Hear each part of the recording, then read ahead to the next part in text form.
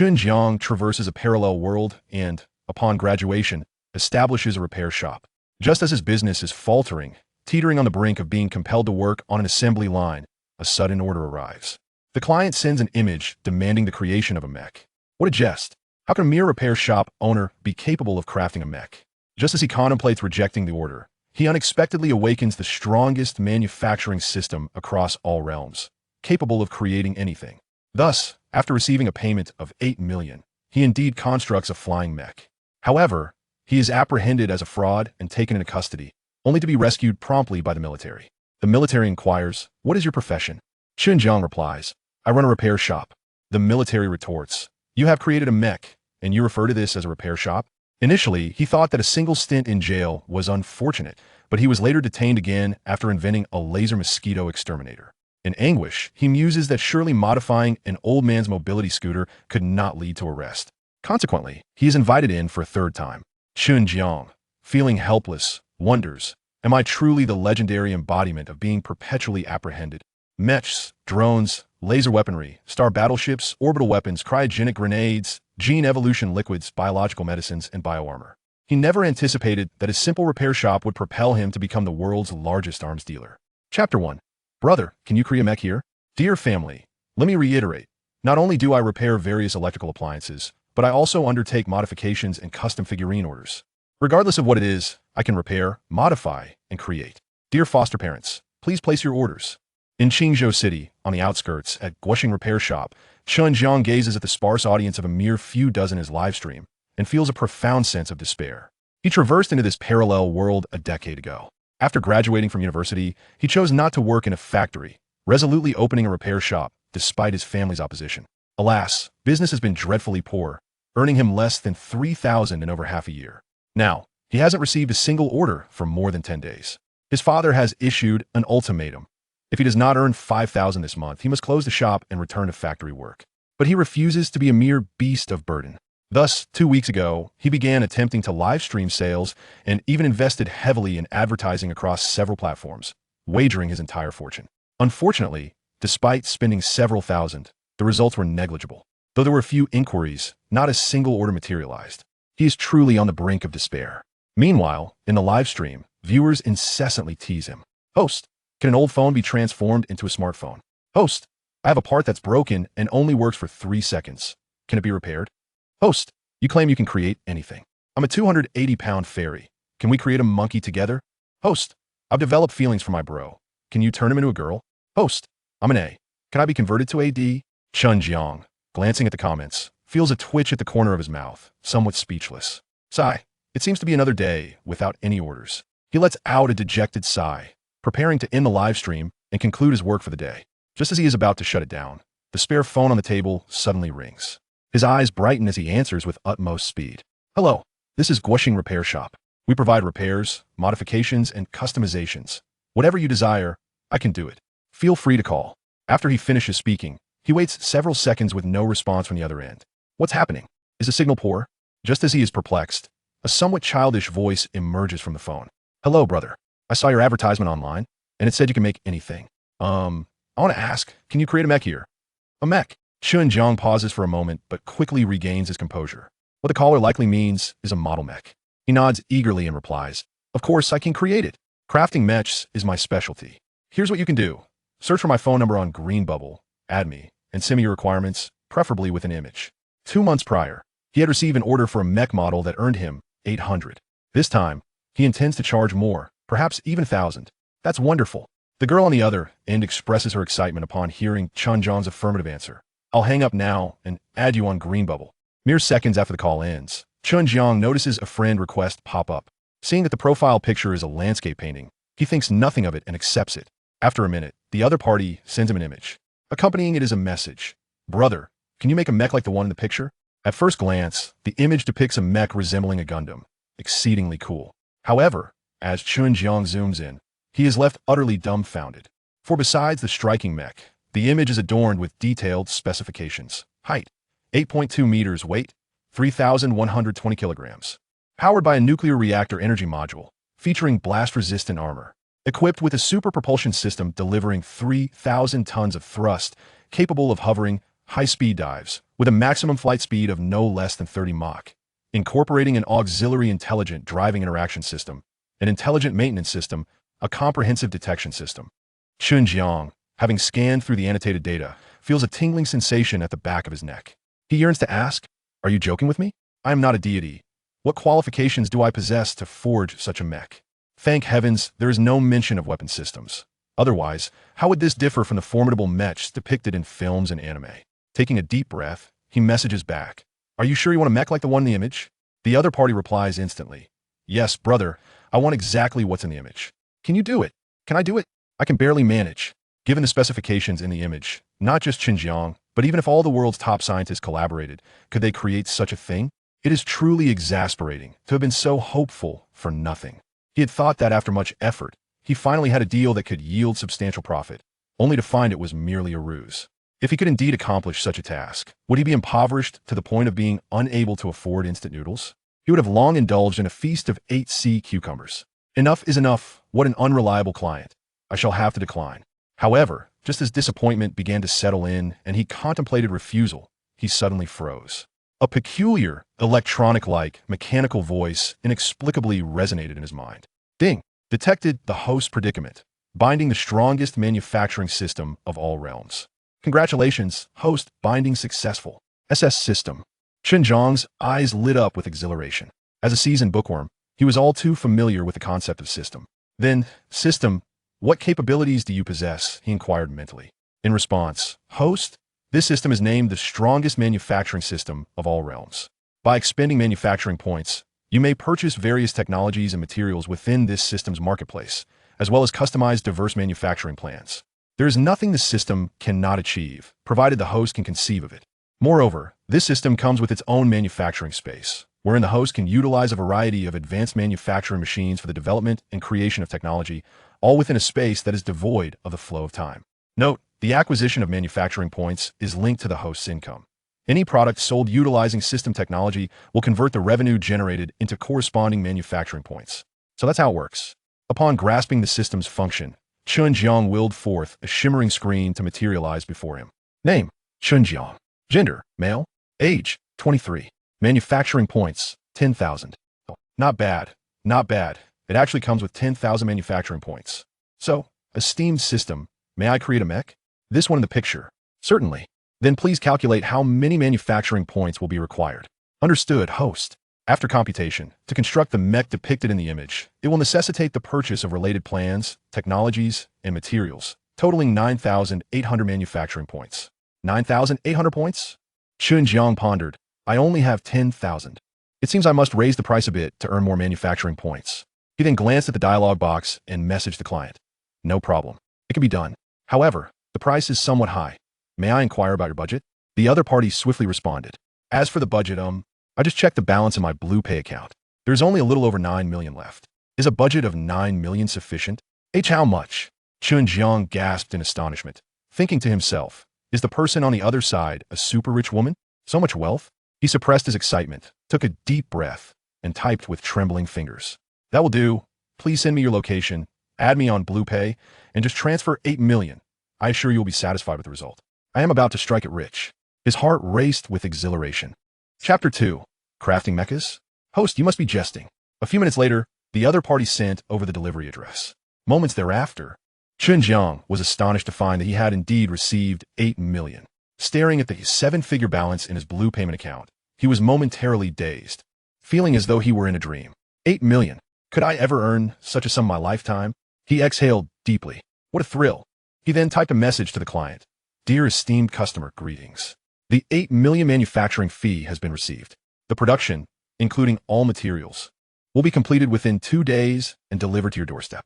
Within the manufacturing space, time flowed differently, so he would not require any additional time to craft the mecha.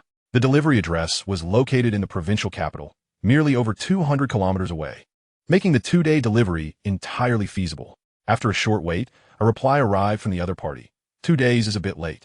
Could it possibly be delivered by noon the day after tomorrow? My grandfather is being discharged from the hospital then, and I want to give him the mecha as a celebration. Grandpa just loves mechas. By noon the day after tomorrow?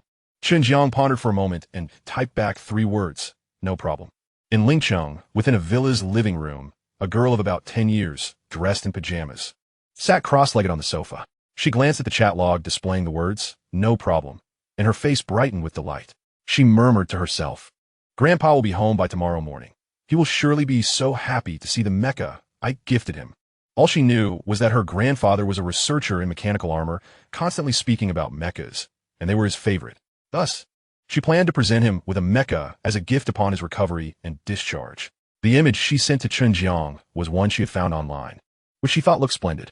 At that moment, a middle-aged man descended the staircase from the second floor. He looked at the girl on the sofa and chuckled. "I was wondering where my phone had gone. It appears this little rascal took it. Are you sneaking in some gaming again?" "No, Dad," Zhang Kiki replied, her face betraying a hint of nervousness as she hurriedly deleted the chat history with Chen Jiang before her father approached. She then cleared the background apps and turned off the screen, adopting an innocent and adorable smile. "Dad, I wasn't playing games. I was just using my phone to study drama." "Study?" Zhang Pengfei could hardly believe a word. If she were truly proactive in her studies, the sun would have risen in the west by now. "Hand over the phone. I need to step out for a bit." "Oh." Zhang Kiki pouted slightly before reluctantly handing over her phone. After taking the device, Zhang Pengfei casually tucked it into his pocket. Suddenly recalling something, he inquired, "Kiki, your grandfather is coming home the day after tomorrow. What gift are you preparing for him?" The little girl's grandfather, also his father, was named Zhang Tiansheng. He served as the director of the Lingcheng Mechanical Armor Research Institute, a subordinate organization of the 6th Military Factory, and was a leading figure in this field. Nearly half of the military's research achievements in this domain were pioneered by him. However, 2 months prior, he had encountered an issue while testing a new type of mecha, resulting in his hospitalization. Finally, after 2 months, he was to be discharged the day after tomorrow. Naturally, Zhang Pengfei was quite attentive to his father's release and planned a celebratory gathering at their villa for the day of his discharge.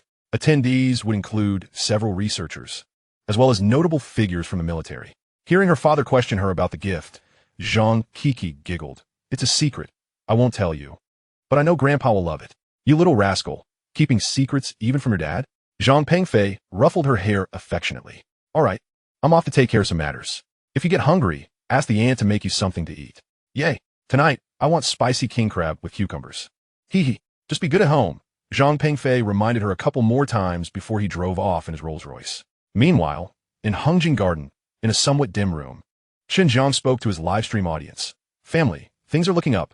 The host has just received a major order. Someone has approached me to craft a mecha. Can you believe it?" As soon as he finished speaking, the chat exploded with activity. "A mecha? A mecha model, perhaps? How is that a big order?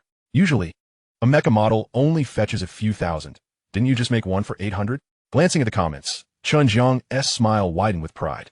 "I tell you, why can't you all expand your horizons? What mecha model? With my skills, how could I possibly be making models? You all are so limited in your thinking. Let me be frank. What the client wants is a real mecha, one that can fly, akin to something out of Gundam." The image she sent me even had specifications on it. Let me highlight a few key requirements for you all, so pay attention. First, the client requests the mecha to be over 8 meters tall and weigh more than 3 tons. Second, the energy supply needs to utilize a nuclear reactor. Third, thrust must be no less than 3,000 tons. Fourth, the flying speed should not be below 30 Mach. Let us just mention these few points. Impressive, right? And for such an extraordinary mecha, I'm only charging her 8 million. A reasonable price, wouldn't you agree? Just wait, tonight I'll craft it, and tomorrow I'll arrange for delivery. I'm about to hit it big, ha! As he concluded, the live stream, which had surged to over 100 viewers, erupted with disbelief. A mecha like from Gundam? Host, are you serious? Over 8 meters tall and 3 tons heavy? Are you planning to dismantle your workshop to gather that much metal? And using a nuclear reactor? You speak as if you've mastered nuclear fusion. This is hilarious. An aircraft as thrust tops out at just a few hundred tons, and you expect to achieve 3,000 tons? Why don't you just fly to the moon? A speed of 30 Mach? Not even fighter jets can reach that. Stop exaggerating, will you? Haha, if you actually manage to create such a mecha, I'll eat my hat upside down. With your skills? Kreftomefo. Sigh. Today, as streamers will do anything for views, without any sense of decency. Even if you could make it, you wouldn't T-sell it for just 8 million. The key is, you can't make it at all. Are you planning to take the money and run? Upstairs, you're thinking too much. No one would believe him. No one would give him money. He is probably just here to show off. I'm a researcher of mechas myself, in our research institute. Over 100 of us have at least a master's degree from top universities. We've been working together for years, spending billions.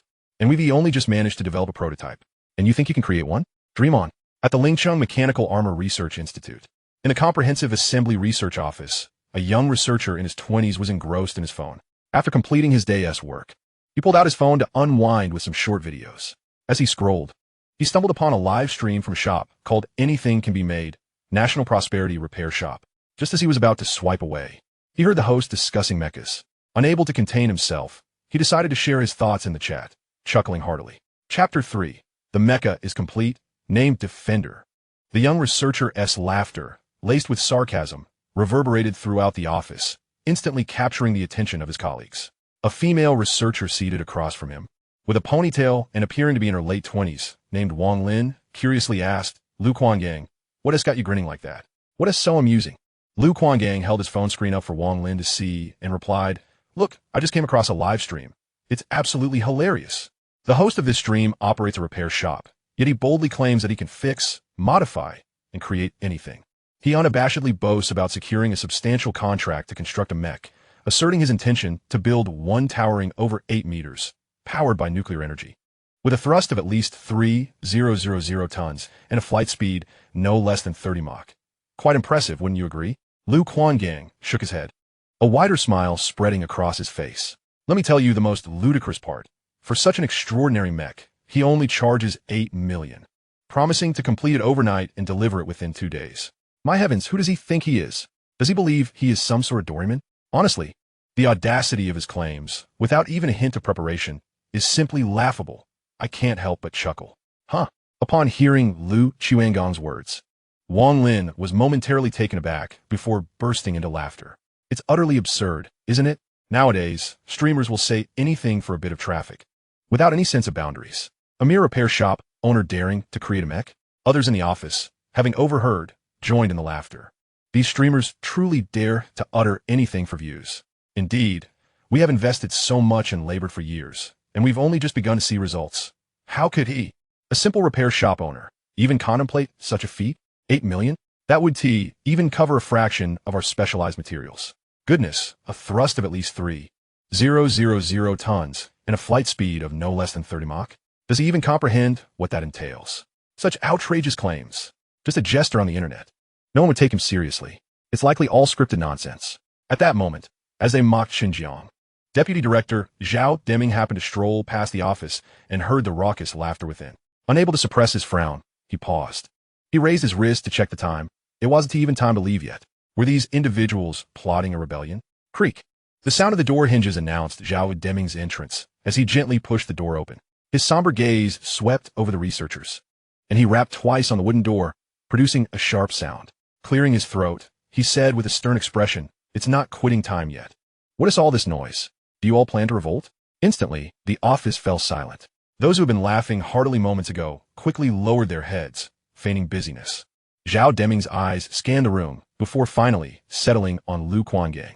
Lu Quangang, you were the loudest just now. Care to share what was so amusing? I'd like to hear it too. Lu Quanggang's heart raced, and he quickly stood up. He dared not withhold the truth, recounting the absurd claims he had witnessed in the stream. Once he finished, he cautiously gauged the deputy director's expression. Upon listening, Zhao Deming's serious demeanor softened slightly, the corners of his mouth twitching into a barely perceptible smirk. Indeed, quite the tall tales. But you must be rather bored to indulge in such trivial nonsense as a serious research institute member. Isn't that a waste of time? If you devoted that time to research, you would have made significant breakthroughs by now. Don't you agree? Understood, Director Lu Quangang replied, nodding with his head lowered. Good. Zhao Deming acknowledged with a gentle Now, let us refocus. Tomorrow, Director Zhang will be discharged from the hospital, and there will be a celebratory banquet at his home. I plan to take 2 people with me. Who wishes to join? Director Zhang Tiansheng is the cornerstone of the institute and a respected elder among the researchers. Attending his discharge celebration is undoubtedly an excellent opportunity for recognition. Lu Quangang immediately raised his hand. Deputy Director, I want to go. Wang Lin quickly followed suit. I also wish to see Director Zhang. Zhao Deming nodded. Very well, it will be the 2 of you. Complete your current tasks promptly. We will depart tomorrow at 10 sharp. After offering a few more reminders, he left the office with his hands behind his back. As soon as the door closed, Lu Quangang sighed in relief and exchanged an excited glance with Wang Lin. He returned to his workstation, unable to resist glancing back at the stream. He found it amusing. In reality, the development of Mechs is fraught with challenges. Yet online, these so-called experts can seemingly conjure them at will. What a grand joke. Meanwhile, in Chen Jiang's repair shop, he watched the mocking comments from viewers in the stream without a hint of anger. Shrugging, he addressed the camera. All right. Believe it or not. Regardless, what I'm saying is true. I'm going to build a mech. Signing off. Goodbye. With that, he decisively ended the stream, and the room fell silent. Chen Jiang took a deep breath, suppressing his excitement. In his mind, he silently chanted, "System, enter the manufacturing space." No sooner had the words left his mouth than he felt a rush, and the surroundings twisted and transformed. In the blink of an eye, Chen Jiang found himself standing in a completely unfamiliar environment. Even with prior anticipation, he was profoundly shocked by the scene before him. He now occupied an expansive space that seemed to stretch infinitely. Above him was a simulated deep starry sky, casting a soft glow, while beneath his feet lay a mirror-like floor made of an unknown material. Most astonishingly, before him stood an array of peculiar, advanced machinery, impeccably organized. These devices gleamed with a cold metallic sheen, their intricate and complex structures enhanced by faint blue energy flows. Is this the manufacturing space? Incredible. Each of these machines, if taken out, would far surpass modern technology, wouldn't they? Chen Jiang murmured to himself. After surveying the surroundings, he suppressed his excitement and began to focus on the task at hand. System, purchase the plans, technology, and materials needed to create the mech depicted in the picture. Understood. Host, total required manufacturing points for plans, technology, and materials. 800 points. Do you confirm the purchase? Confirm. Deducting 800 manufacturing points, remaining 200 points. Relevant knowledge and materials have been dispensed. The moment the electronic voice concluded, a torrent of vast information surged into Chen Jiang's mind, causing an immediate and intense headache that persisted for several minutes before subsiding. Countless intricate scientific concepts, previously obscure, became crystal clear, elevating his understanding of fundamental physics, mathematics, engineering, and mechanics to an unimaginable level. In mere minutes, he transformed from a novice in technology to a scientist standing at the pinnacle of human innovation. Unbelievable! With my current level of scientific knowledge, I could easily become a professor at Tsinghua University or even a doctoral advisor. As Chen Jiang reveled in the ocean of knowledge swirling in his mind, he approached a massive control console resembling an operation table. Taking a deep breath, he declared, "Commence manufacturing." Upon issuing the command, the entire space seemed to come to life. Several silver robotic arms descended with precision, their movements fluid and efficient. The various uniquely shaped materials purchased earlier were transported to designated positions by conveyor belts. Machines roared to life, beginning the process of atomic-level shaping and reconfiguration of the materials according to the plans in Chen Jiang's mind. He stood at the manufacturing station, transfixed. Before long, intelligent chips were produced, followed by the construction of the mech's frame, and intricate power systems and energy conduits were meticulously laid out like a neural network. Thick composite armor plates were applied seamlessly, and the core of the nuclear reactor was carefully placed within the chest cavity, where the interface glowed with a steady blue light. The entire process resembled the most precise ballet, efficient, accurate, and imbued with the beauty of technology. In the manufacturing space, the passage of time is imperceptible, leaving Chen Jiang oblivious to the duration of the entire creation process. Perhaps it spanned 10 days, a month, or merely 2 or 3 days. As all the robotic arms gradually retracted and the humming subsided, a magnificent mech, brimming with power and a sense of advanced technology, stood silently at the heart of the manufacturing space. It boasted a sleek, dark silver exterior with intricate hydraulic structures at its joints, and the energy core at its chest radiated a captivating and enchanting glow. Chen Jiang approached, gazing upward at this colossal creation that he had meticulously crafted with his own hands. An indescribable sense of accomplishment and exhilaration surged within him. It was complete. The mech had come to life. He decided to name it Defender.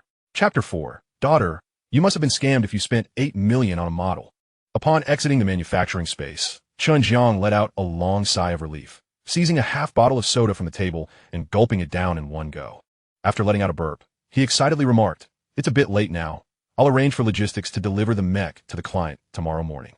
With that, he retrieved his phone once more, opened the balance on his payment app, and his gaze fell upon the string of numbers, unable to suppress a grin. 8 million. Just imagine the interest that would accrue in the bank over a year. At 23 years of age, I am a millionaire. However, the manufacturing fee had yet to be deposited, likely due to the delivery still pending. No matter, a sumptuous meal awaits. Chen Jiang opened a food delivery app and ordered a lavish feast. After waiting for over half an hour, the stir-fried dishes, milk tea, and roasted duck arrived in succession. After indulging in a delightful meal, he yawned and retired to bed. The following morning, as dawn broke, Chen Jiang sprang out of bed with anticipation. He made his way to a dilapidated high-rise building to retrieve the mech from the manufacturing space and subsequently contacted logistics for pickup. Meanwhile, at an upscale shopping mall, Zhang Pengfei entered a high-end watch store, briefcase in hand. Previously, his father's watch had shattered during an accident, and today marked his father's discharge from the hospital. He intended to buy a watch as a gift. After much deliberation, he settled on a sophisticated mechanical watch. "How much for this piece?" he inquired. "Sir, you have an excellent eye," the attendant replied with a smile, promptly elaborating on the watch's features before adding, "This is a limited edition, but the price is quite reasonable. Today, we are running a promotion offering a 10% discount, totaling 3,210,000. 3,210,000? Zhang Pengfei raised an eyebrow before nodding. "That is indeed not expensive. I'll take it. I'll pay with my payment app." Upon hearing Zhang Pengfei's swift agreement to purchase, the attendant's spirits lifted as they hurriedly presented the payment code. However, just as Zhang Pengfei scanned the code to pay, a notification popped up indicating insufficient balance. "Excuse me?" Zhang Pengfei frowned. "I distinctly recall having over 9 million in my account. How can there be insufficient funds?" Upon checking his balance, he found only a little over 130,000 remaining. Where did the money go? Perplexed, he glanced at the payment records and noticed an 8 million transfer from the previous afternoon at around 4 o'clock. Connecting the dots, he recalled his daughter had been using his phone at that time. When he had asked her what she was doing, she had acted mysteriously. It suddenly all made sense. Yet, his expression remained impassive as he turned to the attendant with a faint smile. "I'll pay with my card." With that, he retrieved a black card from his jacket pocket. After completing the transaction, he donned the watch and headed straight home, intending to confront his daughter about the 8 million purchase. While 8 million was not a significant sum for him, he feared his daughter might have been deceived. Thus, he needed to clarify the situation. Upon arriving home, Zhang Kiki hurriedly switched off the television, leaping from the sofa to rush into the living room where Zhang Pengfei had just entered. She threw herself into his embrace, exclaiming, "Daddy, why are you home so early today? You were just watching TV, weren't you?" Meeting her big, watery eyes, Zhang Pengfei smiled and replied, "Surely not. Were you not just doing homework?" "I was not," Zhang Kiki insisted. Zhang Pengfei chuckled inwardly, but maintained a serious demeanor, asking, "Kiki, tell Daddy, what did you buy yesterday afternoon with my phone?" "Huh?" Kiki's eyes widened, her gaze darting nervously to the sides, betraying her unease. "I didn't buy anything, Daddy. I need to do my homework now. You should go back to work." Seeing her flustered reaction, Zhang Pengfei nearly burst into laughter, but kept his seriousness intact. "Kiki, have I not taught you to be an honest and obedient child? This way, your teachers and classmates will like you. Please tell me what you bought. If you are honest, I will buy you whatever toys you desire in the future. Don't you want to be a good child?" Being merely 11 or 12, Kiki could not withstand her father's persuasive tactics. Pouting, she finally confessed, I bought a gift for Grandpa." "What kind of gift?" Zhang Pengfei pressed on. It's a mech. Grandpa loves mechs," Kiki replied, twirling her finger. "A mech?" Zhang Pengfei's mouth fell slightly agape, pondering what kind of mech model could possibly be worth 8 million. He instantly felt that his daughter must have been scammed. Thus, he inquired further to clarify the situation. Once he understood the entire sequence of events, he was left speechless. He gently patted Kiki's head and said, "Kiki, you've been scammed. Even the world's most skilled model makers would only charge a few $100,000 to create a mech model. And you think someone would dare to charge 8 million for something they casually advertised? They must be out of their minds." Although Zhang Pengfei was wealthy, he was not foolish. He knew well what expenses were justified and which were not. "That's not true," Kiki protested, shaking her head. "I didn't ask him to make a model. I asked him to create a flying mech. I even found a diagram with specifications. It's a flying mech. A really impressive one." Zhang Pengfei's lips twitched as he looked at his innocent and adorable daughter, feeling both amused and exasperated. After all, his own father was a leading expert in mech research. The organization he worked for had invested billions and still could not produce a flying mech, let alone the absurd specifications in the image. It was utterly fantastical. Now, he was almost certain that the person on the other end was undoubtedly a fraud. "Sweetheart, no one in the world can create such a thing. Your grandfather studies this, and even he cannot make it. Anyone claiming they can is a fraud. Remember, do not be easily deceived in the future. I will handle this matter. But no, Kiki pouted. Brother promised me he could make it. I believe him. Listening to Keek's words, Zhang Pengfei was at a loss for words. This little girl was far too trusting. After contemplating, he decided not to argue with her about the truthfulness of the matter. Instead, he guided her to get Chen Jiang's phone number. Afterward, he had the housekeeper assist Kiki with her homework while he drove off. He arrived at the parking lot of his company's building, parked his car, and took out his phone, dialing Chen Jiang's number. Meanwhile, Chen Jiang had already loaded the mech into his vehicle and returned to the repair shop, where he initiated a live stream. Just as he was engaging with viewers in the chat, his phone suddenly rang. His eyes lit up, thinking it might be another order. Without a second thought, he answered, "Hello, this is Guoxing Repair Shop. Repair, modification, customization, whatever you need, I can handle it. Feel free to call." Chapter 5. Live streaming and being taken away by the police. After a brief pause, a deep, serious voice emerged from the other end. "I'm the father of the little girl who previously called you to purchase a mech." "Ah, it's you. What seems to be the matter?" Chen Jiang replied, a sense of foreboding creeping into his heart.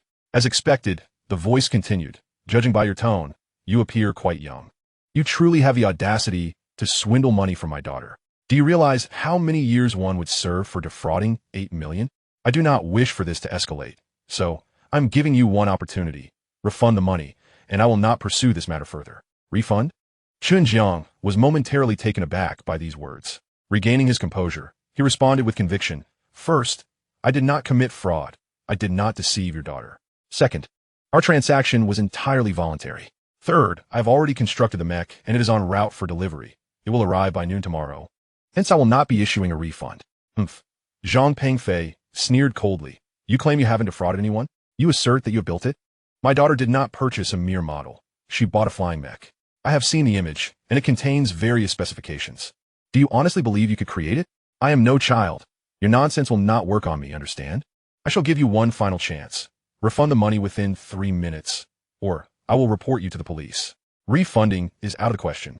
I earned that money through my own efforts. Why should I give it back to you?" Chen Jiang took a deep breath and stated, "I can indeed create it. I'm not constructing a model, but a flying mech. I have met all the specifications in the image, thus I have not committed fraud, and I will not return the money. Is there anything else? If not, I shall hang up. Feel free to report me." "Very well. Excellent." Zhang Pengfei's voice turned icy and flat. "There is nothing further to discuss. I'm calling the police now. You should be cautious." Beep, beep, beep. Hearing the other party abruptly hang up, Chen Jiang shrugged. "Let them report me. I haven't deceived anyone." Placing his phone on the table, he turned to the live stream and was suddenly startled to see the viewership had surged to over 500. The comments section erupted in chaos. "Ha ha, this is hilarious. The host didn't actually swindle 8 million, did he? Is he really being asked to refund it now? OMG, did he really defraud 8 million? That's a sentence of over 10 years. I'm new here, what happened? Why are they reporting him? The host claims he can build a mech and charge someone 8 million. And now that person is calling to demand a refund or he'll call the police. Wow, is the host really that bold? 8 million? I can earn 400 in one go. I'd have to work for 2,000 days without rest to make 8 million. Seriously? Miss Upstairs, you really got that wrong. Tell me, where are your morals and your bottom line? What about your phone number and address?" "Ha!" Glancing at the lively commenters, Chen Jiang smirked. "Stop stirring up trouble. I have not committed fraud. I did accept 8 million from the other party, but I genuinely built the mech they wanted, and it has already been loaded onto a logistics vehicle for delivery tomorrow. Why don't you believe me?" The live chat exploded once again. "Believe you? No way. Exactly. You're just a repair shop owner claiming to have built a mech? I'd sooner believe I'm Emperor Qin. Host, it's Thursday. V me 50 and show me your skills. Get ready for prison. Host. 666. All right. No more bashing my little trolls," Chen Jiang said, throwing 2 punches at the screen. "Here at my stream, we not only repair various electrical appliances, but we also undertake modifications and custom figurines. We can fix anything, modify anything, and create anything. Who wants to place an order?" What Chen Jiang was unaware of was that Zhang Pengfei had indeed alerted the authorities and even leveraged some connections. So, while Chen Jiang was fervently advertising his services, suddenly, the sound of police sirens pierced the air. Upon hearing the sirens, Chen Jiang paused, an ominous feeling washing over him. Could they be coming for me? Meanwhile, in the live stream, viewers began to speculate. Did you hear that? Is there a police siren at the host place? Oh my gosh, it really does seem like it. Are they coming to arrest the host? Ha! If the host really gets arrested, that would be wild. Surely, it can't be that coincidental. The sirens appear to be drawing closer, prompting viewers to urge, "Host, you better run." Observing the comments and listening to the sirens outside, Chen Jiang's expression darkened. Nonetheless, he reassured, "Don't worry, everyone. The host is a law-abiding citizen. They wouldn't be here to arrest me." Before he could finish his sentence, a viewer sent a message. "Host, it seems the police car has parked right outside your shop." Huh? Chen Jiang raised an eyebrow, his heart leaping to his throat. Turning his head mechanically, he indeed saw a police car idling at the entrance, from which several officers stepped out and approached him. Chen Jiang's mind went blank. They really are coming for me? A few seconds later, one of the officers stood before him, gravely stating, "Are you Chen Jiang? You're suspected of involvement in a fraud case. Please come with us for questioning." As soon as these words were uttered, the live stream erupted in chaos. The number of viewers soared past 1,000, with comments flooding in rapidly. Yet, Chen Jiang had no time to heed the viewers' remarks. Nervously, he explained, "Officer, I did not deceive anyone. This is a misunderstanding. Whether it is a misunderstanding or not, we will clarify at the station," the officer replied. "And by the way, are you live streaming right now? Shut it down." "All right." Chen Jiang turned around and ended the stream. Just as he switched it off, the officer extended his hand. "Give me your phone." Chen Jiang instinctively recoiled, feeling an overwhelming reluctance. After all, his phone contained dozens of gigabytes of study materials, works by various prominent figures. If discovered, his reputation would be ruined. However, facing the officer's stern gaze, Chen Jiang could only sigh internally and reluctantly hand over his phone. He then followed the officer into the vehicle, heading towards the nearby precinct. Barbecue, Chen Jiang thought to himself. Yet, he remained relatively calm, for he had not committed any deceit. Justice would prevail in the end. Chapter 6. The mech research is a key project for our factory. How is the progress coming along? At the Unicom Road police station, in a confined little room, Chen Jiang sat on a hard, cold chair, his hands placed on a table, still handcuffed. Facing him were an officer and a female officer. One of the officers picked up a pen and asked Chen Jiang, "Confess honestly for leniency. Resist sternly for severity." "So what do you have to say?" "What I need to confess." Chen Jiang replied innocently. "I truly did not deceive anyone. Someone reported that you defrauded 8 million. The female officer stated confidently, "Tell us how you committed the fraud. What transpired during the incident? Where did the money go?" With no other option, Chen Jiang recounted the entire story as it unfolded. Upon finishing, the male officer chuckled. "There are many fraud methods, but I have never encountered one quite like yours. I truly did not commit fraud. We engaged in a legitimate transaction. She paid for a mech, and I delivered it to her. There's no issue here. How could this be considered fraud?" Uncle Hat let out a cold snort. "You claim you can construct a flying mech powered by a nuclear reactor, achieving speeds no less than 30 Mach, and then demand 8 million from a victim. You say you haven't committed fraud? Do you actually believe you can create such a mech?" The fundamental premise of a legitimate transaction is that upon receiving someone's money, you provide the agreed-upon goods. Clearly, the existence of such a mech is untenable. If you are not a fraudster, then what are you? Unless, of course, you genuinely can create it, but we all know that's impossible. "No, I truly have created it," Chen Jiang continued to explain, "and it's already been shipped. It can be delivered to the client tomorrow. If you don't believe me, I can provide you with a tracking number for verification." "No need to check," came the dismissal. "You expect us to believe that in one night, you constructed a real mech over 8 meters tall? Do you take us for 3-year-olds? You think we are so easily deceived? This is utterly absurd. You, a repair shop owner, constructing a mech? Why not just ascend to the heavens? Clearly, no one believes you have truly built it." Chen Jiang let out a sigh, a wave of helplessness washing over him. How else could he explain himself? Just then, another Uncle Hat entered, addressing the interrogator Su Mingyi. "Boss, the embezzled funds are still in the suspect's Blue Pay account. Should we return them to the victim? Still in Blue Pay?" Su Mingyi paused, surprised.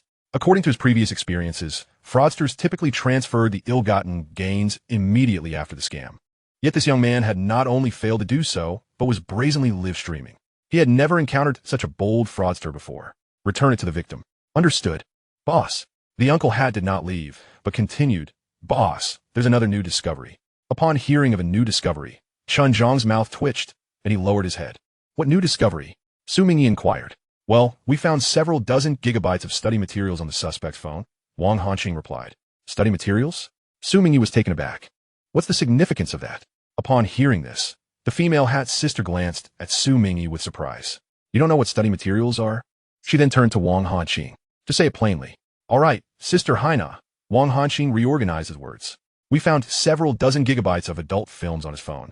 Oh, I see. Good, I understand now. You go ahead and refund the victim, and I will continue the interrogation. Also, ensure that those dozens of gigabytes of study materials are preserved. They constitute new evidence of wrongdoing. Once I finish my tasks, I will seek you out, and we will meticulously review these materials together. Perhaps we will uncover new findings. He then turned to Chen Jiang. Chen Jiang, we have yet another new discovery. Chen Jiang glanced up at him, feeling a profound sense of despair. He thought to himself that he could only wait until tomorrow when the goods would be delivered and prove his innocence through tangible evidence. As for the study materials, isn't it true that all men indulge in such content? Can you honestly claim you do not? Consequently, Chen Jiang endured over an hour of interrogation, even spending the night confined in the suspect's small room. Alone, he lay on the cold bed, feeling utterly despondent. Time swiftly moved to the next day. In the morning, at the Zijinjuan Villa district in Lingsheng, Zhang Pengfei, along with his wife, daughter, butler, and several relatives, stood at the entrance of a standalone villa, seemingly awaiting someone's arrival. Before long, several military vehicles and numerous official cars arrived, parking in the adjacent spaces. Zhang Pengfei promptly led the group to greet them. Among those coming to visit and celebrate Zhang Tianxing's discharge from the hospital were renowned scientists from academia and high-ranking officials from the military. Zhang Pengfei welcomed the guests as they disembarked, exchanged pleasantries, and then gestured for them to enter. Esteemed leaders, please come inside. I have sent someone to fetch my father. He will return in about 10 minutes. No need, replied Lu Guaning, the deputy commander of the 6th Military District, waving his hand. We will wait here for old Zhang to return. Indeed, nodded Du Wenhui, the director of the 6th Military Factory. We will wait here at the entrance for old Zhang. Zhang Tianxing had made remarkable achievements in the military industry and served as the director of the Lingsheng Mechanical Research Institute, a senior academician at the Lonka Institute, and one of the founding members of the 6th Military Factory. His status was exceedingly high, which is why not only the factory director, but also the deputy commander of the military district had come. With the leaders insisting on waiting, Zhang Pengfei could only nod in acquiescence and join them in anticipation. During the waiting period, the group engaged in conversation. Du Wenhui approached Zhao Duma, the deputy director of the Research Institute. Upon seeing Du Wenhui approach, Zhao Deming immediately greeted him with a smile. Old leader. The two others, Lu Quangang and Wang Lin, who had been chatting with Zhao Deming, promptly fell silent and stood attentively by. Yes, it's been a while, Du Wenhui said directly. How is the research on the mech progressing? This is a key project for our factory, and we have a little over a month until the demonstration competition with the 3rd Military Factory. This showcase must result in victory. I do not wish to fall behind that old classmate. 5 years prior, the mech research project officially commenced, simultaneously undertaken by the Lingchong Mechanical Armor Research Institute under the 6th Military Factory and the High Performance Mechanical Armor Research Institute under the 3rd Military Factory. Du Wenhui had set a 5-year agreement with the director of the 3rd Military Factory, also his old classmate, to display their respective research outcomes and determine who was superior. Hearing Du Wenhui's inquiry, Zhao Deming felt a bit embarrassed but responded honestly, Leader, as you know, the research on the mech is extremely complex. Currently, there haven't been any major breakthroughs. However, there are several potential breakthroughs, and we can say it has begun to take shape. Today, with Director Zhang being discharged, once he resumes work, we are confident that significant progress will be made within the next month. Listening to Zhao Deming's words, Du Wenhui's smile faded. No major breakthroughs meant no major breakthroughs. Why meander around the point? I am not pressuring you. The factory has provided you with ample resources, funds, equipment, and personnel. If you do not produce results, it would be unacceptable.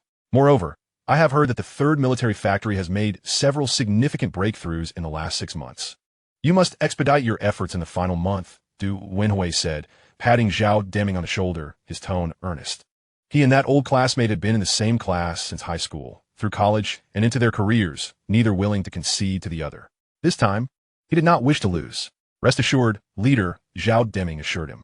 Currently, we are facing a bottleneck with a key technology. Once Director Zhang returns to oversee the project, we are confident we will overcome it within a month. We will strive diligently in our research. Good. Du Wenhui nodded, about to say something more when he suddenly spotted a Maybach approaching. As the Maybach came to a halt, the butler promptly went to open the door. Zhang Tianxing alighted from the car, and upon seeing the crowd waiting at the entrance, he quickly approached them. Esteemed leaders and colleagues, I mentioned it was merely a hospital discharge. There is truly no need for everyone to come in person. Ha ha! Lu Guaning laughed heartily, stepping forward to shake Zhang's hand. Old Jiang is a towering figure in our military industry. Now that you have just been discharged, we certainly had to come pay our respects. Indeed, Du Wenwei concurred, stepping forward as well. Old Jiang, how is your recovery? After exchanging pleasantries, Zhang Tiansheng could not help but ask Zhao Deming, how has the progress been during my absence? During his hospitalization, he remained deeply concerned about the affairs of the institute. However, in order to allow him to recuperate in peace, the leadership advised him to refrain from work for the time being and focus on his recovery. Upon his discharge, his foremost concern was the current state of work. Zhao Deming, suppressing a smile, reported to the director, there's been some progress, but without your guidance and coordination, many techniques cannot be applied effectively. Overall, it is somewhat chaotic, and we still need you to oversee the situation. Understood. I will immerse myself in work starting this afternoon, he replied.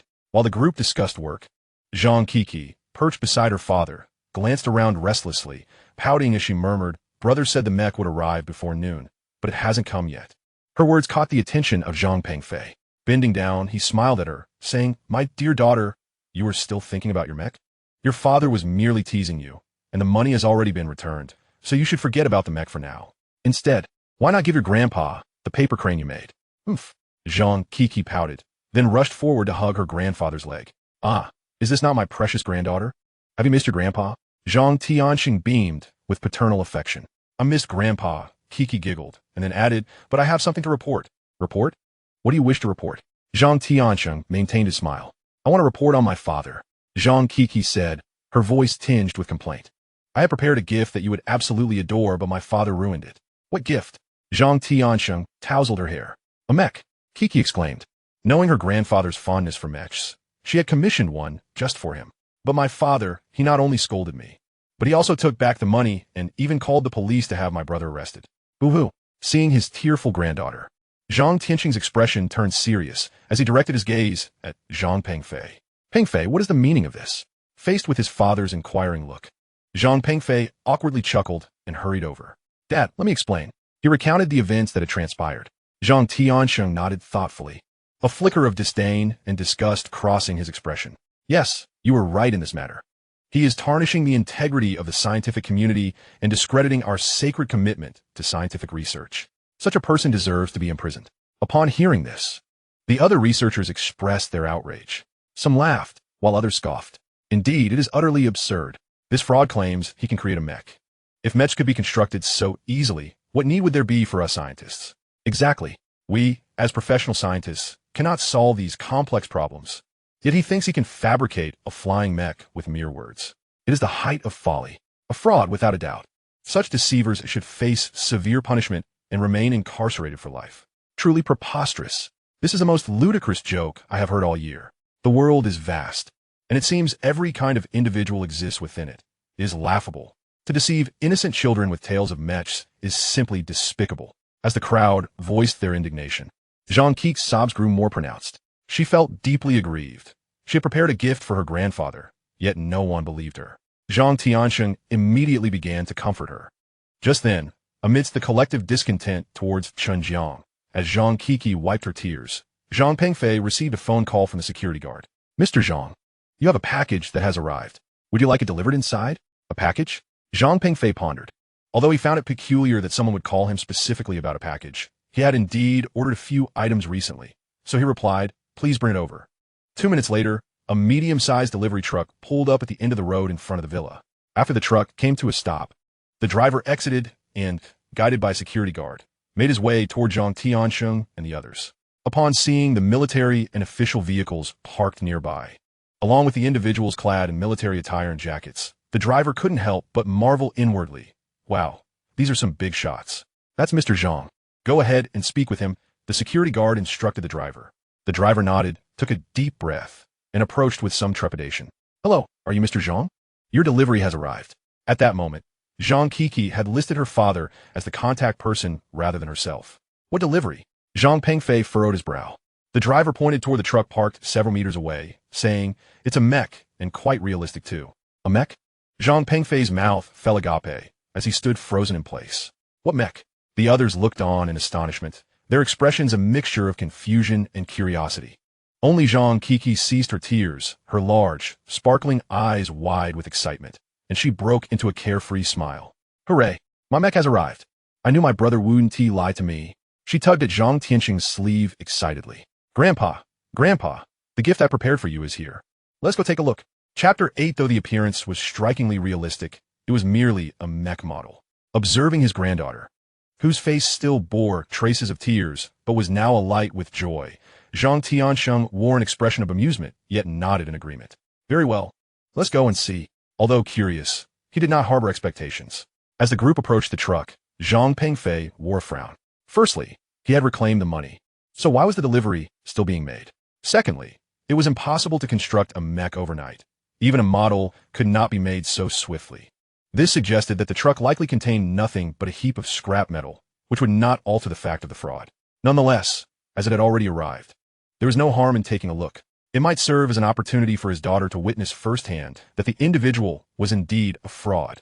Zhang Pengfei accompanied his father and several leaders to the side of the truck, while Zhang Keek's mother, along with 2 aunts and some relatives, headed toward the villa to prepare tea. Upon reaching the truck, they noticed a large object in the cargo area, obscured by a decorative cloth, making it impossible to discern its true nature. The driver asked Zhang Pengfei, "The cargo is quite large. Where should I unload it?" Zhang Pengfei looked around and pointed to a patch of grass. "Just unload it on the lawn." Understood. The driver acknowledged, repositioning the truck before raising the cargo bed. After a series of maneuvers, a massive object, standing 8 or 9 meters tall, was steadily positioned on the lawn. The indented grass beneath indicated that the object was undoubtedly heavy. "What a huge thing!" Lu Kuan-gang exclaimed, then turned to Wang Lin beside him. "Could it really be a mech?" "You're missing 2 words," Wang Lin replied with a smile model. Moreover, to construct such a large model in one night likely meant it was assembled from scrap metal. The welds might even be an inch wide. True, Lu Kuan-gang shrugged. Being a repair shop owner himself, he could only manage to piece things together. It is indeed sizable. Lu Winning looked up and felt a flicker of anticipation. He remarked to Du Wenhai, though it is covered, it does seem to have the faint outline of a mech. Could it really be a mech? Commander Lu, please don't joke, Du Wenhai chuckled, shaking his head. This is at most a model pieced together, nothing more than a shell. Indeed, Zhang Tianqing nodded. It is merely a model, superficial at best. It may very well be constructed from scrap metal. He could already foresee that once the decorative cloth was lifted, it would reveal nothing but scrap metal crudely welded together. Zhang Kiki pouted, declaring it is indeed a mech. A flying mech. Upon hearing her exclamation, the crowd erupted into laughter. At that moment, the driver had already lowered the truck bed and maneuvered the vehicle aside. He returned, beaming, and said, "Leaders, the cargo owner specifically instructed me to unveil the fabric in front of you." His excitement stemmed primarily from the generous tip of 100 he had received from Chen Jiang. With that, he approached with scissors, deftly cutting the ropes securing the fabric, and then forcefully yanked it away. As the fabric fell, a rustling sound echoed through the air. Suddenly, a tall, majestic, and intricately designed mech, gleaming in a sleek dark silver, exuding an aura of power and advanced technology, stood revealed before the astonished crowd. In that moment, everyone was rendered speechless, enveloped in a profound silence. Gulping, Zhang Tianqing instinctively adjusted his glasses and exclaimed in disbelief, "This is astonishingly beautiful. What craftsmanship has gone into this? There isn't a single visible seam, and its proportions are perfectly balanced. This is precisely the exterior we have aspired to create." "Indeed," Du Wenhai replied, his throat bobbing as he spoke, his eyes brimming with astonishment. "This is the first time I have encountered such a flawless mech. Although I am aware it is merely a model, I find myself compelled to describe it as perfect. From now on, you should construct mechs that resemble this." Deputy Director Zhao Deming and Lu Kuan-gang, along with their companions, stood frozen in place. "Wow!" Lu Kuan-gang exclaimed, unable to contain his surprise. "Is this what he delivered after working all night? Even if it is just a model, it seems rather exaggerated." "This is utterly incredible," Lu Guining remarked, taking a deep breath and turning to the dazed Zhang Pengfei. "Is this the mech crafted by the con artist you mentioned? It certainly delivers a shocking impression." Zhang Pengfei, momentarily stunned, cleared his throat and replied, "No matter how shocking it may be, it is still a non-functional model, and certainly not worth 8 million. He added, "Leaders, he cannot shed the title of con artist." The crowd's emotions were mixed. Although they understood it was merely a model, they were still awestruck by its nearly perfect appearance. The driver, having seen their reactions while loading the cargo, chuckled and, under the escort of security, drove away. Meanwhile, Zhang Kiki had already approached the mech's feet, gazing up in wonder with stars in her eyes, exclaiming, "What a beautiful mech! My brother is truly remarkable.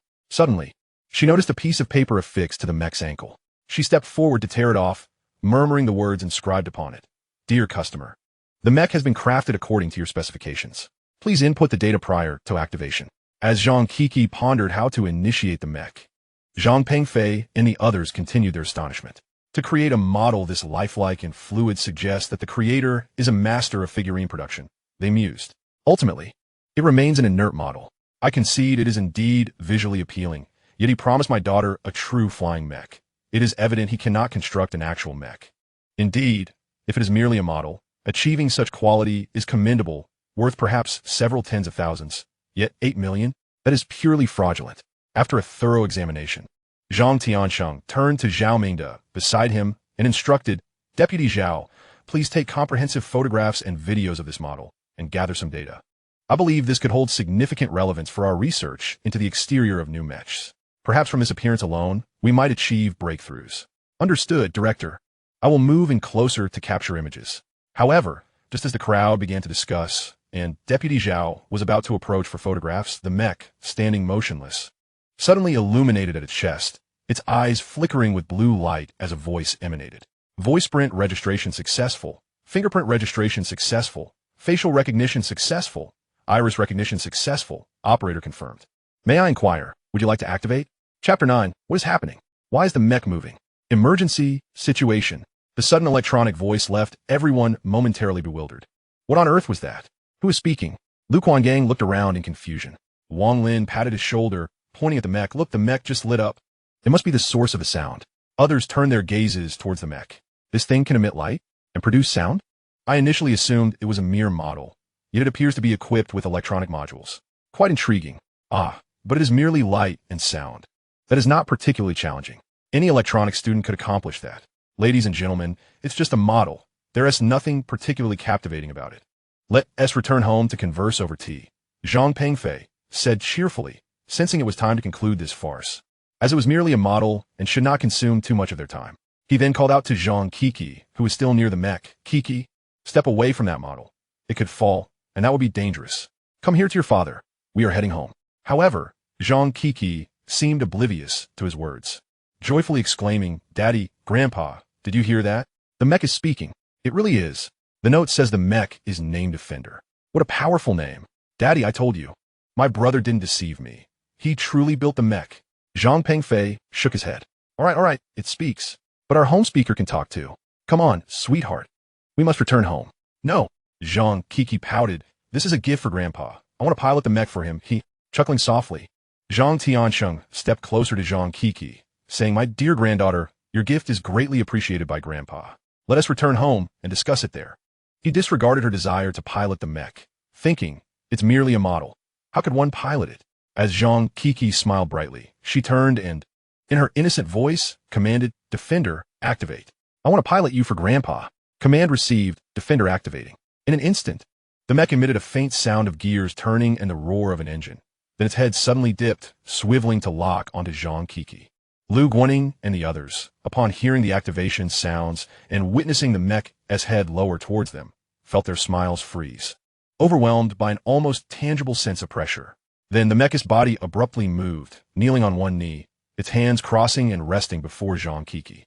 The mechanical voice echoed, once more, Please, master, carefully step into my palm. The unexpected motion startled everyone, leaving them wide-eyed and speechless. Retreat. Protect the leaders. Ensure their safety. Retreat. Several guards immediately positioned themselves in front of the leaders, who, initially stunned by the suddenly activated mech, instinctively stumbled back several paces. Zhang Pengfei, regaining his composure, summoned his courage and rushed towards Zhang Kiki, anxiously shouting, Kiki, come here quickly. Yet, without a moment's hesitation, Zhang Kiki stepped forward. Once atop, the mech gently lifted her to its chest, where a hatch opened.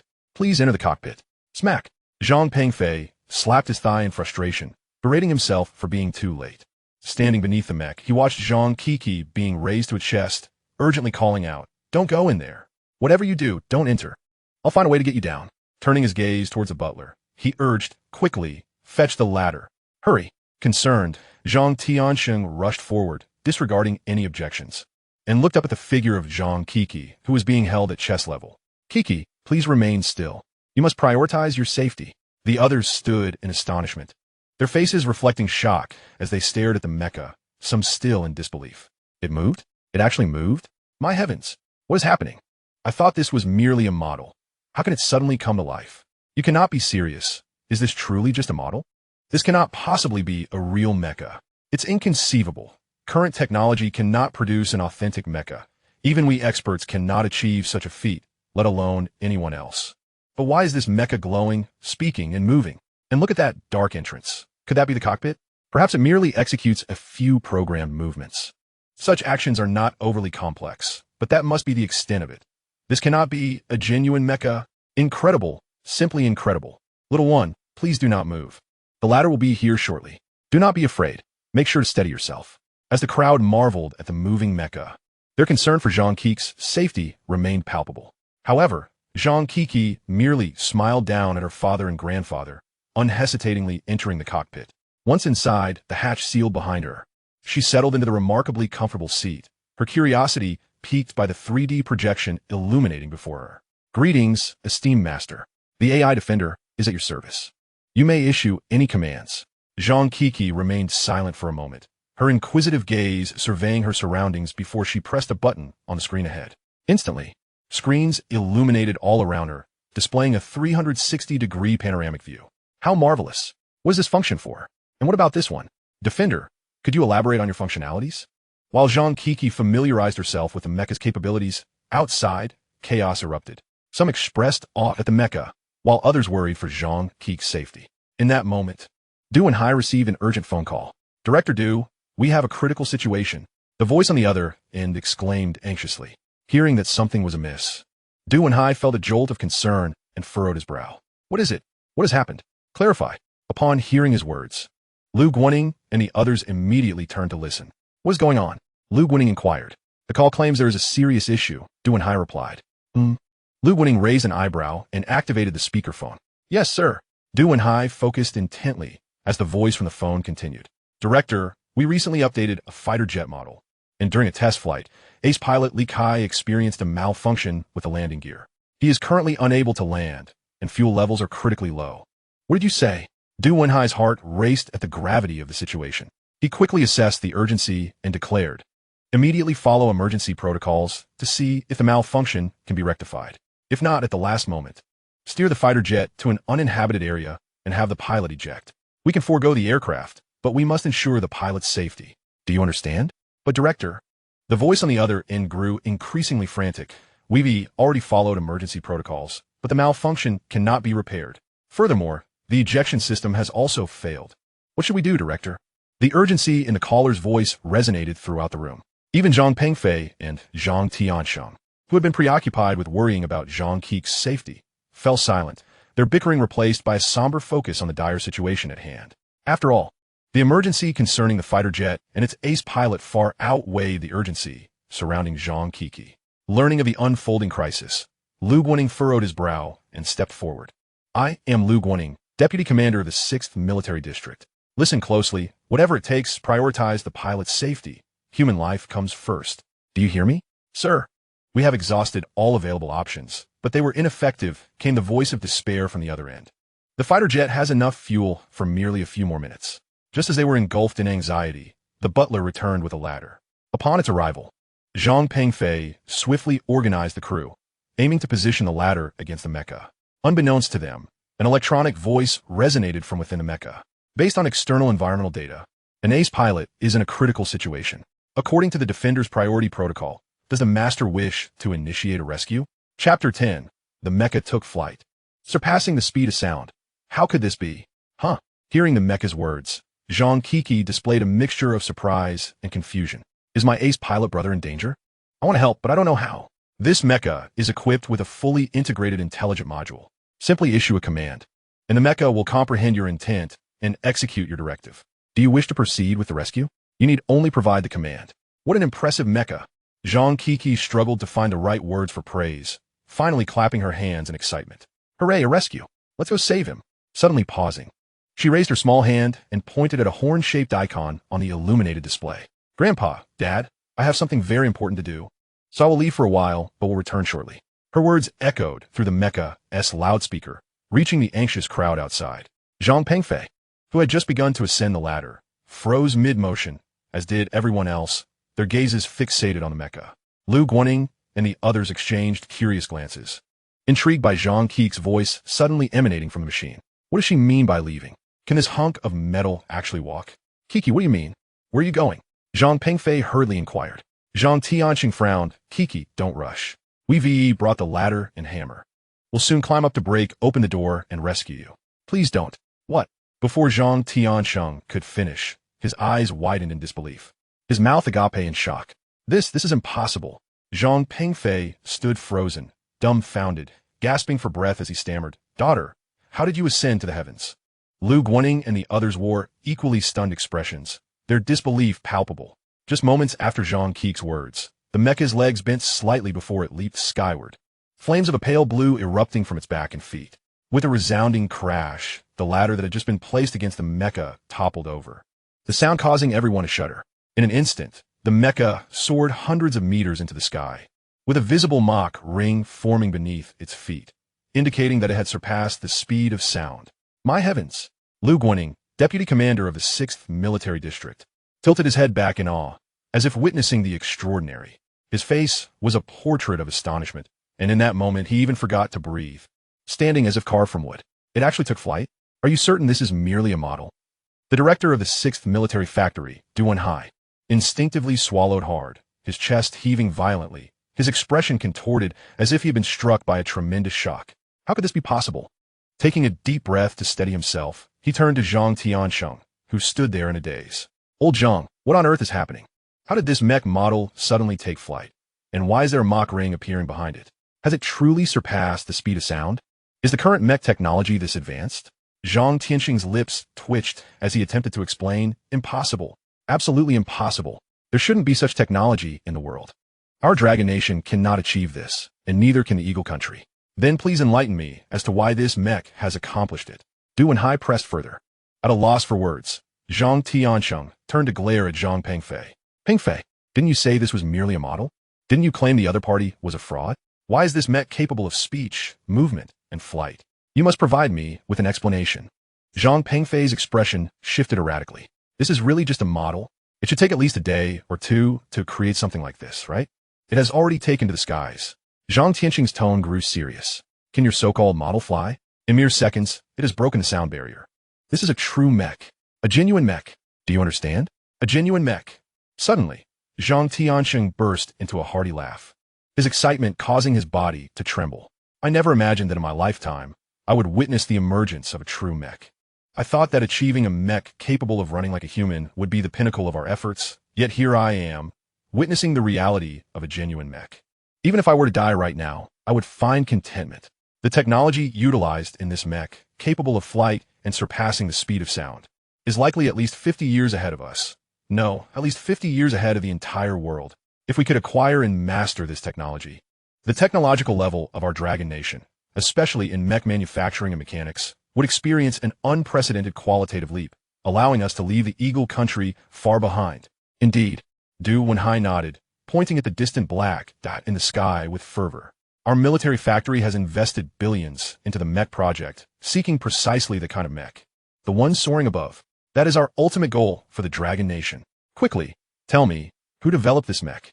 What kind of genius team could create such a marvel? Lu Guaning, the deputy commander of the 6th Military District, could not help but ask Zhang Pengfei, his voice brimming with excitement. Zhang Pengfei hurriedly replied, according to my daughter, it seems that the Mech was developed by a young man in his 20s. A young man in his 20s? Lu Guaning frowned, shaking his head. Don't joke with me. This must have been crafted by a world-class elite team. Absolutely, Du Wenhai agreed. Even if he had learned scientific knowledge from the womb, it would be impossible for a 20-something to create such an advanced Mech. This must be the work of a top-tier team that we are unaware of. I concur with Deputy Commander Lu and Director Du's sentiments. Zhang Tianqing nodded. To manufacture such a Mech, it would require at least dozens of highly skilled talents collaborating day and night to yield results. I never imagined our Dragon Nation had such a team. This cannot be overlooked. I must bring this team into state ownership and integrate them into our system. They are the future of our Dragon Nation. Not only should they be integrated, but they also need special approvals and military ranks, Lu Guining remarked, turning to Zhang Pengfei. Do you have any contact information for them? Where are they located? I must meet them in person and secure their allegiance swiftly. If other military districts or the Dragon Science Institute learn of such a genius team, they will undoubtedly spare no expense to poach them. Just as Zhang Pengfei was about to respond, Zhang Tiansheng suddenly remembered something, slapping his thigh in distress. Oh my heavens! My granddaughter is still up there? She can't be in danger, can she? Zhang Pengfei also recalled, nearly forgetting, my daughter is up there too. My dear girl, how did you end up in the sky? Please, you must be safe. No sooner had he spoken, Du Wenhai's phone rang once more. Answering, an anxious voice came through. Director, the pilot reports that his fuel will only last for 5 more minutes. What should we do? Please advise. Meanwhile, the mech piloted by Zhang Kiki had reached 25 times the speed of sound, hurtling toward the location of the fighter jet. It was estimated to arrive in 38 seconds. Chapter 11 Pilot Brother, can you hear me? I'm right next to you. At the same moment, in the southern position of the 6th Military District, a massive fighter jet was soaring at high speed thousands of meters in the air. Inside, the pilot was drenched in sweat, frantically adjusting dozens of buttons. Yet, no matter how he tried, the landing gear showed no response, and the ejection mechanism seemed to be jammed, completely non-functional. As an ace pilot, he was confident in his operations. The fighter jet had undergone thorough checks before takeoff, so there should have been no issues. It must have been related to the sudden jolt he felt during takeoff, which he had dismissed at the time due to its minimal frequency. In hindsight, it was highly probable that they had collided with something, perhaps a bird. Puffing heavily, the pilot, Li Kai, struggled to maintain his composure as sweat soaked through his flight suit. What to do? What to do? What to do? He tried to remain calm, his thoughts racing. The fuel would last only a little over 4 minutes. If he couldn't devise a solution, there would truly be no way out. At takeoff, the fuel on the fighter jet was sufficient for nearly an hour, ample for a test flight. But who could have anticipated such an event? As Li Kai was in a state of desperation, the command center sent another inquiry. Command center calling Li Kai. Command center calling Li Kai. Please respond. What is your situation? Taking a deep breath, Li Kai replied, receive the call. Receive the call. I have yet to find a solution. Multiple functions are malfunctioning, and the remaining fuel is critically low, only enough for a little over 4 minutes. Pilot Li Kai is prepared for sacrifice. He had already resolved to give himself just over 3 more minutes. If no solution was found within that time, he would steer the jet toward a remote, mountainous area several miles away. He did not wish for this outcome, but he had no other options. As a pilot, perhaps sharing life and death with the fighter jet during a mission was a kind of honor. Upon hearing that Li Kai was ready for sacrifice, the command center was in a frenzy, pounding on tables. No, we cannot give up until the last moment. Every pilot's life is precious. The fighter jet can be repaired, but the pilot must not be harmed. We will exhaust every effort to find a solution in the final moments. You must not give up. Just as the officer in military uniform finished speaking, a soldier seated nearby suddenly stood up, rushing to report, Commander, it's bad. We have detected an unidentified flying object approaching at high speed, exceeding 20 Mach. From its trajectory, it seems to be targeting our fighter jet. What? The commander stood up abruptly, glaring at the soldier. Is an enemy attack? Commander, we cannot determine if it is an enemy attack. But this flying object is definitely not from our military. Should we shoot it down? In the face of an unexpected situation, the commander swiftly made a decisive judgment, transmitting orders to lock onto the unidentified aerial object with anti-aircraft guided weapons, awaiting further instructions on whether to engage. Yes, Commander. The orders were executed immediately as several monitoring devices and guided weapons were aimed at the mysterious flying object, poised to strike at a moment's notice. Suddenly, an alarm blared within the mech. Alert! Alert! Multiple locks detected on the mech. Should stealth mode be activated? Activated. Zhang Kiki casually responded, immersed in the breathtaking panorama of mountains and rivers. Although she had flown in an aircraft before, she had never enjoyed such a comprehensive and vivid appreciation of the scenic beauty, becoming somewhat entranced. Stealth mode activated, alarm deactivated. Report, Commander. A soldier stood up again to relay information. What is it? Speak. The commander, feeling overwhelmed, urged. The unidentified flying object has vanished from the monitoring system, the soldier reported. What? The commander frowned, bewildered by the sudden disappearance. What is happening? While the situation was being reported, Zhang Kiki had piloted the mech to a position just a few hundred meters from the out-of-control fighter jet, quickly matching its flight speed. Approaching target, simulating rescue plan. Estimated time, 30 seconds. Listening to the mech's intelligent voice, Zhang Kiki gazed through the panoramic projection at the fighter jet, her large eyes widening in awe. Wow, it's a fighter jet. I've never seen one up close before. The fighter jet was enormous, even larger than her mech. Is the pilot trapped inside? She then pressed the speaker and called out, "Pilot, can you hear me? Greetings, the external frequency cannot transmit sound into the fighter jet. Would you like to connect to the jet's audio control system?" "Yes, please." Connection to the fighter jet's audio control system established. Dialogue can commence. Zhang Kiki continued, "Pilot, can you hear me?" Moments earlier, Li Kai was racking his brain for a solution, continuously adjusting buttons. However, an unexpectedly youthful voice interrupted him. Startled, he looked around, questioning who? Who's speaking? Shaking his head and wiping the sweat from his brow, he wondered if he was hallucinating. Just as he thought he was imagining things, the childlike voice rang out again. "Pilot, it's me.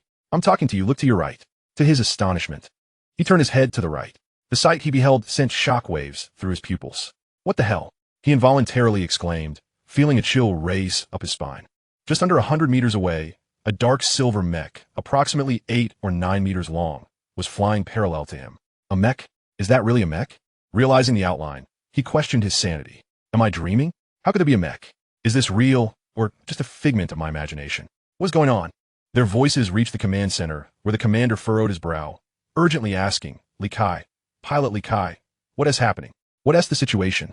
Roused by the command center's voice, Li Kai incredulously replied, "Just now, I heard a little girl's voice. I looked to my right, and there's a mech flying parallel to me, less than 100 meters away. It's really a mech." Chapter 12. Pilot, I'm here to rescue you. Li Kai's voice echoed through the command center. Upon hearing this absurd statement, everyone stood up, utterly bewildered. Even the commander was momentarily at a loss for words. What? What did you say? A mech? Where did that come from? Our monitoring screens show only you. There are no other flying objects. Are you hallucinating? Commander. Li Kai raised his voice. I am not hallucinating. There is really a mech to my right. The commander banged his fist on the table, demanding, "Show me the footage." Now. Yes. Li Kai quickly operated the controls, and soon a clear image was transmitted to the command center. Inside the command room, everyone stared at the synchronized video on the big screen, falling into a profound silence. The commander's lips twitched. What is this? Commander, that appears to be a mech. Someone nearby suggested. Could it be the unidentified flying object that vanished earlier? It's possible, and I certainly recognize that it is a mech. The commander exclaimed, his voice rising. But why is such a thing here? What is it? Is it of extraterrestrial origin? What does it want? Is it going to attack our fighter jet? As these words left his mouth, the little girl's voice resonated in the command center once more. Pilot, I'm ready now. I'm coming to rescue you. Who spoke? Was that the mech? The commander inquired. Commander, it sounds like the mech is speaking. Li Kai responded. Following the mech's intelligent prompt, Zhang Kiki stated, Pilot, turn off the fighter jet's engine. In a moment, I will fly to the front and below the jet to force it to stop. Then I will lift you to safety. Li Kai was momentarily stunned. His mouth opened wide enough to fit 4 eggs. You want me to turn off the engine? Then you'll stop the fighter jet and lift me to safety? Is this some kind of joke? Zhang Kiki pouted. Pilot, I'm not joking. Just trust me. I will ensure your safety. Hehe. Hearing the sweet and innocent voice of the little girl, Li Kai's previously despondent heart was illuminated by a flicker of hope. Stabilizing his emotions, though he still found it hard to believe, he swallowed hard and addressed the command center. Commander, are you listening? The mech says it's here to rescue me, and it's asking me to turn off the fighter jet's engine. Commander, I can't make this decision. I will follow your orders. The sound of the commander's fingers tapping on the table resonated in everyone's hearts. Commander, this is just an unidentified flying object. We cannot determine if it is friend or foe, and we cannot trust its words. A staff officer voiced his opinion. Another officer offered a differing perspective. Commander, a mech capable of flying at speeds exceeding 20 Mach and easily evading all our reconnaissance equipment indicates that its technological level far surpasses ours, likely of extraterrestrial origin. If it truly intended harm, it wouldn't need to put on the charade about rescuing us. Therefore, I believe we should consider it. Listening to the contrasting opinions, the commander turned to Li Kai, asking, how much longer can the fuel sustain you? Is there any chance of fixing the malfunction? Li Kai immediately replied, Commander, there's less than 3 minutes of fuel left. I cannot fix the malfunction in that time. In my plan, I will head towards the distant mountains in 2 minutes. Accepting fate with the fighter jet. Understood. The commander took a deep breath, ultimately deciding that since they were facing death either way, it was better to gamble. Let us proceed, as the mech suggested. Shut down the engine. Yes, Commander. Li Kai's resolute voice resonated throughout the command center as he adjusted the fighter jet's direction, ensuring that even if the jet were to crash, it would not endanger innocent lives. Taking a deep breath, he resolutely switched off the engine, embracing death as he did so. As the engine fell silent, the fighter jet gradually lost its fervor, its speed diminishing as it began to plunge diagonally downward. At that moment, the mech sprang into action, accelerating with remarkable swiftness until it positioned itself beneath the aircraft. Matching the descending speed of the fighter jet, it commenced a thorough scan to ascertain the balance point, ultimately cradling the aircraft in its arms. Simultaneously, the power units on its back and legs surged with increased force, with the mech exerting considerable effort. The fighter jet's descent slowed dramatically, eventually coming to a halt approximately 1,000 meters above the ground. As the realization dawned that the fighter was no longer plummeting, the pilot, Li Kai, felt an immense wave of relief wash over him, allowing him to slump against the seat's backrest. It stopped. It actually stopped. This was nothing short of miraculous. Am I saved? The sensation of having narrowly escaped disaster enveloped him, leaving him momentarily dazed. What is happening? What is happening? The commander inquired anxiously. Li Kai managed a relaxed smile. Sir, the fighter jet has been brought to a halt. It is now hovering in midair. What? The commander froze for a moment before erupting into laughter. A miracle. Truly a miracle. Ha ha ha. Why would this mysterious extraterrestrial being choose to assist us? Does it have some connection to our Dragon Nation? Cheers erupted in the command center. Meanwhile, at a height of 1,000 meters, the mech, holding the massive fighter jet, appeared somewhat out of place. Mere seconds later, it locked onto a military landing strip and began a steady flight toward it, still cradling the aircraft. On the ground, a dozen ground crew members stood frozen, their heads tilted upward, mouths agape, transfixed by the astonishing sight above, as if witnessing an event beyond comprehension that rendered them momentarily numb. Heavens, one ground crew member exclaimed, "What is that thing? It's actually carrying a fighter jet over here. Is it a superhero? A deity?" As the fighter jet drew nearer, the crowd began to discern more details. It appeared to be a mech. What? A mech? How can that be? My goodness, this is unbelievable. Look at its stature. It truly resembles a mech, a colossal one at that. Are we sure this isn't a film set? Do mechs actually exist in this world? One individual pinched his thigh. Wincing in pain, I thought I was dreaming, amidst the astonished, shocked, and even fearful gazes of the onlookers. The mech gently lowered the fighter jet to the ground before surveying the numerous soldiers and ground crew members who had gathered around. In a moment of unexpected reverence, it saluted. Upon witnessing this salute, the crowd erupted into fervent excitement, with soldiers and ground crew members responding with their own salutes. Even the commanders in the control room, watching the scene unfold on the screen, instinctively returned the gesture. Subsequently, the mech nodded in acknowledgement and soared into the sky, vanishing within seconds. Chapter 13. Such a genius. Such a pillar of a nation. And you actually called the police to apprehend him? Just as the command center fell silent in awe of the miraculous mech, a roar erupted from the microphone on the desk. Hello? Hello? What is going on? Why is there no sound? What chaos is happening over there? What is the status of the pilot? What are you all doing? Lu Guoning bellowed. Just moments earlier, he had been engaged in a phone call with the personnel in the command center when suddenly, the line fell silent, replaced by a cacophony of noise. Hearing the furious voice from the microphone, a nearby soldier remembered the call and hastily picked up the receiver. Sir, all is well. The pilot is safe. Safe? Lu Guoning was taken aback, a rush of elation washing over him. Had the issue been resolved? Just as the soldier was about to elaborate, the commander approached and took the phone. Sir, the issue has not been resolved. Not resolved? How can he say it's safe? Lu Guoning was perplexed. Here's the situation. Sir, the commander explained, just moments ago, a mech appeared beside the fighter jet. It forced the jet to halt and then lifted it to the landing strip. Both the fighter jet and the pilot have been rescued. A mech? Lu Guoning's mouth fell open, and he gazed at the spot where the mech had stood moments before, his mind racing with possibilities. What kind of mech? Are you joking? What are you talking about? Just as his confusion deepened, the director of the military factory, Du Wenhai, suddenly pointed toward the horizon and exclaimed, Look, the mech is flying back. Wonderful. I hope my granddaughter is unharmed. Zhang Tiansheng sighed with relief. Meanwhile, on the other end of the phone, the commander continued, It's a dark silver mech, approximately 8 to 9 meters tall. It was the one that saved our fighter jet and pilot. Clatter. Upon hearing this, Lu Guoning was momentarily stunned, dropping his phone to the ground. Gulping. He bent down to retrieve it. Understood. The matter regarding the mech is classified as SSS level confidentiality. Everyone who has seen the mech must sign a non-disclosure agreement. I have other matters to attend to. After hanging up, he turned to face the rapidly approaching mech. Everyone, the fighter jet and pilot, are unharmed. The command center states that a dark silver mech was responsible for the rescue. What? Du Wenhai's eyes widened in disbelief. Could it be that this very mech was the one that saved them? Did it leave just now to rescue someone? My heavens! Zhang Tianxian gasped. Am I dreaming? This news hit the assembled crowd like a bombshell, reverberating in their minds. Just as they were grappling with the shock, the mech descended upon them, landing gently on the very lawn where it had previously stood. Standing in awe of the towering mech, feeling an invisible pressure emanating from it, everyone experienced a profound sense of reverence. At that moment, the mech's hatch opened, and a little girl stepped into the palm of the mech, which carefully placed her on the ground. Seeing the girl safely on the ground, Zhang Pengfei and Zhang Tianxiang rushed forward, joined by others. Are you all right, dear? How are you, granddaughter? They inquired with concern. Zhang Kiki beamed. Daddy, Grandpa, I just piloted the mech to rescue a fighter jet and a pilot brother. Aren't I amazing? Zhang Pengfei opened his mouth, momentarily at a loss for words. So it was truly you who saved them, Zhang Tianxiang exclaimed, lifting the little girl in his arms.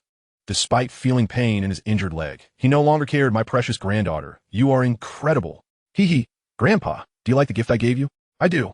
I love it, Zhang Tianxiang replied. Meanwhile, others were closely examining the mech. Du Wenhai praised, turning to Zhang Pengfei. How could you refer to such a thing as a model? What were you thinking? And quickly, tell me everything you know about the mech and provide me with the contact information of its creators. I must reach out to them immediately.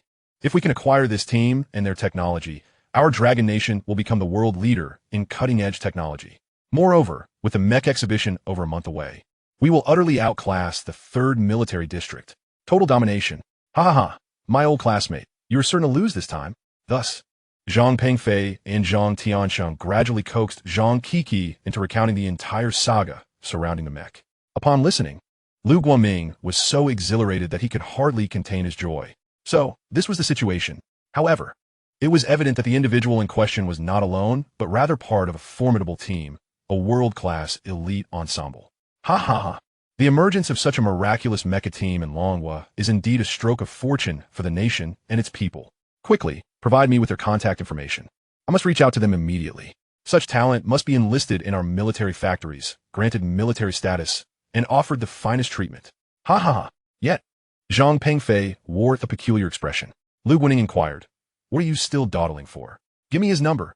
The leader, Zhang Pengfei, hesitantly replied, I believe I mentioned earlier that I thought he was a fraud. So I reported him and retrieved the money. He should still be detained at the police station. Even if I gave you the number, you wouldn't be able to reach him. What did you say? Lu Guoning's eyes widened in disbelief, causing Zhang Pengfei to shrink back, unable to meet his gaze. A prodigy like this, a pillar of the nation, someone capable of shaping the future of our country. And you actually reported him? What were you thinking? Zhang Pengfei felt utterly wronged, pondering, hadn't I previously informed you about the report? Besides, you all supported the decision to apprehend him, even suggesting he should be incarcerated for life for tarnishing the integrity of science, saying the most disparaging things. What has caused this abrupt shift in perspective? Seeing Lu Guoning's rising anger, Zhang Tianxiang gave Zhang Pengfei a swift kick and admonished, you fool, what are you still doing? Hurry and call the police station to have them release him. He has crafted for us a magnificent and unparalleled mecha, and you've taken back the money? Return immediately and make it double. Do you understand? Yes, I understand, father. He glanced at his father and Lu Guoning, noticing everyone glaring at him, as if he had committed some heinous crime. Why must I always be the one to face the consequences? He promptly declared, I will call right away. No wonder, as those present were either high-ranking military officials or esteemed researchers. The military personnel understood the significance of mechas for their forces and for Longhua, while the researchers knew the immense challenges involved in creating such a machine. Even with decades of effort, it would be unattainable. The individual behind the mecha, likely the team leader, had been unjustly apprehended, and he had returned 8 million. Such actions made them wish they could devour him whole. There's no need to make a call. Lu Guoning waved his hand. Inform us of the police station where he is detained. We shall drive there ourselves. Even Liu Bei made 3 visits to the thatched cottage. A genius of his caliber deserves our personal invitation. Zhang Pengfei, you shall accompany us and offer your apologies. Before leaving, Make arrangements for everyone in the vicinity who has seen the mecha to sign a confidentiality agreement and cover the mecha before we depart.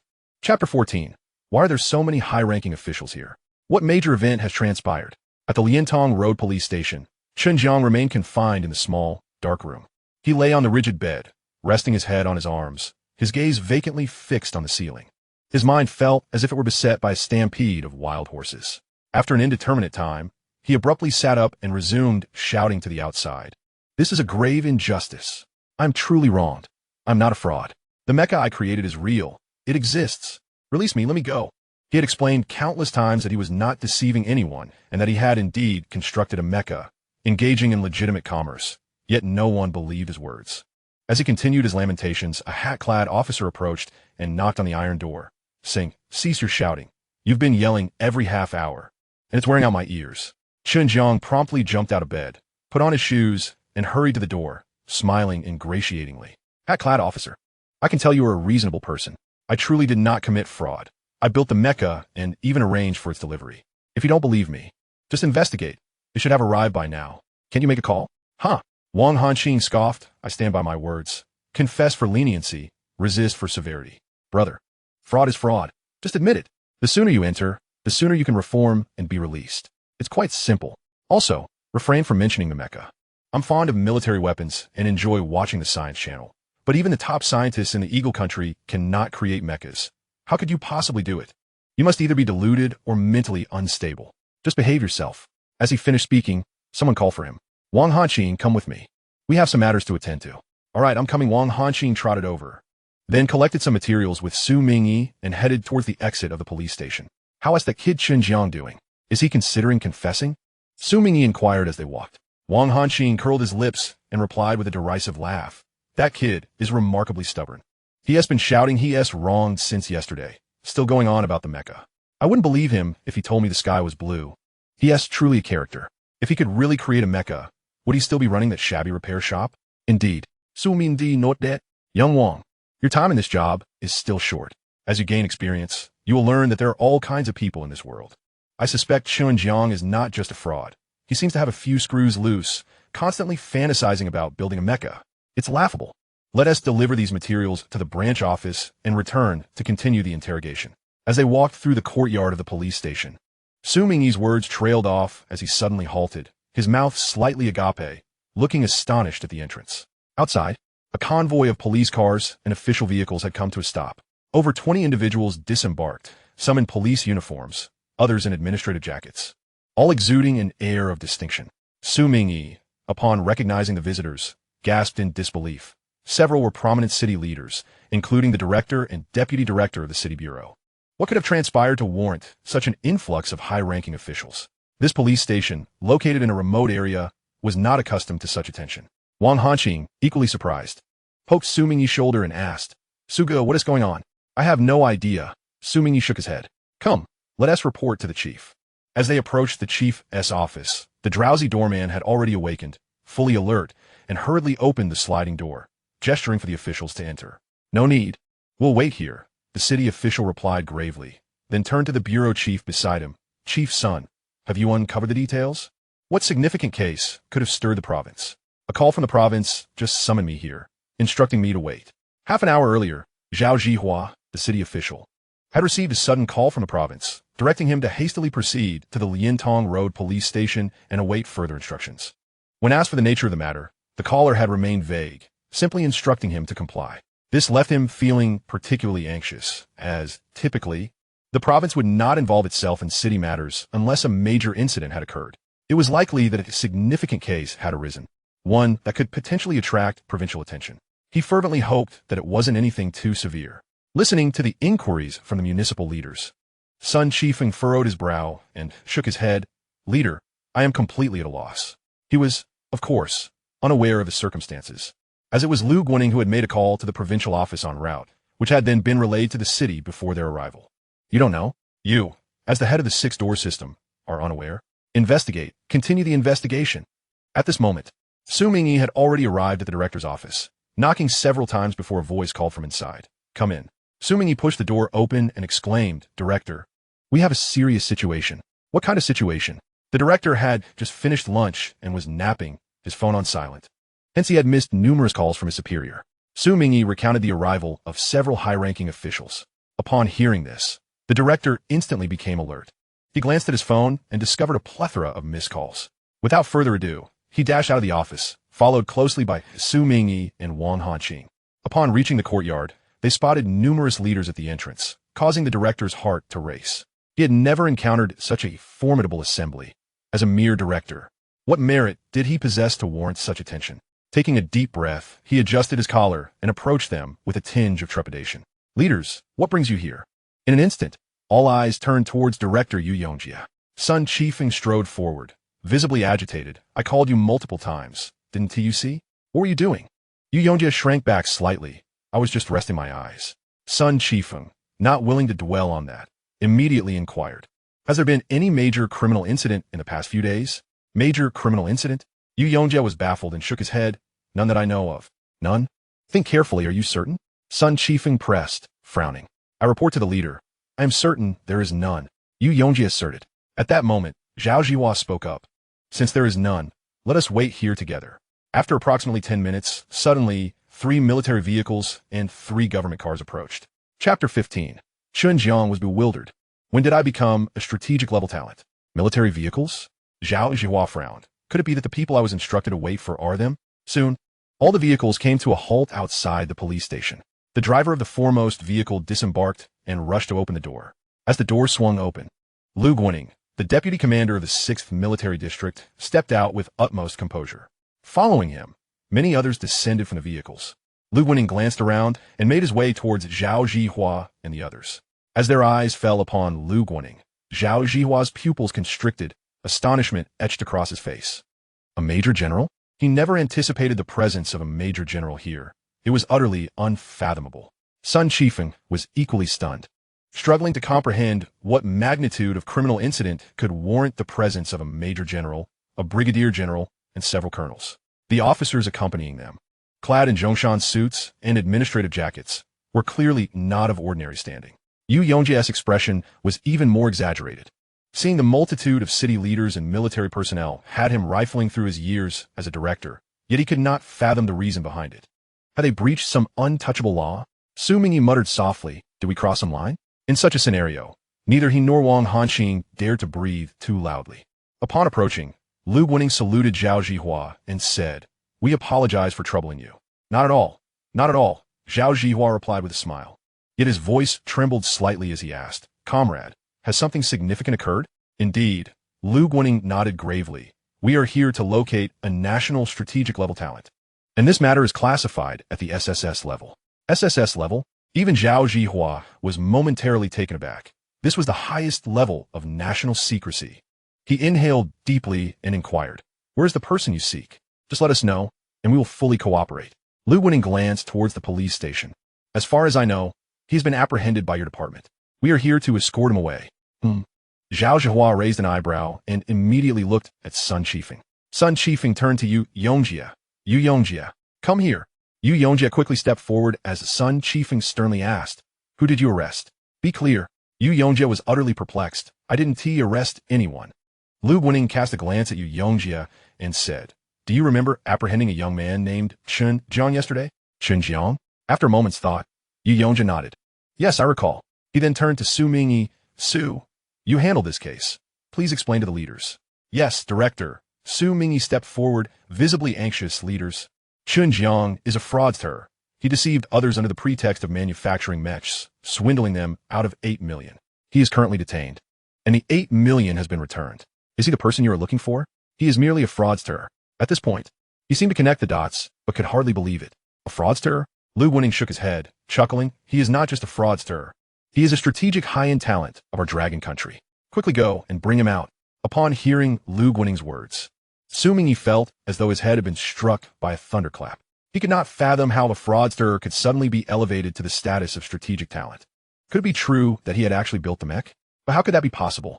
Seeing Su Mingyi standing there in a daze, Yu Yongjia anxiously nudged him with his foot. The leader asked you to bring him out.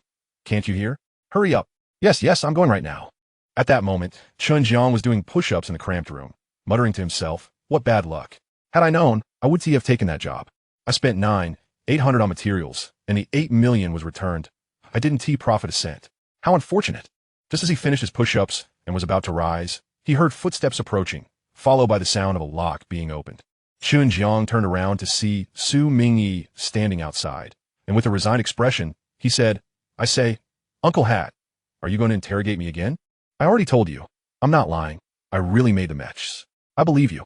As Su Mingyi unlocked the iron door, he unexpectedly said this. Huh? This left Chen Jiang utterly bewildered. You say you believe me? Why? What is the sudden change of heart? Why didn't you mention your impressive background sooner? Su Mingyi remarked, half amused. If I had known you had such credentials, we wouldn't have had to spend the night here. Chen Jiang was utterly confused. I have such credentials? What credentials? How am I unaware of this? Uncle Hat, what do you mean by that? Chen Jiang inquired. You truly deserve the title of strategic talent, conducting yourself so modestly. Even now, you conceal your identity. Su Mingyi spoke as courteously as he could, then gestured, please. Follow me. They are waiting for you outside. Chen Jiang was increasingly perplexed. When did I become a strategic-level talent? Also, why the sudden shift from seriousness to courtesy? What on earth happened? Please come with me, leader. Huh? Chen Jiang was at a loss for words. When did I become a leader? Nevertheless, he followed Su Mingyi outside. Upon exiting, he immediately spotted the crowd outside, including Uncle Hat, military personnel in uniforms, and bigwigs clad in administrative jackets. Chen Jiang slightly parted his lips. Taken aback by such a grand spectacle. Were they here to seek me out? I'm flabbergasted. Su Mingyi brought Chen Jiang before the crowd of leaders. Here he is, he announced. Observing Chen Jiang's youthful visage, everyone looked on in astonishment. Could it be that this young man was the one responsible for creating that mecha? He appears far too young for such an accomplishment. Soon enough, however, they arrived at a new conclusion. The mecha was not his creation, but rather the work of those behind him. He was merely a participant at best. Realizing this, Lu Guaning stepped forward, followed closely by other researchers and military officers. Lu Guaning flashed a bright smile at Chen Jiang and patted him on the shoulder. You are Chen Jiang? Chen Jiang nodded, reporting to the superior. That is indeed me. A glance at the insignia on Lu Guaning's uniform nearly caused him to faint on the spot. Goodness, this was a lieutenant general. Excellent. You were the one who sold the mecha, correct? Lu Guaning inquired further. Yes, I sold it, Chen Jiang replied, adding, I assure you I did not commit fraud. The mecha I sold is genuine. I am aware it is genuine. We have witnessed it ourselves. Lu Guaning smiled back at him, then posed a critical question. You must have participated in the manufacturing of the mecha, correct? Which university did you graduate from? Or which research institution? Or which enterprise? How many people are there in your team? Can you take me to meet them? Young genius. Chapter 16. I alone crafted the mecha. Feel free to ask me any questions. Faced with a barrage of inquiries from the military officials, Chen Jiang pondered before replying, Sir, I graduated from Jiangxi University of Technology. I do not belong to any research institution or enterprise. I suppose I am an independent entrepreneur, having opened a repair shop. Upon hearing Chen Jiang's response, the gathered crowd collectively experienced a moment of mental disarray. To them, it was unfathomable that Chen Jiang, who should have graduated from one of the most prestigious schools in the nation, or perhaps even the world, was merely a small business owner running a repair shop. How could someone in that line of work have anything to do with mechas?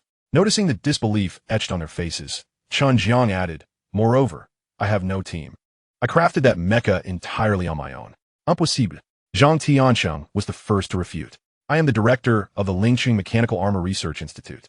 Our institute established a dedicated mecha research project team roughly 5 years ago, comprising over 100 top talents from various specialized fields. We have invested nearly 5 years and spent billions to develop a prototype. A complete mecha involves multiple modules and various systems, such as energy, propulsion, and materials. Achieving results in any of these areas necessitates teamwork, and every member of the team must possess extensive scientific knowledge as a foundation. And you appear to be just in your early 20s. Even if you are a genius, having studied science since the age of 3, that amounts to merely 20 years. Attaining success in just one field within such a short time frame is already remarkable. How could you possibly build an entire machine on your own? Young man, there is no need to lie in our presence. Just be honest. Which research institution or enterprise is your team affiliated with? How many members are in your team? And what does its composition look like? Then take us to meet the team leader. He not only disbelieved Chen Jiang's previous statements, but also doubted that Chen Jiang could have constructed the mecha independently in just a day or two. Surely, this mecha must have been the product of years of effort from their team, coincidentally sold by him for that sum of 8 million. If that were the case, Chen Jiang's actions would be exceedingly reprehensible. Once Zhang Tiansheng concluded his remarks, the others nodded in agreement. The mecha has been completed, and you claim to be a repair shop owner? Indeed, this young man must be lying. Yes. We in mecha research know all too well how incredibly challenging it is to create a mecha. It is impossible for one individual to achieve such a feat. He undoubtedly has a mature team and substantial financial backing. This young man is being dishonest. Trying to pull such a stunt before us is far too naive. Zhang Lao makes a valid point. Lu Guoning nodded in affirmation, then turned to Chen Jiang, saying, "Young man, the research of mechas is one of our nation's key military projects, holding significant importance for our country. As a citizen of Longhua, I hope you can be truthful. This is crucial. Do you understand?" "Yes," Chen Jiang nodded. "I understand, leader. I will speak the truth and absolutely will not lie." "That's more like it," Lu Guoning replied, his expression softening. He then fixed his intense gaze on Chen Jiang, eagerly awaiting his next words. The others, too, were poised, anticipating Chen Jiang to divulge the truth. Observing the expectant faces around him, Chen Jiang smiled and said, "My truth is." He paused briefly, then continued, "I have no team. I truly crafted this mecha entirely by myself." The crowd was left astounded. Du Wenhai stepped forward, earnestly advising, "Young man, was Zhang Lao's warning in vain? We seek the truth. Indeed, please speak honestly. Do not dodge the issue," Deputy Director Zhao Deming added. Lu Guoning, now devoid of his earlier smile, asked, "Young man, can you speak earnestly?" Chen Jiang, feeling rather helpless, shrugged and replied, "Leaders, I am indeed speaking the truth. I assure you, I constructed this mecha all by myself, without a team." Witnessing the incredulous expressions on their faces, Chen Jiang contemplated before adding, "If you still do not believe me, then let me offer this. I have conducted in-depth research in various fields, including mecha, mechanics, and energy, with knowledge levels that are world-class. I can vouch for my own credibility. Additionally, many of you are researchers and scientists. You may pose any technical or theoretical question to me, regardless of the field or discipline, and I shall see if I can provide satisfactory answers. Would it not serve as proof? What do you think?" Du Wenhai furrowed his brow, questioning, "I am the director of the 6th Military Factory, specializing in energy research. It is important to note that making breakthroughs or conducting in-depth research in any field or scientific branch requires decades of accumulation. For instance, I have dedicated over 30 years to studying energy and achieved numerous top-tier results in the industry. Yet even so, I cannot claim to be world-class. Your statement seems rather exaggerated, does it not? Young man, one must be humble and approach science with reverence. Do you understand?" Zhang Tiansheng remarked. Chen Jiang merely shrugged. "I understand that you do not believe me, but you may ask me any question. I will answer any inquiry. If I fail to provide an answer, then it would be evident that I am lying. How about that?" "Very well," Lu Guoning nodded. "Let us proceed as you suggested. Fellow scientists, please feel free to question him. I am curious to see if he truly possesses the prowess he claims." "All right," Du Wenhai was the first to inquire. "I would like to ask you a question regarding controllable nuclear fusion. In the development of controllable nuclear fusion concerning." He described a question that took nearly 2 minutes. After finishing, he looked at Chen Jiang with confidence, believing wholeheartedly that Chen Jiang would be unable to respond, or even comprehend the question, as it pertained to one of the most recognized challenges in the realm of controllable nuclear fusion worldwide. The last time he attended an international seminar, over 30 leading experts in the field of energy gathered, yet none could discern a solution to a particular conundrum. If this issue could be resolved, then at least 1/3 of the challenges surrounding controllable nuclear fusion would be surmounted. And this young man before them? Chapter 17. Teacher Chen's knowledge surpasses mine by 1,000-fold. He is a singular genius. In truth, it was not just he who doubted Chen Jiang's ability to answer. Every researcher present shared the sentiment that Chen Jiang would be unable to respond, as the question was one they could not even comprehend, let alone address. With a gaze brimming with confidence and a hint of disdain, Du Wenhai regarded him. Chen Jiang offered a faint smile and responded fluently. "Isn't it merely a question regarding fusion control and energy dissipation? This falls under the realm of fundamental inquiries in controllable nuclear fusion. The question itself is quite simple." As Chen Jiang claimed the simplicity of the matter, Du Wenhai could not suppress a chuckle. However, a mere 10 seconds into Chen Jiang's explanation, Du Wenhai's amusement faded. After 30 seconds, the disdain in his eyes had vanished entirely. A minute later, a look of gravity enveloped Du Wenhai's face. After a minute and a half, astonishment marked his features. By the 2-minute mark, he hastily retrieved a pen and notepad, eager to document the various insights being shared. After 3 minutes, Du Wenhai bore no resemblance to the factory director of a military-industrial complex or a prominent figure in energy research. He had entirely transformed into a dutiful student, attentively recording notes while nodding earnestly. Lu Guaning observed this transformation with a furrowed brow, witnessing Du Wenhai's demeanor akin to that of a student before teacher, prompting a sharp intake of breath. He was acutely aware that Du Wenhai, a leader managing over 10,000 personnel in a state-owned military factory, was among the foremost in both professional research and construction within Dragon Country. Even in the presence of world-renowned scientists or Nobel laureates, Du Wenhai remained unflappable, treating them as equals. Yet now he stood before a young man barely in his 20s, behaving like a child, diligently taking notes as if the knowledge being imparted was of monumental significance. Turning to the confidently articulate and handsome Chen Jiang, Lu Guaning was swept by a tide of astonishment. Could this young man truly possess such remarkable prowess? Not only him, but every individual present abandoned their previous smirks of disdain, although they could not grasp the content of Chen Jiang's discourse. Du Wenhai's reactions spoke volumes about the vital nature of what was being conveyed. The atmosphere became palpably tense, with not a sound to be heard, as silence enveloped the room. Thus, in this profound stillness, Chen Jiang spoke uninterrupted for 15 minutes. Eventually, Du Wenhai found himself lost, hastily beginning to record audio while feverishly jotting down notes, perspiration forming on his brow. Finally, as Chen Jiang concluded, he licked his parched lips and addressed the now sweat-drenched Du Wenhai. "All right, leader, I have thoroughly answered your question. What do you think of my response?" Du Wenhai did not reply immediately. Instead, he focused on completing the last 2 lines in his notes before exhaling deeply, wiping the beads of sweat from his forehead. His eyes, wide with astonishment, locked onto Chen Jiang as he inhaled sharply, stating, "Teacher Chen is indeed a prodigy. Your mind is clear, and your thoughts are astute, a true talent. The concepts you have presented are such that I could only grasp a third of them, highlighting the profound depth of your theoretical foundation in the energy sector. It is no exaggeration to say that based solely on what you have just articulated, you could effortlessly win a Nobel Prize in energy. Teacher, you are remarkable. You have tackled one of the most challenging issues in controllable nuclear fusion, truly admirable. Perhaps this is the essence of genius. It leaves one feeling utterly humbled." As he concluded his praise, all eyes turned to him, astonishment etched upon their faces. After all, he was a director of a military factory, a leading figure in the scientific community, yet here he was extolling a young man in his 20s to such extraordinary heights. Did he truly possess such capabilities? "Director Du, you flatter me," Chen Jiang replied, turning to Zhang Tiansheng. "And you, Director Zhang, do you have any inquiries?"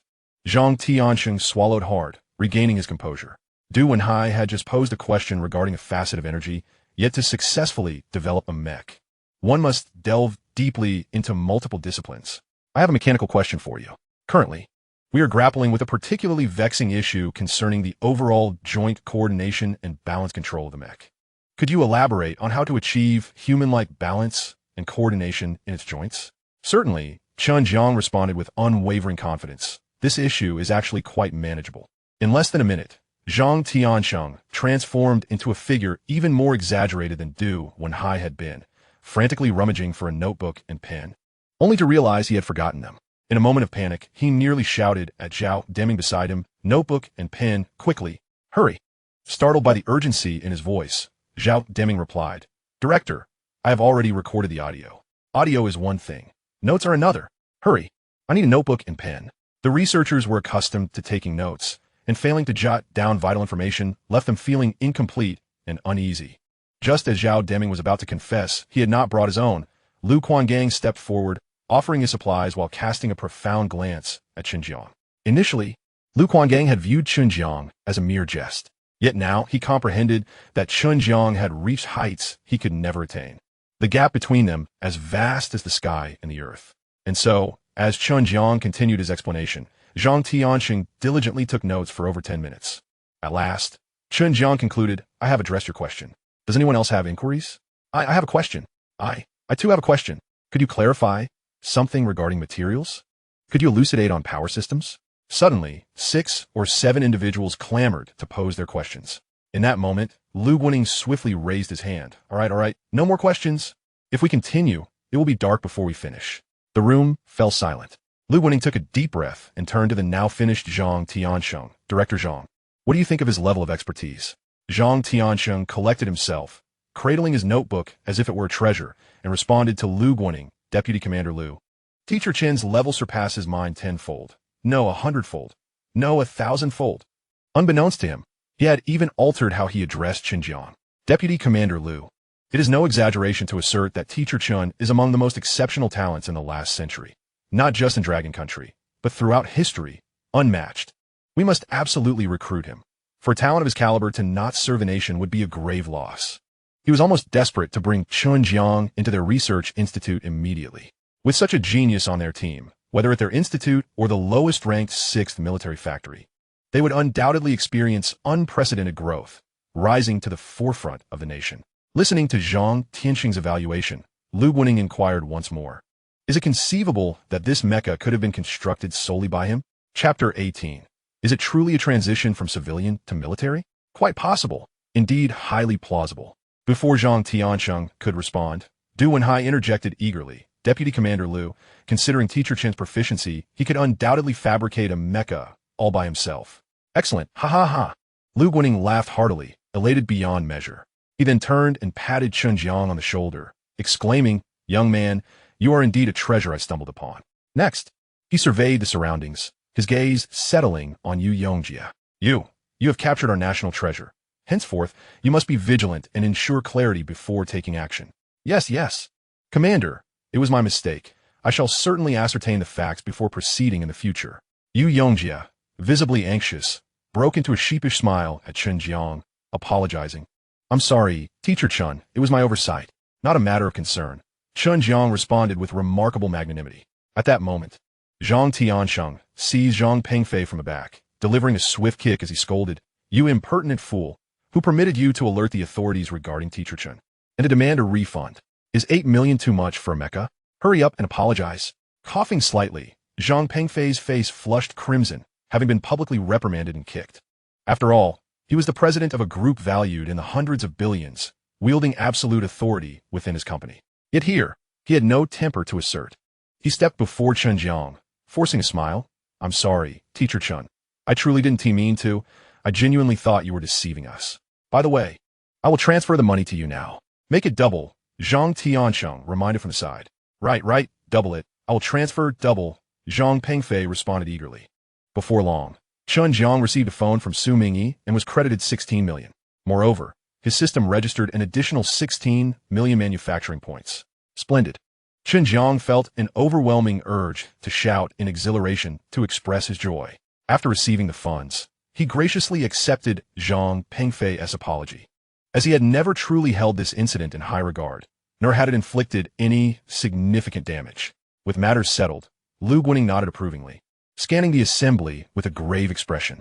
"Everyone present, regarding both the mecha and Mr. Chen, you are required to sign a confidentiality agreement today. Not a word of today's events may escape your lips, or you shall face a military tribunal." Swiftly, a confidentiality agreement was drafted and printed, with the majority signing without hesitation. Once this was accomplished, Lu Guaning turned to Chen Jiang with a smile. "Mr. Chen, shall we converse in a different location?" Thus, while Zhang Pengfei and others drove home, Lu Guaning, Du Wenhai, Zhang Tiansheng, and the rest proceeded to the nearest governmental office building. In the conference room, after considerable deliberation, Lu Guaning presented his terms. "Very well, Mr. Chen, let us outline the conditions we can offer. First, an expedited approval granting you military status as a research personnel of the 6th Military District with the rank of captain. Second, an invitation for you to serve as the chief advisor for the 6th Military Factory and Lingxing Mecha Research Institute. Third, we will facilitate your recognition as a national strategic talent. Fourth, we will apply for your status as a national academician in due course." How's that sound?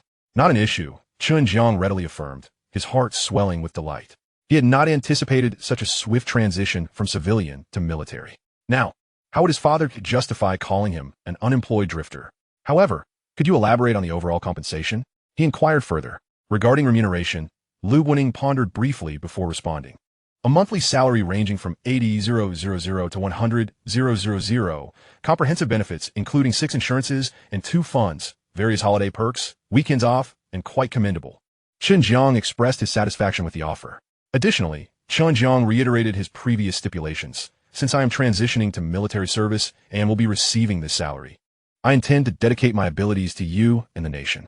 However, I cherish my freedom and dislike the constraints of a strict schedule. So when you do not require my assistance, I shall remain at my repair shop. Thus, autonomy must be granted to me. Absolutely no issue. Lu Guoning assented without hesitation. Are there any other conditions? Certainly, Chen Jiang continued. In addition, I will provide the technical documentation related to the mecha free of charge to the nation within a week.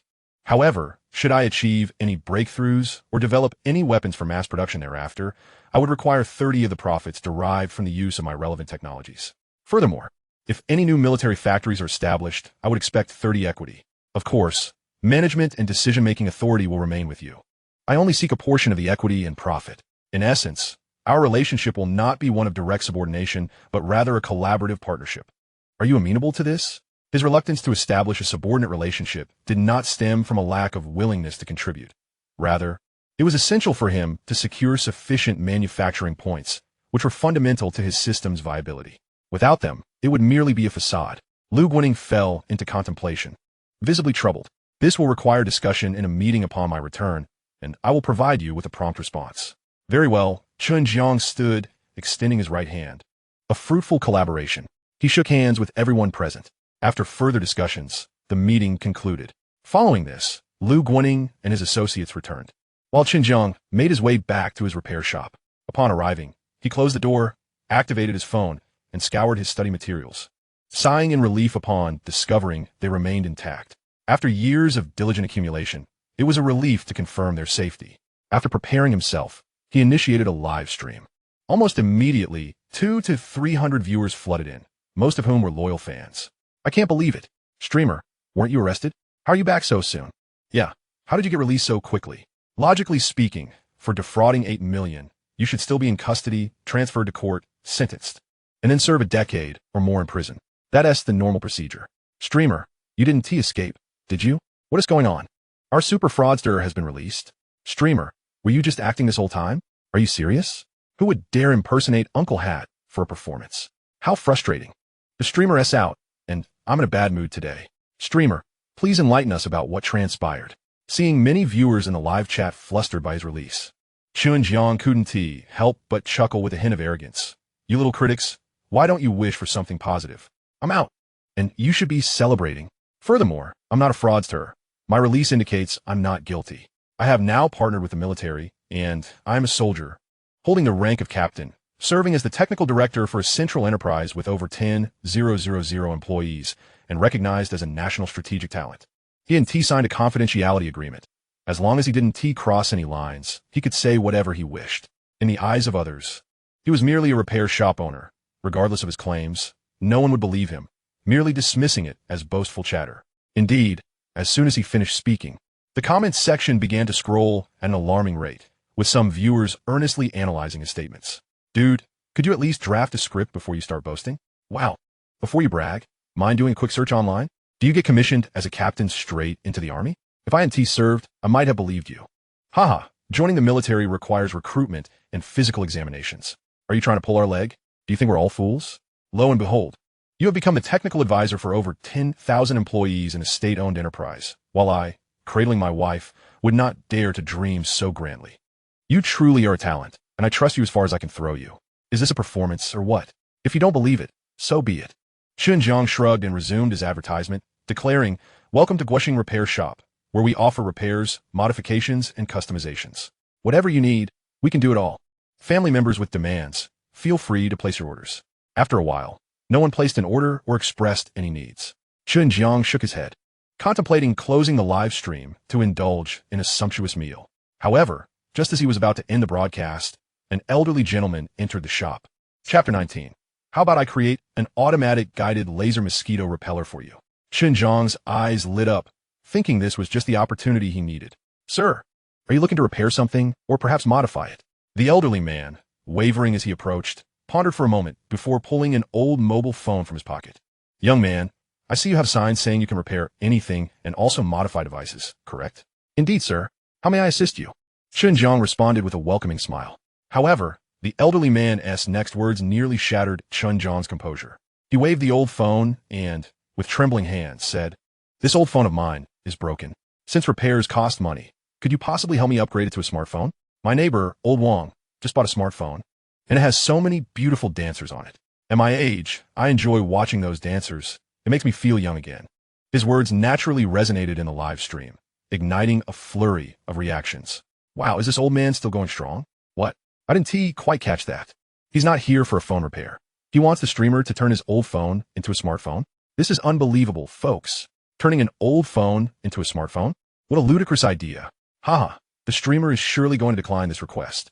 He must be baffled. However, to everyone's astonishment, Chen Jiang agreed.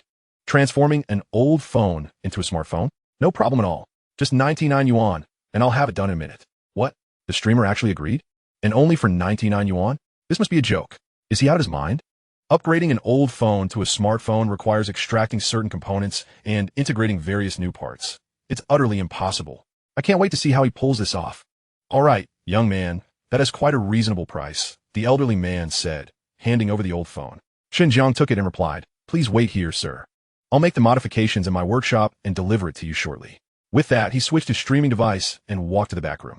As the viewers watched, anticipating the inevitable failure, he casually placed the old phone on the table, opened a drawer, and retrieved an old smartphone. The audience was taken aback. No way. Is the streamer really going to attempt this modification? This is intriguing. In the next moment, everyone was left speechless. Chen Jiang removed the SIM card from the old phone and inserted it into the smartphone. Then tossed the old device into a nearby box and exited with the smartphone in hand. He smiled at the elderly gentleman. "Sir, it's all ready." The smartphone had cost him 98 yuan, and he sold it for a mere 1 yuan profit, considering it a charitable act.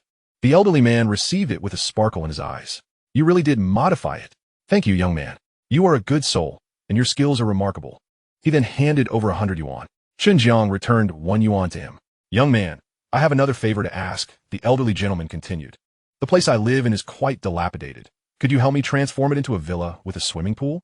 "Of course," Chen Jiang replied readily. "That sounds splendid. How much would that cost?" 5 million, Chen Jiang casually quoted. "Hey," the elderly man chuckled mischievously. "You crafty merchant. How unscrupulous of you." He turned and left in a huff. What just happened? Viewers in the live stream were perplexed. Suddenly, a barrage of comments flooded the screen. "Incredible. Absolutely incredible. Haha, the streamer just took a smartphone and claimed he modified it. Impressive. Is this a new approach?" Glancing at the comments, Chen Jiang chuckled. "So, how do you find my swift modifications?" "Well then, night is falling. I must take my leave." After the broadcast, Chen Jiang treated himself to a lavish meal, followed by a restful sleep. In the days that followed, he dedicated his time to organizing his data, compiling information on mecha technology, and promptly sending it to Zhang Tianxing. After sharing the information, he spent a day at the Research Institute, training and clarifying the materials for the technical staff and above. After a long day, he declined an evening banquet and returned home. The next day, Lu Guaning delivered the promised benefits.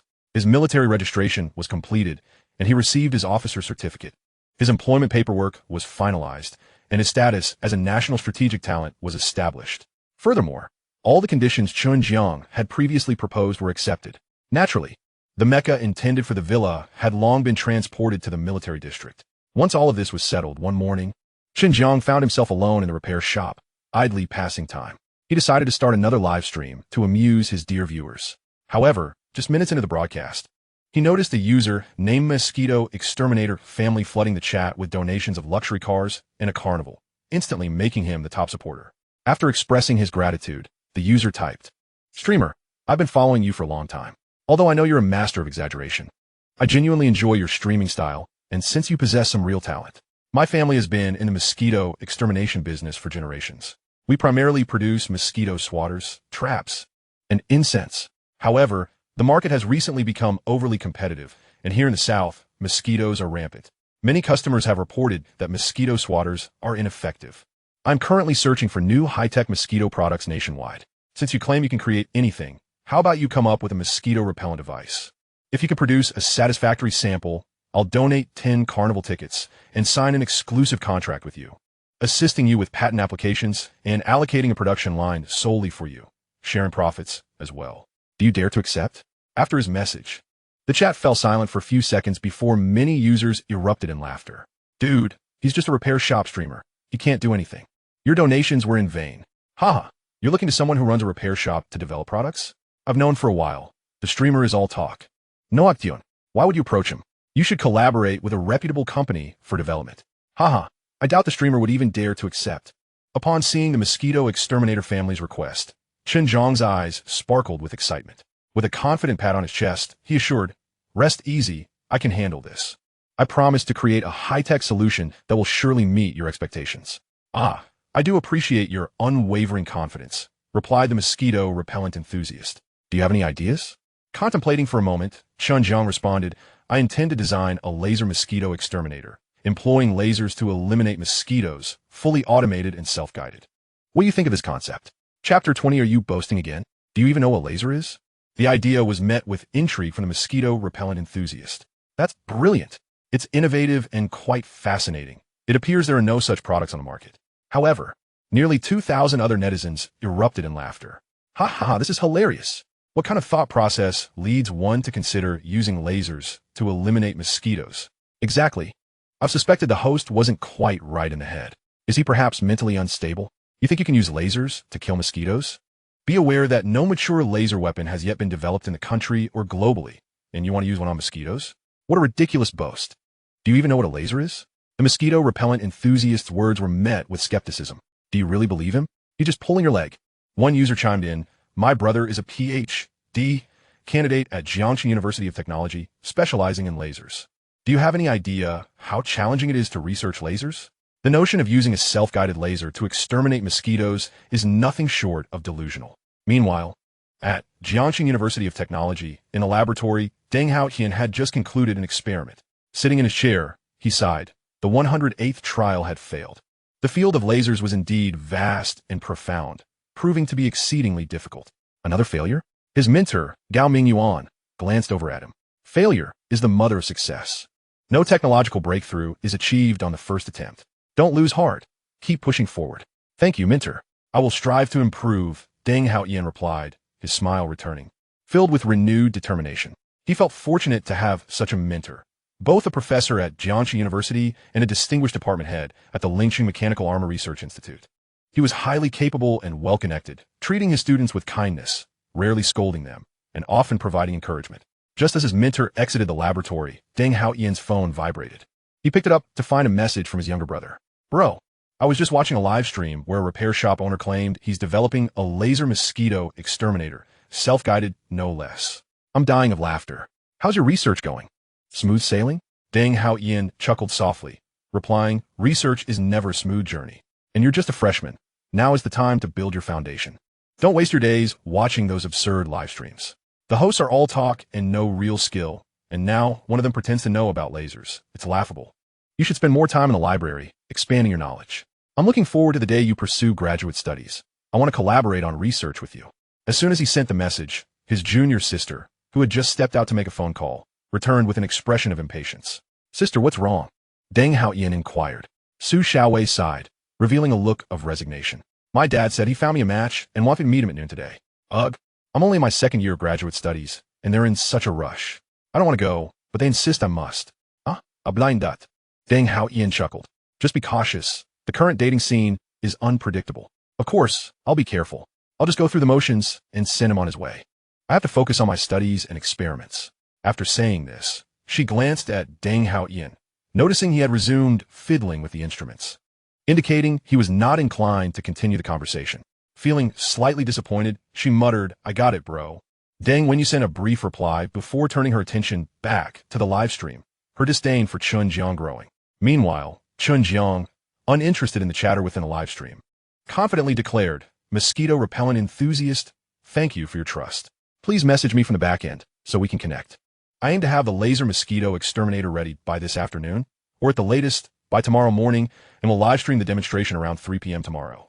All right. Dear followers, remember to tune in at 3 p.m. tomorrow.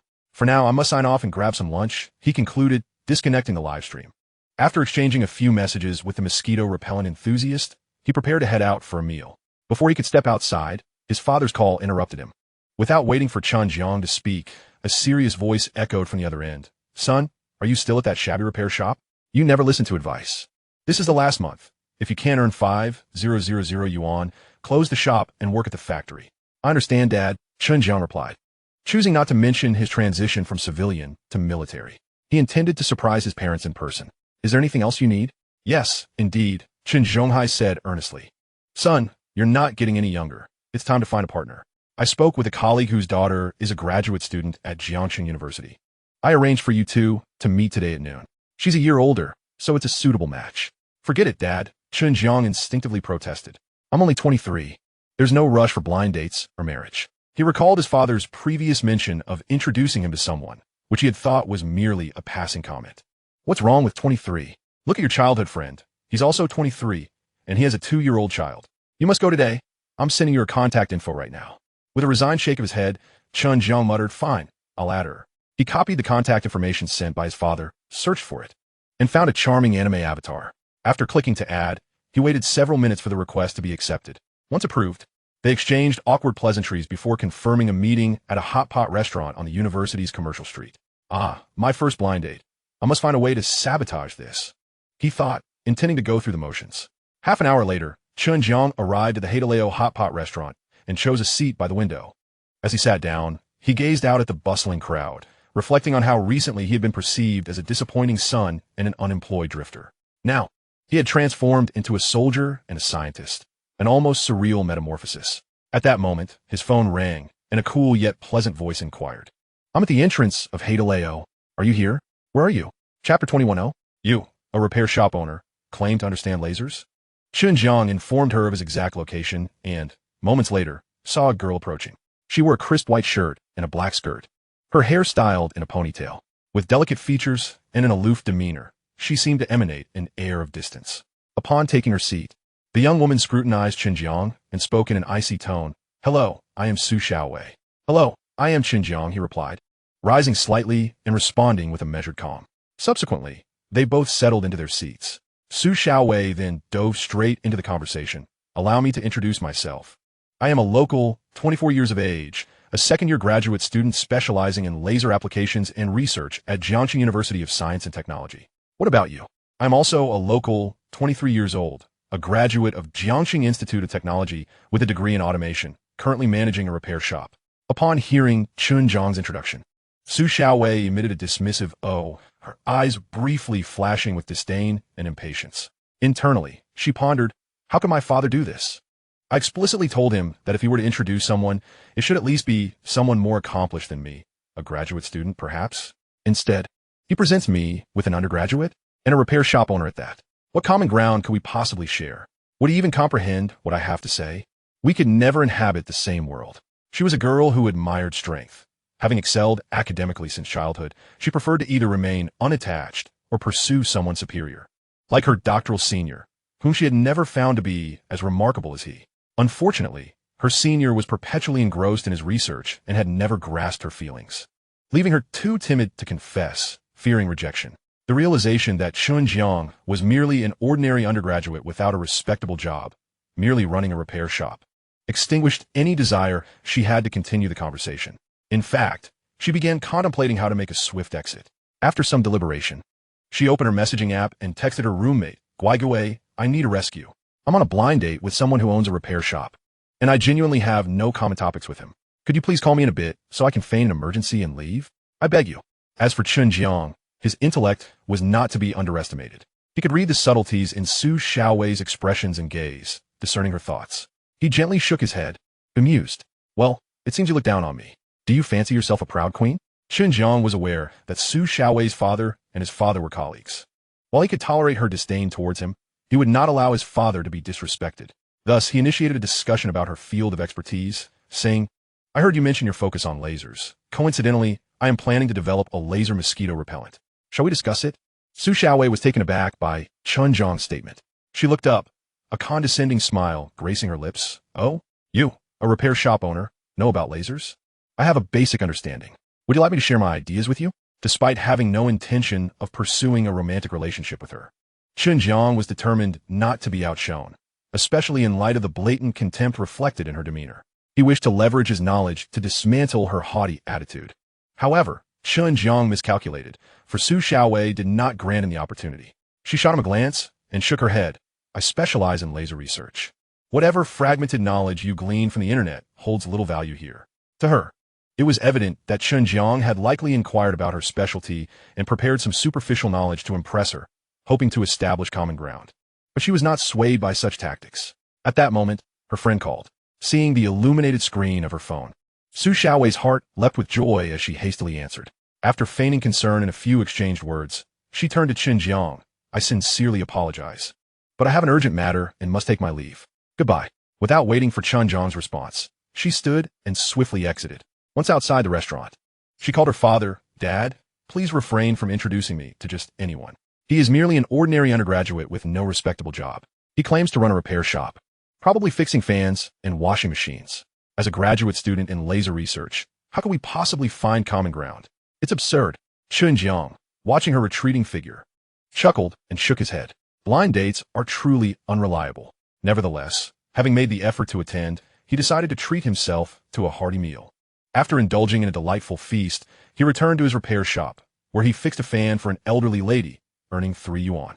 Following this, he took a nap, awakening around 3 in the afternoon. Rubbing the sleep from his eyes, he yawned and sipped a soda. Sitting in his chair, he murmured, It's time to create that laser mosquito repellent. Tunzi, access the manufacturing space. Chapter 22. The laser mosquito repellent, successfully manufactured.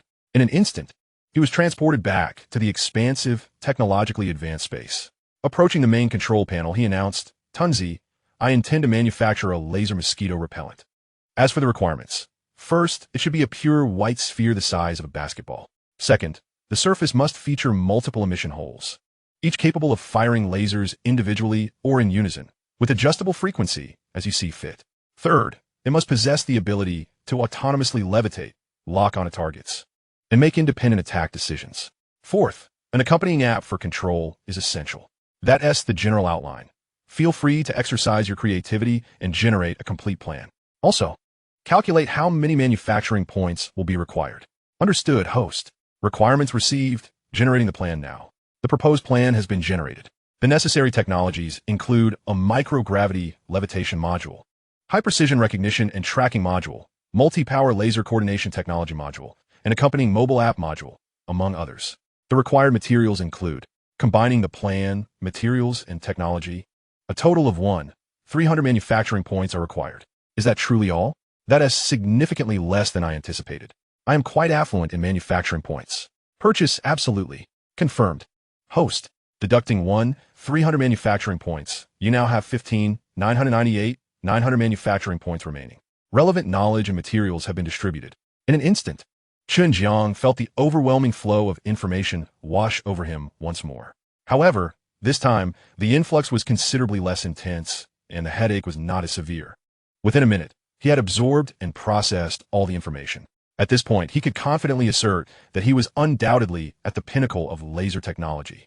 Taking a moment to gather himself, he fixed his gaze forward and declared, Let us commence manufacturing. As soon as the words left his lips, the once quiet space sprang to life. Various machines coordinated their efforts, beginning the manufacturing process. Unlike the grand spectacle of his previous experience with mech manufacturing, this time the scale was smaller and the details more refined. Before long, a specialized white composite material was shaped into a nearly flawless sphere. Subsequently, robotic arms drilled the necessary holes into the sphere. Following this, all electronic components, optical elements, sensors, and chips were meticulously installed. Finally, an app autonomously downloaded itself onto Chen Jiang's phone. Though he could not perceive the passage of time, Chen Jiang estimated that the entire manufacturing process lasted less than 2 hours. Congratulations, host, manufacturing complete. The electronic notification chimed. Nice. Chen Jiang beamed at the sight of a nearly perfect white sphere, now hovering and adorned with multiple holes. He then opened the app on his phone to take a closer look. In the end, a satisfying exit created the necessary space. After departing, the mosquito-killing laser device was taken out and casually placed in a corner after a brief touch. Crafting such a trivial gadget was indeed child's play. Well, all that was left was to await tomorrow afternoon's presentation. It was still not yet 4 o'clock, so why not indulge in a few rounds of gaming? Just as the second match was nearing its conclusion, an unexpected call from my father interrupted. TSK, TSK. Chen Jiang clicked his tongue. Why was his father calling again? Surely, it had to be about the blind date. Sigh, such a hassle. He answered the call. A familiar voice resonated from the other end. So, how did the blind date go this afternoon? Was it smooth sailing? I've met Xiao Wei. She is a stunning beauty. Make sure to seize the opportunity. Don't be too stingy in front of her. Do you have enough money? If not, I can send you more. What could he say? Chen Jiang pondered for a moment before responding honestly. Dad, the blind date didn't go very well. She's a graduate from a 211 university and looked down on me. She left before even finishing her meal. But it's fine. She's merely a 211 graduate. I have no interest in her either. Moreover, I didn't embarrass you, Dad. I took the initiative and blocked her first. I didn't act like a sycophant. After he spoke, there was a pause on the other end, followed by a sigh. Ah, son, you must stand your ground. It's South time to close that shabby repair shop of yours and find a stable job in a factory. The salary doesn't need to be high. Even 3,000 or 5,000 is fine. At least you'd have a job, which would bolster your confidence, wouldn't it, Dad? Actually, Chen Jiang intended to inform his father about his transition from civilian to military service to ease his worries, but before he could utter the words, Chen Zhonghai interjected, there is something very important I must tell you. Your cousin has returned home for the holiday today. You should head back soon. We'll have dinner together with your cousin's family tonight. Your cousin mentioned that the military factory associated with their research institute is opening at least 2 new production lines next month, and they will be hiring extensively. Your cousin knows a manager at the factory who can help you make some connections. Securing a job should be a breeze. He chuckled lightly. I see. That's the reason for your call, Dad. No need for that, really. No need? Just listen to your father. You must come home tonight. And so it was decided. The call ended with a beep. Looking at the disconnected phone, Chen Jiang contemplated for a moment. Well, he hadn't been home in 2 months. So it might be nice to return. Currently, he was in the city, while his hometown was in the county. His father, being a man who values appearances, was eager to treat his cousin's family to dinner all for the sake of his job. He recalled that his cousin had been working at the Lincheng Mechanical Armor Research Institute for 3 years and was still at the grassroots level. Fine, he would go. He could mention his current status and bring a bit of pride to his father. His cousin had always been the epitome of excellence, the kind of child every parent admired. Growing up, his father often compared him to his cousin, hoping he would emulate his cousin's success, especially after he graduated without pursuing a proper job, which led to much gossip among relatives. Now, he would indulge his father's vanity and bring him some joy. After tidying up, he arrived at the bus station at the community entrance, waited for quite some time, boarded the bus, and transferred to another, heading towards his hometown. Due to the lengthy wait, it was nearly 6 by the time he was on his way back, and it would still take another 10 minutes. Meanwhile, Chen Jiang's parents had already arrived at the hotel, awaiting his elder brother's family. To ensure this dinner was a success for his son, Chen Zhonghai had gritted his teeth and invited his brother's family to a high-end hotel, a significant financial strain. A few moments later, a BMW pulled into the parking space. Chen Zhonghai promptly approached, smiling broadly. Brother, you're here. After Chen Zhongjuan alighted from the car, he nodded at Chen Zhonghai and glanced at the brightly lit restaurant with a smile. When did you become so generous? This place isn't cheap, you know. Chen Zhongjuan was a businessman, earning over $1 million a year, and frequented this restaurant every couple of months. However, Chen Zhonghai was different. With a monthly salary of only 6,000 to 7,000, he usually refrained from dining here. Chen Zhonghai chuckled. It's been a while since we've seen each other. Let's not talk about money tonight. Just enjoy the food and drinks. His gaze then fell on Chen Shuai. Wow. It's been over a year since I last saw Wen Shuai. You're looking more handsome, mature, and accomplished. After his praise, his wife immediately chimed in with compliments as well. Hello, uncle. Hello, aunt. Chen Shuai lightly touched his eyes with his index finger, exuding a refined and composed demeanor. You too, Chen Zhonghai replied with a smile, gesturing for everyone to proceed. Come on, let us head to the private room. However, just as they entered the hotel lobby, Chen Shuai suddenly paused. Mom and Dad, uncle and aunt, please hold on. He then dashed over to a middle-aged man, chatting with someone on a sofa.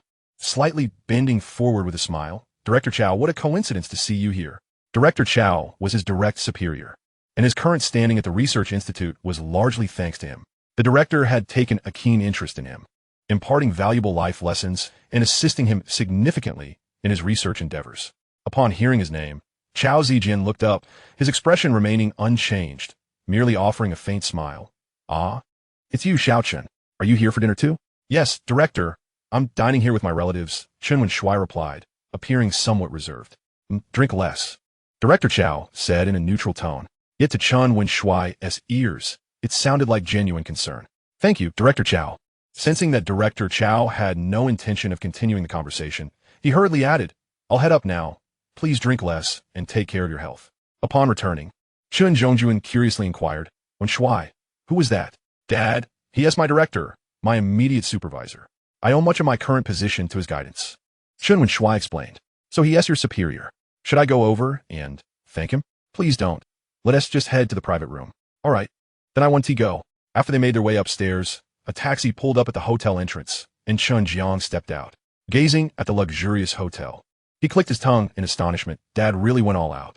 He then entered the lobby. Is that Director Chen? As Chao Zijian looked up, he was momentarily taken aback. Once he recognized Chen Jiang, he quickly approached with a broad smile. Director Chen, what a coincidence. Are you here for dinner as well? Just a few steps into the lobby, Chen Jiang was almost startled. He glanced at Chao Zijian, scrutinizing him. Although he seemed somewhat familiar, he couldn't recall him distinctly. So he asked, who are you? I'm Chao Zijian, Director. Even if you don't remember me, I dare not show any displeasure. I still maintain my smile. Don't you recall? Just a few days ago, you conducted training for us at the Institute, and I attended. Upon hearing this, Chen Jiang finally remembered. Ah, now I recall it's you. Precisely, that's me. Upon hearing Chen Jiang's name, a surge of joy welled up in his heart. Indeed, the esteemed mentor possesses an extensive reservoir of knowledge and unparalleled expertise, a true luminary among experts. Having attended less than a day's lecture delivered by him, I found myself profoundly enlightened, achieving greater progress than in the preceding years combined. He unabashedly lavished praise. After all, an individual of Chen Jiang's caliber commands respect. Even the director must ingratiate himself and address him as Teacher Chen. This underscores the elevated status and profound knowledge he embodies. If I could leave a favorable impression in his presence, would not my future prospects become even more expansive and promising? You're too kind, Chen Jiang replied, slightly flustered by the compliments. Are you here for a meal as well? Indeed, Chao Zijiang nodded. And you, esteemed mentor? In which room are you dining? He planned to raise a toast to Chen Jiang a little later. I'm in room 703, Chen Jiang casually mentioned. My father is still waiting upstairs, so I shall take my leave. Safe travels, Chao Zijiang smiled, watching him depart. Once Chen Jiang had left, the middle-aged man who had been conversing with Chao Zijiang approached, a puzzled expression on his face. Who is that young man? You seem remarkably courteous, suggesting he is no ordinary individual. Old Gao, he is certainly not an ordinary person. While I cannot divulge specific details about his identity, I can assure you that even our director addresses him with utmost respect as teacher. Is he truly that remarkable? Gao Mingyuan inhaled deeply, a look of astonishment crossing his face. He specializes in lasers, although his primary role is as a professor at Jiangxing University of Technology. He also holds the title of section chief at the Lingqing Mechanical Armor Research Institute. He is here today for a gathering with old friends. At this moment, Chen Jiang had entered the elevator.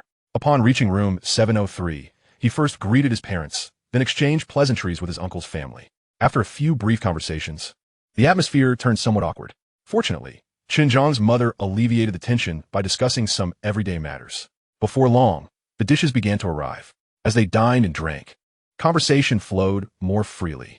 Chen Zhongjuan took a sip of his liquor and inquired, Xiao Jiang, are you still running the repair shop? How is the income? Chen Jiang responded somewhat dismissively. It's all right. All right, you say? That implies it's not particularly good. Chen Zhongjuan chuckled lightly, an air of condescension in his tone. You really ought to find a stable job. How much can one earn for repairing appliances? What was the point of attending university then? Just as Chen Jiang was about to retort, his father, Chen Zhonghai, interjected, Indeed, my brother speaks the truth. His tone was somewhat humble. If only Xiao Jiang had half the sense of Wen Shuai, I wouldn't be so troubled. First belittling his own son, then praising the other S. Once the other party was buoyed by flattery, Chen Zhonghai articulated his request. Wen Shuai, your father mentioned that the state-owned enterprise associated with your unit may be expanding next month. Since we're family, and your brother's school is commendable, could you possibly facilitate an internal referral? At this, Chen Wen Shuai adjusted his glasses habitually, feigning a look of difficulty. Recruitment at state-owned enterprises is notoriously rigorous. It may pose some challenges. However, as we're family and I have a decent rapport with that manager, I might be able to mention it when the opportunity arises. He was well aware of why his uncle's family had invited them to dinner, so he initially pretended to struggle before ambiguously agreeing, exuding an air of superiority.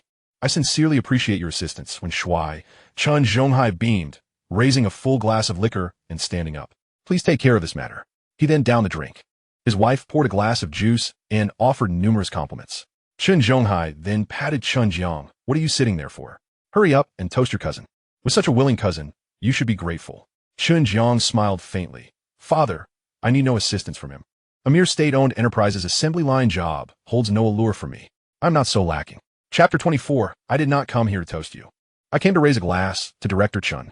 Upon this proclamation, Everyone fell silent, their expressions a mixture of surprise as they turned to Chen Jiang. Cousin, what do you mean? Chen Shuai furrowed his brow, his facial muscles twitching as his demeanor darkened. You, running a repair shop, look down upon a state-owned enterprise job? How much do you even earn in a month? Chen Zhongjuan's expression soured as he had also been drinking, admonishing Chen Zhonghai, second brother. What does your son mean by that? Is this how you solicit favors? Truly shameful, devoid of ambition. At over 20, he shows no maturity. Chen Zhongjuan's wife also frowned. What a downer. We have no interest in your family's affairs. Indeed, Chen Shuai added. If you disdain it so, then let it be. Chen Zhonghai and his wife sat there, their faces flushed with embarrassment, wishing for a ground to swallow them whole. Taking a deep breath, Chen Zhonghai slapped Chen Jiang's shoulder sharply, reprimanding him without reservation. You impertinent child, how can you be so inconsiderate? Is this how one speaks? Your cousin is a researcher at the Institute, willing to assist you in finding connections, and you dismiss it? What qualifications do you have to say such things? Tomorrow, I will go and smash a repair shop. Feeling humiliated, his father could hardly bear it. Yet Chen Jiang remained unperturbed, replying calmly, Father, please do not be agitated. Allow me to explain. I am no longer merely running a repair shop. I have secured a formal position. What position? Chen Zhonghai asked, his tone irritable. Chen Jiang lifted his teacup and took a sip, leisurely stating, how to put it, my role is somewhat complex, but it is indeed with cousin. With my unit? Chen Shuai scoffed, his face a mask of disdain. Do not jest. He has never regarded his cousin with any respect, and now even less so. Yes, with your unit. Please, let me elaborate. First, I have joined the military and am now a captain. Second, I serve as the chief technical advisor at the 6th Military Factory. Third, I am the chief technical advisor at the Lingqing Mechanical Armor Research Institute. Fourth, I am recognized as a national strategic talent. My monthly salary is around 100,000, with various benefits exceeding expectations. Puffed. Ha ha ha. Chen Shuai could no longer contain his laughter. Cousin, are you dreaming here? You're going to make me laugh myself to death. Are you out of your mind? Chen Zhongjuan found the situation utterly ludicrous, asking Chen Zhonghai, second brother, is your son mentally sound? Chen Zhongjuan's wife also began to chuckle, throwing in some sarcastic remarks. Chen Zhonghai felt even more humiliated, exclaiming, Chen Jiang, you truly have lost your senses. We are family. What nonsense are you spouting? Do you think that by boasting, others will regard you more highly? How embarrassing. You have driven me to the brink. Father, Chen Jiang interjected, I am not boasting. All I have said is the truth. Not boasting? Chen Shuai sneered. Anyone with a modicum of common sense knows that what you claim is impossible. Cousin, there is no need for such pretense. What purpose does it serve? No sooner had Chen Shuai uttered these words than the door to the private room creaked open. A middle-aged man dressed in formal gray-black attire, holding a glass of liquor, stepped inside. Upon seeing this individual, Chen Shuai's demeanor instantly transformed from confrontational to one of warmth. Section Chief, what brings you here? Hearing Chen Shuai address him as Section Chief, everyone turned their attention to the newcomer. Chen Zhongjuan promptly shifted his expression to one of congeniality. Greetings, I am Shuai's father. Hello, I am Shuai's mother. Yes. Chao Zijiang nodded nonchalantly. I have come to raise a toast. Upon hearing those words, Chen Shuai was momentarily taken aback, his heart surging with uncontainable joy. He never expected that his superior would come to toast him. This was indeed a monumental honor, a significant boost to his reputation. Chen Zhongjuan's smile widened even further. He was pleasantly surprised to see his son thriving at work, garnering such recognition from the leadership. Chen Zhongjuan's wife was also somewhat elated. Ah, how could I trouble you to personally toast Shuai? Chen Zhongjuan remarked. It should be Shuai toasting you instead. He then discreetly motioned to Chen Shuai to pour more wine. Chen Shuai hurriedly complied, filling his glass and lifting it. However, at that moment, Chao Zijian furrowed his brow and clarified. You have misunderstood. I'm not here to toast little Chen. How could a leader toast a subordinate? Does Chen Shuai truly have such stature? It is not for him, but for my son that I am toasting. Chen Zhongjuan was momentarily stunned, and Chen Shuai felt equally bewildered. Of course not, Chao Zijian replied, shifting his gaze to Chen Jiang, his face instantly beaming with smiles. Director Chen, I am here to toast you. I truly did not expect to encounter you here. We are indeed fated to meet. In the future, I hope to learn much from you. Please, allow me to drink. Both Chen Shuai's family and Chen Jiang's parents were left speechless, utterly astonished by the turn of events, uncertain of what had transpired. Particularly Chen Shuai, who felt as though he had been struck dumb. His superior had not come to seek him out or toast him, but rather to honor his seemingly inept brother. Why was this the case? Chen Zhongjuan's expression soured, akin to one who had tasted something bitter. He had thought that the leader was there to toast his son, believing that his son's accomplishments would earn them substantial face, only to discover that it was not for his son, but for the despised Chen Jiang. Why had it come to this? Chen Zhonghai and his wife were caught in a whirlwind of surprise and delight, yet equally perplexed. They had assumed that since Chen Wenshuai's superior was present, it must be to toast him, which would have allowed Chen Zhongjuan's family to bask in glory. Their faces reddened in embarrassment upon realizing that the toast was actually directed at their own son, and the tone was exceedingly respectful, bordering on reverential. What had their son done to deserve such attention? Could it be that what had been said earlier was indeed true? Director, you must be mistaken, Chen Wenshuai protested, still unwilling to accept the reality. When did my cousin become a director? Surely, you must have mistaken him for someone else. Director Chen is indeed your cousin? Chao Zijin responded, somewhat taken aback. And I cannot possibly be mistaken. He is not only the director of our department, but also the head of a military factory, currently a captain and a strategic talent. Such a significant matter. How could I misinterpret it? I did not expect you two to be related. As these revelations were shared, disbelief spread among the crowd. Just as the onlookers were left speechless in shock, Chen Jiang interjected, Director Chao, we are indeed relatives, though our relationship is rather strained. Chen Wenshuai and his family have always looked down upon me and my parents. Can you understand? Chapter 25, Little Blackies, prepare yourselves.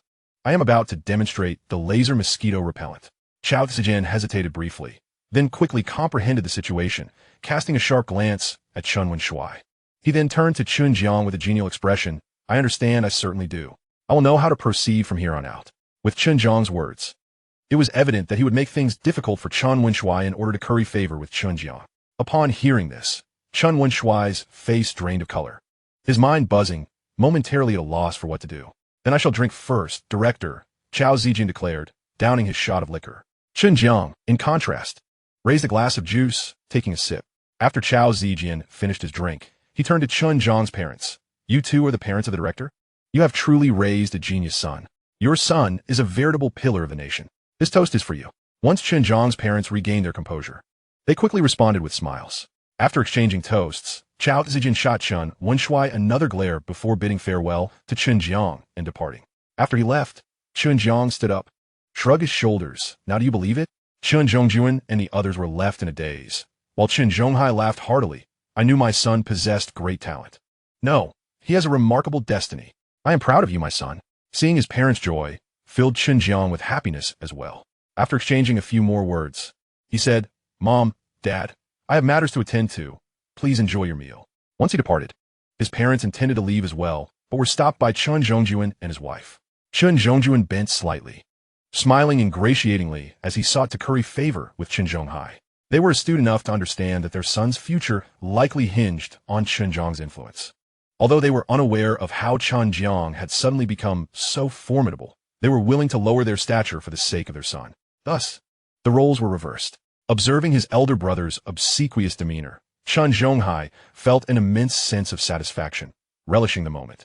As for Chen Jiang, after leaving the hotel, he headed to the night market. Patting his flat stomach, he approached a stall selling jianbing and ordered, Boss, 1 jianbing, please. I want youtiao, no crispy wonton. With cilantro and scallions, add 2 eggs, 1 sausage, and 2 hot dogs. After purchasing his meal, he ate while making his way home. The following day, he slept until dawn. Upon waking, he enjoyed the noodles his mother had prepared and chatted with his parents for a while before heading back to the repair shop. Once there, he assisted his uncle in fixing an adorable electric water bottle, ordered takeout for lunch, and after a satisfying meal, began to take a nap. Meanwhile, in the Eagle Sauce Nation, at the defense office, a group of high-ranking military officials clad in uniforms sat in a circle. The 5-star General MacArthur surveyed the assembly and inquired, Where is the drone? How long until it reaches Dragon Country? Upon hearing this, a military officer holding a tablet and maintaining constant communication promptly replied, General, the drone has reached international waters and is expected to approach Dragon Country's airspace in 1 hour. Excellent. MacArthur nodded with satisfaction. This test flight mission is of paramount importance, and I have absolute confidence in our newly developed stealth coating. If we can successfully traverse Dragon Country's territory undetected, then the entirety of Dragon Country will become our backyard, allowing us unrestricted access. This will serve as the most effective deterrent against the increasingly assertive and oppositional Dragon Country. Once this mission is a success, We can apply the stealth coating to fighter jets, missiles, and numerous other fields. Dragon Country will be rendered blind, at our mercy. A month prior, the Eagle Sauce Nation had developed the latest generation of stealth coating. After various tests at military bases, its performance was unparalleled. Following discussions, a plan was devised to penetrate the heart of the Eastern Dragon. The plan entailed controlling a drone equipped with the latest stealth coating technology to traverse the entirety of Dragon Country's airspace. If discovered and shot down, it would indicate that Dragon Country's monitoring technology had reached a high standard, and if they sought accountability, we would deny everything. Conversely, if the operation went undetected, it would reveal that Dragon Country lacked the capability to decipher our stealth coding, effectively rendering them our backyard, accessible at will. Upon hearing MacArthur's declaration, the others displayed expressions of pride. Although Dragon Country had made rapid advancements in recent years, their military capabilities, to be frank, lagged far behind ours and posed no threat. Indeed, how could they continue to oppose us so audaciously? This time, the drone is equipped with the latest stealth technology. Given the antiquated monitoring equipment on the Dragon Country side, detection is utterly impossible. Ha ha ha. Once this operation succeeds, we will possess the leverage to completely dominate Dragon Country. We could even expose this operation internationally, allowing the world to witness how Dragon Country has effectively become our backyard, proving they're never our match. And we can easily manipulate them. I can't help but feel a sense of anticipation. In Jiang City, Hongjing Garden, Chen Jiang did not awaken until after 2 o'clock. Once awake, he packed the laser mosquito repellent into his backpack and rode his electric bike to a secluded grove. He found a spot teeming with mosquitoes, took out the laser device, set up his phone, and began a live stream. Within less than a minute of starting the broadcast, hundreds of viewers flooded into the chat room. Unbelievable. The streamer actually started the broadcast at 3 o'clock. Streamer, is your laser mosquito repellent ready? We tuned in to see you demonstrate it.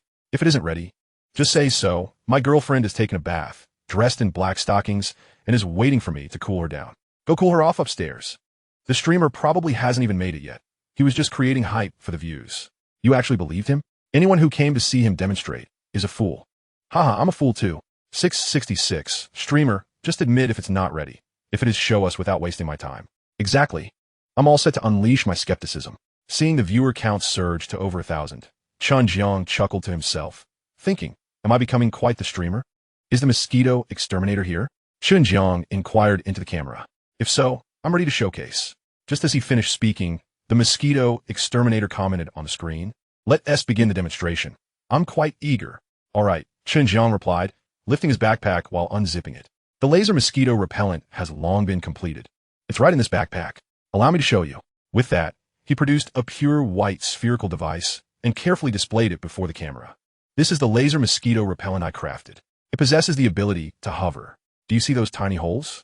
Each hole can emit a laser. Once activated, this device can autonomously lock onto targets in a 360-degree radius and launch laser strikes. With it, you need not fear mosquito disturbances. It will become the nemesis of mosquitoes. Moreover, its attack frequency and laser power can be adjusted via an app on your phone. Even with 1,000 mosquitoes, they can be eradicated in under a minute. How about that? Impressive, isn't it? Chapter 26, don't believe it, huh? Next, I will utilize the laser mosquito repellent to annihilate the mosquitoes.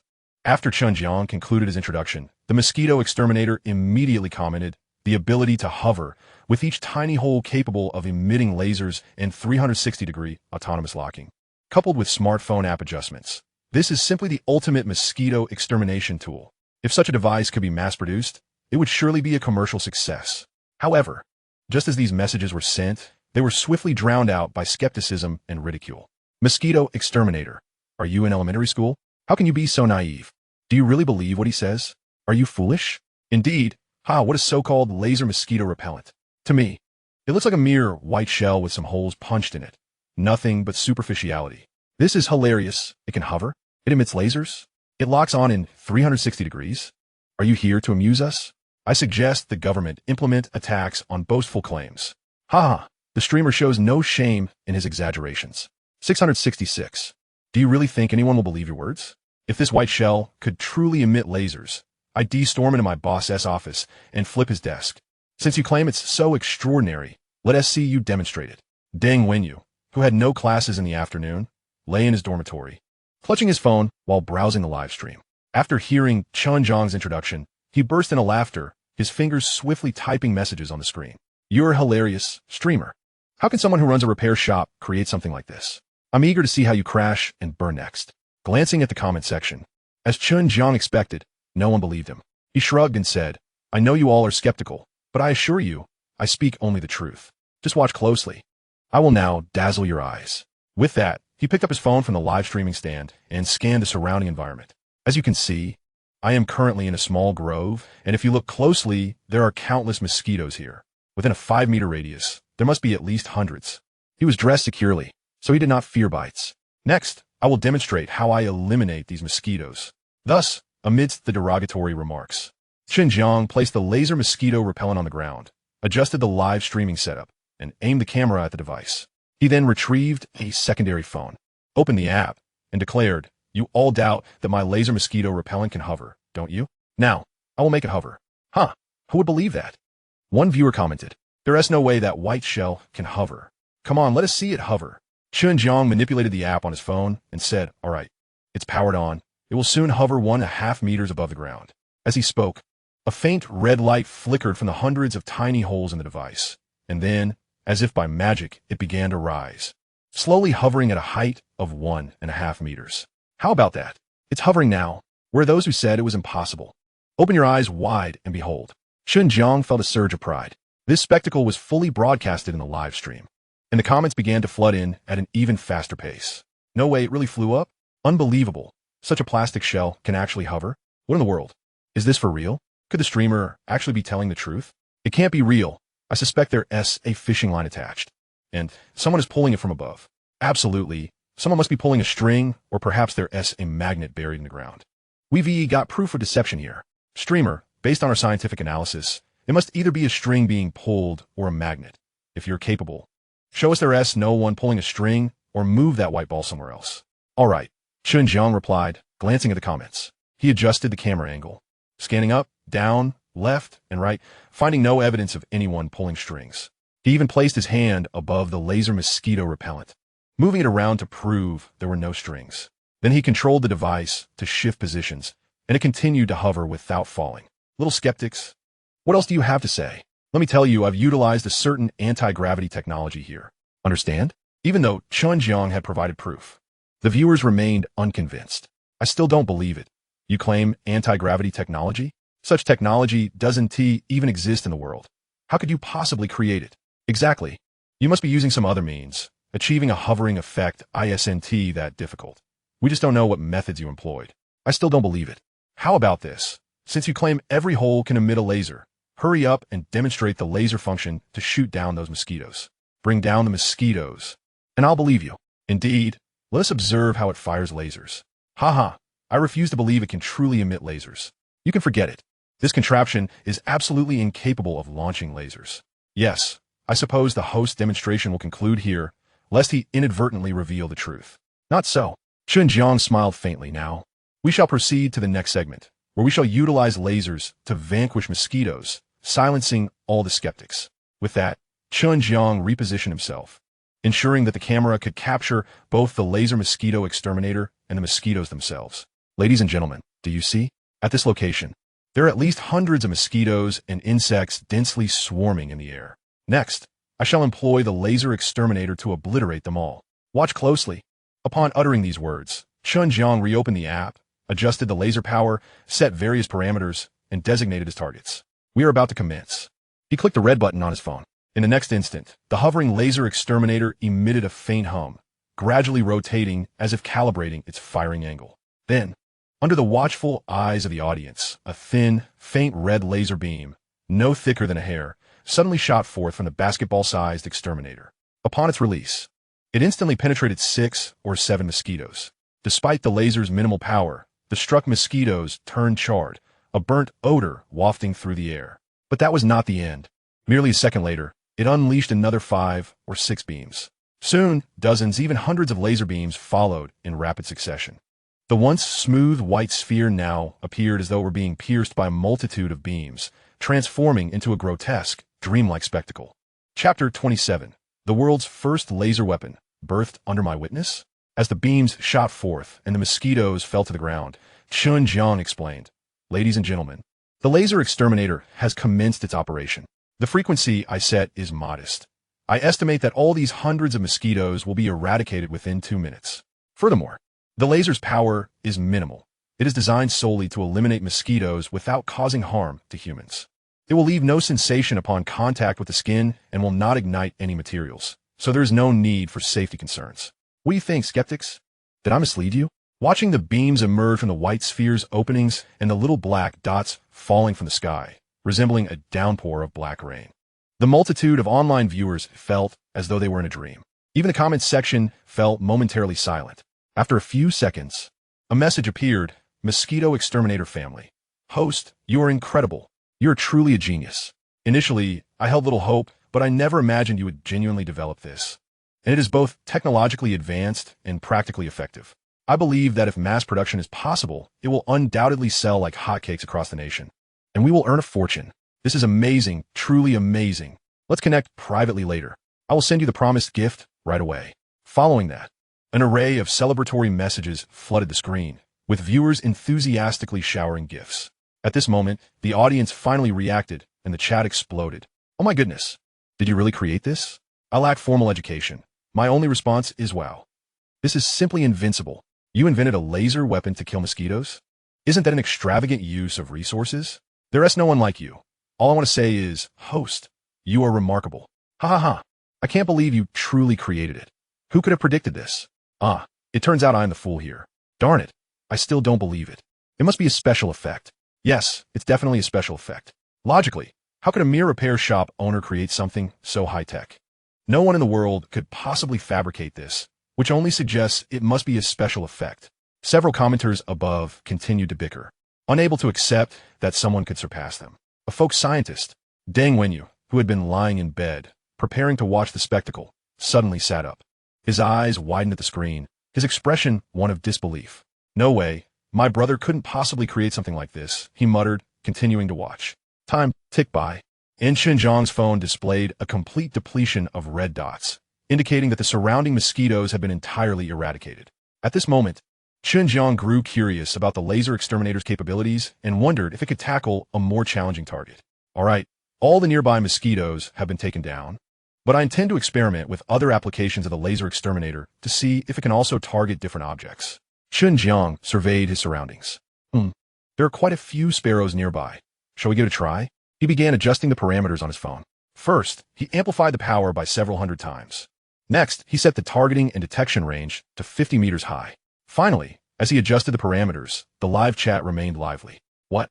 You intend to use that to shoot sparrows? Are you joking?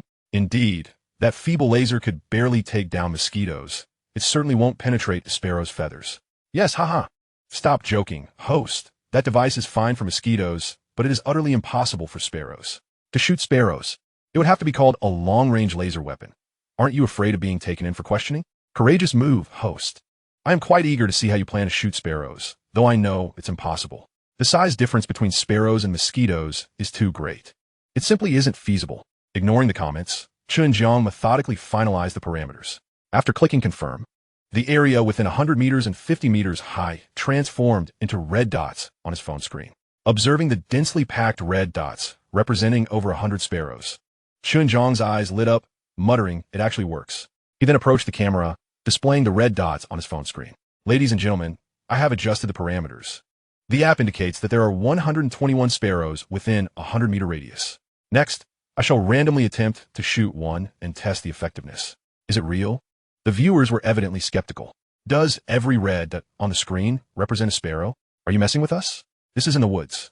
How could that basketball-sized white sphere detect all the sparrows within 100 meters? What is the operational principle here? Fine, give it a shot. If he can really knock down a sparrow, I will eat half a bag of dog food. For some reason, I feel like he might actually succeed. I'm a bit excited. Next, Chen Jiang aimed the camera toward the right front and spoke. There are 8 or 9 sparrows perched on a tree to my right front. I will attempt to shoot one down. With that, he tapped one of the red dots on the screen and then pressed the fire button. In the next instant, under the expectant and incredulous gazes of the audience, a laser beam, as thin as a toothpick, shot out from one of the sphere's openings, lasting less than a second. That laser precisely penetrated several leaves and struck one of the sparrows directly. In an instant, 5 or 6 sparrows were startled into flight, and the struck sparrow plummeted from the tree. Thud! It landed on the ground. Chen Jiang promptly picked it up and displayed it before the screen. Ladies and gentlemen, look. I successfully shot it down. All the viewers stared in shock at the nearly burnt sparrow. No way, you really shot it down? This is no ordinary mosquito exterminator. It's a genuine laser weapon. I can hardly fathom the implications. If this contraption were to become even more formidable, astounding, it could pierce through a sparrow, and if wielded against a person, would it not silence them in an instant? Hiss! The world's first laser weapon has come into existence before my very eyes. Streamer, is this its maximum power? Can it be increased further? Goodness, how intriguing. Chen Jiang glanced at the comments, a satisfied smile gracing his lips. My dear viewers, I shall now test the limits of this laser mosquito exterminator. Please allow me a moment to adjust the parameters. Meanwhile, in an office in the Eagle Sauce Nation, General MacArthur was listening to a report from his subordinates. General, our drones have penetrated 500 kilometers into Dragon Nation's airspace, conducting reconnaissance on the terrain. Currently, there are no signs of detection. This indicates that our new stealth technology has succeeded flawlessly. With Dragon Nation's current surveillance capabilities, they are utterly incapable of detecting us. Henceforth, we may traverse Dragon Nation's airspace at will. The diminutive Dragon Nation is easily manageable. Chapter 28. Is that an Eagle Sauce Nation fighter jet? Watch me bring it down. At last, Chen Jiang completed his parameter adjustments. He addressed the live stream. Dear viewers, I have cranked the power to its maximum. To be honest, I never anticipated it could be set this high. I am rather eager to witness its might. Furthermore, I tested its monitoring and locking range, which astonishingly can track all flying objects, as well as stationary ones, within a radius of 200 kilometers and at altitudes below 30,000 feet. This truly exceeds my expectations. When I crafted it, I adhered to high standards, yet I never imagined it would reach such heights. I believe it could take down not only sparrows, but even fighter jets. Huh? Are you jesting? Upon hearing his stated limits, the viewers in the live stream became restless. Don't joke around, streamer. Do you comprehend what a radius of 200 kilometers and 30,000 feet entails? Do you think this is a military-grade radar monitoring device? Laughable. With something the size of a basketball, you claim it can do such wonders? To bring down a fighter jet? That is quite the exaggeration. Surely, we can't be so ostentatious. It can eliminate mosquitoes and sparrows, which is already impressive, but to suggest it could down a fighter jet is a stretch. Exactly. I don't buy it. Folks, do not dismiss it. It truly can. Chen Jiang tapped his phone a few times, then directed the screen of his backup phone toward the live stream camera. Observe the small dots on my screen. All flying objects within the monitoring range are displayed here. The larger the red dot, the greater the size of the object, and the altitude increases correspondingly. For instance, the tiny red dots at the bottom may represent mosquitoes or insects, while the slightly larger red dots above could be sparrows or magpies. Continuing, Chen Jiang scrolled down the screen.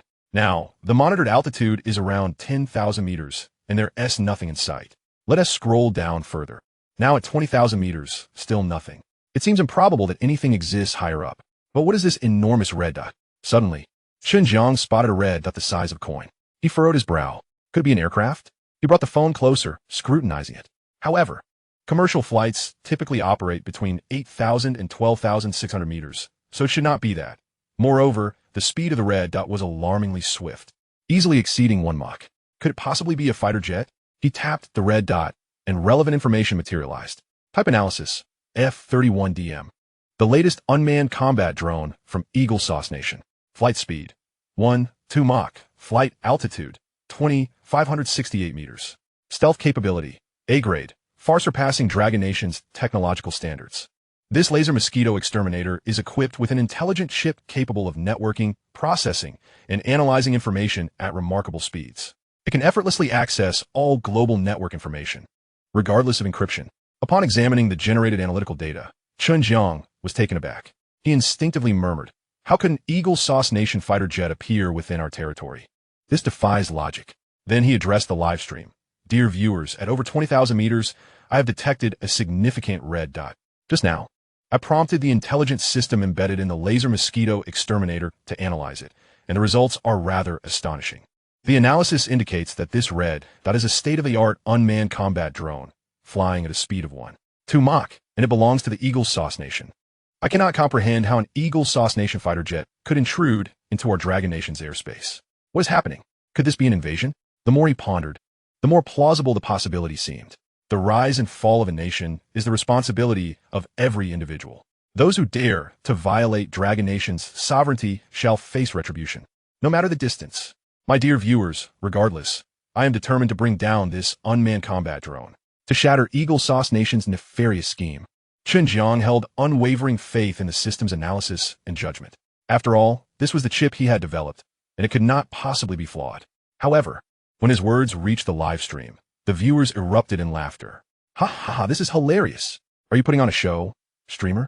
You would be a waste not to pursue acting. The next Oscar for Best Actor is surely yours. You're spewing nonsense again. First of all, that thing cannot monitor such a vast range. Secondly, even if it could, how would you know it's an Eagle Sauce fighter jet? With Dragon Nation's growing strength, do you truly believe Eagle Sauce would dare to fly their jets into our territory? Exactly, Eagle Sauce lacks the audacity. Had they ventured in, they would have been shot down long ago. Well, you certainly managed to entertain us with your theatrics. What kind of mindset leads to the conclusion that an Eagle Sauce fighter jet is invading? Ignoring the viewers' banter, Chen Jiang deftly maneuvered his fingers across the screen, swiftly locking onto the unmanned combat drone. Taking a deep breath, he gazed skyward and declared, "My dear viewers, for the safety of Dragon Nation, I shall activate the laser mosquito exterminator's maximum power to bring down that fighter jet in the sky. Prepare yourselves, for the ensuing spectacle will be nothing short of magnificent." He had calculated that the drone's position was situated above a farming region, ensuring minimal collateral damage upon its descent. In the dormitory of Jiangxing University of Science and Technology, laughter erupted. "Haha, this is killing me." Deng Wenyu chuckled uncontrollably, his hands slapping the bed. "Goodness, streamer, you are a true talent. You've concocted a story about Eagle Sauce fighter jets and intend to take one down with that thing? You genuinely think this is a laser weapon?" 666. The others in the dorm merely cast him a glance before resuming their activities, as they were engrossed in gaming. However, at the height of his amusement, Deng Wenyu's laughter abruptly ceased, his expression frozen in disbelief. What? How is this possible? Just moments ago, after Chen Jiang completed all adjustments on the app, the laser mosquito exterminator suddenly rotated and ascended, soaring to a height of several meters. In the blink of an eye, it trembled, and then a blood-red laser, about the thickness of a thumb, shot forth. Though not particularly wide, the laser was blinding, nearly illuminating half the sky in crimson. Could this be akin to cleaving the heavens? Chen Jiang mused, gazing at the laser beam that soared skyward, seemingly poised to bifurcate the world itself. Chapter 29. The Downing of the Aircraft. Those who dare to offend our Dragon Nation shall face retribution, no matter the distance. The speed of the laser beam was astonishing. In the blink of an eye, it pierced through the clouds, projecting outward for at least 30,000 meters. Subsequently, as the laser mosquito exterminator pivoted, the beam, stretching at least 30,000 meters in length, seemed poised to tear the heavens as it sliced through several clouds. Aimed directly at the rapidly soaring unmanned combat drone high above. In merely a second, the laser struck the drone. However, due to the fine width of the beam and the considerable distance, despite its formidable power, it failed to cleave the drone in two. Nevertheless, this was not the intent. The action was aimed at locking onto the target. Once locked, regardless of how the drone accelerated, the laser remained steadfastly affixed to it, and in mere moments, it penetrated the drone's exterior, subsequently damaging its internal components. Ultimately, the laser breached the drone entirely. Upon being penetrated, the drone's propulsion system faltered, emitting smoke and flames. Soon after, its engines extinguished, sending it spiraling downwards at an angle. Just moments ago, when the laser pierced the sky within a nearby office building, a bored customer service representative gazed out the window at the heavens. Suddenly, he beheld a beam of light shooting skyward. "Holy cow!" he exclaimed, his pupils dilating, his mouth agape, as if he could fit 4 eggs inside. "What the hell? Who are you messing with? Are you coming for me? I merely docked 500 from your salary. What do you intend to do about it?" His supervisor, overhearing the expletive, shot him a glare and pointed out the window. The supervisor frowned and looked outside. What the heck? In the streets below, amidst the bustling crowd, a young girl shrieked, nudging the uncle beside her. "Dear, look at that. Oh my goodness." The uncle stood frozen in disbelief. Such a spectacle unfolded across Jiang City, where thousands witnessed the terrifyingly brilliant red beam, each one rendered speechless, unaware of what had transpired. Meanwhile, 2 minutes prior, in the offices of the Eagle Nation, General MacArthur leisurely sipped coffee from his seat at the head of the table. An officer reported, "General, our unmanned combat drone has just traversed the entirety of the Dragon Nation's military bases, capturing terrain maps without a hint of detection. This indicates that our newly developed stealth coating can completely evade Dragon Nation sensors. The mission was a resounding success. Ha ha, splendid. MacArthur chuckled heartily. Have the capture terrain maps been sent over? Report, General. The imagery was captured using a high-focus camera, capable of taking thousands of high-definition shots per second. The data will be stored onboard the drone and can only be retrieved upon its return. Very well, we shall await its return. In the meantime, we should dispatch more drones to leisurely traverse their territory, documenting all their military bases. Relay my orders. Preparations for a celebratory banquet must commence for this evening. The vile Dragon Nation has finally been thoroughly ensnared. Ha ha ha. Yet, just as MacArthur's laughter reverberated, the previously reporting officer's expression froze, panic overtaking him as he exclaimed, "This is bad. Our unmanned combat drone seems to be under attack. The drone's propulsion is out of control, it's descending rapidly, and the signal has been lost." The four bads abruptly jolted everyone present from their reveries. Expressions stiffened in disbelief. MacArthur slammed his palm onto the table, splattering coffee everywhere. What in the world is happening? The operation was supposed to be a success. How could such a calamity arise? Have we been discovered? Have we been attacked only now? The accursed Dragon Nation. Damn it. Damn it. Damn it. The wretched Dragon Nation. F. F. F. MacArthur's veins throbbed with fury, on the verge of eruption. In Jiang City, within a small grove, the beam emitted by the laser mosquito exterminator had dissipated, the device now exhaling wisps of smoke. Meanwhile, on Chen Jiang's phone screen, a red dot, no larger than a coin, plummeted rapidly. Exhaling deeply, Chen Jiang smirked, a cold scoff escaping him. The diminutive Eagle Nation still dares to employ such trifling tactics to infringe upon our magnificent Dragon Nation.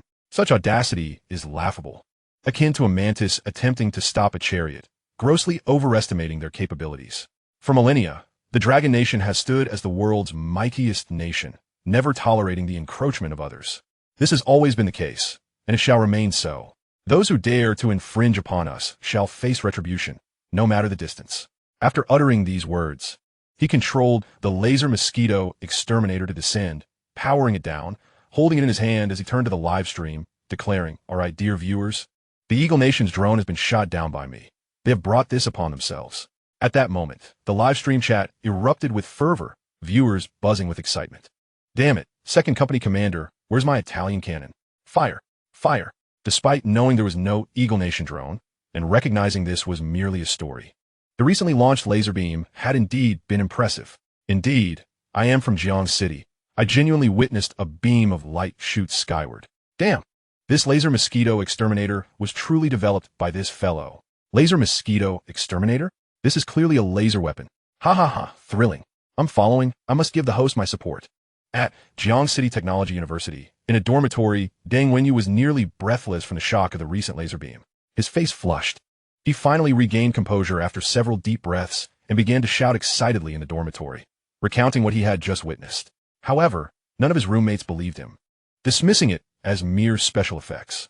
Yet he had seen it with his own eyes. He refused to believe it was simply an effect. Thus, he called his brother.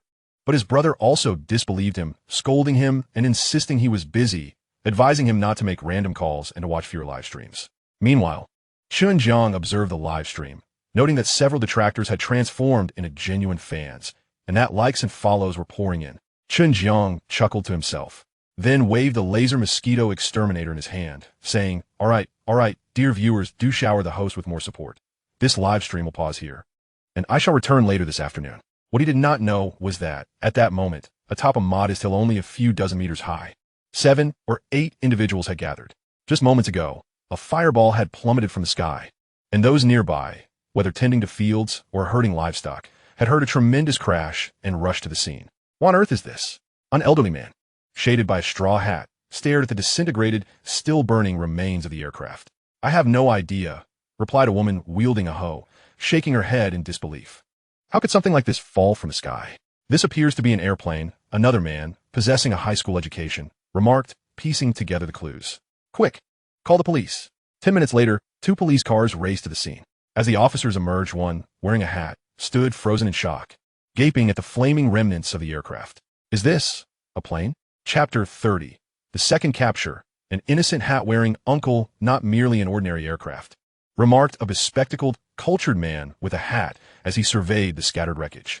It appears to resemble a type of combat aircraft. A combat aircraft? The nearby hat-wearing man blinked in surprise. Are you serious? Indeed, nodded the bespectacled man. Do not forget, I am a military veteran. I can confirm this is undoubtedly the wreckage of a fighter jet. He exhaled deeply and instructed, you all, quickly scout the surrounding area for any signs of the pilot. You must urgently contact the higher authorities to report this matter and simultaneously request them to notify the military. I sense that this situation is of grave importance. Within 10 minutes, the area had been cordoned off with a security perimeter. The military had also received notification, which was escalated through the ranks until it reached the command headquarters. Inside the headquarters, Deputy Commander Lu Guaning furrowed his brow tightly. Are you certain you have inquired thoroughly? Are you sure that during this time frame and at this location, no military exercises were taking place? Is it confirmed that no combat aircraft were on mission? And has any unit detected this fighter jet or attempted to engage it? Report, sir. All units have been consulted, and I can assure you that at that position and during that time, no aircraft were on duty, nor did any unit observe this fighter jet's presence or take action against it. Very well, I understand. Lu Guaning took a deep breath and promptly dispatched personnel to the scene for assessment, instructing them to report any updates immediately.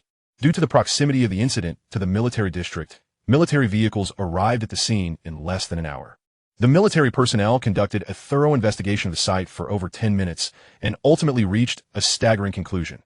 This fighter jet did not belong to any model of Long Country. Instead, it bore a striking resemblance to a new generation of unmanned combat drones recently developed by Eagle Sauce Country. The identification of several crucial electronic components and insignias further confirmed this to be the new generation of unmanned combat aircraft from Eagle Sauce Country. When this information reached Lu Guaning, he nearly believed he was hallucinating. After all, why would an unmanned aircraft from Eagle Sauce Country appear in the heart of Long Country? How could they remain completely oblivious? Was Long Country's monitoring system merely a facade? Fortuitously, this unmanned aircraft had fallen. Otherwise, they might have never discovered that an Eagle Sauce unmanned aircraft had infiltrated Long Country's territory. Furthermore, what had caused this unmanned aircraft to suddenly ignite and crash? Investigate. I demand a thorough inquiry, no matter the cost. I require prompt results. Lu Guaning nearly roared. The thought of an enemy aircraft appearing within their own territory, unbeknownst to them, sent chills down his spine. After issuing his orders, he convened an emergency meeting with numerous leaders of the military district and mandated that the entire military district immediately enter a state of readiness. Simultaneously, this matter was communicated to other military districts and the Ministry of Defense. In an instant, the entire Long Country mobilized in response, enveloped in a tense atmosphere that gripped the hearts of all military personnel. After the on-site investigation, the officer ended the call with a grave expression. He had inquired with several local residents, but alas, there were no leads. Just then, a man wearing a hat approached, saluting as he spoke. Comrade, over the past hour, we have received multiple reports. Numerous individuals witnessed a beam of laser shooting into the sky at the same time. According to eyewitness accounts, the location illuminated by that laser corresponds with the crash site of the fighter jet, and the timing aligns perfectly. The officer gasped in disbelief. Are you suggesting that this fighter jet was shot down by that laser? But that seems impossible. It's utterly inconceivable. After a moment of contemplation, he added, our military leadership has mandated that we uncover why this fighter jet appeared here and how it came to fall. Expedite the investigation into the source of that laser. Where did it originate, and who is responsible? It is imperative we establish the truth swiftly. Leave it to me, the man in the hat replied affirmatively, then immediately sought approval from his superiors and mobilized the police for a thorough investigation. It must be said that the police exhibited remarkable efficiency. Within less than an hour, they narrowed the suspicious area down to a copse of trees. Dozens of officers rushed into the grove. One officer stood at the spot where Chen Jiang had previously swatted mosquitoes, observing the ground littered with mosquito carcasses. He crouched down, picked up a handful for inspection, and then examined a nearby sparrow's corpse closely. After a moment, he frowned. The mosquitoes displayed signs of scorching, and it appeared the sparrow had also perished from some form of burning, resembling a laser. Subsequently, he contacted the technical department. Have you managed to retrieve the surveillance footage? A female voice responded, Captain Wang, we have identified a suspicious young man. After image comparison, we found that his name is Chen Jiang, residing at a rental address, and he operates a repair shop. Understood.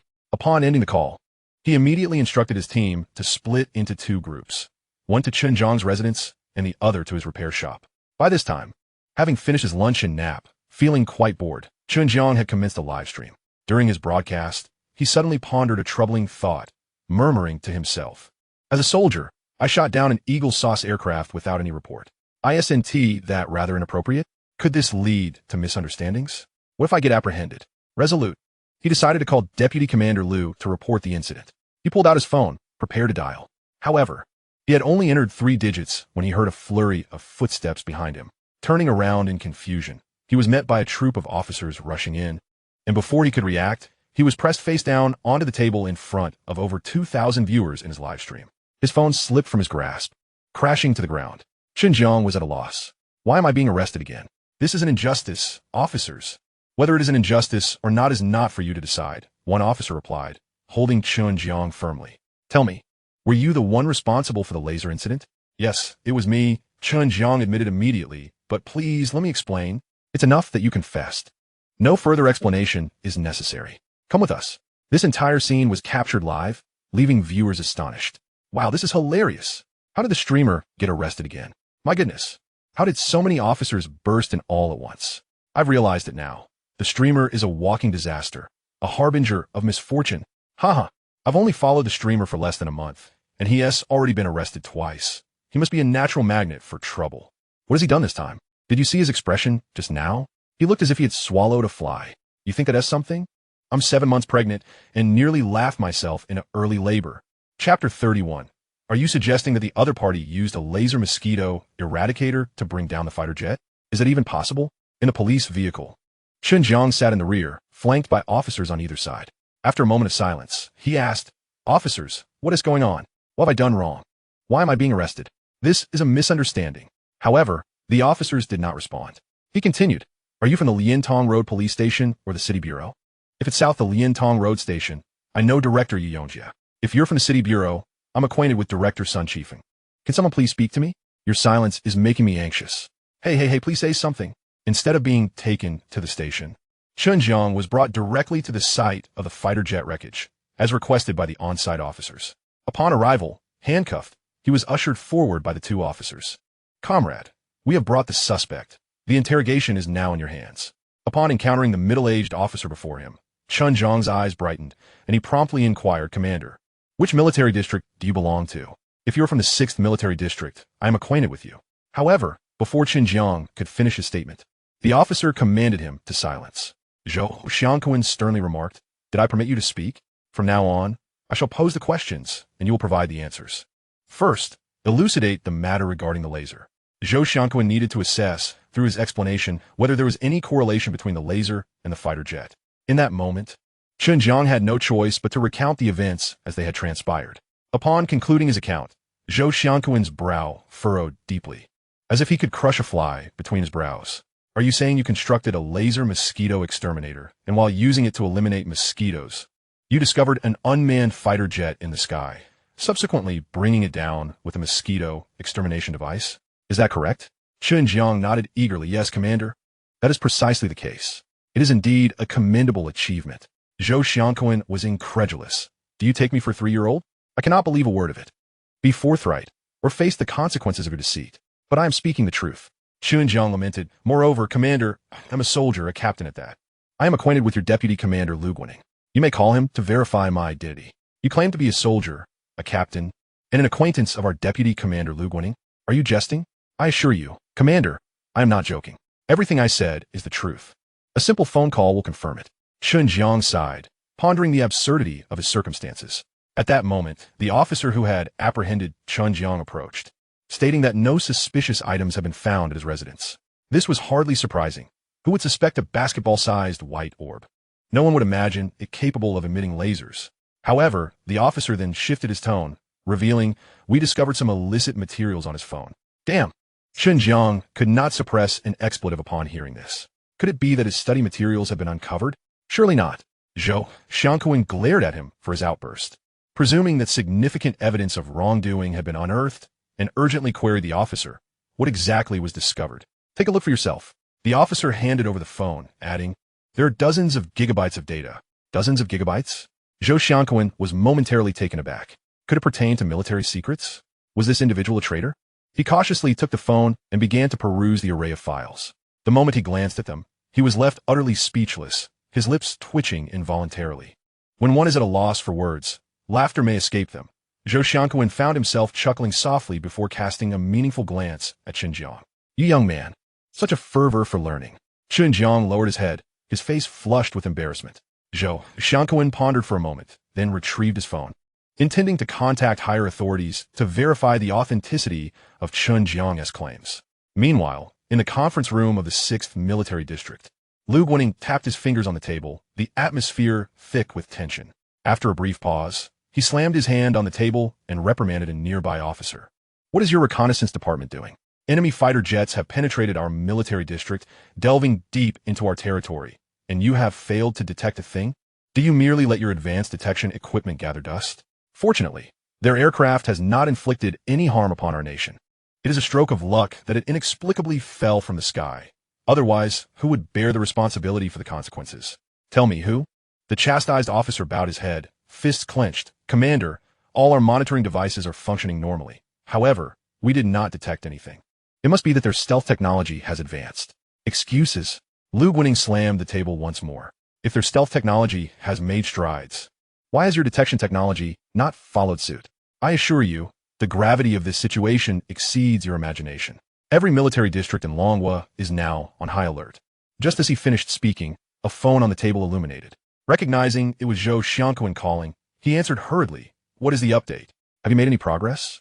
Zhou Xiangquan replied, Sir, we have apprehended a suspect who claims he shot down the fighter jet. What? Lu Guaning's pupils dilated, anxiously demanding, clarify. Yes, sir. He states that he invented a laser mosquito exterminator, and after eliminating mosquitoes, he spotted an unmanned aircraft at an altitude of over 20,000 meters.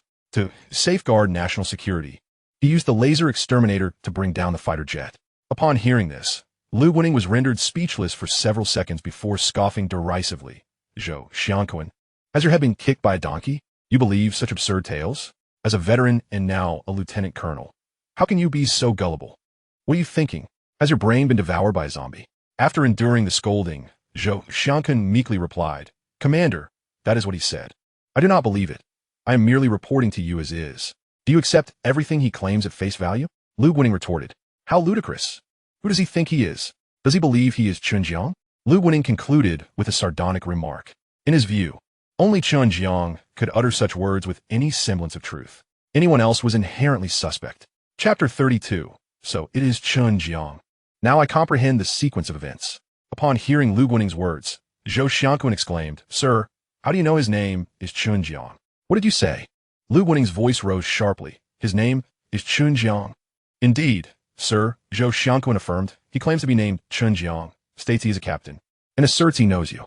However, this is clearly nonsense. He is not being truthful. I believe it is you who is speaking nonsense and lacking honesty. Lu Guaning countered abruptly, leaving Zhou Xiangquan utterly bewildered. He continued, So, is Chen Jiang. Now I comprehend the sequence of events. I understand what has transpired. Huh? Zhou Xiangquan queried, puzzled. What is the sequence of events? He could not fathom how the commander had suddenly come to clarity. Lu Guaning explained, It is quite simple. Chen Jiang developed a laser mosquito exterminator, and after using it, he detected the American drone in the sky, subsequently shooting it down with the exterminator. Do you understand? Zhou Xiangquan opened his mouth, his expression one of utter confusion, his thoughts racing. But I just said that. Did you not declare that my head had been kicked by a donkey? Did you not insist it was impossible? Did you not scold me for it? How can you now assert that this is the explanation? What is going on? But you claimed such things were absurd, that he was merely babbling. He protested. Why do you now believe him? In response to his inquiries, Lu Guaning enunciated each word, because he is Chen Jiang. His words are not to be doubted. Now, put me in contact with Chen Jiang. Yes, sir. Zhou Xiangquan complied, swallowing hard as he cast a complex look at Chen Jiang before handing him the phone. The commander wishes to speak with you. Very well. Chen Jiang smiled, accepting the phone. Hello, Commander. Indeed, it is you, Chen Jiang. Lu Guaning chuckled heartily, exclaiming, The flood has swept through the Dragon King's temple. It appears this matter pertains to you. Could you elucidate the details? Certainly, Chief, Chen Jiang replied, proceeding to elaborate on the situation. Upon hearing the account, Lu Guaning's previously anxious heart was finally set at ease. With a renewed smile, he remarked, You rascal. Every endeavor you undertake seems to create such a tremendous uproar. I must inform you, this incident has stirred every military district across our Dragon Nation. Nevertheless, we owe you a debt of gratitude. Without your intervention, That unmanned combat aircraft would have traversed our entire territory undetected.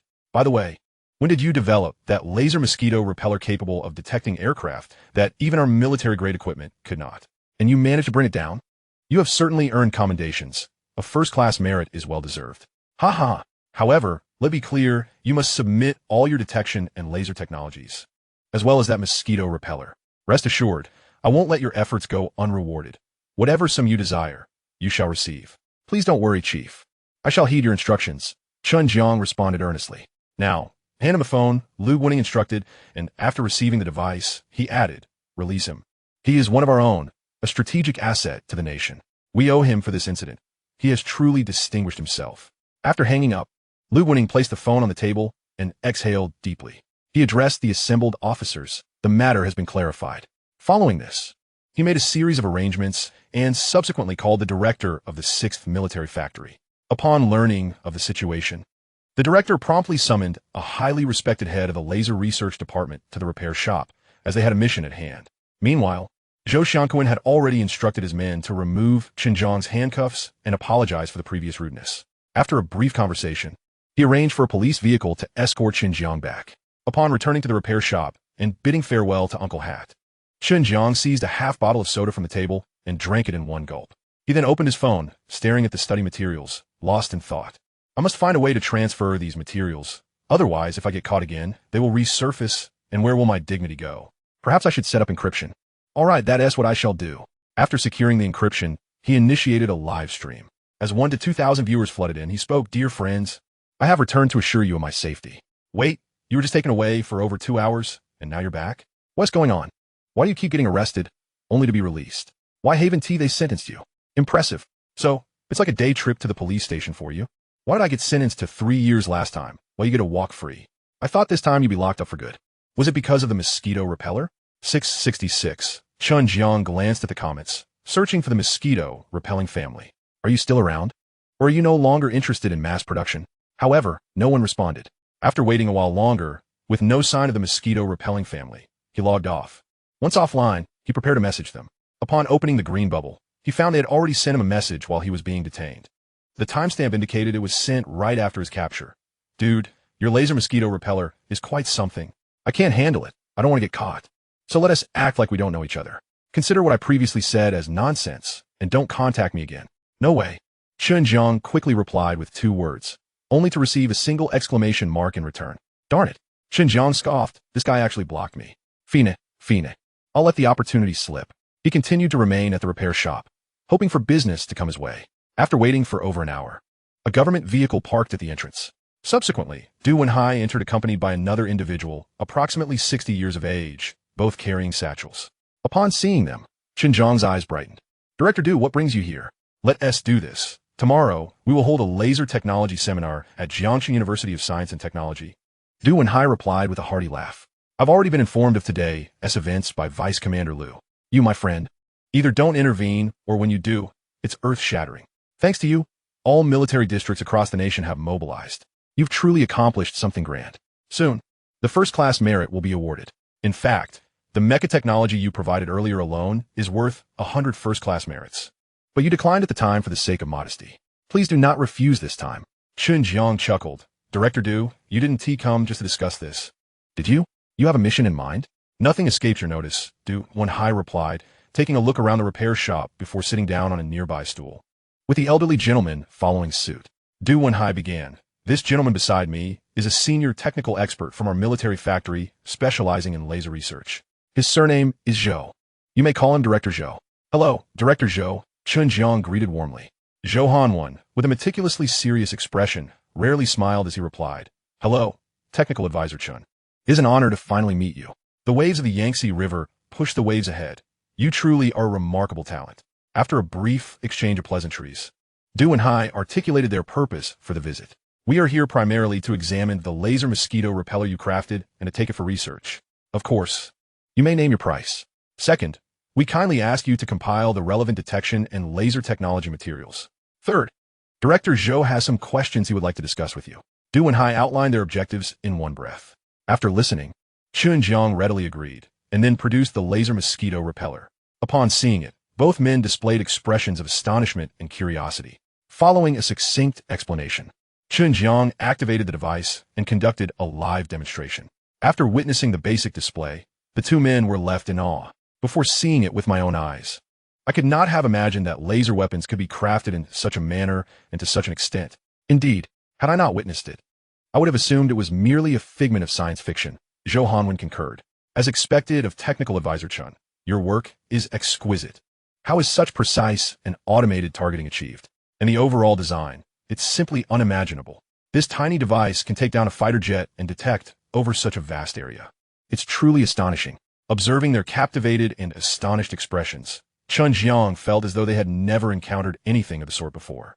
Once they had meticulously examined the device and understood its functions, Chen Jiang stated, "Let us settle on a price of 3 million for this device to your military factory." Such a low price? Du Wenhai was taken aback, believing the device to be worth at least several billion.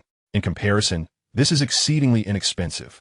Of course, I'm also the chief advisor for the military factory. Selling to one of my own is merely a matter of collecting a modest fee for meals. However, do not forget my 30% profit from subsequent mass production. Rest assured, I won't forget, Du Wenhai assured him. Furthermore, Chen Jiang continued, I will provide the relevant technical materials within a week. As for discussing technical issues with Director Zhou, I must admit that the related technologies are quite complex. Chen Jiang glanced at the darkening sky and remarked, how about this? The hour is getting late, and I shall treat you all to dinner. Over the next few days. Any day will suffice. Perhaps Director Zhou could bring along more individuals from relevant fields, and we can find a lecture hall or a conference room. I will allocate half a day for us to engage in discussion. What do you think? That is a splendid idea, Du Wenhai responded, turning to Zhou Hanwen. What is your opinion? Zhou Hanwen nodded in agreement. Then we shall heed President Chen's guidance. I will invite some of our factory's research personnel, as well as a few of my students, so we can explore this together. It will be far more beneficial. Very well, it's settled then. What would you both like to eat tonight? It's on me. Du Wenhai did not refuse Chen Jiang's generous offer. Thus, the three of them dined together at a restaurant. During the meal, Zhou Hanwen proposed that they hold the discussion on learning technology at the lecture hall of Jiangxing University of Science and Technology, scheduling it for the following day. Chen Jiang concurred. After dinner, Chen Jiang returned home and, upon arrival, received a transfer of 3 million. Du Wenhai and Zhou Hanwen, under the guidance of their driver, made their way back. On the road, Zhou Hanwen sent a message to his research group, informing them about the upcoming technical learning session. He then called Professor Gao Mingyuan of Jiangxing University of Science and Technology. Once connected, he said, Xiao Gao, I plan to host a seminar on laser science and technology applications at your university tomorrow. I will bring our research team along. And I must emphasize that the principal speaker will be the chief technical advisor from our 6th military factory. His expertise in the field of lasers surpasses mine by 100-fold. Please reserve the lecture hall for us. We will arrive before 9 a.m. It is imperative that this is arranged properly. Gao Mingyuan, who had recently encountered some challenges in his laser research, had long desired to consult his former mentor, Zhou Hanwen, but hesitated due to concerns of imposing. He was thrilled to learn that his mentor would be hosting a seminar, especially with the chief technical advisor from the 6th military factory in attendance. The notion that this advisor's expertise far exceeded his mentor's sparked both excitement and curiosity within him. He readily assured that he would ensure everything was in order. After ending the call, he glanced at Deng Haoyan, who was still busy conducting experiments, along with Su Xiaowei and several other students. Clapping his hands, he announced, tomorrow, my esteemed mentor, Zhou Hanwen, will hold a seminar on the field of lasers at our university. Notable experts in the laser domain will be present. I must inform you that the chief technical advisor from the 6th military factory will be the main speaker. Everyone must be in lecture hall No. 5 by 8:30 a.m. This is an exceptional opportunity for you to acquire cutting-edge knowledge. Bring your notebooks and pay close attention. Upon hearing this, a wave of exhilaration swept through the group. For them, this was a golden opportunity for learning and advancement, as well as a chance to meet industry leaders. A prospect they had long yearned for. This is wonderful, Su Xiaowei exclaimed, her face lighting up with anticipation and a hint of astonishment at the fact that the main speaker was the chief technical advisor from the 6th military factory. She was well aware of the high caliber associated with such a position, at least equivalent to that of an academician. Individuals of such stature were among the world's foremost scientists, people with whom she would seldom have the chance to converse. The thought of discussing scientific matters with such an esteemed figure filled her with excitement. Chapter 34. Chen Jiang, what brings you here? Are you here to pester me? The following morning, before 8 o'clock, Chen Jiang arrived at Jiangxing University of Science and Technology, the most renowned 211 university in Jiangxing. Although it was located in the same university town as his Polytechnic University, he had never set foot inside. Thus, he took this opportunity to stroll around and appreciate the university's charm. It must be said, universities truly live up to their reputation, with an abundance of beautiful young women. In his Polytechnic University, only 1 in 4 students was female, whereas here, it seemed that 1 in 2 was. Furthermore, they all possessed striking beauty, leaving him momentarily dazzled. He sighed as his gaze lingered on a tall girl in white socks, reflecting on how he had never considered pursuing a relationship during his university days. The allure of black, white, and patterned stockings was undeniable, yet regrettably, it was too late to dwell on past choices. However, he felt no concern for future romantic endeavors. Though he may not resemble a youthful heartthrob, he certainly fell into the category of attractive men. Given his current status, what beautiful women could he not attract? As he walked, taking in the sights, he eventually arrived at the cafeteria, where he had a simple breakfast. Afterward, he wandered around the university for a while before settling on a bench by the artificial lake. Gazing at the shimmering water and the long legs of passers-by, his spirits lifted. Meanwhile, having just finished breakfast, Su Xiaowei and her senior were also strolling by the lake. Senior, we will soon meet the industry veterans. I feel both nervous and excited. Are you nervous? Su Xiaowei, dressed in a JK uniform and carrying a small pink backpack, walked with a slight bounce. Her gaze slightly lifted as she looked at Deng Haoyan. Her eyes revealed a hint of a yearning for romance. However, Deng Haoyan regarded her with an innocent and naive expression. Sister, to say I am not excited would be false. To claim I am not nervous would also be untrue. Although I am now in my 2nd year of graduate studies, I have yet to interact with someone of the advisor's stature. Having only seen him from a great distance once, I never imagined I would have the opportunity to discuss relevant technical issues with him in the same lecture hall today. This is indeed a great honor for us students. It will also shine brightly on our resumes in the future. They preferred to address each other as senior and junior, rather than the more formal terms. After a brief pause, Deng Haoyan added, I recall that the 6th military factory hasn't had a chief advisor for quite some time. This one must have recently assumed the position. I'm curious who this esteemed individual might be. Perhaps someone from the Academy of Sciences, Su Xiaowei speculated. In any case, once we arrive, we should approach it with humility and a willingness to learn. If we can leave even a slight impression on the chief advisor, that will be even better. Indeed, Junior, Su Xiaowei nodded. If the chief advisor poses any questions or seeks interaction, we must be proactive. Not only will this leave a favorable impression on him, but it will also bring honor to our mentor. Suddenly, Su Xiaowei's words trailed off as she caught sight of Chen Jiang seated on a bench ahead, unable to suppress a soft gasp. Is that him? Noticing the unexpected expression on Su Xiaowei's face, Deng Haoyan turned to look at Chen Jiang, inquiring, who is he? Su Xiaowei's expression shifted to one of annoyance. He's the person my father set me up with for a blind date from the Polytechnic University. I can't believe he followed me here. Some things need to be made clear. She felt certain that Chen Jiang had pursued her due to her looks, and she despised being pursued by someone she had no interest in. With determination, she strode over to Chen Jiang. Standing before him with an air of indignation and a questioning tone, Chen Jiang, what are you doing at our school? Upon hearing her words, Chen Jiang's face revealed surprise and astonishment as he looked up. He hadn't anticipated that the person standing before him would be the self-assured Su Xiaowei. Before he could respond, she continued, are you here to pester me? I didn't directly refuse you before out of consideration, fearing it might hurt your feelings. But since you followed me to school, let me make it clear, we're not suited for each other, and I already have someone I like. Please do not pursue me any further. Chen Jiang furrowed his brow, pondering to himself, is this woman out of her mind? Is she not just the epitome of an average woman? When did I ever imply that I came here to pursue you? Why the self-aggrandizement? He took a deep breath and spoke. Is this university owned by your family? Why should I not be here? And who told you that I came here to chase after you? Can you please refrain from being so presumptuous? Su Xiaowei let out a cold laugh, seemingly feeling that she had already seen through Chen Jiang. Not long ago, we had just gone on a blind date. And then you appeared here, deliberately sitting in a position to create a chance encounter between us. You say you're not here to pursue me. Then what on earth are you doing? Chen Jiang was left speechless. He wanted to retort, but was interrupted by a young man who approached them. The youth scrutinized Chen Jiang from head to toe and, with an air of warning, said, Junior, since she doesn't fancy you, why are you shamelessly trying to cling to her? As a man, you ought to have some self-respect. Do you understand? Do not harass my junior sister any further. Upon hearing Deng Haoyan's words, Su Xiaowei even displayed a hint of gratitude on her face, softly uttering, thank you, senior brother. Meanwhile, Chen Jiang's lips twitched involuntarily.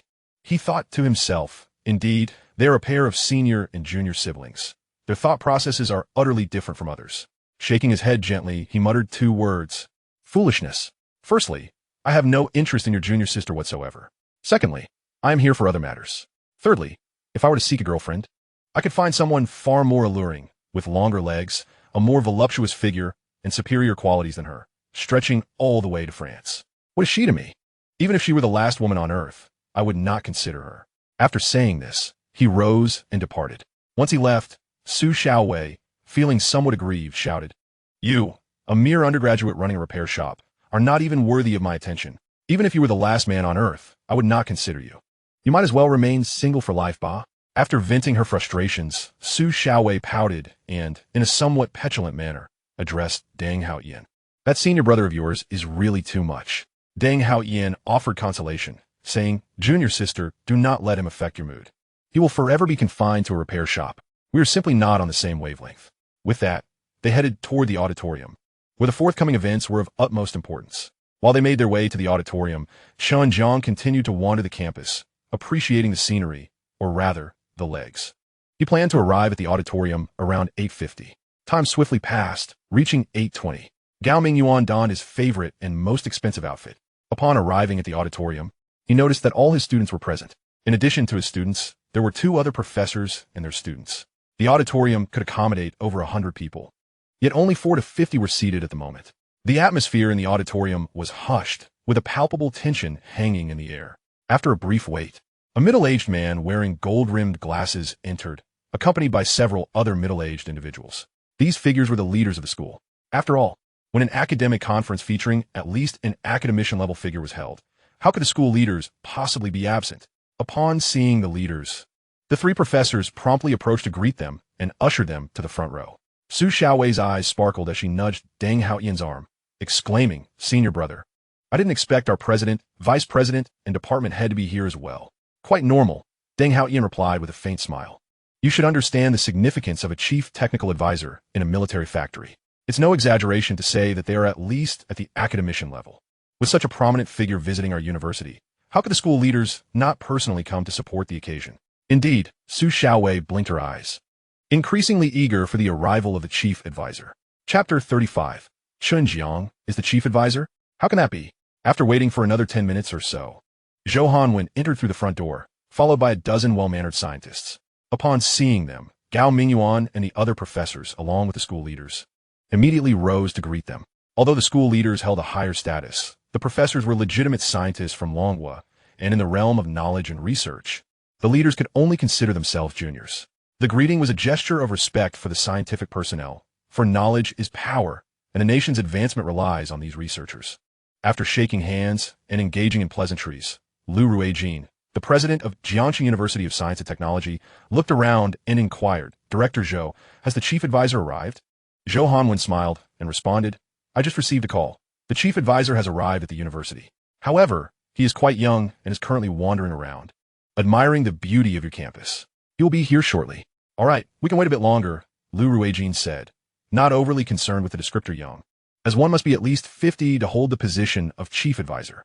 At that moment, Gao Mingyuan stepped forward greeting, Teacher, it has been a long time. Indeed, it has been a while, Xiao Gao.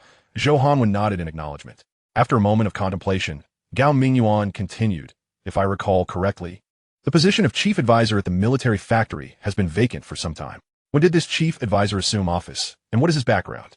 Could you enlighten us? It would be beneficial for us to familiarize ourselves beforehand.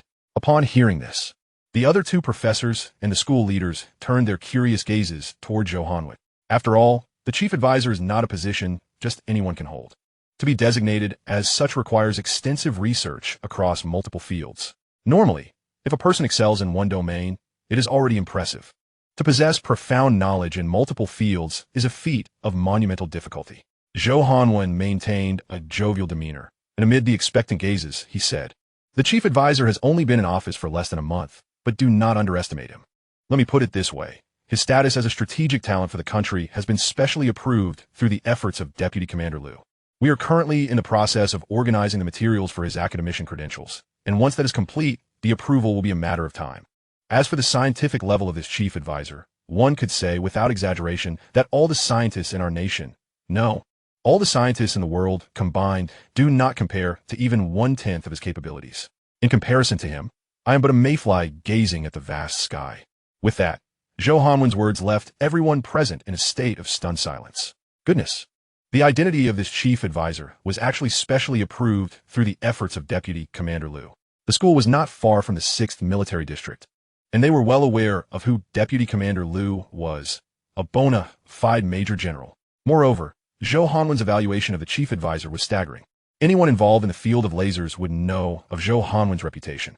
For him to claim that all the scientists in the world combined could not measure up to the chief advisor, and to say he viewed the chief advisor as a mayfly gazing at the sky, what audacious words these were.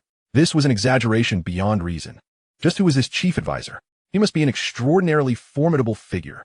Instantly, everyone's expectations of the chief advisor soared to unprecedented heights, and his image in their minds reached its zenith. They all expressed their astonishment and admiration.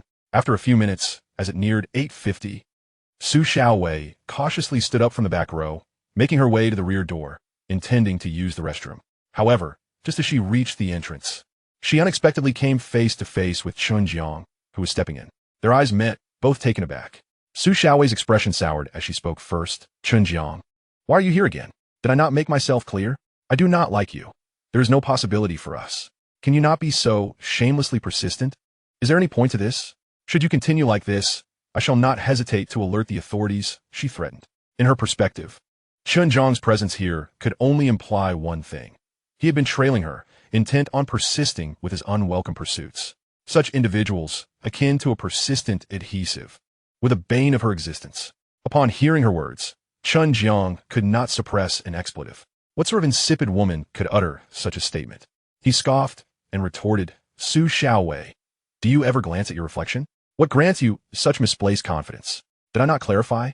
I harbor no interest in you whatsoever. What do you mean by entanglement? You think you are worthy of it? Excuses, Su Xiaowei de plaive. If you are not here to pursue me, then what is your purpose? I am here to attend the seminar. Chen Jiang replied candidly. You attending a seminar? Su Xiaowei laughed derisively, her face a mask of disdain. Spare me the jest. A mere mechanic like you attending a seminar? What would you possibly comprehend? Chen Jiang rolled his eyes, disinterested in further discourse with her. His gaze shifted to the venue. At that moment, Zhou Hanwen inadvertently spotted Chen Jiang standing by the back door. He quickly alerted those around him. The chief instructor has arrived. With that, he made his way towards the back door. Others followed, albeit with confusion, for only a young man and woman stood there. Where was the chief instructor? As Zhou Hanwen approached, Chen Jiang offered a slight smile, circumventing the obstruction of Su Xiaowei, and spoke nonchalantly, Director Zhou. Zhou Hanwen beamed, bowing slightly as he extended his hand. Ah, chief instructor, we have eagerly awaited your arrival. Without you, we would feel quite uncomfortable taking our seats. Witnessing Zhou Hanwen's deference toward a man barely in his 20s, addressing him as chief instructor, left everyone astounded, unable to believe their eyes. After all, how could a chief instructor possibly be so young? Was there a misunderstanding? Is this truly our chief instructor? So youthful? Principal Liu Ruijin inquired of the vice principal beside him. The vice principal, equally bewildered, could only respond ambiguously. It seems so. After all, Director Zhou addressed him as such. The murmurs of disbelief rippled through the crowd. Is this for real? He appears far too young. After exchanging pleasantries with Chen Jiang, Zhou Hanwen turned to the others and announced, Everyone, why do you remain idle? This young man is none other than the chief instructor of our 6th military factory. Even our factory director refers to him as Teacher Chen, and Vice Commander Liu has proclaimed him to be the future of our nation. Even the highest echelons of authority have expressed a desire to meet him when their schedules permit, and have remarked that he is worth 3 generals. Boom! This proclamation reverberated in the minds of the crowd like a bombshell. They struggled to fathom the exalted opinions held by such influential figures regarding Chen Jiang. It was simply unfathomable. And yet, with Zhou Hanwen's clear declaration, even those who felt it impossible had no choice but to accept it. They immediately approached Chen Jiang, showering him with praise, extolling his youthful prowess, his role as a pillar of the nation, his exceptional talent, and the notion that the younger generation shall surpass the older, lavishing compliments as if they were drawing from a lifetime of learning. Chen Jiang, for his part, responded with humility and grace. Standing behind Chen Jiang, Su Xiaowei felt as though a thunderclap had struck her mind when Zhou Hanwen referred to him as chief instructor and shook his hand. Her thoughts blanked for several seconds, and she felt dizzy. Upon regaining her senses, she repeatedly insisted to herself that there must be a mistake. Yet, after Zhou Hanwen's grand introduction of Chen Jiang, she felt as if she had been struck by lightning, her pupils contracting, breath momentarily forgotten. She swallowed hard, her face growing numb. Her dry lips parted slightly in disbelief. How could this be possible? Chapter 36. Can you modify my old man's vehicle? She was utterly dumbfounded, unable to comprehend or accept the transformation. How could a mere mechanic and undergraduate suddenly become the chief instructor, revered by her mentor, industry magnates, and school leaders? This shift in identity was simply too drastic, bordering on the absurd. Even her need to relieve herself was forcefully suppressed. Her complexion flushed, crimson creeping to her ears and neck.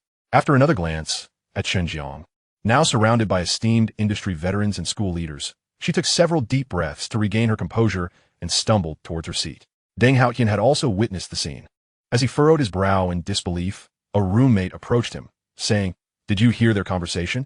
Who would have thought the chief instructor of the military factory would be younger than us? What a genius to attain such a position." "Hi, Lao Zeng. Why are you so quiet?" Deng Haotian's muscles twitched. He felt as though he had plunged into an icy abyss, cold and hollow. Upon seeing Su Xiaowei return, he fixed her with a furious stare, his face flushed as he demanded, "Junior sister, what is going on? You said he was just a mechanic. You said he was merely an undergraduate. How did he suddenly become the chief instructor? You've ruined me. Do you understand?"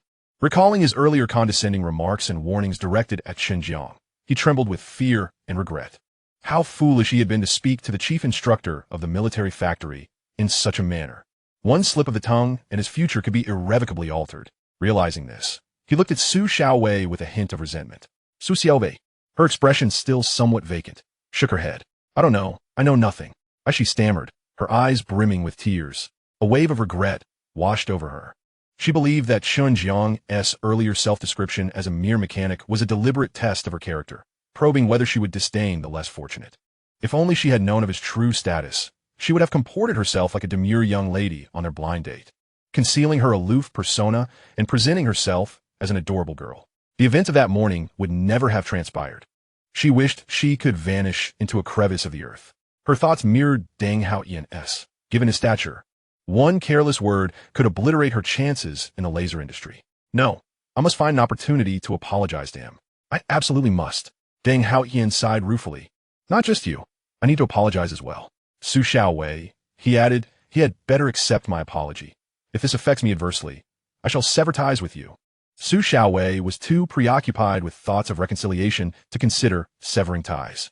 She gazed intently at Chen Jiang, who occupied the central position in the front row. Her heart a tumult of emotions. It's all my father's fault. If he had informed me of Chen Jiang's status earlier, I would not have behaved so inappropriately. It's all my father's fault. All my father's fault, she thought, consumed by her self-reproach.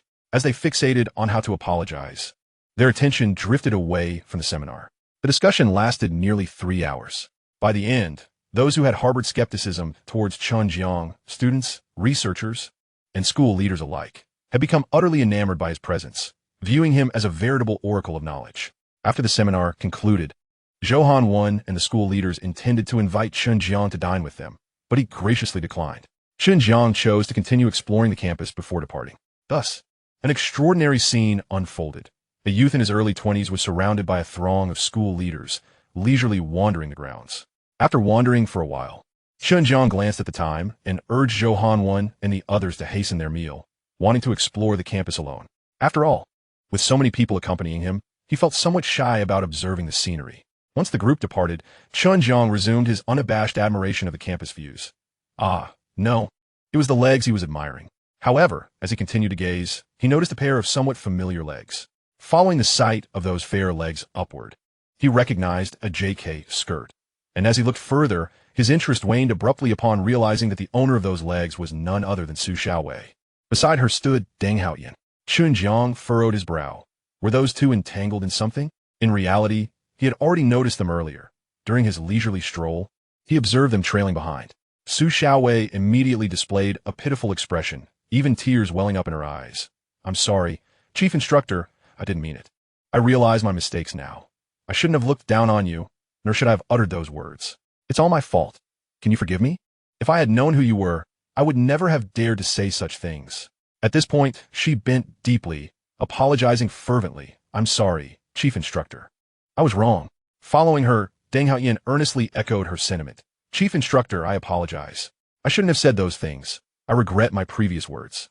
I hope you can find it in your heart to forgive us. Observing their anxious demeanor and the sincerity in their expressions, Chen Jiang chuckled. You both are overthinking. I haven't taken it to heart. Let be. Given Chen Jiang's current status and identity, it was beneath him to hold grudges against mere students. They simply did not occupy the same echelon. However, just as Chen Jiang was about to leave, a young man approached him. Bro, the youth exclaimed, his expression shifting to one of surprise. Hey, streamer, what are you doing here? You know me? Chen Jiang inquired of Deng Wenyu. He nodded affirmatively, of course. I've been following your live streams and even donated over $10. By the way, that mosquito zapper you showcased is truly impressive. I'm in awe. He then turned to Deng Haoyan. Bro, this is the amazing streamer I told you about. Deng Haoyan paused, taken aback, and then shot Deng Wenyu a glare. Why didn't you tell me sooner? I did. You just didn't believe me, Deng Wenyu shrugged. Chen Jiang merely smiled and departed. After leaving, he went directly to the repair shop. After waiting all afternoon without a single customer, just as he was about to close up, a man arrived to repair a razor, for which he charged 5 yuan. In the subsequent days, Chen Jiang either organized technical documents in the repair shop or went fishing, enjoying a leisurely and delightful pace of life. He cherished this rhythm. Once he had organized the technical materials, he transmitted them securely to Du Wenhai. Upon reviewing them, Du Wenhai was elated, as the previous mech technology documentation had already been under rigorous study. Now, he had more work to delve into. After a cursory glance, he made a phone call, summoning Hu Jiong, who was responsible for the individual armed research team, to his office. Upon whose arrival, Du Wenhai immediately reprimanded him. Yesterday, I reviewed your latest progress report. What has happened to your project group? Has the budget allocated to you evaporated? The research on individual armaments is not overly complex. Over a year has passed, and this is all you have produced? You better provide me with a satisfactory explanation. Hu Jiong lowered his head, weakly attempting to provide various excuses. He was met with another round of reprimands from Du Wenhai. Fine, I'll grant you one last 15 days. If there are no significant breakthroughs on the exoskeleton assist armor and the new combat firearms, you will see how I will penalize you. Now leave. After Hu departed, Du Wenhai contemplated whether to invite Chen Jiang to assist with the individual armaments project. After all, if he could construct mechs, he surely possessed knowledge of exoskeletons as well. Achoo! In the repair shop, Chen Jiang sneezed. Who is thinking of me? He then turned to the live stream chat. Just as an elderly man in a tricycle stopped abruptly at the entrance, an old man entered, asking, Young man, can you do modifications here? Chapter 37. The old man is truly something else. Upon hearing the voice, Chen Jiang turned. He saw a robust elderly man with a bushy beard and a fierce demeanor walk in. The impression he left on Chen Jiang could be summed up in one word: wild. Chen Jiang's heart leaped with excitement as he nodded. Indeed, I can perform modifications here. Not only modifications, but I also repair and manufacture. What would you like to modify? Young man, your confidence is commendable, Zheng Shuyuan mumbled, then turned around, pointing at the tricycle outside. I want to modify my beloved ride. Come out and see if it can be done. All right, Chen Jiang replied, grabbing his live streaming phone and following him outside.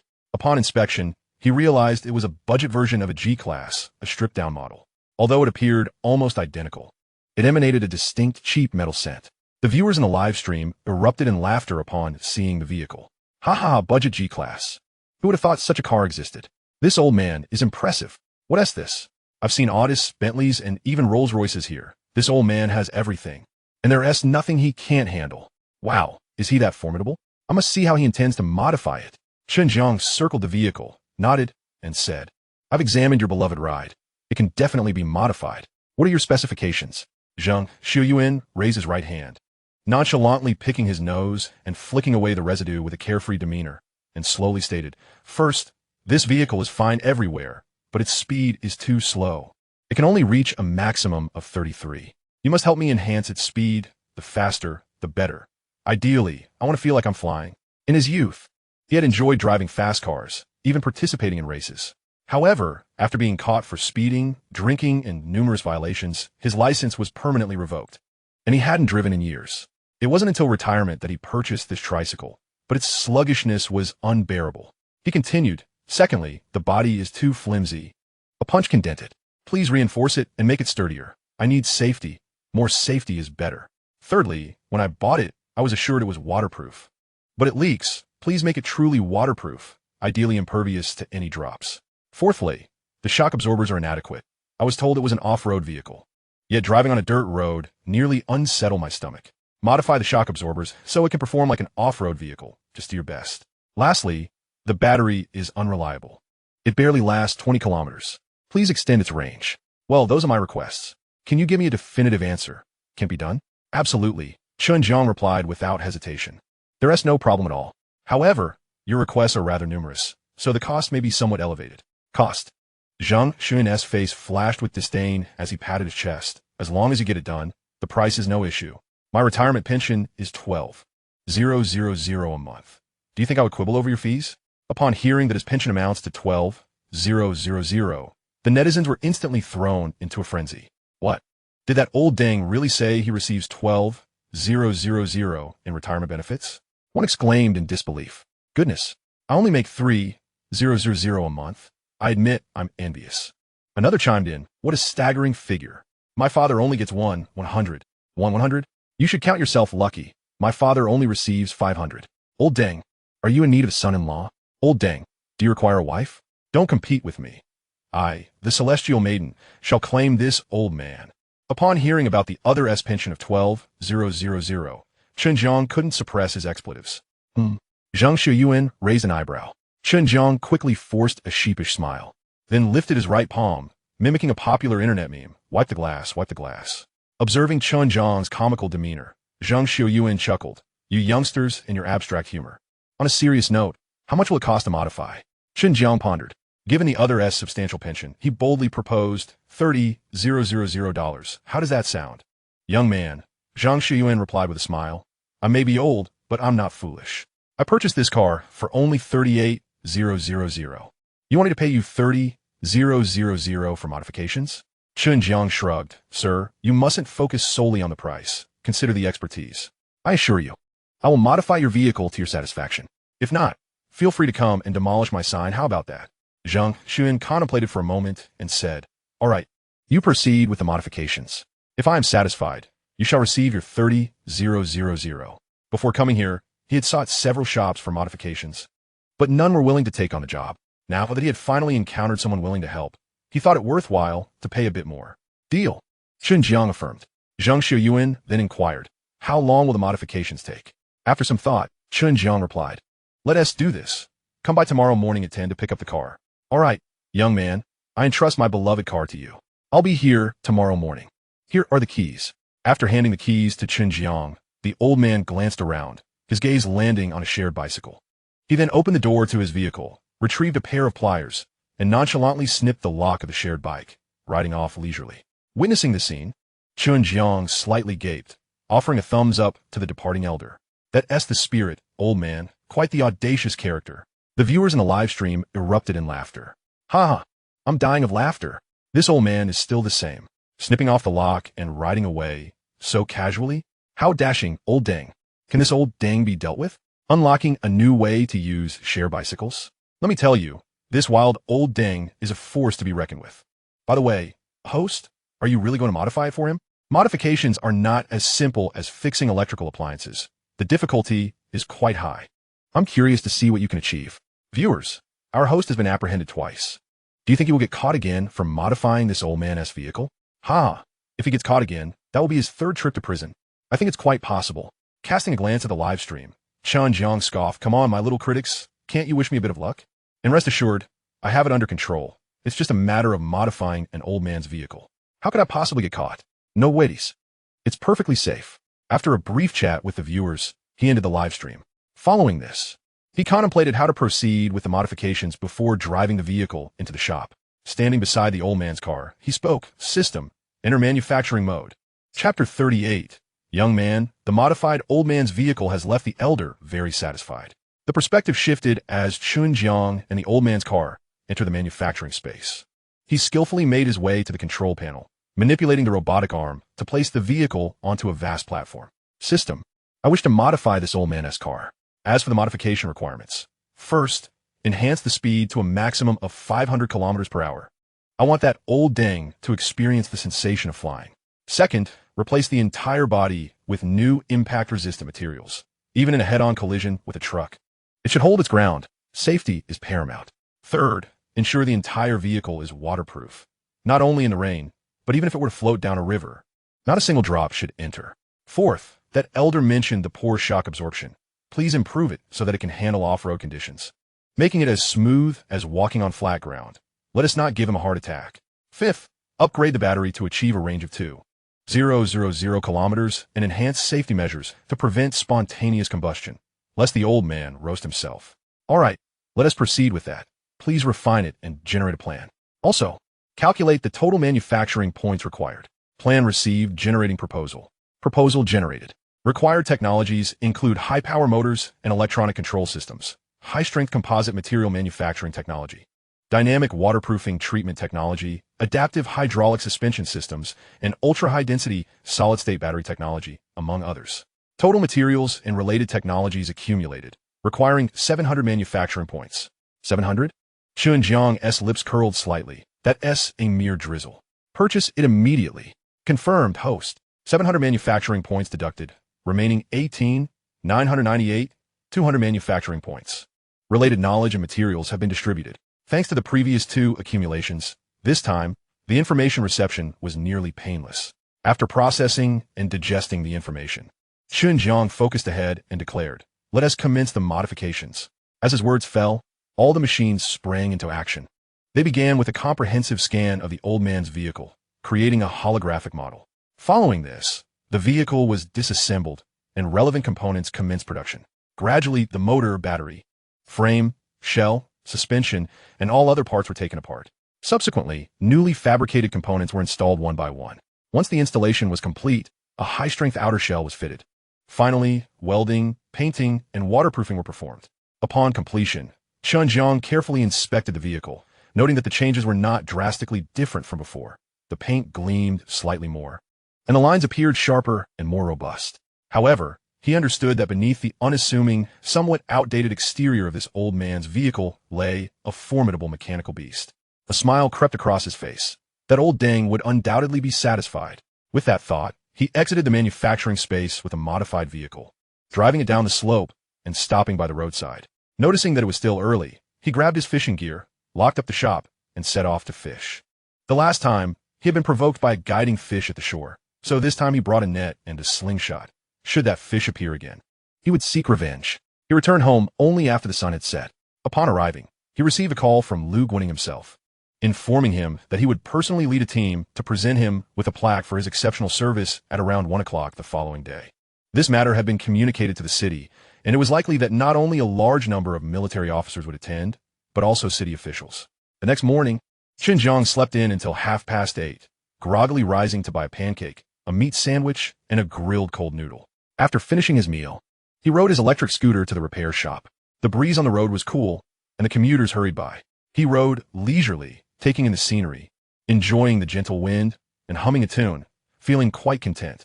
In contrast to his peers who toil away at mundane jobs post-graduation, he perceives this as the quintessence of life. This is what constitutes a truly normal existence. Upon arriving at the repair shop, he leisurely parked the electric vehicle aside and methodically opened the roll-up door. Once everything was in place, he intended to commence a live stream to greet his online audience.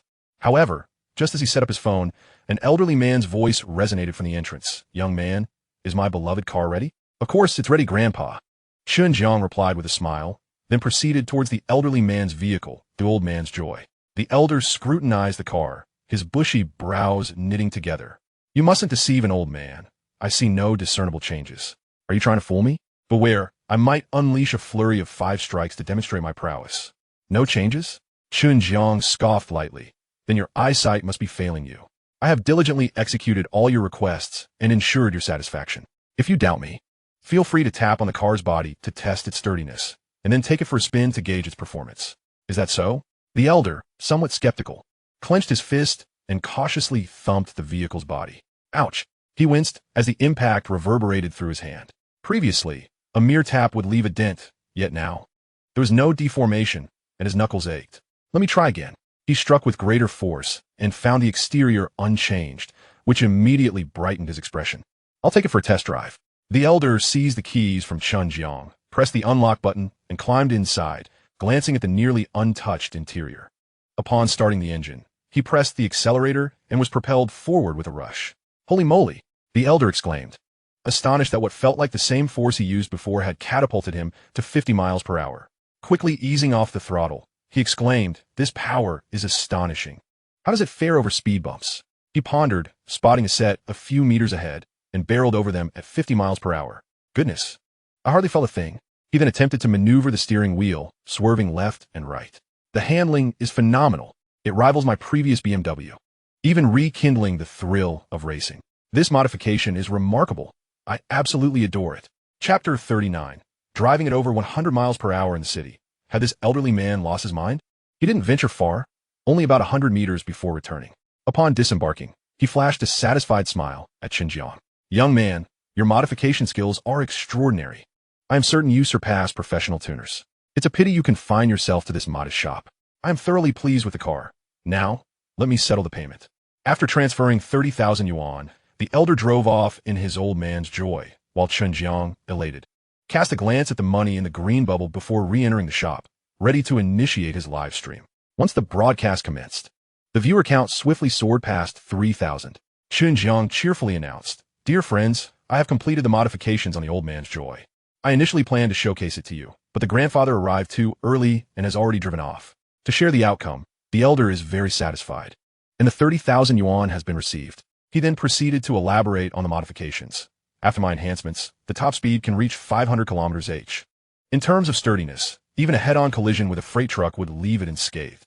As for off-road capabilities, it can conquer mountains without issue. Regarding waterproofing, it can be driven like a boat. Lastly, I've upgraded the battery to provide a range of 2,000 kilometers. What do you think? Was that 30,000 yuan well spent?" "Absolutely. It will take him to new heights." Upon concluding his statement, the comments in the live stream surged dramatically. "Come on, host. Are you joking? Mercedes, BMW, and even race cars can achieve 500 km/h. You really expect us to believe you modified an old man's joy to that speed?" "Exactly. A mere old man's joy, weighing at most a ton, would be crushed in a collision with a truck." "Ha ha ha. Using an old man's joy for mountain climbing? You must be kidding. The last time a car company attempted to climb stairs with an off-roader, they failed miserably, and you think you can scale mountains? Driving a car like a boat? Do you think this is one of those million-dollar luxury vehicles advertised on TV? 2,000 kilometers of range? You're quite audacious in your claims. Are you suggesting it only needs a charge halfway through, like some internet celebrity entrepreneur?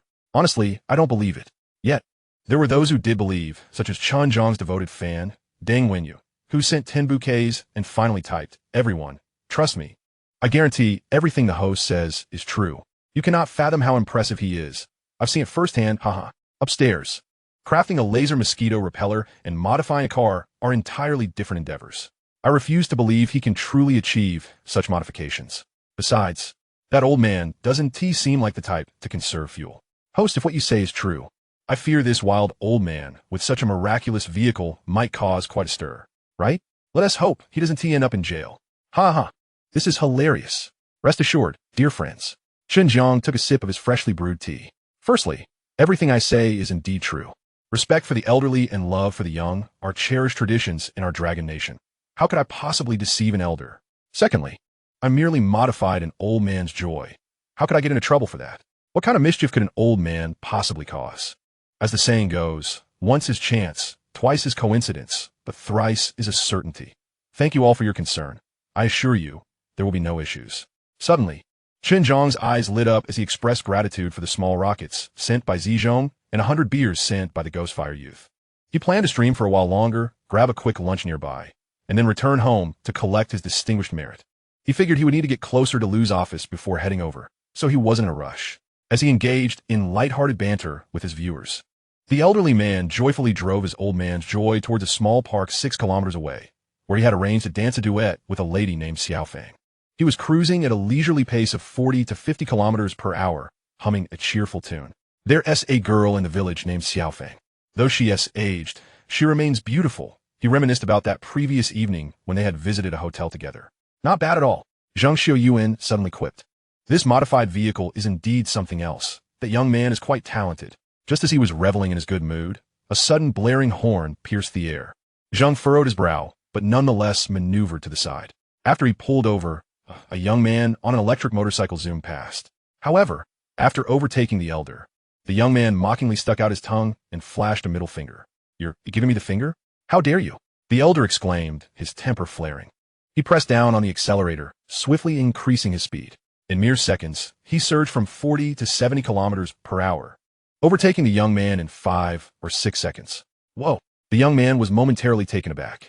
"Your old man's ride isn't too shabby after all. Watch how I overtake you." The young man immediately accelerated, but soon realized his electric motorcycle barely managed 60 kilometers per hour, and he couldn't catch up. Frustrated, he could only curse at the elder from behind.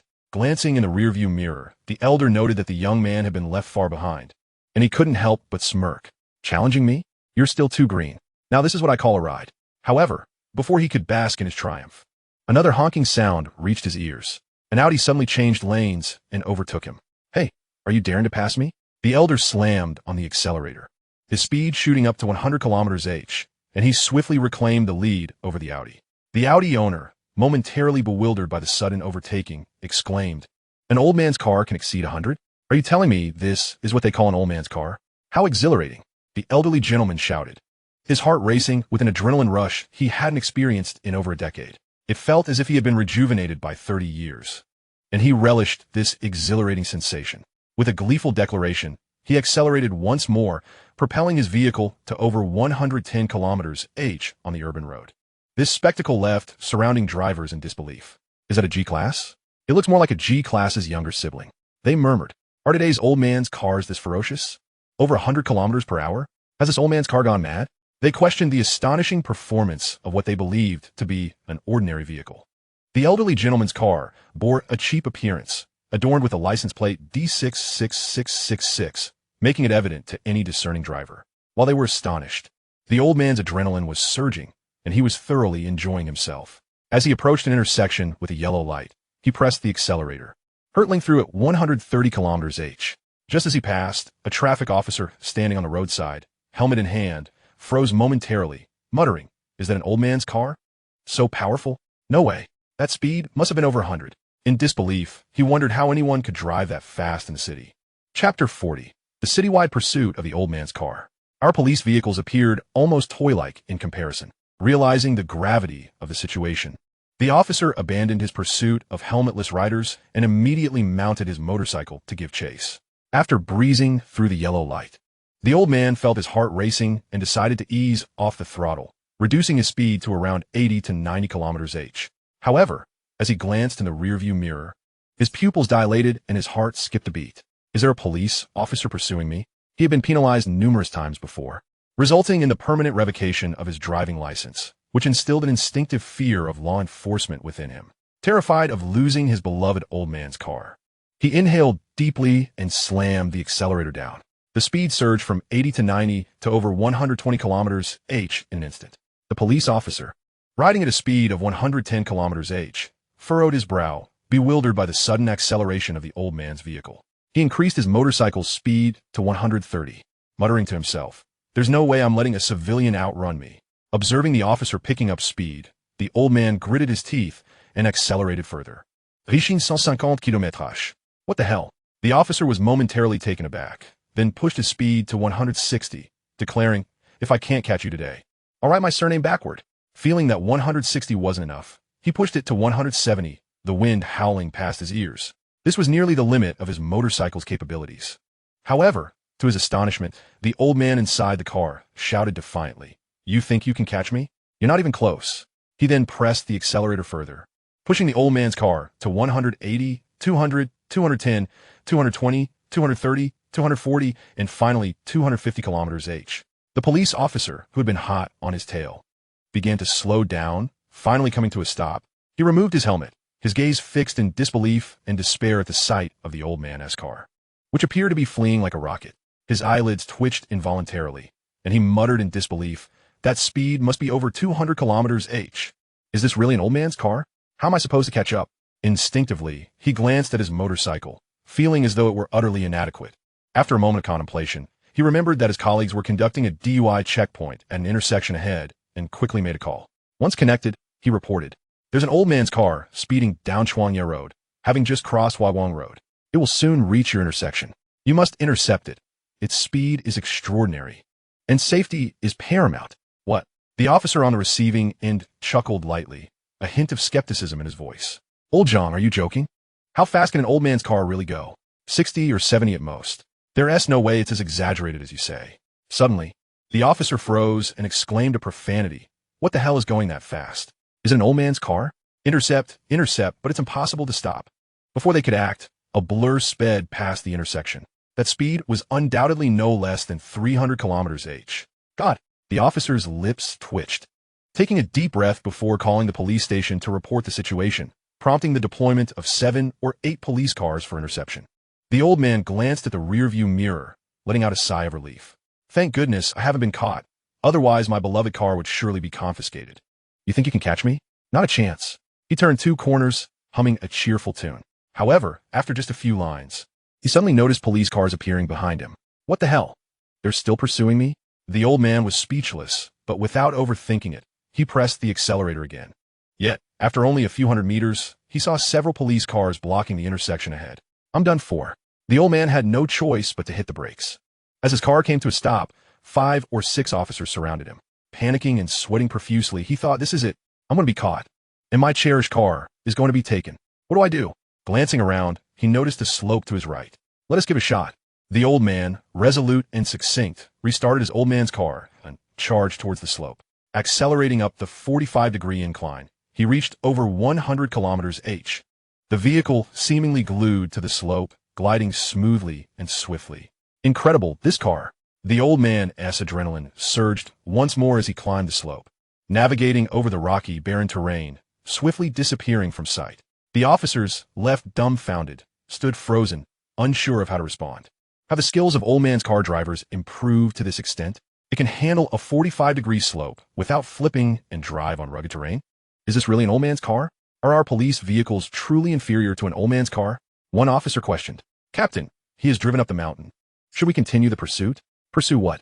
Our old vehicles can't handle such terrain. Call for backup." Thus, a few minutes later, the police station dispatched a dozen vehicles, alongside several others already on duty, mobilizing to capture the elusive old man's car. Navigating unorthodox routes, the old man traversed muddy paths, farmland, and various hills.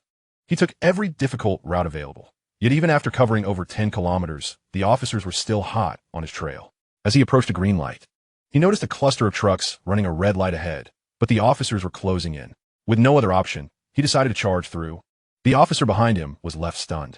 As the old man's car barreled towards the oncoming trucks, he instinctively shouted, "Be careful, old man." The old man was in peril. In his view, colliding with a truck would surely crush his little old man's car. However, in the next moment, the officer's body stiffened, his pupils dilating in shock. What? How is this possible? He watched in disbelief as the old man's car flipped one of the trucks and continued on its way, continuing its escape. The old man's car flipped a truck? Are you kidding me? Am I seeing things? Hastily seizing the walkie-talkie, he commanded, "Leave one police car here to manage the accident. The rest of you, come with me to apprehend the old man Lo. I refuse to believe that with so many of us, we cannot catch him." The old man gasped for breath, feeling as though he had survived a catastrophe, soon followed by an overwhelming thrill. Divine vehicle, divine vehicle. Ha ha ha. Come on, chase me. Let us see how you catch up. He rediscovered the passion he once had for racing in his youth, unearthing his true self. The surge of adrenaline rendered him oblivious to everything else. All he desired was to race unrestrained. Minutes passed, and as he sped onto a bridge, he failed to notice the conical barrels at its entrance, nor the ominous warning signs. Unbeknownst to him that this bridge was a dead end, he barreled forward without a care. Meanwhile, the police cars halted at the bridge's edge, wearing smug smiles. This bridge is a dead end. There is no escape now, they thought. At last, we cornered him. One officer mused, "What is this old man Lo? Which manufacturer produced this contraption? Our police cars seem like mere toys in comparison. What an eye-opener. Look, the old man Lo shows no signs of stopping. What is he up to?" A captain shouted, "Stop, please stop. Ahead is a dead end. There's a lake below, and if you fall in, you won't be saved. Hurry, stop. You'll drown." Chapter 41. I will not betray the young man from the Guosheng repair shop. However, The old man was far too distant to hear anything. He surged ahead, and when he finally realized the bridge was a dead end, it was too late to brake. He plummeted straight down into the lake. Terrified, he screamed in despair, "Help! Help! I'm going to drown. I haven't spent my retirement funds yet. I promise I won't speed again. Please save me, I was wrong." To his surprise, he discovered that not a drop of water had entered the car, which was slowly rising to the surface. Is this vehicle truly that waterproof? He pondered, bewildered. On the shore, the traffic policemen and their colleagues anxiously gathered at the bridge's edge, peering down. "This lake is incredibly deep. The old man will surely drown," they gasped. "This old man is courting death. We need to call for backup immediately." Yet, calling for assistance was futile. The location was quite remote, and help would take time to arrive. Given the rate at which the vehicle was taking on water, they feared the old man was doomed. "Wait, Captain, look!" Suddenly, all eyes turned to the old man, who, instead of sinking, was now floating and even moving forward as if propelled by some unseen force. "What is happening?" he asked, swimming in the water. "My goodness, not only can this old man accelerate to speeds of 300 or 400 kilometers, climb mountains, and topple trucks, but now he can navigate like a boat? What sort of miraculous vehicle is this?" They inhaled deeply, glancing back at their own police cars, instantly feeling a pang of inadequacy. If only our police cars could match the prowess of the old man Lou, our efficiency in handling cases would skyrocket. Indeed, who would have imagined that today they would be outperformed by an old man in a modified vehicle? The old man reveled in the lake. Glancing back at the crowd on the bridge, a triumphant grin plastered across his face. "Now you can't catch me. I've won racing awards, after all." Just then, his phone rang. Upon answering, he heard a familiar voice. "Old Jiang, are you coming or not? If you don't hurry, I might team up with Old Wang instead." "No, please don't," the old man replied anxiously. "Old Wang is not a good person. He asks only after your retirement funds. Wait for me. I'll be there soon." "And what are you after then?" Xiao Fang retorted suddenly. Hearing this, the old man blushed, chuckling. "Of course, I'm after your beauty, my little darling." "Oof, how shameless." She huffed playfully. "You better hurry." After hanging up, the old man pressed the accelerator, speeding through the lake until he reached the shore. He then climbed the steps onto a small road where no cars were in sight. He floored the gas pedal, and within moments, he was racing at 400 kilometers per hour, disappearing from the astonished gaze of the policeman. Minutes later, he appeared at the park, joining Xiao Fang in a lively duet of square dancing. However, his carefree moment was short-lived, as two police cars pulled up beside the park, and 5 or 6 officers rushed toward him. Without a word, they pinned him to the ground, startling Xiao Fang. "Who told you to drive so fast?" one officer demanded. The old man replied, "Because I like the wind, am free." The officer stood momentarily stunned, before one finally responded, "Ah, so you are free as the wind? Then let us take you to the detention center to enjoy your freedom." Thus, they escorted him away. The old man cast a reluctant glance back at Xiao Fang, saying, "Xiao Fang, I will return. Don't let old Wang take advantage." After he was taken away and his vehicle towed, Xiao Fang found herself with a new dance partner, Old Wang. In the city detention center, the old man, now handcuffed, sat on a metal bench. An officer inquired, "Confess, and you may be treated leniently. Resist, and it will be severe." "What is the story behind your old man, Lo?" "This is an illegal modification." "Who did the work for you?" The old man pondered for a moment and replied, "You need not ask me so much. I am nearly 70. I've seen my fair share of things. I will not betray that young man from the Guoxing repair shop. I truly admire the car he modified." Upon finishing his statement, his expression froze. "Oh no, that was not my intention." The officer could not suppress a chuckle. Well, old man, you're quite the character. You're cooperating nicely." Immediately, he dispatched personnel to apprehend the young man from the repair shop. Meanwhile, Chen Jiang continued his live broadcast, repairing a young lady's electric scooter. After completing the task, he charged her 5 yuan. However, he remained oblivious to why she wore a mask, and why her ears and neck turned so red while he worked. Was she simply shy? After finishing, he glanced at the live chat comments and suddenly understood. "Ah, how regrettable." Chen Jiang sighed, shrugging. "All right, my dear viewers, this concludes today's live stream. Please follow along. I'll be signing off in 1 minute. Let us catch up later or tomorrow." After his announcement, the viewers expressed a hint of disappointment. What a pity. It seems we once witnessed the host getting caught today. Indeed, after all, it was merely a matter of modifying an old man Lu. Generally, there wouldn't be any repercussions. 3 strikes and you're out. They jested. "Hurry, police officers, come and catch him." Ha ha. How desperate you all are to see the host apprehended. How could one person possibly be so unlucky thrice? Chen Jiang tidied his belongings and glanced at the comments. Smirking, He thought, it seems I will disappoint you. The host, will not be caught today. Especially those little naysayers. Stop trying to instigate trouble. I shall enjoy some fried noodles, braised pork, and eggplant, along with a bottle of bubbly drink. Just to tease you. After finishing the meal, the host mentioned that he needed to return to his hometown to claim something. Suddenly, Chen Jiang frowned as he heard hurried footsteps behind him. Turning around, he was taken aback. Chapter 42, Uncle Hat. I claim that special merit is mine. Do you believe me?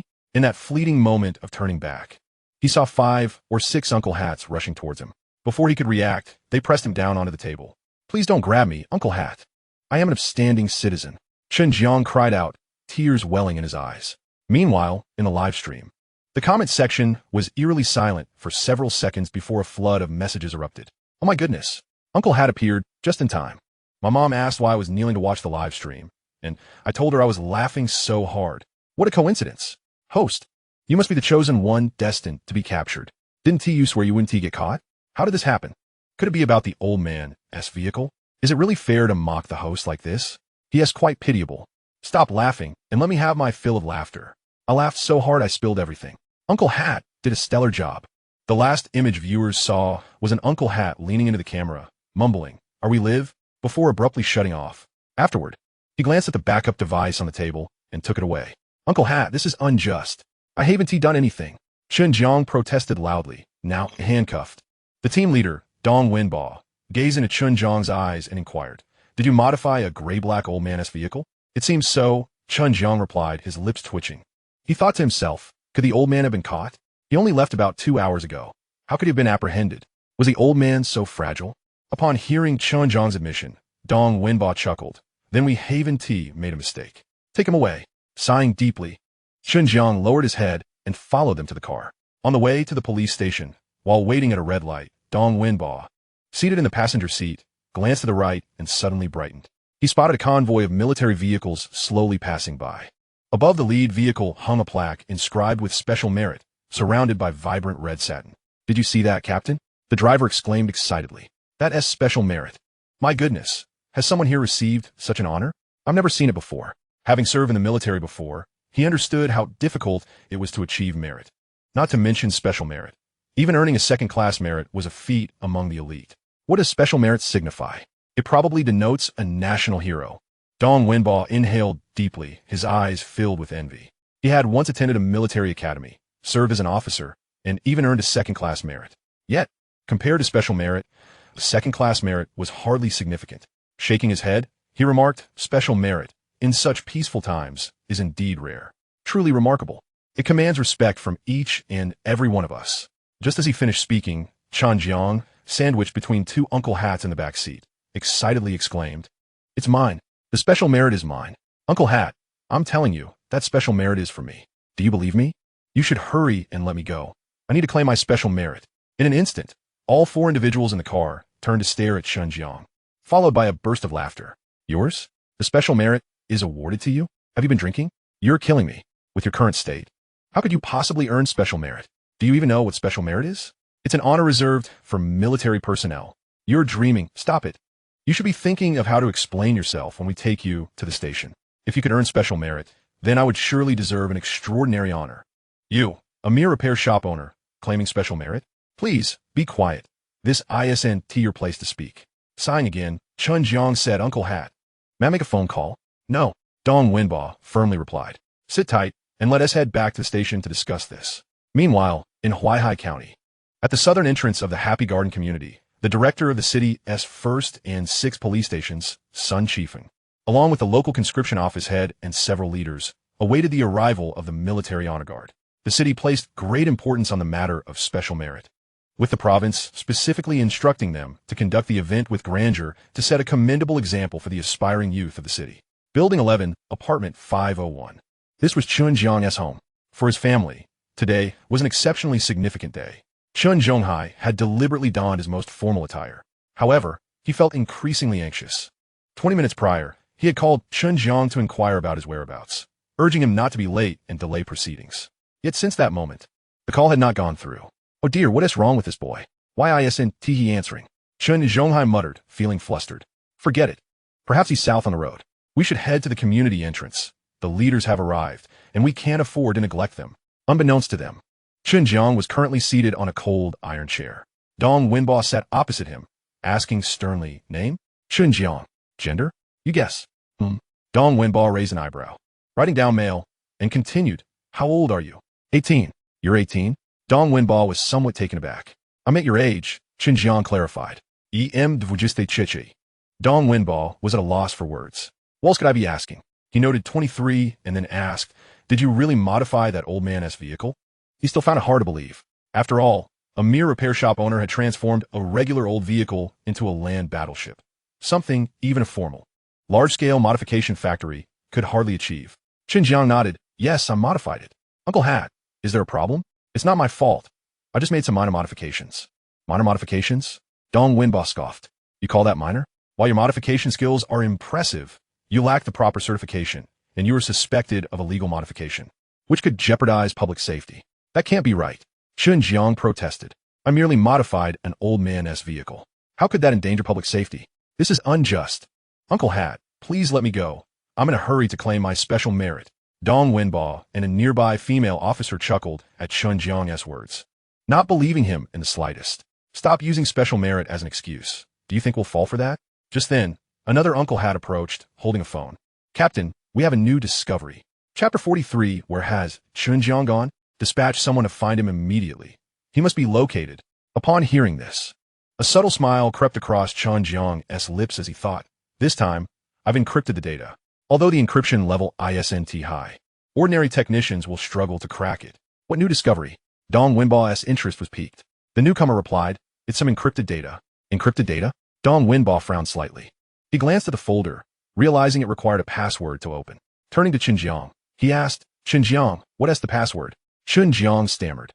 "As for the password, let me think. Oh dear, what was the password again? I seem to have forgotten it completely. I truly cannot recall. I've forgotten the password." Observing Chen Jiang's distressed demeanor, Dong Wenbo curled his lip. "If you can't remember, then don't dwell on it. Xiao Wang, take the phone to the technical department and have them crack it. Perhaps there are crucial criminal records concealed within that data. Since this kid is capable of modifying vehicles, he might also be adept at altering firearms and ammunition. This information could document his transgressions, and once we ascertain his crimes, if we discover he has tampered with weapons, we might well earn a second-class merit award." Previously, in solving cases, there were times when the offenses were minor, yet upon examining the suspect's phone, we uncovered far graver crimes. I have a strong feeling that those encrypted phone records are certainly out of the ordinary. "Yes, Captain." Wang Mingsheng, upon hearing of the opportunity for merit, appeared somewhat exhilarated. After Wang left, Dong Wenbo turned to Chen Jiang and reiterated the same old saying, "Confess for leniency, resist for severity." "Now, tell me, what are the contents of the encrypted files?"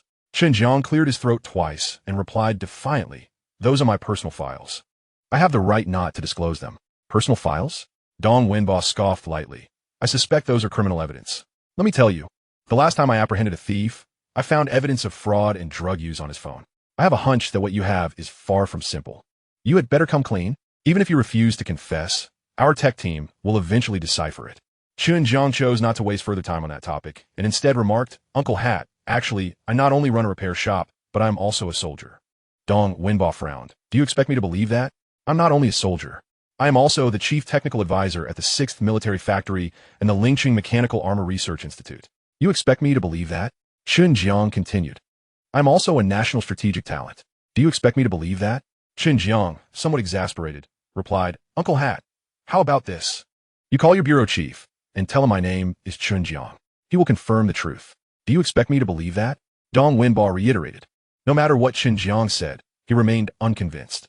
Chen Jiang shot back, "Can you say anything else?" Dong Wenbo responded, "I can." At the same time, at the Happy Home community, the South Gate was bustling with military vehicles arriving. Whether municipal leaders or military officials, everyone stood together, their brows furrowed with concern over the day's protagonist, Chen Jiang. The man was missing, not just absent, but untraceable. Lu Guining rubbed his temples, his gaze settling on the city's first unit. "Please issue a citywide search warrant immediately, and also track his phone's location. Chen Jiang must not come to any harm.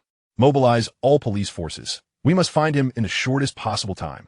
Zhao Zhua took a deep breath, his face serious as he nodded. "Rest assured, I will make arrangements immediately. I will ensure he is found in the shortest time possible." He then turned to Sun Chifeng beside him. Director Sun, please initiate the search. Locate him and deploy police forces for a citywide search. Understood. Sun Chifeng hurriedly moved aside to make phone calls. The first call was to the deputy chief station in the city center, instructing him to notify all team leaders to dispatch officers quickly to search for Chen Jiang. Meanwhile, at the municipal bureau, in a small room, Wang Mingcheng entered cheerfully with his phone.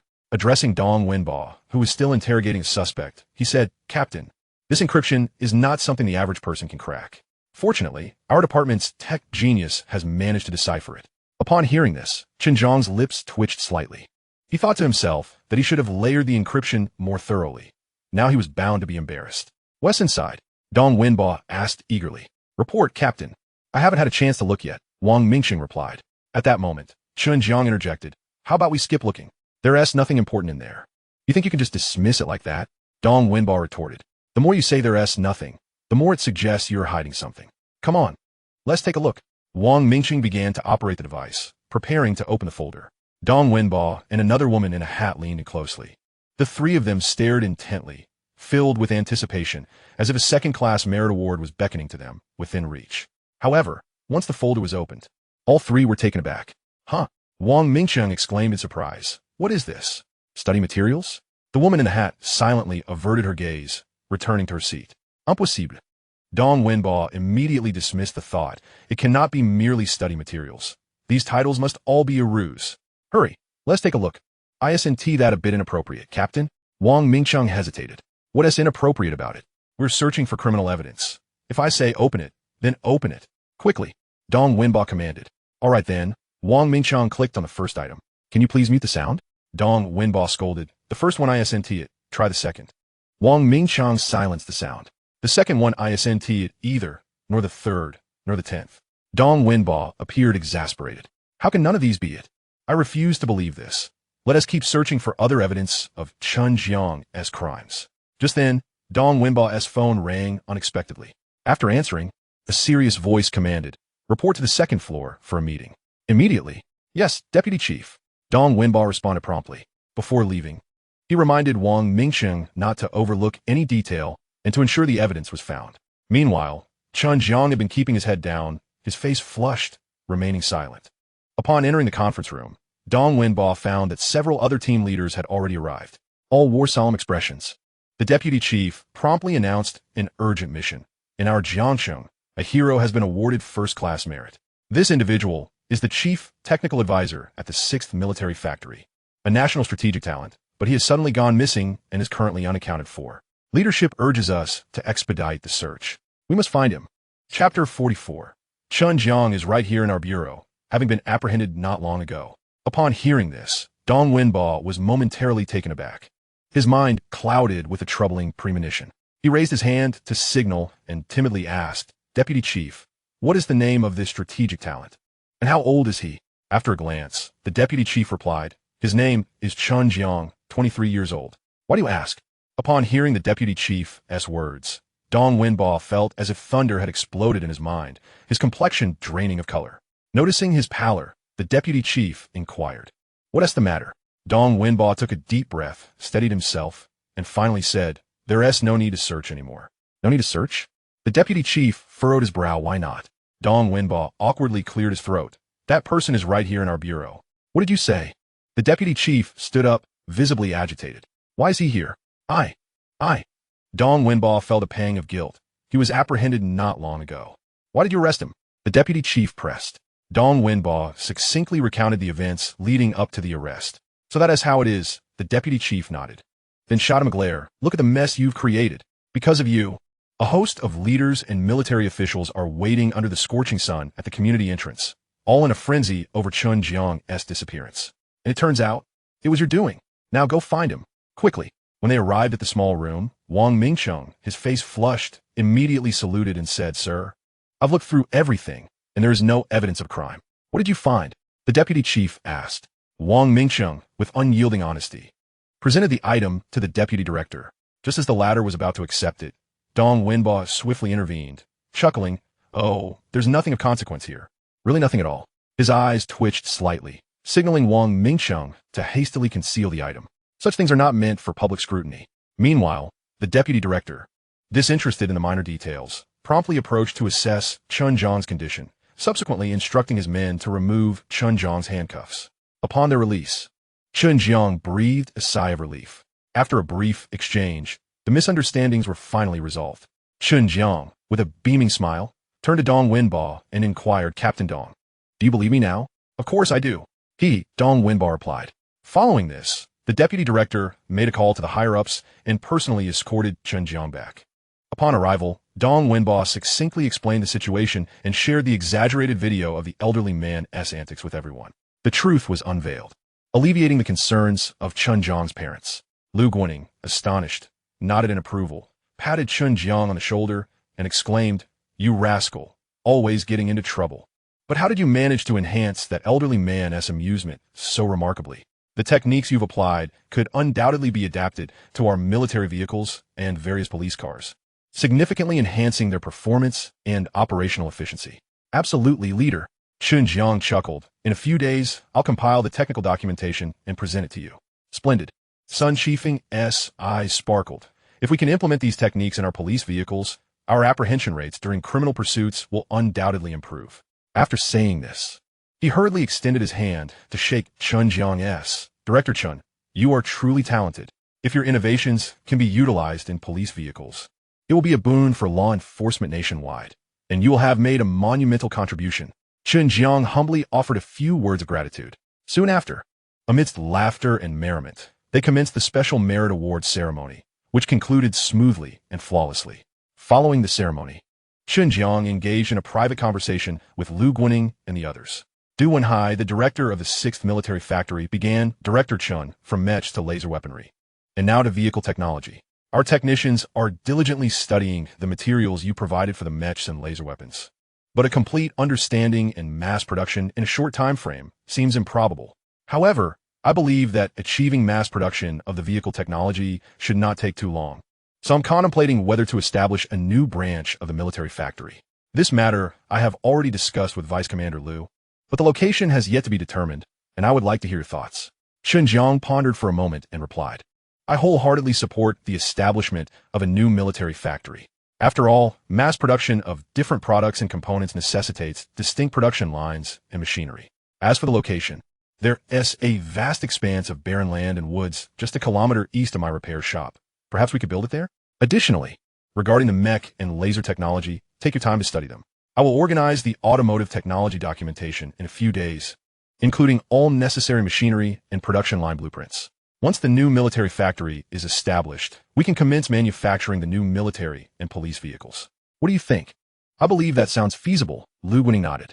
"I concur, it seems quite reasonable." Du Wenhai also agreed, adding, "I will arrange for the location once I return." "Of course. You will hold a 30% stake in the branch," he continued.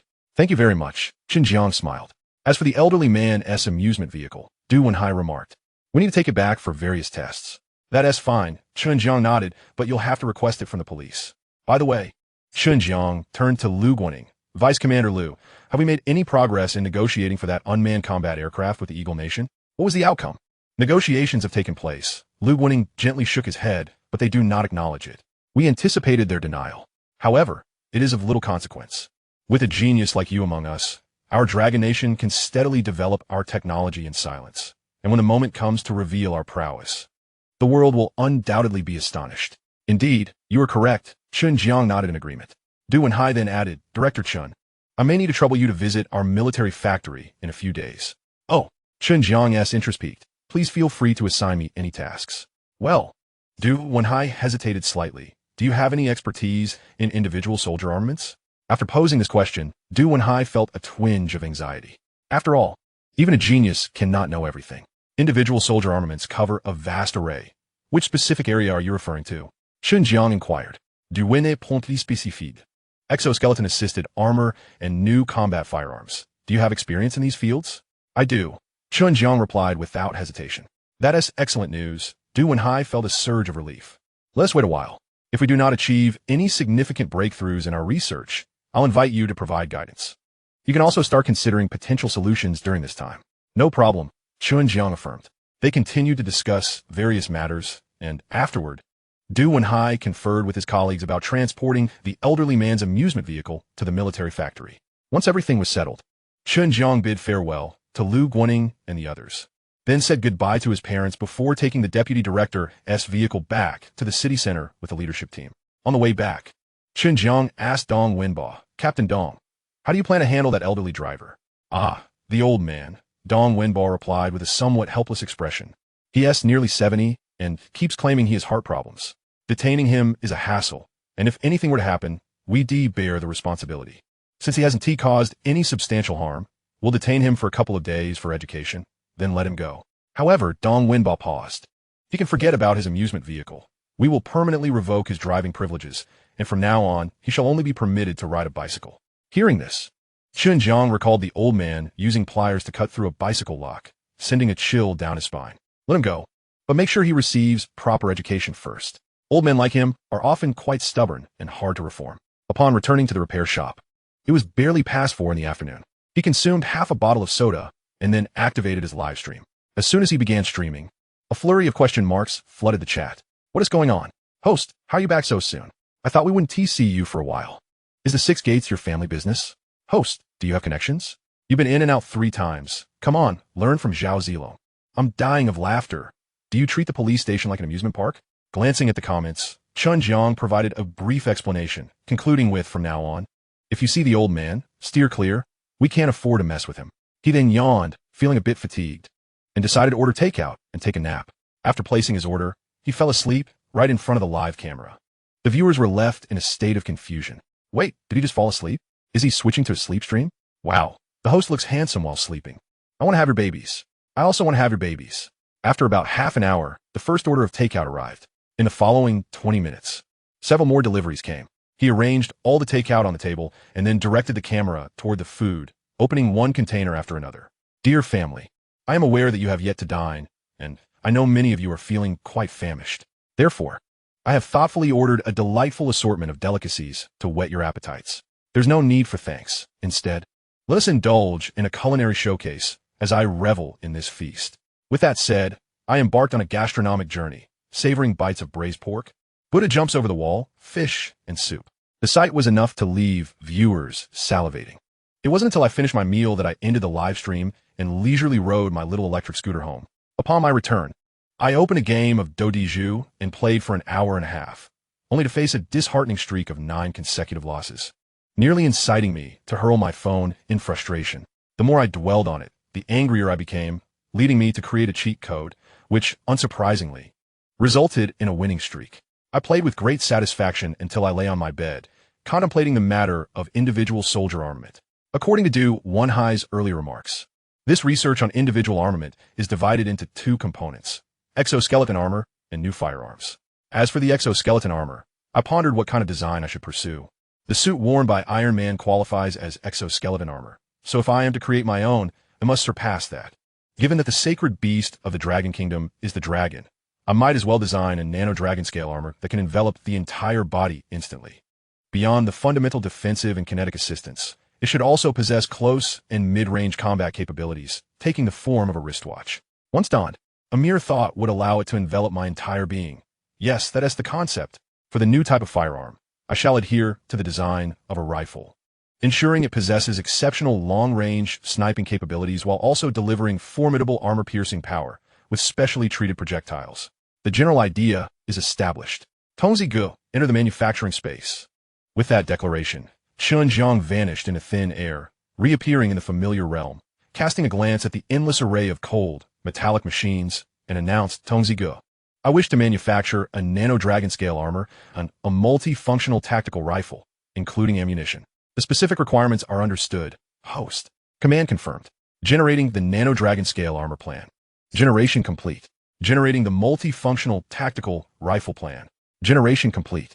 Plans, technology, and materials will consume a total of 11,000 manufacturing points. Do you confirm the purchase? Confirmed. Chen Jiang responded without hesitation. Very well, host. 11,000 manufacturing points have been deducted. Remaining balance, 19,017, 200 manufacturing points. Relevant knowledge and materials have been distributed. The familiar formula, the taste unchanged. A torrent of knowledge flooded in, and after a brief moment of discomfort, Chen Jiang felt his intellect expand.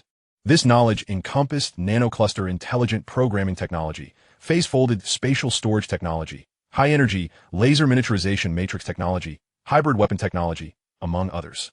Indeed, the realm of science is an endless frontier. Tongzi Gu, let us not dawdle. Begin the manufacturing process. Understood, host. Command received. In the next instant, the tranquil manufacturing space was once again activated.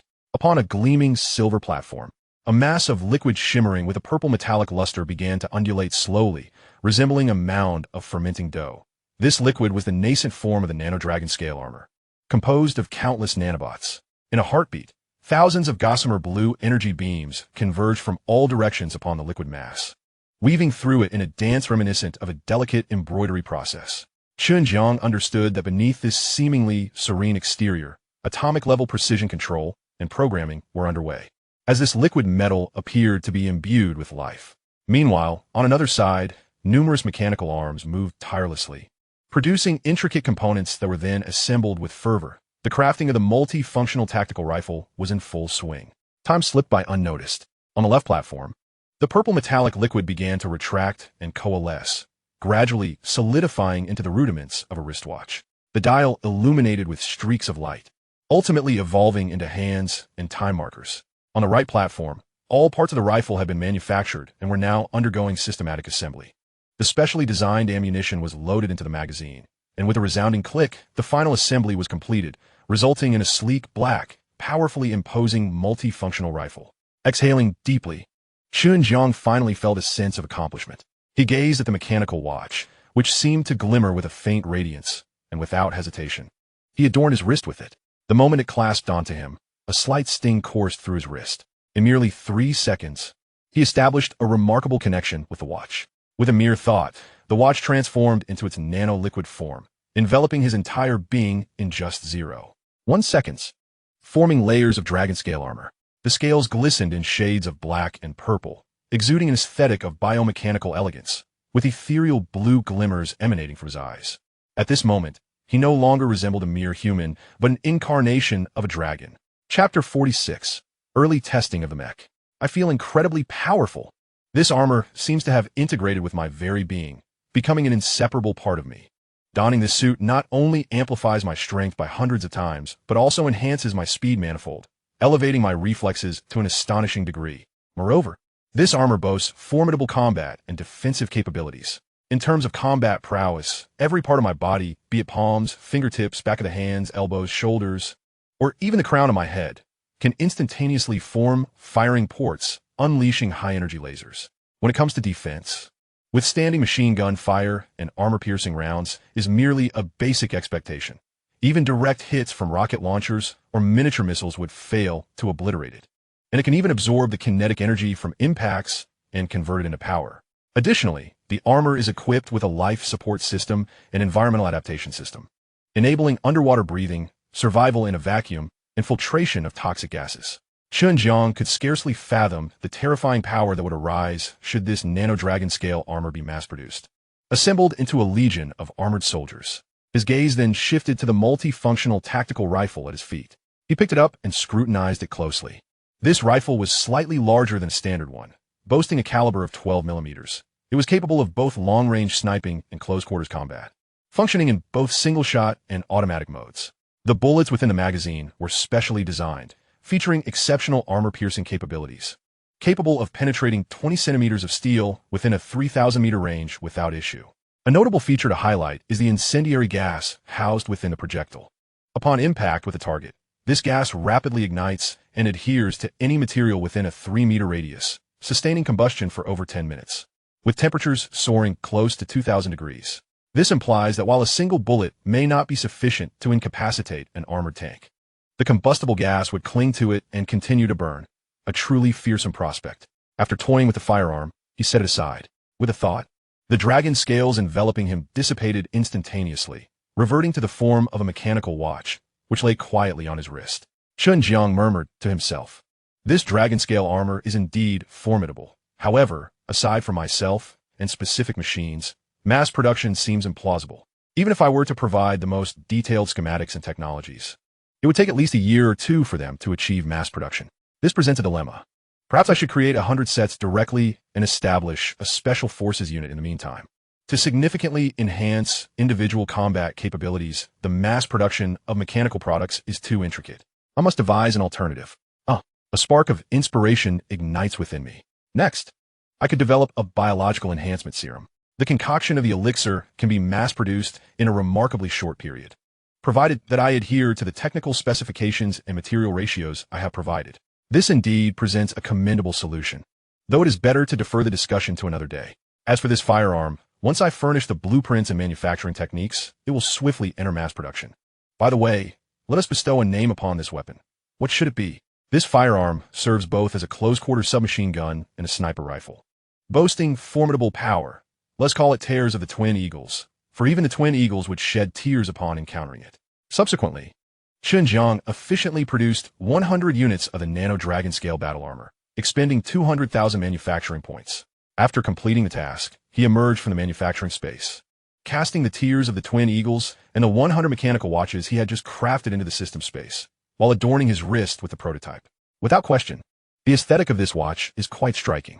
It shall become a staple accessory henceforth. Chen Jiang found himself increasingly enamored with it. Having concluded his preparations for individual armament, he now awaited contact from Director Du. At this point, he stifled a yawn, proceeded to freshen up, and retired to bed. In the ensuing days, Chen Jiang primarily spent his mornings organizing technical data on vehicles at the repair shop, and his afternoons engaged in fishing or outdoor cooking, leading a life of considerable leisure. It was not until one particular morning that he finally dispatched the organized materials to Du Wenhai in the office of the 6th Military Factory. Upon receiving the encrypted data, Du Wenhai's serious demeanor transformed into a smile. Just as he was about to open the file, his phone rang unexpectedly. Glancing at the screen, he saw it was a call from Han Haifeng, the director of the 3rd Military Factory. Raising an eyebrow, he answered, "Old Han, what a surprise. What brings you to call me?" Han Haifeng chuckled. "I call when I feel inclined to do so." He then inquired, "How is your mech project progressing?" Du Wenhai responded without hesitation, "It is proceeding exceedingly well. Our research has been remarkably successful. In just a few weeks, our testing will undoubtedly surpass yours." However, Han Haifeng regarded Du Wenhai's confidence with skepticism, even mocking him internally. After all, Han Haifeng prided himself on understanding Du Wenhai well. The more confidence Du Wenhai displayed, the more it suggested uncertainty within. He could not fathom how the 6th Military Factory, trailing in technical foundations and talent accumulation among the 6 military factories, could achieve any breakthroughs. His confidence, he believed, was merely a facade for maintaining pride. "Come now, old friend, if there are no breakthroughs, then there are none. I won't ridicule you for it." Han Haifeng laughed lightly, adding, "Confidence is one thing, but actual strength is another. Your 6th Military Factory lacks both technology and personnel. Before us, you have no chance of victory whatsoever. When we initiated this project, I suggested you withdraw and allocate all resources to us. But you refused to heed my advice. Now that the 5-year period has come to an end, are you feeling overwhelmed?" Du Wenhai, uninterested in engaging with Han Haifeng's taunts, resolved to bide his time until he could deliver a resounding rebuttal. "Old classmate, did you call merely to belittle me? How dreadfully mundane." "Of course not." Han Haifeng replied languidly. "Our military district commander places great importance on the development of Mechs, and he wishes to personally observe the testing. However, after 5 days, he will preside over a month-long military exercise. Thus, he desires to advance the mech testing schedule." "Old classmate, how does 3 days from now sound?" For Han Haifeng, a few days' shift in schedule mattered little. They had achieved a comprehensive breakthrough in Mechs a month prior, and he viewed defeating the 6th Military Factory as akin to an adult besting a child. He was filled with absolute confidence. 3 days earlier? Du Wenhai paused before agreeing. "That works for me." "Excellent. Then it shall be set for the 25th. If I recall correctly, your facility is conveniently located along the route to the 6th Military District, is it not?" Han Haifeng inquired. "Indeed, it lies along our path," Du Wenhai confirmed. Han Haifeng continued, "In that case, let us arrange for you to wait outside your factory. Our convoy should arrive before 9 o'clock, and we can proceed to the military district together. And do not forget our previous wager. Ensure that painting is ready, for it shall soon be mine." Han Haifeng spoke with certainty. Previously, they had established a wager regarding the mech testing. If Du Wenhai lost, he would relinquish a genuine Tang Bohu painting from his collection to Han Haifeng. While if Han Haifeng lost, he would offer a Ming Dynasty blue and white porcelain piece to Du Wenhai. "Very well. We shall meet at the entrance of our factory and proceed to the military district together. As for my painting, I fear you will not be taking it. Do not forget to bring your blue and white porcelain, Du and Hai retorted. All right then, we shall see each other in 3 days. I have matters to attend to, so I'll hang up now. After ending the call, Du and Hai placed his phone on the desk, gently tapping his fingers on the surface as he fell into contemplation. For the upcoming mech test, he did not intend to deploy the defender immediately. Instead, he planned to utilize the mech developed by Zhang Tiansheng and his team for the initial test to assess its effectiveness, reserving the defender as a trump card to surprise Han Haifeng later. Taking a deep breath, he called Chen Jiang, briefly informing him of the advancement of the mech testing schedule. Then, as if recalling something, he shifted the conversation. Director Chen, it seems the mech is yet to be equipped with a weapon system. How long would it take to install one? He hoped that if the weapon could be installed within 3 days, it would be ideal. If not, it would be of little consequence. Chen Jiang considered before responding. If you can provide sufficient equipment and materials, the weapon system can be installed within 3 days at most. Of course, this is if done manually. If we utilize the system space for the installation, it could be completed in a day. However, I plan to do it manually this time. That is splendid. Du Win is Eisbreitend. Could you possibly come to the military district this afternoon to ensure the installation is completed before the test? No problem, Chen Jiang replied. I will gather my things and head over. I can arrange for someone to pick you up, Du Wenhai suggested. No need, Chen Jiang declined. I can make my own way. I might as well take a leisurely stroll and enjoy the scenery. After ending the call, he quickly packed his belongings, slung his backpack over his shoulder, locked up the repair shop, and set off for the Jianshan train station. Half an hour later, he disembarked from a bus near the Jianshan train station. Just as he stepped off, he noticed a slender young man attempting to reach into the bag of a girl engrossed in her phone. In an instant, he pinched a wallet between his fingers.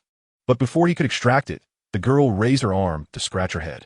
This simple motion startled him, prompting him to retract his hand and feign nonchalance as he resumed searching for opportunities.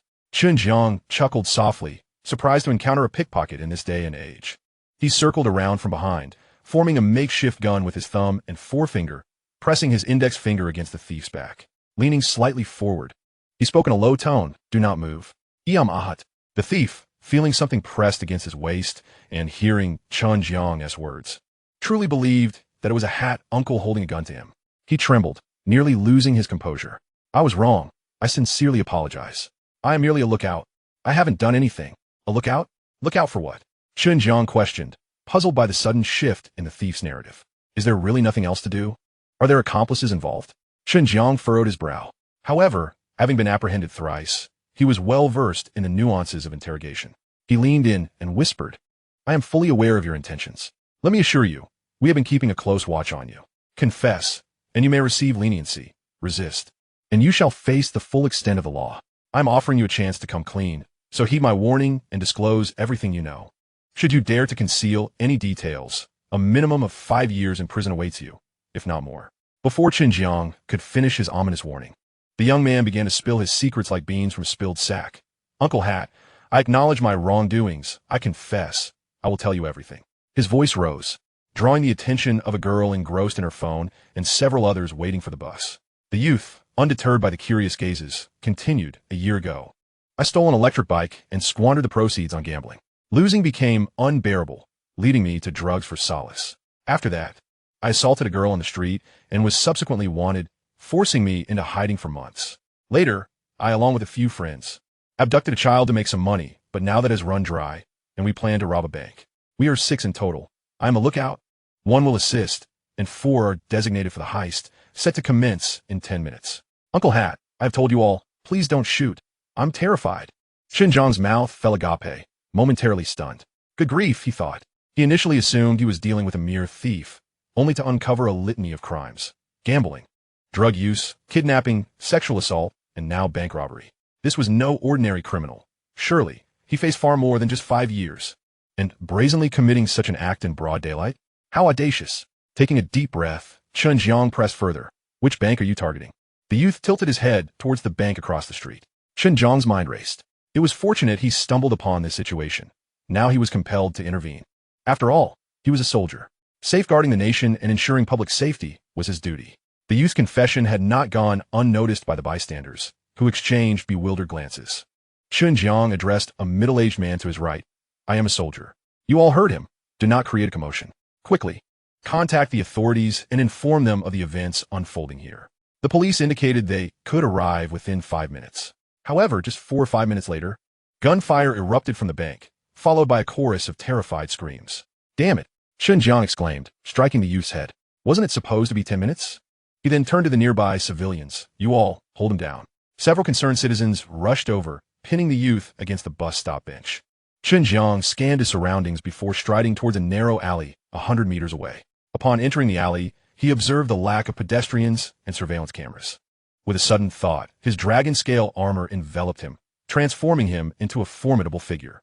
Faced with armed and dangerous robbers, he could not afford to confront them directly.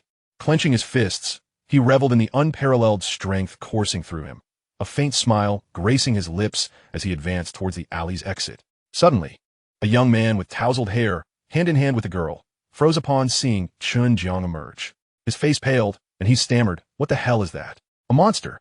The girl shrieked, startled. A monster? Chen Jiang pondered, scanning his surroundings. Dismissing their reactions, he focused on the bank in the distance. Bending his knees slightly before leaping several meters forward, landing deftly at the bank's entrance.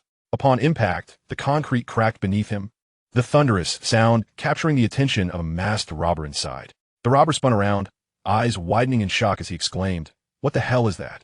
Chapter 48. Covered in dark purple scales, is this truly a monster? Chen Jiang disregarded the robber's astonishment, swiftly surveying the scene within the bank. In the lobby, the robber he faced had a young security guard lying at his feet, a bullet wound in his forehead, disbelief etched across his features, clearly. He had not anticipated that the weapon wielded by the assailant was genuine, nor that it would be discharged. What is worth risking your life for on a mere monthly salary of 3,000? Chen Jiang mused internally, continuing his assessment. To one side, an elderly security guard and over 20 bank employees and customers were huddled together, heads bowed in submission before another armed robber maintaining order. In the center, the bulletproof glass had been shattered, with one robber aiming a gun at a staff member's head, demanding cash, while another stuffed bills into a bag.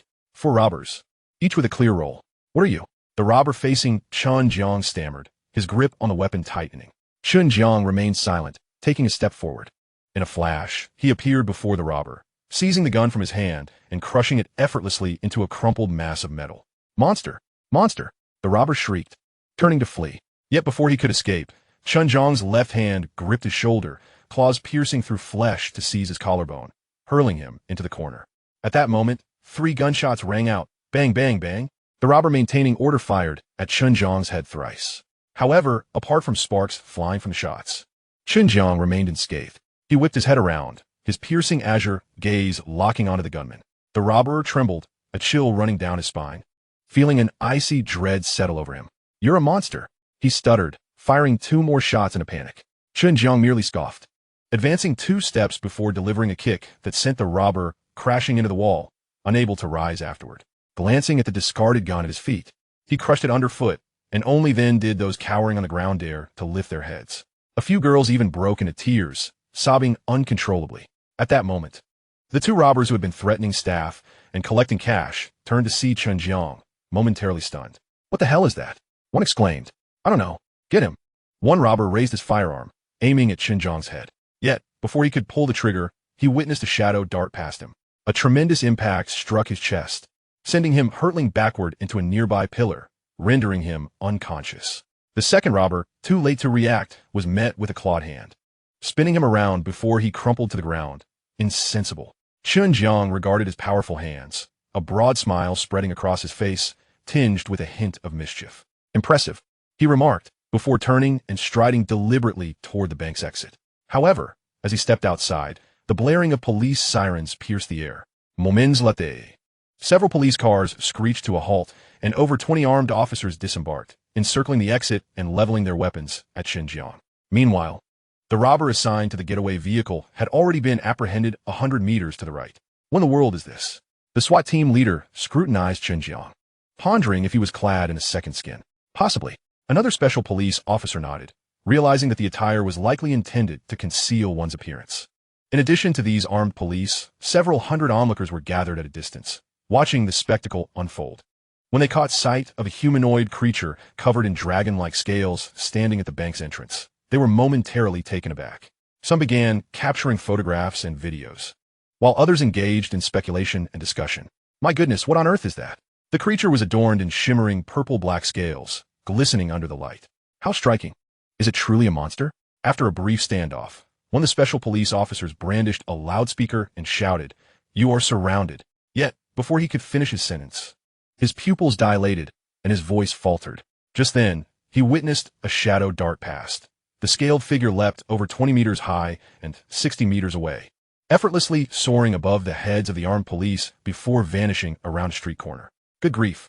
The special police captain let out an expletive, questioning whether he was hallucinating. Is this truly a monster? Regaining his composure, he immediately commanded his deputy, "Take a team to pursue. The rest of you follow me into the bank." The deputy promptly led a dozen men in pursuit of Chen Jiang's disappearing figure, while the captain advanced cautiously towards the bank. Upon entering, he was left dumbfounded. One security guard had already succumbed, and 4 masked assailants lay scattered on the ground, 2 unconscious and 2 writhing in pain. The floor was littered with 2 mangled handguns. What on earth happened? Lu Jichao wrapped his helmet, inhaled deeply, and hastily directed the crowd to disperse before requesting to review the surveillance footage. Meanwhile, on the other side, the deputy led his team towards the direction where Chen Jiang had vanished, pursuing for several hundred meters until they turned into a relatively secluded alley. Upon entering the alley, they encountered a young man strolling leisurely. It was none other than Chen Jiang. The deputy raised his right hand, signaling for everyone to halt, and approached Chen Jiang, inquiring, "Excuse me, did you happen to see a monster pass by here?" "Monster?" Chen Jiang feigned astonishment and fear. "What monster? I'm quite timid. Please don't frighten me."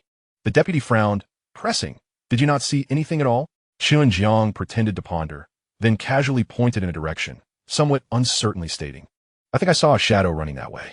"Thank you," the deputy replied, promptly leading his team to pursue. Chen Jiang glanced at his wristwatch, admiring its quality before making his way to the train station, where he indulged in a first-class seat. As the train departed, he rested his head against the glass, his mind tranquil as the scenery whizzed by. Meanwhile, Captain Lu Jichao was scrutinizing the bank surveillance footage. In the recording, a creature clad in scales dispatched 4 robbers with astonishing speed, causing him to gasp in disbelief. Such swiftness! Even when slowed down by 5 times, only blurred images remained, and the creature could crush metal firearms with a single hand. What immense strength! What on earth is this being? How can such a terrifying creature exist in this world? Why did it intervene against the robbers? Has the world gone mad? Or have I? Lu Jichao's brow furrowed deeply, the footage defying all his expectations and shattering his worldview. He even questioned whether he truly inhabited the real world. Just then, his phone rang, the voice of his superior resonating from the other end. "What is the situation? Have the robbers been apprehended? Were there any casualties?" "Reporting, sir, we have captured all the robbers. Unfortunately, one security guard was shot by the robbers before our arrival. But there were no other casualties," Lu Jichao replied honestly. Upon hearing this, his superior let out a long sigh of relief. "Your leadership in this operation was indeed the right choice. I trust your judgment. A bank robbery is a major incident, and it was somewhat acceptable that losses occurred before their arrival. However, had there been further casualties or losses afterward, he would have borne significant responsibility." Learning that the robbers had been captured, with the sole casualty being a security guard prior to their arrival, allowed his anxieties to finally subside. However, Lu Jichao continued, "The robbers were not captured by us, but rather eliminated by a monster. It was the creature that deserves the credit." "Huh?" A tone of skepticism echoed from the phone. "What are you talking about? What monster? Are you still asleep? What kind of monster exists in this world?" Lu Jichao inhaled deeply, "Sir. It's difficult to explain at the moment. I'll send you the footage for your review." Minutes later, after watching the footage, Lu Jichao's superior was left speechless, his mouth agape, breath quickening. He uttered a single word, then gravely stated, "I understand. I will forward this footage to the higher authorities. Let the national security and military handle the situation here." Simultaneously, the video of the monster began to spread virally across the internet. Viewers were left in awe. Their reactions varied. "My goodness, is this real? Could it be special effects? It can't be special effects. I was there at the scene when it happened. Is it possible that monsters truly exist in this world? Is it a creature from Grimm's fairy tales, or a monster from Ultraman battling beasts? Or perhaps a being from Journey to the West, or a creature from a zombie apocalypse? Haha, I told you, this world is definitely not as simple as we imagine. Spiritual energy has revived. Soon we'll all be able to cultivate immortality. Is the apocalypse upon us? I haven't even had my first kiss yet." What a turn of events. On the train, Chen Jiang remained blissfully unaware of the events transpiring around him. As he leaned against the glass, soundly asleep, he was suddenly stirred by the sound of a girl nearby, sobbing softly. Chen Jiang furrowed his brow slightly, slowly opening his eyes to glance at the girl beside him. She appeared to be in her 20s, clad in a JK uniform, her delicate face adorned with subtle makeup. Her ponytail cascaded down her back, resting at her chest, and her eyes brimmed with tears, streaks of sorrow etched on her cheeks. Her phone screen illuminated as she spoke to someone on the line. "Father, I will find a way to cure your stomach cancer. I promise. Please don't lose hope. You must cooperate with the treatment. You will recover. Father." As she spoke, fresh tears began to flow. Seeing her pitiable demeanor, Chen Jiang subtly shook his head. He began to reflect on the capabilities of his system. Aside from encompassing various branches of mechanical and biological technologies, developing a miracle drug for cancer treatment should not pose a significant challenge. Once I return, I will make time to develop such a drug and strive for mass production, thereby addressing the cancer issue and contributing to the well-being of the citizens of Longhua. With a plan forming in his mind, he chose to ignore the weeping girl, retrieving his headphones from his backpack to listen to music. As time passed, half an hour later, the train arrived at Lingqing Station. Chen Jiang disembarked and hailed a taxi, heading straight for the 6th Military Factory. The 6th Military Factory is located on the outskirts, in close proximity to the 6th Military District, roughly 50 kilometers from Lingqing train station, about an hour's taxi ride. However, as they traveled more than halfway, they unexpectedly encountered a military convoy hastening along the road, comprising dozens of vehicles and an estimated 300 to 400 personnel. The taxi driver, displaying commendable awareness, pulled over to the side to allow the troops to pass.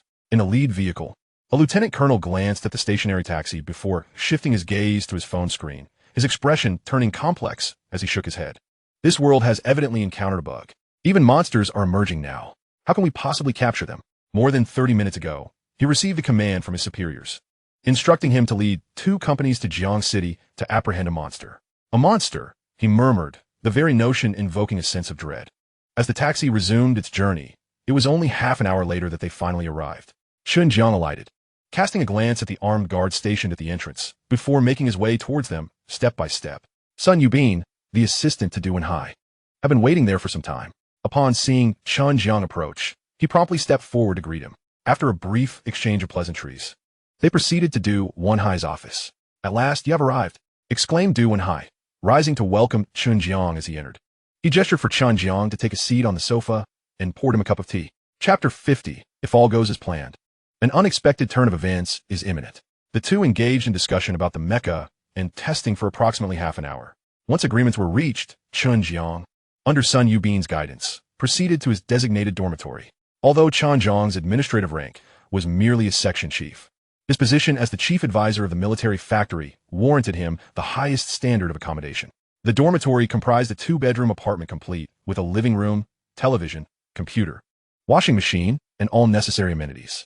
After surveying the living quarters, he received a call from Du Wenhai. "Chief Advisor Chen, are you satisfied with your dormitory?" "Indeed. A 2-bedroom apartment is quite splendid," he replied. I'm glad to hear that. Our factory provides complimentary meals for breakfast, lunch, and dinner. Breakfast starts at 6, lunch at 11:30, and dinner at 5. Just go to the cafeteria when the time comes. Your meal card has already been arranged and will be delivered to you shortly. Remember to rest well tonight. We have work ahead tomorrow. Feel free to contact me or my assistant with any requests. Thank you for your consideration, Director. Chen Jiang replied politely. It is my duty. I cannot afford to neglect a talent like you, haha. Now, let's not linger in conversation. You have traveled a long distance and deserve some rest. Just a few minutes after hanging up, Sun Yubin arrived with a meal card. The cafeteria of the 6th Military Factory was quite spacious, offering a buffet-style dining experience. With over 30 dishes available, alongside a variety of pastries, fruits, and soups, Chen Jiang indulged in a delightful meal before returning to his dormitory. He organized a list of the weaponry and materials required for the upcoming tasks and sent it to Du Wenhai. After a yawn, he retired to bed. For the next 3 days, Chen Jiang immersed himself in the modification of the mecha weapon systems. By the afternoon of the 3rd day, he finally completed the upgrades. Although the manual labor was slow and complex, the sense of accomplishment was unparalleled by any automated system. That evening, Du Wenhai invited several high-ranking officials from the military factory to a private dinner with Chen Jiang. They continued their revelry until they were pleasantly intoxicated before finally retiring for the night. Soon, the morning of the 25th arrived. Around 8:30, at the entrance of the 6th Military Factory, a military transport vehicle and 4 or 5 business cars awaited. Du Wenhai and Zhang Tiansheng stood by the vehicles, engaging in idle conversation while awaiting the arrival of Han Haifeng and his team. Old Zhang, regarding the mecha you crafted, what do you believe our chances of success are? Du Wenhai inquired, glancing at the military transport vehicle parked a short distance away, where the mecha lay quietly. Zhang Tiansheng pondered for a moment and replied, to be honest, our odds are not very high.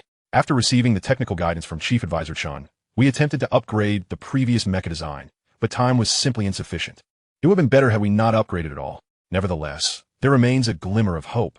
Perhaps their creation is inferior. That would be ideal. Winning would be a bonus, Du Wenhai chuckled. Even if we don't win, it's of little consequence. We still possess a trump card, and once revealed, it will surely guarantee our victory. I find myself quite eager to see their reaction when they confront our hidden strength. Old Zhang, you may not be aware, but since the inception of the Mecha project, Director Han has called me dozens of times, each time laden with mockery. This time, I must decisively reclaim my dignity. Indeed, Director Zhang Tianxing affirmed, we can undoubtedly outshine him. Director, look over there. Are they not arriving? Several hundred meters away, 3 military vehicles led the procession, flanked by 3 business cars, with a military transport vehicle bringing up the rear. The convoy approached at a leisurely pace, halting at the entrance of the factory. A window of one of the business cars slowly descended, revealing Han Haifeng, who smiled and called out to Du Wenhai, Old Du, let us depart. Du Wenhai acknowledged and promptly boarded the vehicle.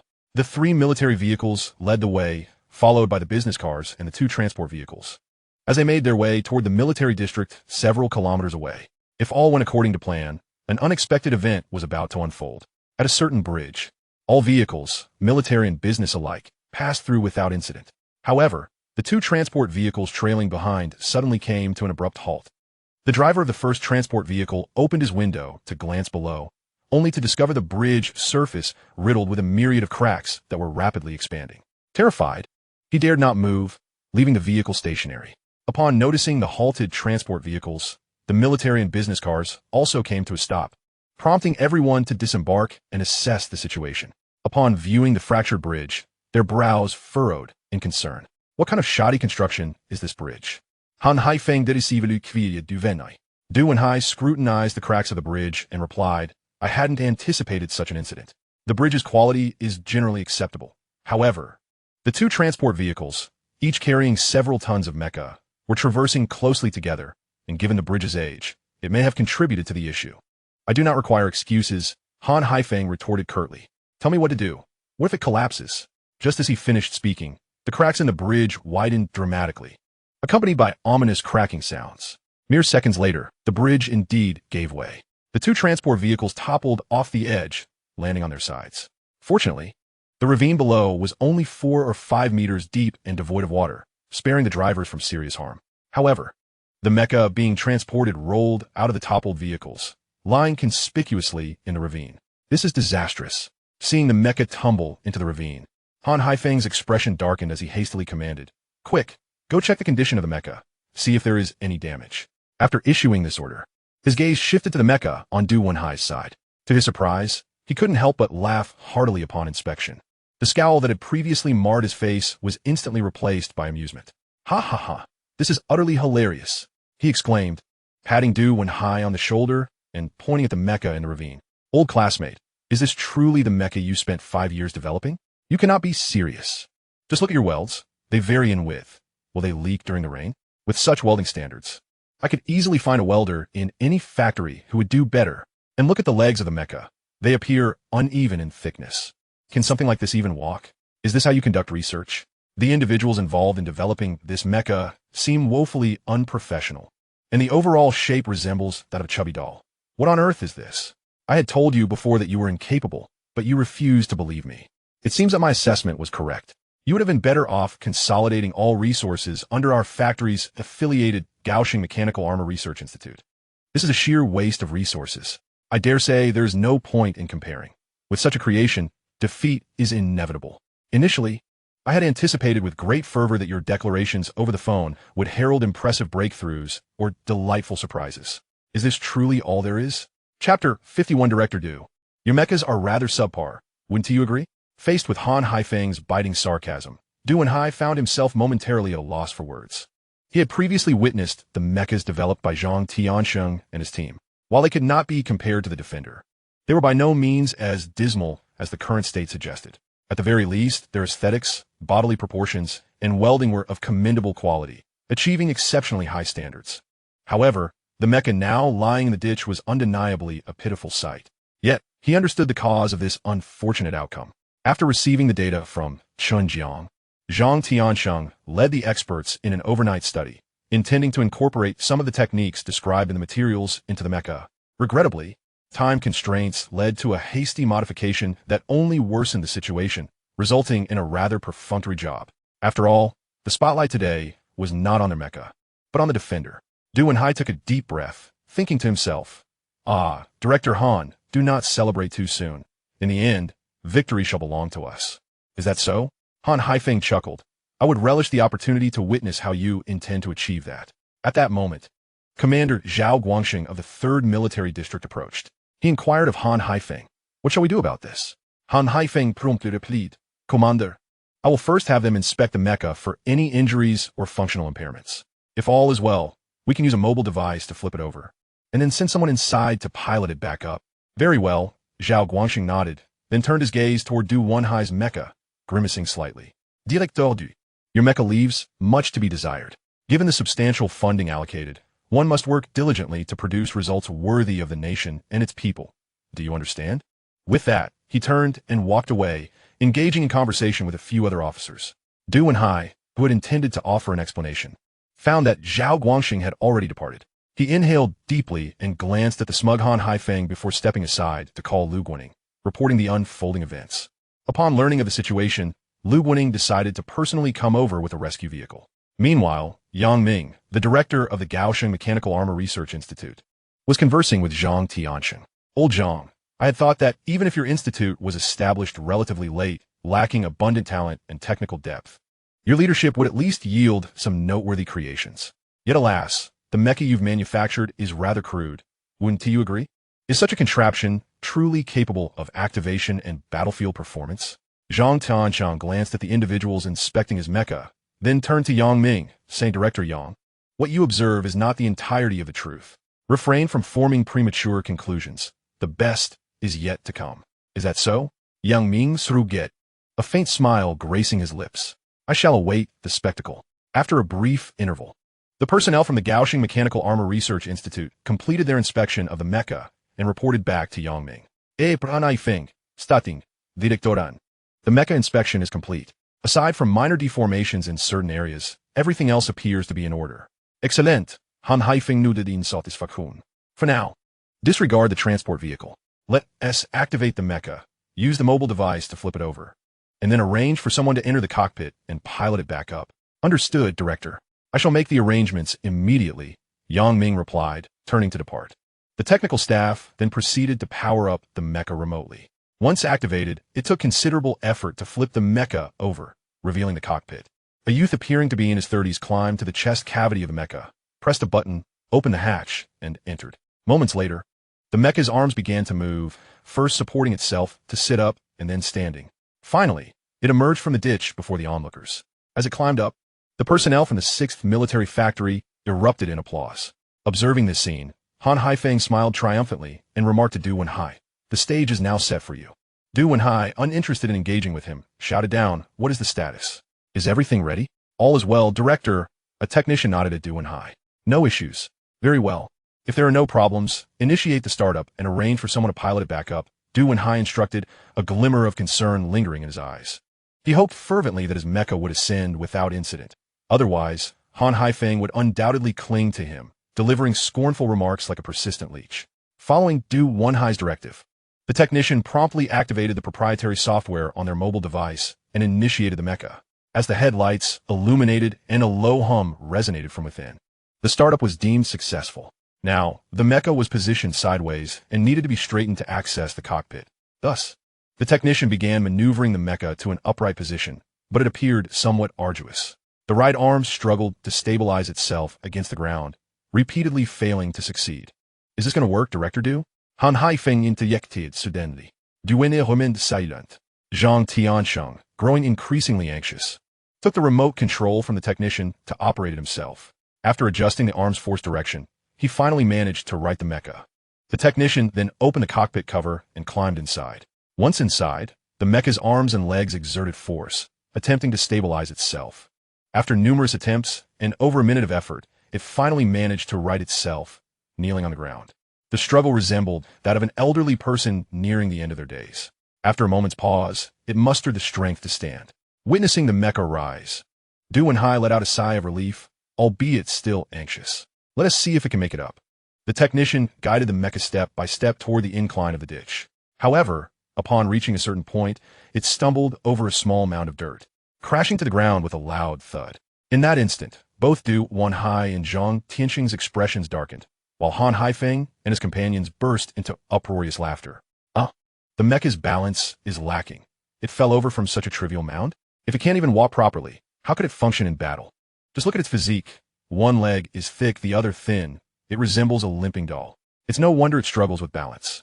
TSK. I suspected their technology was deficient, but I never imagined it was this poor. At this rate, how could it possibly climb back up? The control system is utterly inadequate. Clearly, their mecha operates on an entirely different level than ours. The results are evident without needing a test. Indeed, there is no comparison. It is abysmal. Chapter 52 informed Chen Jiang that the defender can be piloted over. As they continued their derisive commentary, Zhang Tiansheng urgently called out, "Quickly, go check if the pilot is injured." Instantly, 3 individuals rushed over to assess the situation. Fortunately, thanks to the safety harness, the pilot emerged unscathed. Hearing that the pilot was unharmed, Zhang Tiansheng let out a long sigh of relief. He then ordered, "Since there are no issues, let us continue." 2 minutes later, the mecha, albeit with a cracked glass hatch, finally stood up. It proceeded to cautiously make its way to the edge of the ditch.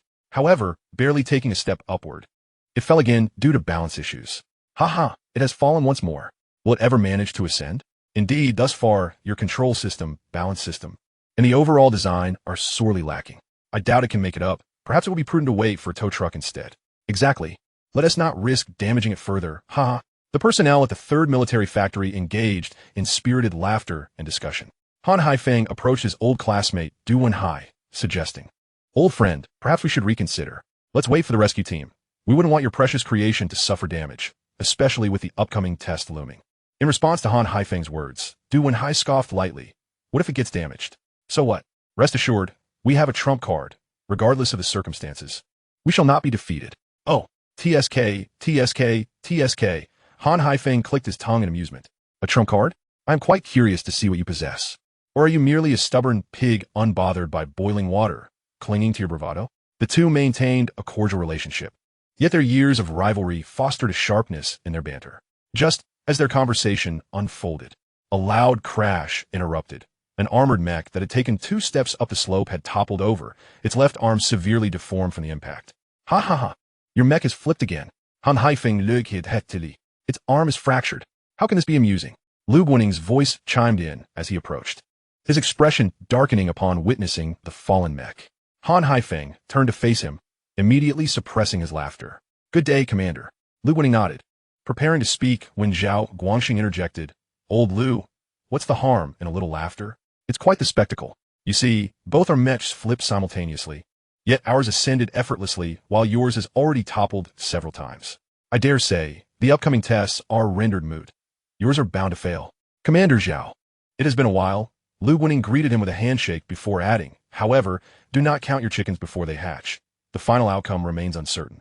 Stay tuned for the show. The former commander of the 6th Military District had retired, and Lu Guaning was temporarily overseeing its operations, soon to be confirmed in the role. "I suggest you focus on retrieving your mech first," Zhao Guangxing remarked. Lu Guaning then turned to Du Wenhai. "The rescue vehicles will arrive shortly. Can your mech ascend? If it cannot, we should have it towed." Du Wenhai hesitated briefly before pulling Lu Guaning aside. "Commander, we cannot afford to be the laughingstock, especially with Han Haifeng so smug. Perhaps we should forego the formal testing and have Chen Jiang pilot the defender to reclaim our dignity. Let them witness what a true mech can accomplish. What do you think?" Lu Guaning pondered, as their original plan was to wait until the test began, only to unveil the defender if the 6th Military Factory's mech faltered. However, this unexpected turn of events complicated matters.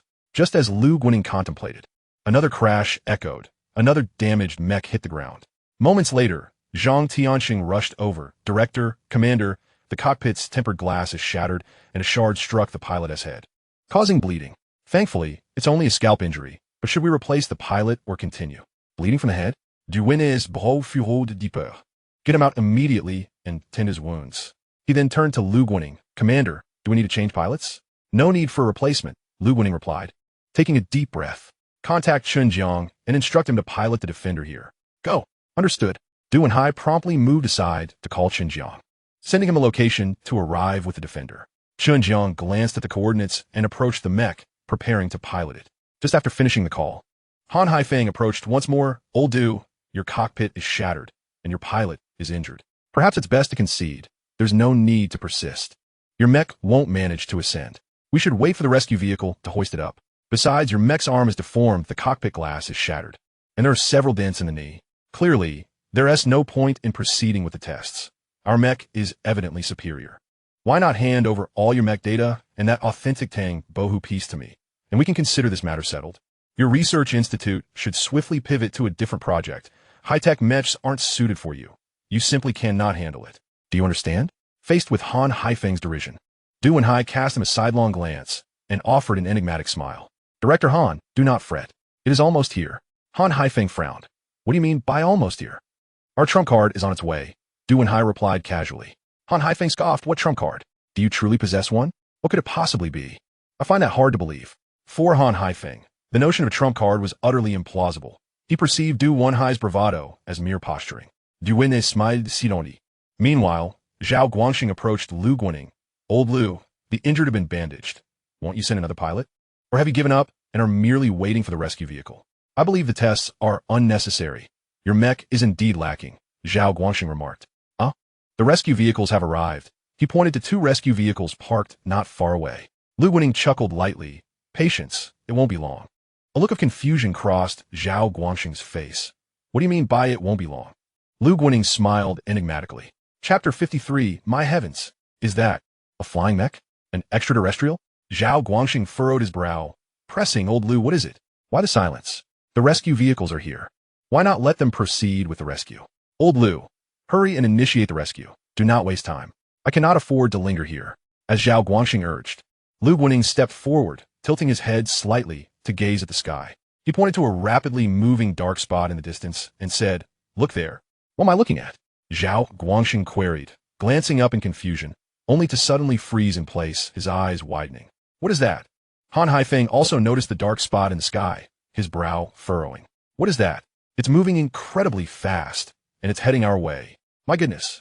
Could it be an intercontinental missile? At the mention of an intercontinental missile, the officers and guards nearby were taken aback, one shouting, Protect the commander. Quickly, safeguard the commander. Evacuate and find cover. Thus, Zhao Guangxing, under the protection of several guards, urgently retreated behind a vehicle. In this open area, it was the only cover available. After retreating, he leaned out to urgently beckon Lu Guaning, who remained immobile. Old Lu, hurry up and take cover. What if that's an enemy missile? Why are you still standing there? Get behind the vehicle now. He could not fathom how such a situation could arise near the 6th Military District. Get down. Just as Zhao Guangxing's plea trailed off, his pupils dilated, mouth agape, his expression frozen in disbelief as he inhaled sharply, stammering What is that? Gulp. Han Haifeng, who had been anxious moments ago, now stood utterly still, his eyes wide and incredulous, as he repeatedly swallowed hard. Is this a mech? A flying mech? This must be a joke. How is this possible? Most individuals on Lu Guaning's side maintained their composure. However, a few soldiers who had never encountered mechs displayed expressions of dread and astonishment. In stark contrast, everyone on Zhao Guangxing's side reacted as though they had seen a ghost, their bodies trembling and their hearts tumultuous. My heavens, is that truly a mech? A flying mech? No less. This is the epitome of mechs. Who could have possibly developed such a marvel? Was it the Eagle Country? Undoubtedly, it must be the Eagle Country, aside from them. Which nation possesses the capability to create such formidable mechs? Nonsense. The Eagle Country certainly lacks such advanced technology. Even they could not engineer something so extraordinary, a mech that can fly and hover. If it is not from the Eagle Country, could it be from our Dragon Country? It is certainly not from our Dragon Country either. I have a feeling this is an extraterrestrial artifact. Goodness, that is indeed a possibility. Our blue star lacks such technology. This is unequivocally an alien object. Oh my, How did extraterrestrials come to Blue Star? Are they here to annihilate us? This is terrifying. Everyone, quickly find cover. A high-tech, dark silver mech, towering 8 or 9 meters, hovered several dozen meters above the ground, exuding an oppressive aura simply by its presence. Commander, what do we do? An officer inquired of Zhao Guangxing, who was crouching behind a vehicle. Zhao Guangxing shook his head. This was evidently not a product of humanity. How could he possibly know what to do? He then turned to Lu Guaning, admonishing, "Old Lu, are you in shock? Hurry over and take cover. The mech across from us is clearly of extraterrestrial origin. It's extremely dangerous." Upon hearing Zhao Guangxing's warning, Lu Guaning glanced back with a calm smile. "No need to panic. Look at how frightened you are. What is there to hide from? Do not fear come out." Zhao Guangxing's face revealed a mixture of disbelief. He thought to himself, is this even human speech? How could I not be afraid when confronted by an alien mech? But why do you remain so composed? Realizing this, Zhao Guangxing gritted his teeth and muttered softly, "I cannot allow myself to lose face as a leader of the military district in the face of such an unexpected situation. I must not show fear. What is there to be afraid of in the presence of an alien mech? Moreover, if they are capable of constructing such a hovering mech, what good will hiding behind a vehicle do? If they mean to harm me, there is no escaping it." Taking a deep breath, he summoned his courage and stood up, disregarding the guard's warnings, and stepped forward to stand alongside Lu Guaning. Seeing their commander advance, the others who had been hiding followed suit, embracing a spirit of defiance. Upon Zhao Guangxing's arrival, Lu Guaning smiled at him and asked, "What is the matter? No longer afraid? If you're not afraid, how could I be?" Zhao Guangxing replied. He then shook his head slightly, reflecting, "I never imagined that in my lifetime I would witness an alien mech. In comparison to this mech, the mechs we have developed appear utterly laughable. Why has this mech appeared here? Is it here to destroy Blue Star, to negotiate with us, or merely to mock our mechs? I'm utterly perplexed." Lu Guaning's lips curled slightly as he remarked, "It is not here to mock us. It is here to mock you." Zhao Guangxing raised an eyebrow. "What do you mean by that?" Before he could finish his thought, he noticed the mech slowly approaching, causing his heart to tighten and his body to shudder. He whispered, "Old Lu, it's coming, it's coming. What should we do?" Zhao Guangxing clearly appeared somewhat flustered. "What does it intend to do?" "Do not panic. When soldiers arrive, we must stand firm. As leaders, we must set an example for others. So we cannot be flustered or afraid. We must face this bravely, understand?" Lu Guaning said with remarkable calmness. Zhao Guangxing swallowed hard and glanced at Lu Guaning. He could not fathom why Lu Guaning was so audacious. From the very beginning, he had remained unfazed in the face of an alien mech, displaying no signs of panic whatsoever.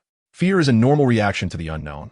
Why is he not afraid? "All right," Zhao Guangxing nodded. "You are right. As leaders, we must set an example.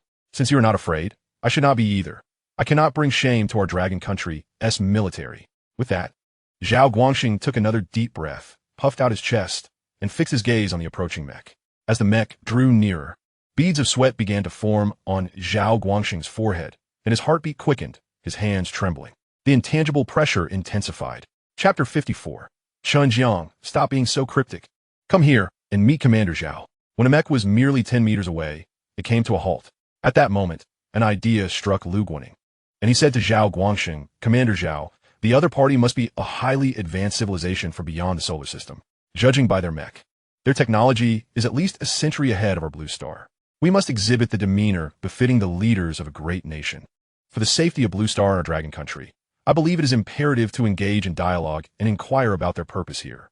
Perhaps we could even exchange technological insights and gain unexpected benefits.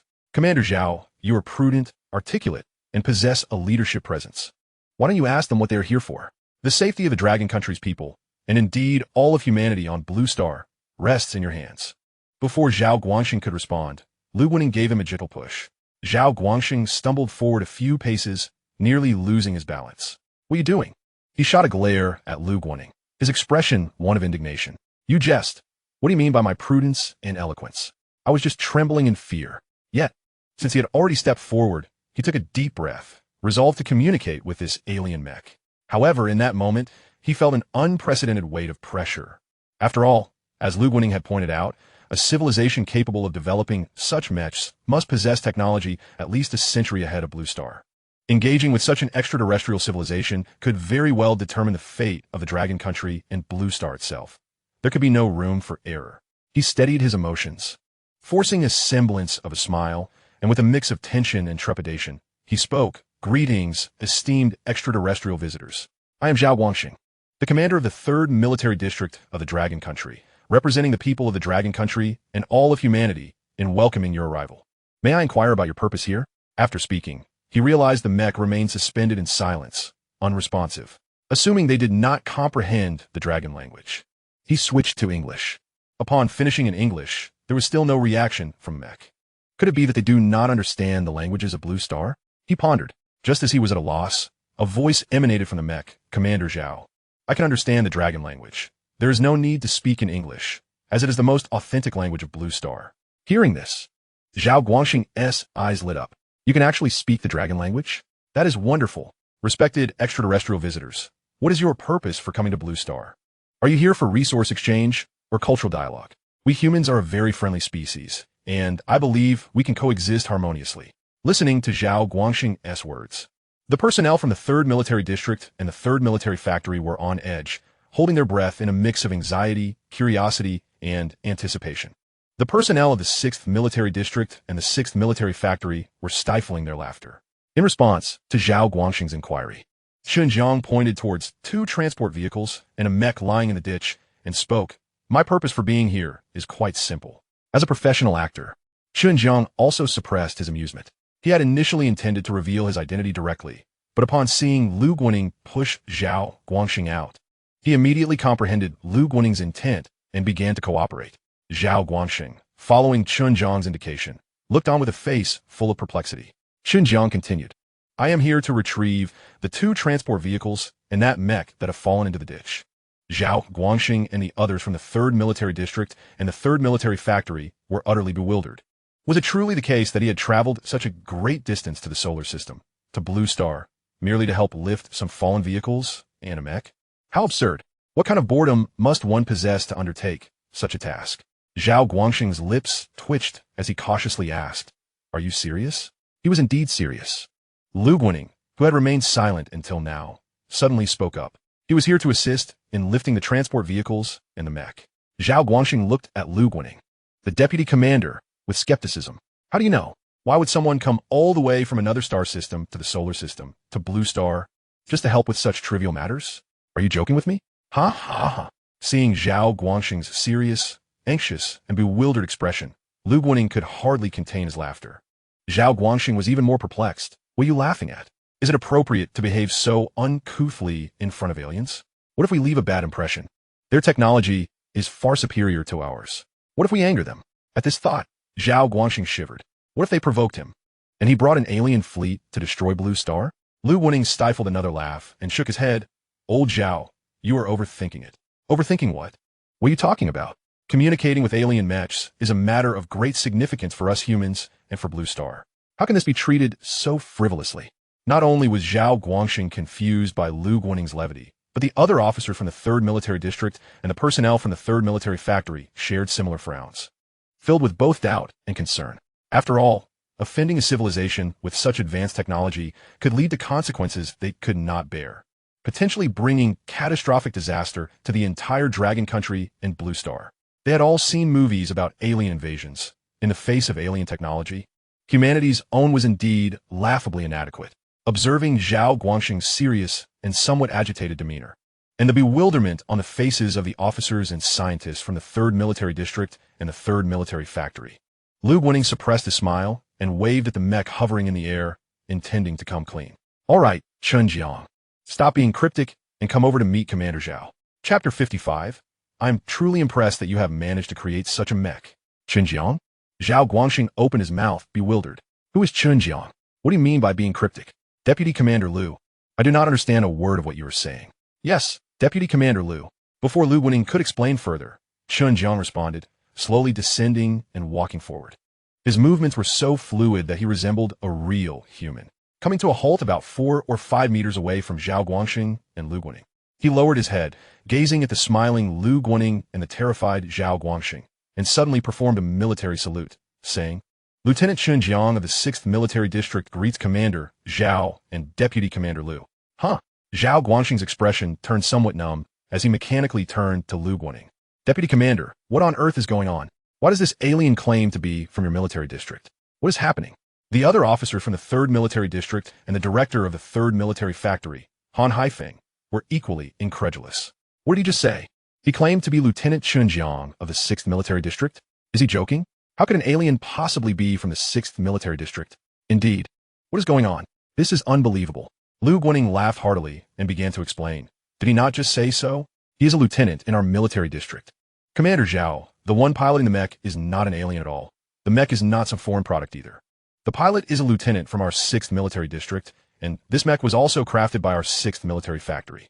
Zhao Guangxing was momentarily taken aback, shaking his head in disbelief. Do not joke with me, Deputy Commander. Even if it were your 6th Military Factory, no one in the world could create such a mech. Right? Stop messing around. I am not joking with you. Lu Guaning insisted earnestly. This mech was indeed created by us. Would I lie to you about something like this? If he were truly an alien, how could he cooperate with me? How could he come here to salute us? How could he speak our language? Think carefully. Zhao Guangxing seemed to feel his brain stalling, as if his CPU were about to overheat, and finally managed to utter, "That makes a bit of sense." Lu Guaning's words were also heard by Han Haifeng and the others. Their expressions froze, filled with shock and disbelief. This is impossible.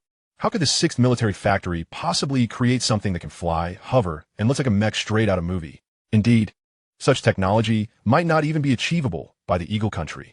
No one in the world could produce something like this. My goodness, is the 6th Military Factory really that impressive? How do they manage it? Han Haifeng suppressed his inner doubts and, wide-eyed, incredulously asked his old classmate, Du Wenhai. Tell me the truth, did you really create this mech? Seeing the expression on Han Haifeng's face, Du Wenhai felt an overwhelming sense of satisfaction. Smiling with pride, he nodded. Of course, this mech was crafted by our 6th Military Factory. There's no doubt about it. Ha ha, I told you we have a trump card. And you did not believe me. Now do you believe it? Come, tell me, how does our mech compare to yours? Which one is stronger? Han Haifeng's lips twitched slightly as he took a deep breath, his expression alternating between pale and flushed, his eyes reflecting excitement, jealousy, admiration, and confusion. Yet he still nodded. Of course, your mech is superior. Anyone with eyes can see that.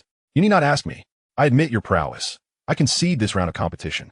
However, I must ask, where did you learn this technology? Where did you find such talent? How was it created? Given the current technological level, this should not be possible, right? And since we are all striving for our country, can this technology not be shared? Just then, he suddenly thought of something and quickly reassured himself. After all, they were all working for the nation, regardless of who crafted the mech. It was a fortune for the country and the people. It was all for the greater good. He certainly would not harbor any resentment for losing this competition. Though he and Du Wenhai were rivals, they were also friends and fellow researchers serving the nation. Everything must be prioritized for the greater cause. Du Wenhai chuckled. The mech was created by the pilot inside, Chen Jiang, who is one of our most crucial strategic talents for the nation. He is truly remarkable. Certainly, we are all striving for our nation and our people. We are indeed one family.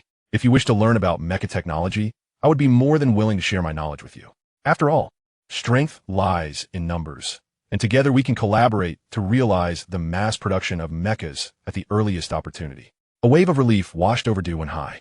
As the earlier mockery he endured faded away in that moment.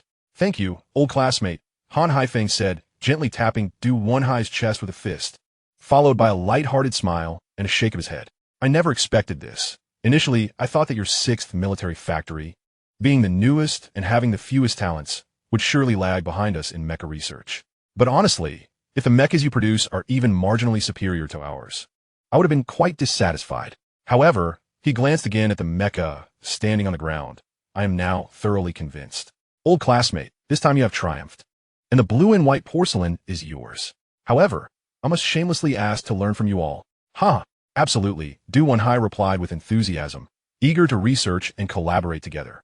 Meanwhile, Zhang Tiansheng was engaged in conversation with Yang Ming about mechas, his face brimming with pride. As for Zhao Guangxing, he looked up at the imposing mecha and complained to Lu Guaning. I say, old Lu, this is quite unfair. You've constructed such a terrifyingly advanced mecha. Couldn't you have informed me sooner? It genuinely startled me. Wasn't it meant to be a surprise? Lu Guaning replied. No. Zhao Guangxing waved his hands repeatedly. This is not a surprise. It's a shock. He then marveled. Your 6th Military Factory is truly impressive. Capable of creating such a marvel. TSK. It surpasses Eagle Sauce Country by 100-fold. It's a blessing for our dragon country and its people. Which team crafted this? Who is responsible for such brilliance? I must meet them. Chapter 56 Chief Who? Today is the final day. Any breakthroughs? That genius is currently piloting the mecha. Let us not rush him. After uttering these words, Lu Guaning turned his gaze toward the mecha and instructed Chen Jiang, please retrieve the other mecha and the 2 transport vehicles from the ditch. Understood, Commander, Chen Jiang responded, and then with a powerful leap, he soared into the ditch. As he descended, all eyes followed him. There, the sci-fi-like mecha bent slightly, effortlessly lifting the motionless mecha weighing over 10 tons, and then soared back into the air, gently landing on the ground and carefully placing the mecha down. Returning to the ditch, he promptly lifted the 2 transport vehicles as well. After completing this impressive feat under the astonished gazes of the onlookers, he strolled back to Lu Guaning. Commander, your instructions have been fulfilled. Is there anything else you require? After pondering for a moment, Lu Guaning replied, Commander, Zhao wishes to meet you, but there's no rush. He then turned to Zhao Guangxing. Old Zhao, do we need to continue with the tests? Zhao Guangxing shook his head with a wry smile. No need for that anymore. Good. Lu Guaning chuckled heartily, then turned to the defender. Chen Jiang, you may return for now. Soon, we will head to the 6th military factory together. Until then, yes, Commander, Chen Jiang nodded. He then lifted his head slightly, and in a flash, the entire mecha shot skyward, vanishing from the sight of the crowd. As the mecha disappeared, Lu Guaning's smile grew brighter. He then turned to the collapsed bridge and said to Du Wenhai, Director Du, please arrange for someone to repair the bridge promptly and ensure it is sturdy. After that, check the transport vehicles for any issues. If all is well, we will take another route to your military factory. After a thorough inspection, the transport vehicles were deemed fine. Preparations were made, and they set off on their journey. On the way to the 6th military factory, Lu Guaning received a phone call. A deep voice on the other end reported, Commander, we have searched for more than 3 days, thoroughly investigating all suspicious locations in Jiang City, but we have yet to find any trace of that creature. What should we do next? Continue searching or return? After a brief moment of contemplation, Lu Guaning made a decision. Let us conduct one final search today. If we find nothing, we will return. Upon hanging up, his expression grew increasingly grave as he murmured to himself, what manner of creature is this, covered entirely in scales? What on earth could it be? I hope it does not cause any harm. An hour later, military vehicles, business cars, and 2 transport vehicles arrived sequentially at the entrance of the 6th military factory. Chen Jiang had been awaiting their arrival. Upon seeing Lu Guaning and the others approach, he immediately stepped forward to greet them. Welcome, commanders and leaders. You arrived quite swiftly. Who is this? Zhao Guangxing asked, looking at Chen Jiang with uncertainty. Lu Guaning introduced. Old Zhao, this is Chen Jiang. He is the creator of the mecha. Oh. Zhao Guangxing's eyes lit up with curiosity as he scrutinized Chen Jiang, still somewhat doubtful. Is this groundbreaking mecha truly your creation? It is indeed, Commander, Chen Jiang affirmed with a nod. Heroes emerge from youth. What a remarkable young scientist. Zhao Guangxing patted Chen Jiang's shoulder, feeling a sense of admiration. He then boldly stated in front of everyone, Chen Jiang, stop wasting your talents in the 6th military district. There's no future here. Come back with me to the 3rd Army, and I guarantee your benefits will be 3 times better than here. Consider it. What do you say? As soon as Zhao Guangxing finished speaking, Lu Guaning immediately stepped in front of Chen Jiang, glaring at Zhao Guangxing with irritation. Old Zhao, trying to poach talent in front of me is quite unfair. Then I want to do it in front of you. I'll do it secretly, Zhao Guangxing teased. That won't do either, Lu Guaning promptly refused. Chen Jiang is part of our 6th military district, a crucial asset of the 6th military factory. I cannot possibly let him go. I advise you to abandon this idea.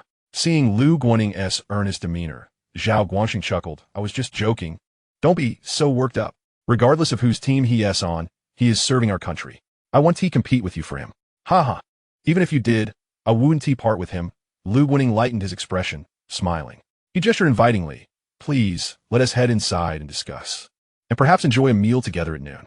Subsequently, the group moved to the reception room, sipping tea, enjoying snacks and fruits, while discussing matters of technical collaboration. At noon, they had a private meal, relishing a delightful feast.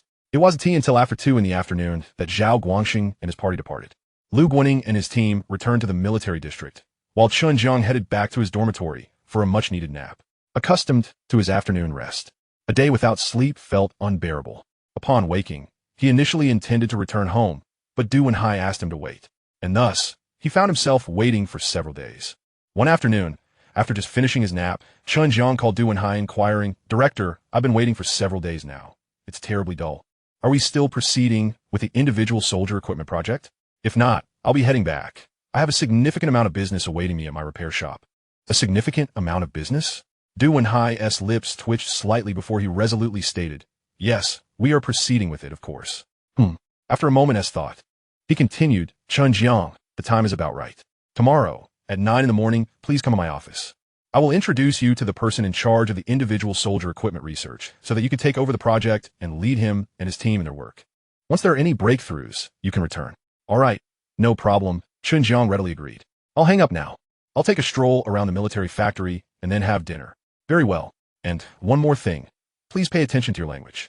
I'm getting older, and I'm not accustomed to terms like OJBK." After hanging up, he lightly tapped his fingers on the table, seemingly deep in thought. "I allotted 15 days to Hu Jiang, and today marks the 15th day, yet I have received no word from him, indicating that he has failed to achieve the anticipated breakthrough. Thus, I must enlist Chen Jiang's assistance. I have provided director who with repeated opportunities, yet he continues to disappoint." Subsequently, Du Wenhai made a phone call to Hu Jiang, instructing him to come to the office. A few minutes later, there was a knock on the door. "Guomein." Du Wenhai looked up, somewhat puzzled. Had Hu Jiang arrived so swiftly? However, upon the door opening, he found not Hu Jiang, but rather his assistant. The assistant stepped forward and respectfully stated, "Director, the land acquisition for the sub-factory has been completed. It is located 5 kilometers from the main repair shop. The project is about to enter the bidding phase, which is expected to conclude within a month. With the green channel approved, construction can commence within 2 months at the earliest." "Good," Du Wenhai nodded. "I understand. This is a key project. Ensure you supervise it closely. Additionally, this project requires the establishment of a new company, and you must allocate 30% of the shares to Chen Jiang. Please coordinate the related matters." "Understood, Director," the assistant replied. "I will keep you updated on any progress." After the assistant departed, approximately 10 minutes later, Hu Jiang knocked and entered. Upon fixing his gaze on Hu Jiang, Du Wenhai's expression turned grave. "Director Hu, today is the final day. What is the status? Have you made any breakthroughs?" Yes, Director," Hu Jiang hastily affirmed. "We are currently fine-tuning the exoskeleton armor, and we are confident that the new weapon can be finalized within the next 5 days.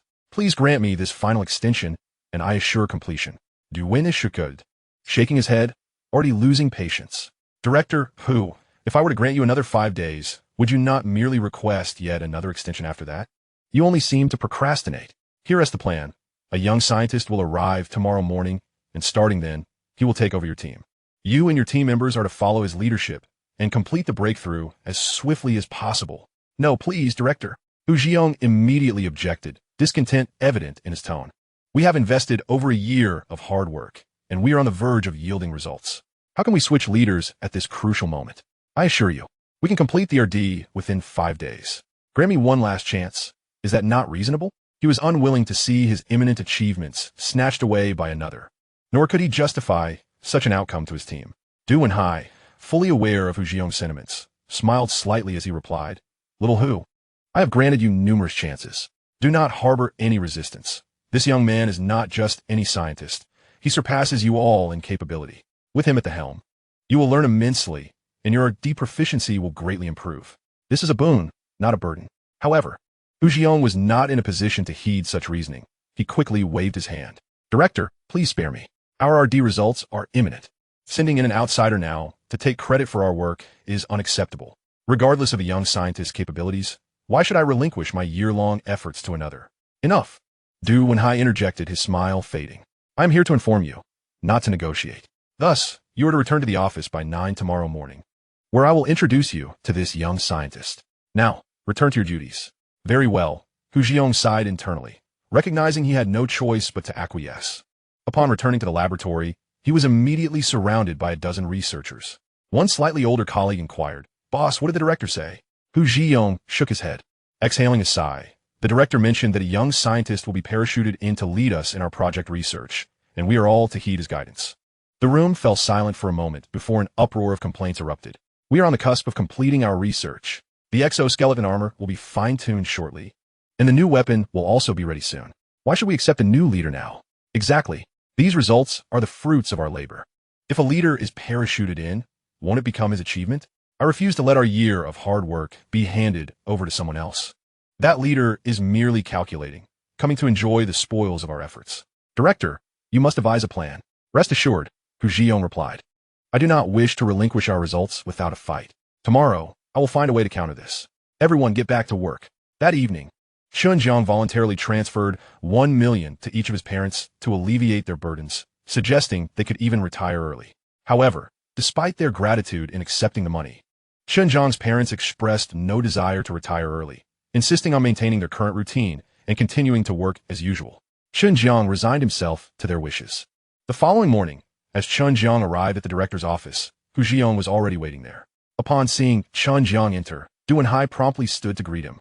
You are here, Director Chen. Director Chen? Is that for real? Du Jiang furrowed his brow at Chen Jiang, incredulous.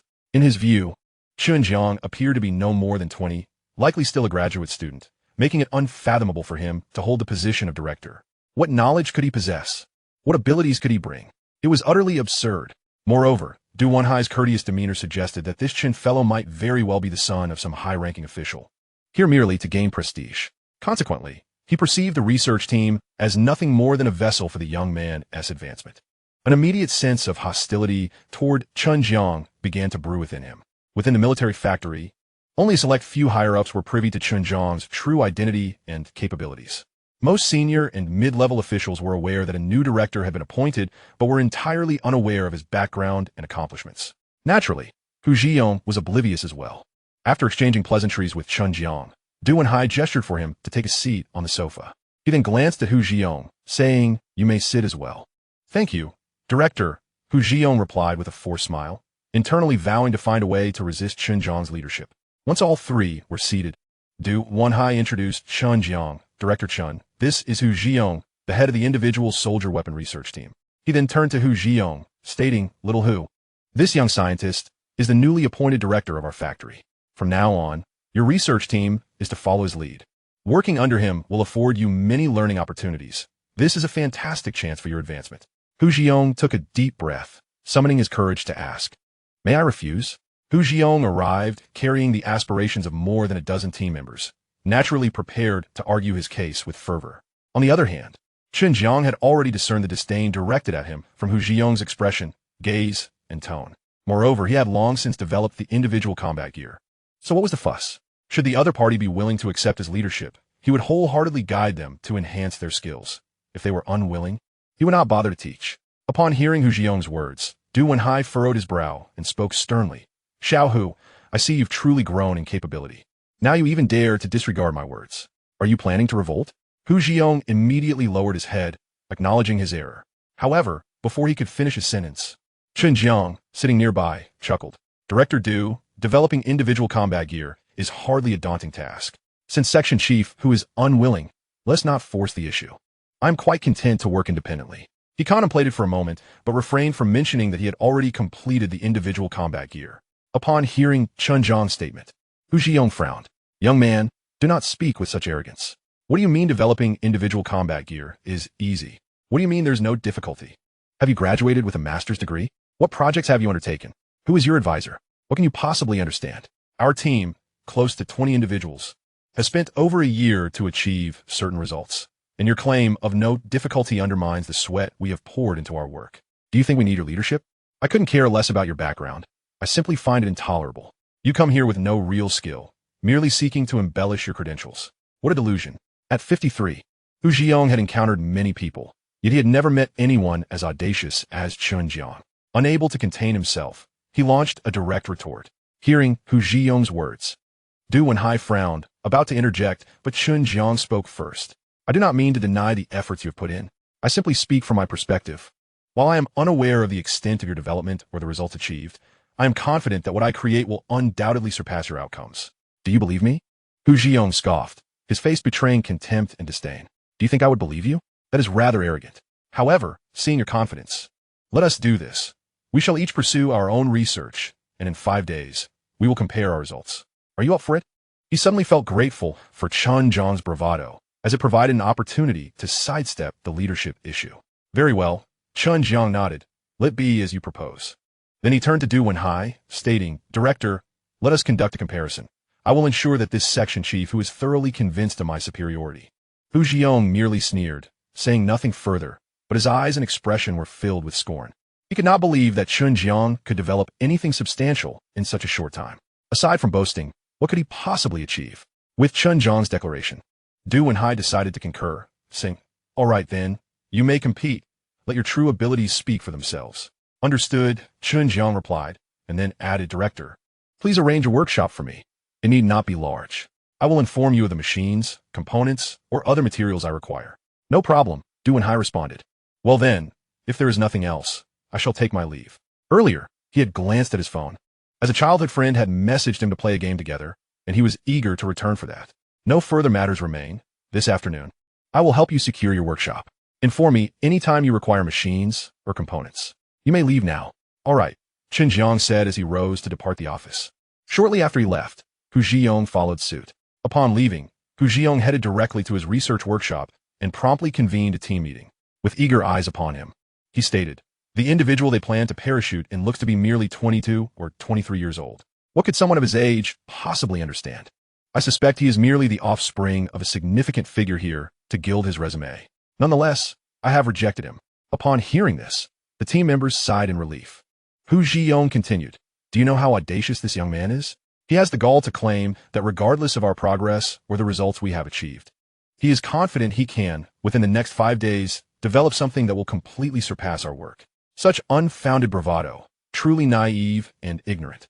After he finished speaking, the team members erupted into laughter, followed by a torrent of ridicule. 22 or 23. That's laughable. At that age, he has likely just begun his graduate studies and hasn't even mastered the foundational theories. Indeed, the young man's arrogance is astounding. He believes he can completely outpace our achievements in just 5 days. Where does he derive such confidence? Who does he think he is? What a clueless youth. Thinking research is so simple. Just him? A dreamer indeed. It seems, as you suggested, he may very well be the child of some powerful figure here to polish his credentials. What a sight to behold. Listening to the disparagement from his team members, Hu Zhiyong smiled with satisfaction. Furthermore, I find his arrogance excessive, so I suggested we compare our results after 5 days. I am eager to see what he can produce. He then reassured his team, "You need not concern yourselves with him. Simply regard him as a joke. For the next 5 days, we will not take a break on Saturday, and Sunday is uncertain. Everyone must remain vigilant and focus diligently. We must complete the debugging of the exoskeleton armor and upgrade the new weaponry. There must be no further mishaps, or I will truly struggle to report to the director. Of course, after we endure this brief period of hardship, and once the project is complete and the director is satisfied, I will request funding for a team-building outing to relax." While Hu Zhiyong was busy motivating his team, Chen Jiang was already engrossed in his gaming session. After 5 consecutive matches, he patted his rumbling stomach and headed to the cafeteria for a meal. After dining, he took a short nap. Upon waking, Du Wenhai informed him that the workshop had been arranged. Chen Jiang casually listed the machines, components, and related materials he needed, then sent the list to Du Wenhai. True to his efficient nature, Du Wenhai had everything ready within an hour. The following morning, Hu Zhiyong and his team arrived at the laboratory before 7, diving into a flurry of activity. Meanwhile, Chen Jiang slept until after 9, lazily ate a bit before strolling to the workshop. Once inside, he shut the door, surveyed the machines and components that had been set up, selected some promising materials, and stored them in the manufacturing space as research waste. After a moment of contemplation, he opened his phone and began to queue for a match. Chapter 59. Who would believe you have already developed something? Dude, are you still playing Hoey? Can't you try something else? His friend, Zhou Bing, lamented, "This character is too fragile. What's the point?" Chen Jiang chuckled, "You wouldn't understand. Just watch how I shine." While he was engrossed in the game, one of Hu Zhiyong's team members stepped out to collect materials. As he passed by the door of Chen Jiang's workshop, he initially paid it no mind, but suddenly a shout erupted from within. "Attack! Attack! I've taken down half of Sun Wukong's health. Why are you running? You made me get eliminated. Ugh, I am furious. What a useless teammate." Zhao Kaiwen furrowed his brow and muttered to himself, "What on earth is he doing?" Ultimately unable to resist his curiosity, he stealthily approached and leaned against the window ledge to peer inside. He discovered Chen Jiang languidly seated on the sofa, engrossed in a video game, while various machines around him lay dormant, some materials carelessly piled nearby. Upon witnessing this scene, a scornful smile involuntarily crept across Zhao Kaiwen's lips. Shaking his head, he turned and left. Upon returning to the laboratory, he addressed Hu Zhiyong, saying, "Boss, I just passed by that well-connected individual's workspace. Can you guess what he was up to? What of it? What he does is of no concern to us. We simply need to focus on our own responsibilities. Just as Hu finished speaking, he swiftly changed his tone. All right then, what was he doing? The other researchers also turned their attention towards Zhao Kaiwen, eager to learn about Chen Jiang's activities. Zhao Kaiwen chuckled lightly. It's already past 10 o'clock, and he has tea, even turn on any machines. He's just sitting there playing games. Oh, playing games? Hu Jiang raised an eyebrow and chuckled. That's quite normal. He is merely a well-connected individual here for show, utterly clueless. I doubt he even knows how to turn on the machines he requested. He's utterly useless. All he can do is waste time playing games. What a farce. Laughter erupted among the others. Playing games is the norm. Not playing games would be abnormal. How can he even boast with such a demeanor? Is he trying to be humorous? I thought he might possess some real skills. But it turns out he's nothing of consequence. Indeed, how could the director recruit such a person? Does he think he is fit to lead us? I'm curious to see what results he'll present when the time comes. I doubt he'll claim to have won any games in front of the director. All right. Amidst the laughter, Hu Jiang raised his hand, urging everyone to return to their tasks. Turning to Zhao Kaiwen, he said, Xiao Zhao, I have a new task for you. Monitor Chen Jiang's actions closely, once in the morning, once at noon, and once in the evening. We must know ourselves and our adversary to emerge victorious. Understood? Yes, Section Chief. Zhao Kaiwen saluted with mock seriousness. Good. Hu Jiang nodded, then resumed his work.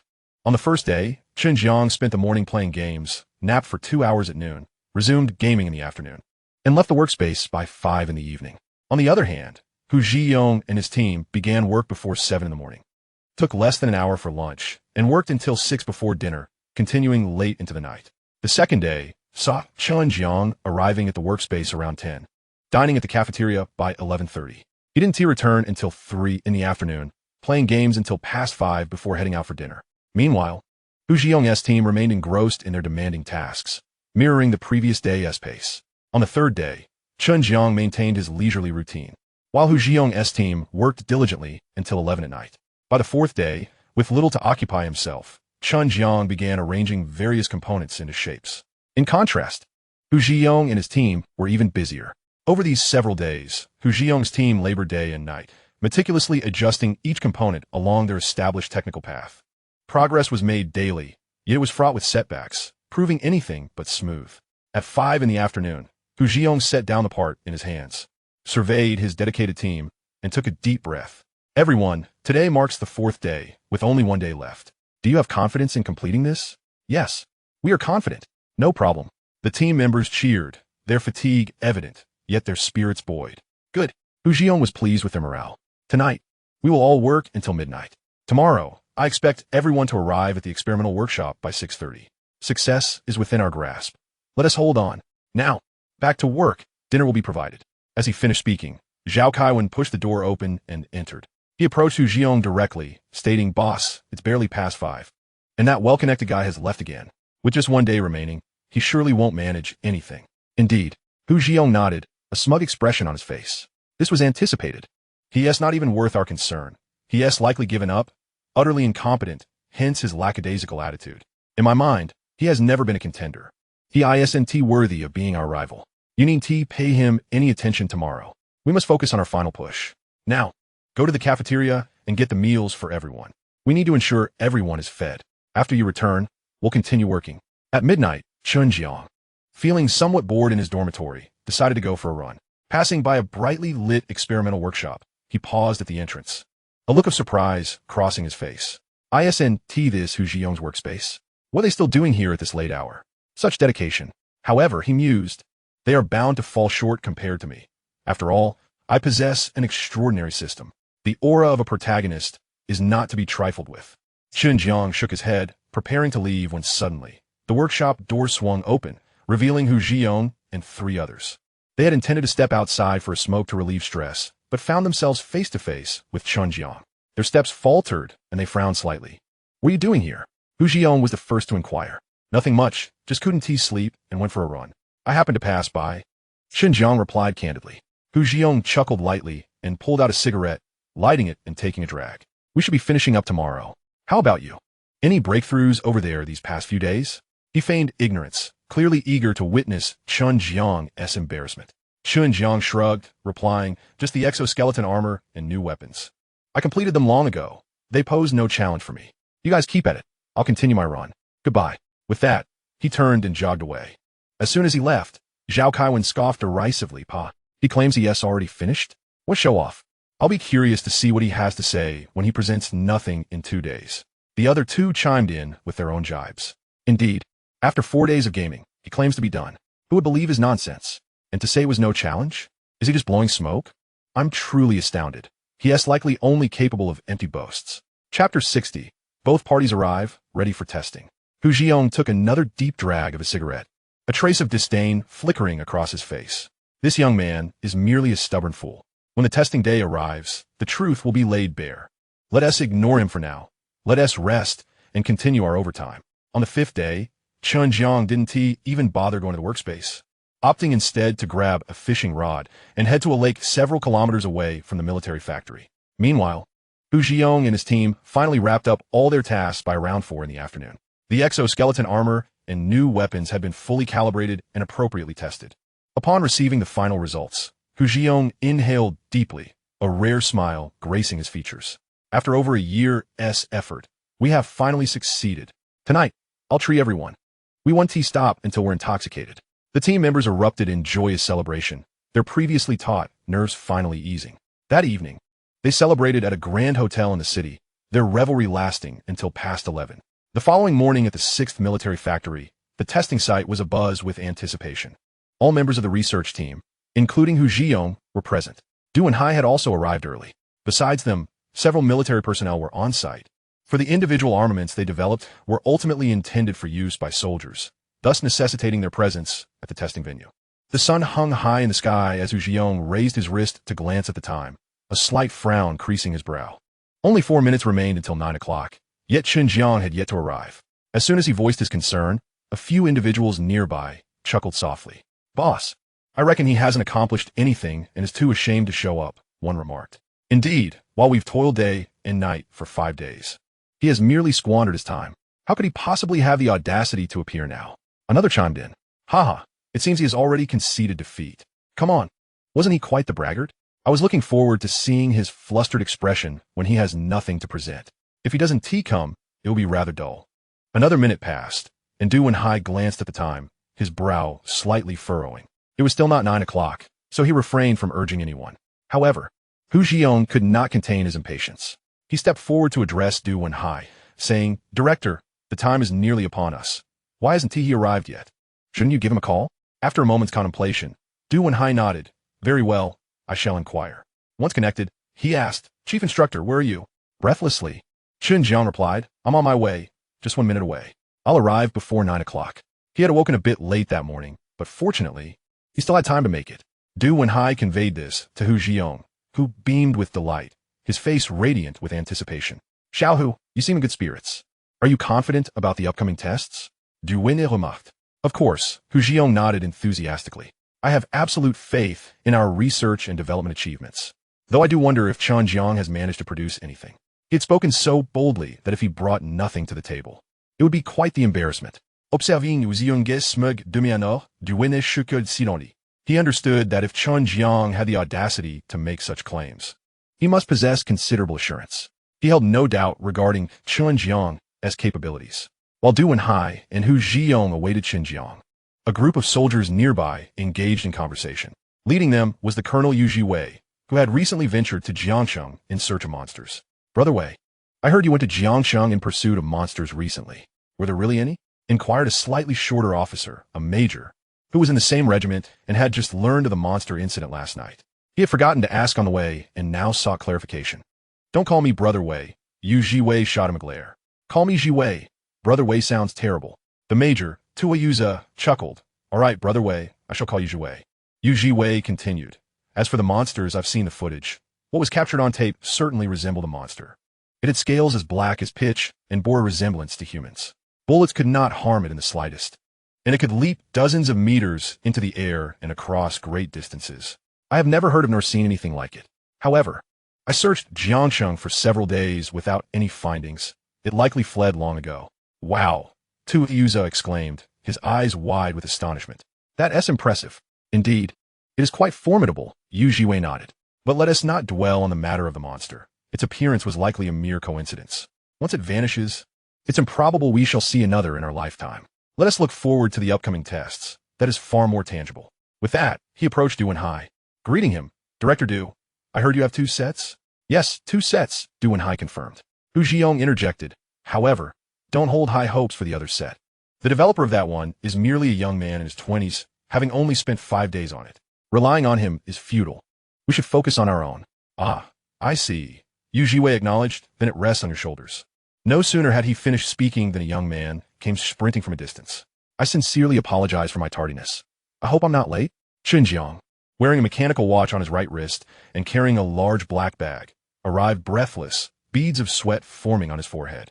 Du Wenhai smiled at Chen Jiang. It's 8:59. You're not late. His gaze fell upon the large bag in Chen Jiang's hand. Is that what you've developed? He presumed the bag contained the exoskeleton armor and new weaponry, yet he pondered how such a small bag could possibly hold the armor. Hu Zhiyong and the others, however, remained unimpressed, for they were certain Chen Jiang had nothing of significance to present, perhaps just a collection of scrap metal. Chen Jiang nodded yes. He then surveyed the testing area and asked, how will the testing proceed? Du Wenhai explained, our tests are divided into 2 parts. The first part involves testing the new firearms, evaluating their penetration capability, effective shooting range, and accuracy. The second part will assess the exoskeleton armor, examining its maneuverability, load-bearing capacity, and flexibility. We will first test the new firearms developed by both parties. Who would like to go first? Hu Jiang glanced at Chen Jiang, noting his silence and lack of intention to volunteer. So he stepped forward, eager to offer. Director, we shall go first. Very well, Du Wenhai nodded. Let us begin with your new firearms. Please present them for introduction and then hand them over to Colonel Yu and his team. Certainly, Director, Hu Zhiyong replied confidently, gesturing for Zhao Kaiwan to bring over a beautifully crafted black case. The case, made of genuine leather, was entirely black, exquisite and high-end.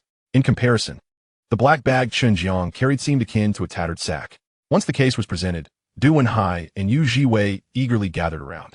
With the eyes of the onlookers upon him, Hu Zhiyong opened the case to reveal a new model of firearm they had never encountered before. Is it a sniper rifle? Yu Jiwei's eyes lit up, his eagerness palpable. Indeed, it is, Hu Zhiyong confirmed, lifting the weapon. Casting a proud glance at Chen Jiang, he elaborated. This is our team's new large-caliber sniper rifle, developed over more than a year, designated as the G53-18 model. The rifle measures 125 centimeters in length, weighs 12 kilograms, and boasts a caliber of 13 millimeters, with a muzzle energy of 13,000 joules. It utilizes a semi-automatic design, has an effective range of 850 meters, and a lifespan exceeding 6,000 rounds. Equipped with a 12x new type scope, it can fire single shots or in bursts. With exceptional penetration power capable of piercing 20mm thick steel plates from a distance of 200 meters, making it ideal for long-range sniping and armored assaults. Upon hearing the specifications, Du Wenhai's eyes brightened with satisfaction. Unable to contain himself, he clapped Hu Zhiyong on the shoulder, exclaiming, Xiao Hu, well done. You've exceeded my expectations. The others were equally astonished, expressing their admiration. This truly qualifies as a large-caliber sniper rifle. Our country has always lagged in the development of such firearms, especially compared to the Eagle Nation, and I never expected you would make such a breakthrough. Impressive. Indeed, the king of snipers, the Barrett, has an effective range of less than 2,000 meters. Yet this sniper rifle boasts an incredible effective range of 850 meters. Moreover, the fact that such a powerful sniper rifle can withstand over 6,000 rounds indicates a significant advancement in technical materials. Exactly. Currently, the most powerful sniper rifles capable of penetrating 20mm steel plates cannot exceed a shooting distance of 100 meters, yet this rifle has extended that range to 200 meters. Truly remarkable. What a remarkable film. If this gun were to be mass-produced, it would undoubtedly grant our military a significant advantage in the realm of sniping. Director Hu, you and your team are truly impressive. I find myself eagerly anticipating the opportunity to test it out. As the praises from the crowd washed over him, Hu Zhiyong could hardly contain his smile, his expression radiating pride. This is the culmination of over a year of our team's dedicated research. It surely will not disappoint. Colonel Yu, would you like to take it for a spin? With great enthusiasm, Yu Jiwei accepted the firearm, and they proceeded to the testing location. After a brief discussion, Du Wenhai turned to a nearby messenger and instructed, Next, we shall test the sniper rifle's penetration capability at a distance of 200 meters. with a board thickness increased to 20 millimeters. Please make the arrangements. Understood. The messenger replied, jogging into the testing area to instruct the staff to adjust the target. Once everything was set, they signaled readiness. Yu Jiwei positioned himself on the ground, set up the sniper rifle, loaded it, and pulled the bolt. He couldn't help but exclaim, "The handling is quite impressive, very smooth. I've fired a Barrett before, and this one feels significantly better in terms of control." Then, through the scope, he aimed and adjusted his angle. Bang! A thunderous shot echoed as Yu Jiwei stood up, rifle in hand, nodding in satisfaction. "The recoil is considerably less than I anticipated. The shock absorption is quite well done. This is a fine weapon." He smiled at Du Wenhai, saying, "Director Du, once this gun enters mass production, our military's sniping capabilities will undoubtedly reach new heights. I'm glad I came here today." Hearing his compliments, Du Wenhai smiled and nodded at Hu Zhiyong, expressing his acknowledgement. Hu Zhiyong and his team beamed with excitement, unable to contain their joy. He even leaned towards Chen Jiang, boasting, "The Barrett from the U.S. can penetrate a 20mm steel plate at 100 meters. But our sniper rifle can do so at 200 meters. This is truly top-notch globally." Casting a dismissive glance at the black package on the ground, he continued. Chen Jiang simply nodded, praising, "It is indeed impressive, a significant advancement."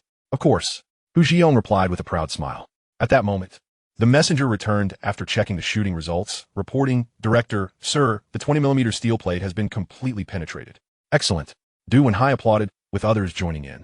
He then instructed, "Move the target back 20 meters. We will test whether it can still penetrate a 20mm plate at 220 meters. The messenger complied. Once everything was prepared, amidst the eager gazes of the crowd, the gunshot rang out. After the messenger checked the results, he reported via the communication system. The shooting result did not achieve complete penetration. It fell short by about 2 millimeters. Hu Zhiyong felt a twinge of disappointment, though he had somewhat anticipated this outcome. After all, during their tests, the extreme penetration distance had only reached 205 meters, which was already quite commendable. Du Wenhai remarked, "Let's proceed to test the effective shooting distance and accuracy." Following his instruction, the testing site quickly made arrangements. This testing ground was not within the military factory, but rather on its outskirts, encompassing an extensive area of 5 kilometers in diameter. Once the targets were prepared, the testing commenced. After some trials, the effective shooting distance astonishingly reached an impressive 2,920 meters, exceeding Hu Zhiyong's claim of 2,850 meters by 70 meters. Moreover, the accuracy and stability of control were exceptional, far surpassing that of ordinary sniper rifles. Du Wenhai, Yu Jiwei, Hu Zhiyong, and the others were thoroughly satisfied with this result. It could be deemed a resounding success. After the test concluded, Hu Zhiyong grinned at Chen Jiang, saying, "Chen Jiang, we have completed our sniper rifle testing. Now it's your turn. How about it? Are you confident?" In his view, this was a contest with little room for dispute. Their sniper rifle had already achieved significant success. Chen Jiang, however, harbored doubts about whether the opposing party could present something of substance. If they produced nothing, it would surely be a source of ridicule. Chapter 62. The data you provided seems utterly ludicrous. How could that be possible? "I am indeed confident," Chen Jiang responded. "The sniper rifle you developed is impressive in terms of performance, and one might even say it is at the forefront. However, compared to the firearms I have developed, it likely falls somewhat short." With a derisive snicker, Hu Zhiyong retorted, "Spare us the bravado. Anyone can boast.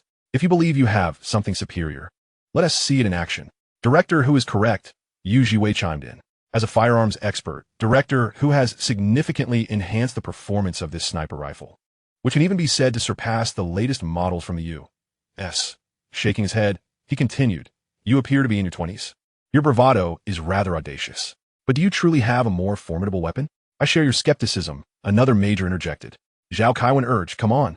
Present the firearm you've boasted about. We're all eager to see it." He knew Chen Jiang had been merely treading water in recent days and doubted he could produce anything noteworthy. "Very well," Chen Jiang nodded. Then, amid the curious and scornful gazes of the crowd, he slowly unzipped his backpack. Pulling out an object wrapped in black cloth, he began to unveil it, saying, "This is the new firearm I developed, which I have dubbed Tears of the Twin Eagles." The crowd was left bewildered. Tears of the Twin Eagles? Hu Zhiyong couldn't help but laugh. "What sort of nonsense is that? Who names a gun like that? It's absurd." Yu Jiwei was equally amused. "I've never seen anyone name a firearm in such a manner. It sounds rather frivolous. You simply lack understanding. The reason for this name is that this gun is exceptionally powerful. Even the Twin Eagles would weep upon seeing it." With that, Chen Jiang unveiled the black cloth, revealing a sleek, entirely black firearm that was slightly larger than a rifle, yet smaller than a sniper rifle. This is the Tears of the Twin Eagles I developed. What do you think? You actually created a firearm? Hu Jiang gazed intently at the seemingly wild-looking black weapon, his expression one of surprise. He had assumed Chen Jiang would be unable to produce anything, yet here was a real firearm he had not encountered before. Nevertheless, the disdain in his eyes remained.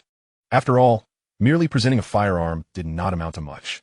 What if this were just an empty shell? I have not seen a design like this. Yu Jiwei remarked with curiosity. May I take a closer look? Of course, Chen Jiang replied, handing over the firearm. Yu Jiwei took it, his eyes lighting up. It's much lighter than I expected. It feels quite comfortable in hand. Director Chen, please introduce this to all of us, Du Wenhai said with a smile. Sensing that this firearm was likely quite remarkable, he upheld the principle. What Chen Jiang produces is bound to be exceptional. Certainly, allow me to elaborate, Chen Jiang began. As I mentioned, this firearm, Tears of the Twin Eagles, is a multi-functional tactical weapon, capable of functioning as both a rifle and a sniper rifle. What? Before Chen Jiang could finish, Hu Jiang interrupted. A weapon that serves both as a rifle and a sniper? Are you joking? Young man, you must understand that research demands specialization. Otherwise, nothing will be executed well. Director Hu, please hold your judgment until I finish. Chen Jiang continued. This firearm measures 105 centimeters in length, with a caliber of 12 millimeters. It employs a semi-automatic design, capable of both single shots and rapid fire.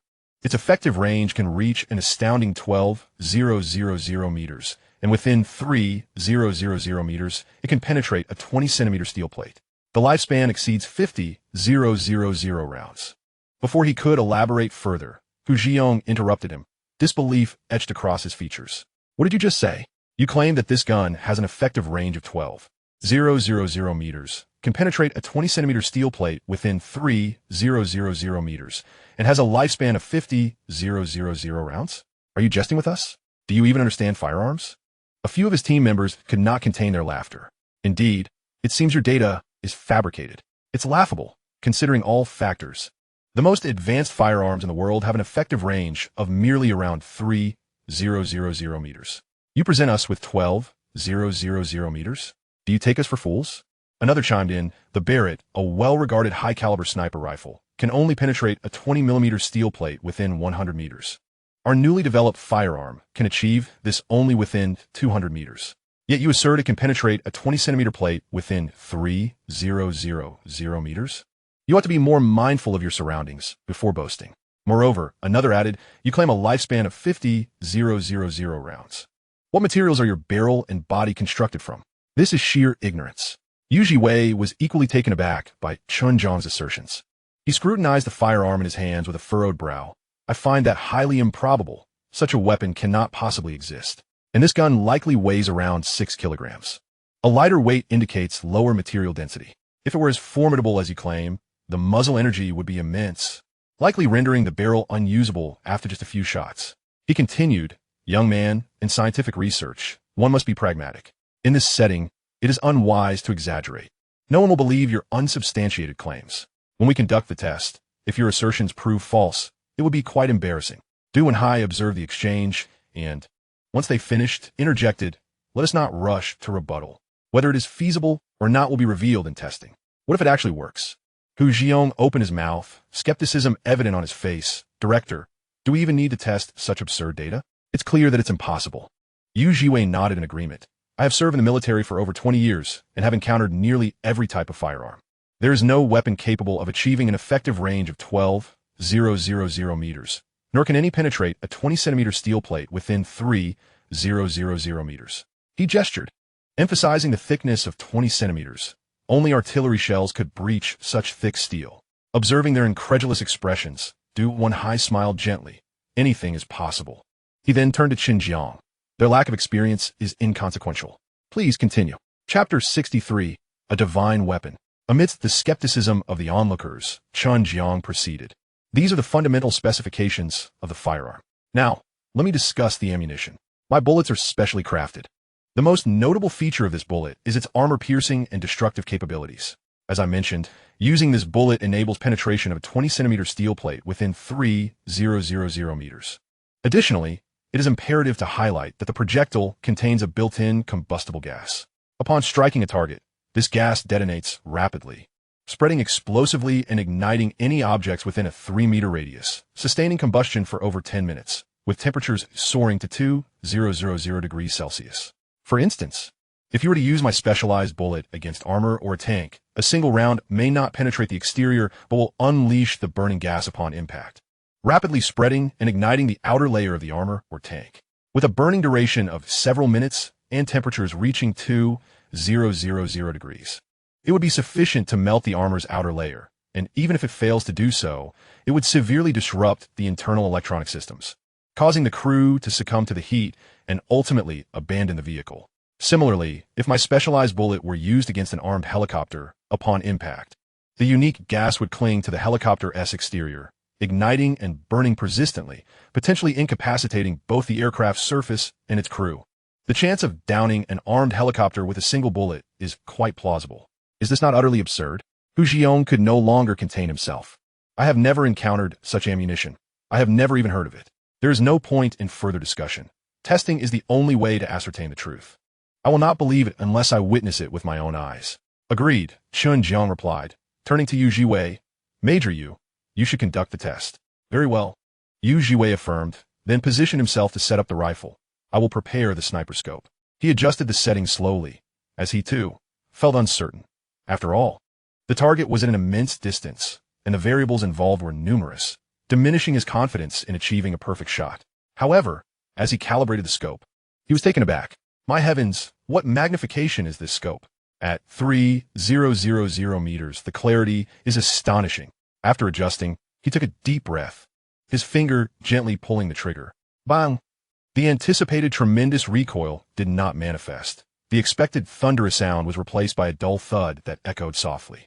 Observing the sound and noting Yu Jiwei's almost unaffected posture, Hu Jiang's lips curled into a disdainful smile, feeling a sense of relief. If this firearm could indeed penetrate a 20-centimeter steel plate at 3000 meters, the sound would be deafening and the recoil would be unimaginable, likely propelling the shooter back by half a meter or more. Yet, the gunfire was notably muted and the recoil minimal, suggesting that the weapon's kinetic energy was likely insufficient. It would be remarkable if it could penetrate even a 3-millimeter steel plate at such a distance. However, just as these thoughts crossed his mind, Yu Jiwei exclaimed in astonishment. Did it hit? Oh my goodness, it's burning. The entire steel plate is on fire. He could see the result clearly through the scope, but the others could not. Du Wenhai, holding the communicator, quickly inquired about the situation. What is happening? Oh my goodness, the messenger gasped, then reported, Director, it penetrated. The 20-centimeter steel plate has indeed been breached, and it is igniting violently, glowing red, and even showing signs of melting. What kind of bullet is this? What manner of divine weapon is this? Why is the steel plate burning? I am truly witnessing something extraordinary. The messenger's voice reached the ears of everyone present, and disbelief swept over them. How is this possible? Hu Jiang inhaled deeply. Is there any footage of the target? I want to see the evidence. Indeed, Chief. A technician sat at the side, tapping away at his keyboard, and moments later, an image appeared from 3 kilometers away. Hu Jiang and others immediately crowded around. Upon seeing it, their pupils dilated in disbelief. My goodness, is it truly possible? A steel plate 20 centimeters thick, and it has been penetrated just like that. At a distance of 3 kilometers, is this still a firearm? This must be a cannon. Moreover, it has set the steel plate ablaze. This is steel, and it can be ignited. There are even signs of melting. It's simply astonishing. What gas is contained in this bullet, and how is it filled? Goodness. Hu Jiang's face flushed with excitement, gesticulating wildly, his enthusiasm palpable, his demeanor somewhat exaggerated. It is no wonder he was so unrestrained. After all, such phenomena are utterly unbelievable. Having studied firearms and individual weaponry for years, he had never encountered such formidable power. The capability to ignite steel was beyond anything he had ever heard of. Not just him, but the other researchers were equally astounded. Oh my God, it truly penetrated a 20-centimeter steel plate. This is 20 centimeters, not millimeters. And at a distance of 3 kilometers, could this possibly be a divine firearm? What a weapon worthy of tears from Yin Shuangying. Such a miraculous gun would make even Ultraman weep. Damn, I thought Chen Jiang was boasting, but it turns out to be true. It shouldn't be, with such immense power. Why is the sound not louder, and the recoil so minimal? Could it be due to shock absorption? Can shock absorption be this effective? Damn it. Doesn't that mean our sniper rifle is outclassed? To penetrate a 20-centimeter steel plate at 3 kilometers, could it be that this gun's effective range truly reaches 12,000 meters? Incredible. Simply incredible. They transitioned from disbelief to shock and fervor.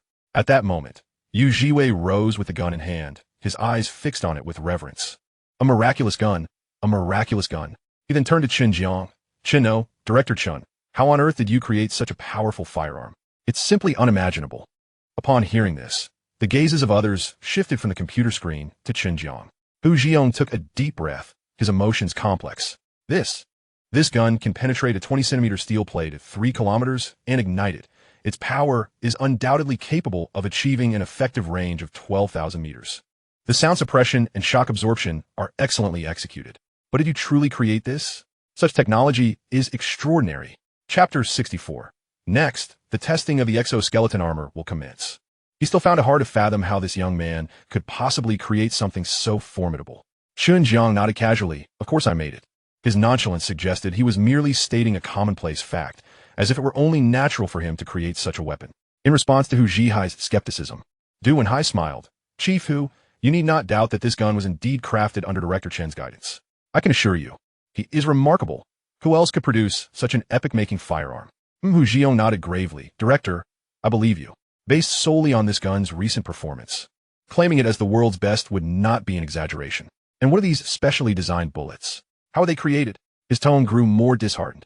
For the sniper rifle his team had painstakingly developed over a year seemed rather lackluster in comparison to this new weapon. This realization cast a shadow over his expression. He sighed. Let us continue testing for accuracy and control. 10 minutes later, all testing items concluded. Throughout the process, Hu Jiong's expression shifted from anticipation to gloom, disappointment, shock, and astonishment. Finally, he let out a deep sigh. He first shot a glare at Zhao Kaiwan, as if blaming him for inaccurate intelligence. After all, he had been claiming that Chen Jiang was playing games, sleeping, and slacking off. Yet here was the evidence of a remarkably powerful firearm. He even began to suspect whether Zhao Kaiwan had been bribed. Zhao Kaiwan, caught in his line of sight, lowered his head, unable to meet his gaze. Hu Jiong scoffed lightly, then looked at Chen Jiang with a complex expression. Chen Jiang smiled and asked, Chief Hu, what do you think? Is this gun satisfactory? Hu Jiong's mouth twitched slightly, and he nodded. Your gun. It's the best I have ever seen with the greatest power. I admit I lack such technology, and I acknowledge I could never create it. You truly are a genius in firearms. In the competition of new weaponry, we have lost. Though he did not want to concede, the truth was evident. Having said that, Yu Jiwei approached with the gun in hand. Director Chen, what a remarkable firearm. If this weapon enters mass production, the overall combat capability of our soldiers will significantly enhance, and this gun will undoubtedly gain global renown. Ha ha ha. At 3 kilometers, it can penetrate 20-centimeter steel plates, and the specially designed bullets can ignite and even melt steel. It feels like something out of a science fiction film, especially the effective range, 12,000 meters. On the battlefield, the enemy wouldn't even see us before we claim their lives. A divine firearm, indeed. It truly deserves to be called the tier of Yin Shuangying. Just the fact that you developed this gun should earn you first-class merit, without a doubt. You flatter me. Chen Jiang feigned modesty, though inwardly he thought, please don't award me first-class merit. I have too much already. After praising Chen Jiang, he turned to the nearby Major Tua Yuza, saying, didn't Ti mention that invulnerable monster before? If we used this gun to snipe that creature, I'm confident we would blow its head off. Huh? Yu Jiwei's words caught Chen Jiang's attention. He asked, Sir, what monster are you referring to? Yu Jiwei casually replied. Recently, an inexplicable invulnerable monster appeared. I took many people out to search, but unfortunately, we found nothing. Gasp. Chen Jiang inhaled sharply. Heavens, there are monsters in this world? How dangerous. If you encounter the monster again, be sure to find a way to capture it. We cannot let it frighten the common people. What if it eats someone?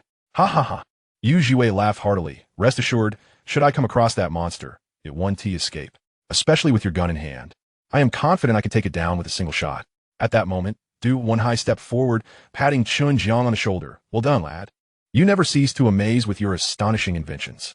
This gun and its bullets can be considered a revolutionary product, instantly elevating the shortcomings of our Dragon Nation's weapon manufacturing to new heights. Moreover, compared to your previous developments, this firearm should be the easiest to mass produce. I feel with some adjustments to the production line and training for engineers, technicians, and workers, we could quickly enter mass production. Once that happens, the combat capability of our Dragon Nation's soldiers will greatly increase. You have achieved another monumental feat. As they watched the factory director lavish praise upon Chen Jiang, Hu Zhiyong and his entire team felt somewhat despondent, their expressions darkening. After all, today was supposed to be their moment to shine, to receive accolades. Instead, all the glory had been snatched away. They have undoubtedly developed the world's most cutting-edge firearms. However, when compared to Chen Jiang's creations, they seem rather insignificant. Boss, what should we do? Zhao Kaiwen inquired, leaning closer to Hu Zhiyong. Taking a deep breath, Zhao contemplated before responding, "It's all right, don't panic. I can see that in terms of firearms, we are not his match. We have lost in that regard. However, a person's energy is finite, and he is likely a specialist in firearms, a veritable genius in that area. Yet, the complexity of exoskeletal armor is far beyond that of a mere firearm. Moreover, have you noticed his bag? It likely can only accommodate a single firearm, which suggests he may not have developed exoskeletal armor at all. This is our advantage. The next phase is the exoskeletal armor testing, and I am absolutely confident we will prevail." Upon hearing Hu Zhiyong's words, the assembled team members felt a wave of relief wash over them. The boss was indeed correct. While we might not surpass him in the realm of new weapons, we would certainly not falter in exoskeletal armor. We must decisively outshine him. With our collective efforts, how could our creation possibly be inferior? Look at his smug expression. We are bound to triumph in the exoskeletal armor testing phase. If our exoskeletal armor outperforms his, it would be a matter of drawing even. I hold unwavering confidence in our exoskeletal armor. As Hu Zhiyong and the others discussed the exoskeletal armor, Yu Jiwei and the other officers were enamored with the tears of the double eagle, treating it like a treasured artifact. After a moment, Du Wenhai remarked, "Let's conclude the testing of the new weapons here. The results are evident. Chen Jiang's tears of the double eagle significantly outperforms the G5318. Chen Jiang is the victor." He then turned to Hu Zhiyong. "Do you have any objections?" Hu Zhiyong nodded. "Of course, I have no objections. I sincerely admire his ability to develop such firearms, which will undoubtedly enhance the combat efficacy of our soldiers. However, I will not concede in the forthcoming exoskeletal armor testing." "Very well," Du Wenhai smiled. "Then let us proceed with the exoskeletal armor testing." Chapter 65. Chen Jiang. The exoskeletal armor is exceedingly complex. You are bound to lose this time. Let me outline the main aspects of the exoskeletal armor testing. Du Wenhai began thoughtfully. First, we will assess the control after wearing it. Second, we will evaluate its load-bearing assistance. Third, we will test its agility.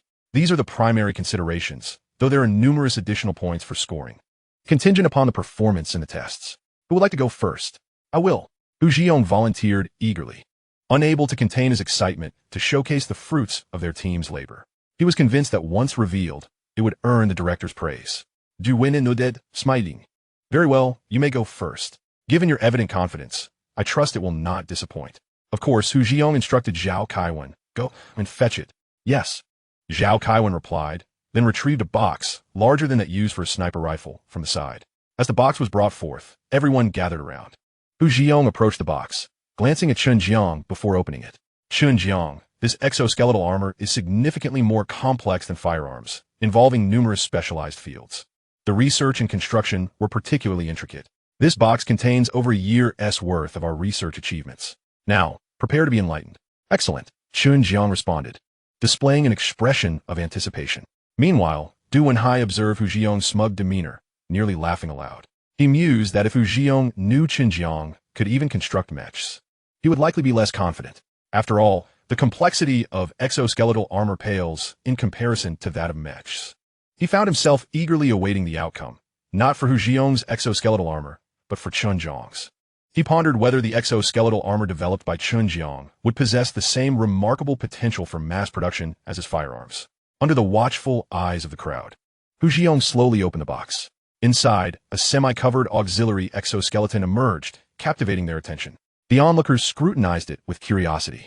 Hu Zhiyong eagerly observed their reactions. Some were astonished, others intrigued, and a few were itching to try it on. However, when his gaze fell upon Chen Jiang's face, he noticed a slight frown.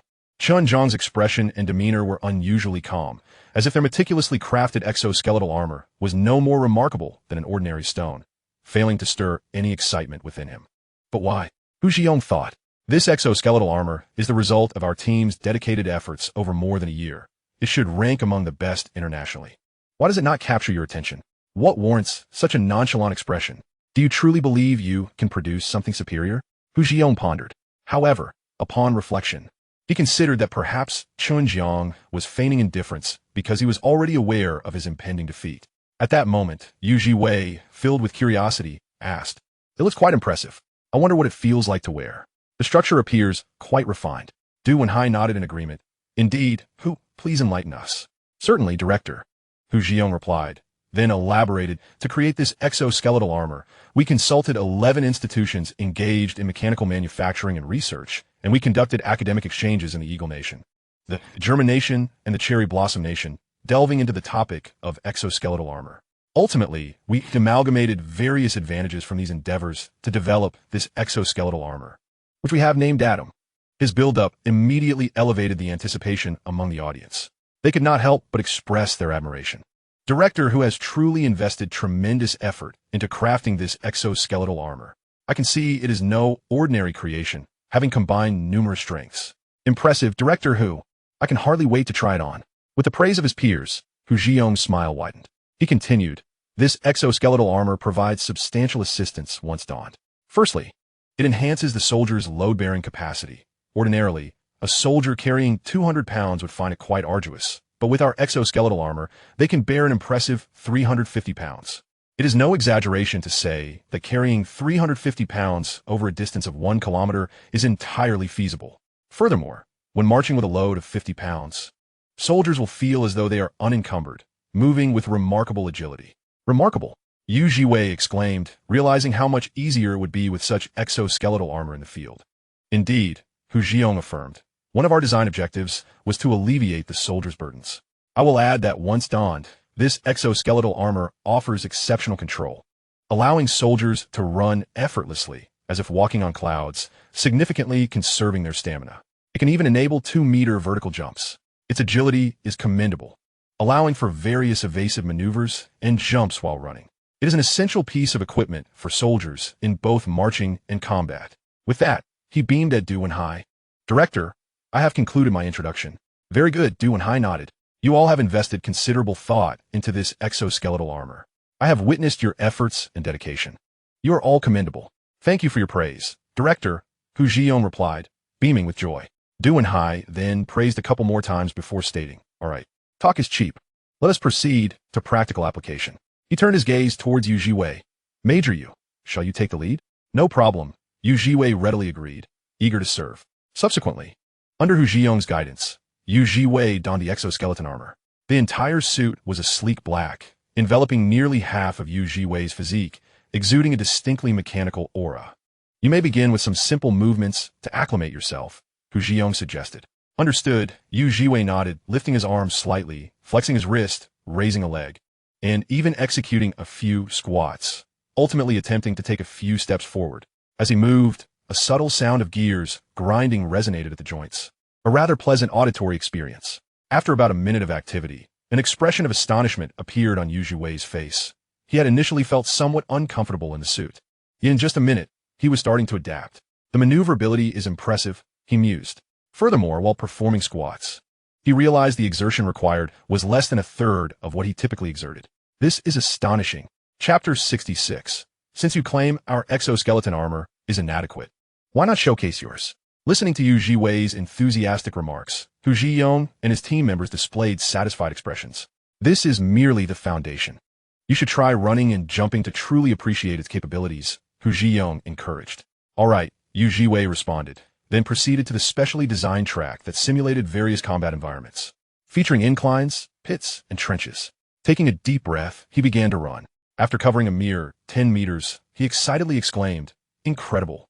He discovered that he could effortlessly leap 2 to 3 meters while running, expending minimal effort. Upon encountering a trench, he astonishingly jumped over 3 meters. When faced with a mound nearly 2 meters high, he could even leap directly onto it, significantly reducing physical exertion in complex environments. After completing a round trip on the nearly 200-meter track, he turned to Hu Jiang, stating, "You all are remarkable. As expected of professional scientists, this exoskeleton armor is extraordinary. I barely feel fatigued after that run." Its control, agility, and assistance are superb. To hear praise from you, Major Yu, is quite rare, Hu Jiang replied modestly. After a moment of contemplation, he added, now let us test the weight-bearing capacity. The weight-bearing aspect has also been excellently executed. Very well, Yu Jiwei affirmed. Making his way to the weight testing area, he began with a 50-pound weight. Glancing at a bag on the ground, he slightly bent his legs and lifted. Wow! Yu Jiwei exclaimed, it's so light. Let me try 100 pounds. He approached the larger bag of 100 pounds, gripping the handle and pulling upward with determination. Incredible! With the assistance of this exoskeleton, it feels like lifting only 30 or 40 pounds. Next, he decided to try 200 pounds. This is manageable. Let us attempt 300 pounds. However, lifting 300 pounds with one hand proved to be exceedingly strenuous, though he managed to raise it slightly. Let us try with both hands. He successfully lifted it with both hands, setting the 300-pound weight down, stretching his shoulders as he said, wearing this exoskeleton armor. I feel as though I've conserved over 2/3 of my energy. It's truly a soldier's divine armor. The maneuverability, adaptability, agility, and weight capacity are all quite impressive. You should attempt to carry 2 or 3 individuals, Hu Jiang suggested from the side. All right, let us give it a try, Yu Jiwei said. Turning to the 2 officers nearby, you too, please come here. He slightly bent down, lowering his torso. Climb on. What are your weights? I weigh around 150 pounds. I'm over 140. After they reported their weights, they climbed onto Yu Jiwei's back. To his astonishment, he thought carrying 2 people would be exceedingly burdensome, but it turned out to be far lighter than expected. He walked several dozen steps while carrying them and even attempted a light jog. The entire experience was remarkably effortless, although he was bearing nearly 300 pounds. It felt more like 100. The weight-bearing capability is indeed impressive. He set the 2 men down and gave Hu Jiang a thumbs up. Observing this, several other officers clamored to try it on. All right, you may have a turn, he said, reluctantly removing the exoskeleton armor. After taking it off, he assisted Tua Yuza in putting it on. Once donned, Tua eagerly experienced the suit and offered high praise. Subsequently, 3 more officers took their turns. Watching the officers' excitement, Hu Jiang and his team felt an overwhelming sense of accomplishment and pride. After several rounds of trials, Yu Jiwei ultimately declared, I have tested several types of exoskeleton armor, and without a doubt, this version boasts the best adaptability, maneuverability, and assistance. Chief Hu, you can definitely proceed with mass production based on this standard. You've done a remarkable job. Hu Jiang laughed heartily. Whether we achieve recognition or not is secondary. What matters is that we have developed something useful that can aid you. Young Hu is quite perceptive. Du n'est pas-être uziyungis schuldig. It is worth the resources I have invested in you, granting you numerous opportunities. Thank you, Director. Without your support and leadership, my team and I could not have achieved such significant accomplishments. He then turned to Chen Jiang, who stood calmly nearby, his gaze filled with pride and provocation. Chen Jiang, what do you think of our exoskeleton armor? Chen Jiang nodded in acknowledgement, praising, it's quite impressive. Your exoskeleton armor is reasonable in terms of coordination and structural design. It's commendable to create such a product. His words were sincere, although to him, the armor appeared as rudimentary as a haphazard assemblage of metal scraps. Nonetheless, from a scientific research perspective, their ability to develop such an exoskeleton armor was commendable. However, Chen Jiang then shifted the conversation, stating, I admit that your development is commendable and practical, but it depends on whom you compare it to. If compared to my work, I must be frank, your exoskeleton armor is rather subpar, lacking in comparability. Hu Jiang had felt quite pleased after hearing Chen Jiang's initial compliments, but upon hearing the latter comments, he nearly choked on his own indignation, his smile freezing on his face. Frowning, he questioned with evident displeasure, Young man, your arrogance is rather excessive. Our exoskeleton armor is undoubtedly leading even on an international scale. How can you so dismissively belittle it? Very well. Why don't you present your creation for us to see? I hope you actually have something to show. After making this remark, he glanced at the inconspicuous black bag set aside. He recalled that Chen Jiang had only brought this single bag. He was skeptical that such a small package could contain an entire exoskeleton suit, suspecting that Chen Jiang was merely boasting. Utterly shameless. Chapter 67. Behold, my watch is the exoskeleton armor. Everyone, prepare to witness my transformation. Upon uttering these words, Hu Jiang's team member could no longer contain himself and chimed in. Young man, one should not speak too confidently. Humility is a virtue to be cherished. You dare to claim that our exoskeleton armor is inferior? Very well then. Why not present us with your own creation? Even at this juncture, you continue to boast. Are you truly able to produce it? Do not tell us that your armor is nestled within that bag. Do you comprehend the immense difficulty involved in the development of exoskeleton armor? I find it hard to believe you have genuinely accomplished this feat. Even Yu Jiwei furrowed his brow slightly, addressing Chen Jiang, General Chen, to speak candidly.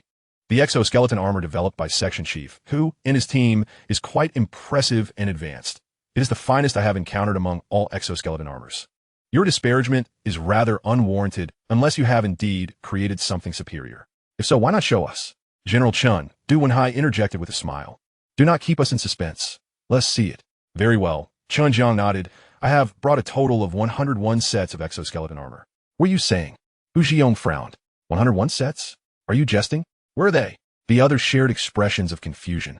That is indeed 101 sets. If you had brought them, you would need a truck to transport them. Where's the truck? Chen Jiang chuckled, gesturing toward the black handbag resting on the ground. I have one set on my person, and the remaining 100 are within this bag. What? Hu Zhiyong's brows knitted together, his mouth agape in astonishment. He shook his head. Chen Jiang, do not jest with us. A bag of this size cannot possibly contain 100 sets of exoskeleton armor. It is unlikely it could hold even one. At such a moment, you need not feign calmness for the sake of pride, nor fabricate tales. If you have developed it, then admit it. If not, why not speak the truth? Ask those present if they believe your words. And where's the set you claim to have on you? We cannot see it. Indeed, Yu Jiwei concurred, nodding. General Chen, in scientific research, one must adhere to facts. If it works, and if it does not, it does not. There is no need to lie for the sake of appearances. Such a small bag, especially one that is deflated, could hardly contain 100 sets of exoskeleton armor. It defies logic. Only Du Wenhai furrowed his brow. He did not doubt Chen Jiang's words. He merely felt a twinge of concern. If that black handbag truly contained 100 sets of exoskeleton armor, what might they look like? And how are they fitted inside? Surely, advanced technology must have been employed, and once advanced technology is involved, mass production would be a distant dream. However, the inability to mass produce would not pose much of a problem, as there were still 101 sets available. In the face of the crowd's skepticism, Chen Jiang raised his left hand, rolling up his sleeve to reveal a mechanical watch on his wrist. What is the meaning of this? Hu Zhiyong's frown deepened. What do you wish to show us with your mechanical watch? It does appear quite sophisticated. Yu Jiwei was equally perplexed. General Chen, what is the significance of your watch? Chen Jiang's gaze fell upon the watch as he replied with a faint smile. My intent is not to showcase the watch itself, but rather to direct your attention to my exoskeleton armor. Huh? Hu Zhiyong's expression transformed into one of exaggerated surprise and amusement. Are you jesting? There is no external armor. Apart from your wristwatch, there is nothing else. Indeed, Yu Jiwei stepped closer to scrutinize Chen Jiang's wrist. Where is the exoskeleton armor you speak of? Chen Jiang shook his wrist, the mechanical watch gleaming in the light, and finally ceased his ruse. The watch on my wrist is, in fact, the exoskeleton armor. A flurry of question marks danced in Hu Zhiyong's mind. Unable to contain himself, he burst into laughter. Chen Jiang, are you truly trying to pull our leg? Is this amusing to you? His team members could not suppress their laughter either. Young man, you claim that the watch on your wrist is the exoskeleton armor. Do you expect us to believe that? What a farce. Yu Jiwei shook his head, his mouth agape in disbelief. You assert that this watch is exoskeleton armor. Yet I fail to see any connection. Only Du Wenhai observed the mechanical watch with utmost seriousness. He had not anticipated Chen Jiang to declare that this watch was the exoskeleton armor, although he did not doubt Chen Jiang's words. He struggled to see how the two could possibly correlate. Surveying the crowd's looks of skepticism, confusion, and ridicule, Chen Jiang felt it was time to clarify. I am not jesting. This mechanical watch is indeed an exoskeleton armor. It has been crafted using nanotechnology. This exoskeleton armor is named Nano Dragon Scale Battle Armor. In its dormant form, it resembles a mechanical watch. When worn, it connects with the user's nervous system, and with but a thought, the watch can envelop the wearer in a mere tenth of a second, transforming into the Dragon Scale Battle Armor. I trust this explanation suffices. Understand what? Hu Zhiyong categorically dismissed. Do you think we are in a science fiction film? Nanotechnology? You believe we will accept this? The concepts Chen Jiang presented had exceeded Hu Zhiyong's comprehension, and he could not believe a word of it. His team members shared his skepticism. Ideas like nanotechnology and the words he spoke were more fitting for a science fiction narrative than reality. Yu Jiwei chuckled lightly, shaking his head. General Chen, your claims are truly exaggerated. This is merely a finely crafted mechanical watch, with no relation to exoskeleton armor whatsoever. It seems I must demonstrate it for you to believe. Chen Jiang lowered his arm. Everyone, pay close attention. I'm about to transform. Transform? Hu Jiang smirked. Do you think you're Ultraman? Hurry up and demonstrate. I refuse to believe a mere mechanical watch can transform into exoskeleton armor. Do you take us for children? In the next moment, Chen Jiang concentrated his thoughts. Amidst the crowd's skepticism, confusion, ridicule, and schadenfreude, his wrist trembled. Instantly, the mechanical watch morphed into a pool of dark purple liquid, which swiftly enveloped Chen Jiang's entire body within a fraction of a second. Now, Chen Jiang stood adorned in gleaming purple-black scales, radiating a mystical and fearsome aura in the sunlight. As he was enveloped in the scales, Hu Jiang suddenly shouted in astonishment, "My heavens, what is this? How is this possible?" His team members echoed their shock. What on earth is this? How did he suddenly become covered in scales? This is too fantastical. Good grief. I nearly jumped out of my skin. Is this truly the exoskeleton armor he spoke of? Am I hallucinating? Du Venhai stared in disbelief, his eyes wide as saucers and his mouth agape, seemingly capable of accommodating 3 eggs. He murmured to himself, "This is simply incredible, far more astonishing than I imagined." Their reactions were relatively composed compared to Yu Zhiwei, who was left utterly slack-jawed. Upon witnessing Chen Jiang cloaked in scales, Yu Zhiwei's initial astonishment quickly morphed into a recollection of the creature from the video, causing his heart to skip a beat. He could not help but exclaim in shock, retreating several steps, gazing in terror at Chen Jiang, whose body was adorned with scales resembling those of a dragon. His right hand trembled as he pointed and exclaimed, "What a monstrous creature! Are you that monster?" The officers beside him were equally alarmed. Observing the varied reactions of the crowd, Chen Jiang chuckled softly. "Do not be afraid. I'm not a monster. This is an exoskeleton armor I developed. Impressive, isn't it?" Gulping, Hu Jiang swallowed hard, took a few deep breaths to suppress his astonishment, and spoke with a slight tremor. "You call this contraption an exoskeleton armor? My heavens, what on earth is this? How did you manage it? It can cover the entire body in an instant. It's truly remarkable. Is it really nanotechnology?" Nodding in affirmation at Hu Jiang's words, Chen Jiang replied, "Indeed, this is exoskeleton armor. While its form differs from the conventional type, its essence remains the same. One of the core technologies of this armor is indeed nanotechnology." Then turning his gaze toward the still apprehensive Yu Zhiwei, he inquired, "Why are you so tense, Major Yu?"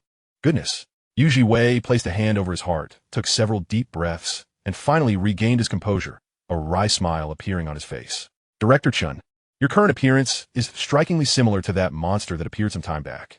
How can I not be nervous? Is it possible?" Chen Jiang pondered, slightly bemused. Could there be others who have created such exoskeleton armor? Where did you encounter this monster, and what was the situation? Thus, Yu Zhiwei recounted the details. Chen Jiang finally grasped the context. "So that was it. I happened to intervene during a bank robbery, and, as a soldier, I could not stand idly by." Yu Zhiwei's expression relaxed. "I see now. Director Chen, you truly are extraordinary.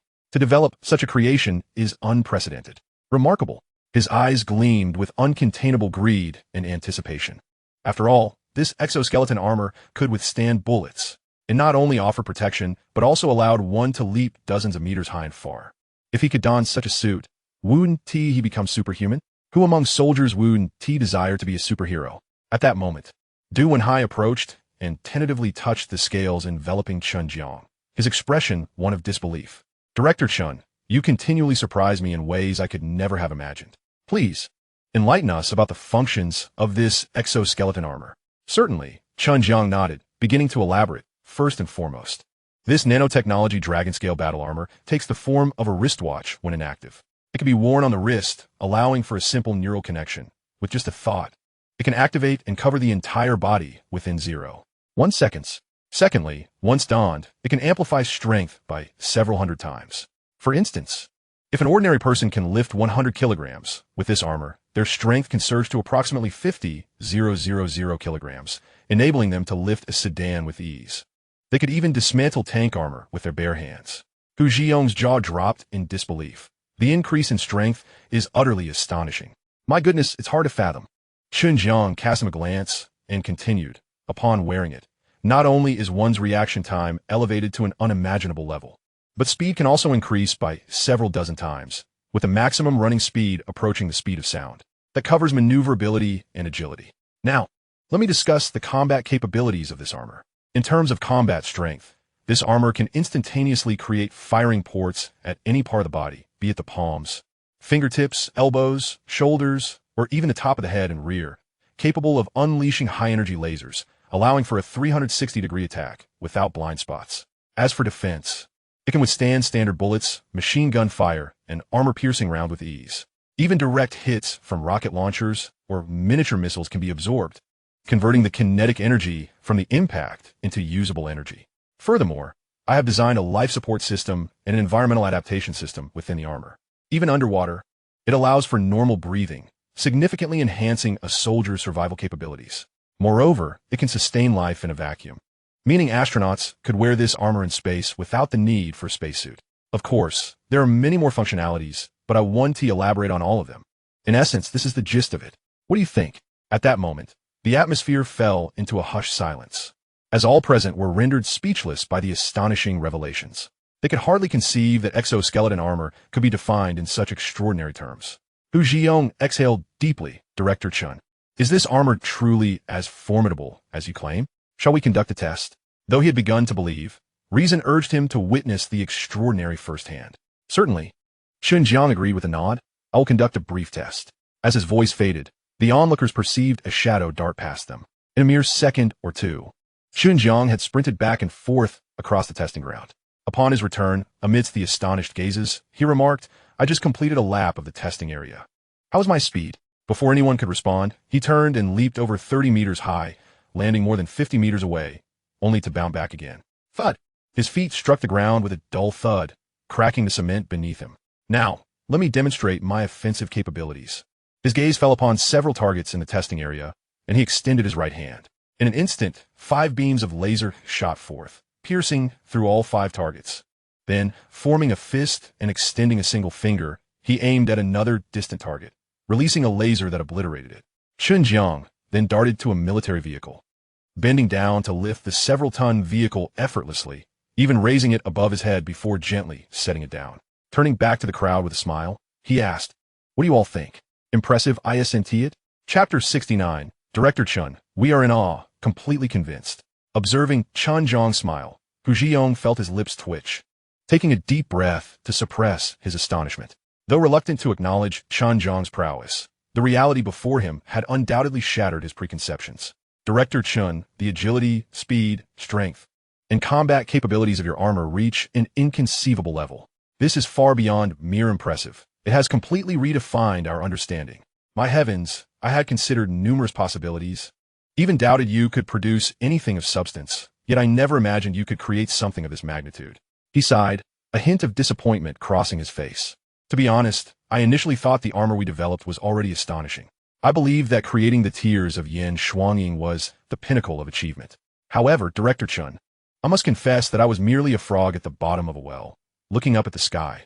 I apologize for my previous disparaging remarks. I am truly sorry, Director Chen. While I am loath to admit it, the exoskeleton armor we created pales in comparison to yours, falling short by an order of magnitude. I am utterly convinced. At that moment, all of Chen Jiang's pride and arrogance crumbled before Chen Jiang's unparalleled brilliance. It was not just him. His team members, too, recognized the vast chasm that existed between them and Chen Jiang. Director Chen, I apologize for our disbelief in your capabilities, leading us to utter words we should not have. We hope you can forgive us. Indeed, Director Chen, we should never have underestimated you. Your prowess is simply astounding. Director Chen, how did you acquire such knowledge of these unprecedented technologies? Under the guidance of General Chen, I must admit that there are few individuals I admire throughout my life, and you are one of them. In response to the apologies and praises from the crowd, Chen Jiang waved his hand dismissively, saying, Director Hu, as well as all of you, are equally remarkable and diligent. Let bygones be bygones. We are all comrades here, and I hold no grudges. Ha ha ha, truly worthy of General Chen's guidance. A young talent with a magnanimous heart, Chen Jiang exclaimed, his laughter contrasting with their previous pettiness. Tonight, we shall treat you to dinner. Please, do not stand on ceremony with us. Previously, he had held Chen Jiang in low regard, even considering him merely a beneficiary of connections, and had spoken and acted without any courtesy towards him. Reflecting on it now, he felt embarrassed, realizing that such a capable person had not held his shortcomings against him. He was not one to intentionally provoke or harbor jealousy towards others' talents. Rather, he treated those more capable than himself with respect, politeness, and admiration. Thus, He promptly offered an apology and proposed a dinner invitation. Very well, Chen Jiang nodded in agreement. At that moment, Du Wenhai stepped forward, observing Chen Jiang as if he were a mythical being, reaching out to touch the smooth, cold, and hard scales of the armor. Taking a deep breath, he remarked, "What an extraordinary creation. Chen Jiang, you have once again expanded my horizons. I cannot fathom how, despite us both having the same number of shoulders and heads, your mind holds such vast knowledge. Anything you create surpasses what even the world's greatest scientists could achieve together. I must confess, I am genuinely curious about the structure of your brain. Could it be the legendary genius brain?" "Please do not be curious, Director," Chen Jiang responded, shaking his head with a smile. "What if I were to be dissected?" Laughter erupted among the crowd. Du Wenhai paused for a moment, then playfully punched Chen Jiang's chest twice, feeling the sting in his knuckles before saying, "What are you talking about? How could I ever bear to dissect someone as talented as you? From now on, refrain from such talk." He sensed that the man before him was no longer merely an individual, but a deity capable of ushering Longwa's technology into a new era. Turning to Hu Zhiyong, he added, "Director Hu, in this contest against General Chen, you were utterly outmatched. Do you concede?" Hu Zhiyong chuckled. "I concede indeed." "That's good to hear," Du Wenhai said, patting his shoulder. "I told you from the start that General Chen is no ordinary scientist. You could learn so much from him, yet you were skeptical." "It was my ignorance of his capabilities," Hu Zhiyong admitted, a hint of embarrassment crossing his face. At this moment, Chen Jiang interjected. "Though Director Hu and his team may have lost, they are all exceptional scientists who have worked tirelessly. Their contributions are commendable, and do not forget to reward them with bonuses to encourage their efforts." Du Wenhai laughed heartily. "Of course I won't forget. You all have worked hard. Starting tomorrow, I grant you all a week off and will allocate 100,000 yuan for team-building activities. Go out and relax for a week." Hu Zhiyong's eyes lit up with delight. "Thank you, leader." "Thank you, General Chen." His team members echoed his gratitude, excitement evident on their faces. At that moment, Yu Zhiwei could no longer contain himself and approached, his gaze appraising Chen Jiang with admiration. "General Chen, you truly are the pinnacle of the scientific community. Imagine if we could form a special forces brigade, each member clad in this dragon-scale armor. What a breathtaking spectacle it would be, and how formidable our combat power would be. Just the thought is exhilarating." As he spoke, Du Wenhai seemed to have an epiphany. "General Chen, I recall you mentioned you brought 101 sets, correct?" Upon finishing his sentence, all eyes turned to Chen Jiang. Anticipation reflected in their expressions. Indeed, Chen Jiang confirmed with a nod. Concentrating, he made the armor dissipate, revealing a sleek silver-black mechanical watch on his left wrist, pointing to a nondescript black bag lying on the ground. "The other 100 sets are in this bag." With a swift motion, he picked up the black bag and shook out the 100 mechanical watches onto the floor. Smiling at the crowd, he declared, "These 100 mechanical watches constitute 100 sets of dragon-scale armor." Watching the watches scatter carelessly on the ground, Du Wenhai slapped his thigh in exasperation. "What are you doing? Such precious items should not be carelessly tossed aside. This is sheer waste." He hurried over, gazing at the small mountain of mechanical watches with a pained expression, wishing to gather them as a hen would its chicks. He nearly shouted at Hu Zhiyong, "Quickly, fetch your suitcase. These treasures must not be left on the ground." Seeing the director's frantic demeanor, Chen Jiang shrugged and chuckled. Hu Zhiyong, startled by the shout, rushed to retrieve the black suitcase. "What are you all standing around for? Hurry and help me pack these armors into the suitcase. And be gentle. If you damage them, you will be liable." Du Wenhai instructed. Meanwhile, Chen Jiang stood by, observing as Du Wenhai and Hu Zhiyong carefully placed the mechanical watches into the suitcase. Suddenly, Yu Zhiwei recalled something. He quickly stepped aside to call Lu Guaning. As the call connected, he took a deep breath and said, "Commander, we have a lead on the monster." "What?" Lu Guaning replied, his tone turning serious. "Where's the monster located? Directly inform me of how many personnel you require. Regardless of the cost, we must capture this monster. If necessary, we can eliminate it. We cannot allow it to harm civilians or cause societal panic." Chapter 70 concludes here as they return to the repair shop to prepare for the development of new products. Yu Zhiwei hesitated for a moment, organizing his words before continuing. "The monster has appeared at the dedicated testing grounds of the 6th military factory, and that monster is..." Originally, Yu Zhiwei intended to reveal the monster's identity as Chen Jiang, but before he could finish, Lu Guaning's voice interrupted. "What?" Lu Guaning exclaimed in shock. "How could the monster be there? Were there any casualties? Quickly, seal off the area and apprehend the monster with full force. The 6th military factory is a critical location." He had seen the monster's power through video. If it wreaked havoc or caused slaughter there, every casualty will be a loss for the nation. I'll organize the troops and arrive within 15 minutes. Wait, Commander. Yu Jiwei hurriedly interjected. What is it? Lu Guaning frowned, the urgency of the situation palpable. Do you have something to say? Clearing his throat, Yu Jiwei replied, Commander, the monster is actually General Chen, the chief advisor of the 6th Military Factory. Lu Guaning was momentarily stunned, his mouth agape in disbelief. What? You cannot be serious. How could that monster be Chen Jiang? What are you talking about? Clarify yourself. Lu Guaning's tone was stern. Yu Jiwei was taken aback by Lu Guaning's severity. He quickly recounted the events that had transpired. Upon understanding the situation, Lu Guaning exhaled a long breath. So that's how it is. I was beginning to think there could actually be monsters in this world. It turns out that General Chen was wearing the newly developed dragon scale battle armor. Ha ha ha. This fellow always knows how to make a grand spectacle out of everything, constantly causing me trouble. However, the fact that he can create such armor is indeed a remarkable blessing. Perhaps he is the only one in the entire world capable of doing so. I should have anticipated that this matter was related to him. Just wait.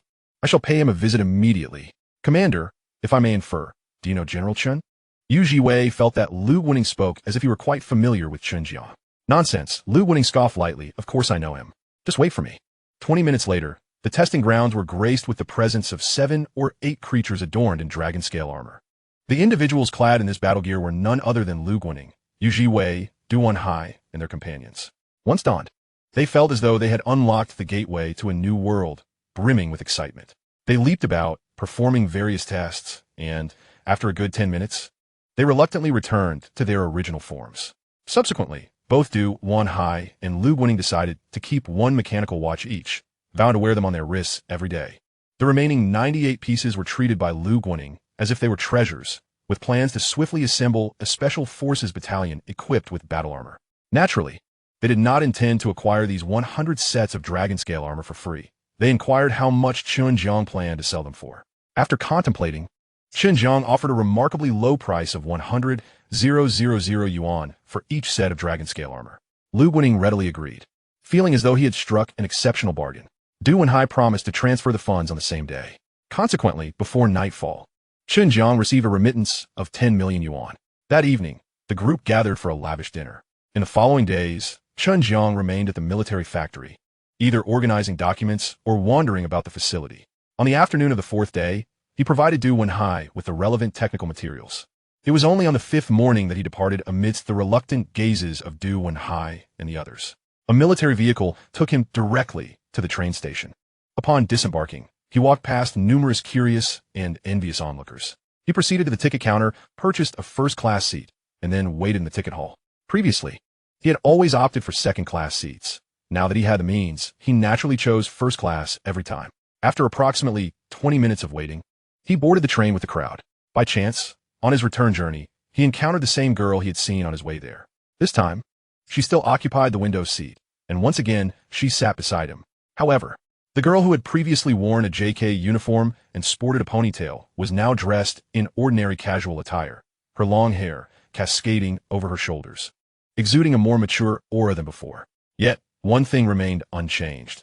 Her face bore no trace of smile, appearing rather gloomy. Chen Jiang did not dwell on it. Instead, he turned his gaze back to the scenery outside. Before long, he succumbed to slumber once more. Suddenly, he was roused by the sound of a ringing phone. Shaking his head to clear his mind, he looked in the direction of the noise and discovered that it was the girl's phone ringing. However, she seemed to be sound asleep, oblivious to the persistent ringing. After a moment's thought, Chen Jiang gently tapped her shoulder. "What's wrong?" she murmured, her eyes slowly opening, revealing a look of confusion as she regarded Chen Jiang. He pointed to the branded bag resting on her lap, indicating her phone.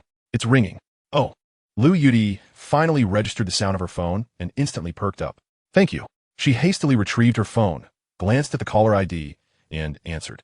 "Mom, what did the expert from the capital say?" After a brief silence, Lu Yudi's expression shifted from anticipation to a cautious smile, which gradually flattened. "The expert from the capital can't do anything? What? My father only has a little over a month left? How can this be?" "Mom, I understand. All right. I will be strong." With that, she ended the call. As she hung up, tears began to cascade down her cheeks, and she tilted her head, succumbing to her sorrow. Witnessing this, Chen Jiang shook his head gently, thinking to himself how unfortunate it was for such a beautiful young woman, having encountered him twice and cried both times. However, he said nothing, already formulating a plan in his mind. Upon his return, he would rest and then work on developing biological enhancement agents and effective cancer treatments in the afternoon. He hoped to benefit the common people as soon as possible. To his surprise, the young lady who had been seated beside him also alighted the train. It turned out she was from Jiangchang as well. Chen Jiang mumbled to himself and, upon exiting the train station, hailed a cab to return home. By the time he reached the repair shop, it was around 10 in the morning. He plopped down onto the sofa, took a generous gulp of the soda he had purchased from a roadside shop, and then opened his phone to order a few takeout meals. After enjoying lunch, he indulged in an essential afternoon nap. Upon waking, he murmured, "It has been quite a while since I last streamed live. My fans, as well as those detractors, must be missing me dearly. Should I stream for a bit first, or dive into research?" After deliberation, he decided to focus on research. Having made his decision, he called out to the system, enter the manufacturing space. The next moment, Chen Jiang's figure vanished into thin air, entering the familiar realm. His gaze swept across numerous high-tech devices, settling on a distant area resembling a biological laboratory. He walked over step by step and arrived at a place akin to a control console, taking a seat upon the comfortable sofa, sinking into contemplation. Chapter 71. Successfully Developing Evolutionary Agent Number 1 and the Life Liquid. After several minutes of meticulous thought, he spoke, "System, I intend to develop 2 items. The first is a biological enhancement agent. The requirements are quite simple. Upon injection, an ordinary person's fundamental physical attributes, such as strength, speed, neural response, cellular vitality, bone density, and self-healing abilities, should be enhanced by over 10-fold without any shortcomings. The effects must be stable, and there should be no side effects following administration. Additionally, I need 2 versions. One for short-term effects, lasting only 3 hours per injection, and another for long-term effects, effective for a lifetime after just 1 injection. The second item is an effective cancer treatment agent. The requirements are equally straightforward. It must be an oral medication capable of curing all types of cancer worldwide. A patient should only need to ingest 5 milliliters to achieve complete recovery within an hour, without any residual effects. All right, let us develop these 2 items. Please calculate the generation plan, ascertain the technology needed and the required materials, and let me know the total consumption of manufacturing points." Understood, host. Requirements received. Calculating generation plan. The total required technology and materials amount to 600 manufacturing points. Do you wish to confirm the purchase? Of course I confirm. Bye. Understood, host. Deducting 600 manufacturing points, remaining 28,816, 600 manufacturing points. Relevant knowledge and materials have been dispensed. Such an abundance of manufacturing points. Chen Jiang exclaimed. A torrent of information flooded into his mind, but he had long since acclimated to this sensation and felt little discomfort this time. Moreover, the information he received this time was vastly different from before. It was no longer the roar of metals and the surge of energy, but rather knowledge pertaining to the subtle, microscopic, and gentle aspects of genetics. The knowledge from different branches of science was indeed worlds apart. Murmuring to himself, he once again heard the system's voice. "Host, do you wish to proceed with manufacturing?" "Yes, commence manufacturing." Understood, host. Manufacturing has begun. The 2 products were being manufactured simultaneously, leaving Chen Jiang somewhat dazzled by the sight. On the left side, a completely transparent cultivation chamber, filled with a crimson-black liquid, rose slowly. Mechanical appendages resembling robotic arms grasped various materials from the table and placed them into the chamber. Inside the chamber, a myriad of instruments began to operate in unison, causing the crimson-black liquid to undergo alterations at the genetic level. On the right side, a large screen emerged, showcasing an immensely magnified microscopic world. Within Chen Jiang's field of vision, countless silvery, intricately structured entities, even finer than viruses, were being meticulously crafted. Subsequently, peculiar and complex-shaped cells extended their tendrils, inching closer to the cancer cells that had been meticulously prepared. The entire manufacturing process was devoid of sparks or mechanical clamor. Instead, it exuded an almost divine, miraculous beauty of life creation. It was unclear how much time had passed when a mechanical arm gently delivered 2 items before Chen Jiang. He cautiously accepted them, scrutinizing them intently. In his left hand was a sealed syringe containing both the crimson-black liquid and a golden liquid, the very essence of the biological enhancement agent. Notably, the syringe was divided into 2 compartments. The first compartment held the primary crimson-black biological enhancement agent, which promised permanent enhancement upon injection. The second compartment contained a golden inhibitor, should the inhibitor be combined with the enhancement agent and injected. The resulting effect would only last for 3 hours. The agent could either be injected as a combination or separately. For instance, if one were to first inject the permanent effect agent, even after a year or 10 years, injecting the inhibitor would still result in the loss of enhancement after 3 hours.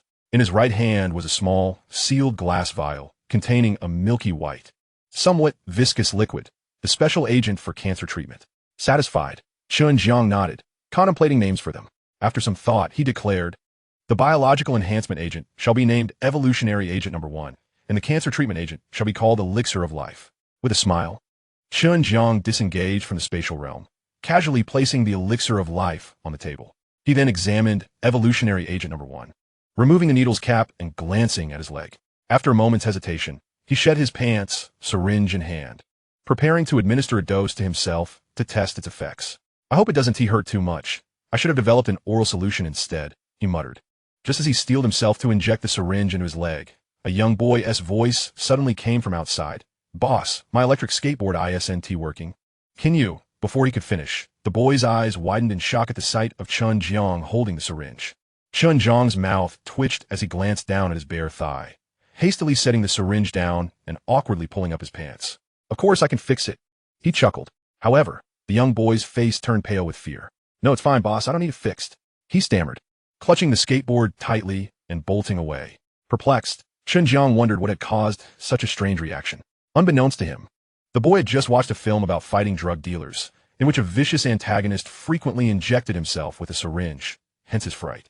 After sprinting several hundred meters, the boy finally stopped, breathless, and dialed the police. "Hello, Uncle Hat. I just saw a scary big brother injecting something in his body with a needle. I suspect he is a drug dealer." As for what the boy did after running away, Chen Jiang remained oblivious. He removed his pants once again and picked up the syringe, summoning his resolve to pierce it into his muscle. Hiss! The pain made him gasp, but he swiftly injected the agent. He only administered the enhancement agent, leaving the inhibitor to rest quietly in the syringe. Upon injection, the most immediate sensation was a slight chill at the site, though the pain quickly dissipated. Within seconds, as his blood circulated, he began to feel a cooling sensation throughout his body, accompanied by a tingling itch, followed by an explosive surge of power. His complexion seemed to smooth out considerably. The effectiveness of Evolutionary Agent Number 1 was set to a minute. Anticipation built within him. After a minute, Chen Jiang felt as though he harbored a Tyrannosaurus within him. Brimming with strength, he clenched his fists, the joints crackling audibly. Grasping a glass cup from the table, he squeezed it with force. With a sharp crack, it shattered effortlessly.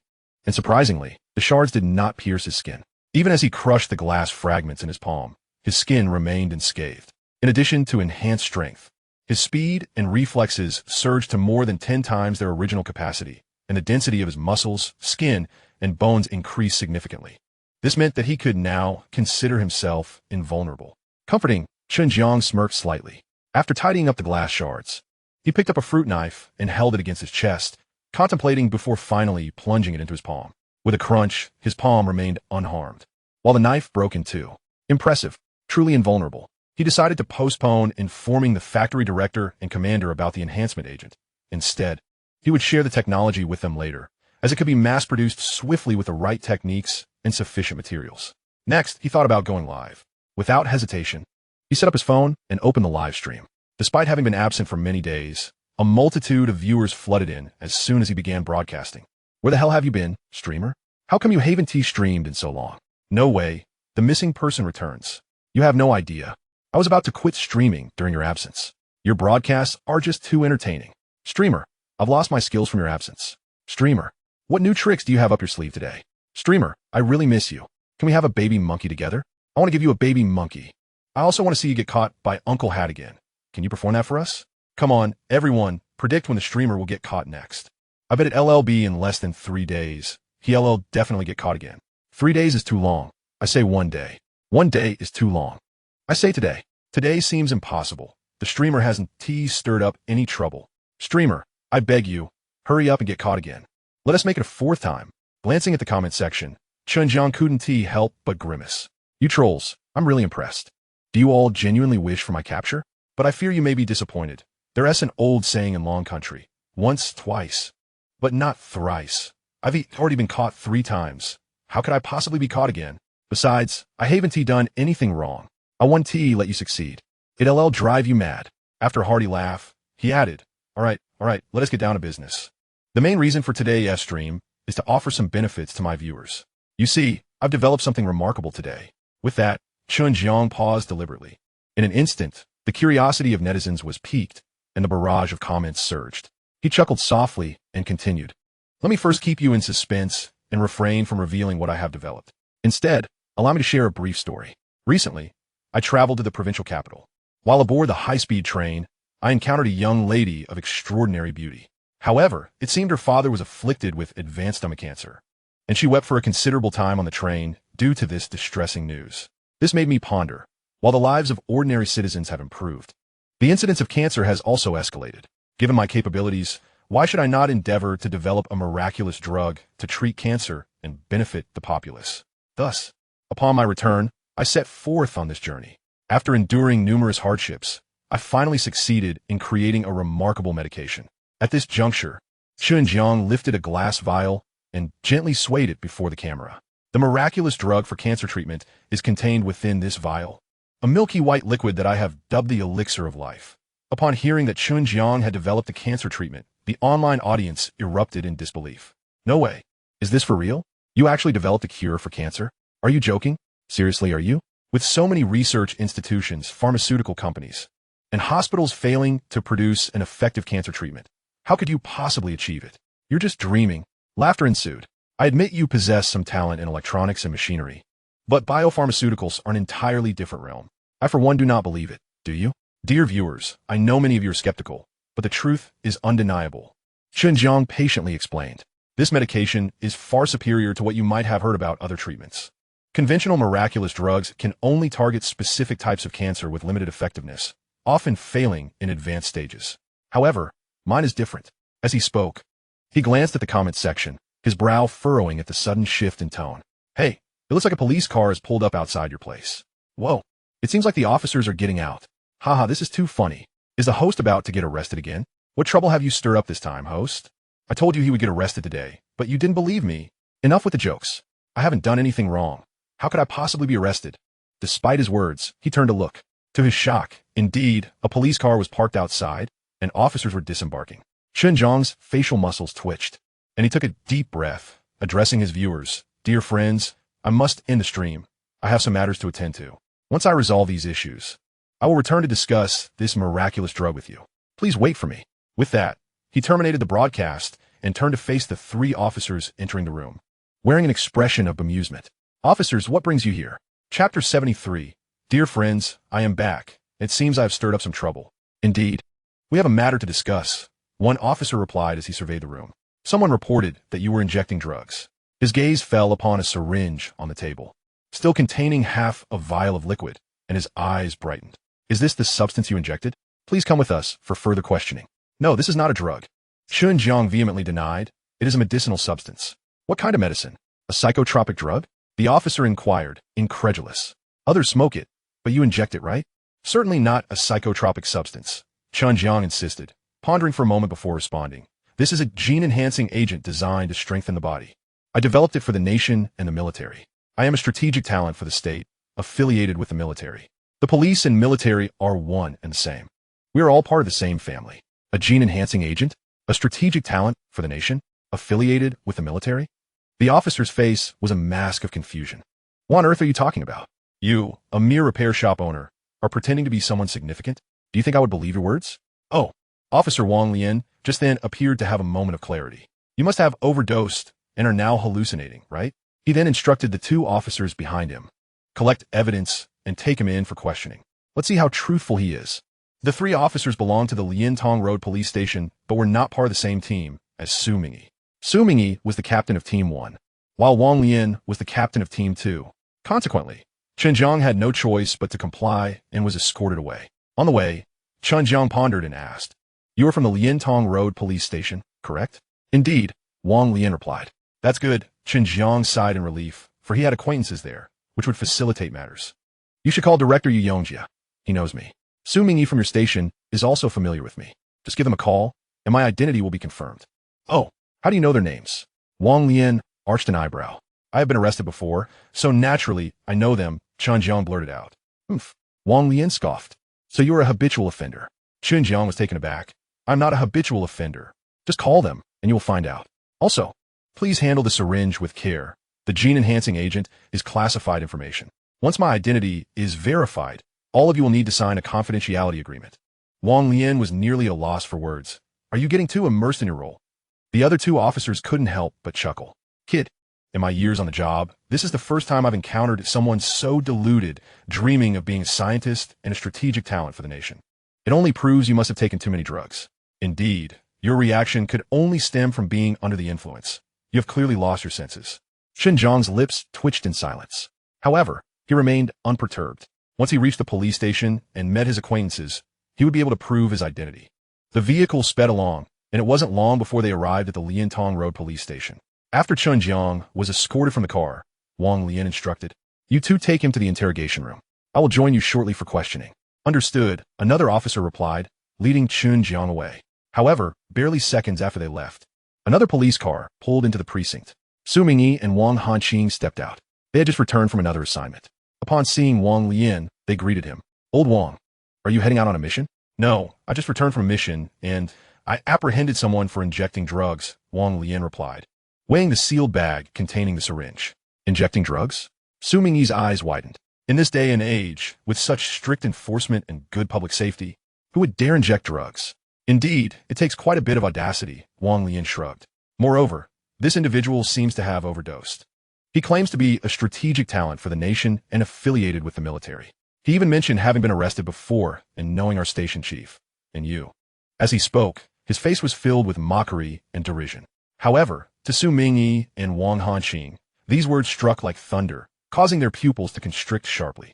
"What did you say?" Su Mingyi's face paled, and he grasped Wang Lian's shoulder in agitation, his eyes wide with intensity. "What is the name of the person you arrested?" "Whoa, what are you doing?" Wang Lian exclaimed, startled. "Regardless of what I do, just tell me his name quickly," Su Mingyi urged, a hint of urgency in his tone. Although Wang Liangong was bewildered, he nonetheless replied, "His name is Chen Jiang. Why do you ask?" With a resounding slap on his thigh, Su Mingyi exclaimed, "You've stirred up trouble." Wang Liangong frowned, utterly perplexed. "What trouble have I caused?"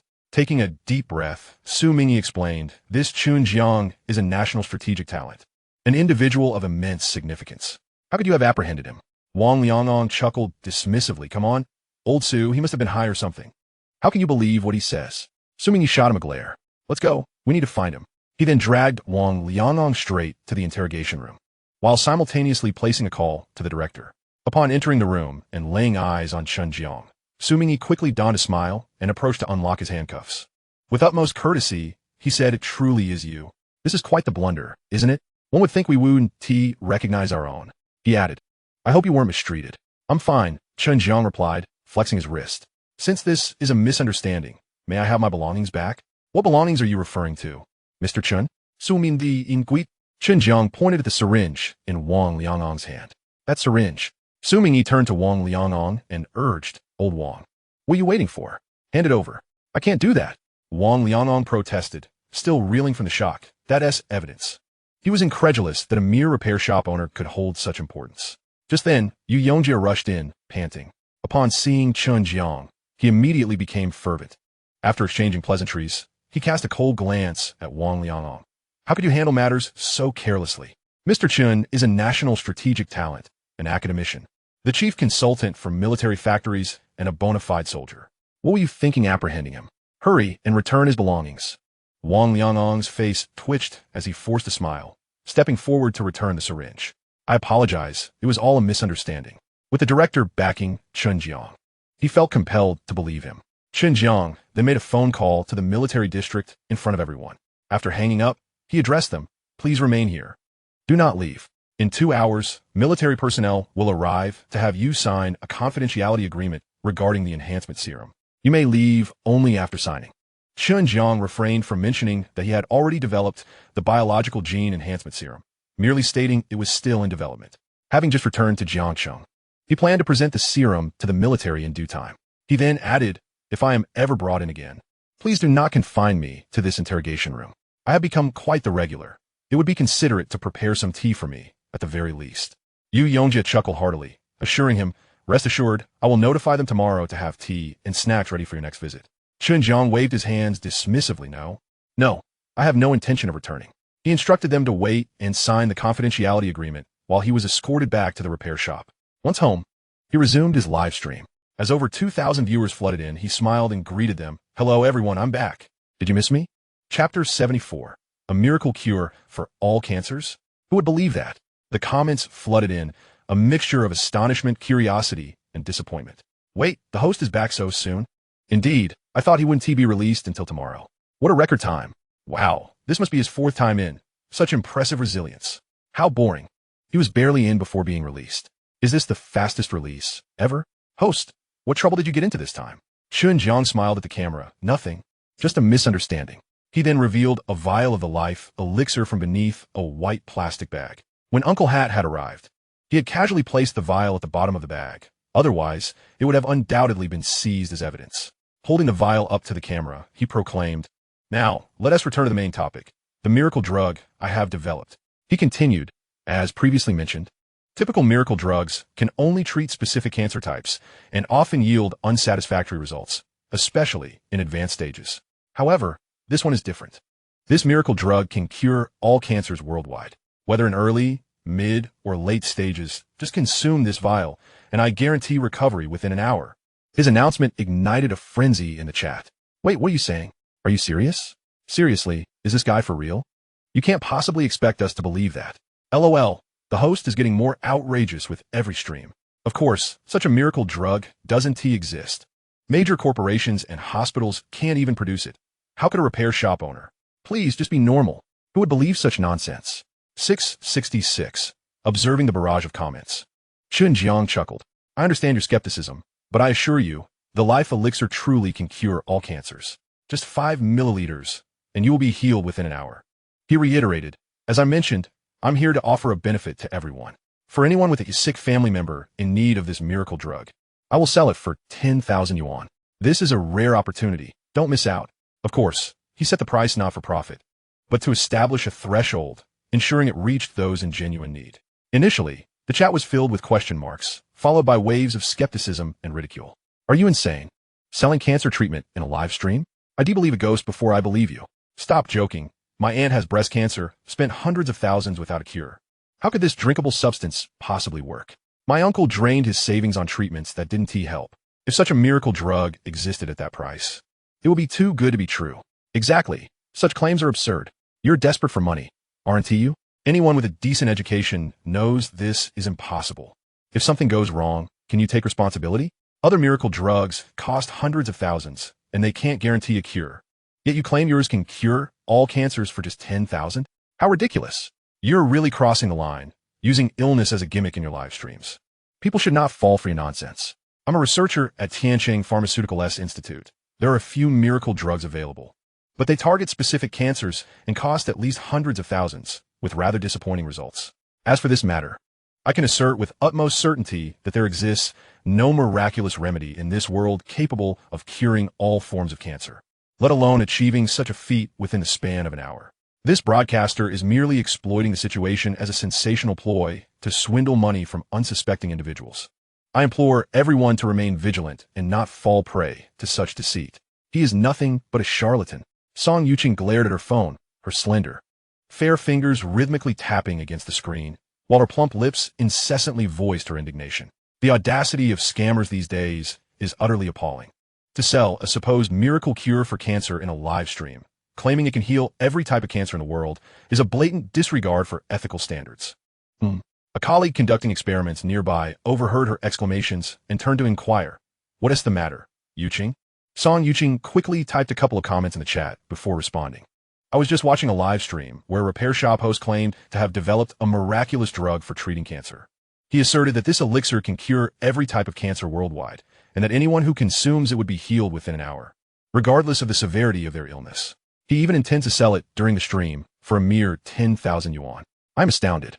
These scammers will say anything and sell anything without a shred of integrity. ISNT, that just outrageous?" Chapter 75. Host, is this life elixir of yours genuine? Can it cure gastric cancer? Several of Song Yuqing's colleagues overheard her complaints and burst into laughter. Is the world truly going mad? A repair shop owner is selling a miracle cure for cancer. How absurd. Indeed, in our publicly listed company, we invest hundreds of millions annually in research, yet fail to produce such a remedy. If he could create such a drug, what need would we have for our work? We might as well disband. It's evident he is nothing but a fraud. Yuching, there are all sorts of people online, especially these broadcasters who will resort to any trickery to sell their wares. Don't waste your time on him. It's meaningless, right? He is merely an online clown. All right, everyone, let us not squander any more time on this matter. He is just a con artist. Why even pay him any attention? The head of research, seated in a corner, rapped the table, urging everyone to return to their tasks. Song Yuching typed the word fraud in the comments before exiting the live stream to resume her work. Meanwhile, on a train, a young man chuckled as he looked at his phone, giving a light pat on the shoulder of the middle-aged man beside him. Director, this repair shop host claims to have developed a miraculous drug that can cure all cancers worldwide, and that anyone who drinks it will be healed within an hour. Is there truly such a medicine? Ha! Director Su Kaijun chuckled lightly, his eyelids barely lifting. Hong Fei, are you as uninformed as this broadcaster? You should refrain from indulging in such frivolous nonsense. Treat it as mere entertainment. Let us take a break. We'll be arriving at the station in a few minutes. This upcoming conference regarding the latest strategies and prospect for cancer treatment is of utmost importance. You must be fully alert. Just as he finished speaking, Su Kaijun's phone rang. Hello? Su, it's you, Dai. I hope you're well. If any new effective treatment methods emerge from the conference, please inform me immediately. I assure you, if we discover a way to treat your father's illness, money will not be an obstacle. Understood. Su Kaijun ziplit, nodding. I will inform you as soon as the meeting concludes.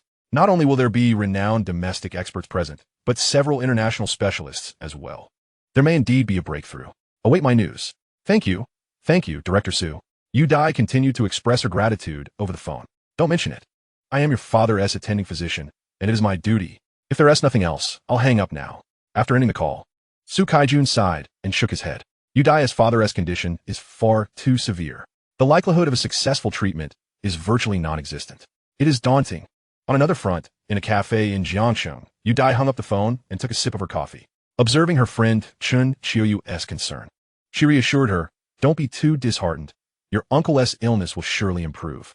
Thank you for being by my side during this difficult time, Yu Dai replied, then pulled out her phone and donned her headphones. To ease her emotions and alleviate her sorrow, she opened a short video app and began browsing live streams. While scrolling, she inadvertently entered a live stream titled Everything Can Be Created at Guoxing Repair Shop. Naturally, she had no interest in repair or modifications, and ordinarily, she would have swiped past it without a second thought. However, she recognized the host as the person who had sat next to her on the train. What captivated her was the host's assertion. Dear viewers, why does no one believe me? I have developed this life elixir that genuinely can treat cancer, and it can cure every type of cancer globally. Even if you are in the late stages, consuming it will ensure recovery within an hour. Do I appear to be a fraud? If I were lying, I'd be a puppy. Yes, indeed, it's just 10,000 yuan, and it truly only costs 10,000 yuan. To cure cancer for just 10,000 yuan. What an opportunity. Why wouldn't you seize it? Seriously? You doubt me? Buy it and see for yourself. How could I joke about something so serious? My shop is right here. I'm not going anywhere. I'm not a con artist. I have no reason to deceive you. If anyone has a patient in need of treatment, don't hesitate to purchase. Miss this opportunity, and it may never come again. Watching Chen Jiang hold a small vial of milky liquid and listening to his claims, Yu Dai furrowed her brow. Although she found the hostess' words utterly preposterous and her rational mind warned her of the deception, she could not bring herself to scroll away. Instead, she found herself silently praying that the host's claims were true. For if they were, her father might have a chance at salvation. Desperate to save her father, she decided to inquire in the comment section. Host, is what you say true? Can this life elixir cure gastric cancer? The late-stage kind. In the Guoxing repair shop located in the suburbs of Qingzhou City, the host, Chen Jiang, had been broadcasting for quite some time, yet no one believed him. The comment section was filled with mockery and skepticism, and he was growing increasingly disheartened. Just as he contemplated ending the live stream, he finally spotted someone posing a somewhat serious question. He quickly responded, Dear viewer, absolutely. To be honest, I'm not exaggerating if you drink my special medicine. I guarantee it will cure late-stage gastric cancer within an hour. Are you ill, or is someone in your family unwell? If so, you must purchase it quickly.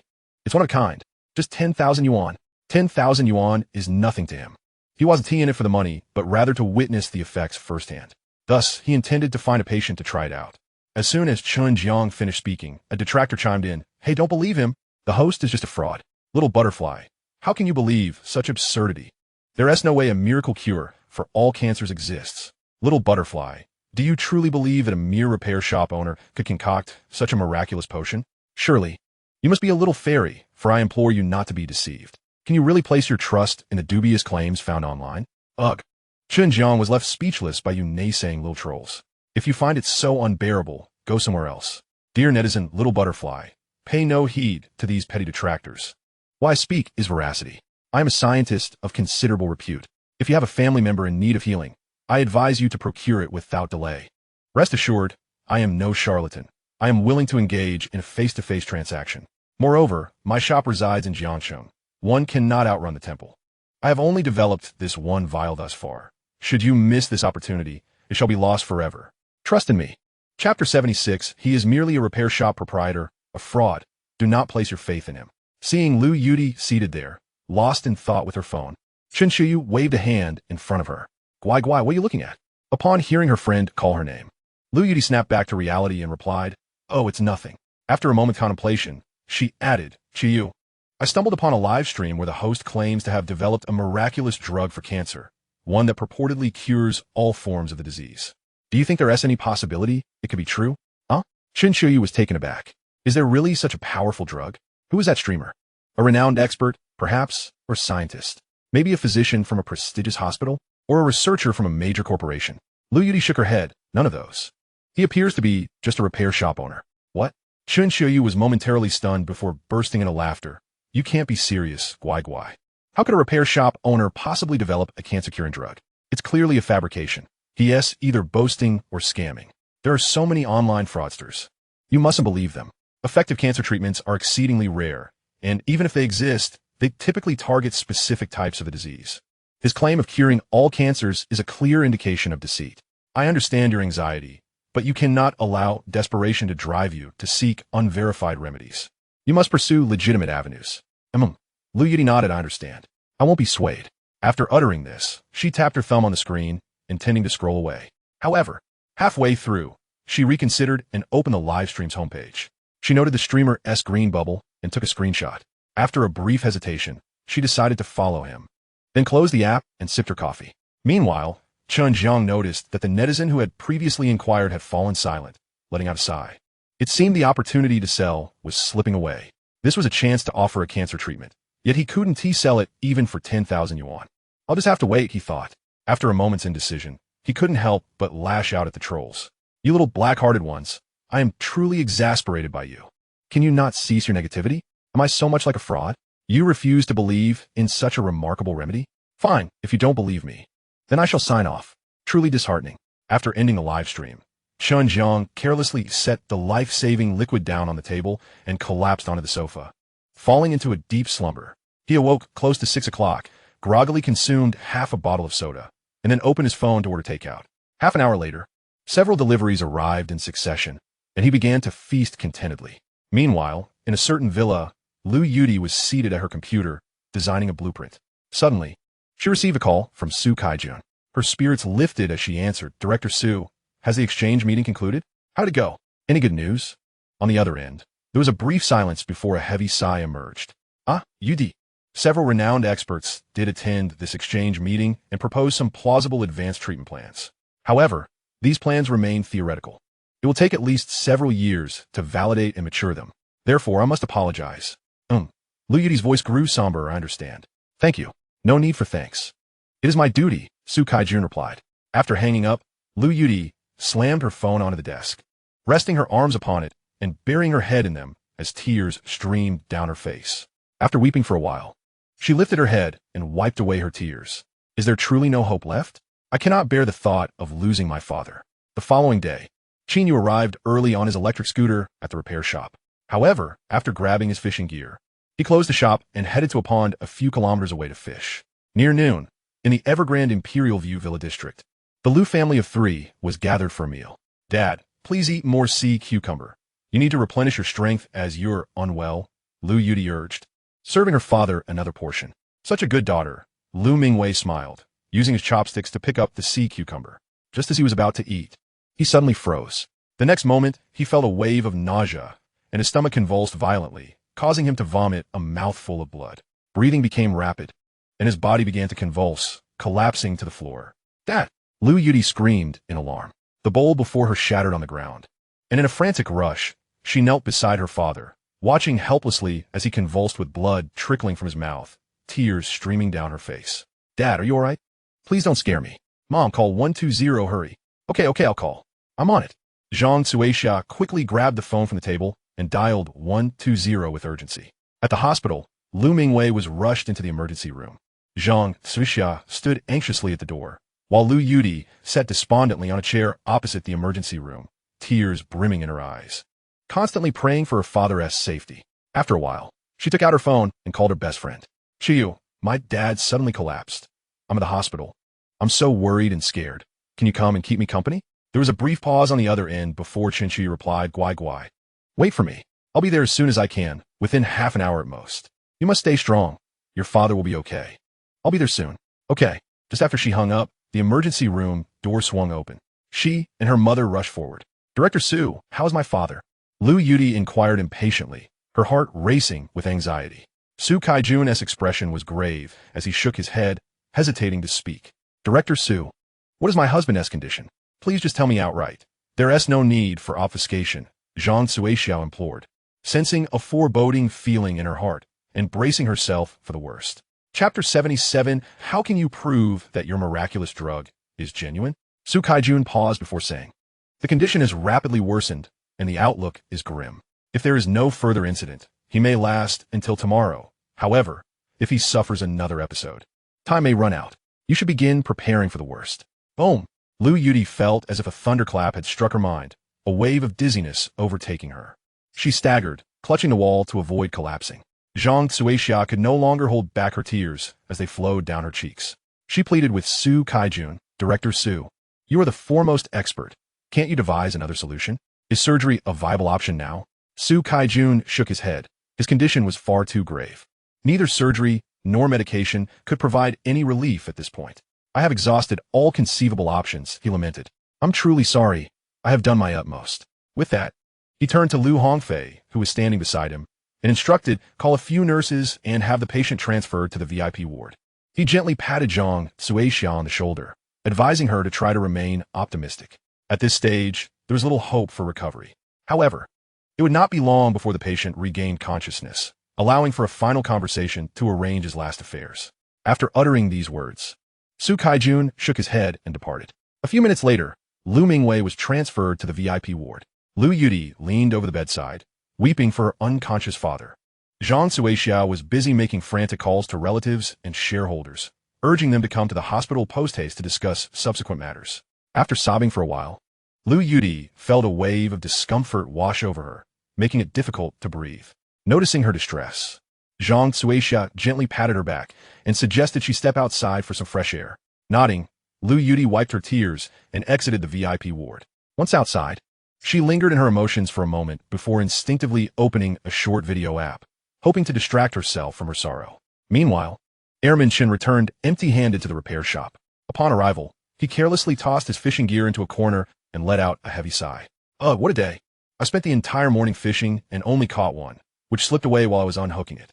Forget it. I'll just order some takeout. Eating brings some joy. After placing his order, he scrolled through a few videos before starting a live stream. Once live, he lifted a vial of his life elixir toward the camera. Hello, everyone. In this stream, I will primarily introduce my life elixir. If you think I'm a fraud, so be it, but regrettably, I am not. Of course, it's genuine. This little bottle contains 5 milliliters of life elixir.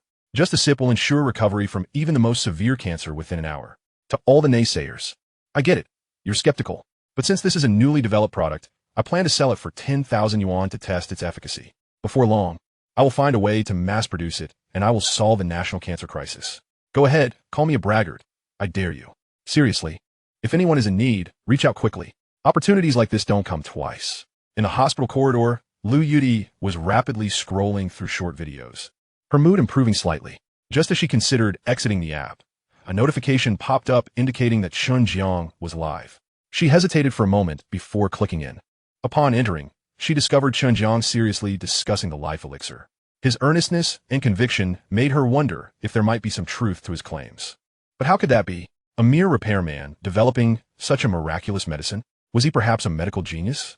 If only it were true. Could there be a chance that what he said was genuine? If it were true, wouldn't that mean salvation for her father? What if she missed this opportunity? Should she call him? Resolving to take the risk, she decided to reach out. She navigated to Chen Jiang's profile and sent a message. Host, I would like to inquire about the life elixir ding. While live, Chen Jiang suddenly heard the notification from his secondary phone. He glanced at the screen, noticing an anime avatar, which piqued his interest. He accepted the request immediately. Just after connecting, the caller initiated a voice call. Hello, are you inquiring about the life elixir? Yes, hello. Lu Yuti nodded, her voice tinged with urgency. My father has been diagnosed with advanced stomach cancer, and his condition is severe. I want to know if your life elixir is real and effective. As she posed the question, her heart raced, fearing he might dismiss her concerns with a flippant remark about deceiving her. Fortunately, she received an affirmative response. Of course, it's genuine, Chen Jiang replied confidently. Chen Jiang, would never deceive anyone. Your father has stomach cancer, correct? Advanced and severe? Given the current state of medical technology, there may be no hope. However, you are fortunate to have found my stream and encountered me. Just a sip of my life elixir will ensure your father recovers within an hour. Revitalize enough to do 10 push-ups, 20 squats, and run 2 kilometers without breaking sweat. He could even father another sibling immediately after. Really? Lu Yuti felt a surge of hope. Yet doubt crept back in. But you're just a repairman, right? Such miraculous medicine doesn't exist. Even large hospitals and corporations can't create it. How could you? She paused. My father has always treated me well. You cannot deceive me about this. 10,000 yuan is cheap, but precisely because it's so inexpensive, I find it hard to believe. This is a matter of life and death. How can you prove that your miracle cure is real? Can you provide proof? Chen Jiang chuckled. I understand your skepticism. Actually, running a repair shop is merely my side gig. Let me clarify. I am an academician at the Academy of Sciences, a national strategic talent, the chief advisor of the 6th Military Factory, and a soldier in the 6th Military District. My research capabilities are unparalleled globally, which is how I developed this cancer treatment. Is that unreasonable? Chapter 78. Guai, I'm doing this for your own good. Can we skip the repair shop visit? Lu Yuti was momentarily taken aback. Huh? Is that for real?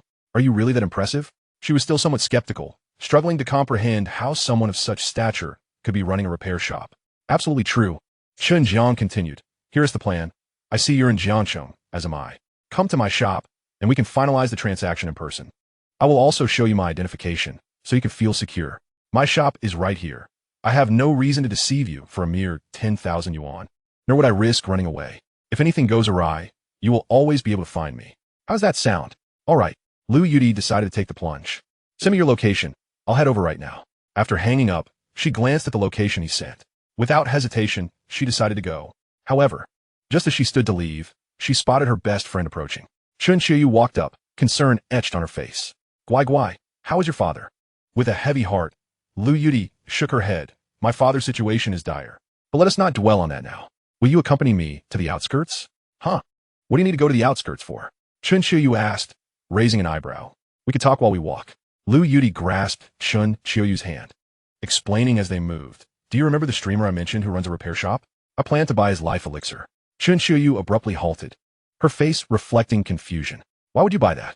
My father's condition is extremely critical. The doctor said he might only last until tomorrow.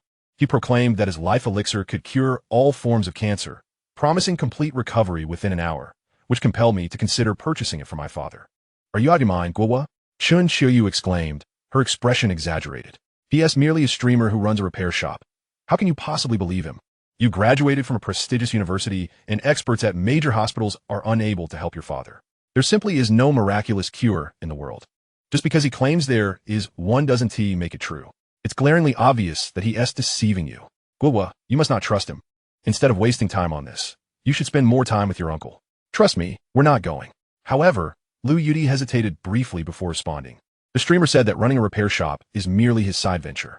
He claimed to be an academician at the Academy of Sciences, a strategic national talent, the chief advisor at the 6th Military Factory, an accomplished scientist and a soldier. I really want to give it a try. Chen Qiyu feigned, choking on her words. Guowa, how can you be so naive? Don't let your uncle's situation cloud your judgment. How could someone who merely runs a repair shop possibly hold such esteemed titles? Clearly, he is trying to deceive you. I can assure you he is nothing but a con artist, devoid of any integrity. You must not believe him. Trust my words. We're not going. Losing 10,000 yuan is trivial compared to the potential harm his phony medicine could cause your uncle. It would be wiser to save that money for some nutritional supplements for him. Pulling Lu Yudi's hand, she insisted, "Come, let me take you to see your uncle." To Chen Qiuyu's surprise, Lu Yudi abruptly shook off her hand. "Qiuyu, my father's condition is dire, exceptionally grave. I have no other options left. I want to try." In Lu Yudi's view, a glimmer of hope was better than none at all. She disregarded Chen Qiuyu's concerns and turned to leave. Seeing Lu Yudi's obstinacy, Chen Qiuyu quickly caught up and grasped her arm. "Guo, trust me, that repair shop owner is unquestionably a fraud. I only want to protect you from being deceived. I'm looking out for your best interests, do you understand? We're not going. Take me to see my uncle. I brought him some nutritional supplements." "Nutritional supplements are useless." Lu Yudi once again shook off Chen Qiuyu's grip. "My father is in this condition. What good are nutritional supplements? Don't hold me back. I need to go see him. What if it's real?" With that, she dashed to the elevator, determined to head down. "Oh," Qiuyu sighed, shaking her head, and followed suit. She did not want her friend to be swindled, so she resolved to accompany her, confronting the fraud directly. She was determined to prevent her friend from spending money on that so-called life elixir. Once outside the hospital, they boarded a taxi, remaining silent throughout the ride. It wasn't until they alighted and spotted the sign for the Guoxing repair shop that Chen Qiuyu spoke up. "Guo, I am now even more convinced that he is a charlatan. In such a desolate place. He operates a repair shop and still has the audacity to claim he is an academician and a scientist. What a joke. Anyone with a modicum of common sense should recognize him as a fraud. How could you have faith in him?" Lu Yudi cast a sidelong glance at Chen Qiuyu, but remained silent. Taking a deep breath, she walked straight toward the repair shop. Upon reaching the entrance, she noticed Chen Jiang live streaming. After surveying the shop's surroundings, she greeted him. "Hello." Chen Jiang turned, his gaze landing on the girl clad in a flowing dress. Her figure alluring and her beauty captivating. He offered a faint smile. "Hello. You're the fraud, aren't you?" Before Lu Yudi could continue, Chen Qiuyu interjected. Upon hearing himself labeled a fraud, Chen Jiang shifted his attention to Chen Qiuyu, noting her striking beauty but disliking her sharp tongue. "Is that how you greet someone? How rude." Chen Jiang chuckled lightly, shaking his head. "You're mistaken. I am not a fraud." He then addressed his livestream audience. "Everyone, we have customers here. They've come to purchase the miraculous medicine." In an instant, the livestream chat erupted. "Wow, two stunning beauties. The young lady is breathtaking.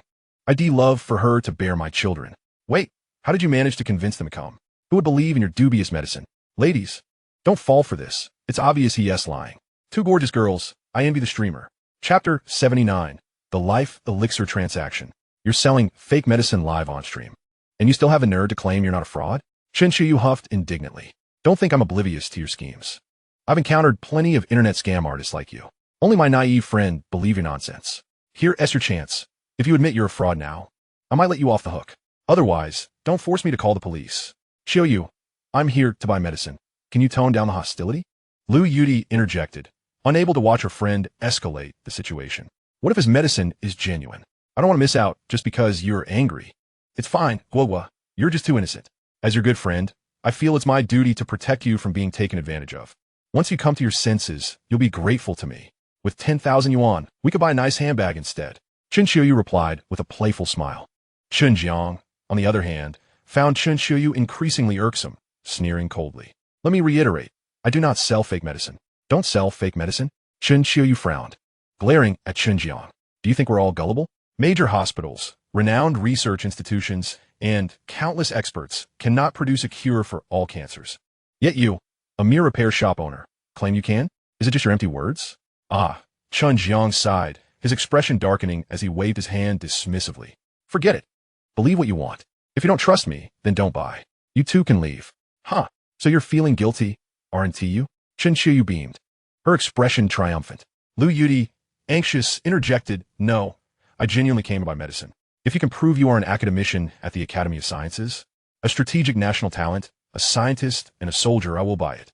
I truly want to." She turned to Chen Qiuyu. "Qiuyu, can you please stop causing trouble? My father's condition is extremely serious. I cannot afford to miss even a sliver of hope. What if it's real?" "You." Chen Qiuyu, exasperated, puffed out her cheeks. "Guo, how can't you see the good intentions behind my words? I'm merely trying to protect you from being deceived, and you accuse me of causing trouble? Fine. I want to interfere anymore. You can buy it if you wish. With that, Chen Jiang strode to the entrance of the repair shop, crossing her arms and feigning anger. She expected her friend to come and coax her, but instead, Lu Yudi ignored her, eagerly waiting for Chen Jiang to provide proof. All right, let me prove it to you, Chen Jiang said, noticing Lu Yudi's sincere desire to purchase. He rummaged through a drawer while continuing. Seeing your earnestness, I'll make an exception. Otherwise, given your friend's attitude, I wouldn't have sold to you a medicine that can cure cancer for just 10,000 yuan? I'm not in this for profit.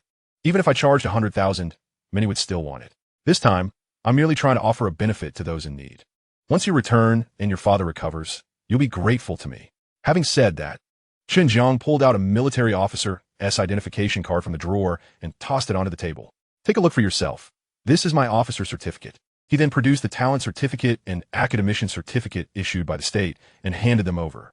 These 3 should suffice. Examine them closely. Lu Yudi gently nodded, flipping through the documents one by one. Even Chen Jiang, standing at the doorway, couldn't resist leaning in for a closer look. They don't seem fake. They should be genuine. She mumbled.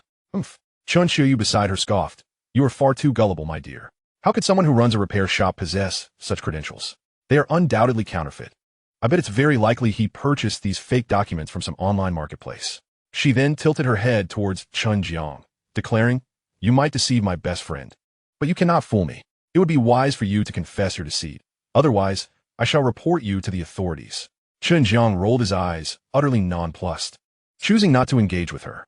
Lu Yudi also disregarded Chen Jiang's comments, returning the documents to Chen Jiang. Well, they should be genuine, she concluded. Her cousin serves in the military and has seen an officer's certificate before. Although she was uncertain about the authenticity of the other 2, she was confident about the military credentials. Besides, would Chen Jiang be audacious enough to forge such documents? In truth, if her father were in good health, and if she were operating purely on rational grounds, no matter how grandiose Chen Jiang's claims or what evidence he presented, she would remain skeptical. However, given the current circumstances, she had already succumbed to the hope that they were true, as she had no other means to save her father and could only place her faith in this. Thus, even when confronted with something that appeared dubious to an outsider, she felt compelled to believe in its authenticity, desperately wishing it to be true. She had no choice. Suddenly, an idea struck her. She swiftly searched for information on the Academy's academicians online. To her astonishment, she discovered a newly appointed academician named Chen Jiang. Her eyes brightened instantly. However, as she attempted to delve deeper, she found scant information. There was nothing more to uncover. Taking a deep breath, she turned to Chen Jiang and asked, by the way, Your name is Chen Jiang, correct? May I see your identity card? Certainly, Chen Jiang nodded, retrieving his ID from a drawer. Feel free to take a photo. This establishment is also mine, so rest assured I won't be running off. All right. Lu Yudi snapped a photo with her phone and then inquired, What about the special medicine? May I see it? Certainly, Chen Jiang replied, producing a small glass vial. This contains the elixir of life, which I developed myself. Once consumed, it guarantees recovery within an hour. Lu Yudi remained silent, scrutinizing the vial intently. Chen Jiang, observing from the side, grew increasingly furrowed and couldn't help but interject, Quaint. You mustn't trust him. He is deceiving you. With that, she attempted to snatch the elixir, but Lu Yudi deftly dodged her. What are you doing? Lu Yudi exclaimed at Chen Jiang. Quaint, listen to me. Let me have it. I'll break it in front of him, and then we'll see how he continues to deceive. No. Lu Yudi shook her head, cradling the vial protectively. Quaint, how can you be like this? Do you trust me or him? Chen Jiang posed a dilemma. Lu Yudi said nothing. Instead, she pulled out her phone and began a money transfer. 10,000, right? I'll send it to you now. After completing the transfer, she added cautiously, I warn you, if this medicine is a fraud, and if anything happens to my father, you will be held legally accountable. Chen Jiang confidently shrugged, assuring her, there will be no issues. Your father will undoubtedly recover. Should anything go awry, I will accept legal responsibility. Seeing Chen Jiang's unwavering confidence eased Lu Yudi's apprehension slightly. I'll take my leave then. Contact me if anything arises, she said before turning to depart. Chen Jiang, exasperated, stomped her foot and shot a fierce glare at Chen Jiang before chasing after Lu Yudi. Chapter 80. Never let Uncle drink it. I am thinking of both Yudi and Uncle's well-being. As Chen Jiang hurried after Lu Yudi, she incessantly chattered, Quaint. Why do you choose to believe a stranger over me? I am only looking out for your best interests. Can't you see that? If anything happens to your uncle from this dubious concoction, what then? We should go to the police and reclaim that 10,000. Quaint. Lu Yudi could hardly endure Chen Xiaoyu's incessant nagging. For the first time, she found her friend rather insufferable. Xiaoyu, could you please be quiet? I'm feeling overwhelmed. At that moment, she spotted a taxi passing by, waved her hand, and hopped in. Chen Xiaoyu followed suit, climbing into the cab alongside her. Meanwhile, within the repair shop, Chen Jiang smiled at the live streaming camera, displaying the transaction record. Dear viewers, the special medicine for treating cancer has been sold. Await the good news. The rationale behind selling the first vial was twofold. Firstly, he wished to observe the true effects of the medicine. Secondly, if a person in the late stages of stomach cancer were to recover within an hour of consuming his potion, it would undoubtedly send shockwaves through the medical community, perhaps even making headlines, thus creating a buzz. He could then devise a method to mass-produce the special medicine for the benefit of the populace, a dual achievement. The entire process of Lu Yudi purchasing the medicine was captured live. At that moment, viewers online were fervently commenting, seriously, how could such a beautiful young lady be so naive? How could she believe such an obvious lie and actually make a purchase? Indeed, I acknowledge Chen Jiang's prowess in mechanical engineering, but I harbor doubts regarding his pharmaceutical claims. Wait, what about those documents he presented? Are they real or fake? I'm a longtime fan. I believe they should be authentic. I'm a longtime fan too, and I suspect they're fraudulent. Can we all just calm down? This is pointless. Sigh, let's just wait and see how this unfolds. Wow, if what the streamer says is true, and if that special medicine truly works, it would indeed be groundbreaking and beneficial for the masses. Goodness, I genuinely wish it were true. Guys, please don't be so naive. I'm a researcher at Tianqing Pharmaceutical S Institute, and I can assure you, the streamer is a fraud. That so-called special medicine is obviously fake. I can't believe someone actually bought it. What a fool. Just wait until something goes wrong. It'll be too late for regrets. Half an hour later, Lu Yudi had returned to the hospital, riding the elevator to the ward. Chen Xiaoyu followed closely, sullen and discontented. Throughout their journey, she had implored Lu Yudi repeatedly, but her words fell on deaf ears. She was utterly speechless. Nevertheless, she had resolved to remain by Lu Yudi's side, ensuring that she would not allow her uncle to consume the counterfeit medicine. She felt her intentions were purely for Lu Yudi's benefit. Yet Lu Yudi seemed oblivious to her good intentions, which infuriated her. Upon reaching the ward, they found it crowded with people, doctors, nurses, family relatives, corporate shareholders, executives, and lawyers, all gathered to see her father, awaiting instructions regarding the next steps. At that moment, Lu Mingwei had already regained consciousness. Upon spotting Lu Yudi, his eyes lit up, and he weakly uttered, "My daughter, you've come." "Dad," Lu Yudi replied, weaving through the throng until she knelt beside his bed. "My dear, I don't have much time left. What weighs most on my mind is your well-being. You must take care of yourself." "Dad, that's not true. You will be fine. You will recover." Lu Yudi couldn't help but tear up. Lu Mingwei gently shook his head. "I understand. Dr. Su has already told me there's no hope for my condition. I may not last through the night. Yet, I'm grateful to have woken up to see you one last time." Observing her father's pallid complexion and his weary sighs, Lu Yudi inhaled deeply, summoning her courage to retrieve a vial of life elixir from her pocket. "Dad, this is a miraculous medicine I procured for you. Please drink it. It will surely be effective." A faint smile flickered on Lu Mingwei's lips as his gaze fell upon the glass bottle. Yet he harbored no expectations in his heart. "My dear, it's futile. Even if a deity were to appear now, it would be of no avail." "Dad," Lu Yudi choked back her emotions, "please believe me. This miracle medicine will work. Just trust me this once." After all, her father was beyond salvation, and she had resolved to take a gamble. What could possibly go wrong? "Very well." Lu Mingwei nodded gently. "I will drink it." It was a gesture of filial devotion from his daughter, and regardless of its efficacy, he wished to alleviate her concerns. However, just as Lu Yudi was about to uncork the vial, her cousin stepped forward. "Cousin, what kind of miraculous medicine is this? Uncle S' condition is critical. He cannot consume anything indiscriminately." Chun Shuling's words were echoed by Su Kaijun, who inquired, "Yudi, what exactly is this medicine? We cannot allow the patient to take anything unverified. It could lead to dire consequences." Zhang Tsuixia furrowed her brow, questioning, "Darling, what is in that bottle?" Lu Yudi found herself at a loss for words. If she claimed it was purchased from a repair shop, no one would believe her. Biting her lip, she pondered and replied, "I bought this from an expert. He assured me it is highly effective. Mom, please trust me." She then opened the bottle, preparing to administer it to Lu Mingwei. At that moment, Lu Chiyu's voice rang out, "No, please don't let Uncle drink that." She stepped forward to halt Lu Yudi. Addressing the crowd, This liquid of dubious origin was purchased from a repair shop. The owner, a repairman, claimed during a live stream that he had developed a miraculous cure for cancer, promising it could heal all forms of cancer within an hour for the price of 10,000 yuan. It's clearly a scam, and I cannot fathom why Yudi believed him. She spent a fortune on this nonsense. What if it harms Uncle? I'm only trying to protect both her and Uncle. Chapter 81. Disposing of the miracle medicine, Lu Mingwei succumbed to another bout of illness. Chen Xiaoyu's revelation ignited a tempest of reactions among the onlookers, their expressions morphing into astonishment and confusion. What did you say? Zhang Suixiao exclaimed, her eyes wide with disbelief. You bought this miracle medicine from a repair shop? Yes, Aunt. Chen Xiaoyu confirmed. The owner of that shop is a social media influencer who sells this concoction online.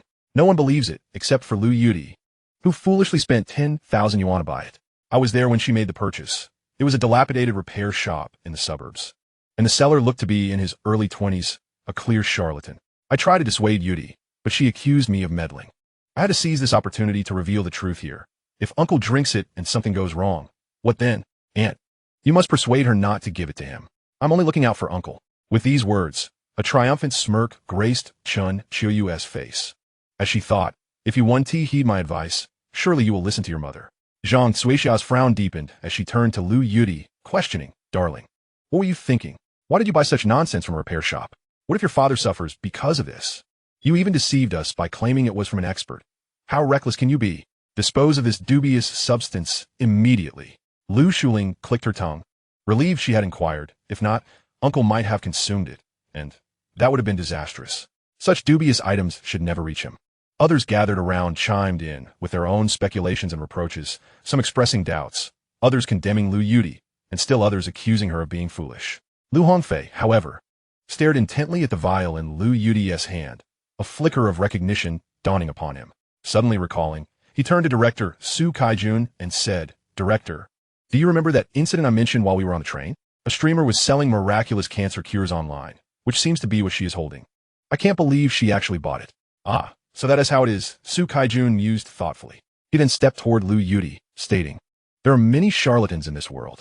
In my decades of medical practice, I have never encountered a remedy that can cure all forms of cancer, much less within an hour. Moreover, you purchased this from a repairman. What could he possibly create? A rational person would recognize this as a fraud. I am a medical professional. Do you not trust my judgment? Dispose of that worthless potion at once, or it could lead to grave consequences. Seeing Lu Yudi remain unmoved, Zhang Suixiao's frustration escalated. Your mother instructed you to throw it away. Are you disregarding her words? You dare to give your father something you randomly purchased? Do you wish to endanger him? Answer me. Faced with the barrage of doubts and accusations, Lu Yudi felt a wave of indignation wash over her, tears brimming in her eyes. She withdrew her left hand, which had been clutching the vial of life elixir, and capped it. Wiping away her tears, she rose and cast a glance at her scolding mother before pushing her way through the crowd. She sat down on a bench in a corridor, letting her grief pour forth in sobs. As she wept, Chen Xiaoyu approached her. Don't cry, dear. I'm doing this for your own good. That fake medicine you bought cannot save Uncle. It may even harm him. One day, you will understand my intentions. I know you are worried about Uncle and want him to recover swiftly, but you cannot act out of desperation.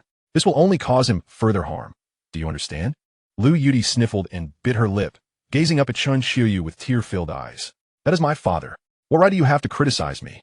You are so annoying, you know? Chen Xiaoyu was taken aback. You think I'm annoying? You're truly ungrateful.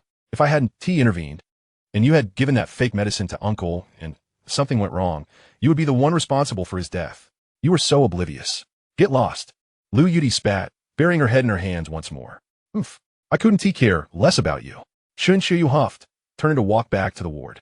Lu Yudi sat there, crying for a while before opening her hand to stare at the glass vial. After several minutes of contemplation, she took a deep breath, shook her head, and walked to the trash can, discarding the vial of life elixir. She returned to her seat, continuing her weeping. Meanwhile, in the hospital room, Lu Mingwei had made arrangements for his final affairs. Just as he was about to summon Lu Yudi, he suddenly felt a wave of chest tightness and dizziness, his limbs swelling painfully as if electrified, and he began to convulse, unable to utter a word. Seeing this, Zhang Suixia panicked. Mingwei, what is happening to you? She turned to Su Kaijun, exclaiming, Director Su, quickly, come see what is wrong with him. Su Kaijun's face turned ashen with fear as he rushed forward. After a brief examination, he grimly declared, "This is bad. Mr. Liu is having another episode. This is the worst-case scenario. Hurry, connect the spare equipment over there to him. Everyone else, leave immediately. We need to conduct an emergency rescue." The attending physicians sprang into action, while the nurses ushered out the other bystanders. Sitting in the corridor, Lu Yudi watched as her mother hurriedly exited the ward. Furrowing her brow, she approached and inquired, "Mom, what is going on? Why is everyone coming out?" Zhang Tsuixia fought back tears, steadied her composure, and replied, "Darling, your father has relapsed. We are performing emergency resuscitation. The doctors say he might not pull through this time, and he may never awaken again. It seems it will just be the two of us relying on each other from now on.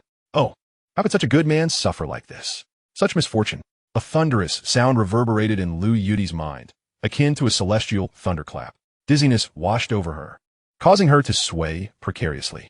"Dad, you can't leave us," she cried out, her voice hoarse with anguish. She then sank to the ground, leaning against the wall and weeping.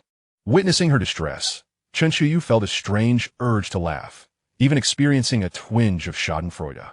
Just as Lu Yudi was consumed by her sorrow, her phone rang unexpectedly. After several prolonged seconds, she wiped her tear-streaked face and weakly stood to answer.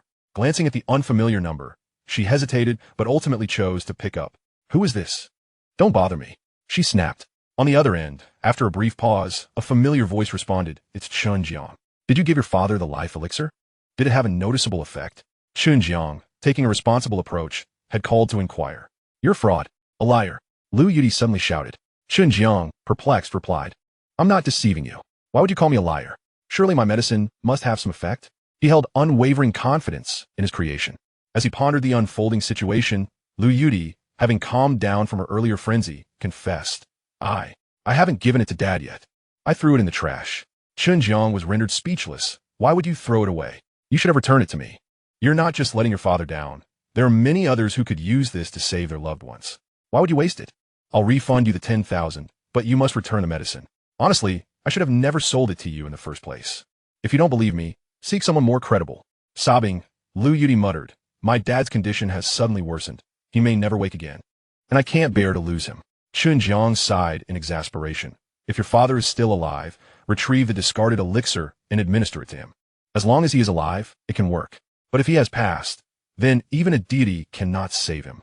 "Chen Jiang, is your medicine truly effective?" she asked, her initial faith shaken by the barrage of doubts from her friends, mother, relatives, and doctors. Her confidence had crumbled, leading her to impulsively discard the elixir. "Of course it is," Chen Jiang asserted with conviction. "I assure you, my creation must have efficacy. I urge you once more, if you wish to watch your father perish, do nothing. I'll refund your money, but you must return the elixir. If you believe in me and wish to try, go now and search the trash for it. Then give it to your father. If you lack the courage to do this, then so be it. It's no concern of mine." After a moment of contemplation, Lu Yudi replied, "I understand." She then hung up and took a deep breath, heading toward the trash can to search. Soon, she retrieved the elixir she had discarded. Chen Jiang witnessed her rummaging through the trash and frowned. "Lu Yudi, what are you doing? Why are you digging that dubious medicine out again? Haven't you given up yet? Dispose of it immediately. What if it harms your father?" "I'm doing this for your sake, for your uncle's safety." Lu Yudi shot her a glance, choosing to ignore her as she proceeded toward the ward. Upon reaching the door, she contemplated how to seize an opportunity to administer the elixir to her father. Just then, the door swung open, revealing a weary and despondent Su Kaijun. Zhang Tsuixia quickly asked, "How is he?" Su Kaijun shook his head, sighing. "We administered the medication. He regained consciousness temporarily, but his vital signs are extremely unstable. He may only have an hour left." Hearing this, Lu Yudi could not afford to dwell on her sorrow. She bypassed Su Kaijun and entered the room. Zhang Tsuixia, assuming her daughter was eager to speak with her father, asked Su Kaijun, "Is there truly no other way?" "None." Su Kaijun ziplit famili.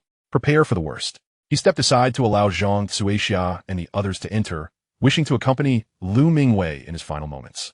However, as Zhang Tsuixia entered the ward and saw Lu Yudi's actions, particularly the empty glass vial in her hand, her pupils dilated. She rushed forward, grabbing Lu Yudi and shouting, "What are you doing? Did you give your father that suspicious medicine?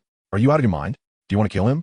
"Mom," Lu Yudi exclaimed, her face a mask of grievance. "Given his condition, I thought, what if this medicine is truly effective?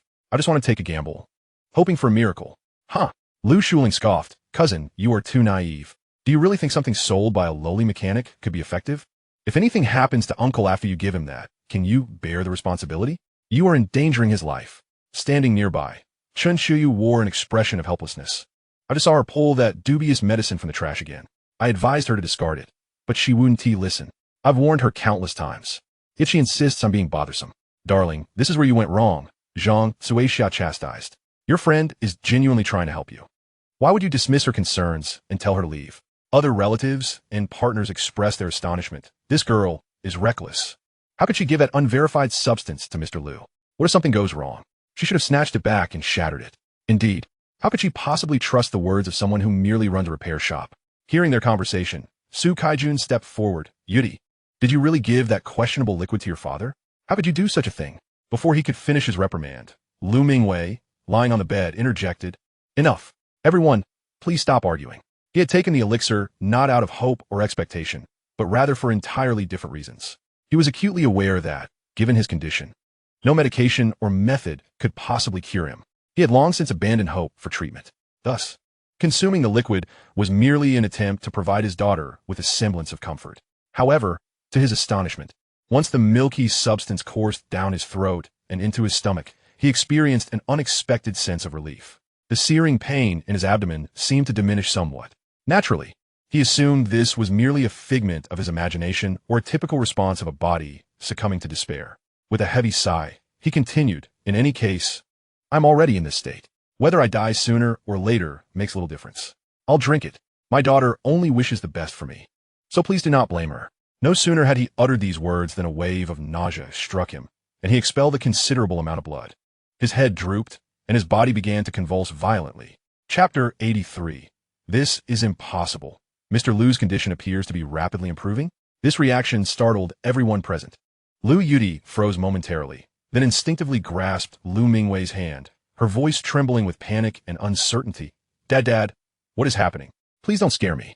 The others were equally flummoxed by the sudden turn of events, their anxiety palpable.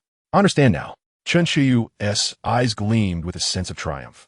Yudi just administered that counterfeit medicine to her uncle, and now he's exhibiting these symptoms. It must be the fault of that drug. It has harmed him. I warned her numerous times not to buy that medicine, not to trust Chen Jiang, but she refused to heed my advice. Chen Jiang is merely a repair shop owner. He is utterly unreliable. And now look what has happened.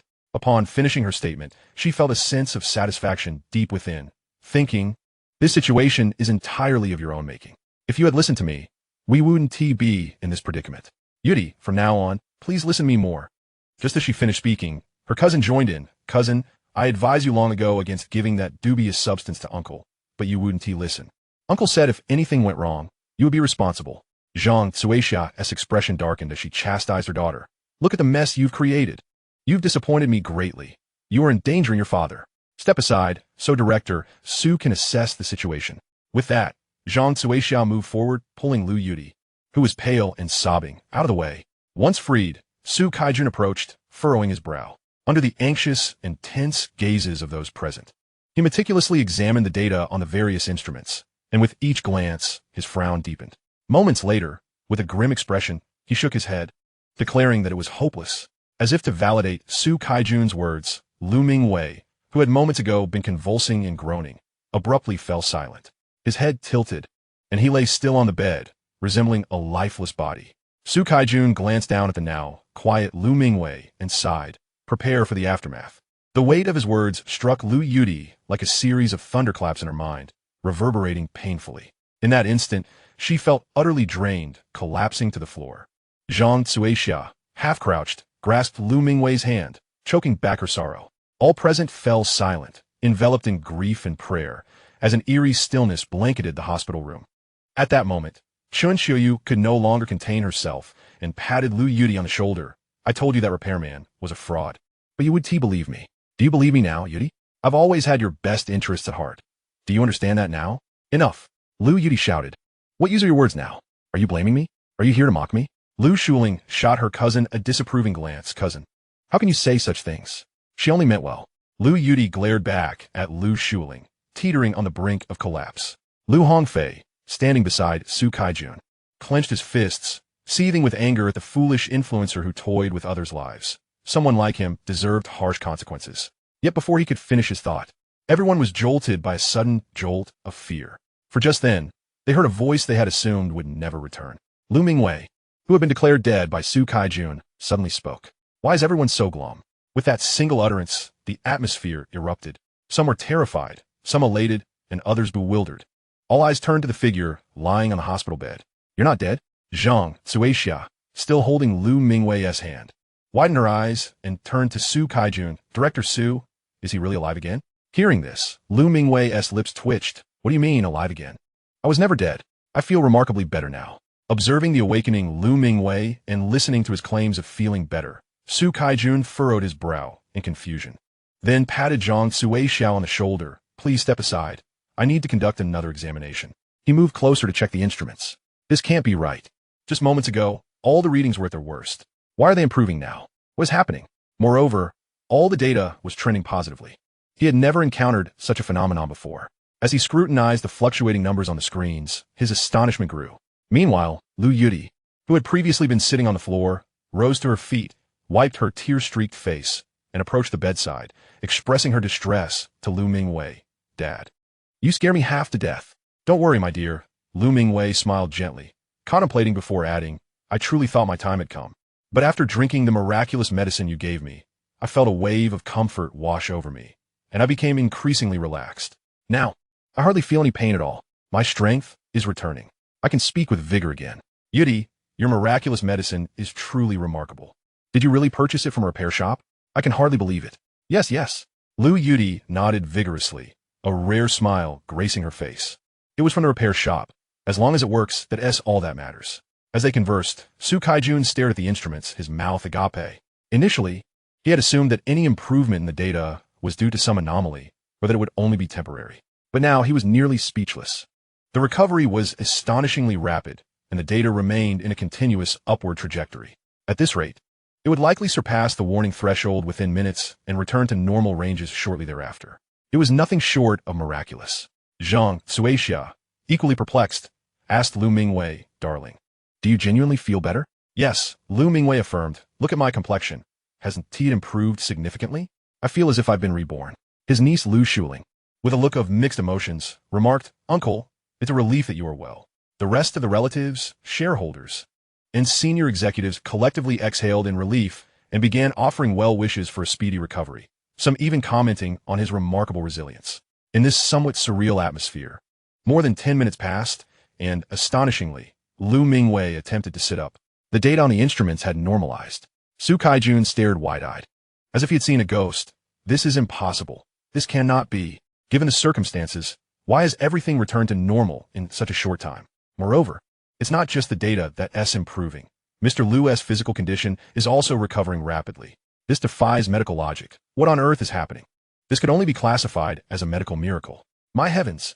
Chapter 84 Lu Mingwei has made a remarkable recovery. This miraculous medicine is truly extraordinary. Su Kaijun, after expressing his astonishment, turned to Lu Yudi, his eyes sparkling with disbelief as he inquired, Yudi, could it truly be that your special medicine is the reason for this improvement? Yes, it should be, Lu Yudi affirmed with a nod. She felt elated, a stark contrast to her previous feelings of confusion and helplessness. At that moment, Lu Mingwei interjected, it was indeed her medicine. With my condition at this stage, I couldn't consume anything. Every morsel brought unbearable pain. However, upon taking her medicine, I felt an immediate sense of relief. It was this medicine that restored my hope. Yet Su Kaijun furrowed his brows. Yudi, did you really acquire that medicine from a mere repairman? How could someone in that profession possibly possess such a remedy? Indeed, chimed in Chen Jiang, who had been quietly observing, her expression fluctuating. A repairman could never have such a medicine.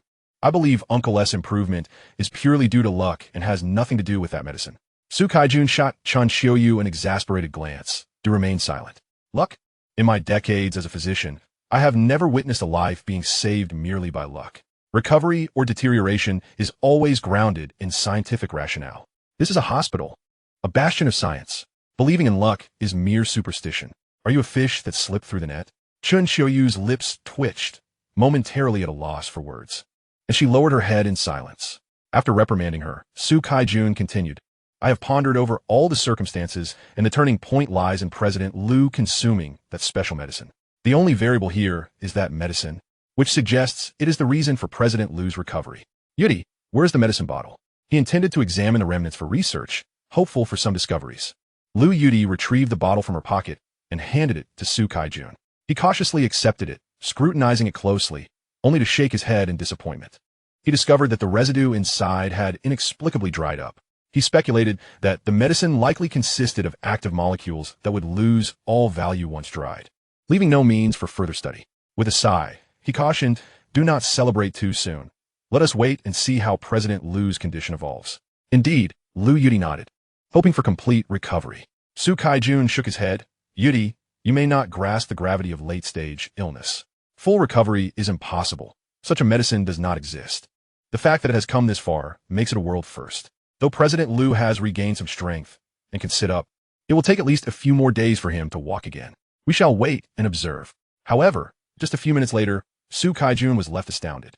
Within an hour of consuming the medicine, Lu Mingwei was already able to rise from his bed and move about, appearing vibrant and far from resembling a patient. In fact, an hour after taking the medicine, he began to stretch and even dance about, startling everyone present. They hurried to summon Su Kaijun, who had returned to his office to organize materials. Seeing Lu Mingwei, full of life, Su Kaijun stood there in shock. How is this possible? He regarded Lu Mingwei as if he were an extraordinary treasure, circling around him before conducting a brief examination. The results, however, came back perfectly normal. Taking a deep breath, he ordered a comprehensive physical examination. 20 minutes later, Su Kaijun stared at the test results, rooted to the spot. "What is the status of my health?" Lu Mingwei leaned in, eager for an answer. Lu Yudi and the others gathered around, awaiting Su Kaijun's response. With a gulp, Su Kaijun declared, "Congratulations, President Lu. The report indicates that all your indicators are normal. The cancer cells have completely vanished. You are healed." After uttering those words, Su Kaijun felt somewhat weak, as if he were dreaming. In all his years of practice, he had never encountered such a phenomenon, to the extent that even this staunch materialist began to believe in miracles. "Ha!" Lu Mingwei erupted into joyous laughter. "I am healed. I can't believe it. Oh my God, this is a divine intervention," he exclaimed. "Tonight, we shall feast. I want to savor every delicacy I've yearned for."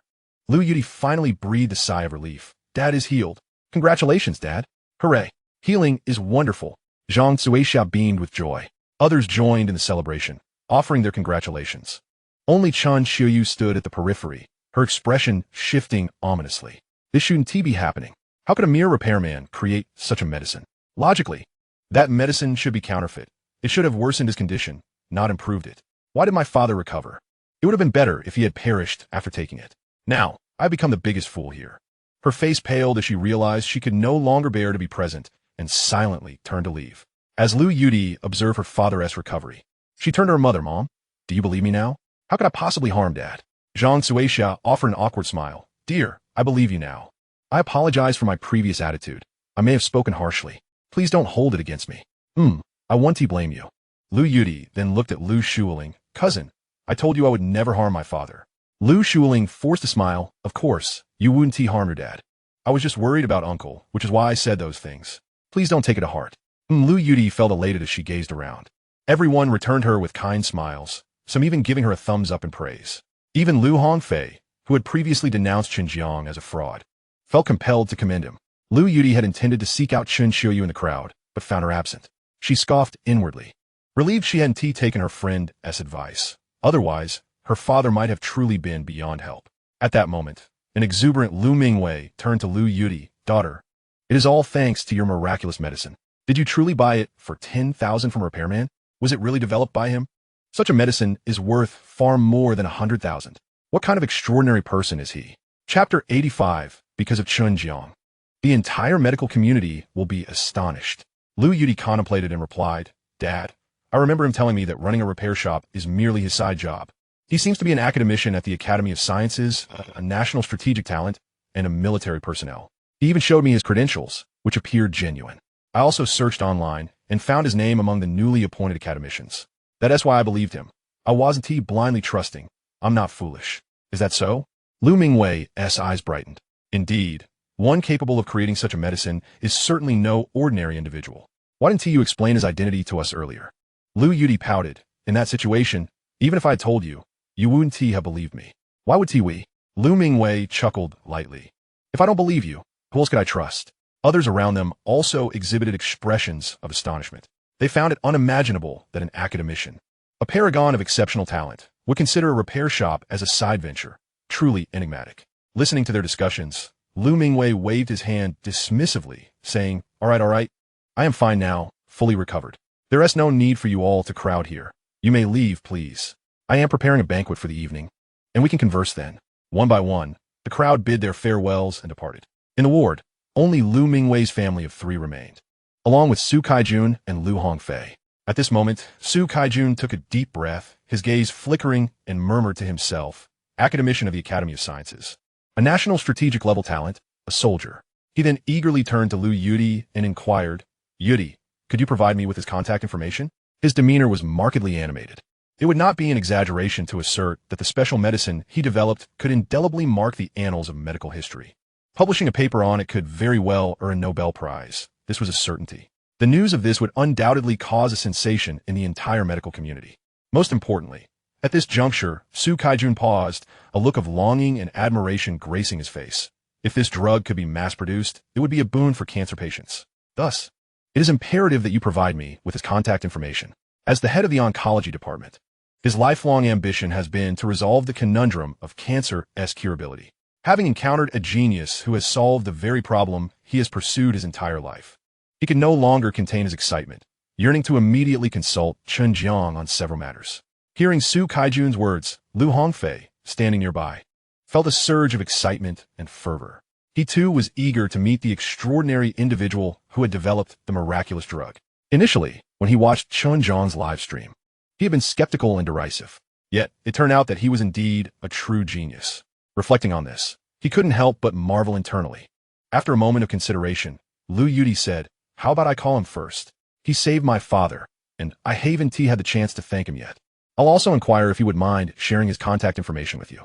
I fear it might seem impolite to give it directly without asking. Anzai, Su Kaijun note that. That is perfectly fine. Lu Mingwei interjected, daughter, once you get through, I want to personally express my gratitude. Okay, Dad, I'll call him right now. Lu Yudi took out her phone, located the saved contact, and dialed on speakerphone. Once connected, a casual voice came through the line. Hello, beautiful.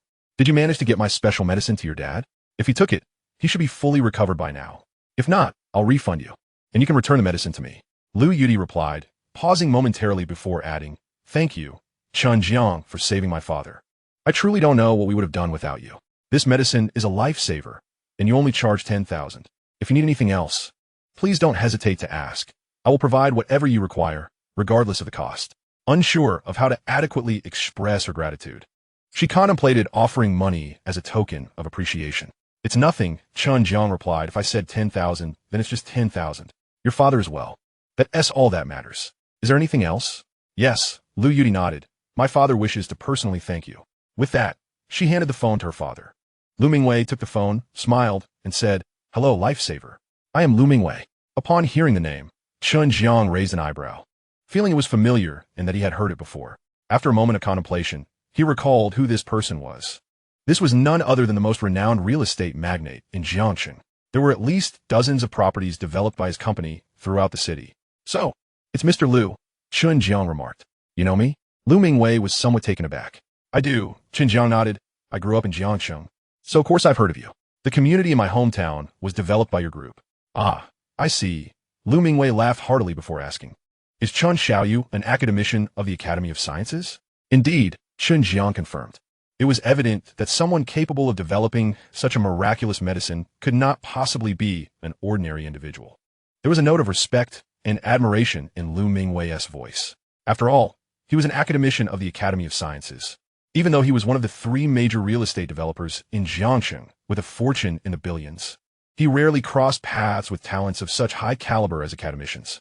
Thus, in Chen Jiang's presence, he felt no sense of superiority, especially since it was Chen Jiang who had saved his life. Consequently, he couldn't help but lower his stance. Academician Chen, I am a straightforward person. You saved my life, and I owe you an immense favor. Whatever you desire, or any conditions you may have, please feel free to mention them. I will do my utmost to accommodate you. Chen Jiang pondered for a moment, unable to think of any specific requests. Let us leave it as a personal favor, Mr. Lu. Absolutely, whenever you think of something, Feel free to contact me, Lu Mingwei responded. By the way, when is academician Chen available? I would like to invite you to dinner. Individuals like Lu Mingwei placed great emphasis on connections. Establishing a relationship with academician Chen could prove immensely beneficial. As for whether academician Chen's status was genuine, he had no doubts whatsoever. After all, it was an extraordinary drug that the world could not replicate. How could someone who could create it possibly be a fraud? Moreover, this special medicine held tremendous commercial value, easily worth billions. As for dinner, I'm usually not too busy. I'll let you know once I confirm a time. Chen Jiang replied. May I have your phone number, academician Chen? You can contact me anytime. Of course, Chen Jiang agreed. He noted down Lu Mingwei's number. Once he had recorded it, he asked, Mr. Lu, do you have any other matters to discuss? Yes, there's more. Stepping forward to take the phone. Speaking with exceptional politeness, he said, Hello, academician Chen. I am Lu Mingwei's attending physician, the head of the oncology department. My surname is Su Kaijun. The special medicine you developed is truly miraculous. You have solved a century-old dilemma that has baffled global medical experts. You are indeed a remarkable genius. My lifelong pursuit has been to address the issue of cancer, and now that you have resolved it, I am genuinely in awe. I would like to find a time to discuss matters with you. Would that be possible? Chapter 86. Help me contact a few pharmaceutical companies. I wish to discuss potential collaborations with them. After asking this, he felt a wave of nervousness and trepidation, fearing rejection and becoming overly anxious. Director Su of the oncology department, Chen Jiang, contemplated briefly before stating, discussing is certainly feasible. Since you're here, I have something I'd like your assistance with. What is it? Su Kaijun responded, somewhat taken aback. He had no intention of being indirect. In his mind, anyone capable of solving the issue of cancer was an insurmountable mountain standing before him. Not just to him, but to the entire medical community as well. It's like this. Chen Jiang explained slowly. This special medicine was developed recently, and I intend to find a pharmaceutical company to collaborate with for mass production. As the head of the oncology department, you must know several pharmaceutical companies, correct? Yes, academician Chen. I am acquainted with numerous pharmaceutical companies, Su Kaijun nodded. Perfect. Chen Jiang smiled. Please help me reach out to a few. Once you have made contact, provide me with their numbers. Ensure they are reputable. No problem. Su Kaijun readily agreed. Academician, may I inform my colleagues about the special medicine? Once this news spreads, it will undoubtedly cause a seismic shift in the medical community. Certainly. I do not mind. Please assist me in reaching out to the pharmaceutical company at your earliest convenience. As for our conversation, kindly leave your phone number, and in a few days, I shall give you a call. Very well, academician Chen. Su Kaijun left his phone number and exchanged a few more words before reluctantly hanging up. After the call, he briefed Lu Mingwei and others on several matters before returning to his office. Seated at his desk, he opened the Green Chat application, where he first informed a few leaders and friends about the miraculous cure for late-stage cancer. He subsequently shared this news in several group chats. Soon, he received a call from the vice president, who, after verifying the information, was nearly rendered speechless. The academic discussion groups erupted in excitement, though the majority expressed skepticism, as the claim was simply too astonishing. Following the call with the vice president, another expert doctor reached out to confirm the authenticity of the news, and he was eager to meet Chen Jiang. Su Kaijun mentioned they would meet in a few days. He then received several more calls, and after over an hour of phone conversations, he finally set the receiver down and took a sip of water. After mulling it over, he decided to call an old classmate, the head of Tianjin Biopharmaceutical Research Institute, who had been diligently working on cancer treatment drugs. Their friendship remained strong, and they kept in touch. Chen Jiang had requested recommendations for pharmaceutical companies, and this classmate immediately came to mind. At that moment, in the director's office of Tianjin Biopharmaceutical Research Institute, Li Baolin was organizing documentation for a recently developed drug when his phone rang. Upon seeing the caller's number, his eyes lit up. It's old Su. I was just thinking of calling you, he said upon answering. Oh, what is on your mind? Su Kaijun inquired, slightly taken aback. Li Baolin chuckled smugly. Old Su, I have splendid news. Our project, established 2 years ago, has made significant breakthroughs. A special drug for treating gastric cancer is poised to enter clinical trials imminently, and we anticipate it will be on the market within 3 months. We have invested substantial funds in this project, and we have finally conquered this challenge. I firmly believe that our company will earn a distinguished reputation in the industry with this drug. Once it hits the market, your hospital must provide ample support. Haha. Hearing this, Su Kaijun frowned slightly. After a pause, he solemnly asked, Old Li, how effective is this new drug? The results are extraordinarily promising. Li Baolin raplia confidently. Let me tell you, our drug boasts unparalleled advantages that easily surpass any other gastric cancer treatments available. First, it exhibits a robust inhibitory effect on cancer cells. While it may not cure gastric cancer, it can effectively suppress cell proliferation, allowing patients to live at least 2 additional years. Second, it alleviates pain effectively, providing comfort to patients. Third, it is remarkably affordable, making it accessible to the average person. However, as Li Baolin spoke, Su Kaijun felt no joy. Were it not for the situation with Chen Jiang, he would have been thrilled for Li Baolin, perhaps even eager to celebrate with him over dinner and drinks, discussing the details of this remarkable drug and exploring potential collaborations. But now, given Chen Jiang's circumstances, he could only feel a sense of sorrow for Li Baolin, knowing their efforts might ultimately be in vain. The effects Li Baolin described were indeed impressive, but in comparison to Chen Jiang's miraculous drug, they paled in significance. Taking a deep breath, Su Kaijun asked, "Old Li, could you provide me with a rough estimate of your drug's pricing once it is on the market?" He considered that if the drug were to be priced around 1 or 2,000, it might still hold a competitive edge. However, if it were to be priced higher, it would lack any advantage compared to Chen Jiang's drug. "Sure," Li Baolin replied after some thought, "but you mustn't disclose this information. Rest assured, I won't reveal it. Please go ahead," Su Kaijun assured him. All right, Li Baolin paused. "You know that currently, any effective special drug on the market is priced at least in the tens of thousands, often even more. We don't intend to price ours that high. We want it to be affordable for the general public, so we plan to set a low price point. We estimate it will range from 80 to 100,000. Of course, that's your hospital's procurement price. What we charge externally is a separate matter. If his special drug were to enter the market, it might monopolize the entire sector."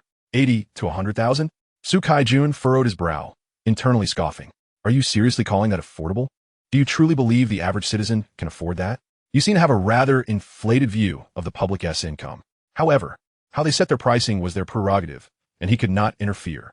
Yet he reflected on how Chen Jiang's drug, which could potentially cure all cancers, was priced at merely 10,000. How could they compare? Did they not regard the public as deserving of consideration? Of course, the final price of Chen Jiang's drug after mass production remained uncertain, and he could not ascertain that yet. Yes, indeed, 80 to 100,000. With remarkably effective results, Li Baolin stated confidently. "What do you think? Quite competitive? Isn't it? By the way, I recall you have a patient named Lu Mingwei, right? You mentioned he is in late-stage gastric cancer. Once we complete our clinical trials, we could recommend him to try it." Upon hearing this, Su Kaijun fell silent instead of responding. Noticing his lack of reply, Li Baolin assumed he might be facing some difficulty, so he switched topics. "Old Su, what did you call me about?" Su Kaijun contemplated for a moment. "Initially, I intended to share something positive with you, but it seems it is no longer just that." "How so?" Li Baolin inquirat intriga. "It's this." Su Kaijun organized his thoughts. "A young scientist has developed a drug for treating cancer." "Really?" Li Baolin's interest piqued. "Do tell." "His special drug is an oral solution that purportedly can cure all types of cancer worldwide, regardless of whether it is early, mid, or late stage. And he claims that patients can recover within an hour of consumption." At this point, Su Kaijun deliberately paused. A few seconds later, a dismissive chuckle came through the line. "Haha, old Su, that might be the most absurd joke I've heard all year. Which young scientist made such a claim? You can't possibly believe it. Old Su, you've been in medicine for decades. Where in the world is there such a miraculous drug? This is utter nonsense. It's an affront to the very essence of science, arrogance, and ignorance." Su Kaijun seemed to have anticipated this reaction, smiling as he replied, "Old Li, I initially shared your skepticism. However, there are always greater talents beyond our own, and some matters are beyond our comprehension and judgment." "What do you mean?"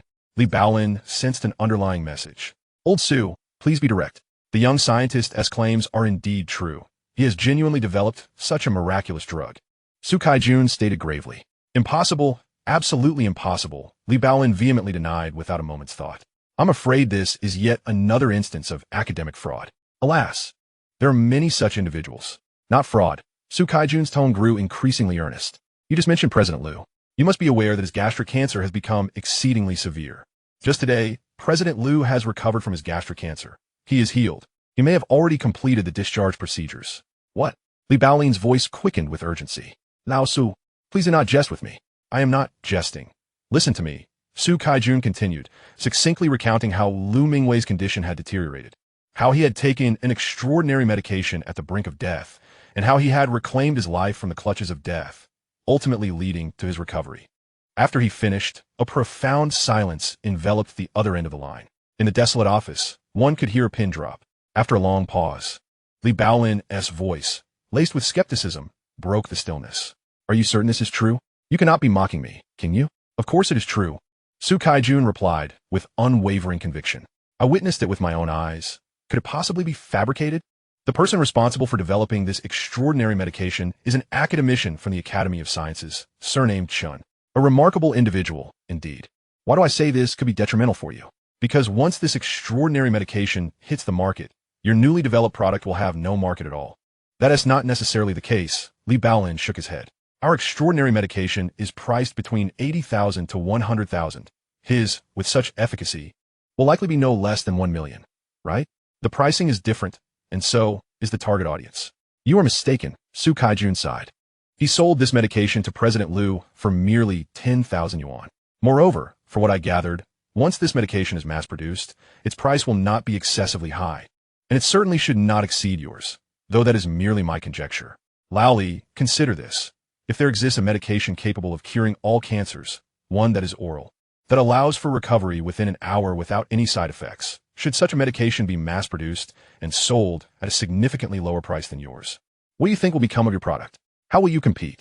Upon hearing this, silence once again enveloped the conversation. It took a full 30 seconds before Li Baolin's voice resumed, trembling slightly and imbued with gravity. Lao Su, you're far too optimistic. If what you say is true, and he has indeed developed such an extraordinary medication, not only will our new product lack a survival space, but our entire group may have to cut half of its operations.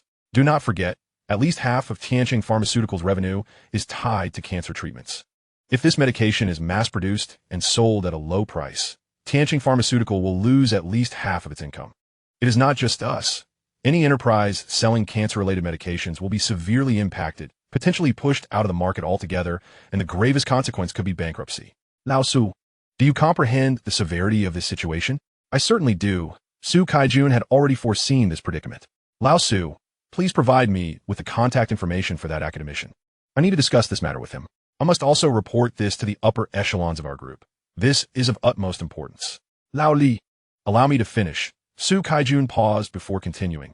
The primary reason I called you is that academician Chen is seeking a pharmaceutical company to collaborate with for the mass production of his extraordinary medication. Since you're my longtime friend, you were the first person I thought of. Furthermore, academician Chen requested that I give him your contact information, but did not want me to share his with you, so I cannot provide that for now. I will, however, give him your details, and he will reach out to you. Chapter 88 Academician Chen. I suggest you price each bottle at 118,000. I see. Li Baolin nodded. Very well. Please provide him with my contact information. I will report this matter to my superiors and see what they think. All right. I will send you a green bubble shortly. After hanging up, Su Kaijun pondered for a moment before dialing a few other friends to inform them about the extraordinary medication. The responses were uniformly serious, with everyone recognizing that if such a medication were to be released at a low price, their cancer-related operations would face significant strain, if not worse consequences. After discussing with these individuals and securing their consent, he forwarded their contact numbers to Chen Jiang, with Li Baolin's information prominently listed first. Duong. Seated in a repair shop, sipping tea and munching on fried chicken, Chen Jiang glanced at his phone, which buzzed with a message notification. Upon opening the green bubble, he discovered a message from Su Kaijun. After reading it, a faint smile tugged at his lips. Director Su's efficiency is quite commendable in such a short time. He has sent me contact information for 5 pharmaceutical companies. Let me first reach out to one and assess the situation. Tianjin Pharmaceutical seems quite reputable. After a moment's thought, he bit into the fried chicken and dialed the first number. Within seconds, the call connected, and a somewhat hoarse, emotionless voice of a middle-aged man greeted him. Hello. Who is this? I am Chen Jiang, he replied, adding, Director Su should have briefed you about my matter. Academician Shen, Li Baolin Stuna Brigtanat. Laced with excitement and respect, Director Su has indeed informed me. After all, he was speaking to an academician. Despite the talent within their research institute at Tianjin Pharmaceutical, it paled in comparison to an academician's stature. Academician Chen, you have developed a medication for treating cancer, correct? Indeed, Chen Jiang nodded. I need to discuss collaboration with you. Certainly, Li Baolin readily agreed, diving straight into the matter. Academician Chen, please set a time and place. I will come and meet you. Very well. Chen Jiang contemplated briefly before stating, "How about we meet at the West Via Cafe in Jiangxing tomorrow at noon?" "I have no objections," Li Baolin promptly accepted without hesitation. His foremost goal was to engage with the academician, thus he was eager to comply. "All right then. See you tomorrow, Director Li." "See you tomorrow." After hanging up, Li Baolin let out a long sigh of relief. He had just spoken directly with the group president, who was particularly invested in this matter. The president insisted that Li Baolin expedite contact with academician Chen, meet him as soon as possible, and engage in discussions. He was also urged to visit the group headquarters before the night was over to convene with upper management and discuss this significant issue face-to-face. This matter was not only of great importance to Tianqing Pharmaceutical. Several other pharmaceutical companies that learned of it also regarded it as a top priority. Anxiously awaiting Chen Jiang's call. On Chen Jiang's end, after concluding the call, he refrained from reaching out to others immediately. He intended to first gauge Tianqing Pharmaceutical's perspective. According to his plan, after collaborating with the pharmaceutical company, he could offer a 20% discount, retaining 80% of the profits. With the price of the extraordinary medication set at 30,000 yuan, this pricing strategy had been carefully considered from various angles. In his view, a price of 30,000 yuan would provide ample profit margin while remaining affordable for the majority of ordinary citizens. Moreover, given that this treatment offered a one-time cure, the prospect of completely eradicating cancer for merely 30,000 yuan was indeed a commendable proposition. After finishing his takeout, Chen Jiang indulged in gaming for a while before returning to his rented apartment, where he freshened up and retired to bed early. The following day, precisely at 12:30 noon, Chen Jiang arrived punctually at the Zavia Cafe. Upon his arrival, he discovered Li Baolin had been waiting there for quite some time. Beside Li Baolin sat a sophisticated and graceful woman who had already ordered coffee and pastries. As Chen Jiang approached, a look of skepticism crossed Li Baolin's face, momentarily rendering him uncertain if this individual was indeed Chen Jiang. The woman, named Song Yuqing, a researcher at the Tianqing Pharmaceutical Research Institute, bore an expression of intrigue as she recognized him. She had previously encountered Chen Jiang during one of his live broadcasts and was astonished to find him here. Suddenly, her pupils dilated as she pondered, could this be the person the director wanted to meet? Isn't he merely a proprietor of a repair shop? How did he become an academician? Observing Chen Jiang's approach, Li Baolin tentatively stood up and inquired, "Are you academician Chen?" "Yes." Chen Jiang nodded in affirmation. So youthful. Li Baolin could hardly believe that an academician could be so young. He even questioned the authenticity of the situation, but nonetheless extended his hand to shake with Chen Jiang, inviting him to sit down. Song Yuqing was equally taken aback. The academician she had accompanied her uncle to meet was indeed him.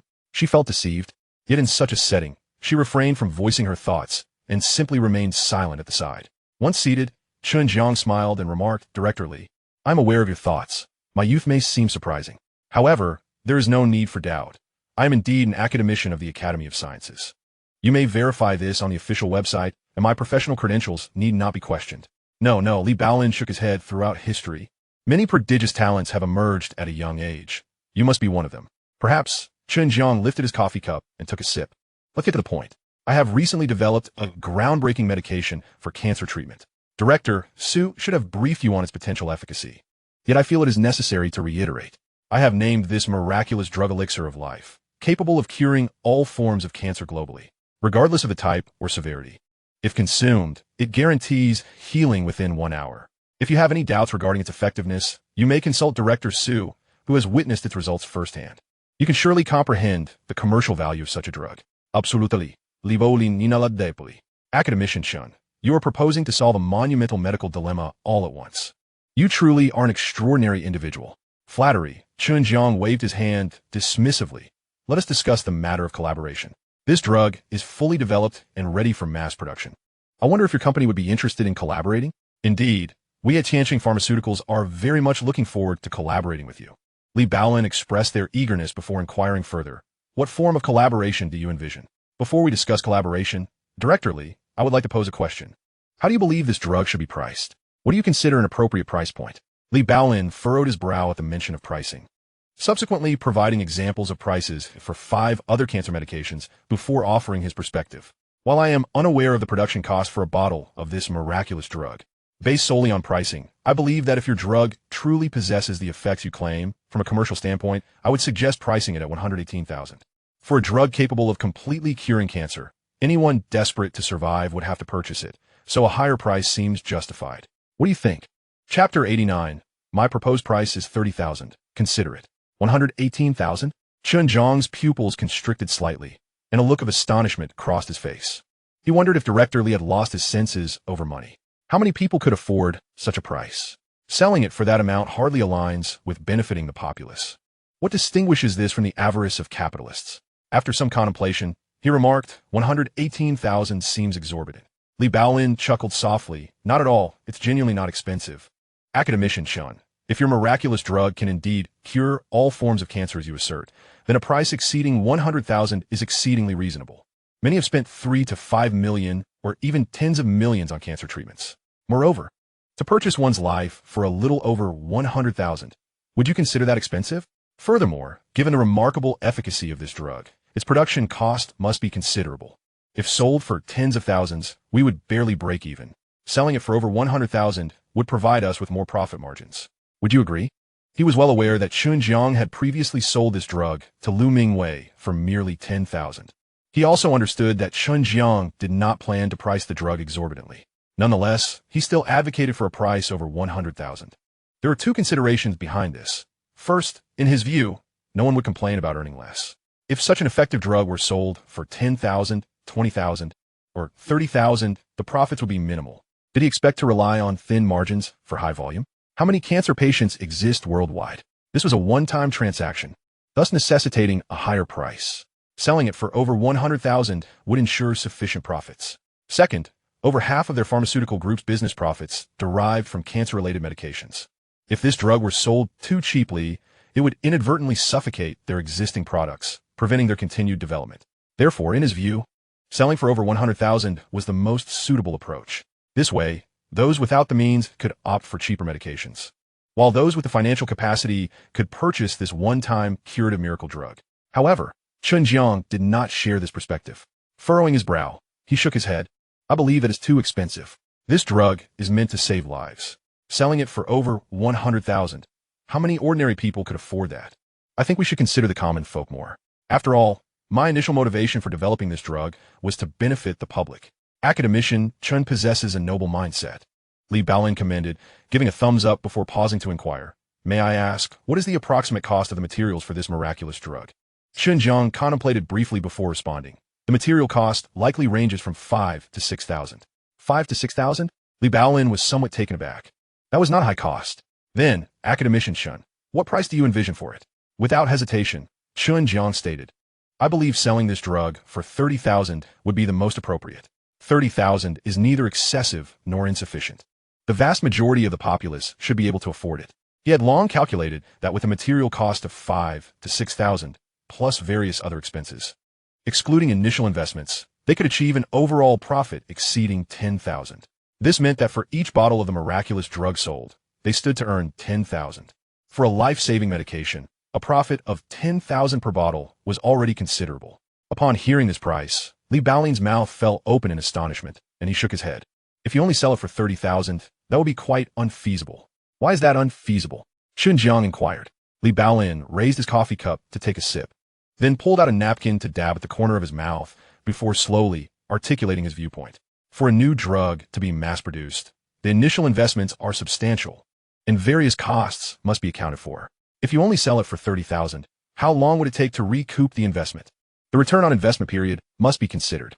Moreover, the market is saturated with numerous pharmaceutical companies producing cancer treatments, with prices ranging widely, yet they are generally not affordable. If your miraculous drug were to enter the market at a price point of 30,000 yuan, would it not allow the common populace to purchase a remedy capable of direct cure? What would become of the other pharmaceutical companies? Would their cancer treatments then go unsold?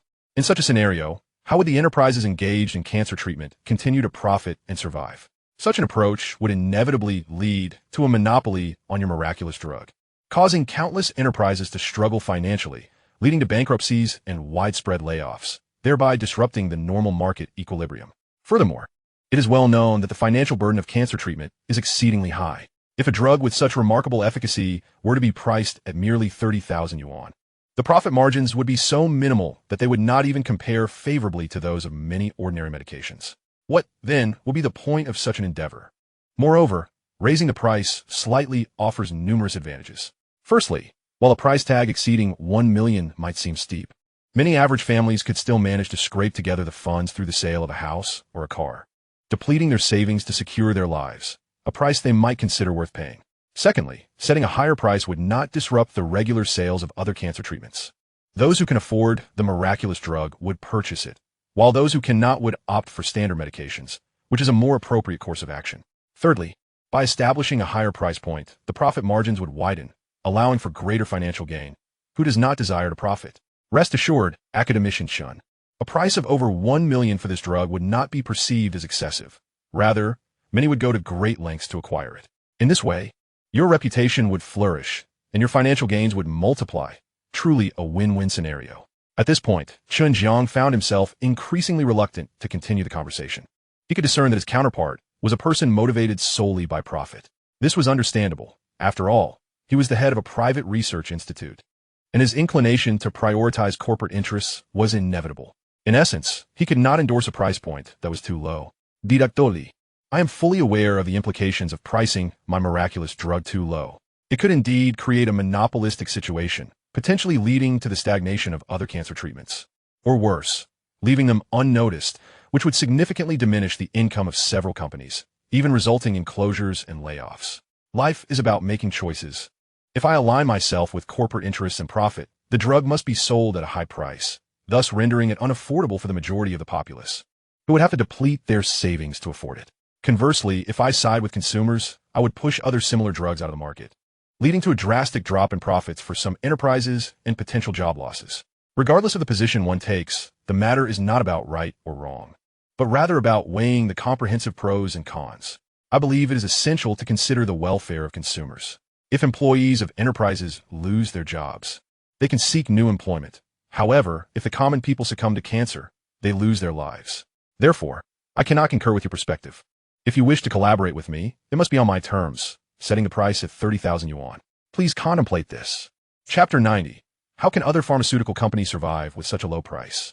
Seeing Chen Jiang steadfast in his views, Li Baolin found himself at a loss for how to persuade him. There was no way they could sell the drug for 30,000 yuan. Academician Chen, I comprehend your intentions. I recognize your desire to benefit more people, and I respect you as a scientist. However, releasing the miraculous drug into the market is a commercial endeavor, and the pursuit of profit is an age-old principle. While Li Baolin did not outright reject the price you proposed, he opted to phrase it differently. I shall return and discuss this with my superiors. Once we have deliberated, I will provide you with a response. Would that be acceptable? Certainly, Chen Jiang nodded. Then, we shall conclude our conversation for today. Chen Jiang stood, shook hands with Li Baolin, and then turned to depart. After his exit, Li Baolin took another sip of coffee, falling into silence. Beside him, Song Yuqing could no longer contain her thoughts and interjected. Uncle, are you certain that he can develop a drug capable of treating all cancers? Could he possibly be a fraud? I recall watching his live stream. He runs a repair shop. How could someone from a repair shop develop such a miraculous drug? Moreover, how could he possibly be an academician? Academicians do not run repair shops. Li Baolin frowned slightly, reminding her, during work hours, address me as director, not uncle. Understood, director, Song Yuqing replied. However, I simply cannot see him as an academician. Could this all be a ruse? After all, how could such a miraculous drug even exist? We are all professionals in this field. It is apparent that such a thing is impossible. Li Baolin hesitated briefly before shaking his head. Regarding this matter, I too am skeptical of its authenticity. Yet, Director Su is a meticulous individual. I doubt he would make such statements without solid evidence. Very well, Song Yuqing said, swirling the coffee in her cup.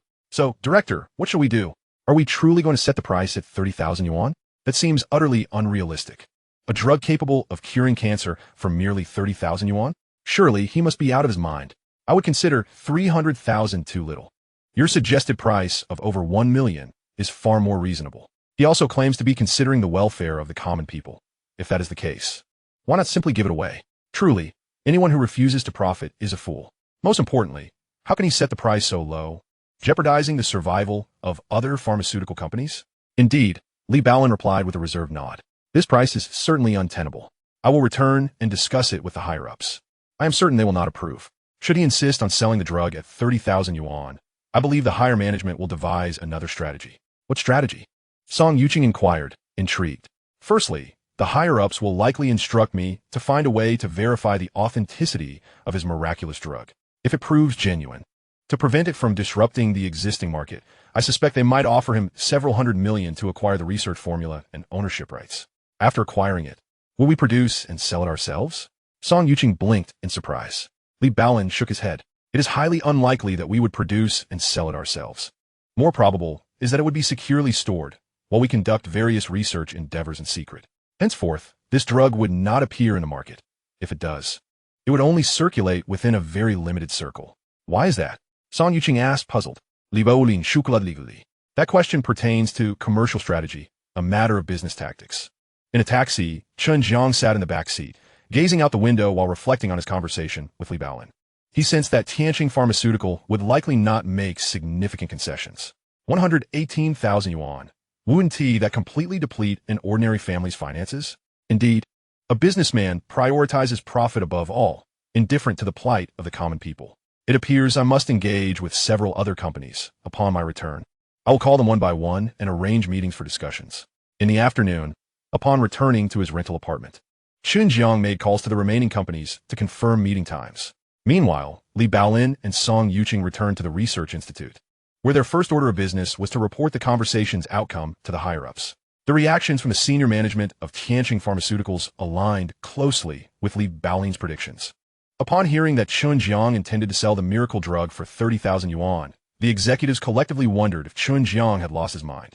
How could they still profit if the price was set so low? Wasn't this a blatant disruption of the market? In response to their discussion, the higher-ups provided new directives. They instructed Li Baolin to continue negotiations with Chen Jiang, while simultaneously procuring a vial of the miracle drug for personal experimentation. Should the effects prove to be, as Chen Jiang claimed, they would immediately initiate a second round of negotiations. The management offered two key instructions. First, if the miracle drug truly exhibited such remarkable efficacy, every conceivable effort must be made to secure a partnership with Chen Jiang, ensuring that no other company could gain an advantage. Second, they aimed to negotiate the price to exceed 800,000 yuan. If an agreement could not be reached, they would explore acquiring the rights to the miracle drug, regardless of the potential cost, even if it meant spending several billion yuan.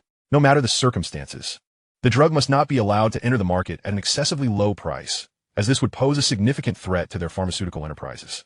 This was a scenario they were most eager to avoid. After concluding his conversation with the executives, Li Baolin promptly attempted to contact Chen Jiang again, but was skillfully sidestepped.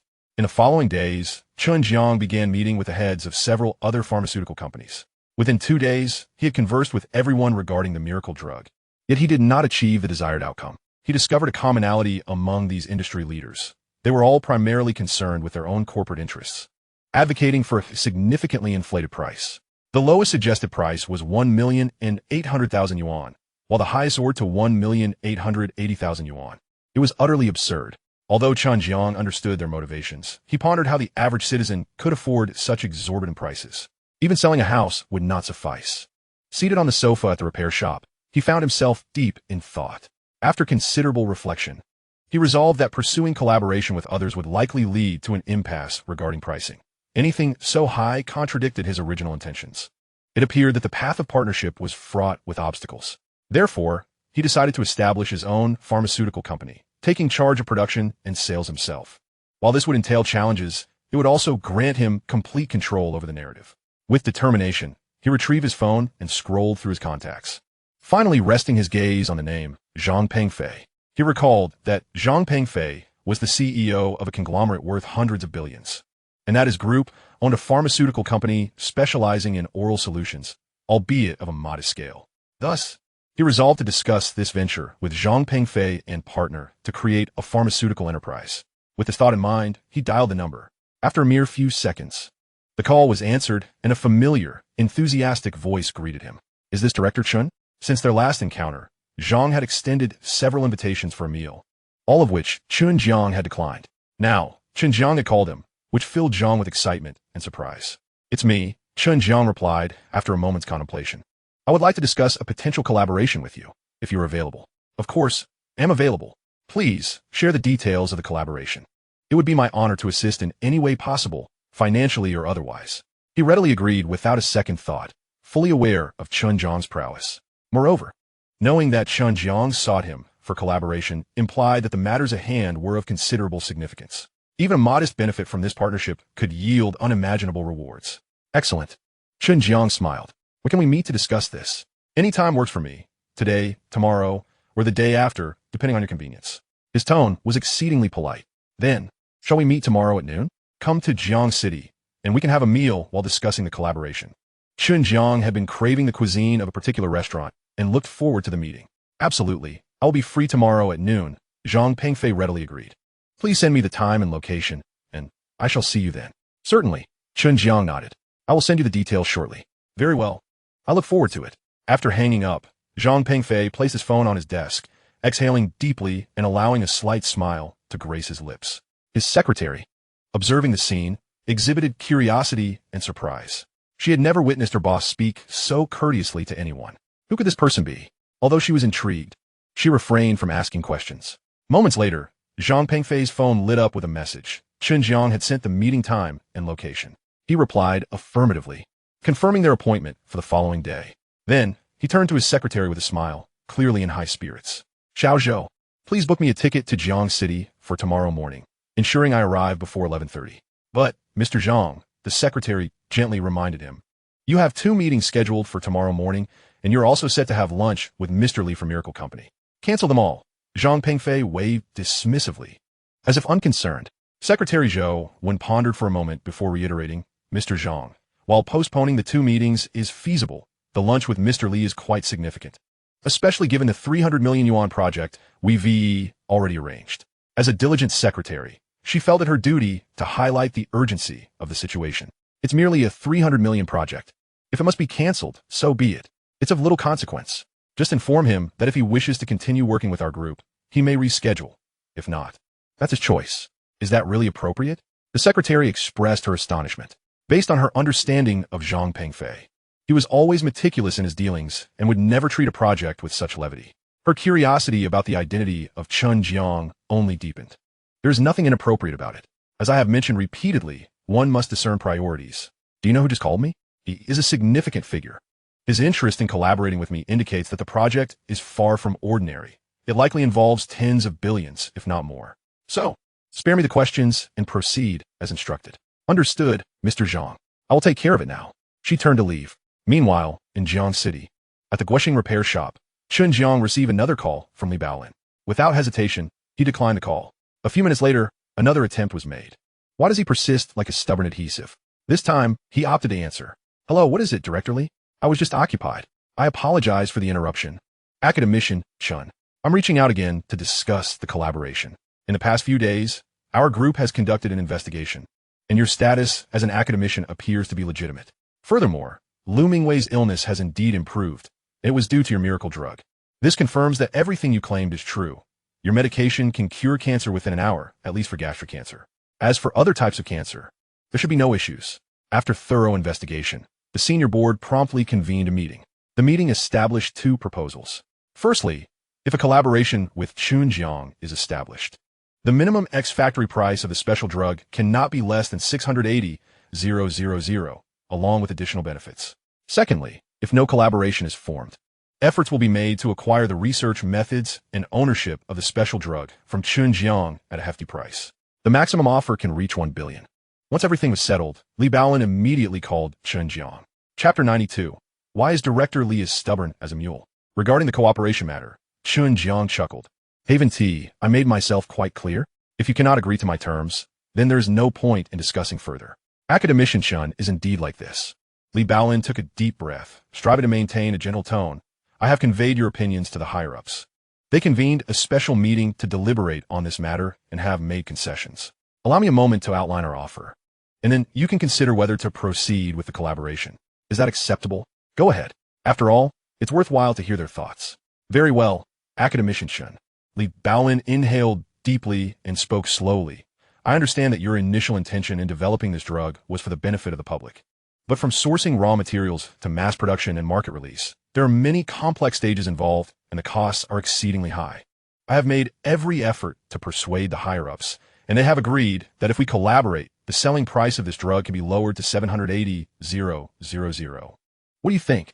The higher-ups had tasked him with raising the price. Hence, he did not directly quote the minimum price of 680,000 but instead mentioned 780,000, allowing room for negotiation with Chen Jiang.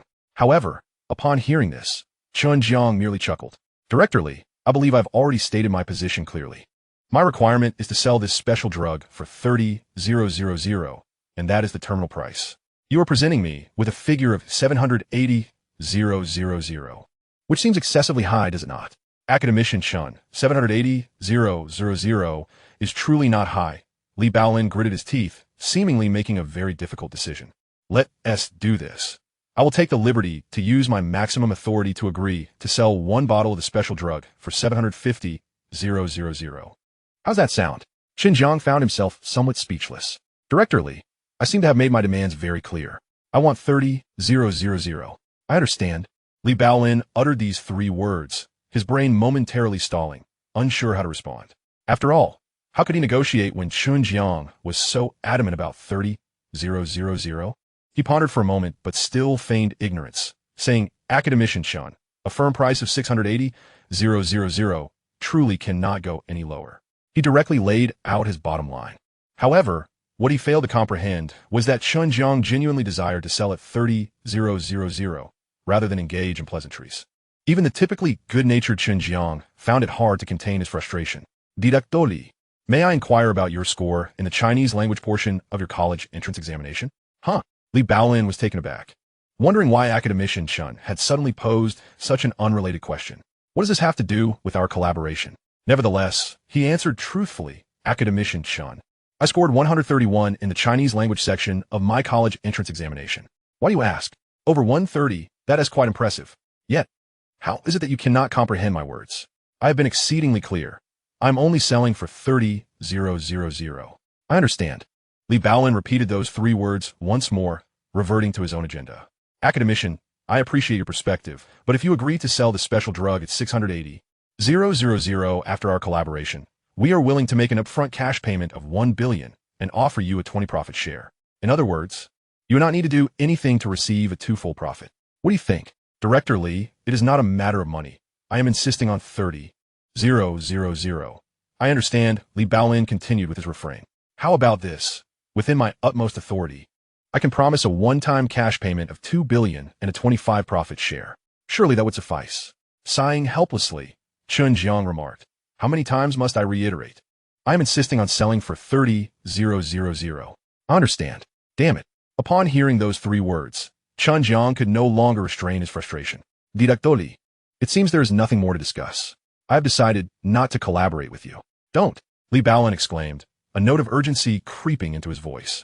Academician, could we explore an alternative? You could sell us the exclusive rights to your developed special drug, including the formula and manufacturing process, all bundled together. Our group is willing to offer you a one-time cash payment of 8 billion. How's that sound? After saying this, Li Baolin displayed an eager expression. After all, this was a sum of 8 billion in cash. He was certain that even an esteemed academician would find it hard to resist. However, Li Baolin did not receive the response he had hoped for. Instead, there was only the sound of a dial tone. Chen Jiang could no longer tolerate the back and forth with Li Baolin and hung up the phone, tossing it onto the sofa while rubbing his forehead. Why is Director Li so obstinate, like a mule? Is he living in his own world? Having just voiced his grievances, Li Baolin's call came through again. Chen Jiang declined the call, but it rang again immediately. Damn it, Chen Jiang blocked the number. 5 minutes later, he received a call from an unfamiliar number. After contemplating, he decided to answer. Who is it? Hello, Academician Chen, it's me, Li Baolin. Why couldn't you take my call earlier? Was the signal poor? We need to discuss our collaboration. Before Li Baolin could finish his sentence, Chen Jiang hung up the phone again and blocked this number as well. Unbelievable. Chen Jiang lay back on the sofa, incredulous at Li Baolin's audacity. I've blocked 2 of your numbers already. Surely you want to keep calling? Sure enough. After a brief respite of over 10 minutes, no further calls came through. Yet just as Chen Jiang let out a sigh of relief, another unfamiliar number rang. I'm going to lose it. This old man is simply asking for trouble. Chen Jiang answered the call, ready to unleash a tirade. Instead, a sweet female voice greeted him. Hello. Huh? Chen Jiang's eyes lit up. He preferred conversing with ladies. Hello, who is this? Director, the call has gone through. Chen Jiang rolled his eyes and promptly hung up. Unbelievable. Now they're resorting to tricks. He blocked this number as well. Chapter 93. Chen Jiang. Do you truly believe there is nothing I can do about you? Li Baolin, somewhat exasperated, sank back into his chair. Blocked yet again? His gaze fixed on the phone screen, his complexion gradually darkening. His knuckles grew pale as he gripped the device tightly. Ungrateful, utterly ungrateful. This Chen Jiang is simply ungrateful. The words squeezed out through gritted teeth. The reason he persistently called Chen Jiang, even switching numbers, was not due to his lack of shame, but rather the immense pressure from above. He genuinely wished to succeed in this endeavor. Chen Jiang's repeated blocking of his calls left him feeling humiliated, even as if his pride had been trampled. It was important to note that he was the director of a research institute, a high-ranking individual within the company. Typically, others would seek his favor, treating him with utmost respect. When had he ever been subjected to such treatment? Thus, an ember of indignation flared within him. Standing by was Song Yuqing, who recoiled slightly, wary of speaking up, having never witnessed the director in such a disarray. Taking several deep breaths, Li Baolin rose and paced back and forth in his office, suddenly seizing the landline. Having dialed the chairman of the group, the phone rang several times before being answered. A steady male voice, tinged with impatience, resonated through the receiver. It was Zhou Zhenbong, the chairman of Tiancheng Pharmaceutical. Chairman Zhou, it's me, Li Baolin. Taking a deep breath, Li Baolin endeavored to steady his voice. The negotiations with academician Chen have collapsed. Zhou Zhenbong's voice momentarily faltered. Elaborate on the specifics. How did it come to this? He insisted on selling the drug for 30,000. Li Baolin's words quickened. I proposed 680,000 and even offered to pay 2 billion in cash up front, along with a 25% profit share. I believed our sincerity was abundantly clear, yet he refused to listen. Later, I even suggested 800 million to buy the formula outright. He simply hung up. When I called back, I found myself blocked. I tried from a different number, but he answered only to hang up again, subsequently blocking me once more. I have never encountered such a person before. Li Baolin's agitation grew. Chairman Zhou, this individual is utterly impervious to reason. Our terms were exceedingly generous, were they not? 800 million. He is merely a newly appointed academician. How has he seen such wealth? Yet he remains obstinate and dismissive. I find myself at a loss. What do you suggest we do next? A moment of silence lingered on the line, punctuated only by the faint sound of breathing. I understand. Zhou Zhenbong finally spoke, his tone devoid of any turbulence. Li Baolin paused. Chairman Zhou, so we attend to your matters. Zhou Zhenbong interrupted. I shall handle this. The call was abruptly terminated. The busy tone echoed in the receiver as Li Baolin held the phone, standing in place for a while before slowly setting it down. He gazed out the window, his reflection revealing a look of bewilderment. In the capital, atop the Tiancheng building, Zhou Zhenbong placed his phone upon the expansive mahogany desk. Leaning back into the leather chair, he gently tapped his fingers against the armrest. Chen Jiang. This name had echoed in his ears far too often in recent days. A youthful academician in his 20s, who had developed a drug purported to cure cancer, now sought 30,000 for it. Zhou Zhenbong smirked slightly. Young man, having ideals is commendable, but disregarding established norms is not. You perceive the matter of a miracle drug to be too simplistic. To disrupt the livelihoods of so many people is no trivial undertaking. He opened a drawer, retrieving a leather-bound address book, flipping through its pages until his finger halted on a name. Zhao Qiming, the director of the Science and Technology Development Department of the Academy. They had known each other for nearly a decade and met several times each year, maintaining a cordial relationship. Zhou Zhenbong picked up the landline and dialed the number. It rang 3 times before connecting. Old Zhao, Zhou Zhenbong greeted with a hearty laugh. It's Zhenbong. Chairman Zhou, Zhao Qiming chuckled in response. What a pleasant surprise. What prompted you to call? I've been thinking of you. Zhou Zhenbong exchanged pleasantries before cutting to the chase. Are you free for dinner tonight? Same place? Certainly. The usual spot works for me. Zhao Qiming readily agreed, noting he was not busy at the moment. Let us confirm for 7. Excellent. After hanging up, Zhou Zhenbong exhaled softly, reclining back in his chair, his gaze drifting to the towering buildings of the capital. Chen Jiang, do you truly believe I am powerless against you? You, a newly minted academician. What do you think you're capable of? I could easily apply pressure through your superiors. Let us see how you respond to that. At 6:50 in the evening, Yi Yun Gu, a quaint private dining establishment nestled deep within the alleys, revealed its hidden charm behind an unassuming facade. Zhou Zhenbong arrived early, requesting a quiet private room adorned with a round rosewood table, a screen partition, and walls adorned with traditional ink wash landscapes. The server brewed tea before exiting. It was not yet 7 when Zhao Qiming entered punctually. Old Zhou, he greeted with a smile, dressed casually in a simple jacket, his hair neatly styled. Old Zhao, Zhou Jinbang rose to welcome him. They exchanged a firm handshake before taking their seats. The dishes had been pre-ordered and soon arrived. Braised sea cucumber, steamed grouper, Buddha jumps over the wall, and several seasonal vegetables, accompanied by a bottle of Mao Tai. "Let us start with a toast," Zhou Jinbang proposed, raising his glass. The two clinked their glasses and drank heartily. Initially, they engaged in light banter, sharing updates on their lives and mutual interests. As the wine flowed, the atmosphere gradually warmed. Zhou Jinbang casually picked up a piece of fish and inquired, "Old Zhao, hasn't there been a new academician at your academy recently? Chen Jiang, was it?" Zhao Qiming paused, his chopsticks halting midair. He looked up at Zhou Jinbang, curious about the sudden inquiry. "Just heard some things." Zhou Jinbang smiled, pouring more wine. "The young man is quite impressive, becoming an academician in his 20s.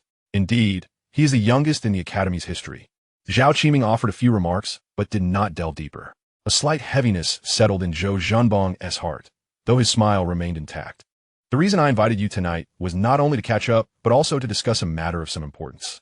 He set down his wine glass. "Oh." Zhao Qiming raised an eyebrow. "Feel free to ask."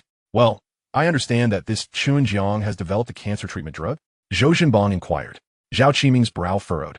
"Who told you that?" He had not heard of Chen Jiang's development of a cancer treatment drug. After all, Chen Jiang remained a rather enigmatic figure within the academy. Even after becoming an academician, he had yet to visit the institution. Chapter 94. "Chairman Zhou, allow me to offer you some counsel. Chen Jiang is not someone you can easily approach. The medical community is abuzz with talk, and this treatment he has developed is no ordinary drug. It is said to cure all forms of cancer, with results manifesting within an hour of consumption. It's akin to a miracle drug." Zhao Qiming's expression shifted to one of disbelief. "He actually developed such a formidable drug?" "Yes," Zhou Jinbang nodded, dismissing the notion with a wave of his hand. "But that is of little importance. What matters is that this young man seems rather naive." "Oh." Zhao Qiming set down his chopsticks. "What do you mean?" "My research institute's director attempted to negotiate a collaboration with him, but he was exceedingly rude, outright rejecting our well-intentioned proposals in generous terms." "Do you know what he wants?" 30,000 for that drug." Zhou Jinbang shook his head.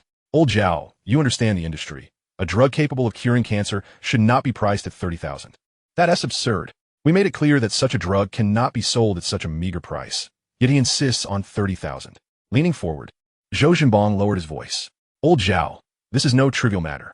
If this drug is indeed released at such a price, the entire cancer medication market will be thrown into chaos. How many companies will be affected? How many will lose their jobs?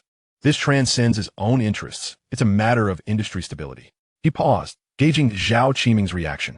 "Thus, I was hoping you could step in and have a word with him, perhaps apply some pressure. After all, he has just entered the academy. Surely, he must heed the words of his superiors."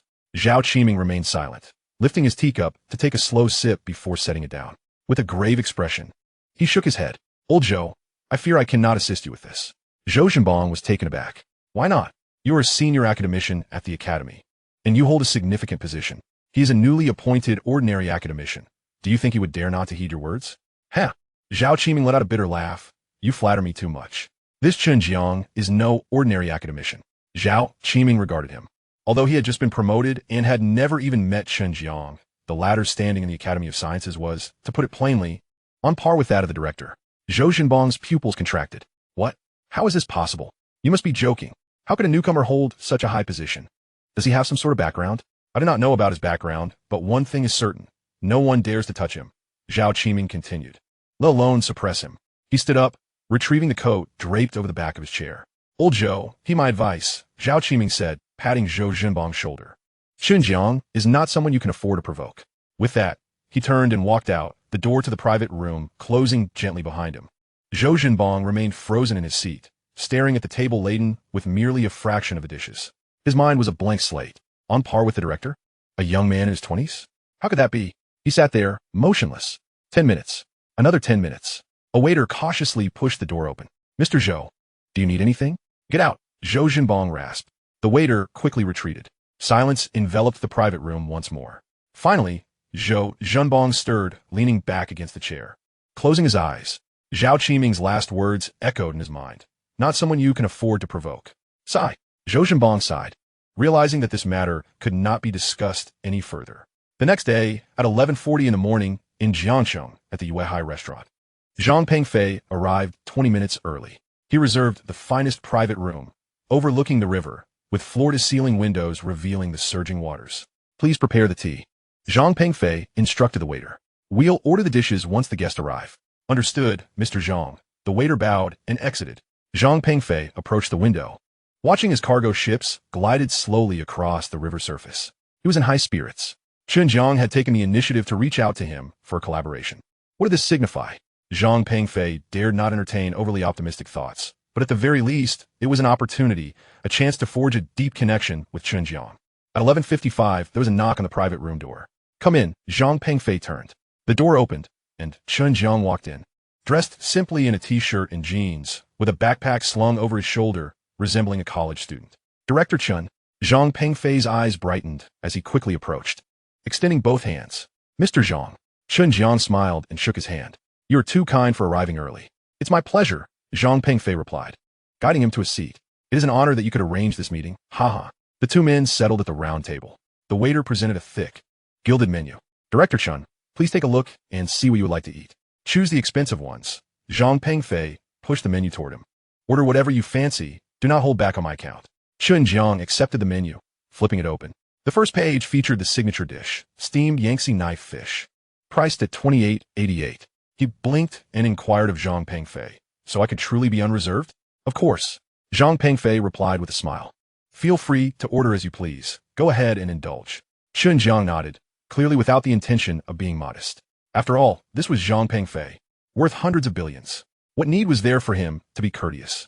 He could order whatever he desired. This one, he pointed to the knife fish. The waiter immediately noted it down. And this one, he continued, braised sea cucumber, $38.88. And this, Buddha jumps over the wall, $28.88. He proceeded to order snowflake beef, wild yellow croaker, matsutake soup, and specialty roasted goose, placing an order for 7 or 8 dishes in total, all the most expensive and all to Chen Jiang's liking. Zhang Pengfei remained unfazed, maintaining a beaming smile, even adding 2 more dishes after Chen Jiang finished. That should be sufficient. Chen Jiang closed the menu. There are only the 2 of us. We cannot eat too much. All right, I'll follow your lead. Zhang Pengfei nodded to the waiter. Bring these first. We can order more if needed. What about drinks? The waiter asked. Zhang Pengfei glanced at Chen Jiang. Let us skip the alcohol. I have work to attend to this afternoon, Chen Jiang replied. Then no drinks. Zhang Pengfei immediately said, bring the finest Longjing tea. Certainly. The waiter exited, leaving the private room enveloped in tranquility. The river breeze seeped through the window cracks, carrying a humid essence. Director Chen, Zhang Pengfei, initiated the conversation. Pouring tea for Chen Jiang. You mentioned on the phone that there was a collaboration to discuss. I am curious as to which aspect it pertains to. Chen Jiang lifted his teacup, blowing gently on the floating leaves. Mr. Zhang, he raised his eyes, smiling slightly. Have you heard of a medicine that can cure cancer? Chapter 95. It is my honor to collaborate with you. Whatever you say, I shall do. A medicine that can cure cancer? Zhang Pengfei picked up his teacup. Taking a sip, after a moment's contemplation, he slowly set the cup down. There are indeed many medicines on the market for treating cancer, but to claim that they can cure it. He shook his head. I have not heard of any. Even those methods that claim to be curative can only tackle the early stages and often cause significant bodily harm. He looked at Chen Jiang, his gaze filled with curiosity, and asked, Director Chen, why do you suddenly bring this up? Is the collaboration you wish to discuss related to this? Zhang Pengfei paused, his voice laced with anticipation. Chen Jiang lifted his teacup, taking a sip, then revealed a faint smile. The tea is quite good. He set his cup down and picked up a slice of cold duck meat, chewing a few bites before grabbing a piece of braised sea cucumber. Biting into it, it was tender and chewy. He nodded. Yes, the collaboration I called you here to discuss is indeed related to a cancer-curing medicine. Zhang Pengfei's breath caught slightly, his body involuntarily leaning forward. Are you implying? I have developed a medicine, Chen Jiang stated nonchalantly, as if commenting on the pleasant weather. It can cure all forms of cancer in the world, regardless of type or severity. After consuming it, one can be cured within an hour, and there are no side effects whatsoever. Zhang Pengfei's mouth opened in astonishment, though no sound emerged. He stared at Chen Jiang for a good 5 or 6 seconds. All cancers? Yes. Cured in an hour? Correct. And no side effects? Indeed. Zhang Pengfei leaned back in his chair, rubbing his temples. Director Chen, his voice grew hoarse. How could this be possible? Is there truly such a medicine? Of course it's real, Chen Jiang replied, picking a piece of fish and dipping it in the sauce on the plate. I developed it myself, and I have already cured 1 person late-stage stomach cancer. This individual was given a death sentence by the hospital, with only a few days left to live. After consuming my medicine, within an hour, he was completely healed. Zhang Pengfei's hand trembled slightly, causing a few drops of tea to slosh out of his cup. He quickly set it down, swallowing hard. This is truly miraculous. You actually managed to heal someone. Yes, Chen Jiang affirmed, pausing before adding. And this person is someone you should know. I should know? Zhang Pengfei raised an eyebrow. Who is he? Chen Jiang looked at him. He is Lu Mingwei, the one in real estate in Jiangqing. Zhang Pengfei's eyes widened suddenly. Director Lu? He knows Lu Mingwei. Not only that, but they have also collaborated before. 3 years ago, on a commercial real estate project, they had dined together several times. He was aware that Lu Mingwei had stomach cancer, and the last he heard, it was already in the late stages. Many in the circle were privately speculating that Director Lu might not make it this time. Director Lu. Zhang Pengfei's voice grew tense. He is truly healed? He is, Chen Jiang confirmed. Chen Jiang nodded, affirming that it was indeed his miraculous remedy that had restored him to health. He should be lively and full of vigor now. Should you harbor any doubts, feel free to inquire directly. Zhang Pengfei fell silent, lifting his teacup and draining its contents in one swift motion.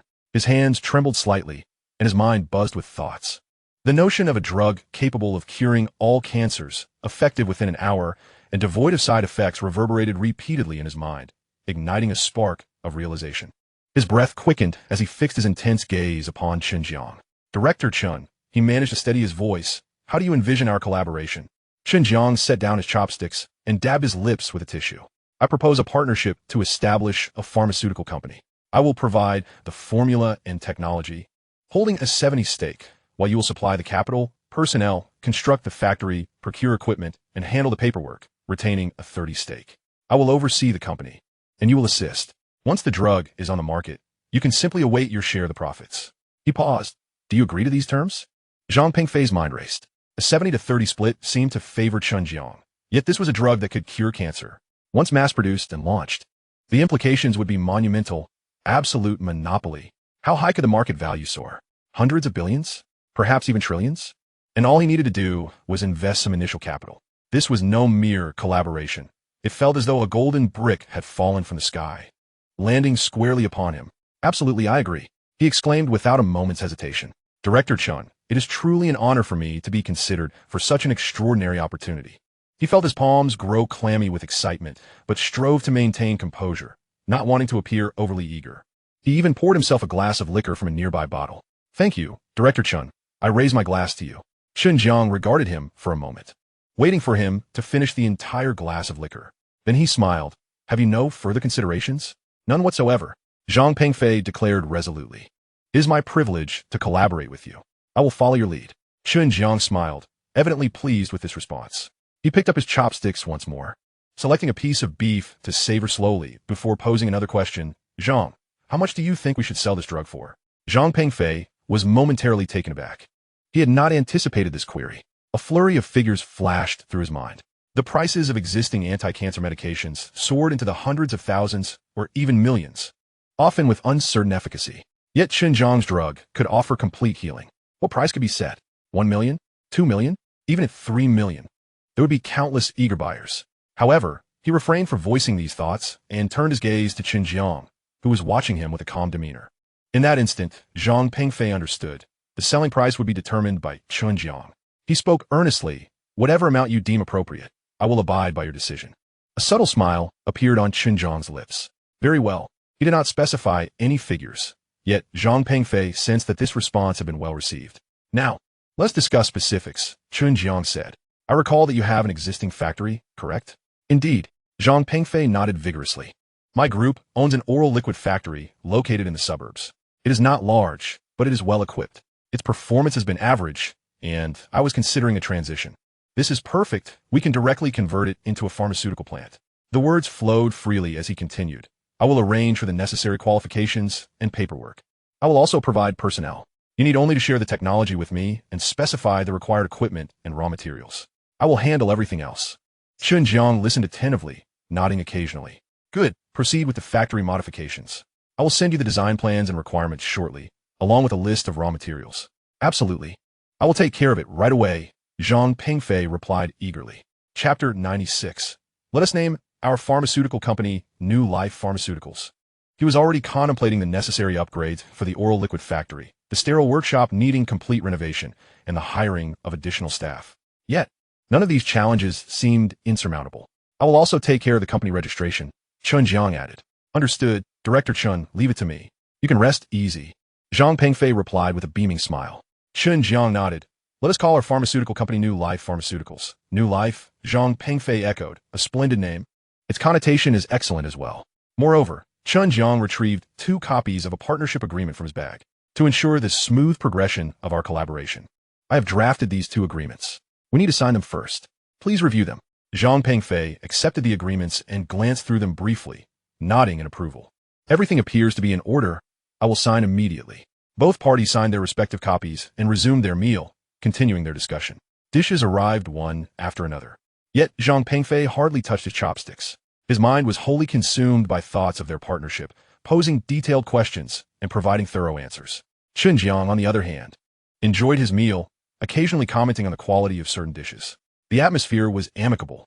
Zhang Pengfei noticed that despite Chen Jiang's youth, his thoughts were remarkably clear. He seemed well-versed in the various aspects of the pharmaceutical industry, articulating specific requirements that did not betray an outsider's perspective. By the way, Chen Jiang suddenly recalled, the company headquarters cannot be located near the factory. It must be situated in the city center. Ideally, we should have a respectable building as our office headquarters. Zhang Pengfei nodded. That is simple enough. There are plenty of office buildings in Jiangcheng. I can scout for options. No need. Chen Jiang waved his hand. I have my eye on a particular one. It's a newly constructed 31-story building, well located with a modern design. Zhang Pengfei blinked in surprise. Which building? Jiangpan International. Chen Jiang replied. Zhang Pengfei paused, taken aback. He was familiar with Jiangpan International, having recently completed construction and now standing as a new landmark in Jiangxing. The rent would not be cheap. He hesitated. That building seems to have just started leasing this month. I've heard that several major investors are interested in purchasing the entire building, while others are negotiating to buy it floor by floor. Should I look for connections? No need, Chen Jiang chuckled. That building was developed by Lu Mingwei. I can speak directly with him. Zhang Pengfei suddenly understood. Of course. Lu Mingwei was a real estate developer, and Jiangpan International was indeed his company's project. I saved his life, Chen Jiang continued, tossing a peanut into his mouth. He owes me a favor, and he has been wanting to treat me to a meal for quite some time. Now I'll make time to discuss this building with him. I'm sure he will grant me this courtesy. As for the funding, acquiring a floor shoot require excessive capital. How about you cover that? Not a problem, Zhang Pengfei replied readily. But since it will serve as our headquarters, Director Chen, I propose I purchase the entire building for you. Acquiring an entire building would require a significant sum, and Chen Jiang raised an eyebrow. It's all right. With such a promising project, it's only fitting that I invest in securing the building for you. Just remember me for any future projects. Zhang Pengfei was thinking long-term, eager to cultivate a fruitful partnership with Chen Jiang that would yield numerous benefits in the future. Very well, Chen Jiang nodded. Let us proceed with the purchase of the entire building. Do you need me to accompany you? Zhang Pengfei inquired further. No need, Chen Jiang shook his head. I can handle the discussions myself. Focus on getting the factory in order. Once the headquarters is finalized, we can reconvene. Understood, Zhang Pengfei responded, refraining from further comments. Fully aware of the importance of discretion. Ask what should be asked, and refrain from asking what should not. The two continued to discuss some details. The meal lasted nearly 2 hours. Around 2 o'clock, Chen Jiang rose. That's enough for now. I shall head back. I will send you the specific information tonight. All right. Zhang Pengfei quickly stood up. I will see you off. No need, Chen Jiang waved his hand. You just settle the bill. With that, he slung his backpack over his shoulder and departed. Zhang Pengfei stood at the door of the private room, watching Chen Jiang vanish around the corner of the corridor. He returned to the table and sat down. Gazing at the array of dishes before him, he suddenly burst into laughter, his chuckles growing louder. The waiter entered, startled. Mr. Zhang Yu. It's nothing. Zhang Pengfei waved his hand, still laughing. He fished out his phone, contemplating whom to call. After a moment's thought, he set it down. Patience was essential. This matter needed to remain confidential. The fewer people who knew before the drug was officially launched, the better. He leaned back in his chair, closed his eyes, and began to sketch the blueprint for the future in his mind. What kind of existence would Xinjiang Pharmaceuticals become? He did not know, but he was certain he had placed his bet wisely. Chen Jiang returned to the repair shop. The afternoon sunlight streamed through the glass door, casting elongated shadows on the floor. He reclined on the sofa for a moment, mentally reviewing the day's discussions. Zhang Pengfei was quite the individual, thoughtful and discerning, with strong execution capabilities. Collaborating with him should prove to be smooth sailing. He sat up, opened his laptop, and began organizing the materials for Zhang Pengfei. Factory design blueprints, equipment lists, raw material requirements. He meticulously outlined each detail. He toiled until evening, nearly finishing before sending the information to Zhang Pengfei. Stretching, he stood up and glanced outside. It was still relatively early. Perhaps he should call Lu Mingwei to check his availability. He pulled out his phone and scrolled through his contacts, dialing the number. It rang a few times before connecting. Hello? Lu Mingwei's voice was robust, completely betraying the fact that he had recently recovered from illness. Mr. Lu, Chen Jiang began. It's me, Chen Jiang. There was a brief pause on the other end, followed by an excited response. Academician, Chen. Oh, you finally called. I have been waiting for your call. How is your health? Chen Jiang inquired. Good, very good. Lu Mingwei's laughter was hearty. I had a checkup a few days ago, and there were no issues at all. Thanks to you. When are you free? I've been wanting to treat you to a meal, but didn't dare to disturb you. I am free tonight. How about you? Yes, I am available. Lu Mingwei exclaimed joyfully. Then please choose a place. All right, no problem. I will send you the location after I decide. How about around 7 p.m.? Sounds good, Chen Jiang replied. Let's leave it at that for now. Send me the details later. See you tonight. Goodbye, academician Chen. See you tonight. After hanging up, Chen Jiang leaned back on the sofa and glanced at the time. It was 6:10 p.m., still early. He stood up and walked to the small restroom at the back of the repair shop to splash some water on his face. The young man in the mirror looked calm and strikingly handsome. If all went well, the miraculous drug could be launched within a month. He would have accomplished something commendable. Chapter 97. The successful mass production of life's elixir, ready for market. His phone vibrated in his pocket. Chen Jiang took it out and swiped the screen. A message popped up from Lu Mingwei with the location. A private dining establishment? Chen Jiang murmured. The message included detailed directions, along with a voice note from Lu Mingwei. Academician Chen, this place is quiet, and the food is excellent. You can come directly. Chen Jiang replied with a simple all right. Then open a game of Dodiju. He played 3 rounds, winning 2 and losing 1, earning a few joy beans. Checking the time, he saw it was 6:30 p.m. It was time to set off. The private dining establishment was located along a small road, featuring blue bricks and gray tiles, with a wooden door and copper rings. 2 red lanterns hung at the entrance. As Chen Jiang approached, the wooden door swung open. Lu Mingwei stood there, dressed casually and looking radiant, completely unrecognizable as someone who had just escaped death. Academician Chen. He hurried forward. You've arrived. Was there any traffic? Not too bad. Chen Jiang smiled, following Lu Mingwei into the courtyard. They crossed the courtyard and entered the innermost private room. The room was small yet elegant, adorned with redwood tables and chairs, and the walls showcased calligraphy and paintings. Outside the window was a small pond, where several koi swam gracefully. Please have a seat. Lu Mingwei gestured to the main seat. Chen Jiang accepted without hesitation. After sitting down, the waiter presented the menu, a thick booklet devoid of prices. Academician Chen, please order. Lu Mingwei urged, pushing the menu towards him. Order whatever you like. Please don't hesitate. Chen Jiang took the menu and flipped through it, struggling to comprehend many of the dish names. This one, he pointed to a line. Buddha jumps over the wall. Excellent. Lu Mingwei signaled the waiter to note it down. And this one, steamed wild yellow croaker. And this one, black truffle baked lobster. Chen Jiang specifically chose dishes he had never tried before, favoring those with impressive names. He ordered 7 or 8 dishes in one breath. Lu Mingwei laughed heartily beside him. Let us add a soup. Matsutake stewed old chicken. Very well. The waiter retreated, leaving the private room tranquil, with only the faint sound of water from outside. Academician Chen. Lu Mingwei raised his teacup, his tone earnest. I cannot thank you enough for what you have done. The debt of life is unforgettable. Your medicine is miraculous. As long as it works, Chen Jiang nodded. It's more than just working, Lu Mingwei replied, his complexion glowing and his voice strong. I feel healthier now than before I was ill. I am full of energy. Just a few days ago, I even went hiking without feeling fatigued at all. He poured more tea for Chen Jiang. If your medicine can be mass-produced, how many lives could be saved? Chen Jiang took a sip of tea but did not respond. The dishes began to arrive one after another, filling the table with enticing colors and aromas. Come, let us eat while it's hot, Lu Mingwei urged, and Chen Jiang did not hesitate, sampling each dish. The flavors were indeed delightful, particularly the Buddha jumps over the wall, rich and flavorful. After a while, Chen Jiang set down his chopsticks. Mr. Lu, he began, there's something I wish to discuss with you. Lu Mingwei immediately put down the crab claw he was holding and wiped his hands. Please, go ahead. I plan to mass-produce that drug, Chen Jiang stated. The company has already been registered under the name Xinxing Pharmaceuticals. Now, we are in need of a headquarters. Lu Mingwei's eyes flickered. You mean Jiangpan International? Chen Jiang regarded him. I would like to use that building as our headquarters. Lu Mingwei fell silent for a few seconds, lifting his teacup to take a slow sip. That building. He set down his cup. Recently, quite a few people have been inquiring.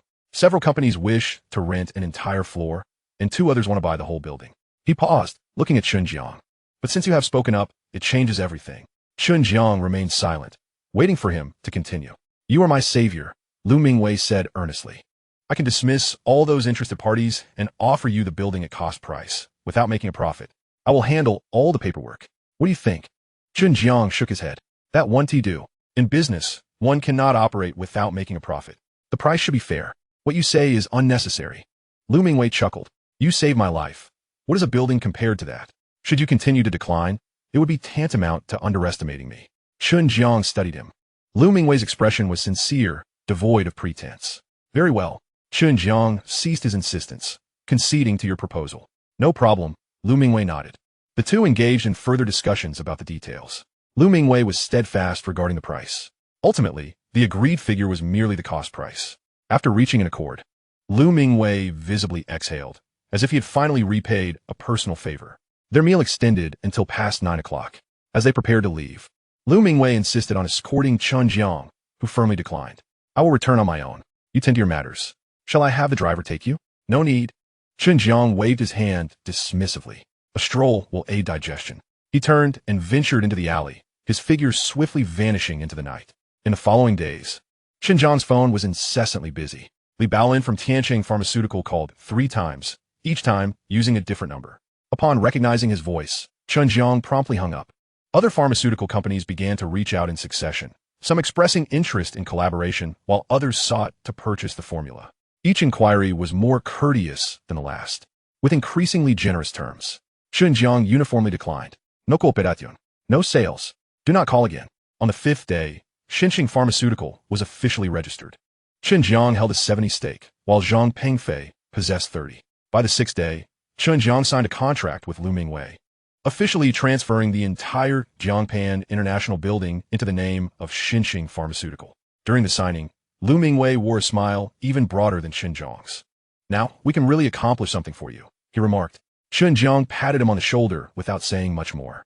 By the 10th day, news arrived from Zhang Pengfei that the oral liquid factory had undergone renovations. All equipment was in place, and raw materials were prepared.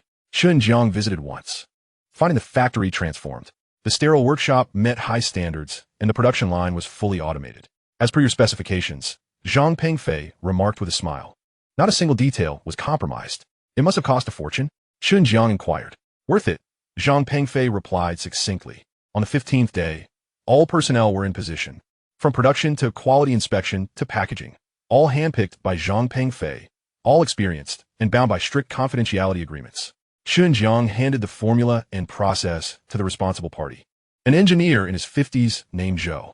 After reviewing the documentation, Engineer Zhou's hands trembled. Is this truly feasible? Well, no, once we try, Chen Jiang replied with a smile. By the 20th day, the first batch of the life fluid rolled off the production line. The milky liquid was contained in transparent glass vials, each holding 5 milliliters, glistening softly under the lights. Holding a vial, Zhou presented the test report, his eyes reddening. Mr. Chen, he spoke with a tremor, all indicators are excellent. The yield rate is 100%. Chen Jiang examined the vial briefly before placing it down and calmly stated, mass production is successful. Prepare for market launch. Chapter 98. In response to provocations from the ASEAN nation, Chen Jiang planned to take 300 enhanced agents to the border. The announcement regarding the launch of the life fluid was made at 8 in the morning.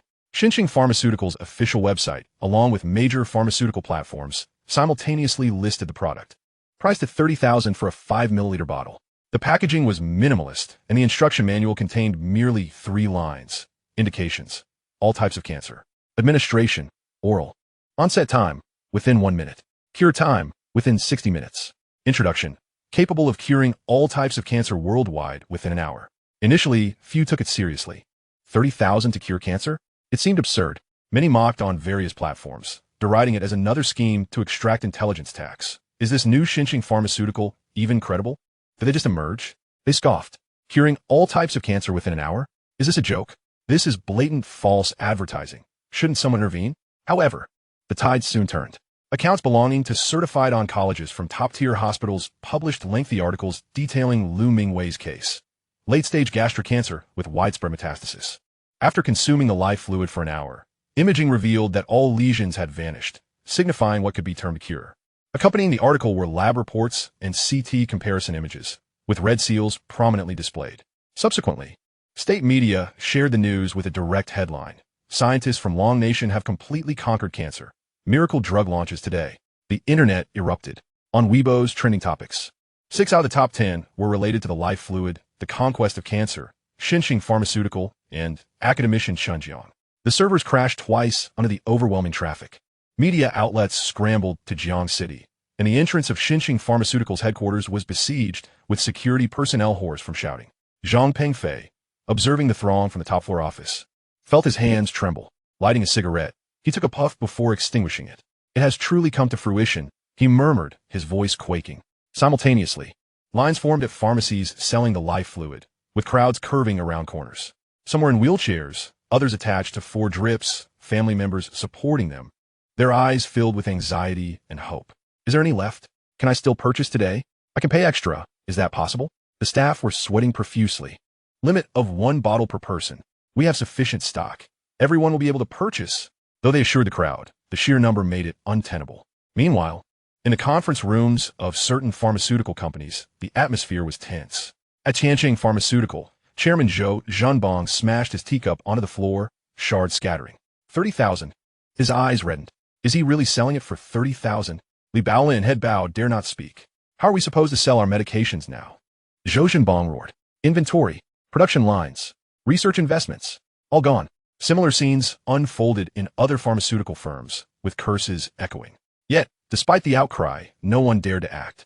Chen Jiang's profile had been thoroughly scrutinized, his status as an academician, his unique position in the Academy of Sciences, and his military connections, each detail sending shivers down spines. They could only watch as their own cancer medications saw sales plummet, prices slashed repeatedly from hundreds of thousands to mere tens of thousands, with no buyers in sight. Chen Jiang remained unfazed. He entrusted the company's daily operations to a professional manager named Wang, in his 40s and seasoned in experience. Chen Jiang focused solely on the broader direction, reviewing reports weekly and signing documents, spending the rest of his time either at the repair shop or in his rental apartment, enjoying a leisurely life. Of course, he would occasionally receive calls from classmates or friends teasing him about another Chen Jiang, who developed a miraculous cancer treatment that had taken the nation by storm, jokingly asking if it was indeed him. Chen Jiang would affirm, but no one believed him. Meanwhile, near the repair shop, construction had commenced on the new factory of the 6th Military Industry. The sound of piling machinery resonated throughout the day, dust swirling in the air. Chen Jiang would occasionally check on the progress, and upon seeing the construction manager, he was greeted with utmost respect. Mr. Chen, if all goes according to plan, we expect to complete by year-end. Chen Jiang nodded, saying little else.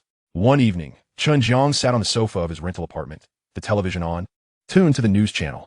The female anchor's voice was clear. Long Nation and Asa Nation have once again found themselves at an impasse along the border. The scene shifted to a desolate expanse, where soldiers from both sides shouted at each other across a distance of several meters. Yesterday, a minor conflict escalated. Both sides utilized stones, sticks, and other implements.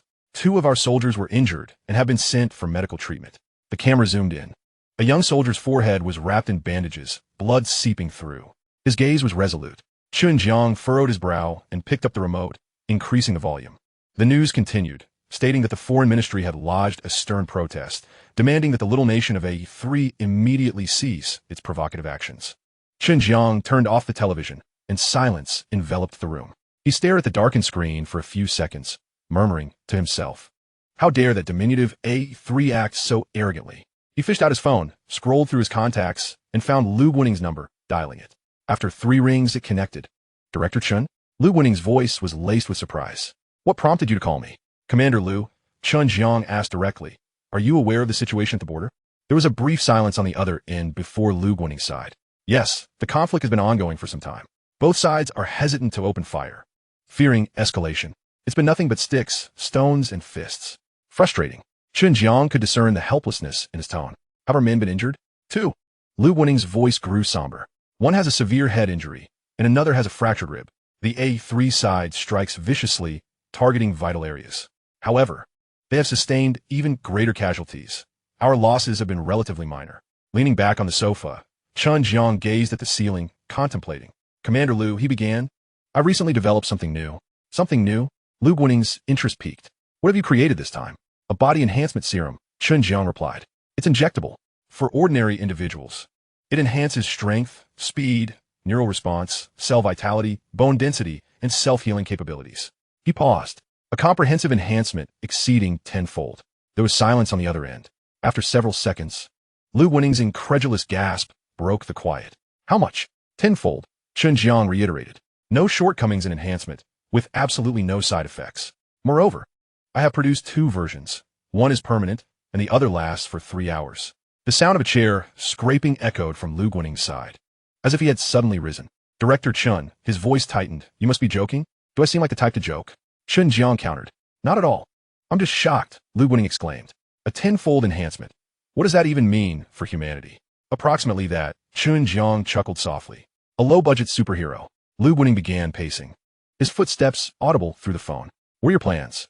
I intend to take 300 doses to the border. Chen Jiang interrupted firmly. To equip our soldiers. In the next conflict, let those A3 ruffians witness what true disparity looks like. Lu Guaning's breath quickened as vivid images flashed in his mind. 300 enhanced soldiers charging into A3's ranks. Director Chen, when do you plan to depart? I will arrange a private jet for you. Chen Jiang pondered for a moment. Tomorrow, please arrange for a car to pick me up at the airport. No problem. Lu Guaning's voice brimmed with excitement. I will accompany you. I'm eager to see how those A3s will behave then. Chapter 99. Boarding the private jet towards the border. After ending the conversation, Chen Jiang clenched his fist, his expression turning grave as he intoned slowly. Those who offend our China shall face dire consequences, regardless of their distance. To the diminutive nation of A3, your audacity in provoking us will not simply result in a strong condemnation on the news this time. Those thugs will soon learn what the repercussions of provoking the Dragon Nation entail, and they will regret their actions deeply. Taking a deep breath, he impulsively opened a food delivery app, ordering several meals at once, skewers, fried chicken, and a fish. After the delivery arrived, he indulged in the food, sipping cola while watching a movie. Once satiated, he entered the system space and manufactured 300 doses of the enhancement serum. Afterward, he casually packed them into a tattered suitcase, stretched, washed up, and headed to bed, drifting into a peaceful slumber. The next morning at 7 o'clock, Chen Jiang, still groggy, was startled awake by his phone ringing. Blinking his eyes open, he fumbled for the phone and answered. A voice, filled with utmost respect, greeted him. Director Chen, I'm here to pick you up. I have arrived at the entrance of your neighborhood in a black SUV. You may come out at your convenience. And we shall depart. Okay, understood. Please wait for me outside, Chen Jiang replied. He got up, brushed his teeth, washed his face, and changed into comfortable attire, casual pants, a t-shirt, and a jacket. Grabbing the battered suitcase, he descended the stairs and made his way to the entrance of the neighborhood, spotting the black SUV as expected. He greeted the driver, but did not immediately board. Instead, he purchased a pancake roll, a meat sandwich, and a cup of soy milk, ordering an identical meal for the driver as well. Initially reluctant, the driver complied when Chen Jiang insisted, as he had come early and had not eaten. After leisurely finishing his meal, he placed his luggage in the trunk and climbed into the SUV, setting off. The drive lasted about an hour, exiting the city, merging onto the highway, and then off again, finally turning onto a dedicated road and stopping at a checkpoint. Soldiers checked identification, saluted, and allowed passage. Ahead lay a military airport, modest in size, with a medium transport aircraft parked on the tarmac. The cargo door stood open. Once parked, the driver stepped out to assist with the luggage. Chen Jiang approached Lu Guaning, saluting him. I have arrived, Commander. Ha ha ha. Lu Guaning laughed heartily, clapping Chen Jiang on the shoulder. As expected of you, Director Chen, you always manage to surprise us in the most unexpected ways. He appeared to be in good spirits. Just basic skills. When I have free time, I like to engage in research that can benefit the country, Chen Jiang replied with a smile. By the way, congratulations. Commander Lu, you have finally been promoted. Lu Guaning had been elevated to the position of commander only half a month prior, assuming full responsibility for the 6th Military District. This promotion is partly your achievement, Lu Guaning grinned broadly. You flatter me, Commander, Chen Jiang modestly replied, then turned his gaze to a middle-aged man approaching them. Upon recognizing the man, his eyes lit up. It was Du Wenhai, the director of the 6th Military Factory. He had not anticipated Du Wenhai's presence. Du Wenhai swiftly approached, shaking Chen Jiang's hand vigorously. Director Chen, it hasn't been long since we last met, and here we are again. Indeed, Director Du, what brings you here? Chen Jiang asked with a smile. Could I possibly miss this opportunity? Du Wenhai's eyes sparkled. Last night, Commander Liu informed me that you had developed a biological enhancement serum. I was so excited I couldn't sleep a wink. This is remarkable stuff. Moreover, it is relatively easy to mass produce. If we could provide each of our soldiers with such a dose, I can scarcely imagine the elevation in combat effectiveness. He rubbed his hands together, his face brimming with anticipation. I simply couldn't contain my excitement, so I came. Chen Jiang chuckled. You certainly have your ear to the ground. Of course. Du Wenhai straightened his posture. You're the chief advisor of our military factory. Whatever you develop, I must know at the first opportunity. His gaze fell upon the suitcase beside Chen Jiang. Where's the serum? Right here, Chen Jiang replied, lifting the suitcase and giving it a shake. Du Wenhai's expression froze. This? In this box? Indeed, came the reply. Such a precious item? Du Wenhai's voice shifted in tone. You simply placed it in this shabby box. And carry it about so casually? How unsafe. Chen Jiang waved his hand dismissively. It's fine. It won't break. Du Wenhai opened his mouth as if to protest, but then restrained himself. He turned and beckoned to the rear. 2 soldiers hurried over. Go. Du Wenhai pointed at the luggage. Move this box onto the plane and secure it with straps. It must not be bumped or damaged. Yes. The soldiers gingerly accepted the box, handling it as though it were a bomb. Let us board the plane, Liu Guaning interjected at that moment. Once aboard, Chen Jiang curiously surveyed the interior. The special aircraft had been modified. The seats were spacious, and though there were few items, everything was exquisitely arranged. The 3 of them settled at a small conference table, fastening their seatbelts. The plane taxied, took off, and soon stabilized. Director Chen, Liu Guaning said, pouring 3 cups of water, the situation on the border is rather grim. As far as I know. Chen Jiang took the cup. What's going on? Please elaborate. Asan is determined to provoke trouble this time. Liu Guaning's expression darkened. In the matter of the border, we have already made numerous concessions, embodying the demeanor of a great nation. Yet they continue to encroach, believing we are too timid to retaliate, thinking we fear them. In the last half-month, there have been 7 skirmishes. The reports outside claim we suffered 2 injuries. But in reality, we have 6 soldiers wounded. Of course, they have sustained even greater losses, conservatively, at least 20 to 30. Liu Guaning clenched his fists. Asan is truly overstepping. Once we arrive, we will administer the enhancement agents to their soldiers, ensuring they understand who the real dragon is. Do they really think we are easy to provoke? Chen Jiang nodded, his face also reflecting indignation. After taking a sip of water, he asked, have the 300 soldiers been confirmed? Yes, Liu Guaning replied. However, the border area is not under my jurisdiction. It falls within the 2nd Military District. Last night, I spoke with Commander Wang over there. I informed him that we would be coming today to help manage the conflict and asked him to select 300 elite soldiers. Ready for action. Chen Jiang looked up. You didn't mention the agents? No, Liu Guaning shook his head. I want to discuss that in person. I only mentioned that we have methods to enhance soldiers' combat capabilities. The specifics can be addressed upon arrival. Chen Jiang nodded, appreciating the approach. Du Wenhai leaned in closer, lowering his voice. Director Chen, how quickly does the effect of the agent manifest post-injection? At most, within a minute, Chen Jiang replied. Once we resolve the border situation, I will provide you with a formula for mass production at military factories. Du Wenhai trembled with excitement. That's splendid. The 3 engaged in conversation for a while longer before silence enveloped the plane once again. Liu Guaning gazed out of the window. Beneath the clouds, the land stretched endlessly, and the border was drawing near. A cold smile played upon his lips. Asan, you think you can resolve issues with sticks? This time, let us show you what true power looks like. Chapter 100. Let us engage them, so they understand our might. On the way, Du Wenhai could hardly contain his curiosity and pressed on with his questions. Director Chen, I still wish to inquire beforehand. What specific effects does this biological enhancement agent have? Last night, Commander Liu spoke rather hastily on the phone. I didn't catch everything. Now is a good time for you to elaborate.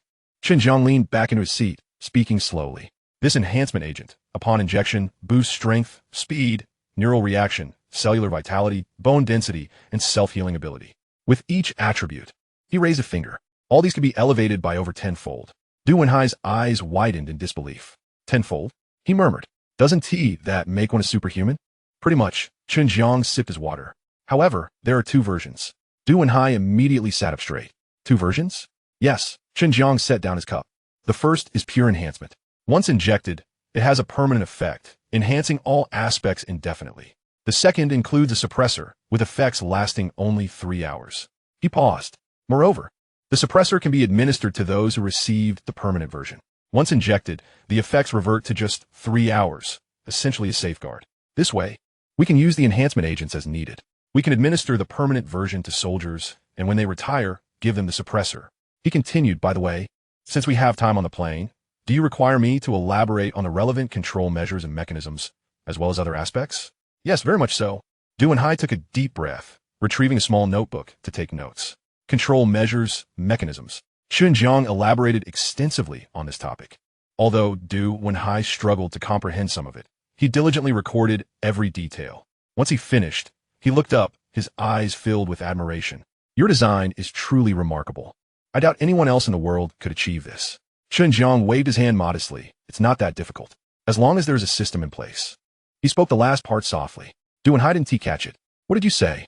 Nothing. Chen Jiang cleared his throat, shifting the topic. Mass production of this agent isn't difficult. The materials are common. The key lies in the combination ratios and learning some other techniques. I will send those to you later. Du and Hai's eyes sparkled even more. If we can equip this on a large scale. His mind began to calculate. Our military strength could multiply several times over. In future conflicts, the survival rate of soldiers, he paused, would surely increase by at least 90%. He looked at Chen Jiang, his expression earnest. Director Chen, your contributions are immense. Chen Jiang smiled, not responding. He turned his gaze back out the window. Below the clouds, the outline of mountains was becoming faintly visible. At the southwestern border of Longhua, a temporary command post had been established in a sheltered hollow. Camouflage tents dotted the landscape. Antennas stood tall. The patrolling soldiers moved quietly, their eyes sharp. Inside the main tent, a long table was occupied by several officers. The stars on their epaulets glinted under the light, and the atmosphere was heavy. San has really overstepped this time, a colonel spoke, his voice low but charged with emotion. The day before yesterday, they crossed the line by 300 meters and even hurled stones at our outpost. A lieutenant colonel scoffed beside him. They think our soldiers are incapable, lacking combat power. They want to test our limits through these petty skirmishes, to see if we dare to retaliate. Another major slammed the table. Then let us engage them, show them our strength. Several officers echoed in agreement. Yes, it's infuriating. When have we ever endured such humiliation? At the end of the long table, General Wang Zhenghua of the 2nd Military District raised his hand, and the tent fell silent. In his 50s, with dark skin and deep wrinkles at the corners of his eyes, he studied the map on the table for a long time. We absolutely must not resort to firearms. He finally spoke, his tone steady though not loud. Sticks and stones are within manageable limits. Once firearms are involved. He paused. The nature of the conflict changes. Asen would love for us to fire first, giving them an excuse to escalate.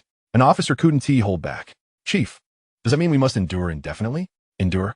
Wang Zhenghua shot him a glance. Who said we must endure? He pointed to a specific spot on the map. They use sticks. We shall do the same.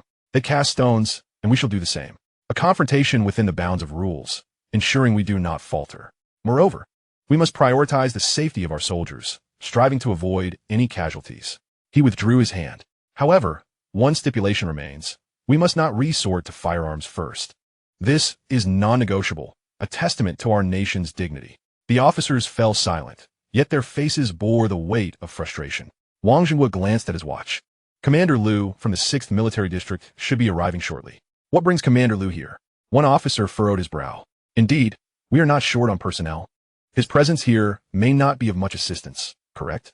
The 6th Military District is quite far from here. Why has he suddenly come? Wang Zhenghua explained.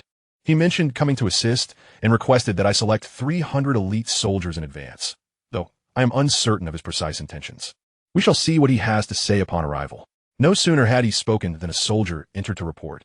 Commander Wang, esteemed leaders. Commander Liu and his team have disembarked from their chartered aircraft. They will arrive here in 1 hour. Excellent. Wang Zhenghua nodded, instructing that once they arrive, they should be brought directly to me. On second thought, let them inform me beforehand. I shall go out to greet them. Chapter 101. A tenfold increase? Is that possible? After a little over half an hour, Wang Zhenghua, accompanied by a dozen officers, stood at the entrance of the command post. Dust billowed along the mountain road in the distance. After approximately 10 minutes, a military off-road vehicle gradually approached along the dirt path, coming to a halt before them.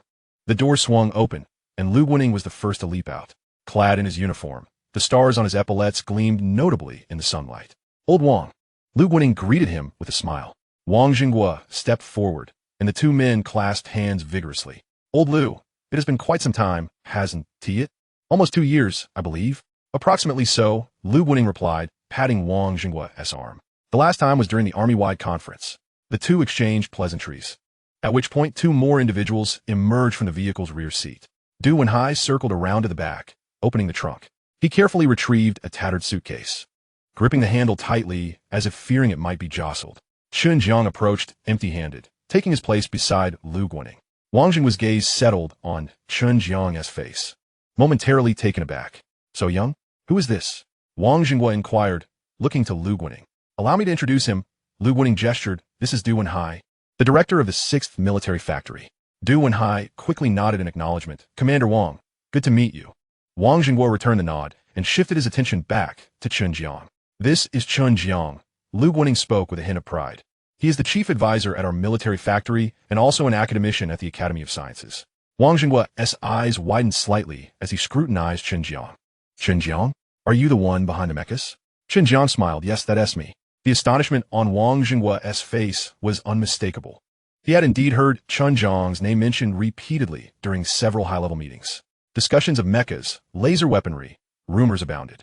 Yet, he had always assumed that such achievements would be attributed to a seasoned scholar in his 40s or 50s. To see such youth in person was unexpected. He appeared barely in his 20s. You became an academician at such a young age? Wang Jinghua could not help but express his skepticism. Given the rumors surrounding the mechas, he had been somewhat doubtful. Now, witnessing the developer himself, his apprehension only grew. Surely it cannot be exaggerated? Merely a stroke of luck. Chen Jiang replied with a calm demeanor. Wang Jinghua refrained from pressing further. He suppressed his doubts and gestured for them to enter. After your arduous journey, please, do come in and take a seat. Tea has been prepared. The group followed Wang Jinghua into the command post. The encampment was modest, with camouflage tents arranged neatly. Soldiers on patrol stood at attention, saluting as the high-ranking officials passed. Inside the main tent, a long table was laid out, covered with maps. Several aides served tea, gently placing cups before each individual. Wang Jinghua took his seat at the head of the table, with Lu Guaning on his left, followed by Chen Jiang and Du Wenhai. The other officers found their respective places. Silence enveloped the tent, save for the distant echo of training slogans. Wang Jinghua picked up his teacup, blowing gently on the steam. He turned to Lu Guaning. Old Lu, you mentioned over the phone that you were coming to assist. How do you intend to help? His gaze swept over the 3 individuals Lu Guaning had brought along. Is it just the 3 of you? You do not intend to personally engage in battle against the enemy, do you? The remark was laced with jest, prompting a few subdued chuckles from the officers.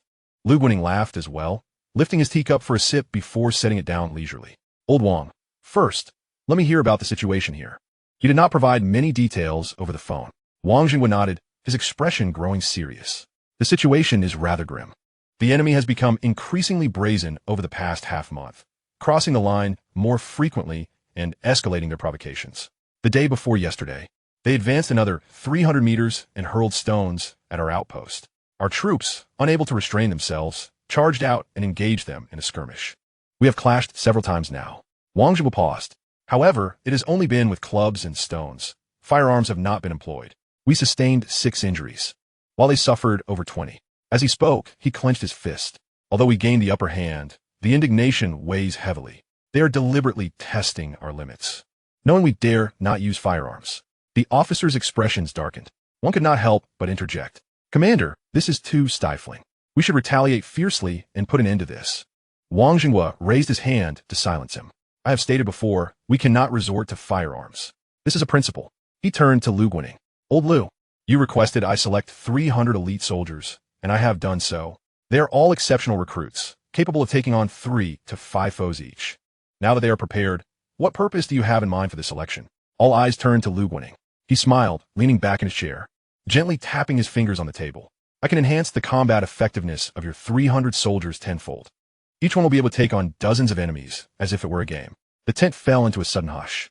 Wang Jinghua was taken aback, staring at Lu Guaning as if he had not fully comprehended. You said what? A tenfold increase in combat effectiveness? An adjacent colonel could not contain himself. Commander Lu, how is that even possible? Another officer frowned. The human body has its limits. No matter how rigorous the training, a tenfold increase is unattainable unless. He did not finish his thought, but the skepticism in his eyes was palpable. Wang Jingwa set down his teacup. He looked at Lu Guaning, then at Chen Jiang, and Du Wenhai seated beside him. Old Lu, you are not jesting, are you? I traveled all this way just to share a joke with you? Lu Guaning countered. Wang Jingwa fell silent, taking a fresh look at Chen Jiang. The young man had remained quiet since entering, his face devoid of expression as he sipped his tea, seemingly detached from the discussion. Yet, Wang Jingwa had an inkling that this matter was indeed connected to Chen Jiang. To this esteemed academician. Is this related to you, academician Chen? Wang Jingwa inquired tentatively. Lu Guaning nodded. Chief advisor, Chen has developed a biological enhancement serum. After injection, all bodily functions are significantly enhanced. Strength, speed, reflexes, and healing abilities. He paused, all enhanced by over tenfold. A collective gasp echoed in the tent. The officers exchanged glances, some shaking their heads, others smiling wryly. Clearly, disbelief permeated the atmosphere. Tenfold. A major could not suppress his astonishment.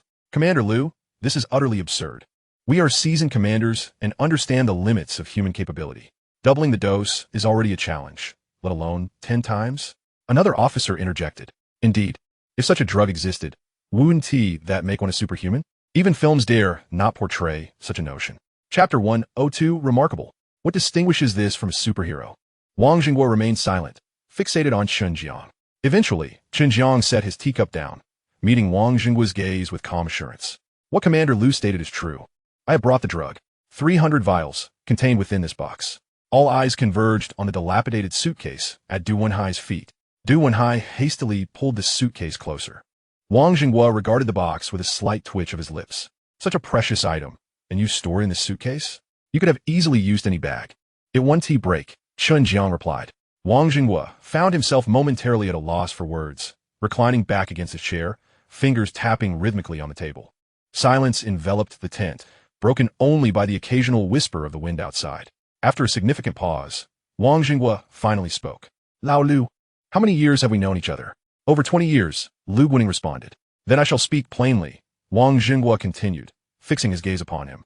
I do not believe in what you claim. It sounds too fantastical. Enhancing human capabilities tenfold? That surpasses the boundaries of science, does it not? Lu Guaning was not taken aback. He had anticipated such skepticism. Lao Wang, I comprehend your doubts. Yet, I have witnessed Chen's capabilities firsthand. Have you heard of Mechs? Wang Jingwa nodded. I have heard of them, but I have not seen one. I have seen them, Lu Guaning asserted. Not only seen, but I have also piloted one. When it soared into the sky, I too felt it was unreal. Yet it did indeed fly. Wang Jingwa furrowed his brow, scrutinizing Chen Jiang, who maintained his composed demeanor, as if the discussion did not pertain to his groundbreaking invention. Wang Jingwa pondered for a moment. Since the drug is here, why not conduct a trial? How shall we proceed? Select one from my 300 men for an injection and observe the results. If it truly possesses the effects you describe. He paused. Then this time, Sam will be in for a real surprise. Lu Guaning chuckled, glancing at Chen Jiang, who nodded in agreement. Let us not delay. We shall proceed immediately to select a subject. He turned to the officers within the tent. Notify the 300 soldiers to assemble. Right away. The command swiftly echoed through the camp. In the training grounds to the east, 300 soldiers promptly gathered, forming a regimented formation. Their camouflage uniforms were dusted with dirt, their faces bronzed by the sun. Eyes glancing forward held both confusion and anticipation, uncertain of the sudden assembly's purpose. Wang Jingwa strode towards them, accompanied by Lu Guaning and Chen Jiang, with the officers trailing behind. The sound of their footsteps resonated against the gravel. The soldiers stood at attention, their posture impeccable.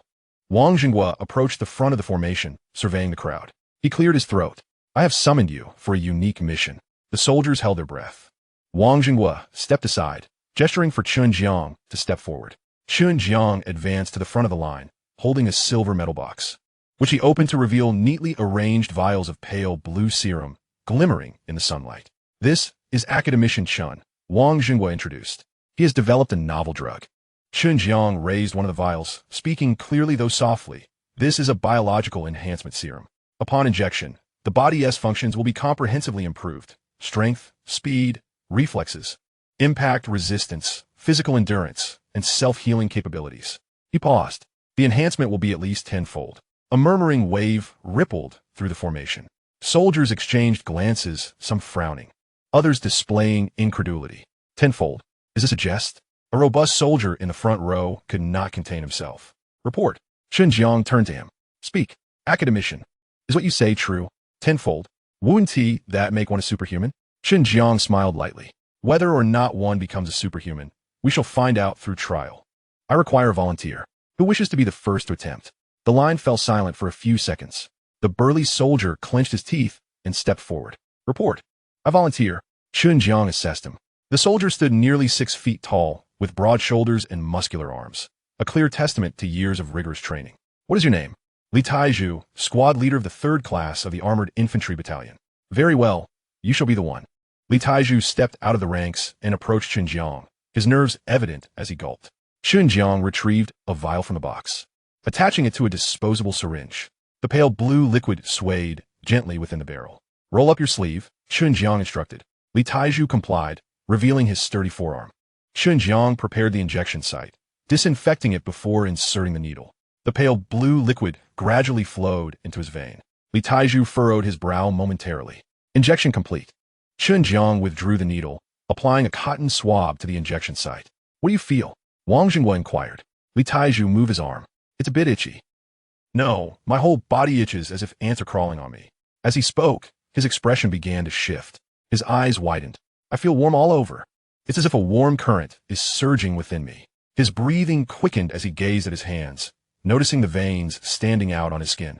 A faint flush crept over his surface, and his muscles slightly swelled. Strength, he murmured, the strength is rising. The onlooking soldiers held their breath. The officers fixated on the scene. Bang Zhangwu stapat cruze, scrutinizing Li Tiazu intently. How do you feel now? Vision, Li Taizhu suddenly exclaimed, gazing into the distance. I can see the texture of the stones on that hillside. Also hearing, I can distinctly hear the wind rustling through the grass. He clenched his fist, the joints cracking lightly. Chen Jiang glanced at the time. It's nearly time. Now, let us test your physical changes. Li Taizhu took a deep breath. How shall I proceed? Chen Jiang pointed towards the side of the training ground, where a standard long jump hit had been marked. First, jump as far as you can. Li Taizhu positioned himself at the takeoff line, crouching into a standard jumping stance. Then, he propelled himself forward. Like a cannonball, he shot off the ground, creating a small crater in the gravel beneath him. His figure soared through the air before landing with a thud. Dust erupted around him. Everyone stood in stunned silence. Li Taizhu had effortlessly cleared the entire sand pit, landing on the solid ground behind it. A measurer rushed over, pulling out a tape measure.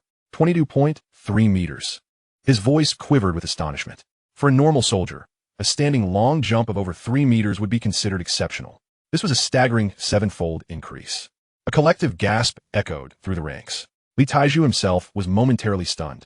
He gazed down at his feet, then back at the sandpit, his expression one of sheer disbelief. Chapter 103 All soldiers receive the enhancement serum, and I now possess terrifying strength. Continue testing your current physical condition, Chen Jiang instructed. You may attempt single-finger push-ups. Li Taizhu snapped back to reality, glancing around. Finding a flat surface, he lowered himself. Then he performed an astonishing feat that left everyone wide-eyed. He extended one finger, balancing on it. Single-finger push-ups. 1, 2, 3. He executed them effortlessly. After completing 10, he stood up, brushing the dust from his hands, his face unflushed, breath steady. Now find a stone and break it with your fist, Chen Jiang commanded. A nearby soldier promptly brought over a large, bluish-gray stone. It appears to weigh at least 50 or 60 pounds. Li Taizhu took the stone, weighed it in his hand, and then raised his fist. With a single forceful blow, he struck down. Bang! The stone shattered, exploding into a multitude of fragments. Chunks of rock flew in all directions. Li Taizhu opened his hand, revealing that not a single red mark adorned the back of his hand. He picked up a fist-sized piece of rubble, examined it, and suddenly smashed it against his forehead. Hey, what are you doing? Wang Jinghua attempted to intervene, but it was too late. The stone struck his forehead and shattered. Li Taizhu touched his forehead, completely unscathed. Not even a scratch. Wang Jinghua gaped, his face a mask of disbelief. The crowd fell into a profound silence, the only sound being the wind rustling through the flagpole. Li Taizhu himself was somewhat dazed. He looked down at the scattered debris, then raised his gaze to Chen Jiang, his eyes filled with astonishment. Run a lap. Chen Jiang instructed, pointing towards a makeshift training track. Run at full speed. Li Taizhu nodded, crouched down, and assumed the starting position. Then whoosh, his figure shot forward, so fast it seemed to leave an afterimage. He completed the 400-meter track in mere seconds. Upon returning to the starting point, the wind he generated caused the nearby soldiers' camouflage uniforms to flutter. The timer operator stared at the stopwatch, his hand trembling. 400 meters in 5.2 seconds. The average speed approached 80 meters per second, surpassing that of any sprinter in the world. Even after stopping, Li Tieju's breathing only quickened slightly before returning to normal. He approached Chen Jiang, standing tall. Report, the test is complete. His voice boomed with vigor. Chen Jiang nodded, a slight smile gracing his lips. How does it feel? Great. Li Tieju's eyes sparkled with excitement. He had never felt this good. He was brimming with energy, feeling as though he could punch through a wall. He felt like a superhero. Wang Zhenghua stepped forward, circling Li Tieju twice. He pinched Li Tieju's arm muscle, which felt as hard as steel. Has it truly increased tenfold? His voice was somewhat hoarse as he looked at Chen Jiang. Chen Jiang did not respond, but instead turned his gaze toward the 300 soldiers. In the formation, every pair of eyes was fixed intently on this scene, filled with shock, skepticism, and an eagerness to try. Chen Jiang raised the metallic box in his hand. I have brought 300 doses of this serum, one for each of you. After injection, your physical capabilities will enhance tenfold, just like Li Tieju. He paused for effect. Moreover, I assure you, there are no side effects. The enhancement is permanent. He continued. Of course, I also have suppressants to negate the effects if necessary. But for now, let us first administer the enhancement serum to each of you. The soldiers' breaths grew heavier. Some clenched their fists, while others' eyes gleamed with fervor. Wang Zhenghua glanced at Chen Jiang and then at Lu Guaning. Lu Guaning nodded at him. Old Wang, do you believe now? Wang Zhenghua took a deep breath. He believed. Witnessing it firsthand left no room for doubt. He turned to the 300 soldiers. All of you. His voice rang out clearly. The soldiers snapped to attention. They formed a line, one by one stepping forward to receive the enhancement serum. After the injections, get ready and await my further orders. Wang Zhenghua's gaze swept over each individual. Next, if the A3 dare to provoke us again, his voice lowered ominously. Let them truly experience what a real disparity feels like. Let them understand the consequences of provoking our Dragon Nation. After Wang Zhenghua's command, the soldiers sprang into action. The lineup quickly reformed, creating a long queue for the injections. Chen Jiang opened the metallic box, and Du Wenhai stepped forward with prepared disinfectant swabs and disposable syringes. The first soldier approached Chen Jiang. He was a young lad, seemingly under 20, standing over 6 feet tall, with a hint of boyishness still on his face. Nervously, he rolled up his sleeve, revealing a muscular arm. Chen Jiang took out a vial of serum, prepared the syringe, and smiled at the young man. It won't hurt. Don't be tense. In the next moment, the needle pierced his skin, and a light blue liquid was slowly injected. The lad bit his lip. The injection completed. Chen Jiang withdrew the needle and pressed a swab against the site. Step aside and wait. It should take effect in about a minute. The young man nodded and moved to the side, gazing at his arm with anticipation. The second soldier approached, followed by the third and fourth. The injection process was swift, with Chen Jiang performing each step with practiced ease, while Du Wenhai assisted with the instruments. Wang Zhenghua, Lu Guaning, and the officer stood by, observing silently. Each soldier, upon receiving their injection, moved to designated areas to wait. Gradually, the crowd began to swell. 1 minute passed. The first lad who had been injected suddenly inhaled sharply.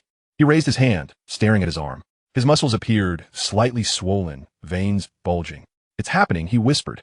No sooner had he spoken than another soldier nearby echoed a similar sentiment.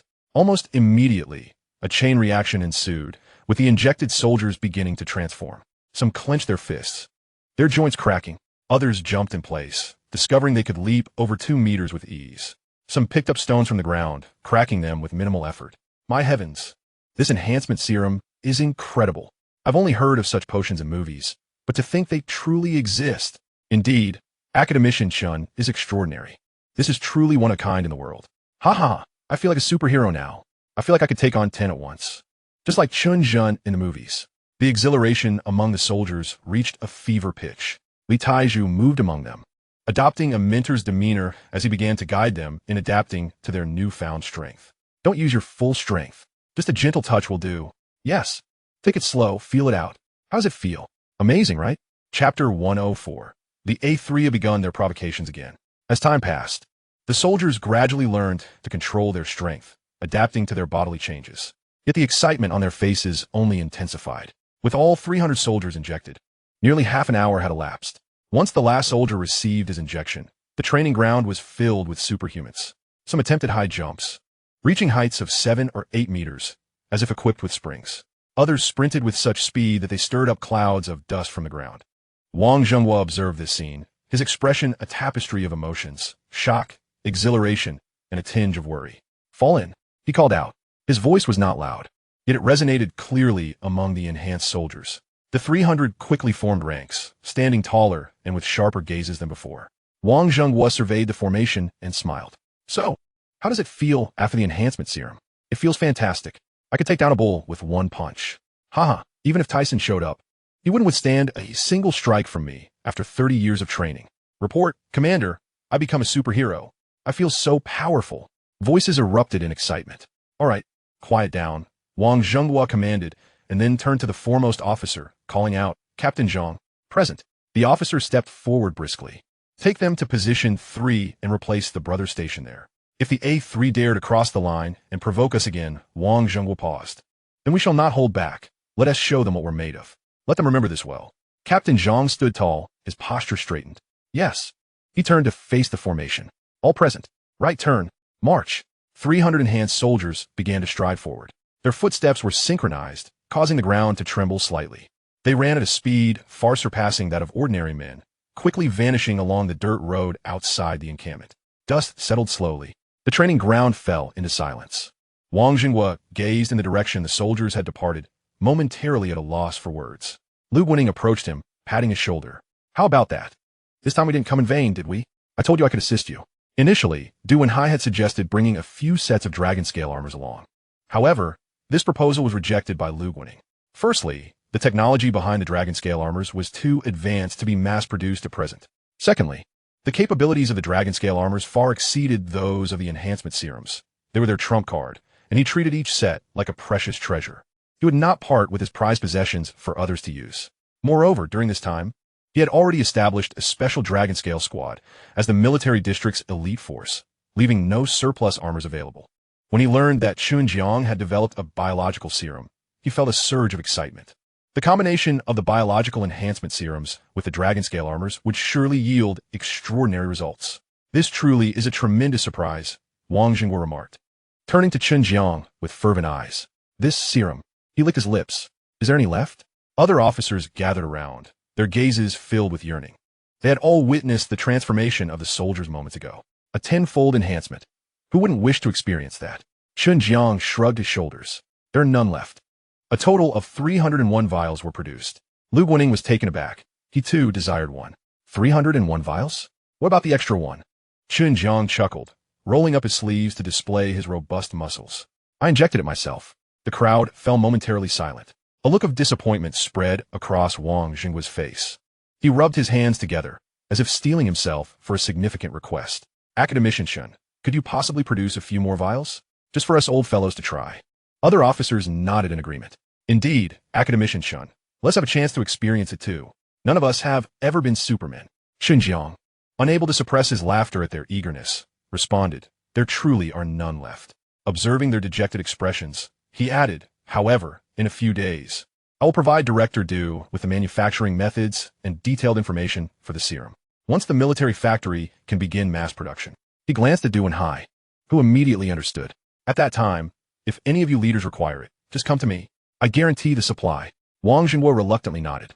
He sighed, patting his stomach. "How long will we have to wait?" "It should be quite soon," Du Wenhai replied with a smile. "Once Academician Chen provides the technical data, we will work overtime to strive for mass production within half a month." "Half a month?"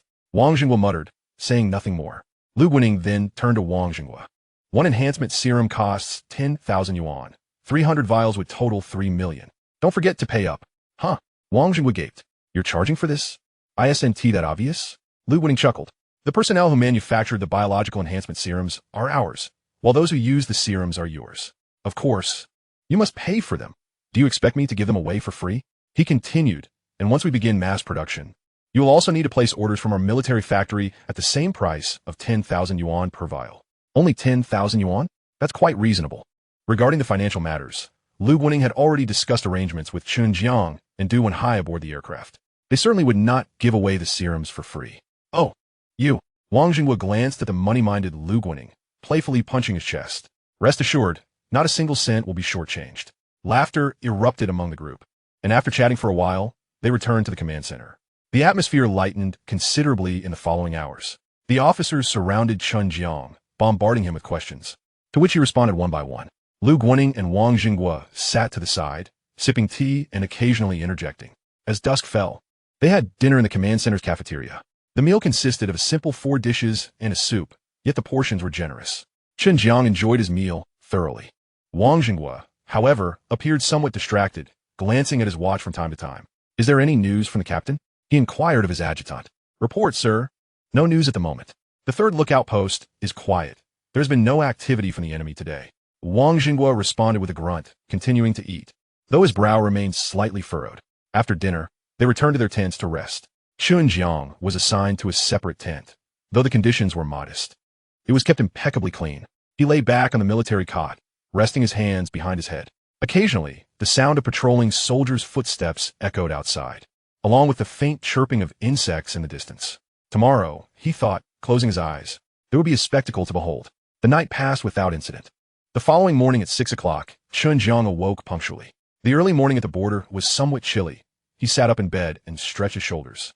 Outside the tent, footsteps approached. A service soldier entered, carrying a basin and hot water.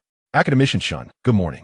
Breakfast will be delivered shortly." Chen Jiang nodded and, after washing up, finished drying his face just as breakfast arrived. The meal included steamed buns, porridge, pickled vegetables, jerky, and boiled eggs. He sat at a makeshift table and began to eat. Halfway through his meal, he suddenly received a phone call from Lu Guaning. The tone on the other end was urgent and serious. "Academician Chen." Chen Jiang set down his chopsticks. "What is it?" Lu Guaning took a deep breath before responding. "There has been movement on the enemy's side. Commander Wang has just received a report. Over at the 3rd lookout post, the enemy has begun a new round of provocations and insults. This time, there are quite a few, over 1,000. Our people are already in a standoff with them. Hurry to the command center." "Understood. I'll be there immediately." Chen Jiang hung up the phone, quickly swallowing the remaining bun. He lifted the bowl of porridge, tilting it back to gulp down several mouthfuls, cracking an egg against the edge of the table. He deftly peeled off the shell and popped the whole egg into his mouth, chewing and swallowing in under 10 seconds.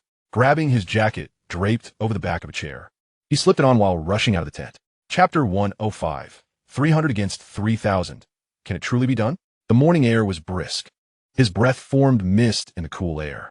Chen Jiang swiftly made his way to the command center, situated just over 100 meters away. He lifted the curtain and entered. The tent was already filled with people: Wang Jinghua, Lu Guaning, Du Wenhai, and several senior military officers. Everyone was focused on the enormous screen at the front of the tent. The display was divided into several small screens, each showing live footage from the border outposts. Some images shook, clearly captured by soldiers' handheld cameras. He could see a dense crowd on the opposite side, with people dressed in earthy-toned uniforms, their dark skin contrasting against the makeshift weapons they wielded. The atmosphere was palpably tense. Someone called out, "Academician Chen is here." Wang Jinghua turned to look. His expression was grave, with bloodshot eyes that betrayed a lack of sleep the previous night. Chen Jiang approached the screen. "What is the current situation?" "You can see for yourself." Wang Jinghua pointed to the largest image in the center. The camera focused on a blurred boundary line. On this side, 300 Dragon Kingdom soldiers stood in 2 straight lines, holding wooden sticks at shoulder height instead of firearms. In contrast, the opposing side was a sea of people, densely packed, dressed in brownish military attire, brandishing various clubs and steel pipes. The crowd continued to swell, pouring in from the dirt road behind them. At precisely 7 o'clock in the morning, Wang Jinghua spoke in a low, grave tone. "The troops from the other side have suddenly gathered. Initially, there were only a few hundred. Now," he paused, "it has nearly swelled to 2,000, and the numbers continue to rise." On the screen, the soldiers on the opposing side could be seen shouting furiously. Some pushed forward, while others brandished sticks in provocative gestures. They were merely a few meters from the borderline. 300 soldiers from the Dragon Kingdom stood immobile, like an unyielding wall. Chen Jiang stared at the screen for several seconds before taking a seat on a nearby chair. He remained silent, and within the tent, the air was thick with tension, the only sound being the rhythm of their breaths. Suddenly, the communicator crackled with static, followed by an urgent male voice. "Command post, this is Outpost 3. I am Commander Zhao Rui." Wang Jinghua picked up the microphone and spoke. "Commander, the situation is becoming increasingly dire." Zhao Rui's voice was frantic. "The enemy continues to reinforce their numbers. There are now at least 3,000 on the other side, and they may increase further. Meanwhile, We only have 300 brothers holding the line. He paused to catch his breath. If conflict erupts, the disparity in numbers is too great. I request immediate reinforcements. All the officers in the tent turned their attention to Wang Jinghua. He held the microphone, his silence lingering for 2 seconds. No reinforcements are necessary. Zhao Rui was momentarily taken aback. What did you say, Commander? I said, no reinforcements are necessary. Wang Jinghua's tone was calm. Those 300 soldiers can hold them back. It is sufficient. A sharp intake of breath could be heard from the communicator. Commander, how can 300 stand against 3,000? Are you certain you haven't misspoken? I have not misspoken, Wang Jinghua replied, fixing his gaze on the screen. In the image, the 300 soldiers stood unwavering. These men have been meticulously selected, each one a formidable opponent. 300 can indeed contend with thousands. Zhao Rui remained silent for a long moment, his heavy breaths audible, disbelief etched on his face. Are you certain? Certain, Wang Jinghua affirmed, pausing before adding, listen closely. Do not initiate any action. But if the enemy crosses the line first and attacks. His voice took on a steely edge, then respond with full force. Overwhelm those 3,000. A sound of gulping could be heard from Zhao Rui. Understood, Commander. The call was abruptly disconnected. Silence enveloped the tent for a few seconds. Lu Guaning approached Wang Jinghua and whispered, Does Zhao Rui not know about the agents? He does not, Wang Jinghua replied, setting down the microphone. During the troop exchange yesterday, it was only mentioned that we are a special operations unit. Aside from us, no one is aware of the agents. He glanced at the screen. This is for the best. When the conflict ensues, let us hope he is not unnerved. At Outpost 3 along the border, Zhao Rui set the communicator down, his expression still incredulous. He turned to his fellow officers who had gathered around him. What do the command posts say, Commander? When will reinforcements arrive? Zhao Rui licked his dry lips. There will be no reinforcements. The officers were taken aback. No reinforcements. Correct. Zhao Rui pointed toward the 300 soldiers with their backs turned to them. The commander stated that these 300 are sufficient. We are to hold the outpost and refrain from initiating action. But if the enemy strikes first, he inhaled deeply. We will take down their thousands. The officers exchanged bewildered glances. A tall, slender lieutenant's eyes widened. 300 against 3,000? Overwhelm them? Commander Zhao, are you certain you heard correctly? I did not mishear. Zhao Rui shook his head. The commander said so himself. Another officer, with a dark complexion, scratched his head. What is the background of these 300 brothers? I do not know, Zhao Rui replied, observing the soldier silhouettes, his mind filled with questions. Since the troop exchange yesterday, these 300 had scarcely spoken. Their actions, eating, resting, standing guard, were conducted in utter silence. Yet their posture remained impeccably straight, their gazes sharp as knives.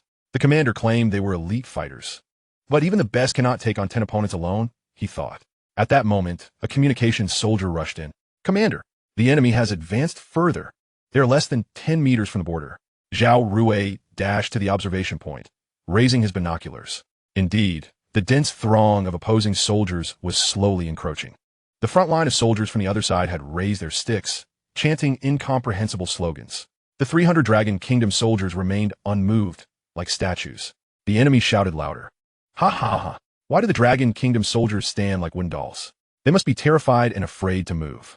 Their courage is lacking. Or perhaps it is we who are superior. I feel I could take on 8 of them alone. It's settled. We're the most powerful nation in the world. And our soldiers are the mightiest. The Dragon Kingdom is nothing to fear. They've already been cowed by us. Brothers, advance. With each step forward, we reclaim our territory. Indeed, brothers, push forward. They dare not resist.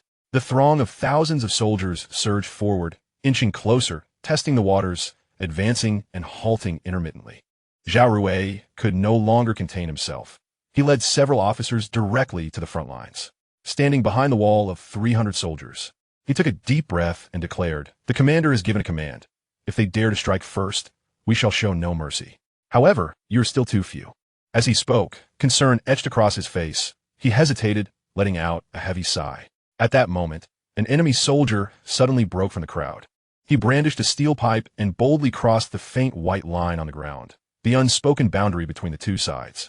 Chapter 106, 300 versus 3,000, a one-sided onslaught.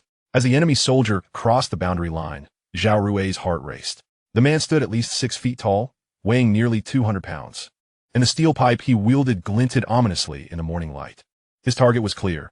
He charged straight for the leftmost soldier in the front row of the Dragon Kingdom. The steel pipe swung down with a whoosh. Dodge! Zhao Rui shouted, his voice rising in urgency. Get out of the way. His words were cut short.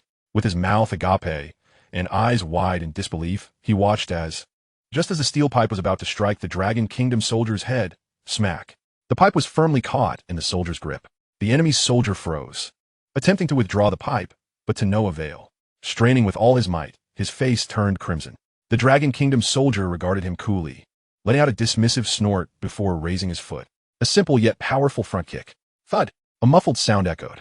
The nearly 200-pound brute was sent hurtling backward as if struck by a truck, soaring through the air for several meters before crashing into the ranks of his comrades behind him, toppling several in a cacophony of chaos. Silence enveloped the scene for a fleeting moment, a profound stillness. Then, pandemonium erupted among the enemy. Roars of fury, curses, and a cacophony of incomprehensible dialects surged forth. The front line of dozens of enemy soldiers had their eyes ablaze with rage. They swung their sticks and pipes, bellowing as they charged across the boundary line like a frenzied herd of wild bulls. Zhao Rui felt a chill run down his spine. He could no longer hold back. Fight back. Everyone fight back. Take them down. As he yelled this command, uncertainty gnawed at him. 300 against 3,000. The odds were overwhelmingly stacked against them. He had even braced himself for the sight of carnage. Yet, in the very next moment after issuing the order, he witnessed the 300 soldiers move. They did not adopt a defensive stance. They charged forward. 300 men surged forth against an enemy vastly outnumbering them, launching into a fierce assault. There were no shouts, no roars, only the synchronized sound of marching feet. Boom! The first row of soldiers crashed into the ranks of the adversaries, penetrating their formation like a heated knife slicing through butter. An enemy soldier brandished a steel pipe, aiming to strike. The opposing soldier from the Dragon Kingdom stood his ground, raising his hand to deliver a punch. The force of his fist met the steel pipe, bending it instantly. Undeterred, his fist continued its trajectory, striking the enemy soldier squarely in the chest. A distinct crack echoed as ribs fractured, and the figure was sent sprawling backward, toppling over several others.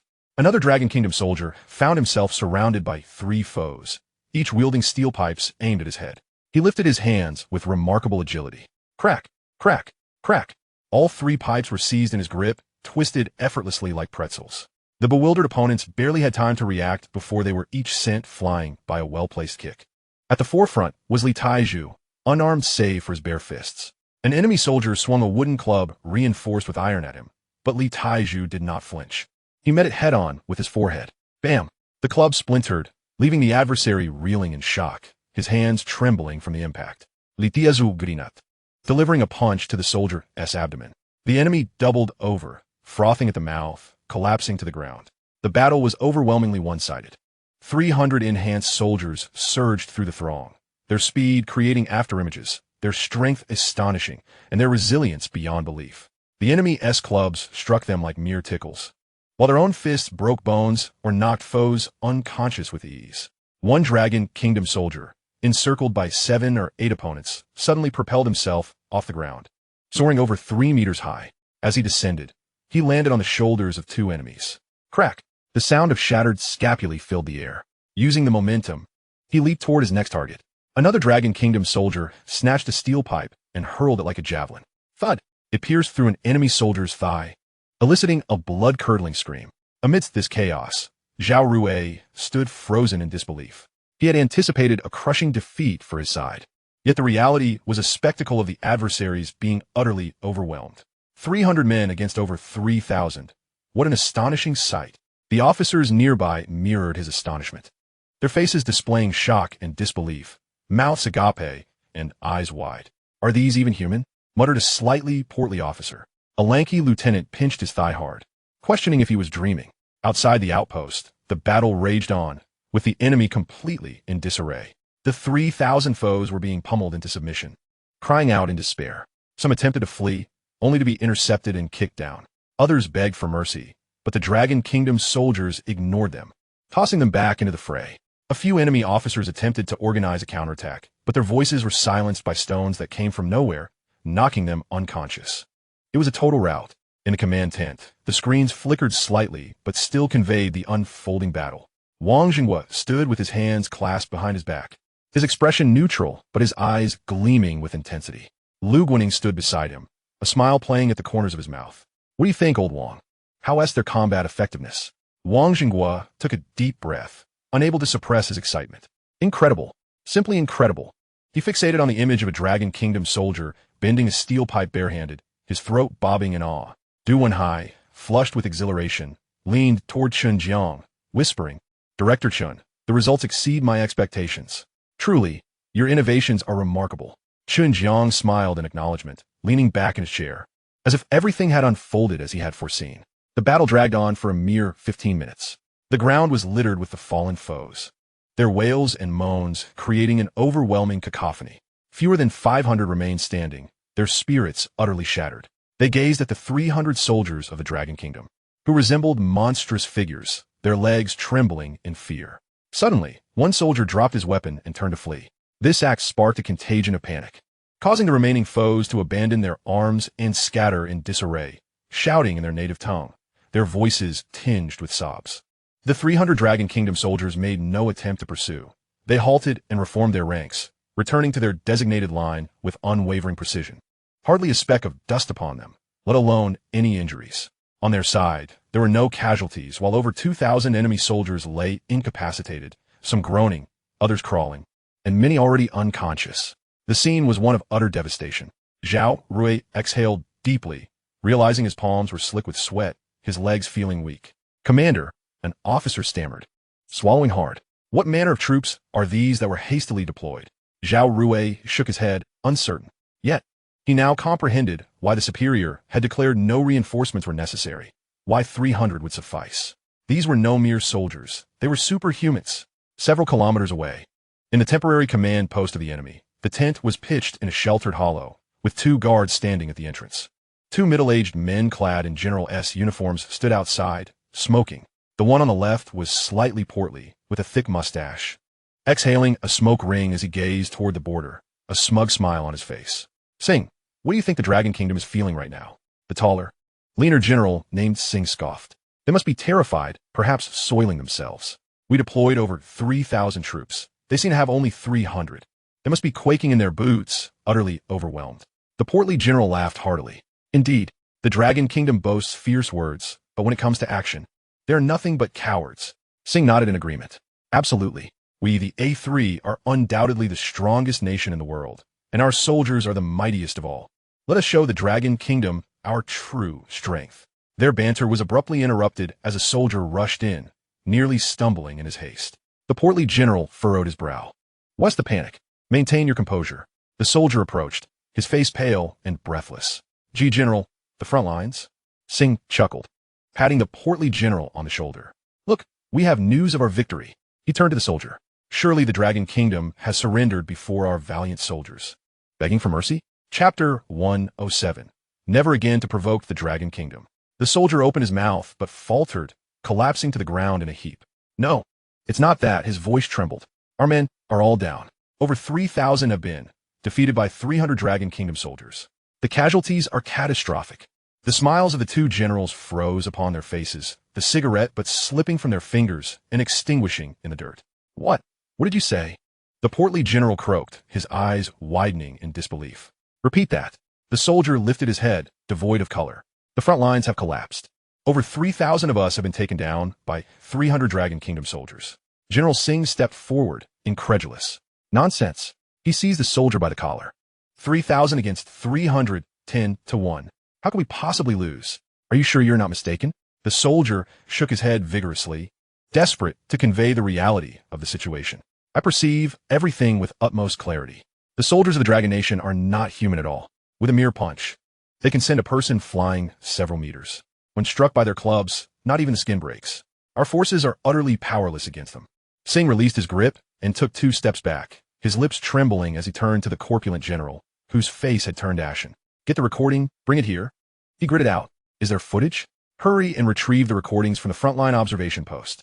Yes. A soldier hastily produced a tablet, his fingers trembling as he unlocked the screen and opened a video file. The footage began to play. It was the last transmission from the observation post. The camera shook slightly, yet the battlefield was vividly visible. In the beginning, the soldiers of A3 surged aggressively across the border. Then came the one-sided annihilation. The soldiers of the Dragon Nation descended upon them like tigers among sheep. One punch, one man down, One kick, a group fell. A steel pipe struck a head and bent. A wooden stick hit a body and broke. One soldier from the Dragon Nation was surrounded by 5 A3 troops. With a casual wave of his hand, all 5 were sent flying. Another dragon soldier seized an iron rod and twisted it with both hands, contorting it as if it were dough. The video lasted a total of 15 minutes. At the 8th minute, the corpulent general raised his hand. Enough. His voice was parched. Singh remained fixated on the screen, his eyes unblinking. The image froze on the last frame. The Dragon Nation soldiers reformed their ranks, standing tall and straight. Before them lay a sea of A3 soldiers, densely packed, covering the ground. How is this possible? Singh murmured. The general snatched the tablet, rewinding to review several segments. The more he watched, the more his hands trembled, beads of cold sweat forming on his forehead. Superman, he uttered. The Dragon Nation has created Superman. Suddenly, Singh had a thought that sent a shiver through him. Do you remember, General, that war from decades ago? The corpulent general snapped his head up. Of course, he remembered. Back then, the Dragon Nation was not as formidable as it is now, and their equipment was outdated. Yet, driven by sheer ferocity, they managed to push them back to their homeland, nearly reaching the capital. That war was etched in their memories. It had been an invasion, yet it almost turned into a defense of the capital. And now, Singh swallowed hard. Now they possessed such monstrous soldiers. If a conflict were to arise, it would surely be more devastating than before. We have underestimated the Dragon Nation. We have underestimated them gravely. The general wiped the sweat from his forehead, took a deep breath, and forced himself to remain composed. Send the orders. His voice still trembled. All frontline forces retreat immediately. Fall back to the second defensive line. No one is to approach the border without orders. Soldiers struggled to stand. Yes, yes. He turned and ran, nearly stumbling again. The corpulent general looked at Singh. You will personally oversee the arrangements. Strengthen all defensive positions. Mobilize the reserves. He paused. Prepare for domestic defense against a potential sudden assault from the enemy. The general wiped his cold sweat and let out a long breath. He hoped the Dragon Nation would not advance, if they could weather this storm safely. Thereafter, he vowed never to provoke the Dragon Nation again. These people were nothing short of inhuman. As he finished speaking, he bent down to pick up a cigarette, but from the ground, his fingers still trembling. At the same time, in the command tent of the Dragon Nation, the atmosphere was entirely different. Wang Zhenghua paced before the screen, hands clasped behind his back, a smile he could not suppress illuminating his face. Excellent. Well done. He turned to Chen Jiang, giving him a thumbs up. Academician Chen, your potion is miraculous. 300 against over 3,000. A complete victory with 0 casualties. This is unprecedented in the annals of warfare. Lu Guaning nodded in agreement, a smile on his face. Of course, the potion developed under Director Chen's guidance is formidable. He is truly a treasure of our Dragon Nation. From mecha laser weapons to this enhancement serum, calling him unparalleled in the nation is no exaggeration. Chen Jiang waved his hand, chuckling. Commander Lu is exaggerating. I'm merely a repair shop owner dabbling in some research. The officers in the tent laughed. A repair shop?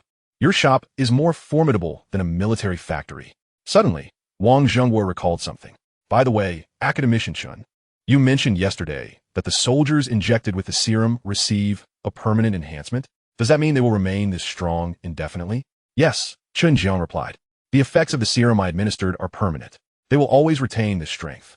At this point, Chen Jiang pointed to a corner of the command tent where a suitcase lay, walked over, opened it, and retrieved a large glass bottle containing several liters of liquid.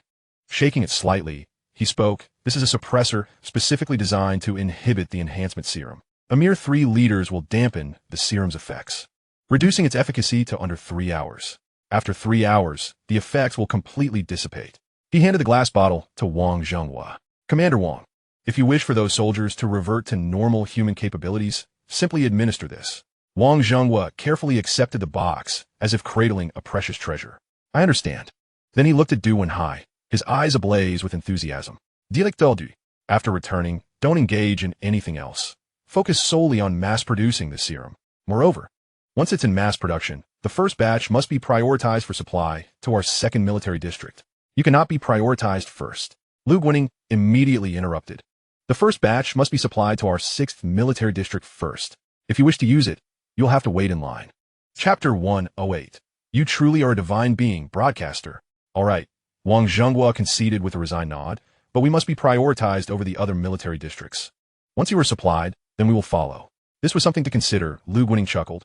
What is there to consider? Wang Zhenghua glared. Old Lu, after all these years of friendship, We must be prioritized. Very well. Lu Guaning nodded in agreement. We will ensure you are supplied first. Only then did Wang Zhenghua relent. But he still held on to Du Wanhai, repeatedly urging him, it must be quick. With this serum, our military strength could multiply several times over. In the future, who would dare provoke our Dragon Nation soldiers? Du Wenin nodded vigorously. Rest assured, as soon as Director Chen's technical documents are provided to me, I will organize a team and expedite mass production. That evening, Wang Zhenghua hosted a banquet in the command tent, laying out a modest spread. The dishes were few, yet hearty: braised pork, stewed lamb, stir-fried vegetables, and a large bowl of soup. The wine was a local high-proof spirit. Wang Zhenghua first raised a glass to Chen Jiang. Academician Chen, on behalf of all the officers and soldiers of the 2nd Military District, I thank you. He downed the drink in one go. Chen Jiang followed suit. The liquor was strong, burning all the way down to the stomach, yet the atmosphere was warm. Officers took turns toasting, expressing their gratitude. Chen Jiang welcomed every toast. With his enhanced physique, this level of alcohol felt like mere water to him. The meal continued until past 9 in the evening. Wang Zhenghua, somewhat inebriated, regaled Lu Guaning with tales of yore. Chen Jiang quietly excused himself and returned to his tent. The next morning, Wang Zhenghua personally escorted them to the airport. The special aircraft took off on schedule. On the plane, Du Wanhai was still brimming with excitement. Director Chen, you said you would provide the technical documents within 2 days. Is that enough time? Sufficient, Chen Jiang replied, reclining against the seat. Once I return and organize everything, I will send it to you. Du Wanhai rubbed his hands together. That's wonderful. I will organize the technical team upon my return and aim for trial production within a month. No, within half a month. Lu Guaning also turned to Chen Jiang. Director Chen, you have worked hard once again. On the other side of the border, for many years to come, it is likely that Asan will refrain from causing trouble. Chen Jiang chuckled softly. This is all part of my duty, Chief. 2 hours later, the plane landed. A vehicle awaited him at the airport. Chen Jiang bid farewell to the 2 individuals and took a ride back. At 3 in the afternoon, in the Guoxing repair shop, the rolling shutter was raised, allowing sunlight to pour in. The shop remained unchanged, with tools meticulously arranged and a fine layer of dust settled upon the workbench. Chen Jiang tidied up briefly before activating the live streaming equipment. The camera illuminated with a red light. He adjusted the angle and took a seat, commencing the broadcast. Within moments of going live, thousands of viewers flooded into the stream. The comments began to flood the screen. Wow, the missing person has returned. Finally, you're broadcasting again. Where have you been all this time? Did you get caught and have tea again? Host, a new miraculous drug has emerged on the market, and it's said to cure cancer. It's just like the one you mentioned in your stream before. Could it possibly be the same one? Indeed. I almost forgot about that. The newly released drug has astonished the world. It claims to cure all types of cancer, and 1 hour after consumption, one can be healed. It's exactly like what the host introduced before. I believe this must be the one. It can't be. Everything the host mentioned before was true. My grandmother was cured with this miraculous drug, and it only costs 30,000 yuan, a truly reasonable price. If this is indeed the one developed by the host, then he has saved my grandmother's life. What a great person he is. I must send him some money. Oh my gosh, it's true. My father was also cured thanks to the host's medicine. Damn it, the host saved my mother. I can't believe it. The host saved my sister. The host saved me. The host is a divine savior. Invincible. Host, you must tell us, is the recently released miraculous drug actually yours? Wait, I'm new here. Are you implying that the globally popular cancer miracle drug was developed by this host? Wow, this host is amazing. I must follow him without hesitation. Host, if you developed this drug, the Nobel Prize in Medicine is undoubtedly yours.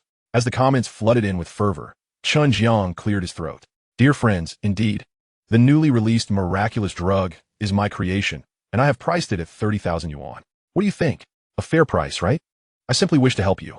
I'm just a good person who does not pursue wealth. Upon hearing these words, the live stream erupted with excitement, and the comments scrolled even faster. I can't believe I ever doubted you, insulted you, and called you a fraud. I want to slap myself 10 times. You are indeed a true God. Host, you are eternal. Thank you. Host, you are the one who saved my loved ones. While the viewers expressed their excitement and admiration, a young couple unexpectedly entered the shop. Chen Jiang's eyes lit up upon seeing them. He immediately stood up and asked, "Welcome to Guoxing Repair Shop. How may I assist you?" The slightly plump man scrutinized Chen Jiang and inquired, "I saw your sign outside. You claim to fix anything, right?" Chen Jiang nodded affirmatively. "Indeed, I can fix anything. That's great." The man pulled his girlfriend closer and said, My girlfriend's brain is malfunctioning. Can you help fix it? Chen Jiang looked puzzled. What do you mean? She constantly complains that I am unworthy of her, claims she is as beautiful as a celestial being, insists that only a domineering CEO is worthy of her, and even threatens to divorce me to find a domineering CEO. I am utterly baffled. This is simply madness. Aren't you supposed to fix everything? Hurry up and do something. If you can't fix this, I might just smash your sign. They had entered the shop while in the midst of a quarrel, and upon seeing the Gushing repair shop sign, they decided to come in. Chen Jiang assessed the girlfriend and quickly devised a solution. Not a problem. He went to the back room and retrieved a mirror.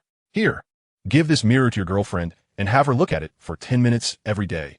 The problem will be resolved. The man's eyes sparkled with understanding. That makes sense.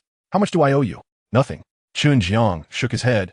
Just take it, and I wish you both a happy life together. After the couple left, Chen Jiang sighed, having done another good deed.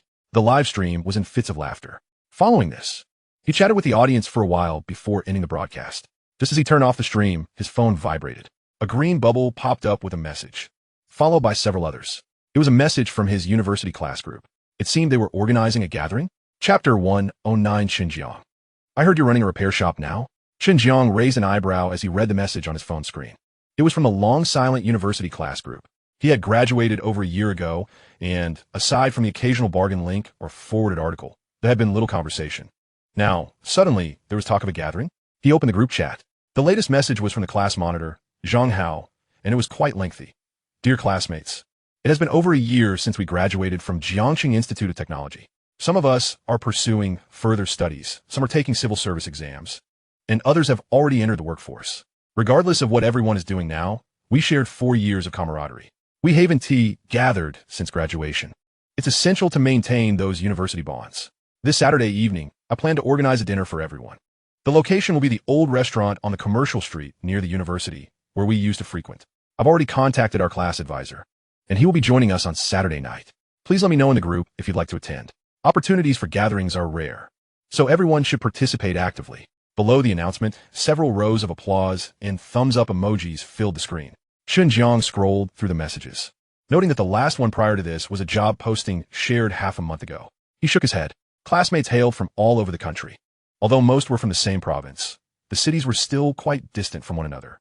Over a year after graduation, those who were meant to be studying were studying, and those meant to be working were working. Who had the time to return for a gathering? He doubted many would attend and had no intention of going himself. Chen Jiang placed his phone on the table and rose to pour himself a glass of water. After taking a few sips, he returned to his seat. Since he had some free time, he decided to see how many would respond.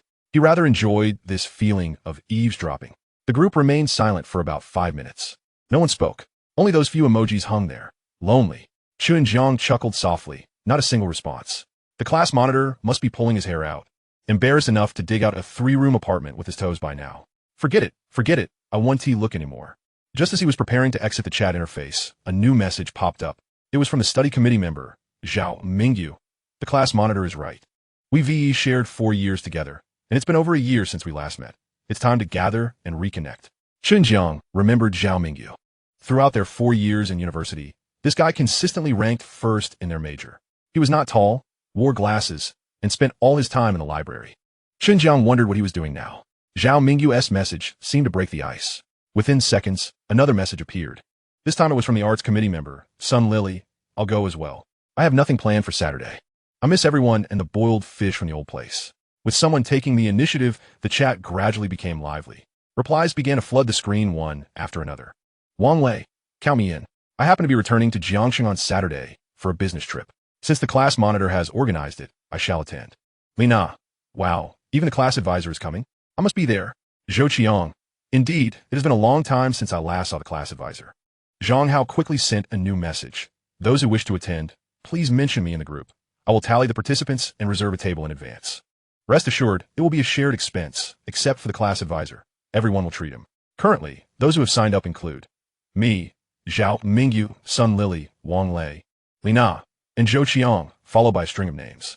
Chen Jiang counted roughly, and there were already over 10. He was somewhat surprised, not expecting so many to be willing to attend. The conversation in the group began to shift. It was no longer just about signing up. People started sharing updates on their lives. Zhao Mingyu, I am pursuing a master's degree at Huaka University, specializing in material science. Sun Lily. I work as a planner at an advertising company, drowning in overtime, exhausted. Wang Lei. I am currently in sales, flying across the country. Lina. I am preparing for the teacher certification exam for the third time, hoping to finally succeed. Zhou Qiang. I'm just helping out at my father's company, idling away. This last remark came from Zhou Qiang, whose impression on Chen Jiang was quite profound. Back in university, he was the rich kid, always driving a BMW. It seems he has returned to take over the family business. The chat grew increasingly lively. The awkwardness from graduation seemed to dissipate in an instant. Someone shared an embarrassing photo from university, while others reminisced about past mishaps. Chen Jiang gazed at the screen, a faint smile gracing his lips. After graduation, everyone went their separate ways. It was quite nice to engage in conversation like this within the group. He observed for about 10 minutes. Zhou Qiang was the most active participant, periodically sharing photos from upscale restaurants or close-ups of steering wheels, exuding an air of superiority. Some classmates cheered him on, while others remained silent. Chen Jiang chuckled softly, preparing to exit the chat interface. His finger hovered over the back button when he suddenly noticed a mention of his name in the message history. It was Zhou Qiang who had posted. Chen Jiang. My brother, I heard you were still running a repair shop? Chen Jiang's finger hesitated momentarily. Back in university, Zhou Qiang lived in the dorm opposite his, and their relationship had never been amicable. He couldn't recall the exact cause of their past quarrel, but he remembered Zhou Qiang looking down on him, perceiving him as someone from an ordinary background. Now in the group, he was clearly trying to provoke him. Chen Jiang chose to ignore it and continued scrolling. Zhou Qiang sent another message. How's business at the repair shop? How much do you earn in a month? Aren't you the one doing the worst among our class? This remark was rather jarring. The group fell silent for a few seconds. Sun Lily sent an awkward emoji. Zhao Mingyu attempted to mediate. There's no hierarchy in professions. Chen Jiang earns a living through his skills. That's commendable. Zhou Qiang replied with a smirking emoji. I never said it was bad. I just think it's a bit embarrassing for a graduate of Jiangxing University of Science and Technology to be running a repair shop. Look at the rest of our class. Those pursuing graduate studies, those entering corporations, and the least of us are taking the civil service exam. A repair shop? Really? Lina added a comment. Wang Lei interjected. All right, let us tone it down. Chen Jiang shook his head as he stared at the screen. He closed the group chat interface, utterly indifferent to Zhou Qiang's remarks. After a year apart, he was not surprised to find that Zhou Qiang had changed a bit. However, he was taken aback to discover that indeed, a dozen people were interested in attending the gathering on Saturday. Chen Jiang tossed his phone aside, deciding against attending. It seemed pointless to squander time with such individuals. Instead, he preferred to indulge in culinary delights, wander about, fish, jog, or simply dawdle at the repair shop or play a few video games. Just then, his phone vibrated again. A green bubble popped up with a new private message. It wasn't Tifa in the group chat, but a direct message. Chapter 110. Fine, I'll go too. Chen Jiang picked up his phone. The message lit up his eyes. The sender was Li Yang, a friend from university who had slept in the bunk above him. He was also his closest companion throughout those 4 years. The message was simple. Hey, Chen, are you going to the gathering on Saturday? Chen Jiang pondered for a moment before typing back. No. After a few seconds, he added, Are you going? Li Yang quickly responded. I am. I have a day off on Saturday and Sunday, and I'm free. I haven't seen many classmates in over a year, and I miss them. Chen Jiang looked at the screen. Li Yang sent another message. Honestly, I most want to see you. If you have no plans, come along and keep me company. Chen Jiang's finger hovered over the screen for a while. Initially, he intended to decline. There was no need to attend such an event. But Li Yang's next message halted him. By the way, Lin Shui, the class beauty, will be there too. I heard she broke up with Zhou Qiang. Now is your chance. Chen Jiang chuckled. Lin Shui. Her name felt distant. Back in university, he indeed had a crush on her. He pursued her for half a year and confessed once, only to be rejected. Later, she ended up with Zhou Qiang, the typical rich kid dating the class beauty. Looking back, he realized how naive he'd been back then. But that was all in the past. The current Chen Jiang was no longer that impulsive youth waiting beneath the dormitory for a glimpse of her. With his present stature as an academician, a strategic talent, the chief advisor at a military factory, and the actual controller of a new pharmaceutical venture, attending a class reunion felt akin to a high-level character returning to a novice village. However, upon further reflection, he acknowledged that it had indeed been a long time since he last saw Li Yang. After graduation, Li Yang returned to his hometown, and they only exchanged a few messages on WeChat occasionally. All right, Chen Jiang typed. I'll go, but not for Lin Shui. It's for you. Li Yang swiftly replied with a laughing emoji. That's the spirit. Saturday at 6 at the usual restaurant. Don't be late. Understood. Chen Jiang replied before reopening the class group chat. He scrolled up to find Zhang Hao's message about the participant list and replied below. Chen Jiang, signing up. Once the message was sent, the group fell silent for a few seconds. Zhou Qiang sent a questioning emoji. Zhao Mingyu welcomed him. Sun Lily applauded. Chen Jiang didn't linger to read further. He tossed his phone aside and leaned back on the sofa, stifling a yawn. He had stayed up late the previous night and felt a bit drowsy. Sunlight streamed through the glass door of the repair shop, warming the space. He shut his eyes, and before long, his breathing steadied. He awoke around 5 in the afternoon, rubbed his eyes, and felt a bit hungry. He got up, locked the repair shop door, and made his way home. Next to his residential complex was a bustling snack street, vibrant in the evening. Chen Jiang chose a familiar restaurant and lifted the plastic door curtain to enter. The owner recognized him. "Ah, little Chen is here. The usual? Let us add a hearty dish today," Chen Jiang replied, settling into a wall-side seat. "Red braised pork knuckle, sweet and sour pork. And I'll have the 3 delicacies of the earth, and a generous serving of rice." Right away, the owner shouted to the kitchen. The dishes arrived promptly. The pork knuckle was tender and fell off the bone with a mere touch of chopsticks, while the sweet and sour pork was crispy on the outside and tender within. Chen Jiang devoured his meal, beads of sweat forming on his forehead. As he settled the bill, the owner chuckled and asked, "Any good news today? Eating so lavishly?" "Nothing in particular," Chen Jiang replied, paying. "Just hungry. When hunger strikes, one must reward oneself." Stepping outside, the sky had darkened. Streetlights flickered on, one by one. Chen Jiang strolled back to his rental apartment, booted up his computer, and logged into a game. He played 3 ranked matches, winning 2 and losing 1. Not too shabby.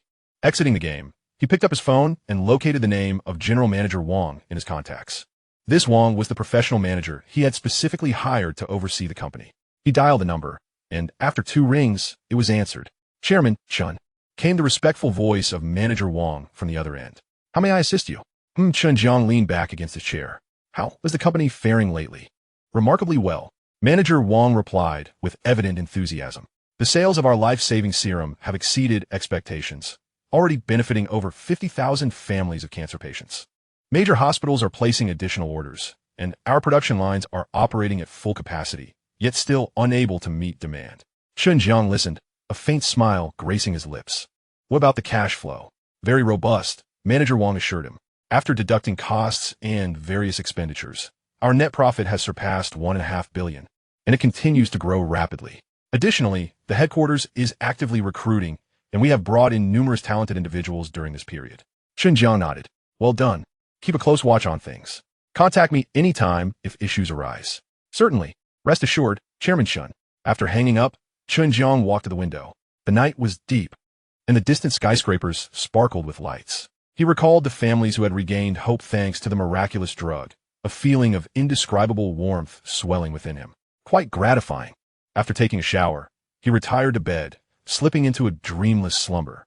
The following morning at 7 o'clock, Chen Jiang awoke promptly. After freshening up and dressing, he set out.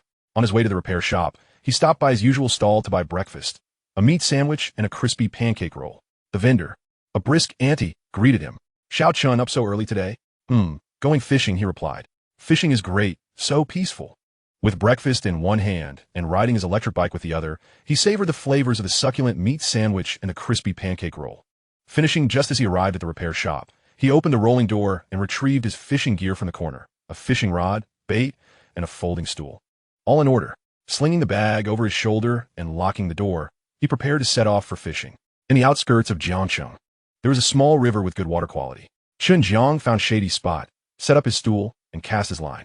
The bobber gently swayed on the water's surface as he leaned back, gazing at the tranquil reflection, his mind blissfully blank. It was incredibly relaxing. Fishing was not about the catch, but rather about the serenity it bestowed. Throughout the morning, he managed to catch a dozen small crucian carp, all no longer than a palm. When it was time to reel in, he released all the fish back into the river, causing a splash as they swam away. Chen Jiang packed up his gear and headed back, pausing as he passed a construction site. It was the new site of the 6th Military Factory, where piling machines roared and cranes swung in motion. Workers donned hard hats, bustling about in an orderly fashion. After observing for a while, a security guard recognized him and hurried over. "Mr. Chun, what brings you here?" "Just passing by," Chen Jiang replied. "How is the progress?" "On schedule." The guard handed him a hard hat. "We will definitely complete it by the end of the year." Chen Jiang donned the hat and took a brief tour inside. The main structure was complete, the steel framework glimmering under the sunlight. He asked a few questions, and the guard answered each one diligently. After spending about 10 minutes there, Chen Jiang departed. By the time he returned to the repair shop, it was already 1 o'clock in the afternoon, and hunger struck again. He pulled out his phone and opened the food delivery app, scrolling through the options. Chapter 111. Heading to the restaurant. Chen Jiang scrutinized the app, toggling back and forth for over 10 minutes, comparing prices on 2 different platforms and applying a discount coupon. Ultimately, he ordered 2 dishes, a portion of spicy boiled meat and a dry pot potato dish, accompanied by 2 bowls of rice. After his meal, he indulged in a short nap. By 4 o'clock, he returned to his rental apartment, the day having flown by. The next morning, he slept until he awoke naturally. As he opened his eyes, sunlight streamed through the gap in the curtains. Chen Jiang reached for his phone to check the time, 10 past 9. He lingered in bed for a moment, deciding not to venture out during the day. Rising, he washed up and cooked a bowl of noodles for breakfast. After eating, he sat down at his computer, opening a document filled with information on the biological enhancement agent. Previously, he had only compiled the basics and needed to add more details. Chen Jiang meticulously reviewed each file, formulation ratios, production processes, quality control standards, and precautions, ensuring nothing was overlooked. He worked diligently until noon, finally completing the task. He packaged all the documents and sent them to Du Wenhai's email, attaching a note. Documents sent, please check. Contact me if you have any questions. After sending the email, hunger struck again, prompting Chen Jiang to order another meal. After eating, he felt a bit drowsy and reclined on the sofa for a brief rest, dozing off until 2 in the afternoon. Upon waking, he felt languid, lacking the motivation to move. Chen Jiang remained on the sofa, idly browsing his phone, watching short videos, catching up on the news, and scrolling through social media. Time slipped by, and the afternoon passed in a daze. Around 4 o'clock, he finally got up, changed his clothes, and selected a simple t-shirt and a pair of slightly worn jeans. Checking his reflection in the mirror, he deemed himself presentable. As 5 o'clock approached, he grabbed his keys and phone, preparing to head out. Jiangcheng Polytechnic University was not far from his residence, only 7 to 8 kilometers away. Riding his electric bike, it would take about half an hour. To avoid traffic, he left the building at 5. Just as he reached the ground floor, his phone rang. Li Yang was calling. Hello? Lao Chen, where are you? Li Yang's voice sounded a bit anxious. Please don't stand me up. Don't worry, Chen Jiang replied, walking toward his bike and pulling out the keys. I'm in Jiangcheng, very close to the university town. I'll be there in about half an hour. Great. Li Yang let out a sigh of relief. Let us meet in half an hour then. All right. Chen Jiang hung up, mounted his bike, and twisted the throttle. The vehicle slowly rolled out of the community. It was just past 5 in the evening, the peak time for commuters. The roads were congested with traffic, but he adeptly maneuvered his electric bike through the gaps. Observing the hurried crowd around him, he noticed individuals carrying briefcases, their faces weary, while others hurried home with their children in tow. Buses were packed with passengers, their expressions a mix of fatigue and indifference. As the red light illuminated, he halted at the crosswalk. Beside him, a BMW driver impatiently honked the horn. Chen Jiang chuckled softly. He relished this vibrant tapestry of life. When the green light flashed, he turned the throttle and continued on, navigating through familiar streets. Food stalls began to set up, the aroma of grilled delicacies wafting through the air. Convenience stores were brightly lit, and at the fruit stall, an Annie was selecting watermelons. Everything felt both ordinary and profoundly real. Riding steadily toward the university town, he arrived at the bustling commercial street where the restaurant was located. His class monitor, Zhang Hao, had already arrived 50 minutes early. He parked his electric bike in the most conspicuous spot in front of the restaurant, a brand new BMW 5 Series. The moonstone black paint glimmered delicately under the sunset. Zhang Hao stepped out, locking the car door, then leaned against the hood. He pulled out a pack of cigarettes from his pocket, flicking one out and lighting it. Taking a deep drag, he exhaled smoke rings with a nonchalant flair. He had already reserved a private room over the phone and now stood there, smoking while awaiting the arrival of his classmates. Zhang Hao had 2 reasons for organizing this gathering. First, he worked for the Pengfei Group in the provincial capital, which was conveniently close to Jiangcheng, making it easy for him to travel back and forth. Secondly, he had just acquired the BMW worth over 500,000, and he sought an opportunity to flaunt it. With nothing planned for the upcoming weekend, the idea of a gathering sprang to mind. Consequently, he sent a message in the group chat. To his surprise, quite a number responded positively. Zhang Hao took a few puffs of his cigarette, flicked the ash away, and at that moment, a taxi pulled up to the entrance of the restaurant. The door swung open, and Zhao Mingyu alighted from the vehicle. Dressed in a simple polo shirt and casual trousers, with a backpack slung over his shoulder, he immediately spotted Zhang Hao and the BMW beside him. Zhao Mingyu paused for a moment before striding over. Class leader, Mingyu. Zhang Hao greeted him with a smile, and they exchanged a firm handshake. Long time no see. Indeed, it's been over a year, Zhao Mingyu replied, his gaze involuntarily drawn to the gleaming BMW. He scrutinized the vehicle. Is this car yours? Yes, Zhang Hao nodded casually. I just picked it up. Impressive, class leader. A flicker of envy crossed Zhao Mingyu's eyes. It seemed he was doing exceptionally well, now driving a BMW. Oh, it's nothing, Zhang Hao dismissed with a wave of his hand. Yet the smile tugging at his lips betrayed his pride. Not expensive, just around 500,000. It's merely a means of transportation. Zhao Mingyu silently scoffed at the pretense, but maintained a cheerful demeanor. 500,000 is not expensive? Class leader. You're being overly modest. Zhang Hao chuckled softly, choosing not to respond. He took another drag from his cigarette and glanced towards the street corner. Who else has arrived? Zhao Mingyu inquired. Just the two of us so far. Zhang Hao checked his watch. They had agreed to meet at 6, and there was still over 40 minutes to go. Zhao Mingyu acknowledged this with a nod. Standing beside the car, the duo found themselves momentarily at a loss for words. The atmosphere growing somewhat awkward. Zhang Hao took another puff of his cigarette and attempted to steer the conversation. Where are you studying now? I'm pursuing my master's at the Huaca Institute, specializing in material science. Zhao Mingyu adjusted his glasses. Impressive, Zhang Hao replied offhandedly, though lacking genuine enthusiasm. In his eyes, attaining a PhD or postdoc was less desirable than entering the workforce early. Like him, who had graduated with a bachelor's degree and joined Pengfei Group, now serving as a deputy manager in his department. With an annual salary exceeding 200,000, combined with bonuses, he easily earned 300,000 a year. This BMW was proof of his success. Zhao Mingyu discerned Zhang Hao's sentiments and chose not to elaborate further. His gaze wandered to the interior of the restaurant, where through the glass, he could see waitstaff arranging the tables. Is our class advisor really coming? Yes, Zhang Hao confirmed with a nod. I spoke with him on the phone yesterday. He mentioned that our cohort left a lasting impression on him and assured he would attend. Just then, another vehicle approached, a white Audi A4. The door swung open, and Sun Lily stepped out. Today, she wore a dress and had applied light makeup, appearing more mature than during their university days. Class leader, Mingyu.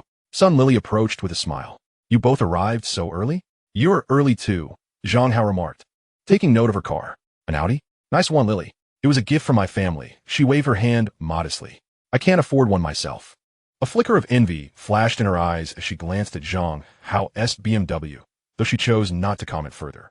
The trio chatted at the entrance for a while. One by one, other classmates began to arrive. Some took taxis, others rode the bus, and some drove themselves. Those who drove couldn't help but compare their vehicles to Zhang Hao's BMW. There were classmates with 10,000 yuan Volkswagens and 20,000 yuan Toyotas, with Sun Lily's Audi being the most luxurious among them. Yet, in comparison to Zhang Hao's BMW, they all seemed somewhat lacking.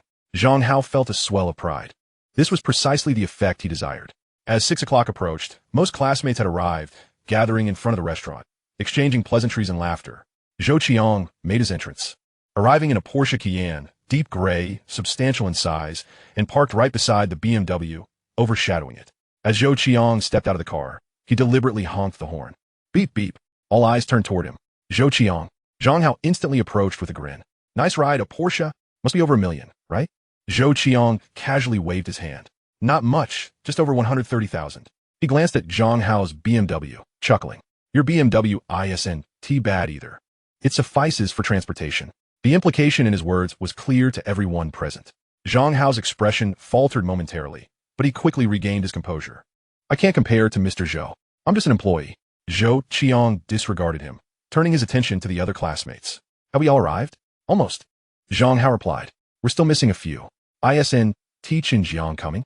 Zhou Qiang suddenly asked, his voice loud enough for everyone to hear. The atmosphere fell silent for a brief moment. He should be here soon, Zhang Hao reassured. He registered yesterday. Qiang scolded. Is he really taking time off from his repair shop to join us? I thought he'd be busy fixing washing machines. A few classmates chuckled awkwardly. Zhao Mingyu frowned slightly, but remained silent. Sun Lily attempted to smooth things over, saying, we're all classmates. Let us not speak like that. Did I say something wrong? Zhou Qiang raised an eyebrow. Isn't he the one doing the worst among us? Over a year since graduation, and he is still running a repair shop, earning 3,000 to 5,000 a month. What can you do with that? At that moment, an electric bike leisurely approached, coming to a stop in the vacant space outside the restaurant. Chen Jiang dismounted, removing the key from the bike. He was dressed in a plain t-shirt and jeans, and his old electric bike appeared rather shabby compared to the surrounding cars. All eyes fell upon him. Chen Jiang seemed oblivious to the gazes directed his way. He parked the bike and walked over. Sorry for being a bit late, he smiled at the crowd. It's just that it was rush hour, and the traffic was terrible. Zhou Qiang scrutinized him from head to toe, a smirk creeping onto his lips. Chen Jiang, your ride is quite eco-friendly. An electric bike, no fuel consumption. Chen Jiang appeared unfazed by the underlying mockery. Yes, it saves on fuel and money. He turned to Zhang Hao. Class leader, is everyone here? Almost. Zhang Hao quickly responded. Let us head inside. The private room is already reserved. The group made their way into the restaurant. Zhou Qiang intentionally walked beside Chen Jiang. Are you still at that repair shop? Yes, Chen Jiang replied. How is business? Not too bad, Zhou Qiang pressed on. You must be earning around 3,000 or 4,000 a month. Chen Jiang glanced at him. I haven't calculated precisely. As long as it's enough to eat. Enough to eat? Zhou Qiang laughed. Your aspirations seem rather modest. Graduating from Jiangxing Institute of Technology, and this is your ambition? Several classmates nearby frowned at Zhou Qiang's remarks, but none dared to speak out. Zhou Qiang came from a wealthy family and was doing well for himself, driving a car worth over $1 million. They couldn't afford to offend him. Chen Jiang chose not to engage further. Upon entering the restaurant, things remained unchanged. The arrangement of tables and chairs was as it had always been, and the menu on the wall had not been updated. The waitstaff led them to the second floor, into a large private room. 2 round tables accommodated 20 people. The classmates gradually took their seats. As the organizer, Zhang Hao claimed the seat of honor, while Zhou Qiang naturally settled beside him. Chen Jiang selected a spot near the door. Liang had yet to arrive. Chen Jiang sent him a message. Where are you? Liang replied instantly. Stuck in traffic, 10 minutes away. Chen Jiang put away his phone. Just then, the class advisor arrived. Mr. Liu, in his 50s, with half of his hair turned gray, entered the room, prompting all the students to rise. Mr. Liu, please, everyone sit down. Mr. Liu smiled, gesturing dismissively. He took a seat next to Zhang Hao. His gaze swept the room, momentarily pausing upon seeing Chen Jiang, though he said nothing. With most attendees present, the waitstaff began serving dishes. Cold and hot dishes filled the table to the brim. As the class monitor, Zhang Hao stood up first to propose a toast. He expressed his gratitude to Teacher Liu for attending today, and also thanked his classmates for gracing the occasion. After over a year since graduation, this was their first gathering. He wished everyone a delightful meal and drinks, and encouraged them to stay in touch. With that, he downed his drink in one go, prompting his classmates to follow suit. The atmosphere gradually grew lively as they began to toast one another, engaging in conversations about their work, lives, and amusing anecdotes from their university days. Zhou Qiang was particularly animated, raising his glass and toasting everyone around the room. His words were laced with pride, boasting about his current successes. Besides helping my dad with his company, I've also started my own business in foreign trade. In a little over a year, I made a profit of 2 to 3 million. I just got a new car, a Porsche Cayenne, and it drives quite well. I plan to buy a spacious apartment by the river next year. His classmates showered him with compliments, exclaiming, Zhou, you're impressive. Truly a successful figure from our class. Zhou Qiang relished the attention. After toasting everyone, he finally approached Chen Jiang. Chen Jiang, let us have a drink together. Chen Jiang lifted his glass, and they clinked them together. Zhou Qiang hesitated before drinking, instead gazing at him. Honestly, Chen Jiang, would you like to come work for my company? I'm in need of a warehouse manager. I can offer you 5,000 a month, which is better than fixing appliances. The room fell silent, all eyes turning towards them. Chen Jiang set down his glass. Thank you, but I don't need it at the moment. Don't need it? Zhou Qiang raised an eyebrow. 5,000 is too little? Do you realize how difficult it is to find a job these days? For someone like you, without connections or background, securing a position is already commendable. I'm only offering you this opportunity because of our school ties. Chen Jiang smiled lightly. I truly don't need it. Zhou Qiang's expression darkened, feeling that Chen Jiang was ungrateful. Fine, he replied coldly, then continue fixing your appliances. When you find yourself struggling, don't come to me. With that, he turned and walked away. At that moment, Liang rushed into the room, breathless. The traffic was dreadful. Spotting Chen Jiang, his eyes brightened. Old Chen. The two embraced, and Liang sat down beside him. I just heard what that scoundrel Zhou Qiang said. He lowered his voice. Ignore him. He is just putting on an act. It's nothing, Chen Jiang replied dismissively. Liang scrutinized him. Are you really still running a repair shop? Yes. How is business? It's all right. Liang opened his mouth, wanting to say something, but hesitated. He felt that Chen Jiang deserved better. Back in university, Chen Jiang excelled academically and demonstrated great practical skills. How had he ended up managing a repair shop? But he refrained from probing further, fearing it might hurt Chen Jiang's pride. The dinner continued, with Zhou Qiang becoming the center of attention, receiving toasts and flattery from classmates. He welcomed every compliment, growing more animated as he spoke. Let me tell you, in this day and age, making money requires intelligence. Graduating from a prestigious university like ours gives you a head start. If you're not doing well, it's purely a matter of not putting in the effort. As he made this statement, he cast a veiled glance at Chen Jiang, who was focused on his food, seemingly oblivious. At that moment, Teacher Liu spoke up. Chen Jiang. Chen Jiang looked up. Teacher Liu. I recently saw in the news. Teacher Liu adjusted his glasses, a playful tone in his voice. There's an academic named Chen Jiang who developed a groundbreaking cancer treatment. What a coincidence, sharing a name. Surely it can't be you? Chapter 113. That academic Chen Jiang indeed is me. Once Teacher Liu finished speaking, all eyes turned to Chen Jiang. Recently, the news regarding the cancer treatment had been sensational, becoming a national and even international topic of immense significance. It had astonished the medical community and the world at large. While many had heard of the miraculous drug, few knew the name behind its development, Chen Jiang. However, a handful were aware. Teacher Liu mentioned the cancer treatment. I've heard about it too. It dominated the headlines recently. Any video you opened was about the miraculous drug. I had no idea the academic who developed it was named Chen Jiang. Someone chimed in. I've known for a while that the academic behind that drug was named Chen Jiang, but surely it has no connection to our classmate? Zhou Qiang scoffed. What do you mean by it should have no relation? It absolutely has no relation. There are many people with the same name in the world. But that Chen Jiang is an academic, while this Chen Jiang here runs a repair shop. At that moment, Lin Shui, the class beauty who had been silent for a long time, finally spoke up.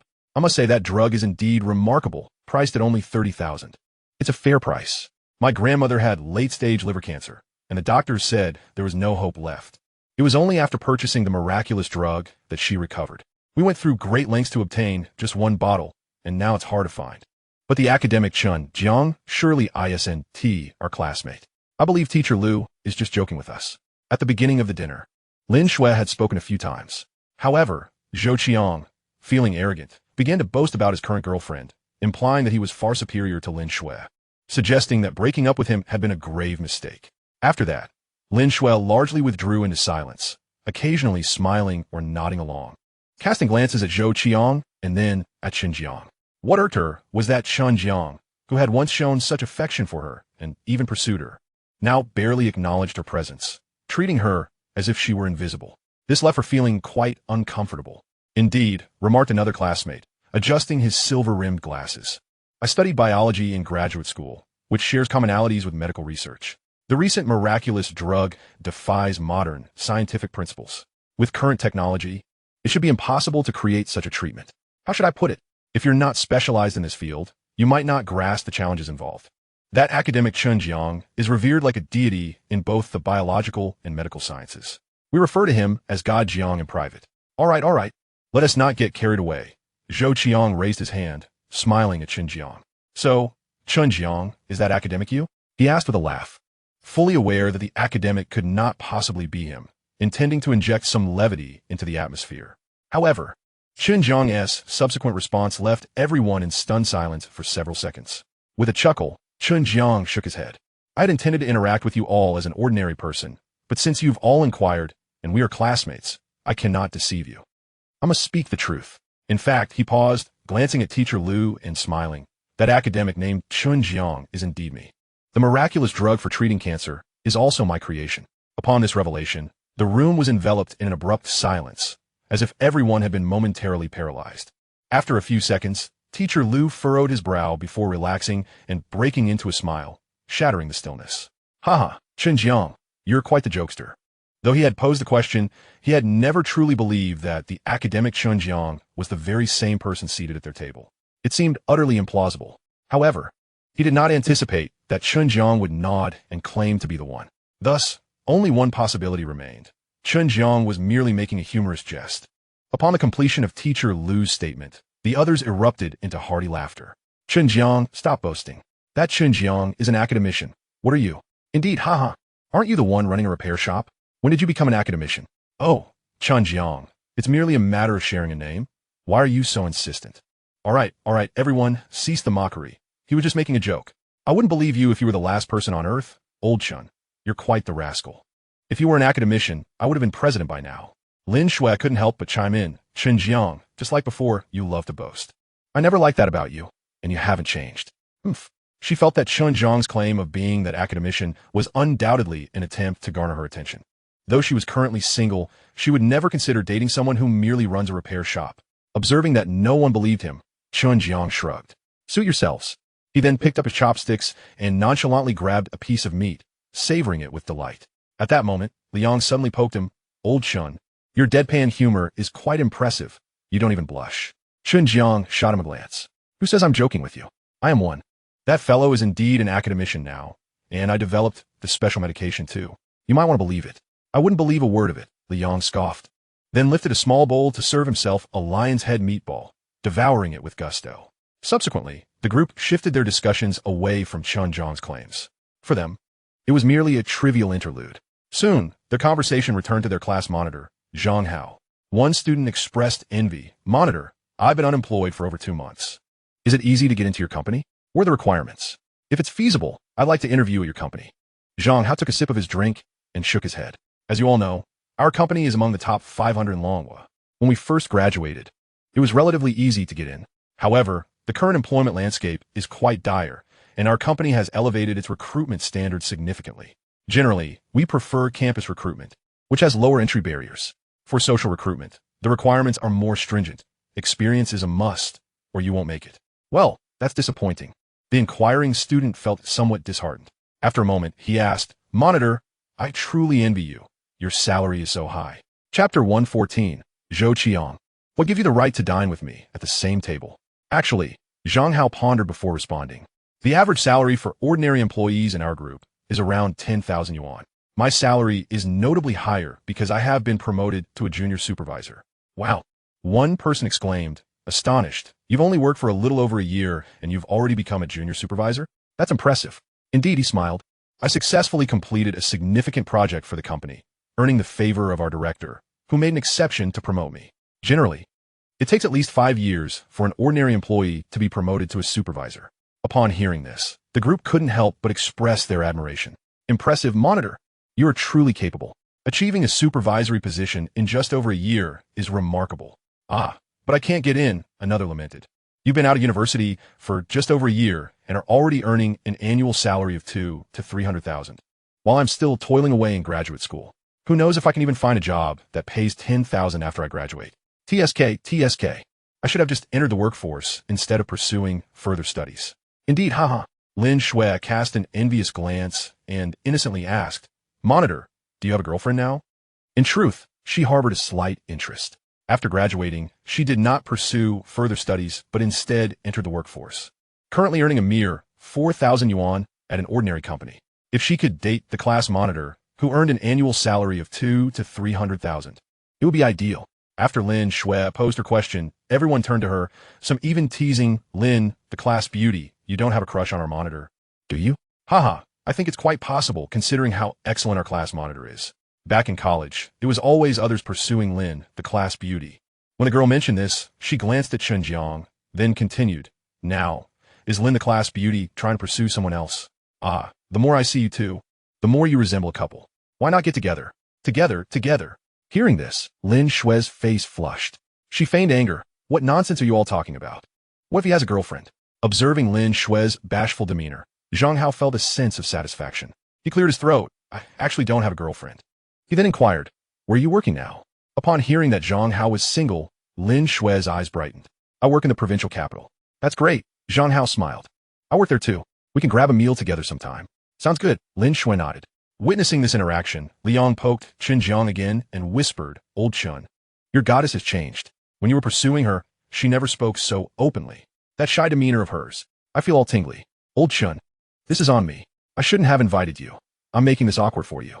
No worries. Chen Jiang replied nonchalantly. After contemplating that his classmates were all comparing themselves, he decided to join in the act. He turned to Zhang Hao and said, Monitor, you work at Pengfei Group, right? Yes. Zhang Hao looked at Chen Jiang. What is up?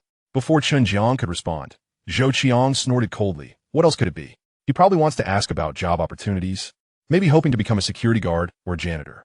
After all, someone who runs a repair shop can only aspire to such roles.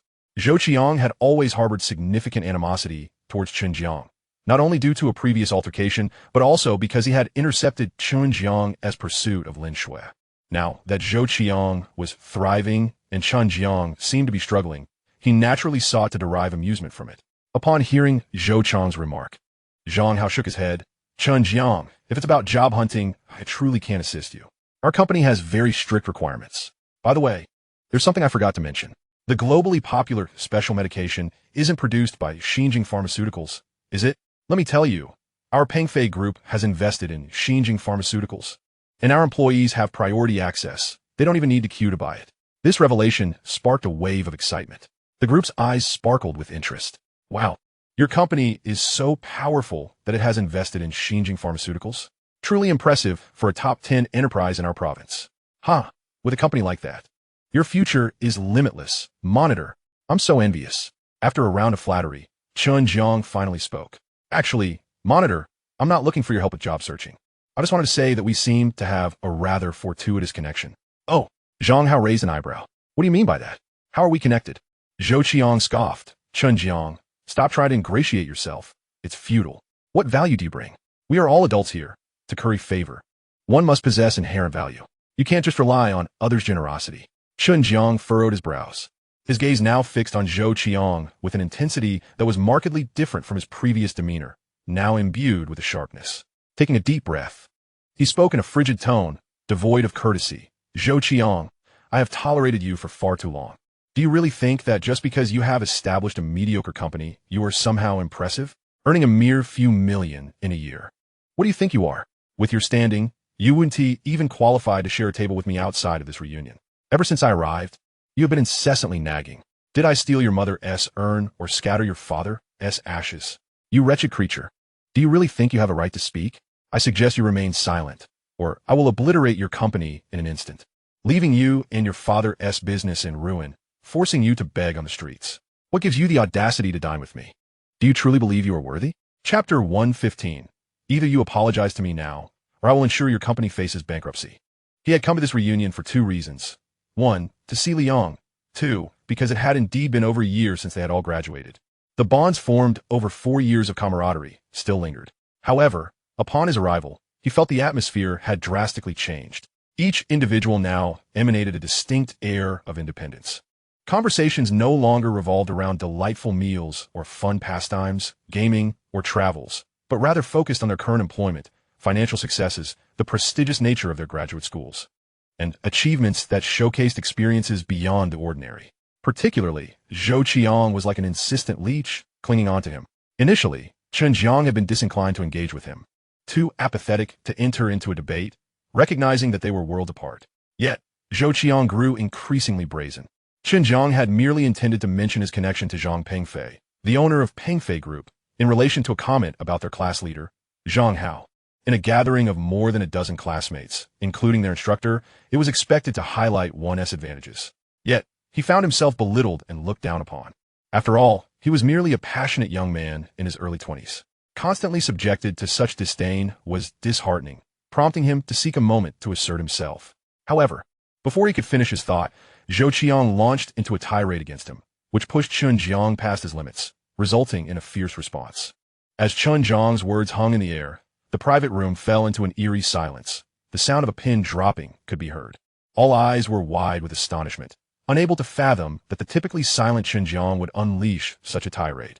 They had anticipated his continued silence. Zhou Qiang, too, was momentarily taken aback before slamming his palm onto the table, rising abruptly. The glasses scattered across the table toppled, shattering on the ground, and liquor spilled everywhere. Ignoring the startled gazes of those around him, Zhou Qiang jabbed a finger at Chen Jiang's face, exclaiming, "What did you just say? You're merely a mechanic. How dare you speak to me like that? What do you think you are? To say I only earn a few million a year. How much do you think you earn? You dare claim I'm unworthy of sharing a meal with you? You have the audacity to insult my parents and threaten my company? Just who do you think you are? Aside from empty bravado, what can you actually do?"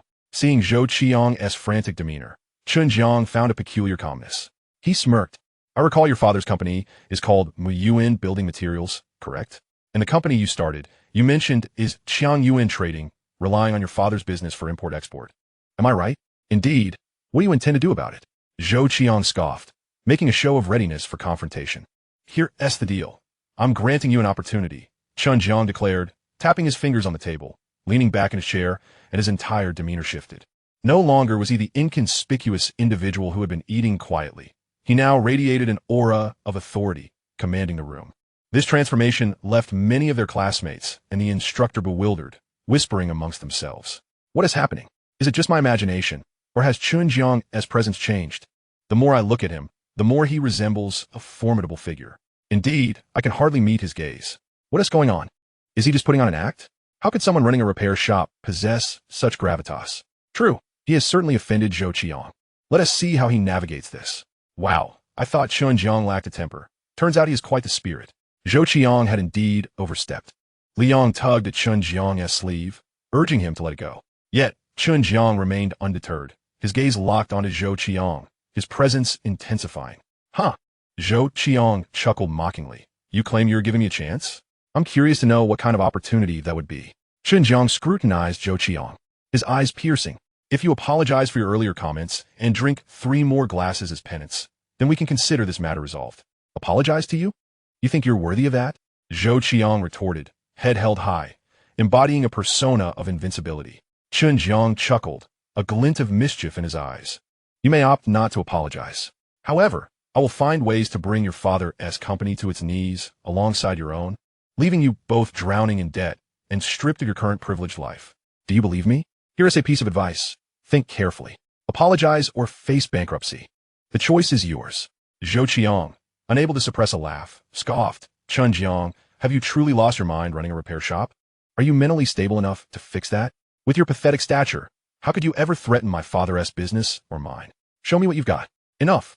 Zhou Qiang, Zhang Hao, the class leader, interjected. You should refrain from provoking him. Zhou Qiang shot back at Zhang Hao. This guy has pushed me too far today. I refuse to let this go. I want to see how he plans to ruin my father's company and mine. Let him show me what he can do. Zhou Qiang's bravado did not wane. As he continued, you're not going to apologize, but instead confront me directly, right? Precisely, Zhou Qiang affirmed, shaking his head defiantly. Bring it on. I'm ready. Very well. I shall indulge you. Chen Jiang replied coolly, crossing his legs. He then picked up his phone, opened his contacts, and dialed a number. When the call connected, a warm and flattering voice greeted him. Is this Director Chen? How may I assist you? Hearing Zhang Pengfei's voice, Chen Jiang muted his phone and turned to Zhou Qiang. This is your final chance to apologize. Otherwise, you will have no further opportunities. I will not apologize. Zhou Qiang spoke with unwavering conviction. Although I was unaware of whom you had called, I implore you to proceed. I am eager to witness how you intend to dismantle both my father's company and my own. To Zhou Qiang, Chen Jiang merely appeared to be a mere repair shop owner, devoid of any remarkable skills. Thus, he firmly believed that Chen Jiang was merely posturing, putting on a facade. Consequently, he harbored no concerns whatsoever. Very well, Chen Jiang nodded. In light of our shared academic history, he had already afforded him an opportunity. If he chose not to value it, that was beyond his control. With that, he unmuted his phone. Zhang Zong, Chen Jiang spoke in a calm tone. I need a small favor. Of course, whatever you require, just command me. I shall not decline anything within my capabilities, and for the matters beyond my reach. I will surely find a way, Zhang Pengfei responded eagerly. Their inaugural collaboration had already proven immensely profitable for him. The new pharmaceutical company in which he had invested would undoubtedly boast a market value in the hundreds of billions, if not trillions, once it went public. This single venture could rival the assets he had accrued over a lifetime of hard work. Moreover, he was well aware of Chen Jiang's formidable prowess. In his eyes, Chen Jiang was akin to a deity. Please assist me in investigating 2 companies, Mu Yuan Building Materials and Chang Yuan Trade. Conduct the inquiry immediately. These companies should both be operating within our province. Once you have gathered the necessary information, leverage your influence to ensure that all enterprises collaborating with these 2 companies terminate their partnerships. Zhang Pengfei's Pengfei Group ranked among the top 10 in the province, and his influence was unfathomably vast. Understood, Chen Zong. You can count on me, Zhang Pengfei assured him. Excellent. Once completed, please return my call. It is imperative that this is done promptly.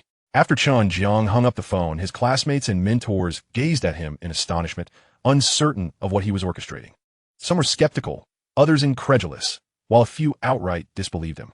Zhou Qiang, however, merely scoffed, "Continue your charade. Let us see how long you can maintain it." Chen Jiang cast a sidelong glance at Zhou Qiang and dialed another number. This time, he reached out to a provincial leader. Upon connection, he said, "Leader, I require your assistance." "Chen Zong, please proceed. What do you need?" came the deep voice from the other end. "Please investigate 2 companies for me, one named Mu Yuan Building Materials and the other Chang Yuan Trade. I need the Departments of Industry and Commerce, Taxation, and Fire Safety to conduct simultaneous inspections on both companies.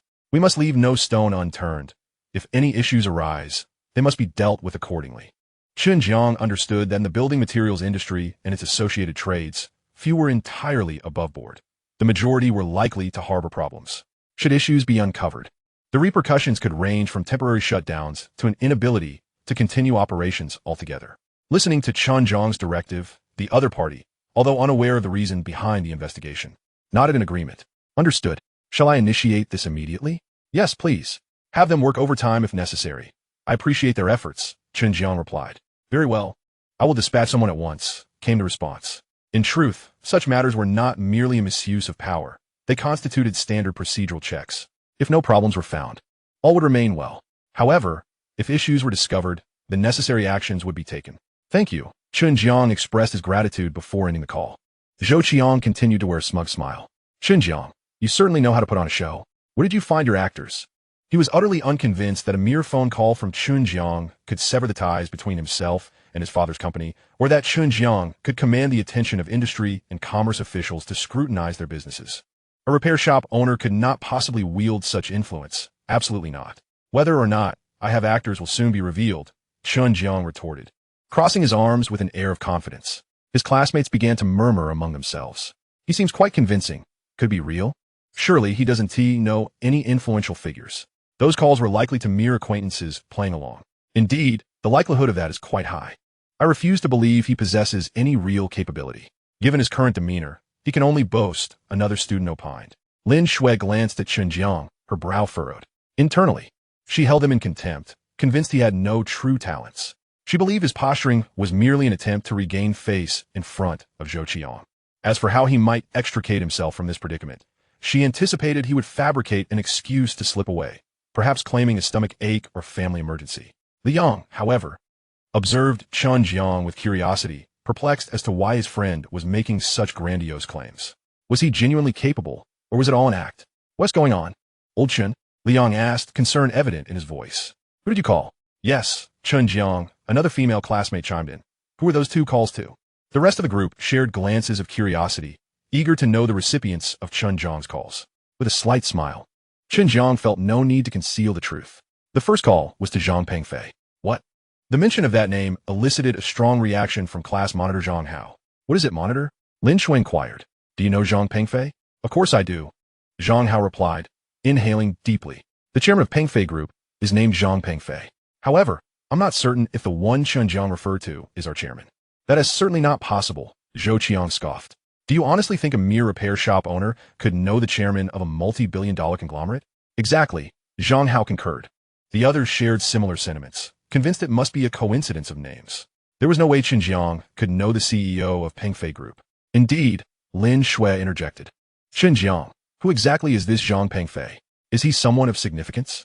Chen Jiang took a sip of juice from the table and replied, "The Zhang Pengfei I'm referring to is indeed the one from Pengfei Group. When I mentioned our connection earlier, I was alluding to the fact that their chairman happens to be a friend of mine, hence my assertion of our shared fate."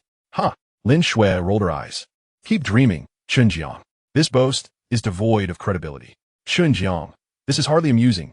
Zhang Hao shook his head. "Our chairman is no ordinary person. There is no way you could know him. Your statuses are worlds apart." In the room, disbelief permeated the atmosphere. The class instructor chuckled, clearly intrigued. "Chen Jiang, what about the other individual? Who did you contact?"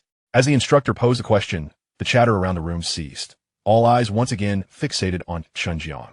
With a mysterious smile, Chen Jiang hinted, "The identity of the second individual is somewhat sensitive, so I shall refrain from disclosing their name. However, I can reveal that this person is a high-ranking official within the province." "How high?" Zhang Hao inquired, curiosity piqued. Chen Jiang contemplated briefly before responding. "One of such stature that even your chairman would show utmost respect in their presence." "Ah, Zhang Hao smirked. I find it hard to believe. Indeed, I am skeptical as well. Lin Shui scoffed. It's about time you focused on something more substantial rather than spinning tales. Anyone who believes you is a fool. Sun Lily rolled her eyes, having previously defended Chen Jiang on several occasions. However, at this moment, she truly harbored no fondness for Chen Jiang. She despised individuals who, despite lacking any genuine ability, boasted arrogantly. Naturally, others shared her disbelief. Meanwhile, Zhou Qiang, who was standing out conspicuously, took a seat, glanced at the wine glass on the table, lifted it, and took a sip, a smirk of disdain crossing his lips. Chen Jiang. Oh, Chen Jiang, how impressive you are. Another chairman of a multi-billion conglomerate, yet another prominent leader from the province. How do you manage to be so extraordinary? Very well, I shall wait right here. I am eager to witness how you manage to bring my father's company and mine to ruin. You better succeed, or I shall hold you in even lower regard. Even now, he believed Chen Jiang was merely boasting, posturing, and fabricating tales for the sake of appearance. However, if his father were to discover that Chen Jiang had single-handedly stirred up such significant trouble, he would surely say, "Thank you, my dear son." After a brief pause, as no changes occurred, the crowd tacitly accepted the fact that Chen Jiang was merely putting on airs. The conversation then shifted to other topics. Teacher Liu, the class advisor, glanced at her phone before smiling at everyone, saying, "Tomorrow is Sunday. At 9 in the morning, the school plans to organize a career guidance session for college students. The leaders have suddenly tasked me with reaching out to alumni to see if any would be willing to return to school and offer guidance to the soon-to-graduate seniors about employment. They would share their experiences post-graduation, whether they pursued civil service, further studies, or entered the workforce, enabling the seniors to gain insight into the realities of society. Since you are all here, would anyone like to participate?" Upon hearing this, all the students' eyes lit up with keen interest. Although they had only graduated a little over a year ago, they considered themselves seasoned individuals. Moreover, who wouldn't want to return to their alma mater and share their experiences?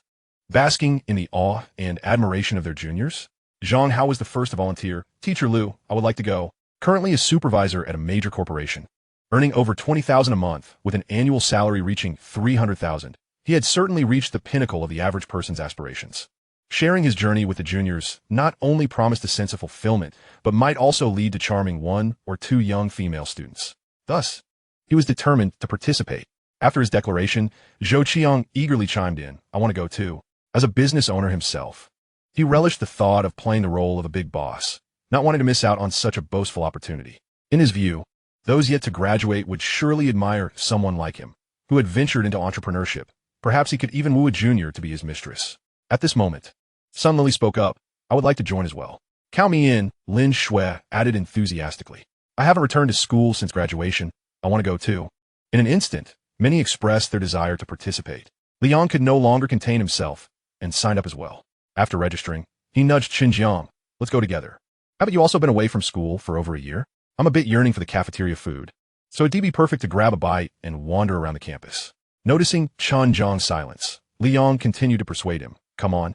Or I might not have anyone to converse with." "Old Chen, say something." Looking into Li Yang's eager eyes, Chen Jiang sipped his juice and nibbled a piece of meat. All right, let us go together. I have nothing planned for tomorrow." The group continued their chatter about this matter. Meanwhile, in the provincial capital, in the Western District, within a certain building materials market, Building 8 stood impressively.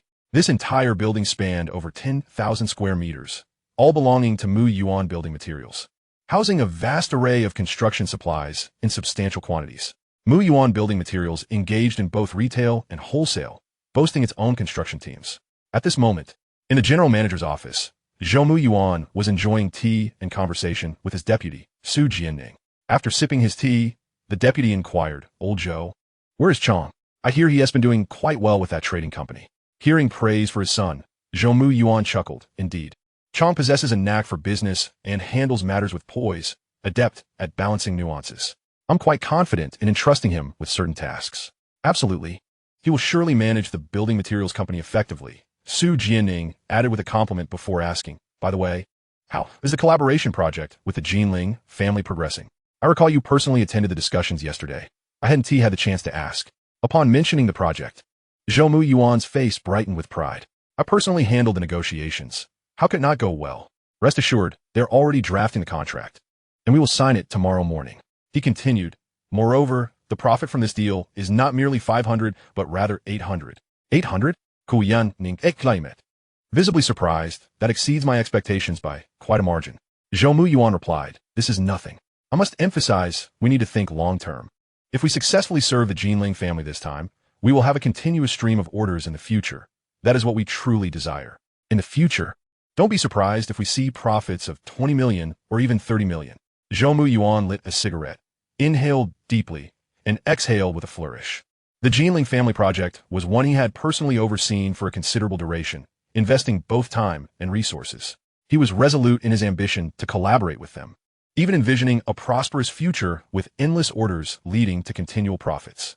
Just as Su Jianing was about to shower him with further praise, Zhou Muyuan's phone, resting on the table, rang.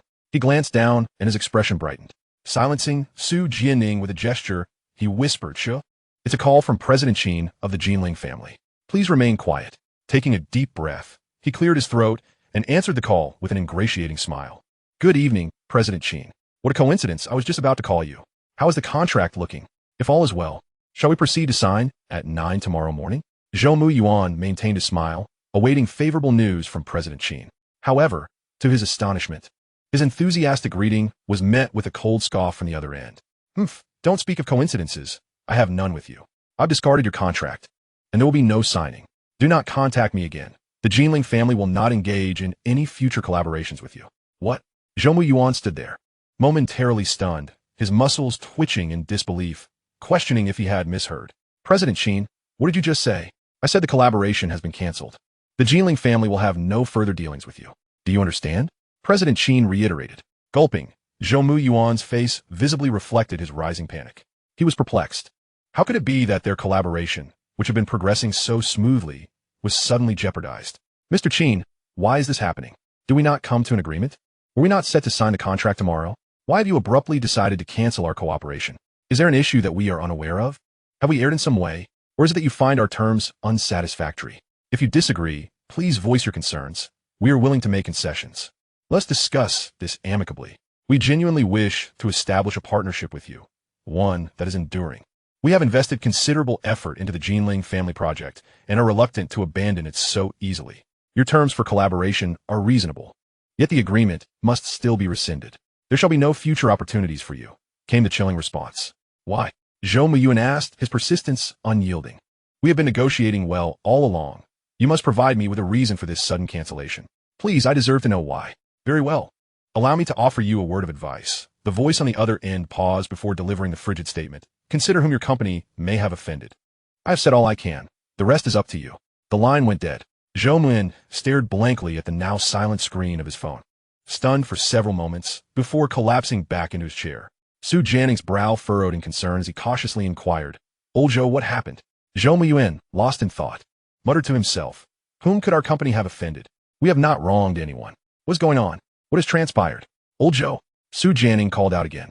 Zhou Muyuan finally snapped back to reality, taking a deep breath, his expression grim. "Old Su, Mr.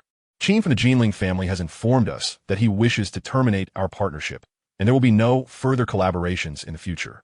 "Why?" Su Jianing et Gelim, his surprise evident. Zhou Muyuan shook his head. "I do not know. He suggested I reflect on whom we might have offended." "Offended someone?" Su Jianing's frown deepened.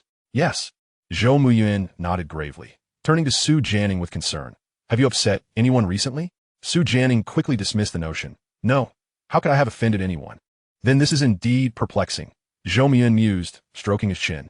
"I have always valued harmonious relations and have never knowingly wronged anyone. What could possibly be the cause?" At that moment, his phone rang again. "Old Yang?" He answered hastily. "What prompted you to call? Did you enjoy the tea I sent you? If you did, I can bring you more next time." He was quite familiar with Old Yang, their largest client with whom they had collaborated for over 8 years, handling 80 of their business. However, Old Yang's tone was cold and distant, lacking the warmth he usually displayed. "Old Zhou, starting tomorrow, our two companies will sever all ties." "What?" Zhou Muyuan was taken aback, rising to his feet. "Old Yang, what do you mean? Why end our partnership? We have worked together for so long." A sigh came through the line. "Old Zhou, think carefully about whom you may have offended." "But I have not offended anyone. How could I possibly know?" Zhou Muyuan's forehead creased in frustration. "We have a contract. You cannot simply terminate it." He clung to the hope that the existence of their contract would sway the situation in his favor. Yet, instead of concession, he was met with a chilling reply. "Since you wish to discuss the contract, Cooperation is impossible. We shall see you in court. The line went dead once more. Another cancellation? Suzianing stut alam. What on earth is happening? Damn it, Zhou Muyan exclaimed, throwing his phone onto the table. What have I done to offend someone? Why am I not aware of it? Just as he finished speaking, his phone rang again, startling him. Old son, please tell me you are not here to cancel our partnership as well. Zhou Muyan was beginning to feel as though he was cursed. He took a few deep breaths to steady himself and answer the call. Exactly as you feared. The voice confirmed. In rapid succession, 5 or 6 calls followed, each from significant clients, all wishing to terminate their contracts. In a mere 10 minutes, over 80% of his clientele had abandoned him, leaving only minor clients who offered little to no profit. He felt as though the very marrow of his bones had been extracted, slumping in his chair. Whom have I offended? Everyone claims I have wronged someone, yet no one reveals who that person is. Can someone please tell me whom I have offended? He slammed his palms on the table in frustration. Just then, his phone rang again, causing his heart to race. Hello, this is the Tax Bureau. Chapter 119. Son, we are in trouble. My company and yours are about to face a crisis. After the call with the Tax Bureau, panic surged within him.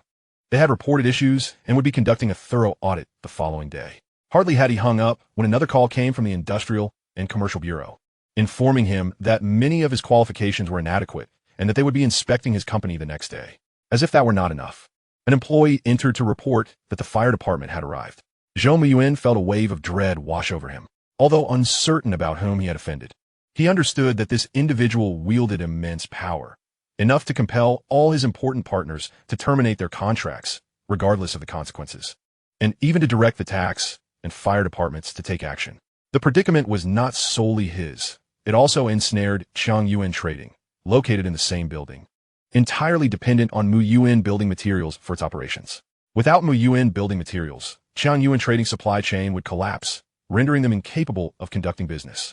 Meanwhile, Changyuan Trading's finance department received similar calls from the Industrial and Commercial Bureau and the Tax Bureau, and the fire department would be conducting inspections there as well. However, Zhang Pengfei had not invested effort into ensuring their partnerships were secure, as Changyuan Trading primarily focused on exports, relying entirely on Muyuan building materials. Thus, destroying Muyuan building materials would effectively annihilate Changyuan Trading. Upon learning of the fire department's arrival, Zhou Muyuan's heart sank. He instructed Su Jiang to prepare the staff while he went out to meet the inspectors and accompany them during their examination.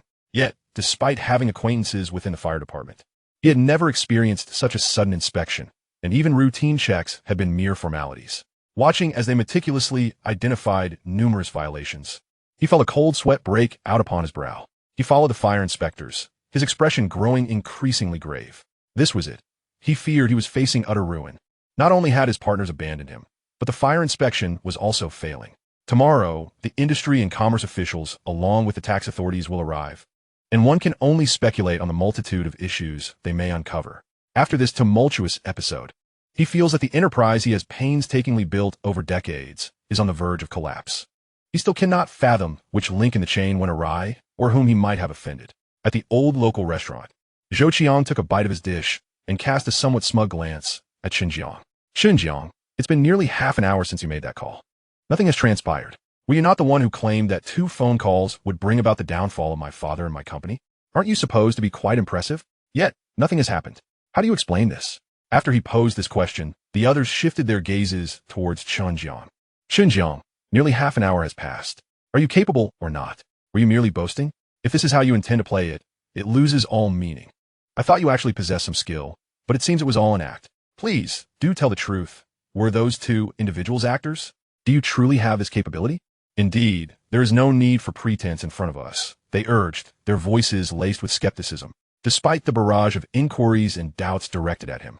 Chen Jiang maintained an air of calm. He lifted his wrist to glance at the time displayed on his watch, crafted from the dragon scale armor. Do not fret. News will arrive shortly. At that moment, Chen Jiang's phone rang. He chuckled. It appears President Zhang is calling me, and answered the call. President Zhang, how have matters progressed? Zhang Pengfei replied, everything is in order. All major partners of Muyuan building materials have terminated their collaborations with him. Henceforth, no company in the province will dare to associate with Muyuan building materials, and Changyuan Trading relies on Muyuan for its operations. With Muyuan's downfall, Changyuan will inevitably follow suit. Excellent. Thank you for your efforts, Chen Jiang replied. Not a bother, it was a minor task. Should you require anything, Feel free to reach out at any time. All right, I shall hang up now. As soon as he disconnected, the provincial leader he had previously contacted called him. They exchanged a few words before Chen Jiang ended the call. He surveyed his classmates and the teacher before his gaze settled on Zhou Qiang. Be patient. You will receive news shortly, he said with a smirk. Zhou Qiang scoffed. Even now, you persist in your charade. Is it amusing? Fine, I shall continue to wait. In truth, Zhou Qiang and the others had long since lost their patience. They had already concluded in their minds that Chen Jiang was merely putting on an act. 2 minutes later, Zhou Qiang's phone rang abruptly, drawing the attention of all present. He flashed a smile at the onlookers, retrieved his phone, and glanced at it. It's just a call from finance, he said before answering. What is it? A frantic voice came through. President Zhou, we have a situation. Zhou Qiang raised an eyebrow, his smile fading. What has happened? Speak clearly. There was a brief pause before the voice continued. The tax and industry departments have contacted me. They claim our company has issues regarding finances, taxes, and qualifications. The fire department has also conducted an unannounced inspection. Moreover, I was just with your father. The situation is even graver on his end. He mentioned that all major partners have canceled their collaborations with him, and the tax and industry departments are auditing his accounts. The fire department is currently on site, and many aspects do not meet the requirements. Given the current circumstances, it appears your father's company is on the brink of collapse. If his company falls, ours will follow suit, and not only will we face bankruptcy, but we will also incur significant fines. Additionally, with our company in jeopardy, all ongoing projects will be deemed breaches of contract, leading to substantial compensation claims. Where are you? President Zhou, please return immediately. President Zhou, are you there? After the financial officer spoke, a weary middle-aged voice chimed in. Son, we are in deep trouble. Both our companies are facing monumental crises. Where are you? Hurry back. Zhou Qiang swallowed hard, his mouth opening slightly, his face betraying a mix of numbness and disbelief. Dad, he managed to force out, taking several deep breaths to steady his racing heart. What in the world is happening? How could this occur? Chapter 120. Chen Jiang, Brother Chen, I was wrong. Please spare me. Zhou Miruan's tone was heavy with despair. It seems we have offended someone and are facing their retribution. But I have no idea who we have wronged or who is retaliating against us. Son, think carefully. Have you offended anyone recently? Boom! These words detonated in Zhou Qiang's mind like a bomb, causing a cacophony of ringing in his ears. Dizziness washed over him, and he struggled to catch his breath. He lifted his gaze to Chen Jiang, who was savoring a piece of braised pork, wearing an expression of delight, even flashing a grin in Zhou Qiang's direction. Before Zhou Qiang could collect his thoughts, Zhou Miruan continued, Son, this ordeal may be insurmountable for us. Not only will our company face closure, but we will also accrue colossal debts. Son, let's not discuss this over the phone. Return quickly, and we can talk then. All right, Zhou Qiang rasped, finally uttering a word before ending the call. With a thud, his trembling hand lost grip of the phone, which clattered to the floor, causing all present, including classmates and teachers, to flinch.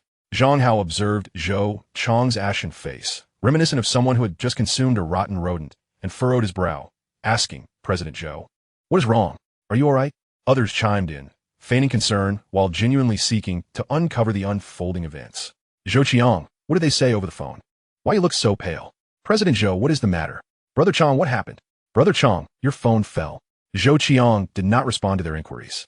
He merely glared intensely at Chen Jiang, his eyes filling with bloodshot fury, his breathing becoming increasingly erratic, his complexion shifting from red to a deep shade of purple. His fist clenched tightly, his chest heaving with agitation. His father had asked whom they had offended. Who was behind this retaliation? The answer was painfully obvious. It was undoubtedly Chen Jiang. In the next moment, to everyone's astonishment, he suddenly raised his hand, seizing a wine glass from the table, and hurled it towards Chen Jiang with a furious shout. Chen Jiang, damn you. However, Chen Jiang, enhanced by bioaugmentation, merely lifted a hand, effortlessly catching the flying glass. Zhou Qiang then leapt to his feet, knocking over his chair, and lunged onto the table, charging at Chen Jiang. He screamed in anguish, Chen Jiang, what have you done? What have you done to my father and my company? Do you wish to destroy us? Do you want to see us go bankrupt? I curse you. Zhou Qiang stood atop the dining table, brandishing his fists as he lunged at Chen Jiang. His actions startled the other students, causing 17 or 18 of them to spring to their feet, seeking refuge. As Zhou Qiang's fist was about to collide with Chen Jiang's face, Chen Jiang deliberately did not evade. He allowed the blow to land squarely. After the punch connected, Zhou Qiang retracted his fist and shook his hand, grimacing in pain. Why is your face so hard? He muttered, But he was too consumed with rage to ponder further, preparing to strike Chen Jiang once more. And what of Chen Jiang? After enduring a punch, not only did he show no sign of pain on his face, but instead, a devilish smile emerged. He rose to his feet, exhibiting no intention of evasion. Zhou Qiang struck Chen Jiang in the abdomen once more, then seized a wine bottle and smashed it over Chen Jiang's head. Bang! The bottle shattered, leaving numerous shards tangled in Chen Jiang's hair. Yet, he still showed no inclination to dodge, maintaining a faint smile. It was only at this moment that the class instructor and students began to react, urgently imploring Zhou Qiang to refrain from acting impulsively. Zhou Qiang, you must not resort to violence. It is against the law. Zhou Qiang, have you lost your mind? Chen Jiang, are you all right? How do you feel? Liang hastily approached to inspect Chen Jiang's head. Are you okay? He then glared at Zhou Qiang. How could you lay your hands on him? I'm calling the police. Shut up. Zhou Qiang bellowed. My father and my company are doomed. All of it is going to ruin. We're facing bankruptcy. It's all Chen Jiang's fault. It's definitely him. Zhou Qiang shouted in a frenzy. The others around fell silent, their eyes widening in shock as they turned their gaze towards Chen Jiang, their expressions shifting to disbelief. They thought to themselves, the calls Chen Jiang made earlier were not mere bravado or theatrics. He truly meant it. Had he actually accomplished this? Wasn't he just a mechanic? How could he wield such influence? Why was he so formidable? As the crowd speculated in astonishment, Chen Jiang, who had taken 3 hits, finally spoke. His tone was casual, as if he had not been struck at all. He looked at Zhou Qiang, a glint of mischief crossing his face. Classmate Zhou Qiang, congratulations, you have laid hands on me. Zhou Qiang paused, momentarily taken aback, realizing his earlier impulsiveness, and through gritted teeth, he asked, what do you mean? Chen Jiang shrugged off the beer bottle debris from his hair and replied leisurely, I am an active duty soldier, a strategic talent of the nation, an academician of the Academy of Sciences, and the chief advisor of the 6th Military Factory. Do you understand the consequences of your actions?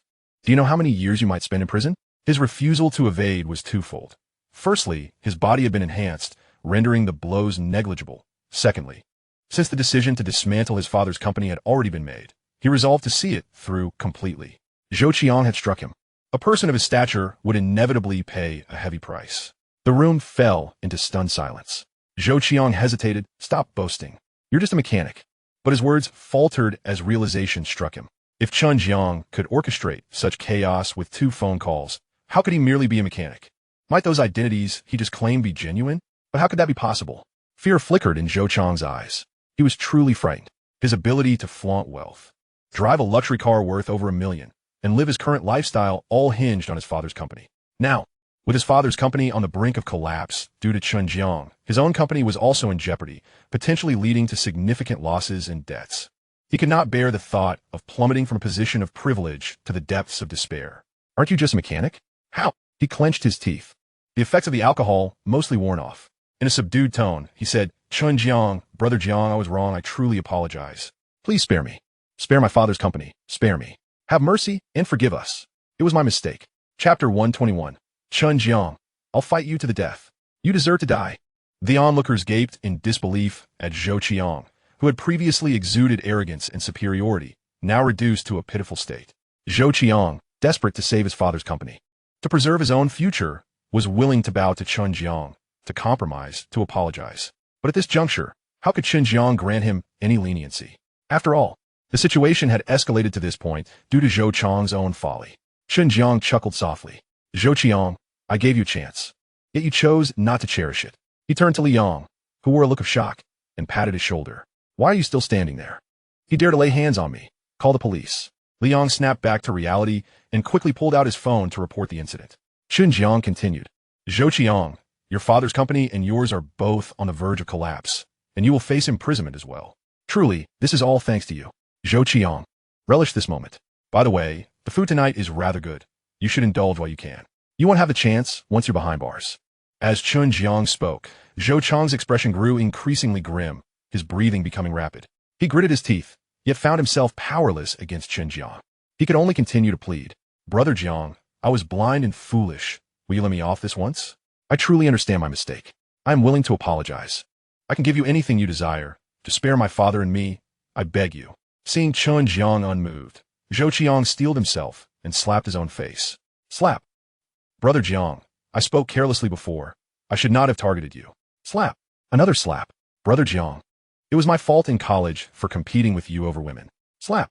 Brother Jiang, I was reckless, and that is why I spoke so poorly today. Slap. Brother Jiang, could you overlook my past transgressions? Slap. Brother Jiang, I believed all your words. You are not merely a mechanic, but a significant figure. A person I cannot afford to offend. Slap. Brother Jiang, I am but a dog that bites indiscriminately.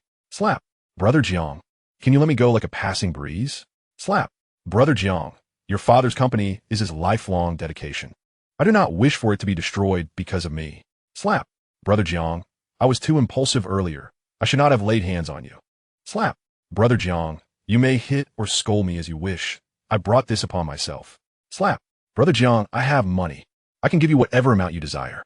Slap. Brother Jiang, I implore you, grant me a chance to live. With each plea, he struck himself, and the blows were not gentle. Before long, his face resembled a ripe tomato, swollen and bruised. This spectacle left the surrounding classmates and instructor utterly dumbfounded. They knew Chen Jiang had been a notorious rich kid in college, living extravagantly and flaunting his wealth, never bowing to anyone. Yet now, he was humbling himself like a dog, even less than that. They gasped, their gazes shifting to Chen Jiang, eager to see if he would extend forgiveness. Observing Zhou Chang's abject humility and self-inflicted punishment, Chen Jiang's expression remained unfazed. He was not a troublemaker, but neither was he one to shy away from conflict. Throughout this reunion, he had maintained his composure, not allowing Zhou Jiang to provoke him. But what of Zhou Jiang? Zhou Jiang, however, grew increasingly audacious, persistently provoking. Chen Jiang had already extended opportunities to Zhou Jiang and his father's company before, and not just once. It was Zhou Jiang himself who failed to appreciate them. The current predicament is not Chen Jiang's fault. If blame is to be assigned, it rests solely on Zhou Jiang's shoulders. Upon witnessing Zhou Jiang's pitiful expression of pleading, Chen Jiang merely snorted softly, stating, Zhou Jiang, I am truly sorry, but I have already granted you a chance. It was you who squandered it. The situation we find ourselves in now cannot be attributed to me. You must accept responsibility for your own actions. Consider this a lesson learned.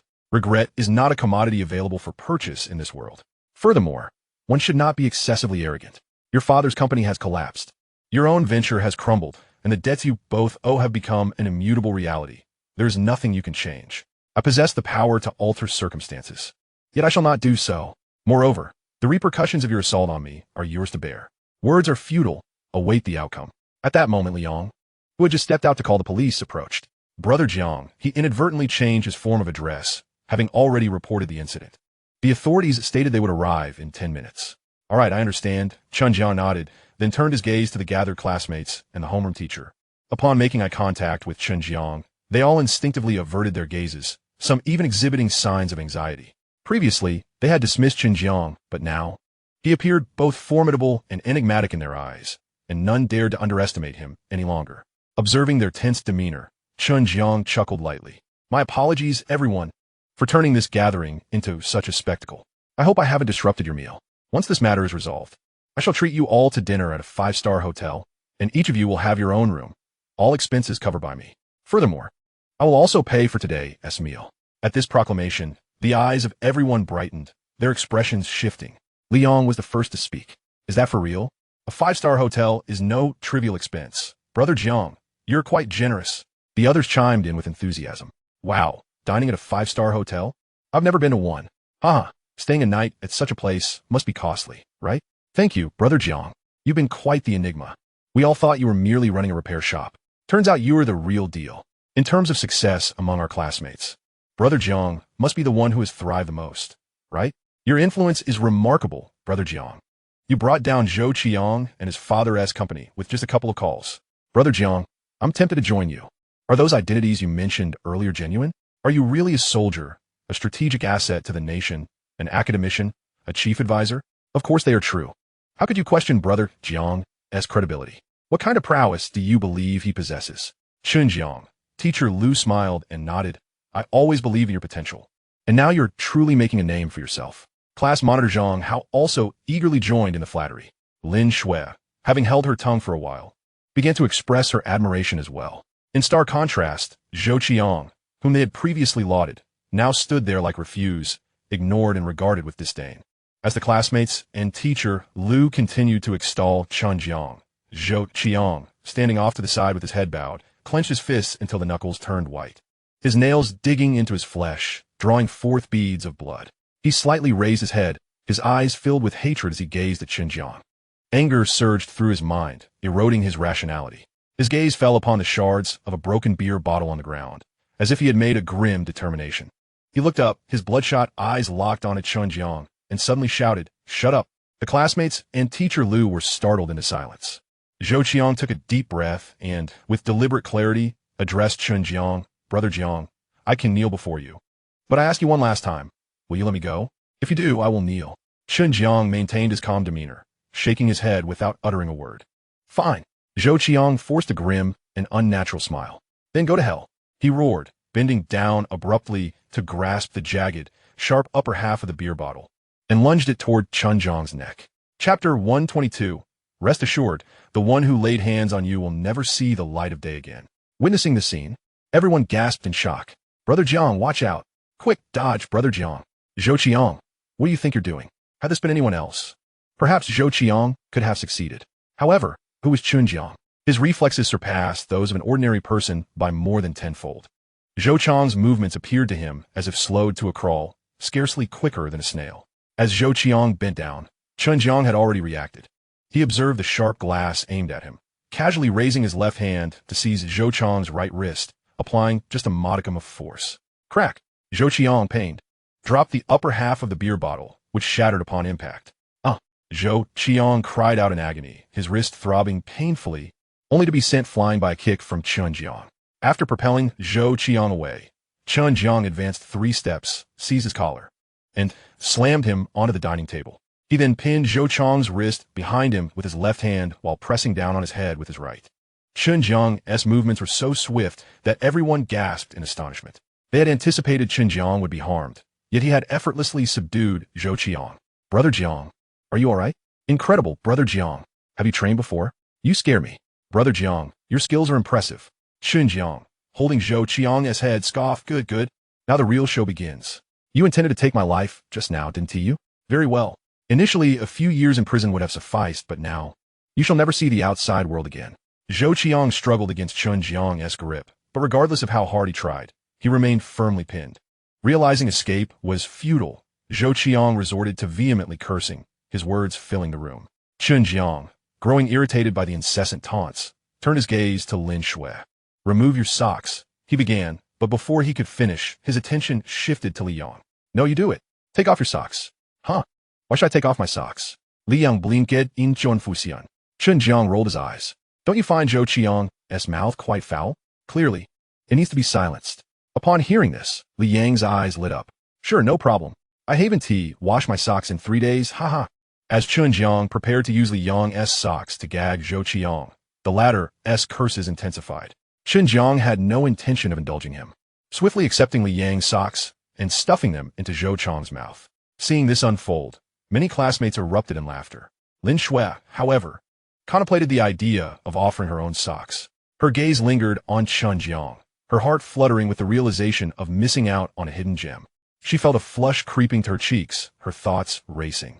The earlier desire to flirt with Zhang Hao was completely forgotten, and now her focus was solely on Chen Jiang. Moments later, Officer Hat arrived, restraining Zhou Qiang and inquiring about the events that had transpired. After gathering the details, Chen Jiang posed a question to Officer Hat. "Given his circumstances, what kind of sentence do you think he will face?" Officer Hat pondered briefly before replying. Although he initiated the violence, it did not result in any serious consequences. A detention of around 15 days should suffice. Haha, Zhou Qiang chuckled bitterly. "Just 15 days? Chen Jiang, just wait. Behave yourself." Officer Hat shot him a stern look. 15 days? Chen Jiang furrowed his brow and said, "Please wait a moment. I need to make a phone call." He took out his mobile phone and dialed Lu Guaning directly. As soon as he spoke, he astonished everyone present. Listening to the enthusiastic voice on the other end, Chen Jiang solemnly remarked, "Commander Lu, someone just attempted to take my life. That individual has already been apprehended by the police. They informed me that he did not cause any substantial harm and can only be detained for 15 days. I feel that 15 days is far too lenient. I am uncertain how long he should be held for attempting to harm me. What do you think, Commander Lu?" There was a brief pause on the other end before a concerned voice inquired whether Chen Jiang had sustained any injuries. Upon confirming that he was unharmed, Lu Guaning breathed a sigh of relief, then spoke with a serious tone. To dare to lay a hand on you and seek your life, and yet receive only a 15-day detention. How is that even conceivable? Chen Jiang, he will never see the light of day again. Leave this matter to me. I shall handle it. A few minutes later, the officers, referred to as hatted uncles, received a call from a high-ranking official. Yes, understood, leader. I know what to do. After hanging up, their demeanor toward Chen Jiang underwent a complete transformation. They glared fiercely at Zhou Qiang and said, "You audacious brat. Do you have any idea who you just attacked? He is a figure of national importance, and you dare to lay a hand on him? Prepare yourself for a thorough investigation." They then turned back to Chen Jiang with a smile, saying, "Comrade Chen Jiang, as long as you are unharmed, we are relieved. We are fully aware of what transpired here and will review the surveillance footage. There is no need for you to come to our station for a statement. It will be quite the hassle. We will take full responsibility for this matter. Rest assured, the individual who attempted to harm you will not be released in this lifetime." With that, the officers politely escorted Zhou Qiang away. Once the officers departed, Chen Jiang's classmates and instructor gazed at him with admiration. Liang curiously asked, "Brother Jiang, that phone call you made earlier, when you refer to him as Commander Lu, who is he?" Chapter 123. Your son has gotten into trouble. Please come at once. Chen Jiang had no intention of concealing the truth, stating, "He is the commander of the 6th Military District, a general." What? Liang's eyes widened in shock, his face a mask of disbelief. The commander of the 6th Military District? A general? How on earth do you have such a prominent figure's phone number? How did you come to know someone of such stature? The others echoed his astonishment, their faces a blend of incredulity. You can actually converse with such a high-profile individual? Wow, you truly are a big shot. Brother Jiang, what have you been up to since graduation? It feels like your exploits could fill a novel, surpassing even the protagonists in fiction. Were you always hiding your incredible background, playing the part of a simpleton? You make a fair point. I suspect Brother Jiang belongs to some grand family we underestimated. Someone chimed in. Could it be that Brother Jiang is the Dragon King returning? As their speculations grew increasingly absurd, Chen Jiang felt a sense of exasperation. All right, enough with the wild guesses, even suggesting the return of the Dragon King. Knowledge transforms destiny. Technology enhances life. I've merely made a modest contribution to the nation. Additionally, as a soldier, knowing the commanders of military districts is quite normal. Wouldn't you agree? Normal? Zhang Hao scoffed. You call it normal to make a call to the district commander? Where's the normalcy in that? My brother has been in the military for over 10 years and has only managed to attain the rank of company commander. The highest he can communicate with is a battalion commander. Yet you, with a simple phone call, reach the highest echelons. Brother Jiang, you truly are remarkable. No. Chen Jiang modestly replied, glancing around at the chaos in the room and checking the time. It was only 7:30. Instructor, I will go settle the bill now. Tonight's dinner is on me. Please prepare to head downstairs. I will take you to a 5-star hotel. I trust you all are still hungry. Let's enjoy a proper meal and rest well at the hotel. Tomorrow, we have a college employment guidance session to attend together. Very well, the instructor nodded. You are too kind, Chen Jiang. The others grew excited at the prospect. Thanks to Brother Jiang, I can dine at a 5-star hotel. Huh, will there be king crabs? Will there be lobsters? Oh no, I overindulged earlier. I might not be able to eat much now, and that would be a loss. Serves you right for eating so much. Brother Jiang, you are eternal. Brother Jiang, I believe you're referring to Chairman Jiang, right? I must admit, I was skeptical before, but now I believe you. As Chen Jiang observed his classmates beaming with smiles and anticipation, he felt a genuine smile emerge on his face. This was the atmosphere one expects among friends. What good is comparison? The most important thing was that Chen Jiang stood here, leaving no grounds for comparison. He turned and left to settle the bill, even covering the cost of the broken dishes. After completing the transaction, he saw the instructor and classmates coming down. They all exited the restaurant, and Chen Jiang sent the hotel reservation details to the group chat. Everyone organized themselves and hailed taxis to the hotel. Meanwhile, Zhou Qiang had been escorted to the police station. When the interrogation concluded, his phone rang. It was a call from his father. The officer chose to answer it. Upon answering, an anxious voice came through. Son, where are you? Hurry back. I've summoned the company's executives to discuss countermeasures, and we are just waiting for you. Also, call your loyal subordinates to join the meeting. We must ascertain who has offended a significant figure to cause this crisis. If I find out who is responsible for bringing such calamity upon our company, I swear I will have their skin peeled off. This is infuriating. Hurry back quickly. After Zhou Mu Yuan finished speaking, there was silence. He frowned. Son, where are you? Speak up. Why are you silent? After a couple of seconds, the officer said, No need to wait for your son. he cannot return. Huh? Zhou Yuan was taken aback. Who are you? What have you done to my son? Have you kidnapped him? I warn you, this is a society governed by law. Release my son immediately. The officer chuckled coldly. I have not kidnapped your son. This is the XX police station. Your son has committed an offense. Please come here. What? Zhou Yuan was stunned. What has happened to my son? What offense has he committed? The officer, having already interrogated Chen Jiang and heard the entire account of what transpired in the private room, was well aware of the situation. Thus, the officer smiled leisurely and said, It is as follows. Your son has been persistently provoking and humiliating his classmates, showing blatant disdain towards one of them. As the officer spoke, Zhou Qiang lowered his head, overwhelmed with a sense of helplessness. So that is the case. Before the officer could finish, Zhou Yuan sighed in relief and interjected, Isn't that just provocation and humiliation? What is so serious about that? Surely it doesn't warrant his arrest? Could it be that he resorted to violence? Physical confrontation is not overly concerning, as long as it does not result in serious injury to the other party. Allow me to finish my account. Uncle Hat continued. He offended his classmate far too severely, prompting the latter to retaliate. Retaliate? Zhou Yuan furrowed his brow. Did he strike my son? No. Uncle Hat uttered these two words, paused, and continued. Your son's classmate claimed he could easily bring down both your company and your son's, and questioned whether your son believed him. When your son replied in disbelief, challenging him to try, he accused him of being pretentious, boastful, and spouting nonsense, declaring that if he could not topple their company, he would look down upon him. Subsequently, your son's classmate offered him another chance, stating that if he apologized, he would refrain from destroying their company. Yet, instead of apologizing, your son continued to humiliate him, insisting he wait on site and daring him to make a move. In front of the crowd, your son's classmate then made 2 phone calls. Before long, he indeed managed to bring down your company and your son's. Enraged, your son confronted his classmate and not only assaulted him, but also threatened his life. The entire sequence unfolded in this manner. Hello, why are you not speaking? Are you even listening?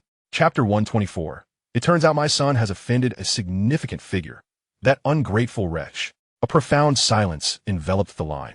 In that moment, Zhou Yuan felt as if an invisible hand was constricting his throat, his eyes wide as lanterns, his mouth agape, as if to swallow an entire cow. His expression was one of disbelief and astonishment, and even his breath seemed to stall. After a full 7 or 8 seconds, he finally inhaled sharply.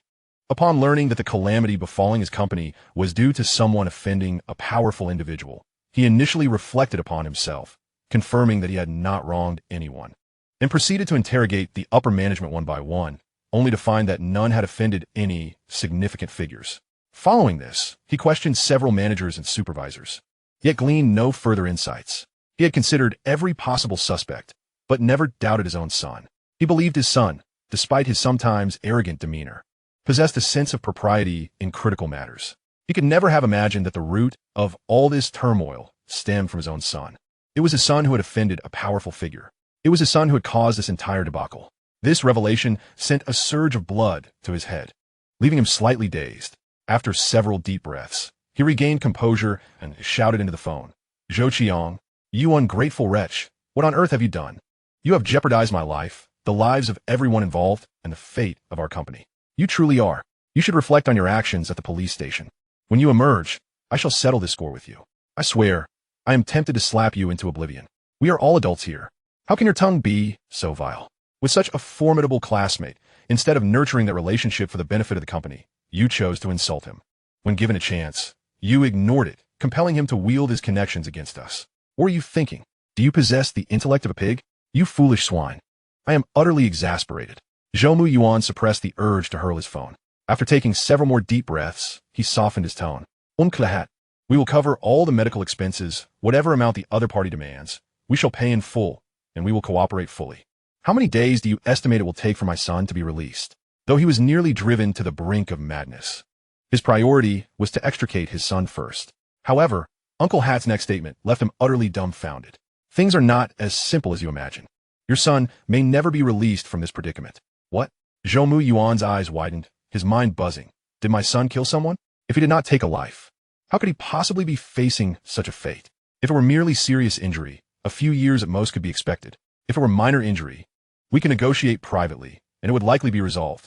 Moreover, you mentioned he intended to take a life. Isn't that considered an attempt? How could the consequences be so dire? Uncle Hat let out a light scoff, stating that your son did not inflict serious harm, nor even minor injury. Although he had intentions of causing harm, he did not succeed. If this involved an ordinary individual, the matter would be of little consequence. At worst, it could be deemed a minor incident, easily settled with compensation. But, chuckle, do you know who your son has offended? Do you realize whom he assaulted? Do you understand who it is he wished to harm? Let me tell you, your son is genuinely bold, truly lacking in foresight. Jumu Yuan Pauzit, Uncle Hat. Who is this person my son has crossed? He was eager to learn the identity of the individual capable of wreaking such havoc on their company. Only by knowing who it was could he devise a solution to this dilemma. He silently prayed that the person would not be overly formidable, hoping for someone more amenable. Uncle Hat shook his head. The individual your son has offended is, shall we say, a person of national significance, an academician, a strategic talent for the nation. He holds many other titles, which I shall not elaborate upon. Consider the magnitude of his importance and influence. Measure it for yourself. Come by tomorrow if you can. You should see your son, engage a lawyer if necessary, and follow the proper procedures. Very well, that is all. With that, Uncle Hat abruptly ended the call. He then slammed his hand down on the table, speaking without preamble. Chen Jiang, lift your head. I have more questions for you. Meanwhile, Chen Jiang was still being interrogated. On the other side, Chen Jiang and the others had arrived at the entrance of a five-star hotel, standing in the plaza outside, gazing up at the towering structure. Zhang Hao's eyes lit up. This appears to be a hotel under our Pengfei group. Is it? Sun Lily exclaimed. Your group is quite powerful. Dining and lodging here must not be inexpensive, right? Lina Makut. Zhang Hao nodded. It cannot be said to be merely expensive. It is exorbitantly priced. Allow me to explain. Within lies a buffet, with an average cost of 1588 per person. To stay here, even the simplest room costs over 1,000 for a night. Upon hearing the prices, everyone gasped. My goodness, 1588 for a buffet? I have never even dined at a 388 one. I have never experienced a 288 or even a 188. I have had a meal for 88, but never for over 100, let alone 1588. Jiangge is magnificent. Jiangge is impressive. Jiangge is introducing us to the grandest experiences. Jiangge, you're not truly considering treating us to that 1588 buffet, are you? Had I known, I should not have eaten so much at the previous restaurant. Goodness, tonight I must eat for 3 hours. In order to make up for Jiang Ji's treat, I will give it my all tonight. As the crowd buzzed with conversation, Zhang Hao's gaze fell upon the lobby. Suddenly, his eyes widened and his pupils constricted. Is that our chairman? Chapter 125. You need not thank me. If gratitude is to be expressed, let it be directed towards General Chen for his guidance. Zhang Hao had seen their chairman during a video conference at the annual meeting, and although their encounters were few, the impression the chairman left was particularly profound. To my surprise, I encountered the chairman this evening in this very place. Indeed, he is the chairman. Although he currently holds a managerial position within the company, he is still 10 levels below the chairman. In his eyes, the chairman undoubtedly represents a figure of monumental significance, commanding immense power, wealth, and stature. His recent exclamation did not go unnoticed by a few classmates nearby. Zhao Mingyu, filled with curiosity, inquired, class monitor, which one is your chairman? Zhang Hao gestured towards the hall, indicating a tall, middle-aged man clad in a suit, exuding a remarkable aura. That man over there. He is our chairman. His net worth is in the hundreds of billions. No, wait. With his recent investment in new life pharmaceuticals, his wealth is likely to double. The group immediately turned their attention to Zhang Pengfei, standing in the hotel lobby. They never expected to encounter such a prominent figure. How is it possible that your group as chairman is here? Oh my, I almost forgot. New Life Pharmaceuticals is a major stakeholder of Brother Zhang's. Goodness, exactly. I nearly overlooked that. Does that not imply that Brother Zhang's net worth now also reaches several hundred billion? Look, the chairman is approaching. As Zhang Pengfei walked towards them, Zhang Hao felt a surge of nervousness. Soon, Zhang Pengfei exited the hotel entrance, seemingly surveying his surroundings. After a moment, his gaze settled on their group, and he quickened his pace, approaching them with a smile. Amidst their anxious and expectant expressions, he came to a halt in front of them and smiled at Chen Jiang, who stood at the forefront. Director Chen, what a coincidence. You mentioned wanting to come to our hotel, and I happen to be holding a meeting here. I'll make arrangements for tonight. Thank you, Mr. Zhang, for personally coming to greet me. I hope I did not interrupt your meeting, Chen Jiang queried. Prior to his arrival, he had messaged Zhang Pengfei, who had indicated that he was indeed in the hotel for a meeting and had invited them directly. No, of course not. The private room has already been reserved for you. You can head there for dinner shortly. He then looked towards a group beside Chen Jiang. Are these your classmates? And this is your mentor? Teacher Lu promptly bent slightly, extending his right hand with a nervous smile. Mr. Jiang, I have long admired your reputation. Zhang Pengfei shook his hand gently, nodding without the intention of engaging in further conversation. Meanwhile, Chen Jiang's classmates stared in awe, their faces brimming with excitement. After all, he was the president of one of the top 10 enterprises in the province. Such individuals were beyond their usual reach, yet here they were, experiencing this proximity due to Chen Jiang. How could they not feel exhilarated? At that moment, Zhang Pengfei graciously declared, "Everyone, feel free to indulge in whatever you desire. You are the students and teachers of Director Chen, so there is no need for formality. Your accommodation has also been arranged. You can collect your room keys at the front desk." The group displayed expressions of astonishment, repeatedly expressing their gratitude. After their thanks, Chen Jiang interjected, "Mr. Jiang, let us skip the private room. I brought my classmates here primarily to enjoy the buffet." "No problem at all," Zhang Pengfei promptly responded. "Let us go for the buffet. If you wish to order anything specific, just let the manager know, and they will serve it to you. Feel free to drink whatever you desire. I will cover all expenses for tonight." The classmates once again expressed their appreciation. "Thank you, Mr. Jiang. You're truly generous. Mr. Jiang is so impressive." "Enough, enough." Zhang Pengfei waved his hand. "You need not thank me. If gratitude is due, it should be directed towards Director Chen." The group hurriedly expressed their gratitude to Chen Jiang, who coughed lightly, signaling for them to relax. He then walked ahead with Zhang Pengfei, guiding Teacher Lu and the classmates into the lobby. They each collected their room keys and were led by the staff to the buffet restaurant. As for Chen Jiang, he engaged in a discussion with Zhang Pengfei regarding recent work matters on the first floor. While conversing, the senior executives who had attended the meeting began descending the stairs, greeting Chen Jiang with flattery. According to Zhang Pengfei's intentions, he had hoped to invite Chen Jiang to dine in the private room with these executives to facilitate introductions. However, Chen Jiang was not inclined towards that plan. He preferred to savor the buffet and chat with his classmates. Thus, he politely declined the invitation. Zhang Pengfei had no choice but to relent, suggesting they reschedule for another day. Consequently, Chen Jiang sent Zhang Pengfei and the others on their way. They took another elevator upstairs, preparing to dine and discuss matters in the private room, while Chen Jiang followed the staff to the buffet restaurant. The buffet was located on the 9th floor, spacious and accommodating. Inside, the crowd was not overwhelming, with only 200 to 300 patrons present. However, it was evident that these individuals were not ordinary, as only those with means would frequent such an establishment. Gazing at the lavish array of delicacies, king crab, Australian lobsters, durian, wagyu beef, sea cucumbers, abalone, and a plethora of seafood and meats, one could hardly count them all. Faced with such an abundance of culinary delights, many classmates lamented that they wished they had more stomachs. After all, they were ordinary individuals who seldom indulged in such lavish meals, and it might be years before they had the opportunity again. Thus, seizing this moment, they were determined to enjoy as much as possible. Unanimously, no one left early. They continued to feast until 11 at night, only departing with full bellies. They were thoroughly satisfied with the accommodations arranged by Zhang Pengfei, having never experienced such luxurious and expensive rooms before. Each room was a spacious and immaculate single, costing at least over 1,000 for one night. After all, this hotel was the most opulent and prestigious in Jiang City. The excitement was palpable, and most did not sleep until the early hours of the morning. Even at around 7, there was a designated staff member delivering breakfast to their door. By 8 o'clock, everyone had finished breakfast, completed their morning routines, and awaited their gathering in the hotel lobby. Once assembled, they shared taxis to the old familiar restaurant, as many of their vehicles were still parked there. After arriving at the old familiar restaurant, they either drove or carpooled to Jiang City Polytechnic University. Upon entering the campus, they parked their cars and disembarked, gazing at the environment that was both familiar and foreign after 4 years. They all expressed their sentiments. Chapter 126, University Employment Guidance and Experience Sharing Session. It had been over a year since they last returned, and now they were finally back on campus. Ah, how nostalgic! If only we could return to the past and relive our university days. Indeed, if I could go back, I would never waste time.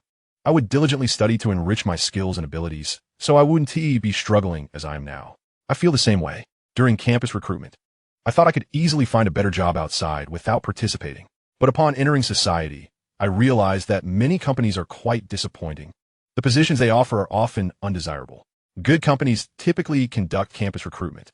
I regret it so much. I share that sentiment. I feel the same. Did you see that artificial lake? I used to often go there with my girlfriend for dates, admiring the scenery. Speaking of your girlfriend, how is she now? Are you still together? Someone suddenly asked. The individual shook his head. No, we broke up long ago. Why did you break up? Another inquired. Ah. He let out a sigh. Our homes were never in the same place. After graduation, I embarked on my career, and she too entered the workforce, leading us to become a couple in a long-distance relationship. As time passed, I continued my job while she prepared for her postgraduate entrance examinations. Ultimately, she succeeded in her pursuit of further studies, while I remained entrenched in my work.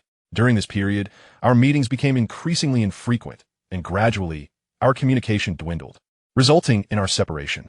There is nothing to lament. Perhaps this merely signifies a lack of fate between us. Indeed, the group inadvertently began to reminisce, discussing past experiences, current affairs, and future aspirations. After a while, Teacher Liu finally spoke up. Let us proceed. I will escort you to the lecture hall. This session on career guidance for university students was being held simultaneously in over a dozen classrooms. After I register you, you will be assigned to classroom C301. The guidance session commences at 9 o'clock. If any of you wish to share your experiences, you are welcome to do so. The audience consisted of soon-to-be intern undergraduate seniors, and there might also be some graduate students who were free to attend. They were in dire need of your insights. Thus, the conversation shifted from various topics to the subject of career guidance. As they chatted, they followed Teacher Liu to the academic building. I felt a tinge of social anxiety and decided against sharing my experiences. I sensed I should speak, for after working for over a year, I had gained considerable insights. Jiang, you're the most successful among us. No, you're the best in our entire university. Surely, you must go up and share. Absolutely, Jiang must take the stage. Indeed, Jiang's resume reads like a novel. It's more impressive than that of any fictional protagonist. Ha ha ha. I can already envision the astonished expressions on the faces of the younger students when they hear Jiang's insights. They will undoubtedly be amazed, perhaps even in awe. Who is Jiang? Jiang is my number one. Jiang is invincible. Upon hearing the praises for Chen Jiang, Teacher Liu chimed in, I must say, having taught numerous cohorts, the most accomplished among them is undoubtedly Chen Jiang. Chen Jiang felt a bit bashful from the accolades bestowed upon him by both classmates and teachers, leading him to modestly deflect some of the praise. The jovial group made their way into the classroom, which was quite spacious, accommodating over 200 individuals. At this moment, more than half the seats were filled. Chen Jiang and his companions chose a relatively rear position and settled in one by one. After ensuring they were settled, Teacher Liu briefed them briefly before attending to other matters, promising to return by 9 o'clock, as he was the host for the career guidance session. Since Chen Jiang and his friends had only graduated a little over a year ago, they appeared quite similar to the students, and thus went unnoticed. As time ticked by, laughter and conversation filled the air, evoking memories of their school days. During this interval, Chen Jiang and his friends busied themselves by compiling a list of those willing to share their experiences and submitted it to Teacher Liu. Among the 10 or so attendees, 7 expressed their desire to share. Teacher Liu informed them that, in addition to their group, there were 8 other graduates who would also present, with graduation years ranging from 1 to over 10 years. Soon, the clock approached 9 o'clock. Teacher Liu arrived a few minutes early, holding a list of speakers. The moment he entered, the bustling classroom fell silent. He positioned himself at the center of the podium, exchanged pleasantries, and then stated, Dear students, you are now in your senior year, soon to face graduation. Some will choose to seek employment, others may opt for civil service examinations or further studies. Of course, there will also be those who choose to remain at home. His words elicited laughter from the over 200 undergraduate seniors and some graduate students present. Teacher Liu continued, Today's session is organized by the school as a career guidance class for students. We have invited alumni to share their choices and experiences post-graduation, hoping to inspire and provide reference for you all. There will be a total of 15 alumni sharing their experiences today. We appreciate your participation. Now, I shall not speak further. I will hand the floor over to our esteemed alumni. During their presentations, feel free to ask any questions. Engaging in interaction and communication is essential for growth and progress. The first speaker to share with you is an alumnus named Chun Fong, who graduated 9 years ago and is now a project manager at Tiamat Group. Let us give him a warm welcome. The applause erupted as Chun Fong, clad in a sharp suit, made his way to the podium. In his 30s, he carried himself with confidence and a smile, engaging the audience with some small talk before introducing himself. My name is Chun Fong. I graduated 9 years ago with a degree in computer science, and I'm currently a project manager at Tiamat Group. Now, I would like to share my journey with you. At this point, he raised his head slightly, elevating his voice as he continued.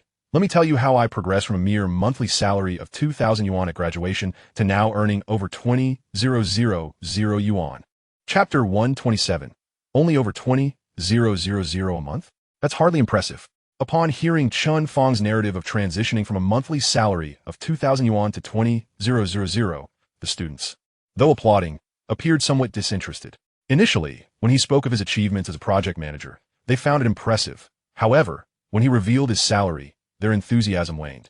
After all, 9 years of hard work culminating in a monthly salary of merely 20,000 yuan did not seem extraordinary to these soon-to-be graduates. It is essential to remember that these individuals were all university students, each aspiring to achieve greatness after graduation. They all envisioned themselves as successful entrepreneurs or earning six-figure salaries. Thus, a mere 20,000 yuan seemed trivial in their eyes. Chen Fang proceeded to recount his struggles upon graduation, facing numerous setbacks, gradually acclimatizing to society, securing his position within the company, and eventually becoming a project manager, leading to his current salary of over 20,000 yuan. His delivery was earnest and fervent. Yet the students remained somewhat disengaged, lacking empathy. Their youthful exuberance drove them to yearn for immediate success, rather than a gradual ascent marked by perseverance. Quite uninteresting. Would you agree? After speaking for 7 or 8 minutes, Chen Fang focused on the highlights of his journey. Observing the lackluster response from the audience, he furrowed his brow and inquired, "Are there any questions from you, dear students? I am here to provide answers." After a brief pause, no one raised their hand. Chen Fang prompted again, "Students, do you have any questions?" Finally, one student raised his hand. Chen Fang's eyes lit up. "Yes, you. Please go ahead and ask." A tall, slender student with dyed blonde hair stood up and posed a rather pointed question that left Chen Fang momentarily stunned. "Manager Chen, your journey is indeed remarkable. But isn't your pace of progress a bit slow? After 9 years, you've only reached the position of project manager with a salary of just over 20,000 yuan.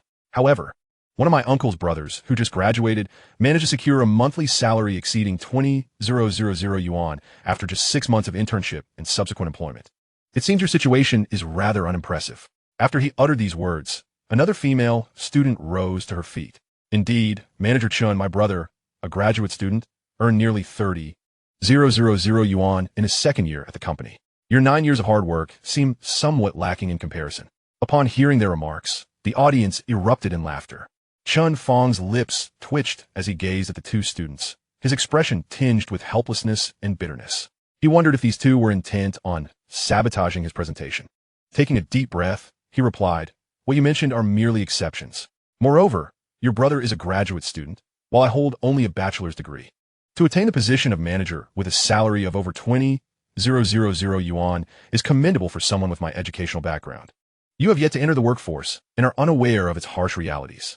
Once you do, you'll understand how challenging it is to earn that much." "Oh, it shouldn't be that difficult," another girl interjected, standing up. She provided an example. "My childhood friend, who is also 23, started working right after high school and now earns over 500,000 yuan a year. In comparison, Manager Chen, your salary of over 20,000 yuan seems quite ordinary." Chen Fang's face flushed, leaving him momentarily speechless. To him, after years of arduous labor, a monthly salary of 20,000 yuan felt like a significant achievement. Yet, in the eyes of these undergraduates, it hardly seemed noteworthy. He felt at a loss for words. Turning to glance at Teacher Liu, he saw Liu wear a pained smile before stepping in to mediate. "Students, you may not fully grasp the current employment landscape. Earning over 20,000 yuan a month is quite impressive. Manager Chen has worked hard over the years to reach this position. Once you step into the workforce, you'll realize this truth." However, his words failed to elicit much empathy. "Thank you, Manager Chen, for your insights today. Please take a moment to rest. Now, let's welcome the next speaker." Chen Fang, feeling belittled and disrespected by the students, had no desire to rest and exited through the back door. The second individual took the stage to share his experiences, but was met with even harsher criticism, as he had only reached the position of administrative supervisor after 5 years, earning just over 8,000 yuan a month. The students, full of lofty ambitions, looked down upon him even more. Ultimately, he too exited in disappointment. When it was the turn of the third speaker, he hesitated as his name was called. With an awkward smile, he said, "Teacher Liu, I think I'll pass on sharing. Although I am a customer service supervisor, my monthly salary is only around 7,000 yuan. Students, my experience isn't worth sharing. With that, he slinked away. The fourth speaker, a civil servant, concluded his presentation. While many students scoffed at his salary, they nonetheless posed numerous questions. For becoming a civil servant is notoriously difficult and regarded as a stable career, even if the pay is modest. As the civil servant answered questions, Chen Fang's classmates began to voice their frustrations in their group chat. Why are today's students so out of touch? They look down on a salary of over 20,000 yuan. Unbelievable. They all seem so arrogant, thinking they can easily earn tens of thousands a month after graduation. What a dream. Remember when we were about to graduate? We were just like them, full of unrealistic expectations. Yes, at that time, I felt invincible, believing a 1,000,000 yuan annual salary was within my grasp. Who didn't think that way? I even fantasized about starting my own company and becoming a billionaire. It was only after truly entering the workforce that I realized how challenging it is. You can't even hire a laborer for 3,000 yuan. Yet you can get a college graduate for that amount. It's absurd. The job market is flooded with positions that only pay 3,000 to 4,000 yuan. I graduated from a prestigious university, and now I'm earning just 4,000 or 5,000 a month. It's infuriating. Once these students graduate, they realize they are merely a small part of the crowd. Honestly, I don't even want to share my experiences anymore. I'm too intimidated. Same here. The only one capable of impressing them might be Jiang. Indeed, only a legend like Jiang can command their respect. Jiang, it's up to you. I want to see their shocked expressions. No, I must message Teacher Liu and inform him I won TB sharing. I'm out. Chapter 128. Next, let us invite Chen Jiang to the stage. Many students chose to withdraw. Initially, 7 individuals had intended to share, but now only 1 remained. Chen Jiang had also considered exiting, but his classmates insisted he go up. They had no other thoughts. They simply wished for Chen Jiang to impress these oblivious students and elicit their gasps of astonishment.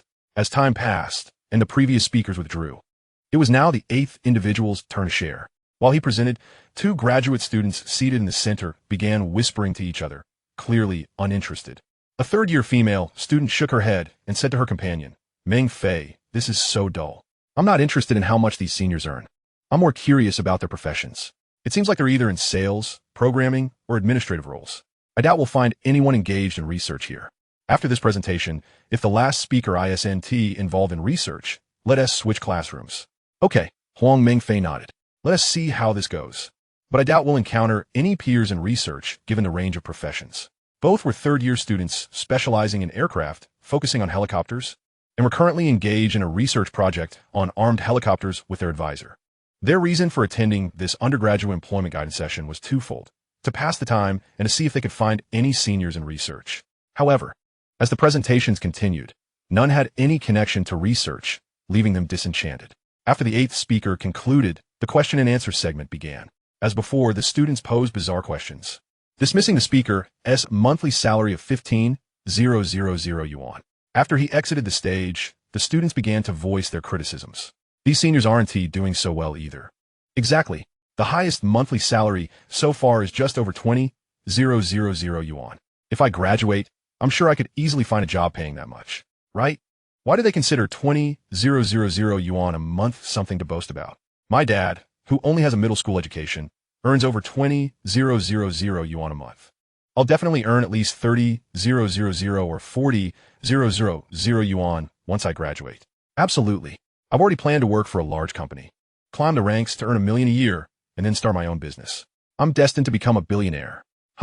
Your thoughts align perfectly with mine. I too believe that one should first gain experience at a prestigious company, accumulate knowledge, and then venture into entrepreneurship. Today's employment guidance seminar is utterly devoid of substance. As graduates of the computer science program, shouldn't we be expecting salaries of at least 20,000? It feels so tiresome. If the next speaker is as unimpressive as the previous ones, I might as well retreat to my dormitory to play video games. Indeed, the quality of the seniors providing this guidance leaves much to be desired. Is there truly no one among them who has achieved something noteworthy? After the 8th speaker concluded, Teacher Liu shook his head in mild exasperation and glanced at the names on the list below. Zhang Hao and the others had already messaged him, indicating they would not be presenting. Only one remained, Chen Jiang. Upon seeing Chen Jiang's name, Teacher Liu's eyes brightened, and a smile broke across his face. He mused that perhaps only Chen Jiang could command the attention of these ambitious students. Clearing his throat, he addressed the room. Dear students, I understand that you harbor expectations for society and have bright aspirations for the future. However, after hearing the previous seniors' testimonials, you should have gained some insight. Society is indeed harsh, far from the idealized vision you hold. Of course, I am not suggesting that you will struggle to find your place in the world. I merely wish to prepare you mentally for what lies ahead. Unfortunately, several other seniors have had last-minute commitments and will not be sharing their insights. Thus, I would like to invite the distinguished guest of today's employment guidance seminar to the stage to share his experiences. Upon hearing the term distinguished guest, many students perked up, harboring a glimmer of hope. Could it be that a truly accomplished senior was about to take the stage? A distinguished figure. Surely he must be earning a salary in the six figures. Who knows? If this distinguished guest turns out to be less than impressive, it would indeed be disappointing. As the discussion swelled, Teacher Liu raised his voice. Now, please welcome your senior, Chen Jiang, to the stage. As his words lingered in the air, a young man stood up from the back of the classroom and sauntered to the front. Upon seeing this young man, a wave of disappointment washed over many students, extinguishing their renewed interest. They began to voice their thoughts openly. Isn't this senior a bit too young? He looks only a few years older than us. What accomplishments could he possibly have at such a young age? Indeed, he appears to be only 23 or 24, likely having graduated just a year or two ago. How audacious of him to come here to provide us with employment guidance. He is far too young. What qualifies him to share his experiences with us? The young man was undeniably handsome, yet his capabilities remained a mystery. What a letdown. I was expecting someone formidable, but it seems he is not impressive at all. Liu Yuqing's face reflected her disappointment as she assessed him, concluding that he must be an undergraduate. Without even attending graduate school, it was evident that he couldn't be a researcher, so it seemed unlikely he had much to offer. Let us wait for him to finish, and then we can switch classrooms, Huang Mengfei suggested, nodding in agreement. Amidst the murmurs, Chen Jiang reached the center of the podium. He surveyed the audience, exuding a distinct and confident aura. Hello, everyone. My name is Chen Jiang. I graduated less than 2 years ago. Chapter 129. What achievements can one have in less than 2 years of graduation? Less than 2 years? This was indeed in line with my suspicions. He had barely graduated. But really, what remarkable accomplishments could he possibly have achieved in such a short span? Is this what they call a distinguished figure? Perhaps he was recognized as such solely for having attended a prestigious institution like Tsinghua or Peking University. The students buzzed with skepticism regarding Chen Jiang, the so-called distinguished guest. Even those who had previously shared their experiences, as well as those who had declined to present, wore expressions of disdain. They had anticipated someone truly remarkable, only to be confronted with such a young man, barely 2 years out of school. What could he possibly have achieved? Observing the audience's reactions, Chen Jiang chuckled softly.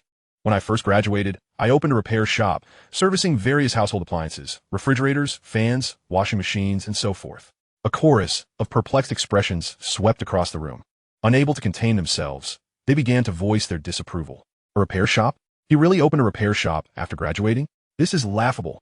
Our school is a Tier 1 institution, and he decides to run a repair shop? At such a young age, instead of seeking a proper job, he opens a repair shop. Doesn't he feel embarrassed? A repair shop? Is this what a distinguished figure amounts to? This one do. I can't believe it. Is there even a profit in running a repair shop? What is so commendable about that? Please, don't waste our time. Just step down already. His experience pales in comparison to those who spoke before. So, running a repair shop is something to be proud of, is it? How abstract. He dares to come here and share this with us? Amidst the cacophony, Chen Jiang raised his hand. Please, let us have some quiet. Then he continued, allow me to elaborate. The classroom fell silent for a moment, only for someone to heckle. Why don't you just stop? We don't want to hear about your repair shop experience. It's meaningless. Others chimed in agreement. Chen Jiang smiled, unfazed, and replied, don't be hasty, I haven't finished yet. Ignoring the murmurs, he spoke with conviction. Later, by a fortunate turn of events, I developed and manufactured a rather intriguing product. The technological content of this product is quite impressive and has drawn the attention of the state.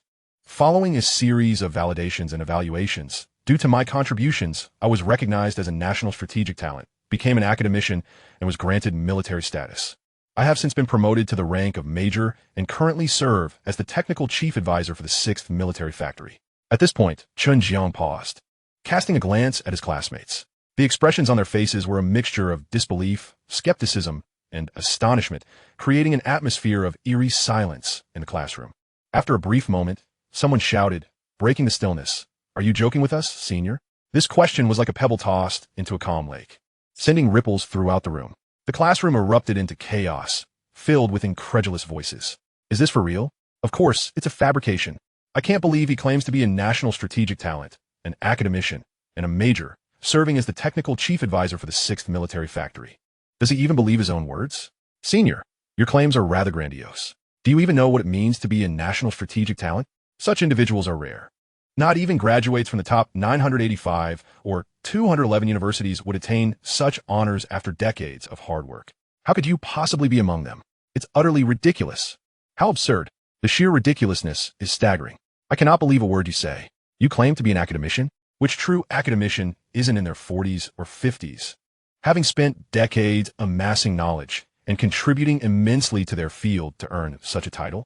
Yet here you are, barely in your 20s. What qualifies you to be an academician? What contributions have you made?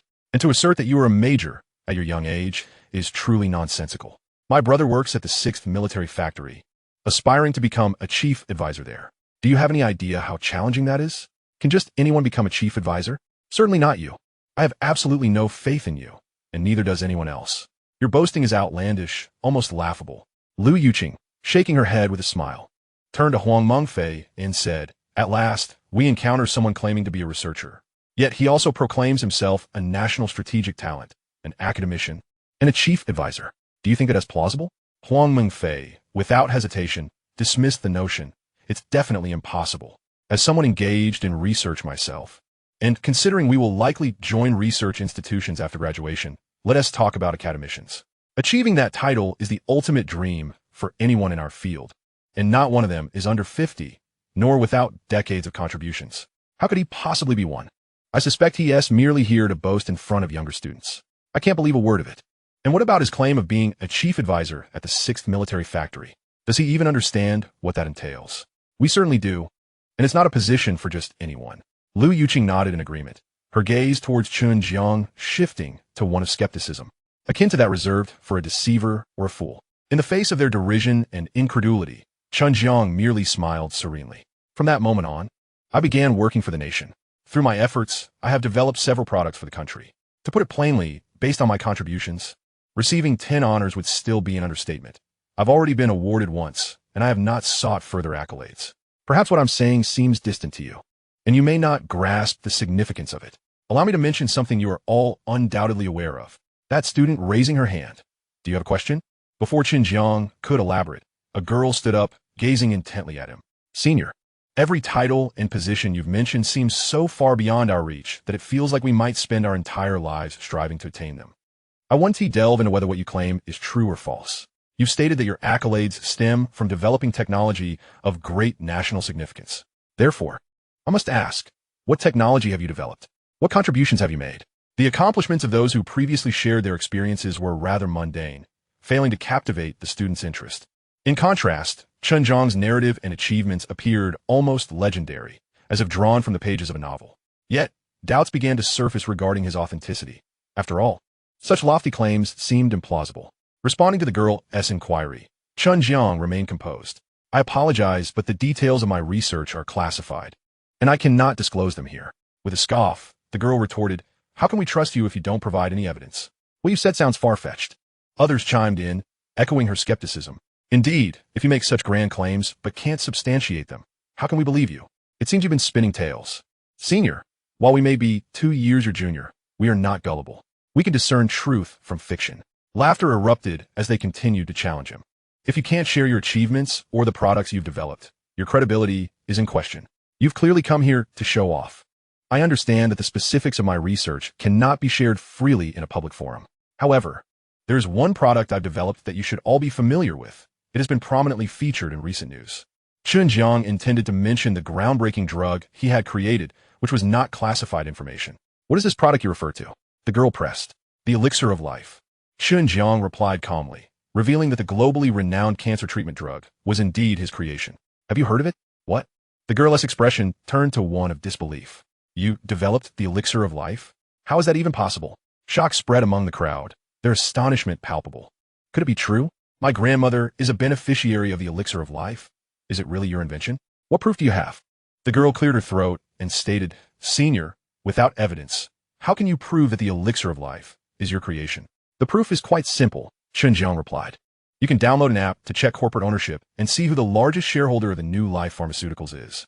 I own 70 of the shares. Furthermore, my status as an academician can be easily verified. You may visit the website of the National Academy of Sciences and check the recent list of newly appointed academicians. My photograph should be there. The truth will be evident. As Chen Jiang finished speaking, the classroom fell into a hush. One by one, the students began checking their phones. Moments later, exclamations filled the air. Incredible! The only newly appointed academician is indeed named Chen Jiang, and that S is photo. Could it be true? Yes. I see it too. He really is an academician. I found it. The majority shareholder and legal representative of New Life Pharmaceuticals is indeed named Chen Jiang, holding a 70 stake. So, he really did establish the company? My goodness, it's all true. Everything he said was accurate. Unbelievable. The Academy's website would never lie. This is truly astonishing. Our school has produced someone so extraordinary. He graduated less than 2 years ago. How did he achieve this? If these claims are true, then surely everything else he stated must also hold weight. A legend. He is nothing short of legendary. How remarkable. At this university employment guidance seminar, we have a genuine academician among us, a figure of great stature. Impressive. If only I could emulate his success. Wow. He is only 2 years older than me and has accomplished so much. How'd he do it? Is he a genius? Truly admirable, senior. You must be the youngest academician in history. An academician, a bona fide alumni, New Life Pharmaceuticals, with a 70 stake. How much fortune does he possess? Though the company is newly established, this single product could potentially reach a market value in the hundreds of billions. With a 70 stake, he must be worth hundreds of billions. Are we really speaking to a billionaire? An exceptional figure indeed. By the way, does the illustrious gentleman have a girlfriend? I find him increasingly charming. Senior, may I connect with you on WeChat? Could you kindly grant me an autograph? Esteemed sir, it is indeed a privilege to be in the presence of such a notable figure. Fortunately, I have managed to come here this time. Otherwise, I would never have had the chance to interact with a luminary of your stature so closely in my lifetime. Senior Chen Jiang, may I inquire if you have a girlfriend? Chen Jiang, I wish to bear your offspring. Such exclamations erupted among the university students after they had perused the information regarding Chen Jiang. And upon gazing at the newly appointed academician list and photographs on the official website of the Academy of Sciences, they became utterly ecstatic. The other seniors present looked on in astonishment, realizing that compared to Chen Jiang, their own accomplishments paled in comparison. As for Lu Yuqing, her eyes sparkled with excitement. She glanced once more at Chen Jiang's photograph on the Academy's website, and with palpable enthusiasm, she tapped Huang Mengfei on the shoulder, exclaiming, "It's really him. He is indeed a remarkable figure." She pondered whether he possessed knowledge regarding helicopters and resolved to engage him in a meaningful discussion later on. Yes, once this concludes, let's approach him. Perhaps he would accompany us to the laboratory. The issue our mentor could not resolve might be within his grasp, and I am certain our mentor would be equally thrilled upon meeting him. Huang Mengfei beamed with exhilaration. Chapter 131. I wonder if you have conducted any research on armed helicopters. The once quiet classroom had transformed into a frenzy akin to a grand fan meeting. Some students had even approached Chen Jiang with books in hand, requesting his signature. Academician Chen, could you please sign this? Academician Chen, could you sign my hand? Academician Chen, would you mind signing my face? Academician Chen, a signature on my chest would be appreciated. Surrounded by the fervent enthusiasm of the underclassmen, Chen Jiang sighed in exasperation and rubbed his forehead. Very well, one at a time. After he completed the signatures, Teacher Lu painstakingly persuaded them to return to their seats. Subsequently, a question and answer session commenced. Standing on stage for over an hour took a toll on Chen Jiang, who sought an excuse to escape to the restroom. Upon exiting the classroom, he sent a message to his classmates, informing them of his early departure. However, he had not ventured far before he was confronted by 2 young women. One of them, sporting a ponytail, smiled at him and extended her hand. "Hello, Academician Chen. I am Lu Yuqing." The other, with long flowing hair, similarly reached out. "Hello, Academician Chen. I am Huang Mengfei." Observing the 2 charming and youthful women with their fair and delicate skin, Chen Jiang returned their smiles and gently shook their hands. "Is there something you need?" "Yes." Lu Yuqing nodded. "We are both in our 3rd year of graduate study. We just listened to your sharing of experiences in the classroom. Currently, we are involved in a research project, and we have encountered a significant challenge recently. We hope you could assist us." "Oh." Chen Jiang raised an eyebrow, intrigued. "What kind of project are you engaged in? What challenges have you faced?" "Academician Chen, let me explain," Lu Yuqing began, recounting a year and a half ago. "Our mentor undertook a project from the 6th military factory, the very one you are associated with. This project pertains to the upgrading and development of armed helicopters. Our mentor has been guiding us in this research for over a year and a half, but in the past 2 months, we have hit a considerable bottleneck that we cannot overcome. Today, since there was a sharing session for career guidance by seniors, we thought we might take a chance and see if we could meet someone experienced in research. We never imagined we would encounter you. To be frank, we feel quite fortunate. As for the issue we are facing, it concerns the payload capacity. Currently, the maximum payload of armed helicopters globally is around 3 tons, while domestically, our armed helicopters can only carry approximately 2 tons. Our research aims to elevate the maximum payload of domestic armed helicopters to 25 tons. However, we have reached an impasse. I wonder if you have any relevant research in this area? If so, we would greatly appreciate your guidance. Armed helicopters, you say? Chen Jiang used. That does not pose much difficulty, especially since this project is from our 6th military factory. Very well. I shall accompany you to take a look. Wonderful. Lu Yuqing and Huang Mengfei exchanged excited glances. Academician Chen, please follow us. Huang Mengfei gestured invitingly. All right. Chen Jiang nodded and followed them. As they walked, Lu Yuqing took out her phone, intending to share this remarkable news with the project team. Meanwhile, at Jiangshang University of Technology, in a specific experimental area, the lab was expansive, exceeding 1,000 square meters, filled with an array of instruments and mechanical components. At the center stood a disassembled armed helicopter, with over 20 individuals diligently engaged in their respective tasks. All right, everyone, let us take a break, announced a middle-aged man with graying hair, setting down his screwdriver and removing his gloves, letting out a long sigh. Upon hearing his words, the others promptly paused their work, some drinking water, others chatting. Do you think Yuqing and Mengfei will gain anything from that undergraduate career guidance sharing session? You're overthinking it. What could possibly be gained from a career guidance session? Indeed, there are so few individuals engaged in research work, and even fewer with high research standards. Those who are knowledgeable about helicopters are even rarer. It's unlikely anyone of significance would attend an undergraduate career guidance session. I believe they are just slacking off. It's a wasted trip. Exactly. They'll probably return looking dejected. With so many of us, including our mentor, unable to resolve the issues, what could they possibly hope to accomplish? Wait. Yuqing just sent a message in the group. What did she say? She claims to have made a significant discovery, stating that they met a remarkable individual at the sharing session who is now accompanying them here, urging us to prepare for their arrival, asserting that this person is exceptionally impressive. What kind of remarkable individual could that be? We shall wait and see. We'll know once they return. Just how impressive could he be? Is it possible that our seniors are engaged in research work? The individuals in the group were skeptical of Lu Yuqing's words. After all, the challenges they faced had stumped even their mentor. Even if they encountered seniors involved in research, what could it possibly achieve? Wang Hongsheng also noticed the messages in the group, but paid little heed. After all, it was merely an undergraduate career guidance session.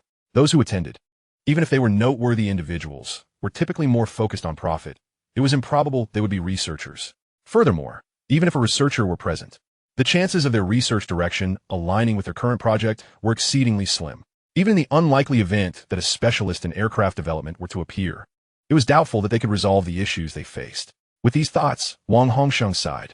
He had been working on this project for a year and a half, with a budget of 11 million yuan, and the project timeline was set at 1 year and 7 months. Now, only 1 month remained. Over the past year and a half, their breakthroughs in armed helicopters had been minimal, merely making superficial improvements without significant advancements in key areas such as speed, payload, control, and endurance. The pressure was mounting on him. If the deadline arrived without any substantive research achievements to present, the project's rating would undoubtedly suffer. Once a project's rating falls exceedingly low, securing larger projects in the future becomes an arduous task, potentially affecting one's professional title evaluation as well. This predicament has left him in a state of great anxiety. It is also the reason why Lu Xueqing's suggestion to attend the employment guidance sharing session, an endeavor fraught with absurdity, was met with his reluctant agreement. Sighing, Wang Hongsheng found himself contemplating his circumstances when suddenly, a phone call interrupted his thoughts. Chapter 132, if you could receive guidance from General Chen, it would certainly simplify matters. He glanced at the caller ID and recognized an old friend from the 6th military factory. He pondered why they had not been in touch for over a month and why this friend was reaching out now. Upon answering, a robust voice resonated from the other end. Hongsheng, how is that project of yours progressing? Any developments? Wang Hongsheng's tone turned somber as he replied, not much progress. I am afraid. With only a month left, what am I to do? This situation is truly distressing. He then inquired, "By the way, what prompted you to call me? You don't typically reach out without a reason." "Of course, I have a reason." His friend chuckled before his demeanor shifted to seriousness. "You know our general at the 6th Military Factory, right?" "I have heard of him. He seems quite formidable, correct?" "Indeed, he is exceptionally formidable, almost godlike in his research capabilities." The mention of Chen Jiang imbued his friend's voice with reverence and excitement. "I just learned that our general graduated from your school. Since he is an alumnus, I suggest you find a way to contact him and seek his guidance regarding the obstacles you are currently facing. I'm telling you, his casual insights could be enough to set you on the right path for years to come." "Graduated from our school?" Wang Hongxing's expression turned one of disbelief. "Is that true? Such an impressive figure is an alumnus of our institution?" "Absolutely true," his friend affirmed confidently. "And let me tell you, the groundbreaking cancer treatment that has captivated the world was developed by our general." "You didn't know that, did you?" "What?" Wang Hongxing gasped, astonished. "The cancer treatment was developed by your general? I thought he specialized in weaponry and machinery. How could he also be an expert in biology?" "Haha," his friend laughed. "That's precisely why I say our general is a godlike figure. His breadth of knowledge is vast. If you could manage to enlist his assistance with your helicopter project, a mere suggestion from him could lead to success." "But," Wang Hongxiang furrowed his brow, "how could I possibly approach someone of such stature? He's from your school." "Figure out yourself," his friend replied. "Well, that was the purpose of my call." After hanging up, Wang Hongxiang placed his phone on the table, contemplating how to approach the illustrious general who had graduated from his institution. "How can I possibly reach out to him?" he murmured, repeating the name Chen Jiang. "Such an incredible individual. How have I never heard of him during my time at the school? Logically, he shouldn't be so obscure. Could it be that he graduated before I became a teacher here? That doesn't seem right, as I have been at this school for 30 years. Could it be that he completed his studies 30 years ago? No. I must find time to visit the admissions office to investigate the records of all students named Chen Jiang throughout the years." At that moment, Lu Xueqing entered, accompanied by Huang Mengfei and a young man. Wang Hongxiang cast a glance at the young man, scrutinizing him briefly, but ultimately dismissing him. Others in the room were also sizing up Chen Jiang. Someone spoke up first. "Lu Yuqing, didn't you say you were bringing a big shot? This can't possibly be the young man beside you, can it?" Lu Yuqing smiled and replied, "Indeed, the big shot I mentioned is him." Upon hearing this, the room erupted in laughter, disbelief evident on their faces. "You're joking. He looks younger than I am. How can he be considered a big shot, right? You can't just bring anyone here to fool us. Seriously, what does he have to do with being a big shot? Hey, what year did you graduate? Are you involved in research? What area do you specialize in?" Chen Jiang smiled mildly. "I graduated less than 2 years ago. Yes, I'm indeed involved in research." Laughter erupted again from a tall individual, whose eyes glinted with derision. "You graduated less than 2 years ago, and you're still an undergraduate. How can you claim to be a big shot?" "Exactly. You, an undergraduate, dare to say you work in research?" Even Wang Hongxiang shook his head. He had initially held a flicker of hope regarding this supposed big shot, but now his expectations had been dashed. Lu Yuqing, aware of the skepticism surrounding her, raised her chin slightly, a hint of pride in her tone as she said, "You all underestimate people too easily. Don't judge a book by its cover, you know? Now, allow me to formally introduce this big shot. Let me share his name, Chen Jiang." Upon hearing the name Chen Jiang, Wang Hongxing's eyes widened with recognition. He immediately associated it with the esteemed general from the 6th Military Factory. Could this young man be the same general? Yet, he quickly dismissed the thought, as he believed someone of such distinction would be considerably older, at least in their 40s or 50s. Besides, why would a prominent general attend such a trivial employment guidance session? He concluded that he was overthinking it. Meanwhile, the other graduate students exchanged glances, inquiring, "Chen Jiang? Who is he? I've never heard of him." "I haven't heard of him either. Is he impressive?" "Yuqing, we have no knowledge of this name. What makes him special? What contributions or achievements does he have?" Lu Yuqing chuckled. "Don't be so hasty. Allow me to reveal his true identity, and it may astonish you." Upon hearing this, the others chuckled again. "Is he really that impressive? What is his identity? Please, do tell us.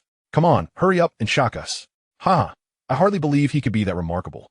Lu Yuqing continued, "Well, listen closely.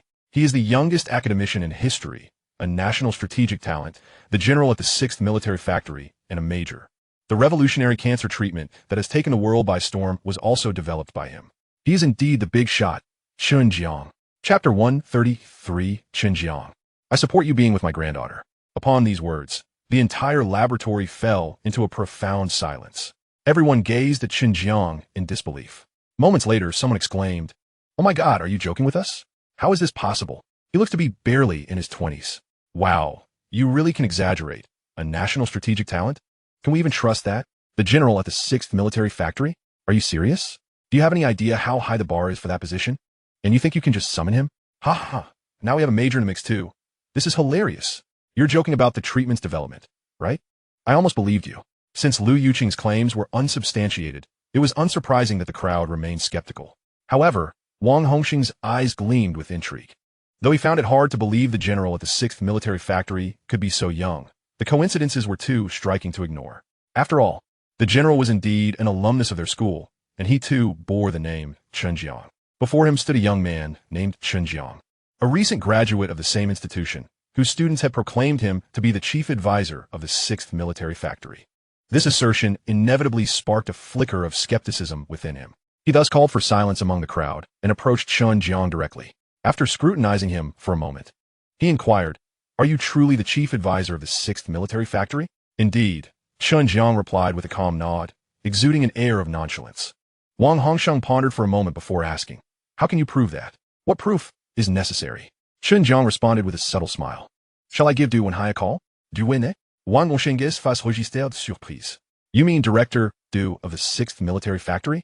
Although he held a professorship at a prestigious university and boasted a significant status and extensive connections, the director of the 6th Military Factory was, to him, a figure of monumental importance. He barely had the opportunity to even converse with such an esteemed individual. "Indeed, that's him. I am quite familiar with him," Chen Jiang asserted. "Is that true?" A male graduate student beside them displayed a look of skepticism. "How could you possibly know the director of the 6th Military Factory?" "I have stated that I am the chief advisor of the 6th Military Factory.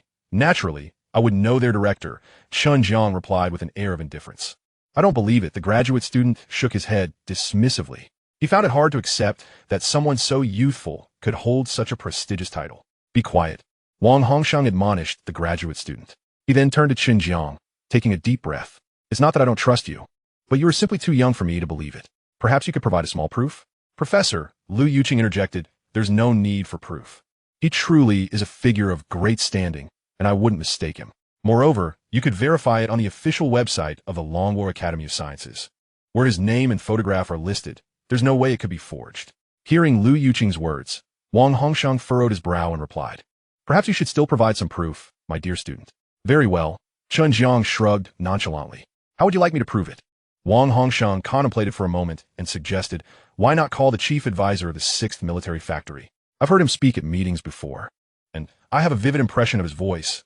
I would recognize it immediately." "Certainly," Chen Jiang said, retrieving his phone and locating Du Wenhai's number. "I will call him now." As he prepared to place the call, a few individuals in the distance whispered among themselves, "Do you think he is genuinely the chief advisor of the 6th Military Factory? Does he really know the director?" "Impossible," one responded. "I certainly don't believe it. The director is such a prominent figure. For graduates like us to secure a position in the research departments of the 6th Military Factory or similar places is already a tremendous achievement. It's the best job we could hope for. But him? He seems younger than us. How could he possibly be the chief advisor? It's absurd, right? I don't believe it either. He is probably just putting on a show. Let us wait and see who he calls. Regardless, I don't believe he has Director Du's number. Who is Director Du, after all? He can decide whether or not to grant our school's substantial research funding with a mere word. How could an undergraduate like Chen Jiang possibly know him?" Amidst the crowd's skepticism, Chen Jiang dialed the number and put the call on speaker. Beep, beep. After a few rings, the call connected, and a hearty laugh resonated from the other end. "Ah, Chief Advisor Chen. It's been just a few days since we last spoke, and you're already calling me. Are you missing me?" Upon hearing that familiar yet strange voice, Wang Hongxiang was momentarily stunned. Indeed, there is no mistaking it. That is Director Du's voice. His memory was sharp. Having listened to Du Wenhai speak for 2 hours, he would certainly not forget that voice. Yet, a frown creased Wang Hongxing's brow as a look of astonishment crossed his face. In his memory, Director Du was always serious and aloof, never one to engage in light-hearted banter. But now, the head of a military factory was speaking to this young man with such warmth, akin to old friends sharing a jest. This was quite extraordinary, he thought, but his students were not of the same opinion. They could not fathom how a chief figure would speak so casually. Chen Jiang chuckled. "Director Du, you're getting on in years. What do you mean by missing me?" "I certainly do not miss you, but I do recall you have a granddaughter, correct? She is quite lovely. Perhaps you can introduce us sometime?" He was merely jesting, but Du Hai took it seriously. Really? My granddaughter is indeed beautiful. I have no objections to introducing her to you. Chief Advisor Chen. I increasingly feel that you and my granddaughter are a match made in heaven. However, she's still a bit young. Only 18. So you mustn't take advantage of her just yet. Let's wait until she turns 20. Moreover, I must tell you, Chen Jiang, my granddaughter idolizes you. Whenever I mention you, she pays more attention than in class. She dreams of becoming someone like you when she grows up. But that's a tall order. Not everyone has the talent you possess. Just the other day, she returned home and expressed a desire to meet you. Unfortunately, she only stayed for a day before leaving. She is currently studying in Modu.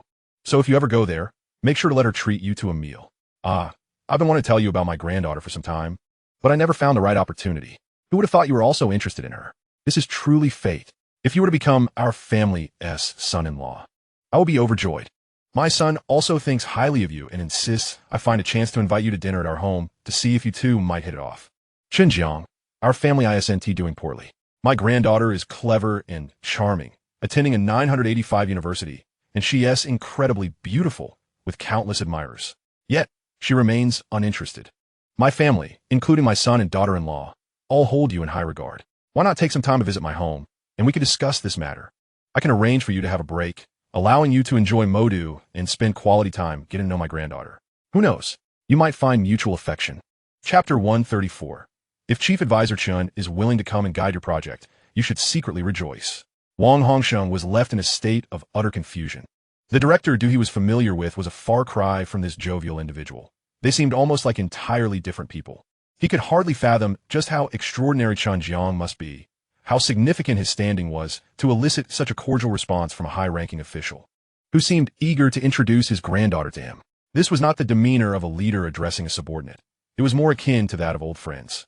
The students present were equally bewildered. What are they discussing? Were they actually considering introducing a mere 18-year-old granddaughter to him? They were more convinced than ever that such a genial and talkative person could not possibly be the lofty director. It had to be a facade. Yet, the most bewildered of all was Chen Jiang. What had begun as a mere jest seemed to have stirred a hornet's nest. Who could have anticipated such eagerness, such enthusiasm? It seems as though there's an overwhelming desire to retrieve his granddaughter immediately and place her in his own bed.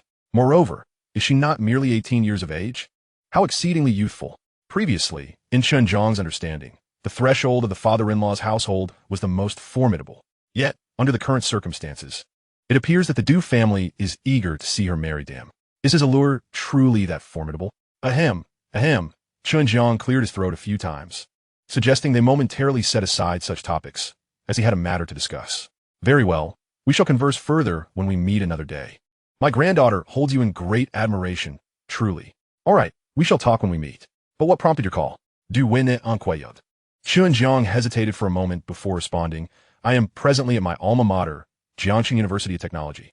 I initially attended a seminar on career guidance for university students. But 2 graduate students have invited me to their experimental zone to seek my advice regarding armed helicopters. However, their supervisor, Professor Wang Hongsheng, seems rather skeptical of my credentials and has requested that I provide proof of my identity. Thus, I'm reaching out to you for assistance in verifying my status. No. As soon as Chen Jiang finished speaking, Wang Hongsheng swiftly waved his hands. I have not questioned General Chen's guidance. Upon uttering these words, Chen Jiang's phone was already extended towards him. Wang Hongsheng cast a glance at Chen Jiang, attempting to convey that he had indeed accepted his identity and that there was no need for him to speak with a high-ranking official, as it would make him anxious. Yet, Chen Jiang disregarded his silent communication and thrust the phone closer. Take it. Wang Hongsheng intended to decline, but was met with Du Wenhai's voice on the other end. This time, his tone was not as amicable as before, but rather frigid and imbued with an unmistakably stern demeanor. Is this Wang Hongsheng? I believe I have heard mention of you. I recall that we have a project concerning armed helicopters assigned to you. Yet it appears you have yet to produce any noteworthy results, correct? I am beginning to question whether you are defrauding research funds. Wang Hongsheng's lips twitched, and he could only acquiesce, taking the phone with a feigned smile. Hello, sir. You jest. How could I dare to deceive research funds? Over the past year and a half since obtaining this project, I have been diligent, dedicating all my time to research. However, perhaps my abilities are limited, and I have not achieved any significant results. But the thought of defrauding research funds has never crossed my mind, nor have I acted upon it. How could I dare? Being reprimanded so directly by a superior over the phone left him feeling utterly despondent. Internally, Wang Hongxing mused, how hypocritical. You treat General Chen with one demeanor and me with another. Could your words not be a touch more gentle? Witnessing their typically stern mentor now speaking so obsequiously left the students bewildered. One brave student whispered, Professor, is he truly the high-ranking official from the military-industrial complex? Wang Hongxing nodded. A wave of astonishment swept through the assembly. After all, the individual in question was the head of a military-industrial factory, a veritable heavyweight in their eyes. Should they choose to pursue employment at the 6th military factory in the future, their prospects hinged upon his words. Du Wenhai scoffed, you dare not? What could possibly deter you? You even dare to question General Chen's identity. What else could you possibly fear? Furthermore, General Chen is willing to offer guidance on your project. Rejoice in that, rather than casting doubt upon his identity. How audacious! Wang Hongxing lowered his stance once more. I was wrong, sir. I should not have questioned General Chen's identity. He glanced at Chen Jiang. I was mistaken, General Chen. That's quite all right. Chen Jiang waved his hand dismissively. Du Wenhai continued, his tone remaining serious, as though admonishing a subordinate. Wang Hongxing, General Chen does not typically offer guidance casually. He is here to assist you because you share the same alma mater. You are to cooperate fully with General Chen. Whatever he says, you shall adhere to it. You must express your gratitude accordingly. Do you understand? Yes. Wang Hongxing nodded repeatedly. Rest assured, sir, I will cooperate fully with General Chen and express my gratitude sincerely. He would dare not disobey. His project originated from the 6th military factory, and now he sought assistance from its esteemed head. To defy would be to jeopardize his future prospects. That is more like it. Now, please hand the phone back to General Chen, Du Wenhai instructed. Upon receiving the phone, Chen Jiang noted a complete transformation in Du Wenhai's demeanor, as if he were an entirely different individual. Chapter 135, Truly Worthy of General Chen. Your prowess is remarkable. Following this, Chen Jiang engaged in some light conversation with Du Wenhai before terminating the call. After the call, Wang Hongxing approached with a beaming smile, exuding courtesy, General Chen. Esteemed academician, it is truly our honor to have you here. The graduate students who had previously looked down upon Chen Jiang now gathered around him. Greetings, academician. Greetings, General Chen. They all extended their salutations to Chen Jiang, who responded with a gracious nod. Let us dispense with the pleasantries, Professor Wang. Regarding armed helicopters, please address any concerns directly with me, he stated with purpose. Certainly, Wang Hongxing nodded, gesturing towards a distant area. General Chen, please follow me. I would like to share our design concept for the armed helicopters, along with our research objectives, and discuss the challenges we are currently facing. I hope you can provide your insights on our designs and assist us in resolving our issues. We are immensely grateful for your help. Having toiled for a year and a half on this project, he finally glimpsed a new opportunity with General Chen's guidance. He firmly believed that the challenges he faced were surmountable with such a distinguished mentor. Even if the project were to be completed with the assistance of others, it mattered not, as he would fulfill his obligations, and his evaluations would remain favorable. Thus, it was quite satisfactory. Chen Jiang followed him to a platform piled high with components. Wang Hongxing then activated a nearby computer and displayed various data. General Chen, allow me to present our design concepts, he began. Very well, Chen Jiang nodded. Wang Hongxing elaborated extensively on their project's design concepts, detailing the objectives they aimed to achieve. Once he concluded, he politely inquired, General Chen, we have shared our entire design approach. What are your thoughts? Are there areas that require improvement? To be candid, your design approach is passable, Chen Jiang acknowledged initially, before shifting his tone. However, there are numerous issues. Many facets are erroneous. He offered a candid critique. If you were to advance this project along your current trajectory, you would encounter significant obstacles and ultimately fail to attain your envisioned goals. While I could devise solutions to these challenges and achieve the intended objectives, it is unlikely you would manage the same. As for improvements, allow me to elaborate. Chen Jiang spoke for a solid 10 minutes, leaving the students gathered around in a state of confusion, unable to keep pace. Wang Hongxing, however, grasped the essence of Chen Jiang's insights, and his eyes brightened with excitement. Marvelous. Truly marvelous. How could I have not thought of this before? He gazed intensely at Chen Jiang, his face brimming with admiration. Truly, Mr. Chen, your guidance is exceptional. Mr. Chen, might you share some of the challenges we are encountering? We are counting on your insights for resolution. Subsequently, Wang Hongxing elaborated on his concerns in detail. Upon concluding, Chen Jiang pondered for merely a few seconds before eloquently articulating his responses. Throughout this exchange, Wang Hongsheng was apprehensive about missing any crucial details and had already begun recording the discussion. The problem-solving process lasted nearly half an hour. After this duration, Wang Hongsheng took a deep breath, unable to conceal his exhilaration. The issues that had plagued me for so long have finally been resolved. With these obstacles surmounted, I am confident that I will achieve significant breakthroughs within the next fortnight. This project is assured. Not only he, but the surrounding students were also filled with enthusiasm. After all, they had been earnestly seeking solutions for some time. Yet, despite their relentless efforts and late-night endeavors, they have found no answers. At last, the solutions have emerged. Their motivations surged, and their gazes toward Chen Jiang were filled with profound reverence. They could hardly fathom how someone younger than themselves could possess such brilliance. Mr. Chen. Wang Hongsheng stepped forward to clasp Chen Jiang's hand, genuinely grateful. He paused for a moment and continued. Might you have some time this evening? You have been such a tremendous help to us. I would love to treat you to dinner, if you would allow it.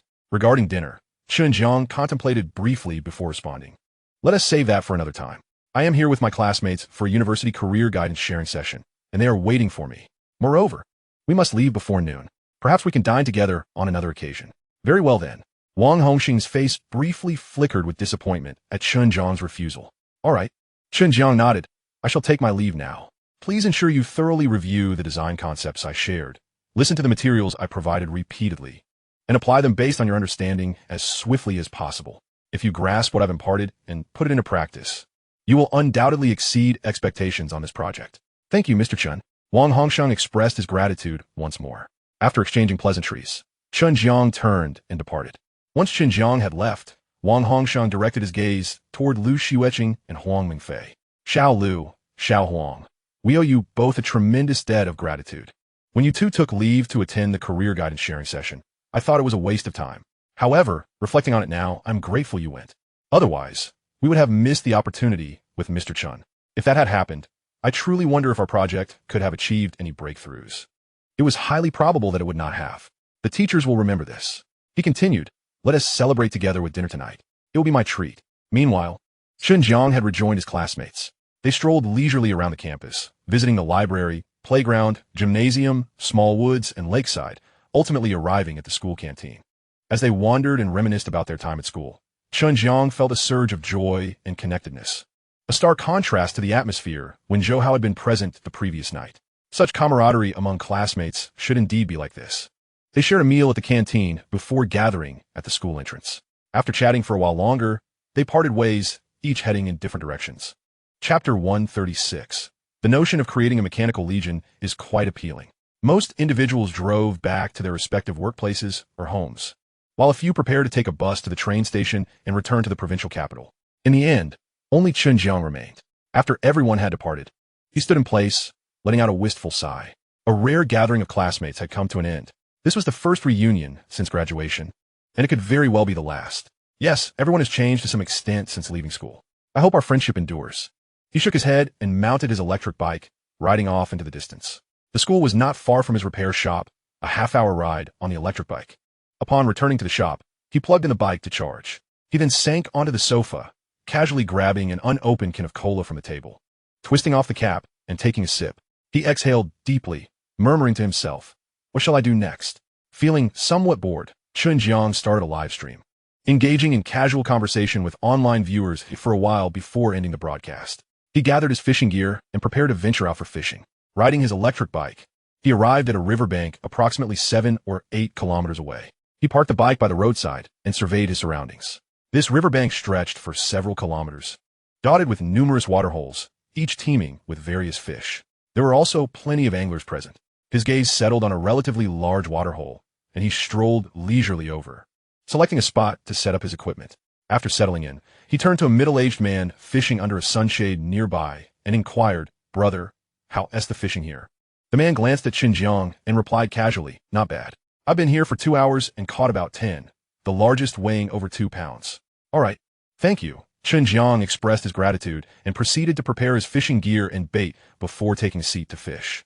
As he was fishing, the middle-aged man suddenly answered a phone call, speaking in a loud voice. How many times must I say it? This robotics project is extremely important. No matter the cost, no matter the manpower or resources required, you must ensure this project is successful and yield results. Are you not comprehending my words? He continued, yes. I understand that we VE already invested a lot, but how can you expect to develop a groundbreaking product without further investment?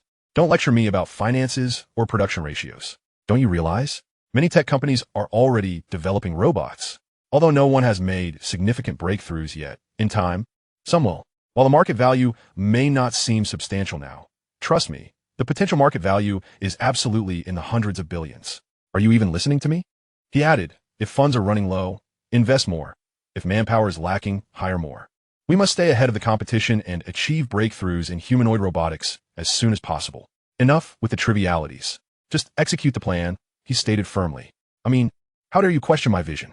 From having nothing to amassing assets worth over 100 billion. Do you really think my judgment is inferior to yours? I have stated time and again, whether it's humanoid robots, robotic arms, or any other related field, the prospects in robotics are exceedingly bright. If we exhaust 1 million, invest another 5 million. All right, I'm busy negotiating with clients now. That's all. After hanging up, a flicker of annoyance crossed Hua Tianqing's face. He shook his fishing rod in frustration, contemplated for a moment, rifled through his contacts, and dialed another number. Once the call connected, he inquired, Deputy General Liu, how is the recruitment on your end progressing? A melodious voice resonated from the other end of the line. Chairman, as you are aware, Jiangcheng is merely an ordinary city. It is not an easy task to recruit high-caliber talent. To date, we have only managed to hire a handful, specifically 9 individuals specializing in foundational architecture, visualization, and mechanics, all of whom hold graduate degrees. Only 9? Including the additional 30 or so team members. The total number amounts to fewer than 50 individuals? Hua Tianqing frowned. This is rather sluggish. You have taken half a month to recruit just 9 people? What have you been doing? I shall grant you another half month.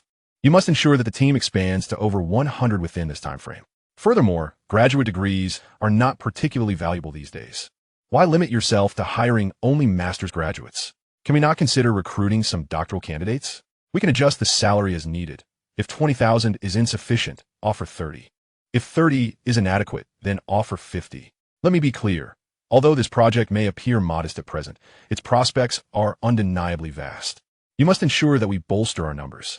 Do you understand? After issuing his directives, he terminated the call and massaged his temples, redirecting his gaze ahead to continue fishing. All of his words reached Chen Jiang's ears. Humanoid robots, you say? He murmured. What intriguing notion. Humanoid robots possess immense value not only in the commercial sector, but also in the military realm. However, for now, the commercial application of humanoid robots should be set aside. The timing is not yet ripe. Their widespread deployment could significantly disrupt societal structures, which may not yield favorable outcomes. It is imperative to focus on the military aspect. Envisioning a mechanized legion for future combat scenarios is indeed a compelling idea. Perhaps I should consider establishing a robotics company. As Chen Jiang contemplated this, he noticed the fishing float suddenly submerge. He promptly reeled in his line, successfully catching a fish weighing approximately 1 pound. However, his thoughts had shifted away from fishing. He detached the fish and casually tossed it back into the water, then approached a middle-aged man nearby. He intended to discuss the possibility of acquiring the man's robotics company, thus alleviating his own burdens. Chapter 137. I wish to acquire your robotics company. Upon reaching the middle-aged man's side and preparing to speak, the man suddenly lifted his fishing rod, his gaze fixated on the thrashing fish beneath the surface, a serious expression giving way to a smile. Finally caught a big one, Hua Tianqing exclaimed. This fish looks like it could weigh over 10 pounds. He began to play the fish, observing the man's intense focus as he played the fish. Chen Jiang refrained from interrupting, standing quietly to the side, watching. After a few moments, the fish's true form emerged from the water, and Chen Jiang's eyes widened in surprise. Impressive, brother. That fish must weigh around 20 pounds. I've been fishing for quite some time and have never caught one that size. It certainly looks like it'll take considerable effort to reel it in. Hua Tianqing glanced at Chen Jiang, the clouds of previous discontent dissipating as he smiled broadly. To be honest, I haven't caught such a large fish in quite a while. I suppose I was lucky to land such a hefty one in this spot. It appears to be at least 23 or 24 pounds. Indeed, the fish is incredibly strong. Patience is key in tiring it out. Hua Tianqing continued, young man, my net is to the right. Could you do me a favor? Once I get the fish close to shore, please use the net to scoop it up. Absolutely. Chen Jiang replied readily, stepping forward to retrieve the net. Just bring the fish close, and I'll catch it. All right, I'll play it for a bit longer. My goodness, this fish is incredibly strong. I'm exhausted. Thankfully, my line and rod are durable, or I would have lost it by now. Chen Jiang stood by for 5 or 6 minutes, watching Hua Tianqing. Suddenly, Hua Tianqing shouted, "Haha, it's finally tiring out. Young man, I'm going to drag it to the shore. Be ready with the net." Understood, Chen Jiang responded, bending down as the fish approached the bank. He swiftly used the net to scoop it up. Got it. It's secure. It won't escape now. Hua Tianqing let out a sigh of relief, breathing heavily from the exertion. He stepped forward, took hold of the net, and moved the fish farther from the water's edge, offering a grateful smile to Chen Jiang. "Thank you, young man. By the way, could you take a photo for me? I would like to capture this moment with my catch." "Of course," Chen Jiang nodded, taking the phone from Hua Tianqing. Hua Tianqing lifted the fish from the net and retrieved a weighing scale from a nearby box. He clamped the scale onto the fish's mouth and checked the weight. His eyes lit up at the displayed number. 25.2 pounds. Heavier than I anticipated. "Young man, could you please record this weight for me?" "Certainly." Chen Jiang nodded and stepped forward to document the weight. Then, Hua Tianqing cradled the fish in his arms, adjusting his stance. "When you take the photo, please don't stand too far away. Try to make the fish appear larger and clearer. I plan to post it on social media to show off." Hua Tianqing was not lacking in wealth, property, or vehicles. He had everything he needed. He seldom played golf or frequented clubs, with fishing being his greatest passion. He traveled to various locations for this pursuit. In the past, he often fished in professional venues filled with large fish, where catching them was relatively easy. He had once caught a fish over 100 pounds. However, after tiring of those locations, he sought the challenge of fishing in the wild, where the difficulty was considerably greater and catching anything over 10 pounds was a rarity. To have landed a fish exceeding 20 pounds this time filled him with exhilaration. He simply had to take a photo and share it online. Once his pose was adjusted, Chen Jiang captured several images. Afterward, Hua Tianqing requested to view the photos, and upon satisfaction, he placed the fish into a keep net, thanking Chen Jiang once more. He settled down, ready to resume fishing, while Chen Jiang lingered, showing no intention of departing. Hua Tianqing furrowed his brow slightly and turned to Chen Jiang. "Young man, is there something else on your mind?" Chen Jiang chuckled softly. "I have a matter I wish to discuss with you." "What is it?" Hua Tianqing paused his activity, inquiring. Chen Jiang got straight to the point. "It concerns humanoid robots. I overheard your phone conversation about research in robotics. Am I correct? Humanoid robots?" Hua Tianqing was momentarily taken aback, surprised that Chen Jiang wished to discuss the topic. A look of keen interest crossed his face. "Indeed, we are engaged in research on robotics. What would you like to discuss? Are you interested in working for a company? Or?" Chen Jiang shook his head. "No, I am not seeking employment with your company. It seems you hold a favorable view of the humanoid robot project, believing it to have significant future potential. However, are you aware that, given the current circumstances, the value of humanoid robots is rather limited? The technology is still in its infancy. Numerous companies are investing in humanoid robot research, yet after extensive efforts and resources, very few have achieved meaningful results. In this scenario, are you truly resolute in your commitment to pursue research and development?" Hua Tianqing cast a lingering glance at Chen Jiang before nodding. "I'm aware of what you have stated. I have also conversed with several executives from companies engaged in the development of robotics. At present, both the market demand and the challenges of research and development are rather discouraging. I understand that continuing down this path requires a substantial financial investment, with no guarantee of success. However, I hold a steadfast optimism for the future of humanoid robots. I believe that they will possess significant market potential, ultimately becoming mainstream, even indispensable in every household and enterprise. Thus, I am willing to wager my resources on this endeavor. Should I incur losses, it would amount to only a few billion, an amount I can afford. Yet if I were to profit, the rewards would far exceed that initial outlay. In light of this, I prefer to invest in the future rather than the present. So, young man, what is it that you wish to discuss with me? What is your objective? Whether you seek collaboration or wish to share your thoughts, feel free to speak candidly." Chen Jiang nodded gently, stating, "I shall be forthright. I, too, am optimistic about the future of humanoid robots, and I wish to venture into this domain.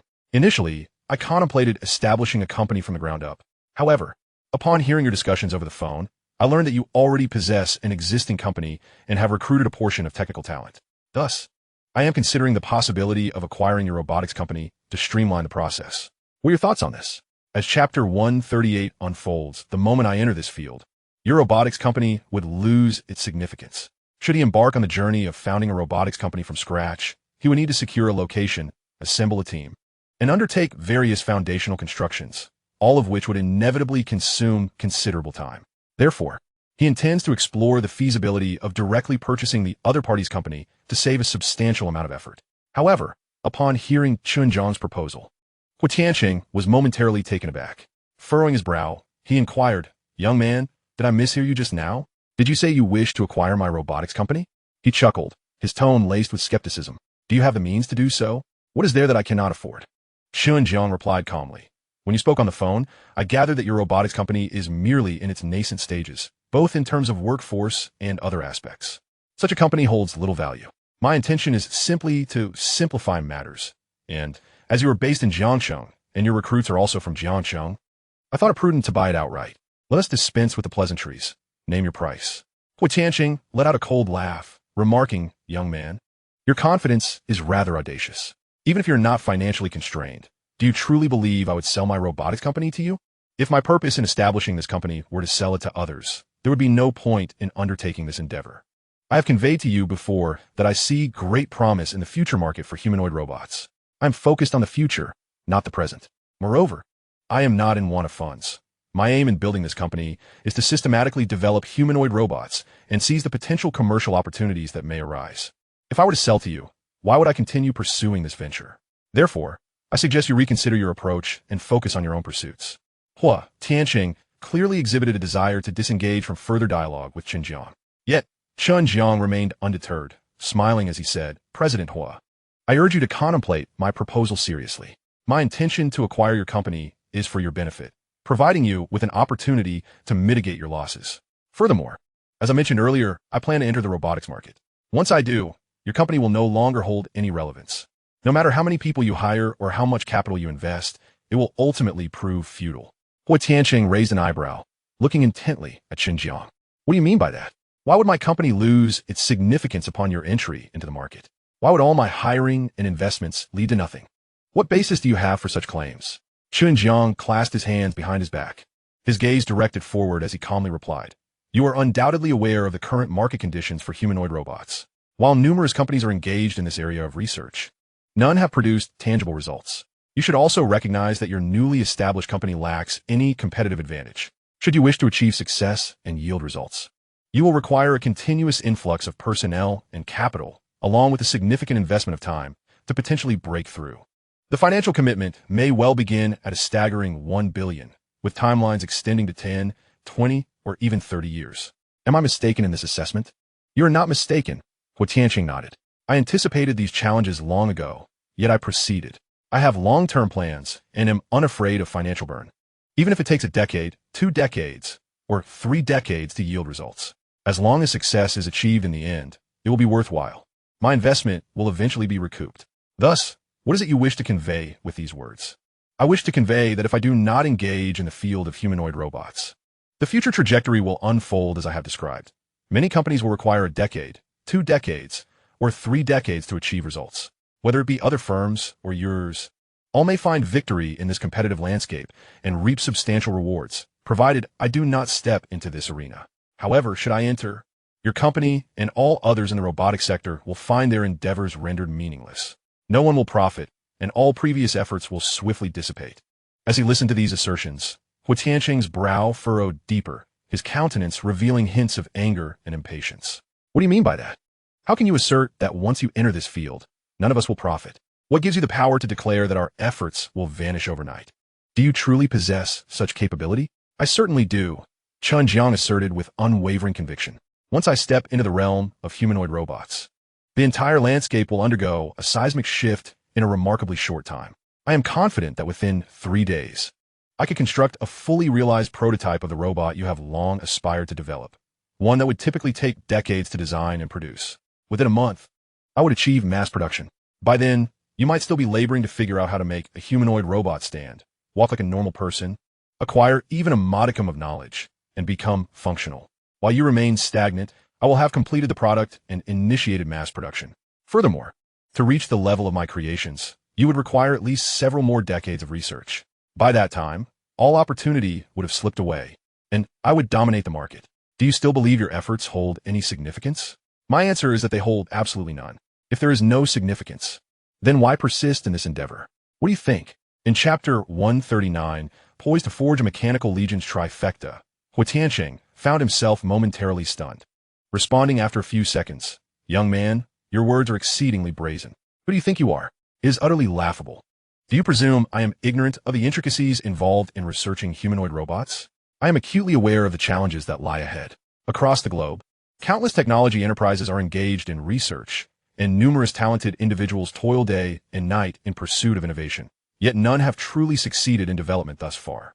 You claim that you can achieve success in merely 3 days and commence mass production within a month. Such boasts are utterly absurd. Do you believe I would take you at your word? Are you jesting with me? Attempting to amuse yourself at my expense? Allow me to clarify. I do not have the luxury of time to squander on your frivolous assertions. If you have nothing substantial to offer, I suggest you return to your own affairs and go fishing. Chen Jiang chuckled softly, shaking his head. Mr. Hua, I assure you, I speak nothing but the truth, sincerely and earnestly. If you believe in my capabilities, I am open to collaboration. If you do not, I shall not waste my time proving myself to you.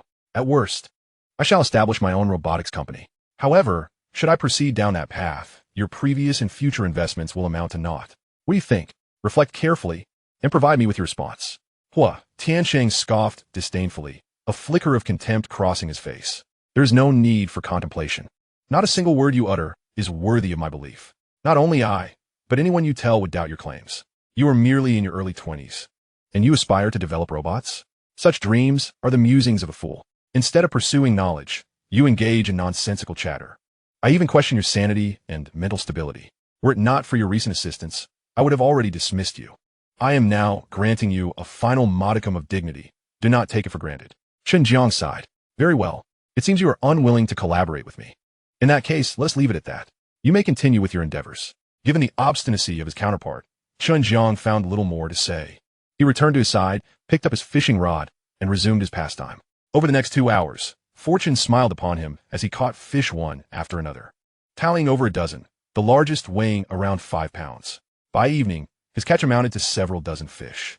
He released most back into the water, keeping only the heaviest to take home. After spending approximately half an hour at the repair shop, he rode his electric bike home. Once there, he contemplated preparing spicy fish for dinner. After his meal, he resumed pondering matters pertaining to robotics. Given the current technological level, economic conditions, and societal development, the widespread application of commercial robots is simply unfeasible. Such an implementation would lead to substantial unemployment, exacerbating an already dire job market and resulting in societal upheaval, which would further burden the lower class. Therefore, I still believe that once the technology for robots matures, it should be confined to military applications. If that is the case, commercial deployment is unlikely to occur for at least the next decade, contingent upon circumstances. Let Mr. Hua invest as he pleases. Developing humanoid robots is an insatiable abyss. Throwing $1 billion into it may yield little return. When he or other companies eventually achieve breakthroughs and find themselves unable to halt, I will then enter the commercial arena and swiftly dominate the market. I'm not a bad person. It is merely the nature of business competition. Those who can thrive will, and those who cannot will falter. So let them pursue their research, especially Mr. Hua. Feel free to invest more, emptying your coffers, for I shall orchestrate your downfall when the time is ripe. Of course, I will leave you a way out, but the only option will be acquisition by me, with no room for negotiation. Thus, I shall contemplate the development of military robots thoroughly. Moreover, if I am to embark on creating military robots, why not go all in and construct an entire mechanical army? What should this mechanical legion encompass? I must deliberate on this carefully. First and foremost, there must be robots, as they will serve as the backbone of combat. Secondly, I can envision mechanical spiders for assault purposes. Thirdly, equipping the army with mechanical bees for reconnaissance and demolition seems prudent. Yes, I have decided. I shall create these 3 types. Without hesitation, I declared, "System, enter the manufacturing space." As the words left my lips, the familiar scene shifted before me, and in the blink of an eye, I found myself in the well-known manufacturing space. Each time I beheld the vast array of machinery within, I was struck by a profound sense of awe. I smiled and said, "System, I wish to forge a trio of mechanical army components." "Understood, host. Please specify your requirements in detail." After a moment of thought, I began. The first component is the robot. As the name suggests, it shall be humanoid machinery. Regarding specifications, first, the exterior must be robust enough to withstand standard bullet fire. Second, the robot's agility must surpass that of a human, exhibiting 3-fold greater speed and reflexes. Third, it should possess the capability for autonomous learning, a comprehensive remote control system, and voice command features. Fourth, it must be proficient in various firearms and combat techniques. Fifth, in terms of strength and speed, it should exceed human capabilities by a factor of 5. Sixth, it must be equipped with advanced recognition and environmental adaptation systems. Seventh, the palm should be designed with small cannon ports capable of firing projectiles. Eighth, the height should be 1.8 meters. That suffices for the robots. You may exercise discretion in other specifics. Next, for the second component, the mechanical spider. Requirements include: first, a size of 35 centimeters with 8 legs, requiring swift movement, sufficient agility, and considerable jumping power. Second, each leg should serve as a penetrating weapon, while the spider's eyes must be capable of emitting lasers, allowing it to blend seamlessly with its environment. It should also be sturdy enough to withstand bullets. Third, it must possess the ability for autonomous target recognition and tracking. That will suffice for now. You may handle the rest. Lastly, for the third component, the mechanical bee. Requirements entail: first, a size comparable to that of a real bee, necessitating silent flight. Second, each mechanical bee must be equipped with a surveillance camera for reconnaissance. Third, I require a self-destruct feature, with each bee housing a high-explosive miniature bomb, powerful enough to eliminate a cow. Fourth, it should have automatic tracking and recognition capabilities, alongside a control system and voice features. You may manage the other aspects.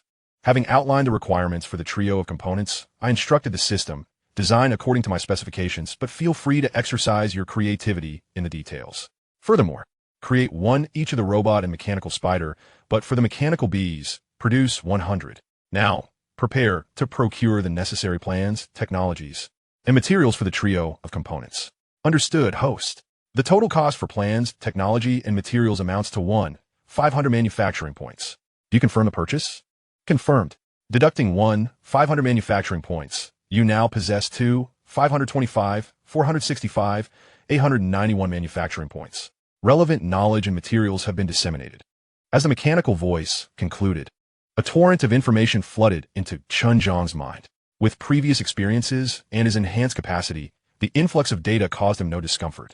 However, his focus remained elsewhere, specifically on the figures just revealed. He had not checked his accumulated manufacturing points in quite some time and was astonished to discover that the total had soared to over 2.5 billion. Good heavens! This amount is staggering. Such a windfall must surely be connected to the sale of life essence.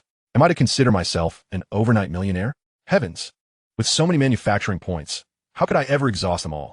In comparison to such a multitude of strategic advantages, 1,500 seems scarcely sufficient. After a moment of contemplation, the knowledge that had been transmitted to my mind was now thoroughly digested. Excellent. All plans and technologies have coalesced within my thoughts. The next step is the manufacturing phase.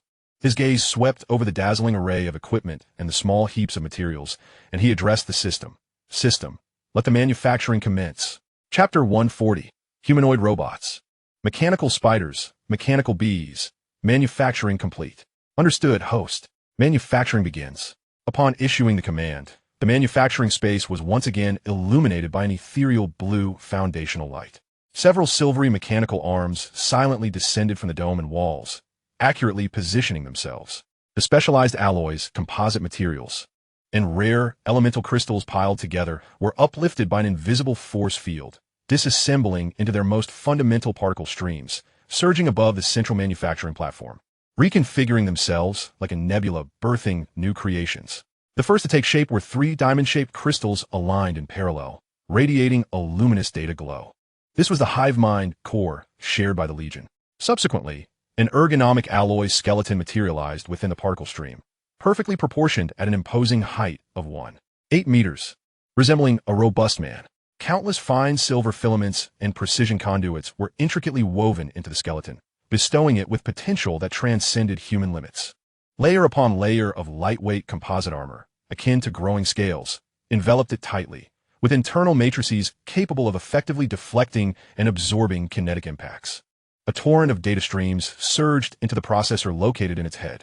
The arm structures underwent specialized modifications, with intricate energy convergence ports rotating and focusing in the palms. A sleek, powerful, gray-black humanoid mechanical body stood silently, its eyes sensors flashing a crimson light before extinguishing, entering a standby state. The robot was complete. Next, the array of mechanical arms shifted tools to commence the fabrication of more intricate components. A core resembling a sphere with a diameter of approximately 35 centimeters was the first to form, with 8 elongated, arthropod-like mechanical legs being sequentially attached, their joints showcasing precise servo mechanisms. Each leg's tip glimmered with a chilling radiance. Embedded within the spider's head was a multispectral sensor composed of compound eyes, with a miniature laser focusing emitter concealed below. Its exterior boasted a profound matte black hue, capable of subtly adjusting its shade upon command, as if it could merge into any shadow. The mechanical spider, Shadowblade, retracted its 8 legs slightly, crawling along the ground like a lurking assassin, instantly entering a nearly invisible low-power state. The mechanical spider was complete. Finally, the humming of the space grew exceedingly faint. A full 100 metallic entities, indistinguishable in size from real bees, were simultaneously manufactured. Their transparent wings were crafted from ultra-thin alloy membranes vibrating at high frequencies, producing noise levels lower than the ambient sound. Each bee's compound eye functioned as an excellent camera. The critical procedure ensued, embedding a miniature explosive device, the size of a grain of rice, yet containing astonishing chemical energy. Within the abdomen of each bee, 100 mechanical bees hovered in the low air like a shimmering metallic cloud, moving in unison, and although they were mere small entities, they exuded palpable danger. Unbeknownst to how much time had elapsed within the manufacturing space, all mechanical arms gradually retracted, leaving the material platform barren. With the ethereal blue light softening, 3 flawlessly crafted mechanical products stood before Chen Jiang, akin to exquisite works of art. Chen Jiang inhaled deeply, his gaze fervently sweeping over his mechanical legion's trinity, a surge of exhilaration coursing through him at the mastery of cutting-edge military might. The mechanical legion's trinity is complete. A mere 1,500 manufacturing points is hardly a significant amount. I shall proceed with this set. To me, the technological complexity of this mechanical legion's trinity is not exceedingly great, yet if examined by the researchers in military factories, even trivial issues could confound them. Even if I provided them with detailed technical documentation, it would take them at least 1.5 years to comprehend, and mass production would likely not commence for another year. Let me first call Director Du to discuss the mechanical legion's trinity. Chen Jiang returned to the repair shop, picked up his phone, and dialed Du and Hai. Director Du, it's General Chen. How are you? General Chen, what brings you to call me today? Do you have some good news? A light chuckle escaped Chen Jiang's lips as he teased, Inspector, how did you know I was calling to share good tidings? What if it were bad news? Du and Hai cleared his throat. I have a premonition. It must be good news. Haha, you could say your intuition is quite accurate. I indeed have something positive to share. Recently, I've developed some new inventions, which I have dubbed the Mechanical Legion's Trinity. Are you interested? Chapter 141. Imagine the imposing aura of a Mechanical Legion advancing. The Mechanical Legion's Trinity? Du Wenhai's eyes brightened, suddenly associating it with many concepts, sparking immense intrigue. What does that entail? What are the 3 components? I knew you must have something exciting to hear from me. This Mechanical Legion's Trinity has piqued my interest immensely. Please do tell. Listening to Du Wenhai's eager tone, Chen Jiang replied with deliberate calm. Allow me to explain. Director Du, the so-called Mechanical Legion's Trinity consists of 3 elements. The first is the robot. You have likely seen various sci-fi films. Indeed, the robots I refer to are akin to the humanoid robots depicted therein. These are machines capable of walking like real humans and wielding weapons to engage in warfare. Throughout history, from the ancient times of the Dragon Kingdom to the present day, all conflicts and wars have involved flesh and blood individuals. War is brutal, and with it comes death. But what if we could replace all the sentient beings participating in war with emotionless machines? What a grand spectacle that would be. Directeur Du, I have successfully developed humanoid robots that are fully capable of undertaking a diverse array of combat missions, whether it be reconnaissance, assault, team operations, or various other aspects. I possess the complete technology. This means that, should we expand our scale and create a true robot army, our nation's precious soldiers could simply oversee operations from a command center while directing these robots in battle. Imagine if other nations dared to provoke us when conflict arises. They would be deploying flesh and blood individuals, easily pierced by a single bullet, susceptible to environmental influences, temperature fluctuations, physical limitations, emotional states, and the fear that grips them. And us. We would advance with a legion of formidable mechanical warriors, impervious to cold or heat, devoid of fear, moving faster and with greater precision than any human. Each mechanical soldier worth 10 of their living counterparts. Let me briefly outline the exceptional capabilities of these robotic soldiers. First, their defensive power is exceptionally robust, able to withstand the fire of ordinary bullets. Even in a frontal assault, not even a machine gun could compromise their integrity. Second, the agility and reaction times of my developed robot surpass that of real humans, far beyond what any living being could match. Thirdly, the robot I have developed is capable of making autonomous judgments based on real-time conditions and possesses a degree of learning ability. Furthermore, it can be controlled remotely. Fourthly, I have programmed an extensive array of combat techniques and firearm applications into the robot's chip, enabling these machines to master various firearms available in the market and to excel in diverse combat skills. Fifthly, these robots surpass humans significantly in both strength and speed, boasting an advanced recognition system and adaptability to their environment. Additionally, each robot is equipped with a cannon embedded in its palm, capable of firing small projectiles. That is a preliminary overview. I will send you the detailed information about the robots later for your perusal. What do you think? Duwene posed momentarily, his voice tinged with excitement, even trembling slightly. Have you truly developed humanoid combat robots? The kind I have seen in movies? Indeed, Chen Jiang replied. If our military can widely adopt humanoid robots, we will fundamentally transform the nature of warfare, and our armed forces will emerge as the most formidable in the world, without the fear of casualties. This is splendid. Director Chen, what about the second item of the trio? The second item, Chen Jiang replied, taking a sip of tea, is a mechanical spider.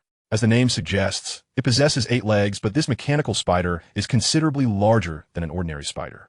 I have designed it to stand 35 centimeters tall and weigh 15 kilograms, with an impressive speed of up to 195 kilometers per hour. Its exterior is entirely black, equipped with anti-detection radar, and it exhibits remarkable agility. Moreover, these mechanical spiders possess formidable combat capabilities. Each leg is a piercing weapon capable of penetrating steel, and they can emit lasers from their eyes. Of course, their defensive capabilities are also commendable, easily withstanding gunfire. Additionally, they can autonomously identify and track targets based on preset criteria or real-time conditions. Just imagine, in future battles, if the enemy has 1,000 soldiers. We deploy 1,000 mechanical spiders. These spiders can blend seamlessly into the night, approaching the enemy without detection. They can eliminate foes with lasers or pierce them with mechanical claws, exhibiting terrifying combat prowess. I can assure you, 1,000 mechanical spiders would be more than sufficient to take on a 10,000-strong army. They will become a devastating weapon in warfare. Mechanical spider du wene échoued. Contemplating the despair they would induce in an opposing army encountering such creatures in direct combat. Indeed, they are instruments of war, machines of death. Précisely, du wene inhaled deeply. What about the third member of the Mechanical Legion? The third member, Chen Jiang smiled, is the Mechanical Bee. Mechanical bees? Du and Hai raised an eyebrow. What is that? Chen Jiang elaborated. Mechanical bees are designed based on the characteristics of ordinary bees. They are approximately 2 centimeters in size, similar to real bees. Let me explain their functions. Certainly, du wene no dead. Chen Jiang adjusted his posture, reclining on the sofa, and began to elaborate. The mechanical bee is equipped with a built-in camera, enabling it to undertake various reconnaissance missions, whether extensive or detailed. It can fly almost silently, allowing it to infiltrate enemy lines unnoticed, even in the presence of adversaries. They would perceive it merely as an ordinary bee. Its stealth and reconnaissance capabilities are exceptional, transmitting audio and visual data in real time. Moreover, the mechanical bee possesses automatic tracking and identification functions. Targets for search or assassination can be uploaded to the backend, allowing the bee to autonomously recognize and pursue them. Finally, I have equipped the bee with high-explosive microbombs, powerful enough to kill a bull. In summary, there are 2 primary functionalities. The first is reconnaissance, and the second encompasses assassination of specific targets as well as large-scale slaughter. Consider the assassination aspect. Director Du, imagine if you wish to eliminate a certain target. All you need is a photograph of the target, which you can input into the backend and transmit to the mechanical bee. Once deployed, the mechanical bee will seek out the target based on your specified parameters and route. Given its diminutive size and near-silent flight, it can stealthily locate its target, ultimately detonating upon contact. Du wene gasped, tikonabak. Such a bee would be the perfect choice for assassination. Once a target is locked, it can be executed without the target ever realizing it. It is utterly terrifying. Chen Jiang continued. Now consider large-scale warfare. One side deploys 10,000 soldiers, while the other unleashes 10,000 mechanical bees. It is likely that the 10,000 soldiers would be overwhelmed before they even comprehend what is happening. succumbing to their fate without knowledge of how they perished. Imagine, Director Du, if we were to mass-produce 100,000 mechanical bees, or even 1 million, or 10 million. My heavens! Du Wenhai exclaimed, shuddering at the thought, an icy chill creeping over him. He felt a spine-tingling sensation, realizing that these mechanical bees might be even more formidable than the mechanical spiders and robots.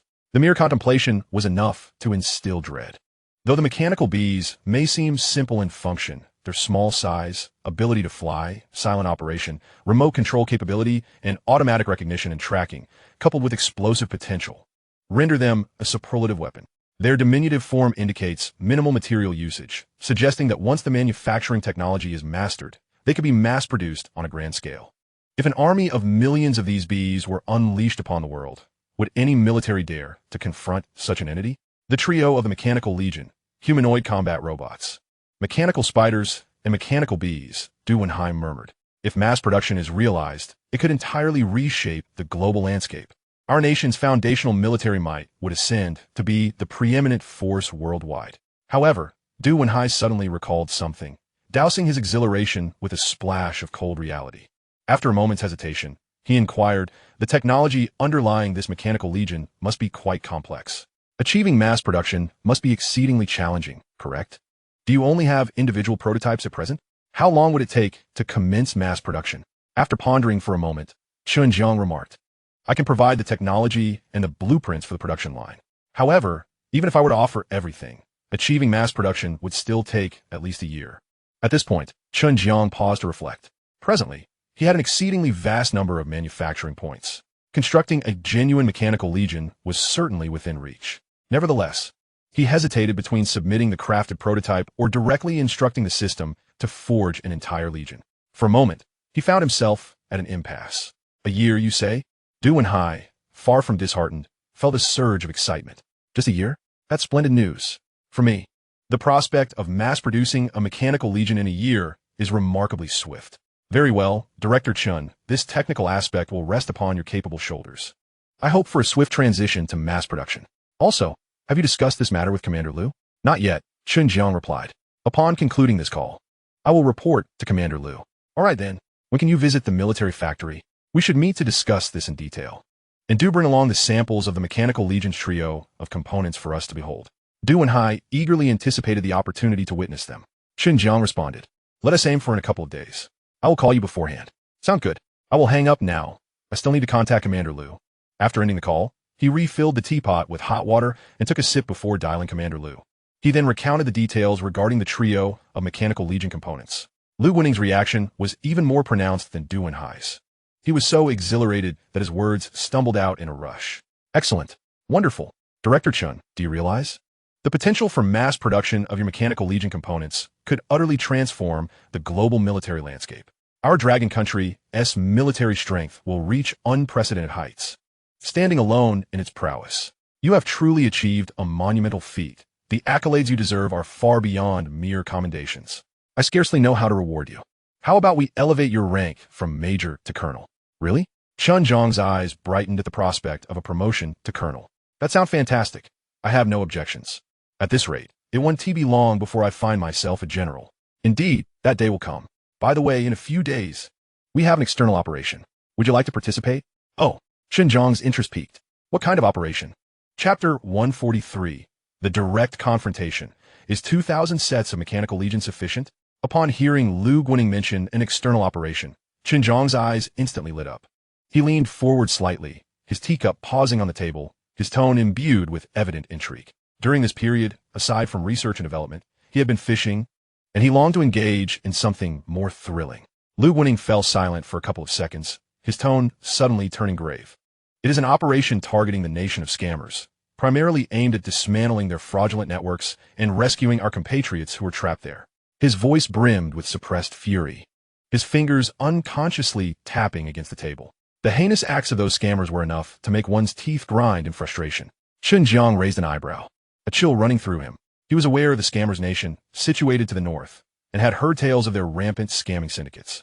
They had grown increasingly brazen. Liu Guining continued, not only have they swindled vast amounts of money from our country, but they also lure citizens from the Dragon Country over there. Once they arrive, They are tightly controlled and coerced into perpetrating fraud. Those who resist are beaten and mistreated. Even more horrifically, some have had their organs harvested. Quite a few of our compatriots have already fallen victim. By the end of his statement, Lu Guaning's voice quivered with rage, clearly incensed by these atrocities. Chen Jiang's expression darkened, his grip on the teacup tightening to the point of whitening. He could not abide such bullying of his compatriots, especially with such cruel methods. It was outrageously abhorrent. The higher-ups have already pressured the official representatives of the Scammers Nation, and they have consented to our deployment of troops for the assault. Lu Guaning's tone softened somewhat. Preparations are underway, with an initial plan to send 2,000 soldiers. After speaking, he couldn't help but sigh. If only your mechanical legion were already in mass production, we could deploy them, sparing our soldiers from risking their lives. Alas, it will still be a while before that can happen. His voice was laden with regret. Everyone understood that war was unpredictable, and even the best-equipped forces were not immune to casualties. Yet, a smile crept onto Chen Jiang's face as he casually replied, "Is 2,000 personnel truly sufficient?" Lu Guaning was momentarily taken aback, not comprehending Chen Jiang's implication. He instinctively responded, 2,000 is the preliminary plan. It should suffice to deal with their scamming syndicate. Although there will inevitably be casualties, then there's no need to send soldiers, Chen Jiang asserted. I have just completed 2,000 sets of mechanical legions, which will be perfectly suited for the task. On the other end of the line, Lu Guaning fell silent, the absence of sound stretching for a full 3 seconds before his voice rose, incredulous. What did you say? 2,000 sets of mechanical legions? He leapt from his chair, pressing his hands against the desk, his eyes wide with astonishment. Just moments prior, he had been lamenting the lack of mass production. And now Chen Jiang had dropped such a monumental revelation. Leaning back against the sofa, Chen Jiang maintained his calm demeanor. Indeed, each set of the mechanical legion consists of 1 humanoid robot, 1 mechanical spider, and 100 mechanical bees. 2,000 sets correspond perfectly to 2,000 combat units. Lu Guaning's breathing quickened, his heart racing. 2,000 sets. Yes, Chen Jiang affirmed. This meant that the operation could proceed without sacrificing a single soldier while delivering a devastating blow to those scammers. When did you manage to create them? Lu Guaning's voice trembled slightly, recalling that Chen Jiang had previously stated there was only 1 prototype. Previously, there was just 1 prototype. Chen Jiang smiled. But with enough manufacturing points, producing 2,000 sets is merely a matter of moments. He paused, sensing it was time to divulge details about the system. Commander Lu, there is something I have long wished to share with you. Lu Guaning composed himself, returning to his seat, leaning forward with earnest attention. Go on, I'm listening. My ability to manufacture such advanced equipment is not solely due to my own prowess. Chen Jiang began slowly. In fact, I have bound myself to the most powerful manufacturing system across all realms, which houses an inexhaustible wealth of military technology and an exclusive manufacturing space. As long as I have manufacturing points, the system can craft anything I require, be it mechs or mechanical legions. The other end of the line fell into silence once more, this time the pause lingering longer than before. Lu Guaning sat in his chair, his mind momentarily blank, before he finally grasped the implications. So that is how it is. No wonder you have been able to create mechs and laser weaponry at such a young age. You have a system assisting you. His previous doubts evaporated, replaced by an overwhelming sense of excitement and relief. With talents like Chen Jiang and such a remarkable system, how could the Dragon Country not thrive? I can hardly believe it. Lu Guaning's voice carried a barely perceptible tremor. He clenched his fists tightly, his expression solemn. Director Chen, rest assured, I will ensure this matter remains strictly confidential. No one will know apart from myself. Your system is of paramount importance, and it must be utilized wisely. The future of the Dragon Country will depend on your diligence. Chen Jiang smiled reassuringly. Don't worry, Commander Lu. I am well aware of its significance. Now that the Mechanical Legion is ready, we shall entrust them with this operation. Tomorrow, I will visit the military district to retrieve the 2,000 sets from the manufacturing space. Lu Guaning immediately responded, excellent. This is fantastic news. The following day, Chen Jiang resolved to personally await you at the military district, ensuring that all arrangements concerning the reception are meticulously organized. That settles it then. I shall see you tomorrow, Chen Jiang declared. Until we meet again. After hanging up the phone, Chen Jiang reclined on the sofa, stretching contentedly. Having divulged a secret he had harbored for so long, he felt a significant weight lift from his heart. With the unwavering support of the military, his endeavors would undoubtedly become more manageable moving forward. Speaking to the air, he commanded, System, fabricate 2,000 mechanical legions, adhering to the specifications previously established. This time, he refrained from entering the manufacturing space, opting instead to issue the directive directly. Understood, host. The total manufacturing points required for each mechanical legion, 1 humanoid robot, 1 mechanical spider, and 100 mechanical bees, amounts to 3 million points. Do you confirm the manufacture? Confirmed, Chen Jiang replied without hesitation. With over 2.5 billion manufacturing points remaining, the deduction of 3 million points was but a mere trifle. Deducting 3 million manufacturing points, remaining balance, 522, 465, 891 points. Commencing the manufacture of 2,000 mechanical legions, estimated time, 10 minutes. As the electronic voice faded, Chen Jiang sensed the manufacturing space becoming abuzz with activity. However, this was a matter he need not concern himself with. The system would handle everything adeptly. Rising from his seat, his stomach let out a rumble, signaling it was high time to treat himself after such a busy period. He retrieved his phone, opened a food delivery app, and promptly ordered a sumptuous meal, a serving of spicy crayfish, a platter of charcoal-grilled delights featuring skewered lamb, chicken wings, and eggplant, accompanied by an ice-cold cola and a container of fresh fruit. After placing the order, Chen Jiang settled back on the sofa, scrolling through his phone while awaiting the delivery. 20 minutes later, the delivery person called, and Chen Jiang hurried downstairs to collect his order. Upon returning to the repair shop and unveiling the packaging, an enticing aroma wafted through the air. He picked up a crayfish, deftly peeling off its shell, dipping in sauce, and savoring a bite that exploded with a delightful medley of spice and flavor. Enjoying his barbecue alongside sips of chilled cola, he found immense comfort in the moment. After satisfying his hunger, Chen Jiang tidied up the remnants, carrying the trash downstairs to dispose of it properly. Securing the repair shop door, he mounted his electric bike, heading toward his residential complex. Upon reaching the complex, he parked his bike and ascended the stairs to his apartment. After freshening up, Chen Jiang sat at his computer and launched a popular shooting game. Having been engrossed in research and development for quite some time, it had been ages since he last indulged in gaming. Donning his headphones, he immersed himself in the game, steering his character through the battlefield with impressive skill. The thrill of the experience as vivid as ever. Unbeknownst to him, time slipped away, and he played until the early hours of the morning, his eyes growing weary before finally shutting down the computer. A brief wash-up followed, and he lay in bed, quickly drifting into a deep slumber. Chapter 144, Journey to the Military District, Unveiling the Iron Legion, Astonishing Lu Guoning. The next morning, Chen Jiang's biological clock rang punctually. He opened his eyes, stretched, and rose from his bed. After refreshing himself, he donned a fresh set of casual attire, took his phone and keys, locked the door, and descended the stairs. A bus directly to the train station awaited him at the community entrance. Chen Jiang deposited the coins he had saved over time, choosing a window seat as the bus set off. As the scenery outside receded, he leaned back, closing his eyes to rest. After more than half an hour, the bus arrived at the train station. Chen Jiang disembarked and promptly purchased a ticket for the earliest train to the provincial capital. After passing through the ticket checkpoint and locating his seat, the train began its gentle departure shortly thereafter. The hour-long journey passed swiftly, and the train arrived at the provincial capital station on schedule. Following the crowd out of the station, Chen Jiang hailed a taxi at the roadside. "Driver, to the military district, please." "Certainly," replied the taxi driver, pressing the accelerator as they sped toward the military district. Traffic in the provincial capital was somewhat congested, and the taxi moved at a crawl. Nearly 40 minutes later, they arrived at the military district entrance. Chen Jiang settled the fare and approached the guardhouse. "Comrade, I am here to see Commander Lu Guoning. We have an appointment." The guard meticulously verified Chen Jiang's identity and then placed a call to confirm with Lu Guoning's office. Shortly thereafter, a military jeep arrived, and Lu Guoning emerged from the vehicle. Dressed in full military attire, his face radiated warmth as he swiftly approached Chen Jiang. "Director Chen, we have been eagerly awaiting your arrival." Lu Guoning extended his hand, grasping Chen Jiang's with palpable enthusiasm, his grip firm, revealing his excitement. He had hardly slept the previous night, his mind consumed with visions of the mechanical legions, eagerly anticipating the opportunity to see the actual units.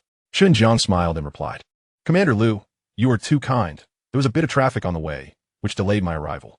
"Not at all. Not at all. I have just arrived myself." Lu Guoning reassured him, releasing his hand and gesturing towards a jeep. "Come, I shall take you to the warehouse. Everything is prepared." Chen Jiang nodded and followed Lu Guoning into the vehicle. The jeep traversed the military compound for a few minutes before coming to a halt in front of a secluded large warehouse.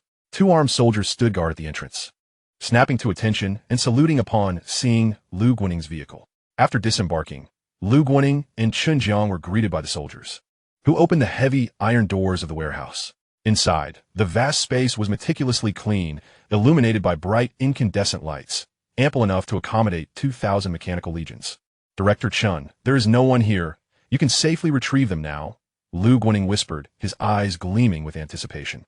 He could hardly contain his eagerness to witness the spectacle of 2,000 mechanical legions assembled together. Chen Jiang nodded and walked to the center of the warehouse. Taking a deep breath, he silently commanded the air system, deploy the 2,000 mechanical legions to this location. Understood, host. As the cold electronic voice faded, a faint blue light began to materialize on the ground before Chen Jiang. The blue glow spread like ripples on water, and, in the next instant, an array of mechanical equipment appeared in the warehouse, meticulously arranged in formation. At the forefront stood 2,000 humanoid robots, each towering at 6 feet tall, their lines sharp and imposing, exuding an aura of strength. The sensors in their eyes flickered with a subtle red light, resembling silent steel warriors. Beside the humanoid robots were 2,000 pitch-black mechanical spiders, each measuring 35 centimeters. Though not colossal in size, the glinting tips of their legs emitted a chilling sheen, exuding an air of lethal danger as they scuttled across the ground. Surrounding them were 200,000 mechanical bees, densely hovering in the low air, resembling a cloud shimmering with metallic luster. Despite their diminutive size, they exuded an overwhelming sense of pressure. The entire warehouse was instantaneously filled with these iron constructs, an invisible aura of dominance enveloping the space, rendering the very air almost stagnant. Lu Guaning, standing at the warehouse entrance, felt his pupils constrict sharply, his mouth slightly agape, his face a canvas of astonishment. He had believed himself prepared for this moment, yet the sight of the 2,000 mechanical legions left him profoundly awestruck. What stood before him was not merely equipment. It was an invincible army of steel. He cautiously approached, his steps heavy, extending his hand to touch the cold exterior of a humanoid robot, hesitating as he neared. His gaze shifted from the humanoid robots to the mechanical spiders, and then to the swarm of mechanical bees, his heart pounding furiously, nearly leaping from his throat. Each piece of equipment radiated a sense of futuristic technology, meticulously crafted to an astonishing degree. With this mechanical legion at his disposal, not only would it be possible to combat fraudsters, but they could easily annihilate a regular army as well. Turning to Chen Jiang, Lu Guaning's eyes brimmed with awe and excitement. His lips moved, but he found himself momentarily at a loss for words, unsure of what to express. He finally comprehended that Chen Jiang's assertion regarding altering the global military landscape was far from mere rhetoric. Director Chen, your guidance is simply extraordinary. It is nothing short of magnificent. This mechanized legion is truly a masterpiece. With your prowess alone, you are poised to upend the entire military paradigm of the world. Dispatching this mechanized army to the fraud nation will not only accomplish our objectives, but will also serve to intimidate the Yaozi nation, as well as the entire globe. Once this imagery circulates worldwide, even the Eagle Sauce Nation will have to lower its proud head. I cannot fathom the stir it will cause. Chapter 145. Commander Lu, I wish to personally lead the team to the fraud nation. It's high time the Eagle Sauce Nation and other countries witness our might. Qin Yuan chuckled. Several nations have recently been particularly provocative, showing blatant disregard for our Dragon Nation. This is an opportune moment to demonstrate our strength. Otherwise, they might genuinely believe that our Dragon Nation is easily bullied. Commander Lu, the Eagle Sauce Nation has indeed been quite active lately. They have audaciously captured the president of another country and withdrawn from multiple international organizations. This indicates their intent to disengage from cooperation with other nations, asserting their dominance and revealing their stance. The Bear Nation has also been adversely affected by warfare in recent years. Presently, it seems that only our Dragon Nation holds the leverage over the Eagle Sauce Nation. Therefore, it is imperative that we showcase our absolute strength at this juncture. The upcoming mission to the Fraud Nation presents an excellent opportunity. That Fraud Nation is utterly despicable, treating our Dragon Nation with contempt, as if we were easy prey. They have nearly turned our nation into a widely accepted currency on the international stage. There are even jokes circulating about the three major currencies, gold, silver, and little yellow men. To hell with that. We must decisively defeat them and thoroughly cleanse the Fraud Nation's territory. We must deliver them a message. Those who offend China, no matter how distant, shall be punished. It is essential that the fraud nation perceives our resolve, as well as the entire world. You are correct, Lu Guining nodded. The fraud nation has indeed been excessively arrogant in recent years. We have long harbored intentions to rectify this, but due to certain complexities, we have refrained from taking action. Now that we are poised to act, let us do so decisively to prevent the resurgence of wildfires that cannot be extinguished. What are your thoughts on this operation? Chen Jiang pondered for a moment before replying. Commander, I wish to lead the team personally. Is that permissible? Absolutely not. Lu Guining firmly rejected. Your identity is too unique. Your importance to the nation is monumental. You alone have the potential to alter the international landscape and shape the future of humanity. Thus, I cannot allow you to take such risks. Do you understand? Chen Jiang smiled. Commander, you need not worry about me. Do not forget, I have been injected with enhancement serum. At this, a slight smirk graced his lips.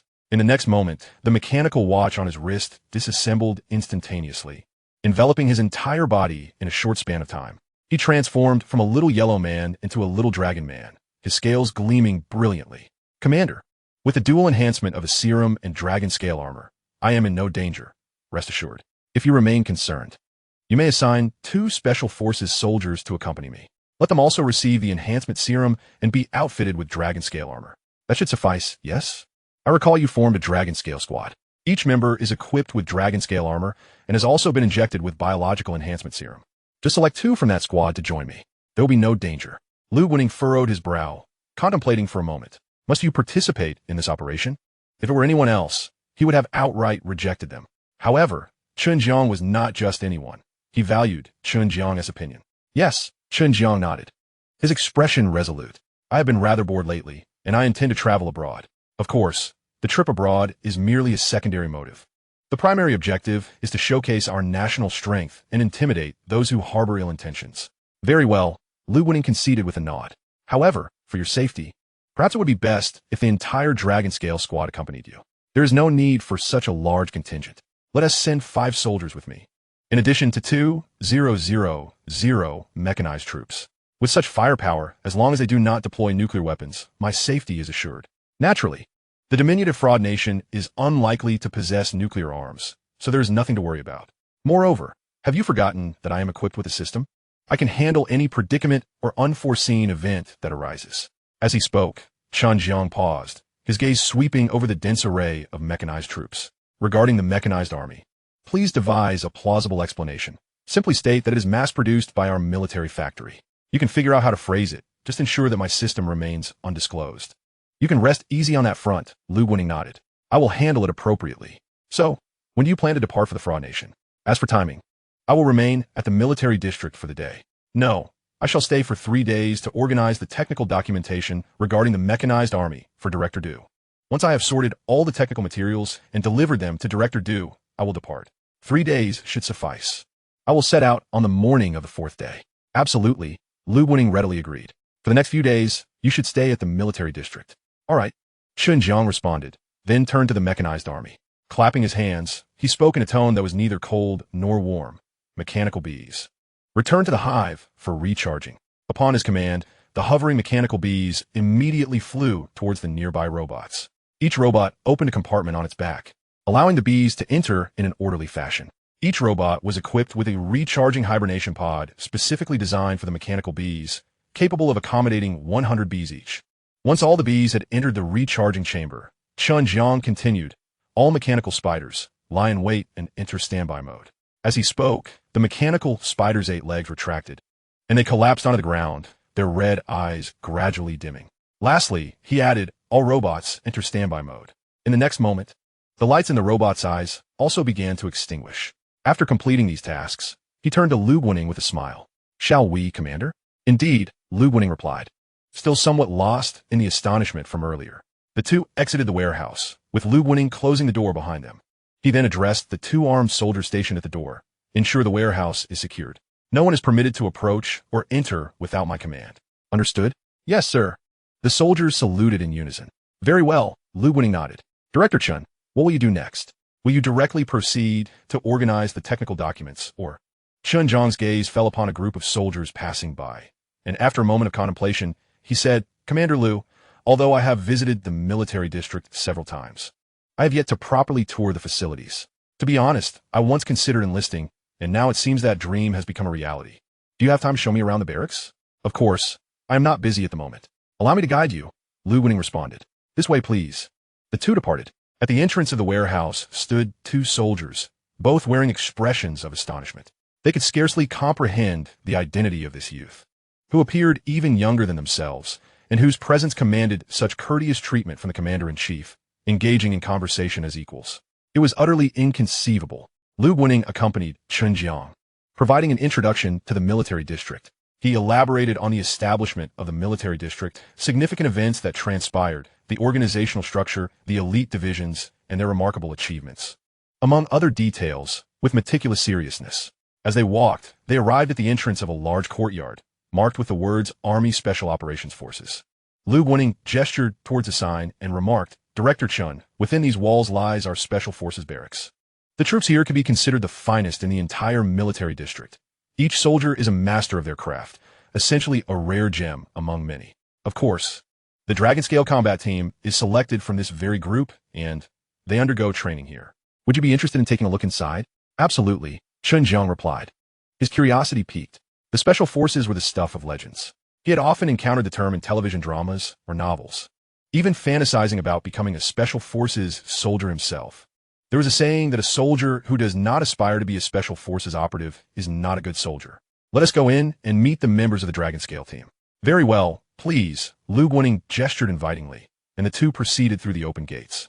As they passed, soldiers on either side saluted simultaneously, greeting them with good day, sir. Lu Winning acknowledged them with a slight nod, and they ventured inside. Shortly after entering, Chen Jiang heard the sounds of slogans being shouted.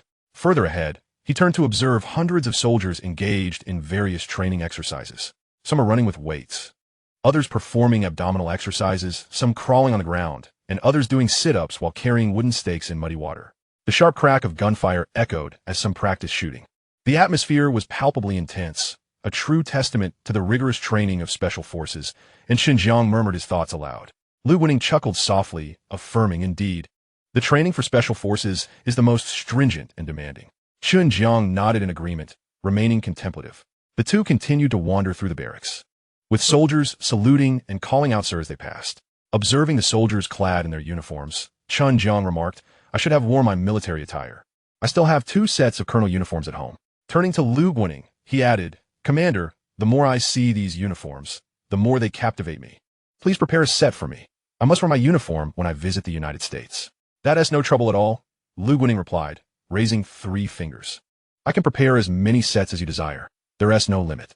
They shared a laugh as they continued their journey, engaging in light-hearted conversation. Before long, they arrived at another training ground, where they noticed over 100 individuals. However, their attire was markedly different from that of the other Special Forces.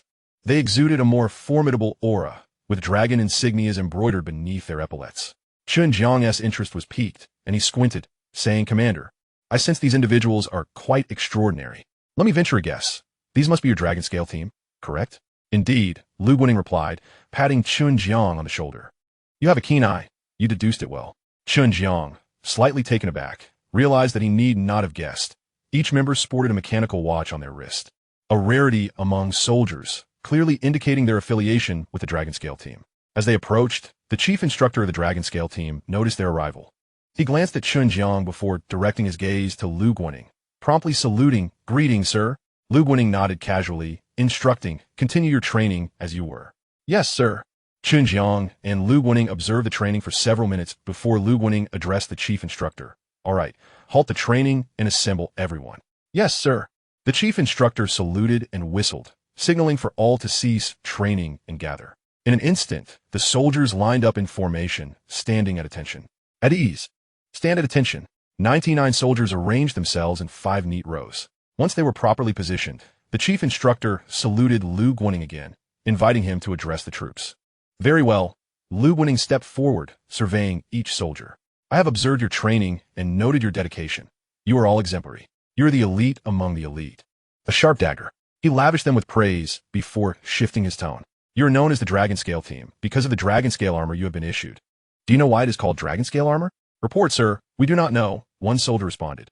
Lu Winning chuckled lightly. The name Dragon Scale armor was given by the individual who crafted it. Do you understand now? Understood, sir, they replied in unison. Excellent. He then turned to Chen Jiang, addressing the members of the Dragon Scale team. Do you know who this person is? This is Director Chen, the mastermind behind the Dragon Scale armor and the enhancement serum.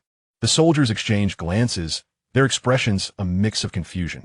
They scrutinized the young man beside the commander, unable to fathom his significance, a casual figure appearing younger than themselves.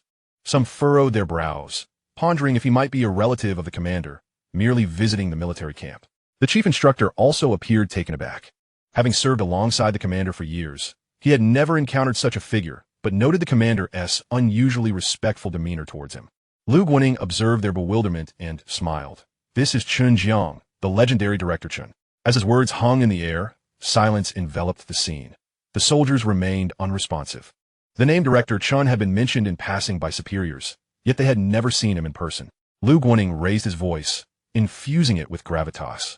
The dragon scale armor you wear was developed by him. This declaration struck the soldiers like a stone cast into a tranquil lake, sending ripples of astonishment throughout the ranks. Their pupils dilated, confusion swiftly giving way to shock as they instinctively glanced down at their armor. This extraordinary equipment had been conceived by the very youth standing before them. The chief instructor's body stiffened, his hands clenching involuntarily, his disbelief palpable. He understood better than anyone the complexity of the dragon scale armor's technology. How could it possibly be the work of someone barely in their 20s? Without pausing, Lu Guaning continued, the biological enhancement serum you have injected was also developed by him. Boom! The revelation sent the crowd into utter pandemonium. The soldiers could no longer contain their astonishment, collectively gasping in disbelief as their gazes shifted towards Chen Jiang, now filled with reverence, admiration, and profound shock. The biological enhancement serum had elevated their physical abilities beyond that of ordinary humans. It was a life-altering substance. And the creator of these two paramount pieces of equipment stood before them. The chief instructor inhaled deeply, striding swiftly before Chen Jiang, executing a precise military salute. His voice tinged with excitement. Commander Chen, I have long admired your esteemed reputation. I am Zhou Jianjun, the chief instructor of the Dragon Scale team. His posture was impeccably straight, and his eyes radiated respect. Any lingering doubts he had felt before had now transformed into profound admiration. Chen Jiang inclined his head slightly, his gaze sweeping over the soldiers arrayed before him. Each individual exhibited a keen intensity, their forms upright, exuding an aura of resolute military spirit that indeed warranted their status as the elite among the elite. You have performed admirably. Chen Jiang's voice, though not raised, resonated clearly in every ear present. To don the dragon scale armor and receive the enhancement serum signifies that you are the paragons of our military. The creme de la creme. He paused, taking 2 steps forward, his tone infused with commendation. Equipment is inert, but individuals are vibrant. You have not squandered these exceptional tools, and your training efforts are commendable. Upon hearing these words, the soldiers straightened their chests, their faces alight with pride. To receive acknowledgement from the very creator was a joy surpassing any accolade. There is an important mission ahead that requires the cooperation of several among you. Chen Jiang's expression remained tranquil, yet it stirred the soldiers to heightened alertness, their eyes brimming with anticipation. At that moment, Lu Guaning stepped forward, patting Zhou Jianjun on the shoulder. In 3 days, there will be an external military operation, led personally by Commander Chen. Zhou Jianjun's eyes sparkled with understanding. An external operation was indeed a rare opportunity for real combat. Select the 5 most exceptional operatives from your ranks to accompany Commander Chen for protection. Lu Guaning stated with an air of authority. Understood, I will ensure the mission is accomplished. Zhou Jianjun replied promptly, saluting before turning to the soldiers behind him. His gaze sharpening, he scanned the ranks, his eyes lingering on a few figures before decisively calling out. Zhao Hu, step forward. A tall, muscular soldier advanced, standing at attention and saluting with a resonant voice. Present. His eyes were resolute, his expression devoid of any superfluous emotion, clearly prepared for immediate action. Li Hui, step forward. Present, responded a slightly leaner soldier, his gaze particularly sharp, executing his movements with precision. Wang Peng, Zhang Lei, Sun Chang, step forward. Zhou Jianjun called consecutively, and the 3 soldiers stepped out in succession, forming a line, each exuding vigor and poise. These 5 individuals were the creme de la creme of the Dragon Scale team, excelling in combat, marksmanship, and tactical coordination. Zhou Jianjun approached the 5, his expression grave as he surveyed each one. This mission is of utmost importance. Your primary duty is to ensure Commander Chen's safety. His voice was heavy and resonant, each word striking the hearts of the five like a hammer. Even at the cost of your own lives, you must not allow Commander Chen to suffer even the slightest harm. Do you understand? In unison, Zhao Hu and the others proclaimed, their voices thunderous. Understood. Their eyes reflected unwavering resolve. To safeguard the architect behind the dragon-scale armor and enhancement serum was an immense honor. Lu Guaning nodded in satisfaction. All right, return to your posts and continue training. Use this time to adjust your status. Yes. The five saluted once more before returning to formation. Zhou Jianjun whistled, issuing training commands. And the soldiers immediately engaged in their drills, though this time, their gazes toward Chen Jiang were imbued with increased reverence and admiration. Lu Guaning clapped Chen Jiang on the shoulder. Come, let me show you around elsewhere. Chen Jiang nodded, following Lu Guaning as they departed the training grounds. The two meandered through the military district, Lu Guaning guiding him through the shooting range, the combat hall, and the armory, all the while providing insights into the military's operations. Before they knew it, over an hour had passed. Ahead lies the dormitory prepared for you. You will reside here for the next few days. Lu Guaning indicated towards a nearby, standalone building. As they entered the dormitory, Chen Jiang paused momentarily upon opening the door. The accommodation was a spacious single room, furnished with all necessities: bed, sofa, wardrobe, all neatly arranged, and in the corner sat a high-performance laptop, its specifications clearly exceptional. The floor was immaculate, and the windows were bright. Sunlight streaming through the glass onto the floor, lending an air of cleanliness. Chen Jiang approached the computer, opening it to find it operated with remarkable speed, its specifications surpassing those of the computers in his repair shop. He couldn't help but chuckle, marveling at the excellent treatment he was receiving. He had not anticipated such a well-appointed single room and such a superior computer. Organizing materials would indeed be much more convenient. The following 3 days unfolded with a rhythm of regularity. Each morning, he would take leisurely strolls around the military district, inhaling the fresh air and observing the soldiers' training, absorbing the indomitable spirit of the camp. When mealtime arrived, he would visit the cafeteria, where the food was delectable and varied, alleviating any concerns about his diet. For the remainder of his time, he predominantly remained in the dormitory, utilizing the high-performance computer to organize the technical documents pertaining to the Mechanical Legion.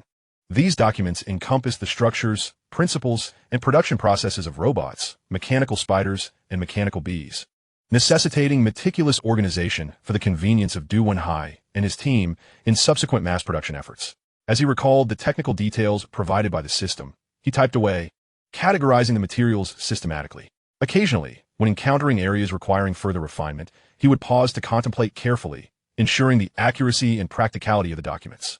The 3 days swiftly elapsed, and upon completing the final document, Chen Jiang closed the laptop and stretched languidly. The materials were finally organized. It was time to prepare for the journey to the Nation of Deception. Chapter 148. Arrival at the 4th Military District. Subsequently, Chen Jiang compressed and packaged the neatly organized technical documents of the Mechanical Legion, sending them directly to Du Wenhai at the 6th Military Factory. A prompt notification confirmed the successful transmission. He casually closed the laptop and stretched once more. These documents would suffice for the factory's perusal for quite some time, and he need not worry excessively about mass production.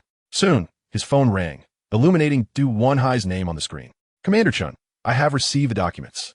Du Wenhai's voice crackled with barely contained excitement, even somewhat incoherent. His hand trembled slightly as he held the phone. Merely glancing at the document directory revealed the extraordinary nature of the technology, prompting him to begin contemplating the formation of a specialized project team. Rest assured, I will convene the technical experts overnight to establish a dedicated project team, fully committed to delving into these materials. Du Wenhai's tone was resolute, eager to commence work immediately, intent on thoroughly grasping the technology for rapid mass production. Leaning back on the sofa, Chen Jiang allowed a faint smile to grace his lips. There was no need to rush. Comprehending the technology thoroughly was paramount, and mass production would progress methodically. He responded calmly, without a hint of urgency, confident in the technology he had provided. All right, I will keep that in mind. Du Wenhai replied hastily. If there are any uncertainties, I may require your guidance, Commander. Not a problem, Chen Jiang acknowledged. If there is nothing else, I will hang up now. After ending the call, he noticed the sky had darkened. His stomach growled, and he recalled the cafeteria's offerings, instantly feeling a surge of appetite as he made his way towards it. The cafeteria was brightly lit, the aroma of the dishes wafting enticingly. Braised pork, sweet and sour ribs, steamed fish, and a variety of stir-fried vegetables adorned the tables, along with an array of soups and fruits. Chen Jiang filled his tray with his favorite dishes and settled into an empty seat. As a piece of braised pork entered his mouth, he savored its rich, tender, and sweet flavor, far surpassing that of any restaurant outside. He savored his meal with great enthusiasm, adding more dishes as he indulged, ultimately consuming 2 generous bowls of rice before he contentedly set down his chopsticks. Upon returning to the dormitory, Chen Jiang quickly freshened up and, before long, succumbed to a deep slumber. The past few days of organizing materials had not been easy. He needed to replenish his energy in order to face the upcoming mission. Before dawn, the outside world remained cloaked in darkness as Chen Jiang's biological clock chimed punctually. He swiftly rose, washed up, and donned the meticulously prepared colonel's uniform. The young man in the mirror stood tall, the military attire enhancing his aura of valor. Lu Guaning awaited him downstairs in the dormitory, and upon seeing Chen Jiang emerge, he greeted him with a smile. "Are we all set?" "Yes. We can depart at any moment." Chen Jiang nodded in affirmation. The two drove to the military airstrip, and, as their vehicle entered the airport grounds, they spotted a large military transport aircraft stationed on the tarmac from a distance. Zhao Gao, Li Hui, Wang Yiping, Zheng Lei, and Sun Qing had already formed a line beside the aircraft. Upon noticing Chen Jiang and Lu Guaning approaching, they immediately stood to attention and saluted. "Commander Lu, Chief Instructor Chen," they called out in unison, their voices resonating in perfect harmony. Chen Jiang's gaze swept over the transport plane. The mechanized legion's equipment had been fully loaded the previous night, and the interior of the cabin had been meticulously transformed to accommodate 2,000 combat units. Lu Guaning stepped before the 5, his expression turning notably grave. "Your primary task in this operation is to ensure the safety of Chief Instructor Chen," he declared with a weighty tone, each word resonating with authority. "Regardless of the circumstances, even if it means abandoning the mission, your utmost priority is to safeguard Chief Instructor Chen. Is that understood?" Zhao Hu stepped forward, chest out, voice unwavering. "Rest assured, Commander. We pledge our lives to ensure that Chief Instructor Chen remains unscathed." The other 4 echoed his sentiment, their eyes brimming with determination. "We guarantee the completion of our mission." Lu Guaning nodded in satisfaction before turning to Chen Jiang, concern evident on his face. "Chief Instructor Chen, while the mission is undeniably important, your safety is paramount." He placed a firm hand on Chen Jiang's shoulder. "If you encounter insurmountable danger, do not engage recklessly. Retreat promptly. We will have your back." Chen Jiang smiled, his gaze confident and composed. "Do not worry, Commander Lu. With the dragon scale armor and the mechanized legion at my disposal, no one can harm me." He paused, his tone imbued with certainty. "Moreover, I am determined to accomplish this mission and ensure those fraudsters pay the price." Lu Guaning wished to offer further advice, but ultimately it transformed into a sigh. He understood Chen Jiang's capabilities and character. Excessive words would bear no fruit. Several officers present to see them off approached Chen Jiang, exchanging pleasantries filled with blessings and admiration. Chen Jiang responded to each in kind before turning to board the transport aircraft. Zhao Hu and the others followed closely. Ascending the aircraft stairs, Lu Guaning and the other officers remained behind, watching as the aircraft's door gradually closed. The roar of the engines crescendoed, growing ever louder as the transport plane slowly began to move, eventually taking to the skies, soaring towards the horizon. It was not until the aircraft had diminished to a mere speck in the sky that Deputy Commander Zhou Ming of the 6th Military District withdrew his gaze and turned to Lu Guaning. "Old Lu, where on earth did you acquire this mechanized legion?" Zhou's face still bore traces of astonishment as he instinctively rubbed his hands together. When the mechanized legion was transferred last night, he accompanied the team to the warehouse and, upon witnessing the sea of robots, mechanical spiders, and mechanical bees, he had been rendered speechless for half a minute, his heart racing. The scale and technological advancement were simply beyond his comprehension. Lu Guaning chuckled, his eyes flickering momentarily. "It's a secretly developed project in collaboration with the 6th Military Factory, classified information." He waved his hand dismissively. "No more questions. You'll learn in due course." Zhou, sensing the hint, refrained from pursuing further inquiries, though his curiosity intensified. Inside the military aircraft, the spacious interior not only housed the mechanized legion, but also included a designated resting area. Zhao Hu and the others sat upright, back straight, their eyes focused ahead. The atmosphere tinged with seriousness. Chen Jiang moved to the resting area and, observing their tense demeanor, spoke with a smile. There's no need to be so tense. Relax a bit. We have several hours of travel ahead. His tone was amiable, lacking any pretense, which allowed the tension among them to ease somewhat. Zhao Hu and the others exchanged glances, a hint of embarrassment flickering across their faces. Chief Instructor Chen, we're just used to it. Zhao Hu scratched his head and murmured. Chen Jiang waved his hand. No need to maintain vigilance right now. Take this opportunity to introduce yourselves one by one. Sun Qing raised her head, her clear eyes meeting Chen Jiang's, and inquired, Chief Instructor Chen, what aspects should we cover in our introductions? Chapter 149. I heard you brought 2,000 troops. Where are the other soldiers? Her voice was crisp, imbued with a touch of military efficiency. Her expression devoid of unnecessary embellishment. Chen Jiang pondered for a moment before responding. To share why you enlisted, what you did before joining the military, or where you studied. Keep it simple. Understood. Sun Qing nodded and began. My name is Sun Qing. Before joining the military, I was a student at the Military Medical University, specializing in battlefield medicine. Her tone was steady, her gaze resolute. Both my grandfather and father were soldiers, and I have aspired to serve my country since childhood. With that, she offered a slight nod and straightened her posture. Chen Jiang acknowledged her with a nod and turned to Zhao Hu. Zhao Hu took a deep breath and spoke up. Zhao Hu. I joined the army before graduating from university. I was previously a reconnaissance soldier, then joined the special forces, and later became part of the Dragon Scale Squad. His tall stature and booming voice radiated a tenacity that refused to yield. Next was Li Rui, Li Rui, a graduate of the National Defense Science and Technology University, where I studied weapon engineering. His eyes reflected the seriousness of a scholar. He had enlisted in university and successfully navigated the rigorous selection process to join the special forces. Chen Jiang smiled at his introduction, but remained silent. Wang Peng then chimed in, his tone tinged with shyness. Wang Bank. Before enlisting, I was a programmer focusing on artificial intelligence. He rubbed his knee absent-mindedly, expressing that he found life in the lab unfulfilling and wished to contribute meaningfully to his country. Thus he enlisted, never expecting to join the special forces, let alone the Dragon Scale Squad. Finally, Zhang Lei spoke. I was a student at a sports university, training in free fighting and sanda. He flashed a broad smile, revealing a set of white teeth, his muscular physique discernible beneath the armor, eager to apply his skills for a noble cause and defend his homeland. With the introductions complete, the atmosphere inside the cabin noticeably lightened. Chen Jiang observed them with a smile and asked, as we head into the fraudster nation for this mission, are you feeling nervous or afraid? Not nervous, not afraid. The five replied in unison, their voices resolute, eyes devoid of fear. Zhao Hu even thumped his chest, declaring, with your mechanized legion and the dragon scale armor, we fear no numbers. Chen Jiang nodded, advising them to relax and take advantage of the opportunity to rest, as there would be plenty of tough battles to fight upon arrival. After which, he moved to the rear bench and reclined, closing his eyes in preparation for a brief nap. The military aircraft sped swiftly, its engines humming steadily and deeply as it raced through the night sky towards its destination.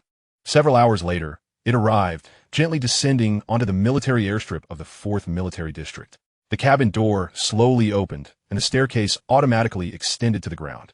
Chen Jiang was the first to step down, followed closely by Zhao Hu, Li Rui, Wang Peng, Zhang Lei, and Sun Qing. The airstrip was already filled with a welcoming crowd, led by a tall, resolute-looking middle-aged soldier. The stars of war glimmered brilliantly upon the shoulders of General Chen Feng, the esteemed commander of the 4th Military District. Behind him trailed a cadre of high-ranking military officers, each bearing a solemn demeanor, their gazes uniformly fixed upon the transport aircraft. Chen Feng's eyes immediately fell upon Chen Jiang, his pupils narrowing slightly, a look of unmistakable surprise crossing his face. He had been informed that a representative from the 6th Military District would lead the mission, yet he had not anticipated the individual to be so youthful. What astonished him further was the fact that the insignia on the young man's uniform denoted the rank of colonel. Having spent many years in the military, Chen Feng had encountered countless talented officers, yet this was the first time he had seen such a young colonel. Instinctively squinting his eyes, he scrutinized Chen Jiang, his mind brimming with questions. How could someone of such tender age attain the rank of colonel and be entrusted with such a crucial task? What was the true background of this young man? As Chen Jiang approached, he halted before Chen Feng and offered a courteous smile, followed by a respectful salute. Chen Feng composed himself, extending his hand with a steady and polite tone. Greetings, I am General Chen Feng, commander of the 4th Military District. His hand was broad and strong, exuding the unique weightiness of a soldier. although his eyes still held an air of curiosity. They were predominantly filled with respect for the task leader. "Greetings, General Chen. My name is Chen Jiang." Chen Jiang reciprocated the handshake, his grip firm yet measured, his tone calm and devoid of youthful impetuosity. Upon hearing the name, Chen Jiang, Chen Feng momentarily faltered, followed by a sudden brightness in his eyes. His earlier uncertainty swiftly replaced by astonishment. He leaned in slightly, his voice tinged with an urgent need for confirmation.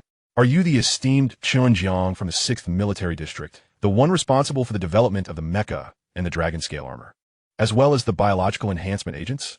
In recent days, Chen Jiang's name had circulated among the upper echelons of various military districts, particularly due to the groundbreaking equipment he had developed, which had left many in awe. Chen Feng had longed to meet this legendary figure, yet he had not expected him to be so young. Chen Jiang nodded slightly, smiling as he replied, "I am unworthy of the title of esteemed leader. I have merely fulfilled my duties. The development of equipment is for the benefit of our nation and military, and it is nothing extraordinary." His tone was humble, devoid of any hint of arrogance, which endeared him even further to Chen Feng. "General Chen, you are far too modest." Chen Feng chuckled heartily, shaking Chen Jiang's hand vigorously. "Your inventions have undeniably bolstered our nation's military strength. To call you a national hero would not be an exaggeration. You are indeed deserving of the title of esteemed leader." The group of officers behind them erupted into a flurry of chatter, astonished to realize that this was the genius responsible for the dragon scale armor and enhancement agents. My goodness, to possess such remarkable abilities at such a young age is simply unbelievable. It is no wonder he holds the rank of colonel. If it were me, I would not hesitate to bestow upon him the rank of Major General. The officers continued to murmur amongst themselves, their eyes filled with shock, admiration, and curiosity as they regarded Chen Jiang. Previously, they had questioned why the 6th Military District would send such a young colonel to lead the team. Now, it was clear that one capable of developing such extraordinary equipment could not be judged by conventional standards. Hearing the murmurs, Chen Jiang merely smiled faintly, choosing not to elaborate further. He had never been one to seek the spotlight. Such superficial accolades held little significance for him. Chen Feng raised his hand, signaling for silence, then shifted the conversation to the matter at hand. "General Chen, this operation is of utmost importance, and I appreciate your making the journey." His gaze swept over the 5 team members behind Chen Jiang before turning to the transport aircraft, a note of confusion creeping into his voice. "I have heard that you brought 2,000 troops. Why do I not see any other soldiers? Are they still on the plane?" In accordance with his expectations, the arrival of 2,000 soldiers should have made for a grand spectacle. Yet apart from Chen Jiang and his 5 companions, there was no sign of anyone else. "Yes, we have brought 2,000 troops," Chen Jiang replied calmly. "They are indeed present." General Chen Feng nodded in understanding, stating, 2,000 soldiers should suffice to deal with the rogue factions of the scamming nation. Let us have them disembark and rest. We have already prepared accommodations and supplies." He calculated in his mind that with 2,000 elite soldiers, combined with the advanced equipment developed by Chen Jiang, the operation was bound to succeed without fail. "Understood," Chen Jiang affirmed, retrieving a specialized communicator from his pocket. This device was designed specifically for controlling the mechanical legion, featuring only a few simple buttons, yet capable of delivering precise commands. Pressing one of the buttons, he commanded in a firm tone, "Mechanical Legion, all units deploy." At the moment the command was issued, a series of deep, synchronized footsteps resonated from within the transport aircraft. Thud, thud, thud. The sound grew increasingly pronounced, echoing across the tarmac like a thunderclap, causing the ground to tremble slightly. The expressions of Chen Feng and the assembled officers morphed into confusion. Why did the sound of those footsteps seem so heavy? It did not resemble the footfalls of human soldiers. Instinctively, they craned their necks towards the aircraft's hatch, eager to discern what manner of soldiers could produce such a thunderous sound. Soon, the first figure appeared at the doorway. It was a towering, gray-black humanoid robot, standing at an imposing height of 6 feet, its lines stark and imbued with a sense of power, its eye sensors flickering with a faint red glow. Akin to a silent steel warrior, it descended the ramp with measured steps, each footfall resonating with weight, the source of the heavy sound emanating from its very form. Chen Feng and the officers stood frozen, their eyes wide with disbelief, their faces betraying their astonishment. "What is this?" Chen Feng murmured instinctively, leaning forward as if to gain a clearer view. The officers behind him gaped in shock, their expressions reflecting a deeper astonishment than when they had recognized Chen Jiang earlier. This was not a human soldier. It was a robot. After the first robot descended the ramp, it did not pause, but proceeded directly to the open space on the tarmac, coming to a standstill.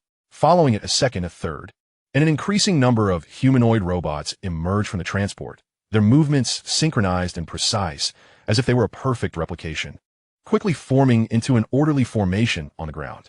Each robot exuded an icy metallic aura, their red-eye lights flickering erratically, coalescing into an oppressive force that was nearly suffocating. Qin Feng's breaths began to quicken, his gaze fixated on the robots, his heart racing. The craftsmanship of these machines was exquisite, clearly embodying advanced technology, particularly the armor they sported, which appeared to be exceptionally formidable. Just as the crowd remained entranced by the awe-inspiring humanoid robots, another batch of soldiers emerged from the transport. These were sleek, entirely black mechanical spiders, each measuring 35 centimeters in size. Though not large, every leg tip glinted ominously. As they crawled along the ground, they resembled lurking assassins, exuding an aura of lethal danger. They moved with agility, swiftly descending the ramp, and then arranged themselves methodically alongside the humanoid robots, their 8 legs slightly retracted, their crimson compound eyes pulsating with an eerie light. My heavens, an older officer gasped, his body trembling slightly. Is this the Mechanical Legion? The 6th Military District has actually developed such terrifying creations, having served in the military for decades and witnessed countless advanced weaponry. He had never encountered such a breathtaking mechanical force. Qin Feng's expression shifted to one of grave seriousness. He finally comprehended what Chen Jiang meant by 2,000 troops. This was not merely 2,000 soldiers. It was, in fact, 2,000 formidable combat-capable mechanical units. He took a deep breath, striving to calm the tumultuous excitement and astonishment within him. The gaze he directed at Chen Jiang was imbued with reverence. This mechanical legion, it seemed, could only be forged by this young man before him. The mere conception of such a formidable mechanical army was nothing short of extraordinary. The surrounding ordinary soldiers stood in awe, their actions halted as they gathered at a distance, their eyes alight with curiosity and admiration. Some instinctively tightened their grips on their weapons, feeling a subtle pressure in the face of this cold mechanical force. After a considerable wait of over 10 minutes, all the mechanical equipment finally emerged from the transport aircraft. 2,000 humanoid robots stood in orderly formation at the center, flanked by 2,000 mechanical spiders, creating a vast and imposing square reminiscent of a steel army poised for deployment. The sunlight glinted off their frigid metallic exteriors, casting dazzling reflections that filled the air with an almost palpable sense of intimidation, causing the atmosphere to feel thick and stagnant. Chen Jiang surveyed the neatly aligned Mechanical Legion with a nod of satisfaction before pressing a button on the communicator. Mechanical Legion, stand by. Upon receiving the command, all the robots and mechanical spiders ceased their movements, the red lights in their eyes dimming as they entered standby mode, yet still emanating a formidable aura of deterrence. Qin Feng gradually regained his composure and approached Chen Jiang, his voice tinged with barely perceptible tremors.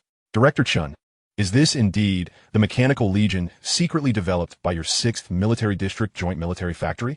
Although he had previously heard whispers of clandestine projects within the 6th Military District, he had never imagined the scale of such a mechanical force.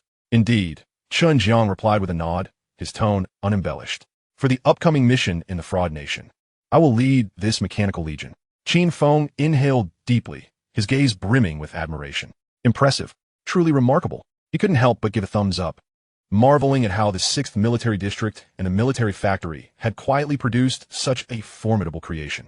With this Mechanical Legion at their disposal, confronting fraudsters would be a cinch. Even against a large-scale regular army, they would likely achieve a one-sided victory. The officers behind him echoed his sentiments, their faces alight with excitement and pride. As soldiers of the Dragon Nation, witnessing their country possess such powerful equipment filled them with genuine pride. You flatter me, Commander Qin. Chen Jiang smiled. These assets are merely to facilitate our mission and reduce soldier casualties. Qin Feng nodded in agreement, fully aware that the harshest reality of war lay in the toll of casualties. With such a Mechanical Legion, future perilous missions would no longer necessitate soldiers risking their lives in the fray. Director Chen, let us proceed to the conference room. We can discuss the details of the mission there. Chapter 151, Discussing Specific Action Plans. Qin Feng collected his thoughts, his demeanor shifting to one of gravity. Given their proximity to the Fraud Nation's border, they aimed to finalize the specific plan promptly, with the operation scheduled for the following morning. Very well. Chen Jiang had no objections and turned to Zhao Hu and his 5 companions. You will remain here and oversee the Mechanical Legion. Yes, Director Chen. The 5 responded in unison, promptly moving to position themselves beside the mechanical formation. Qin Feng gave a few instructions to the officers behind him, delegating security responsibilities for the airfield before leading Chen Jiang towards the military district's office building. In the conference room, a massive electronic map adorned the wall, clearly delineating the terrain of the fraud nation along with the locations of various fraud zones. Qin Feng and Chen Jiang occupied the primary seats, with other relevant officers seated on either side, and the meeting commenced formally. Director Chen, based on the intelligence we have gathered, there are dozens of primary zones within the fraud nation, with the largest and most notorious being the Black Scorpion Zone, located near the border. Qin Feng pointed to a red dot on the map, his tone grave. This zone holds tens of thousands of our compatriots captive, heavily guarded not only by armed personnel, but also equipped with significant heavy weaponry. He paused before continuing. We have communicated with the fraud nation's authorities, who have consented to our cross-border operation, though they request we minimize civilian casualties and restrict our actions to the fraud zones. Chen Jiang regarded the map with a calm gaze and inquired, from which direction do we enter? What will our collaboration with the local authorities entail? We plan to enter from the southwestern border, where concealed passage exists that is not easily detected. An intelligence officer promptly stood and indicated a dashed line on the map. The fraud nation's officials will send personnel to the border to assist us, providing necessary support without directly engaging in combat. Chen Jiang nodded and further queried, how will the attack be coordinated?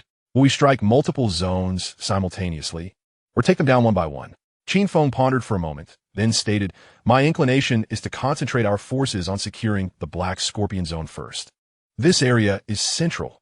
Once we neutralize it, the other zones will be easier to handle. He glanced at Chen Jiang, his eyes questioning. Director Chen, what is your opinion? I concur with this strategy, Chen Jiang replied without hesitation. Concentrating our superior forces for a swift resolution will prevent protracted complications.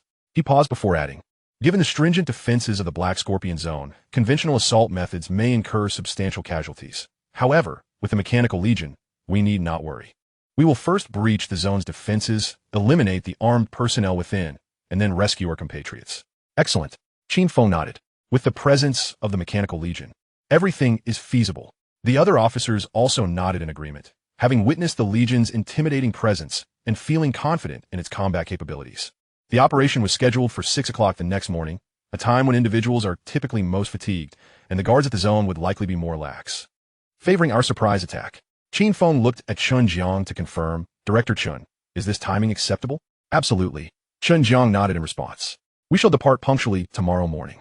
The meeting continued as they delved into further details, discussing arrangements for the rescue of compatriots, responses to unforeseen circumstances, and withdrawal routes post-operation. Throughout the meeting, Chen Jiang occasionally offered suggestions that were precise and practical, earning the admiration of Qin Feng and the other officers. They realized that Chen Jiang not only excelled in equipment development, but also possessed unique insights in a tactical deployment. Before they knew it, over 2 hours had passed, and the meeting finally concluded, with all mission details firmly established. Qin Feng rose, a smile gracing his face as he addressed Chen Jiang. Director Chen, your efforts are greatly appreciated. After such an extended meeting, you must be hungry. I've arranged for lunch to be prepared in the cafeteria. Let us eat and take a moment to rest. Chen Jiang also stood, stretching his body, in reply with a smile. Thank you, Commander Qin. Qin Feng waved his hand dismissively. No need for such formality. You are executing a mission for the country, and we should treat you well. With that, he led Chen Jiang to the cafeteria, where he also called upon the 5 members of the Dragon Scale squad to accompany them. In the cafeteria, the meal was ready, a table laden with delectable dishes that wafted enticing aromas. Qin Feng warmly invited Chen Jiang to take a seat, continuously serving him food while engaging in lively conversation. Director Chen, do try our military district's braised pork. It rivals that of the 6th military district, he exclaimed, and this steamed fish, freshly caught from the reservoir, is exceptionally fresh. Chen Jiang, not one to be polite, picked up his chopsticks and began to taste the offerings, finding the flavors indeed delightful, comparable to those from the 6th military district cafeteria. As they dined, he and Qin Feng engaged in casual chatter, the atmosphere remarkably congenial. Chapter 152. The Mechanical Legion boards sequentially, preparing for departure. The lunch concluded in a harmonious atmosphere, as Qin Feng personally led Chen Jiang and the 5 members to their designated accommodations. The dormitory was a standard military suite, with Chen Jiang assigned a private room, while the 5 team members resided in the adjacent communal quarters. The rooms were immaculate and well-equipped with all necessary amenities. Director Chen, team members, please take some time to rest and rejuvenate. I shall return to summon you for dinner later, Qin Feng stated with a smile, standing at the door. He glanced at his watch, his tone laced with concern. There was ample time before tomorrow's operation, so there was no need for tension. A bit of relaxation will serve the mission better, he added. Chen Jiang nodded, a grateful smile gracing his face. Thank you for your thoughtful arrangements, Commander Qin. We will ensure we are in prime condition. It's my duty. Qin Feng waved dismissively, offering a few more safety reminders before he turned to leave. The 5 members saluted Chen Jiang in unison, saying, Director Chen, we shall return to our dormitory now. Should anything arise, do not hesitate to call us. Very well. Go ahead. There's no need to be overly formal, Chen Jiang replied with a smile. Once they retreated to the adjacent dormitory and closed the door, their faces relaxed into expressions of ease. Sun Qing leaned against the doorframe and whispered, Director Chen is far more approachable than I had imagined. He has no airs about him. Zhao Hu nodded in agreement. Indeed, not only is he exceptionally talented, but his demeanor is also so amiable. It's no wonder he has developed such impressive equipment. After a brief tidying up, they each lay down to rest, keeping the noise to a minimum, as they were aware that a challenging battle awaited them the next day.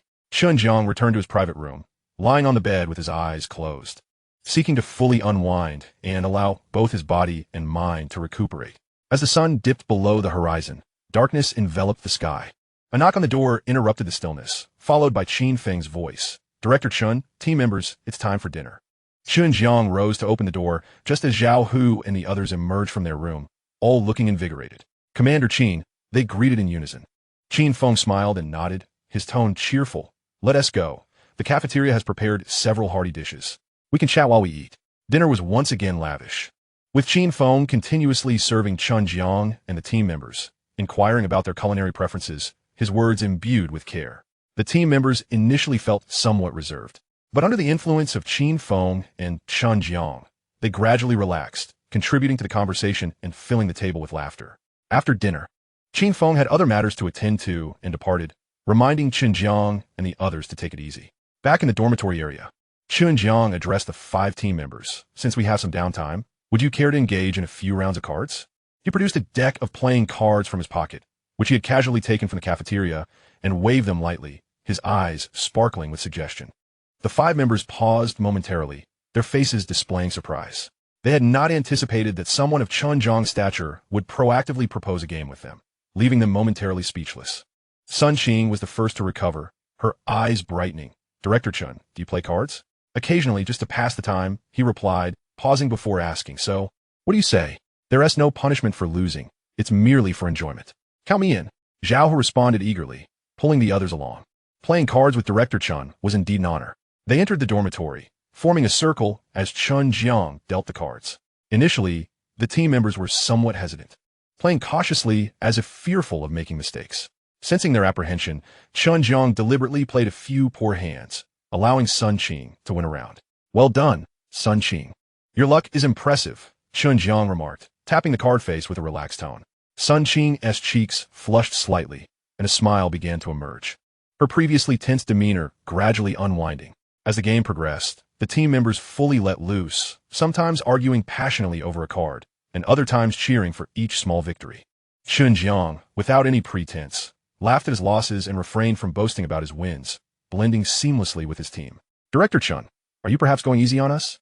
Li Rui laughed, tossing down a high card with a smirk. Otherwise, how would you experience the joy of winning? Chen Jiang chuckled heartily, tossing down a card. But I want to hold back next round. Wang Peng adjusted his glasses, calculating his cards seriously. Director Chen, don't underestimate us. Our skills are quite commendable. Zhang Lei, being more impulsive, played rapidly and aggressively, frequently declaring a bomb, which elicited bursts of laughter from everyone. The atmosphere at the card table grew increasingly vibrant, and as the 5 team members observed the approachable and humorous Chen Jiang, their admiration deepened. They had initially assumed that a genius like Chen Jiang, who had developed numerous cutting-edge technologies, would be aloof and unapproachable, but they were pleasantly surprised by his affability, which allowed for a genuine camaraderie during their game. Before they knew it, the clock struck 8. Chen Jiang glanced at his watch and gathered the cards. All right, let us call a night. Rest early. We have to assemble at 3 in the morning. The team members nodded enthusiastically, their faces still alight with joy. Thank you, Director Chen, for playing with us. It was truly enjoyable, Sun Qing expressed sincerely as she stood up. Indeed, Director Chen, you are remarkable. Not only are you skilled, but your card playing is commendable as well. Zhao Hu added in agreement. Chen Jiang smiled. No need for formality, just relax. Rest well, as tomorrow's operation requires us to showcase our true abilities. Rest assured. Director Chen, we will be ready. The 5 responded in unison, their eyes filled with determination. After bidding farewell to his team, Chen Jiang returned to his private room. He opened his phone and played a couple of games to unwind, allowing himself to indulge in the joy of gaming without dwelling on the tasks ahead. Shortly past 10, he turned off the game console, set an alarm for 3 in the morning, and, after a quick wash, lay down to sleep. The barracks were unusually quiet, with only the occasional sound of the sentry's footsteps outside. A night passed without incident. At 3 in the morning, the alarm rang promptly, its sharp yet gentle tone breaking the silence of the room. Chen Jiang opened his eyes, immediately rising without delay. After a quick wash, he donned his military uniform and organized his gear before grabbing his communicator and heading out. Upon opening the dormitory door, he found Zhao Hu and the others standing neatly at the entrance, each one alert and ready. Clearly, they had been prepared for some time, with not a single one tardy. Director Chen, upon seeing him, the 5 greeted in unison, their voices low yet resonant. Chen Jiang nodded, a satisfied expression crossing his face. Are we all set? Ready? Zhao Hu stepped forward, his tone resolute. We can depart at any moment. Chen Jiang acknowledged with a sound. Leading the way out of the dormitory. Let us go. Commander Qin must be waiting for us. The 5 followed closely, their steps light yet synchronized, making no unnecessary noise. As they exited the dormitory, they indeed found Qin Feng standing beside several military vehicles, accompanied by a few officers. The headlights illuminated the path ahead in the dark. Director Chen, team members, you're here. Qin Feng welcomed them, a hint of pride in his expression, as expected from the elite of the Dragon Scale team. Your sense of time is commendable. Commander Qin, you flatter us. It's simply our duty, Chen Jiang replied. Qin Feng waved his hand dismissively, gesturing to the military vehicles behind him. Get in. Everything is arranged. We will head directly to the military airport, where preparations are already in place. Without hesitation, Chen Jiang and the 5 team members boarded the foremost military vehicle. Qin Feng joined them, taking a seat beside Chen Jiang, while the other officers occupied the following vehicles. The military convoy began to move slowly towards the nearby military airport. The night was deep, and the barracks were enveloped in tranquility, broken only by the soft sounds of the vehicles in motion. After a brief journey of several minutes, the convoy arrived at the military airfield. Chen Jiang pushed open the car door and stepped out, his gaze sweeping across the tarmac, where over 100 military trucks were neatly lined up, their fronts facing inward and rears outward, clearly designated for the transport of the Mechanical Legion. Director Chen, Qin Feng introduced. These vehicles have been modified to ensure optimal load capacity and airtightness, perfectly capable of transporting the entire mechanical army. He raised his hand slightly, a serious glint in his eyes. All inspections have been conducted. There will be no issues. Chen Jiang nodded, retrieving his communicator, and commanded into the microphone in a firm voice, Mechanical Legion, proceed according to the preset formation, divide into 100 teams, and board the vehicles sequentially. Chapter 153. These nefarious fraudsters have committed numerous wrongdoings. They must pay the price. The instant the order was issued, the previously motionless Mechanical Legion sprang to life. The fully armed humanoid robots emitted flashes of red light from their eyes, while the mechanical spider's compound eyes glowed ominously. They formed into 100 small teams, marching with synchronized precision towards their designated trucks. The heavy sound of their footsteps echoed in the tranquil night, yet there was no semblance of disorder. Every movement was executed with impeccable accuracy. The Mechanical Legion boarded the trucks in an orderly manner, the sound of metallic clashing resonating within the cargo compartments. In mere minutes, each truck was filled to capacity with mechanical equipment. Qin Feng observed this scene from the side, his eyes flashing with awe, even after witnessing it once before. He remained captivated by the Legion's organization and efficiency. He approached Chen Jiang, his expression turning serious. Director Chen, I reiterate, while the mission is of utmost importance, your safety is paramount. He paused, producing a communicator from his pocket and handing it to Chen Jiang. This is a secure communicator, allowing direct contact with our military district. Should any situation arise, do not hesitate to reach out. The 4th Military District will always be your steadfast support. Chen Jiang accepted the communicator, nodding appreciatively. Thank you. Commander Chen, I will.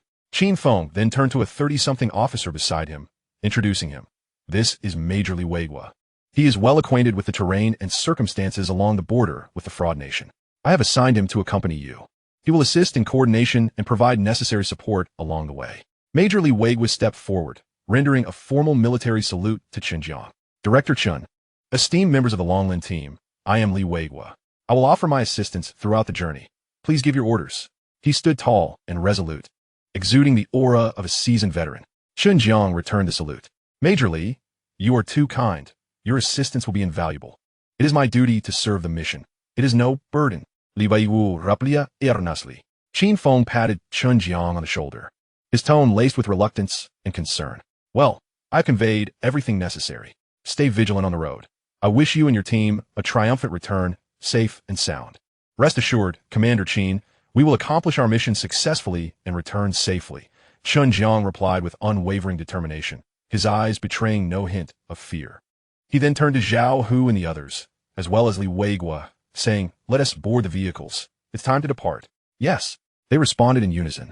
Following Chen Jiang onto the leading command vehicle, Qin Feng and the other officers stood in place, watching as the colossal convoy of over 100 military trucks gradually set off.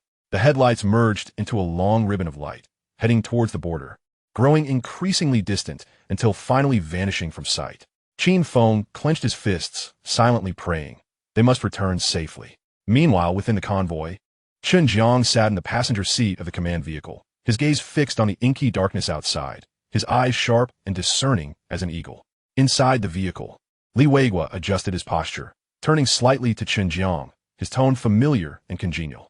Director Chen, it is truly an honor to execute this mission alongside you. He wore a sincere smile, his eyes filled with admiration, his fingers absently tracing the edge of the steering wheel. Exhilarated at the prospect of fighting alongside a legendary technological genius, Chen Jiang turned to glance at him, offering a faint smile. Major Li, your kindness is appreciated. I will rely on your expertise, and rest assured, the Mechanical Legion will ensure your protection in battle. After all, Li Weiguo was the most vulnerable among them. Li Weiguo chuckled, engaging in further conversation. After a while, he continued, we are now just over 100 kilometers from the border. The road conditions for military vehicles are familiar, and we will arrive in a little over an hour, ensuring we reach before 5 o'clock. He paused, adding, the station troops along the Long Kingdom's border are already in position, and the officials from the fraud nation are waiting. We can hand over directly upon arrival. Chen Jiang nodded, his gaze drifting back to the pitch-black night outside. Thank you for coordinating in advance. It is part of my responsibilities, Li Weiguo replied with a smile, then began discussing the geographical features of the border and some basic information about the fraud nation, articulating his points clearly, revealing the thorough preparation he had undertaken. Chen Jiang occasionally responded, but for the most part, he listened intently, mentally cataloging the valuable information.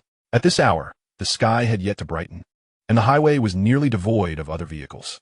The convoy of over 100 military trucks resembled a massive black dragon, speeding through the night with remarkable smoothness, the only sound being the rhythmic crunch of tires against the pavement.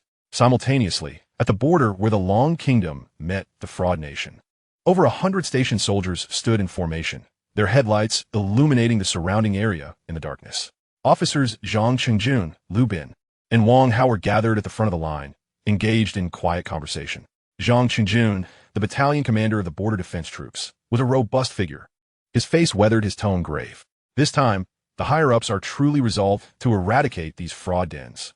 He wiped his face with his hand, his eyes filled with loathing. These fraudsters had wreaked havoc on countless Long Kingdom families, and it was high time they received their comeuppance. Lu Bin, the deputy commander, was more composed, nodding in agreement. His brow furrowed. Indeed, they must be dealt with, but this cross-border operation carries considerable risk. He scanned the darkness across the border, a hint of concern in his voice. Even though we have deployed 2,000 soldiers, our combat capability is undoubtedly superior. They're on their home turf, familiar with the terrain, and will likely put up fierce resistance. Wang Hao, the communication officer, adjusted his glasses, his demeanor serious. My greatest concern is the issue of casualties. After all, we are fighting in a foreign land, and resupply and support will be far less convenient than at home. He sighed, unconsciously tapping the communicator at his waist. Even regular troops could not avoid losses when facing an enemy familiar with the terrain. Chen Jiang remained silent for a moment before speaking slowly. Casualties are likely inevitable.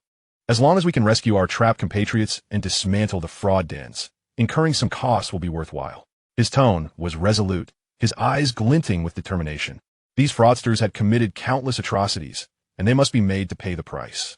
Lu Bin and Wang Hao exchanged glances, both nodding in agreement. Though worried, they understood the significance of this operation. Meanwhile, just a few hundred meters away, within the fraud nation's borders, another 100 soldiers stood guard in the shadows, the atmosphere oppressive. Officers Sang Kuan and Ba Song conversed in hushed tones, their expressions dark and discontented. What disgrace! Sang Kuan seethed, his fists clenched tightly, knuckles widening. How dare the Long Kingdom send troops into our territory? How could the higher-ups possibly consent to this? Chapter 154. The higher-ups have already notified the fraud dens. This time, the Long Kingdom will surely suffer significant losses. A look of humiliation crossed his face, his eyes blazing with anger. In his view, this was a severe violation of the sovereignty of the fraud nation. Ba Song sighed, spreading his hands in resignation. What else can we do? The Long Kingdom is too powerful. The higher-ups cannot withstand their pressure and have no choice but to compromise. He cast a complex gaze towards the direction of the Dragon Kingdom's border, where bright lights emanated a formidable aura of intimidation. Our military strength pales in comparison to that of the Dragon Kingdom, and a direct confrontation would yield no favorable outcome. We cannot allow them to achieve their objectives so easily through compromise. A cold glint flickered in Sang Kuan's eyes as a sinister smile curled at the corners of his mouth. However, it matters not. The higher-ups have already divulged the Dragon Kingdom's intentions to those in the scam zones. He leaned closer to Ba Song, lowering his voice to convey a hint of schadenfreude. The armed forces within those fraudulent zones are quite numerous, equipped with heavy weaponry. Even if the Dragon Kingdom manages to dismantle those zones, they will undoubtedly suffer severe losses. A glimmer of agreement flashed in Ba Song's eyes. Indeed, the higher-ups wish to make it clear to the Dragon Kingdom that even in compromise, success will not come easily. He allowed a cold laugh, hoping for them to incur heavy casualties, thus allowing them to recognize our prowess. The two exchanged glances, each reflecting anticipation for the Dragon Kingdom's forces to face a crushing blow in the scam zones. Meanwhile, Chen Jiang's convoy sped through the night without a hint of reduction in pace. At 4:50 in the morning, the convoy finally arrived at the station point on the Dragon Kingdom's border. Upon sighting the approaching vehicles, officers Zhang Qingjun, Lu Bin, and Wang Hao promptly approached, their soldiers standing tall and their gazes fixed on the formidable convoy. The military vehicles came to a halt in succession, their engines gradually quieting, leaving only the faint sound of footsteps along the border. Chen Jiang was the first to push open the car door and alight, followed closely by Li Weiguo. With Zhao Hu, Li Rui, Wang Peng, Zhang Lei, and Sun Qing swiftly exiting the vehicle as well. The dragon-scale battle armor gleamed coldly under the headlights, their figures standing tall like pines. Director Chen, you must be weary from the journey. Zhang Changjun hastened forward, extending his hand with a warm smile. His curiosity was evident as he scrutinized Chen Jiang, who appeared even younger than he had anticipated. Chen Jiang shook his hand, his tone calm. Captain Zhang, you are too kind. I appreciate your patience in waiting. Absolutely, absolutely. Zhang Changjun replied swiftly, introducing his companions Lu Bin and Wang Hao. This is Deputy Captain Lu Bin. And Communications Officer Wang Hao. Both Lu Bin and Wang Hao stepped forward to greet Chen Jiang, their tones respectful. After a brief exchange of pleasantries, Chen Jiang shifted the conversation to the matter at hand. Captain Zhang, shall we proceed directly into the fraudulent nation with these military vehicles? His gaze swept over the more than 100 military vehicles behind him, laced with inquiry. Zhang Chengjuan's smile momentarily faltered, and he shook his head, his tone tinged with resignation. Director Chen, the situation has changed slightly. He sighed, explaining, we have repeatedly negotiated with the officials of the fraudulent nation, and they only permit your personnel to enter, barring the entry of Dragon Kingdom military vehicles. He gestured towards the opposite side of the border, indicating that they had arranged vehicles waiting there, and that they would need to walk over to transfer. Chen Jiang furrowed his brow slightly, taken aback, but not overly concerned. It seemed there was no other option. He nodded, speaking in a composed tone, very well. Afterward, he produced a communicator, commanding firmly into the microphone. Mechanical Legion. Disembark and form ranks. The mention of the Mechanical Legion caused Zhang Qingjun, Lu Bin, and Wang Hao to freeze in surprise, their faces betraying confusion. They exchanged glances, each reflecting bewilderment. They had not heard of any mechanical legion being involved in this operation. Not only the three officers, but also the surrounding station soldiers began to murmur. Their eyes filled with curiosity. What exactly is the mechanical legion? Is it a new unit designation? I've never heard of it. Could it be a secret unit from a 6th military district? Who knows? We'll find out soon enough. Just as the crowd pondered, the doors of the military vehicles slowly opened. First to descend were fully armed humanoid robots, standing a height of 6 feet, with cold, hard metallic lines and red glows flickering in their eye sockets. They marched down in synchronized formation.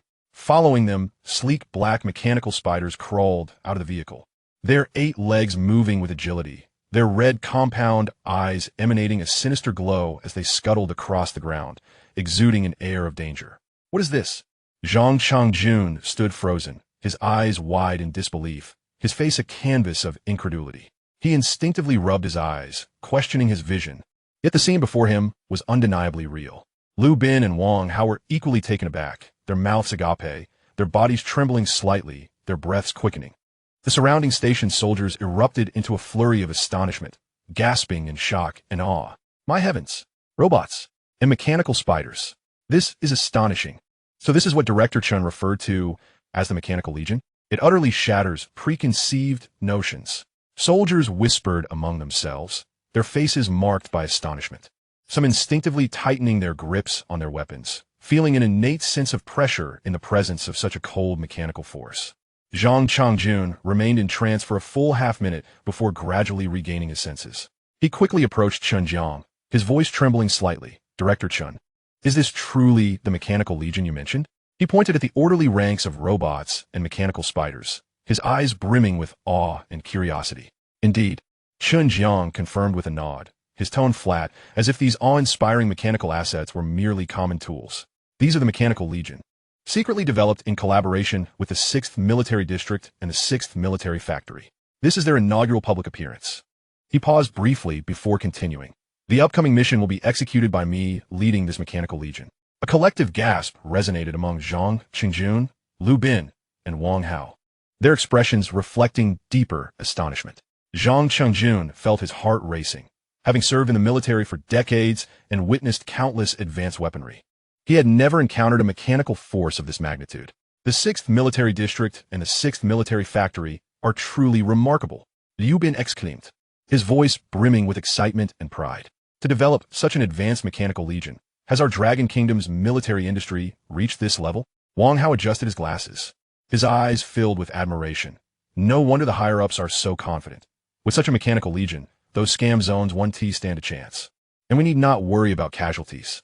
Hearing Chen Jiang's words, the surrounding soldiers erupted in fervor, their faces alight with excitement and pride. So this is the Dragon Kingdom's secret weapon. With a mechanical legion like this, what need is there to fear those fraudsters? Zhang Changjun took a deep breath, striving to quell his inner exhilaration, gazing at Chen Jiang with reverence. Director Chen, with this mechanical legion, this mission is bound to be a resounding success. His tone was resolute, filled with confidence, but he added, however, please do ensure everyone's safety. Chen Jiang smiled and nodded, then turned his gaze towards the border. This time, you will learn of the might of our Dragon Kingdom. The scam zones shall pay dearly. Chapter 155, Crossing the Border, Heading to the Zones. Following this, Chen Jiang and Zhang Qingjun engaged in conversation for several more minutes, finalizing certain details. At a little after 5 in the morning, the night remained as dark as ink. On one side of the Dragon Kingdom's border, 2,000 Mechanical Legion units stood in neat formation, their gray-black metallic bodies glinting coldly under the faint starlight, resembling slumbering steel behemoths. Several hundred meters away, at the fraudulent nation's border outpost, Sang Kuan and Ba Song were peering through binoculars. The night obscured the contours of the Mechanical Legion, revealing only a dense mass of dark silhouettes, forming an unending wall of figures. Damn it! The Dragon Kingdom has sent so many people. Sang Kuan lowered the binoculars, his expression dark enough to drip with water, his tone laced with disbelief. He instinctively clenched his fists. Initially, he had assumed the Dragon Kingdom would send only a few hundred soldiers, at most 1,000. Yet the scale before him suggested otherwise. The multitude of shadowy figures cast an inexplicable weight upon his heart. Bong furrowed his brow, once more lifting the binoculars for a meticulous inspection, his tone grave, conservatively estimating. There must be nearly 2,000 individuals. The Dragon Kingdom is truly investing heavily this time.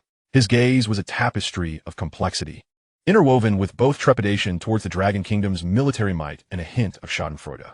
Yet, perhaps it was for the best. The park had already prepared for this influx. And such a multitude charging and would ensure their return was but a fleeting dream. A sinister smile curled at the corners of Sang Kuan's lips. Indeed, those traps and heavy weaponry are no mere decorations. Regardless of how formidable the Dragon Kingdom's soldiers may be, they shall pay a harrowing price. The two exchanged glances, each detecting the glimmer of anticipation in the other's eyes, eagerly awaiting news of the Dragon Kingdom's army suffering a devastating blow within the deceitful park. At that moment, Chen Jiang had already issued the command to advance. Mechanical Legion, all units mobilize, maintain formation, and march across the border. The steady voice of Chen Jiang resonated through the communicator, setting the Mechanical Legion into motion. The humanoid robots marched with synchronized precision, their heavy footfalls reverberating through the night like thunder. Meanwhile, mechanical spiders scuttled along the ground, their 8 legs deftly alternating, stealthily trailing behind, their crimson compound eyes flickering in the darkness, vigilantly surveying their surroundings. Chen Jiang, Li Weigua, and Zhao Hu, along with 3 others, positioned themselves amidst the Mechanical Legion. The members of the Dragon Scale team bore sharp gazes, perpetually alert. Soon, they crossed the border, advancing towards the rendezvous point in the deceitful nation. The military officers and soldiers responsible for the liaison awaited them, donning perfunctory smiles that belied the disdain glimmering in their eyes.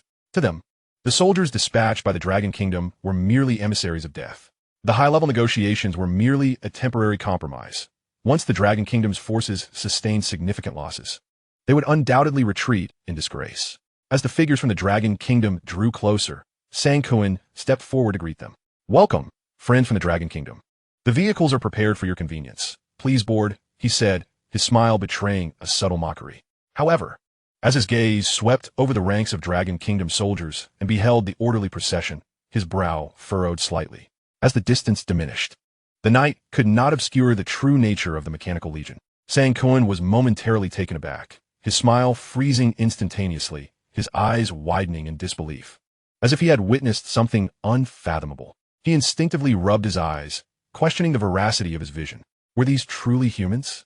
They were towering humanoid robots, each standing at an imposing height of nearly 6 feet, and those menacing mechanical spiders crawling upon the ground. What on earth were these? Sang Kuan gasped in astonishment, his voice trembling as he involuntarily retreated 2 steps.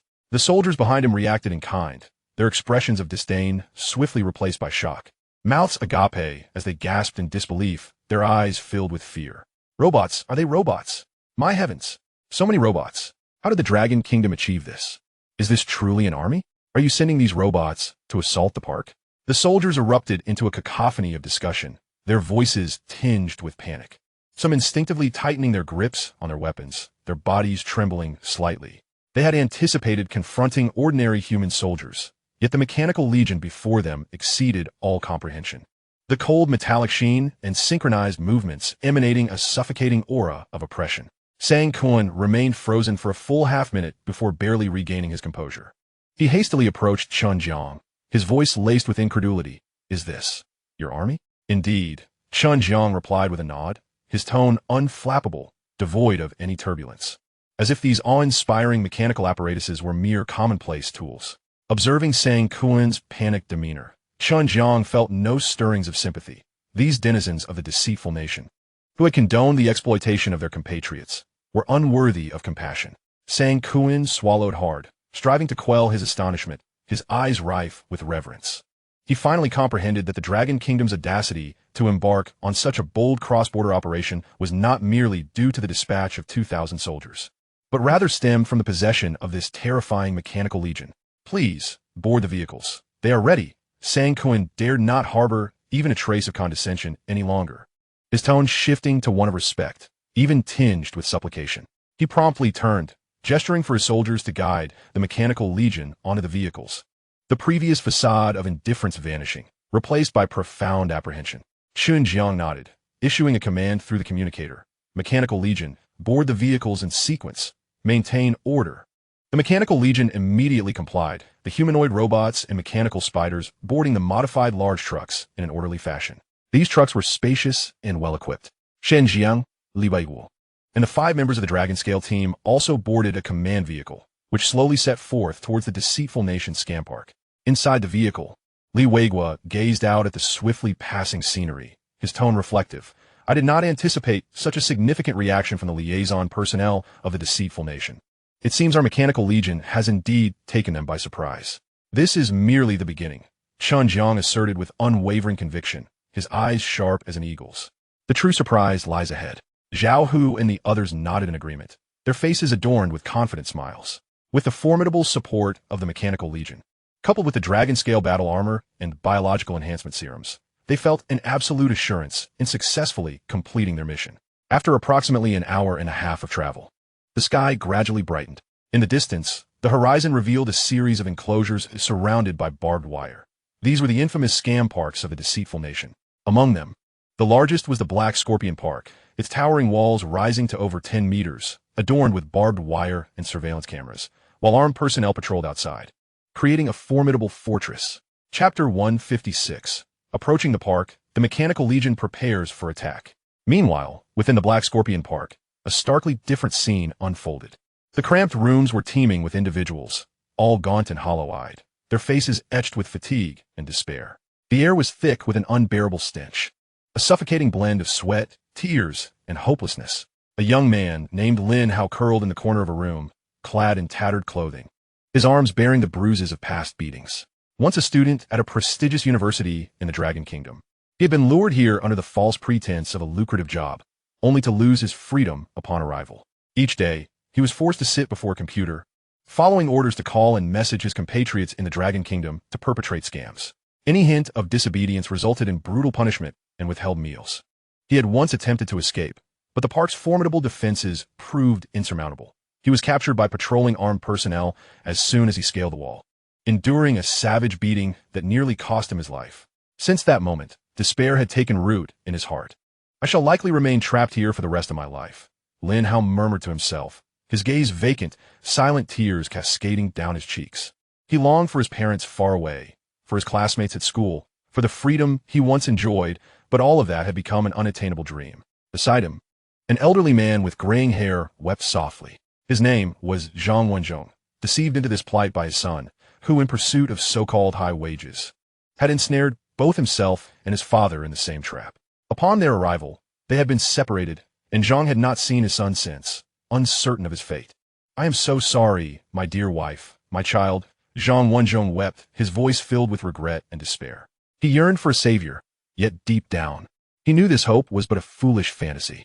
In the park, the majority of individuals, much like Lin Hao and Zhang Wenzhong, found themselves either deceived or coerced into this predicament. They had relinquished their freedom and endured inhumane treatment, spending their days engulfed in despair. Whispers of the Dragon Kingdom's efforts to combat fraud had reached their ears, yet such distant hopes could scarcely alleviate their immediate plight. Trapped in a foreign land, ensnared within the clutches of a fraudulent paradise, they could only submit to the whims of fate. Have you heard? It seems that the Dragon Kingdom is preparing to rescue us, a young man murmured, his voice tinged with a flicker of hope. Stop dreaming. How could that possibly be? Interjected another, his tone steeped in desperation.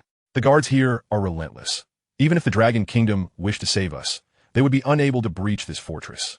Furthermore, what would the scam nation permit the dragon forces to enter? The young man's countenance dimmed at this grim reality. Indeed, it was but a beautiful fantasy.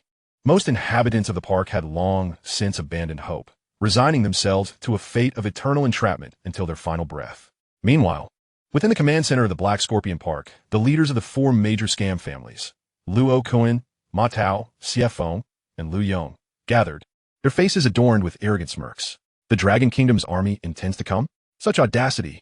Luo Kuan, the most powerful among the 4, proclaimed from his central position, his tone rife with disdain. Toying with a handgun in his hand, he caressed the trigger lightly. We have long been aware of their intentions. The perimeter is riddled with traps, and heavy weaponry is at the ready, awaiting their arrival to meet their demise. Ma Tao, stout and with a face marked by excess, laughed heartily, his voice dripping with malice. Indeed, this time we shall ensure that the Dragon Kingdom pays a grievous price, making them aware that Black Scorpion Park is not to be trifled with. He paused before continuing. Those compatriots of the Dragon Kingdom held captive are our greatest hostages. Should the dragon forces dare to attack, we shall execute them. and we shall see if the Dragon Kingdom still possesses the audacity to act recklessly. Xie Feng and Lu Yong nodded in agreement, their expressions brimming with arrogance and confidence. They had meticulously prepared, laying an extensive array of landmines and explosives around the park, deploying heavy machine guns and rocket launchers, and organizing a band of desperate mercenaries, all determined to ensure that the dragon forces would not return. Convey the order. Let everyone be prepared for battle. The moment the dragon forces enter our strike range, we shall open fire. Leave no one alive. Luo Kuan commanded in a low, fierce tone. Yes. His subordinates replied promptly, turning to relay the orders. The leaders of the four scam families exchanged glances, each seeing the resolute determination reflected in the other's eyes. They were convinced that, with their fortified defenses and preparations, they could significantly cripple the dragon forces, compelling them to retreat. Around 7 in the morning, Chen Jiang's convoy reached a point 5 kilometers from the perimeter of Black Scorpion Park. The vehicles came to a gradual halt as Chen Jiang opened the door and stepped out, his gaze sharp as he fixed it upon the distant park, a glimmer of icy resolve evident in his eyes. Majorly, I have already detailed how to command the mechanical spiders and robots. You will take a portion of the mechanical spiders to scout the traps and defensive arrangements surrounding the park, Chen Jiang ordered in a firm tone. Understood, Commander Chen. Li Weigua promptly responded, turning to convey the command through the communicator. A dozen mechanical spiders swiftly descended from the truck, stealthily making their way toward Black Scorpion Park, their small frames and agile movements allowing them to vanish into the underbrush. Chen Jiang then addressed Zhao Hu and his 4 companions. You 5, don the dragon scale armors and prepare to charge alongside me. Yes, they responded in unison. Dragon scale armor, enveloping the entire body, Zhao Hu commanded, and with a thought. The mechanical watch on his wrist expanded, metal fragments cascading like a tide to envelop him, forming a formidable suit of dragon scale armor. The others followed suit, activating their armor, which glimmered with a cold sheen under the sunlight, emanating a powerful aura of intimidation. Chen Jiang, too, activated his watch, the dragon scale armor quickly enveloping him, leaving only his piercing eyes visible. Mechanical Legion, prepare for assault, Chen Jiang ordered through the communicator, instructing the humanoid robots to breach the defenses head-on, the mechanical spiders to assist the dragon scale team in clearing hidden enemies, and the mechanical bees to deploy for reconnaissance and precision strikes. Received. The electronic, synthesized voices of the Mechanical Legion responded in unison.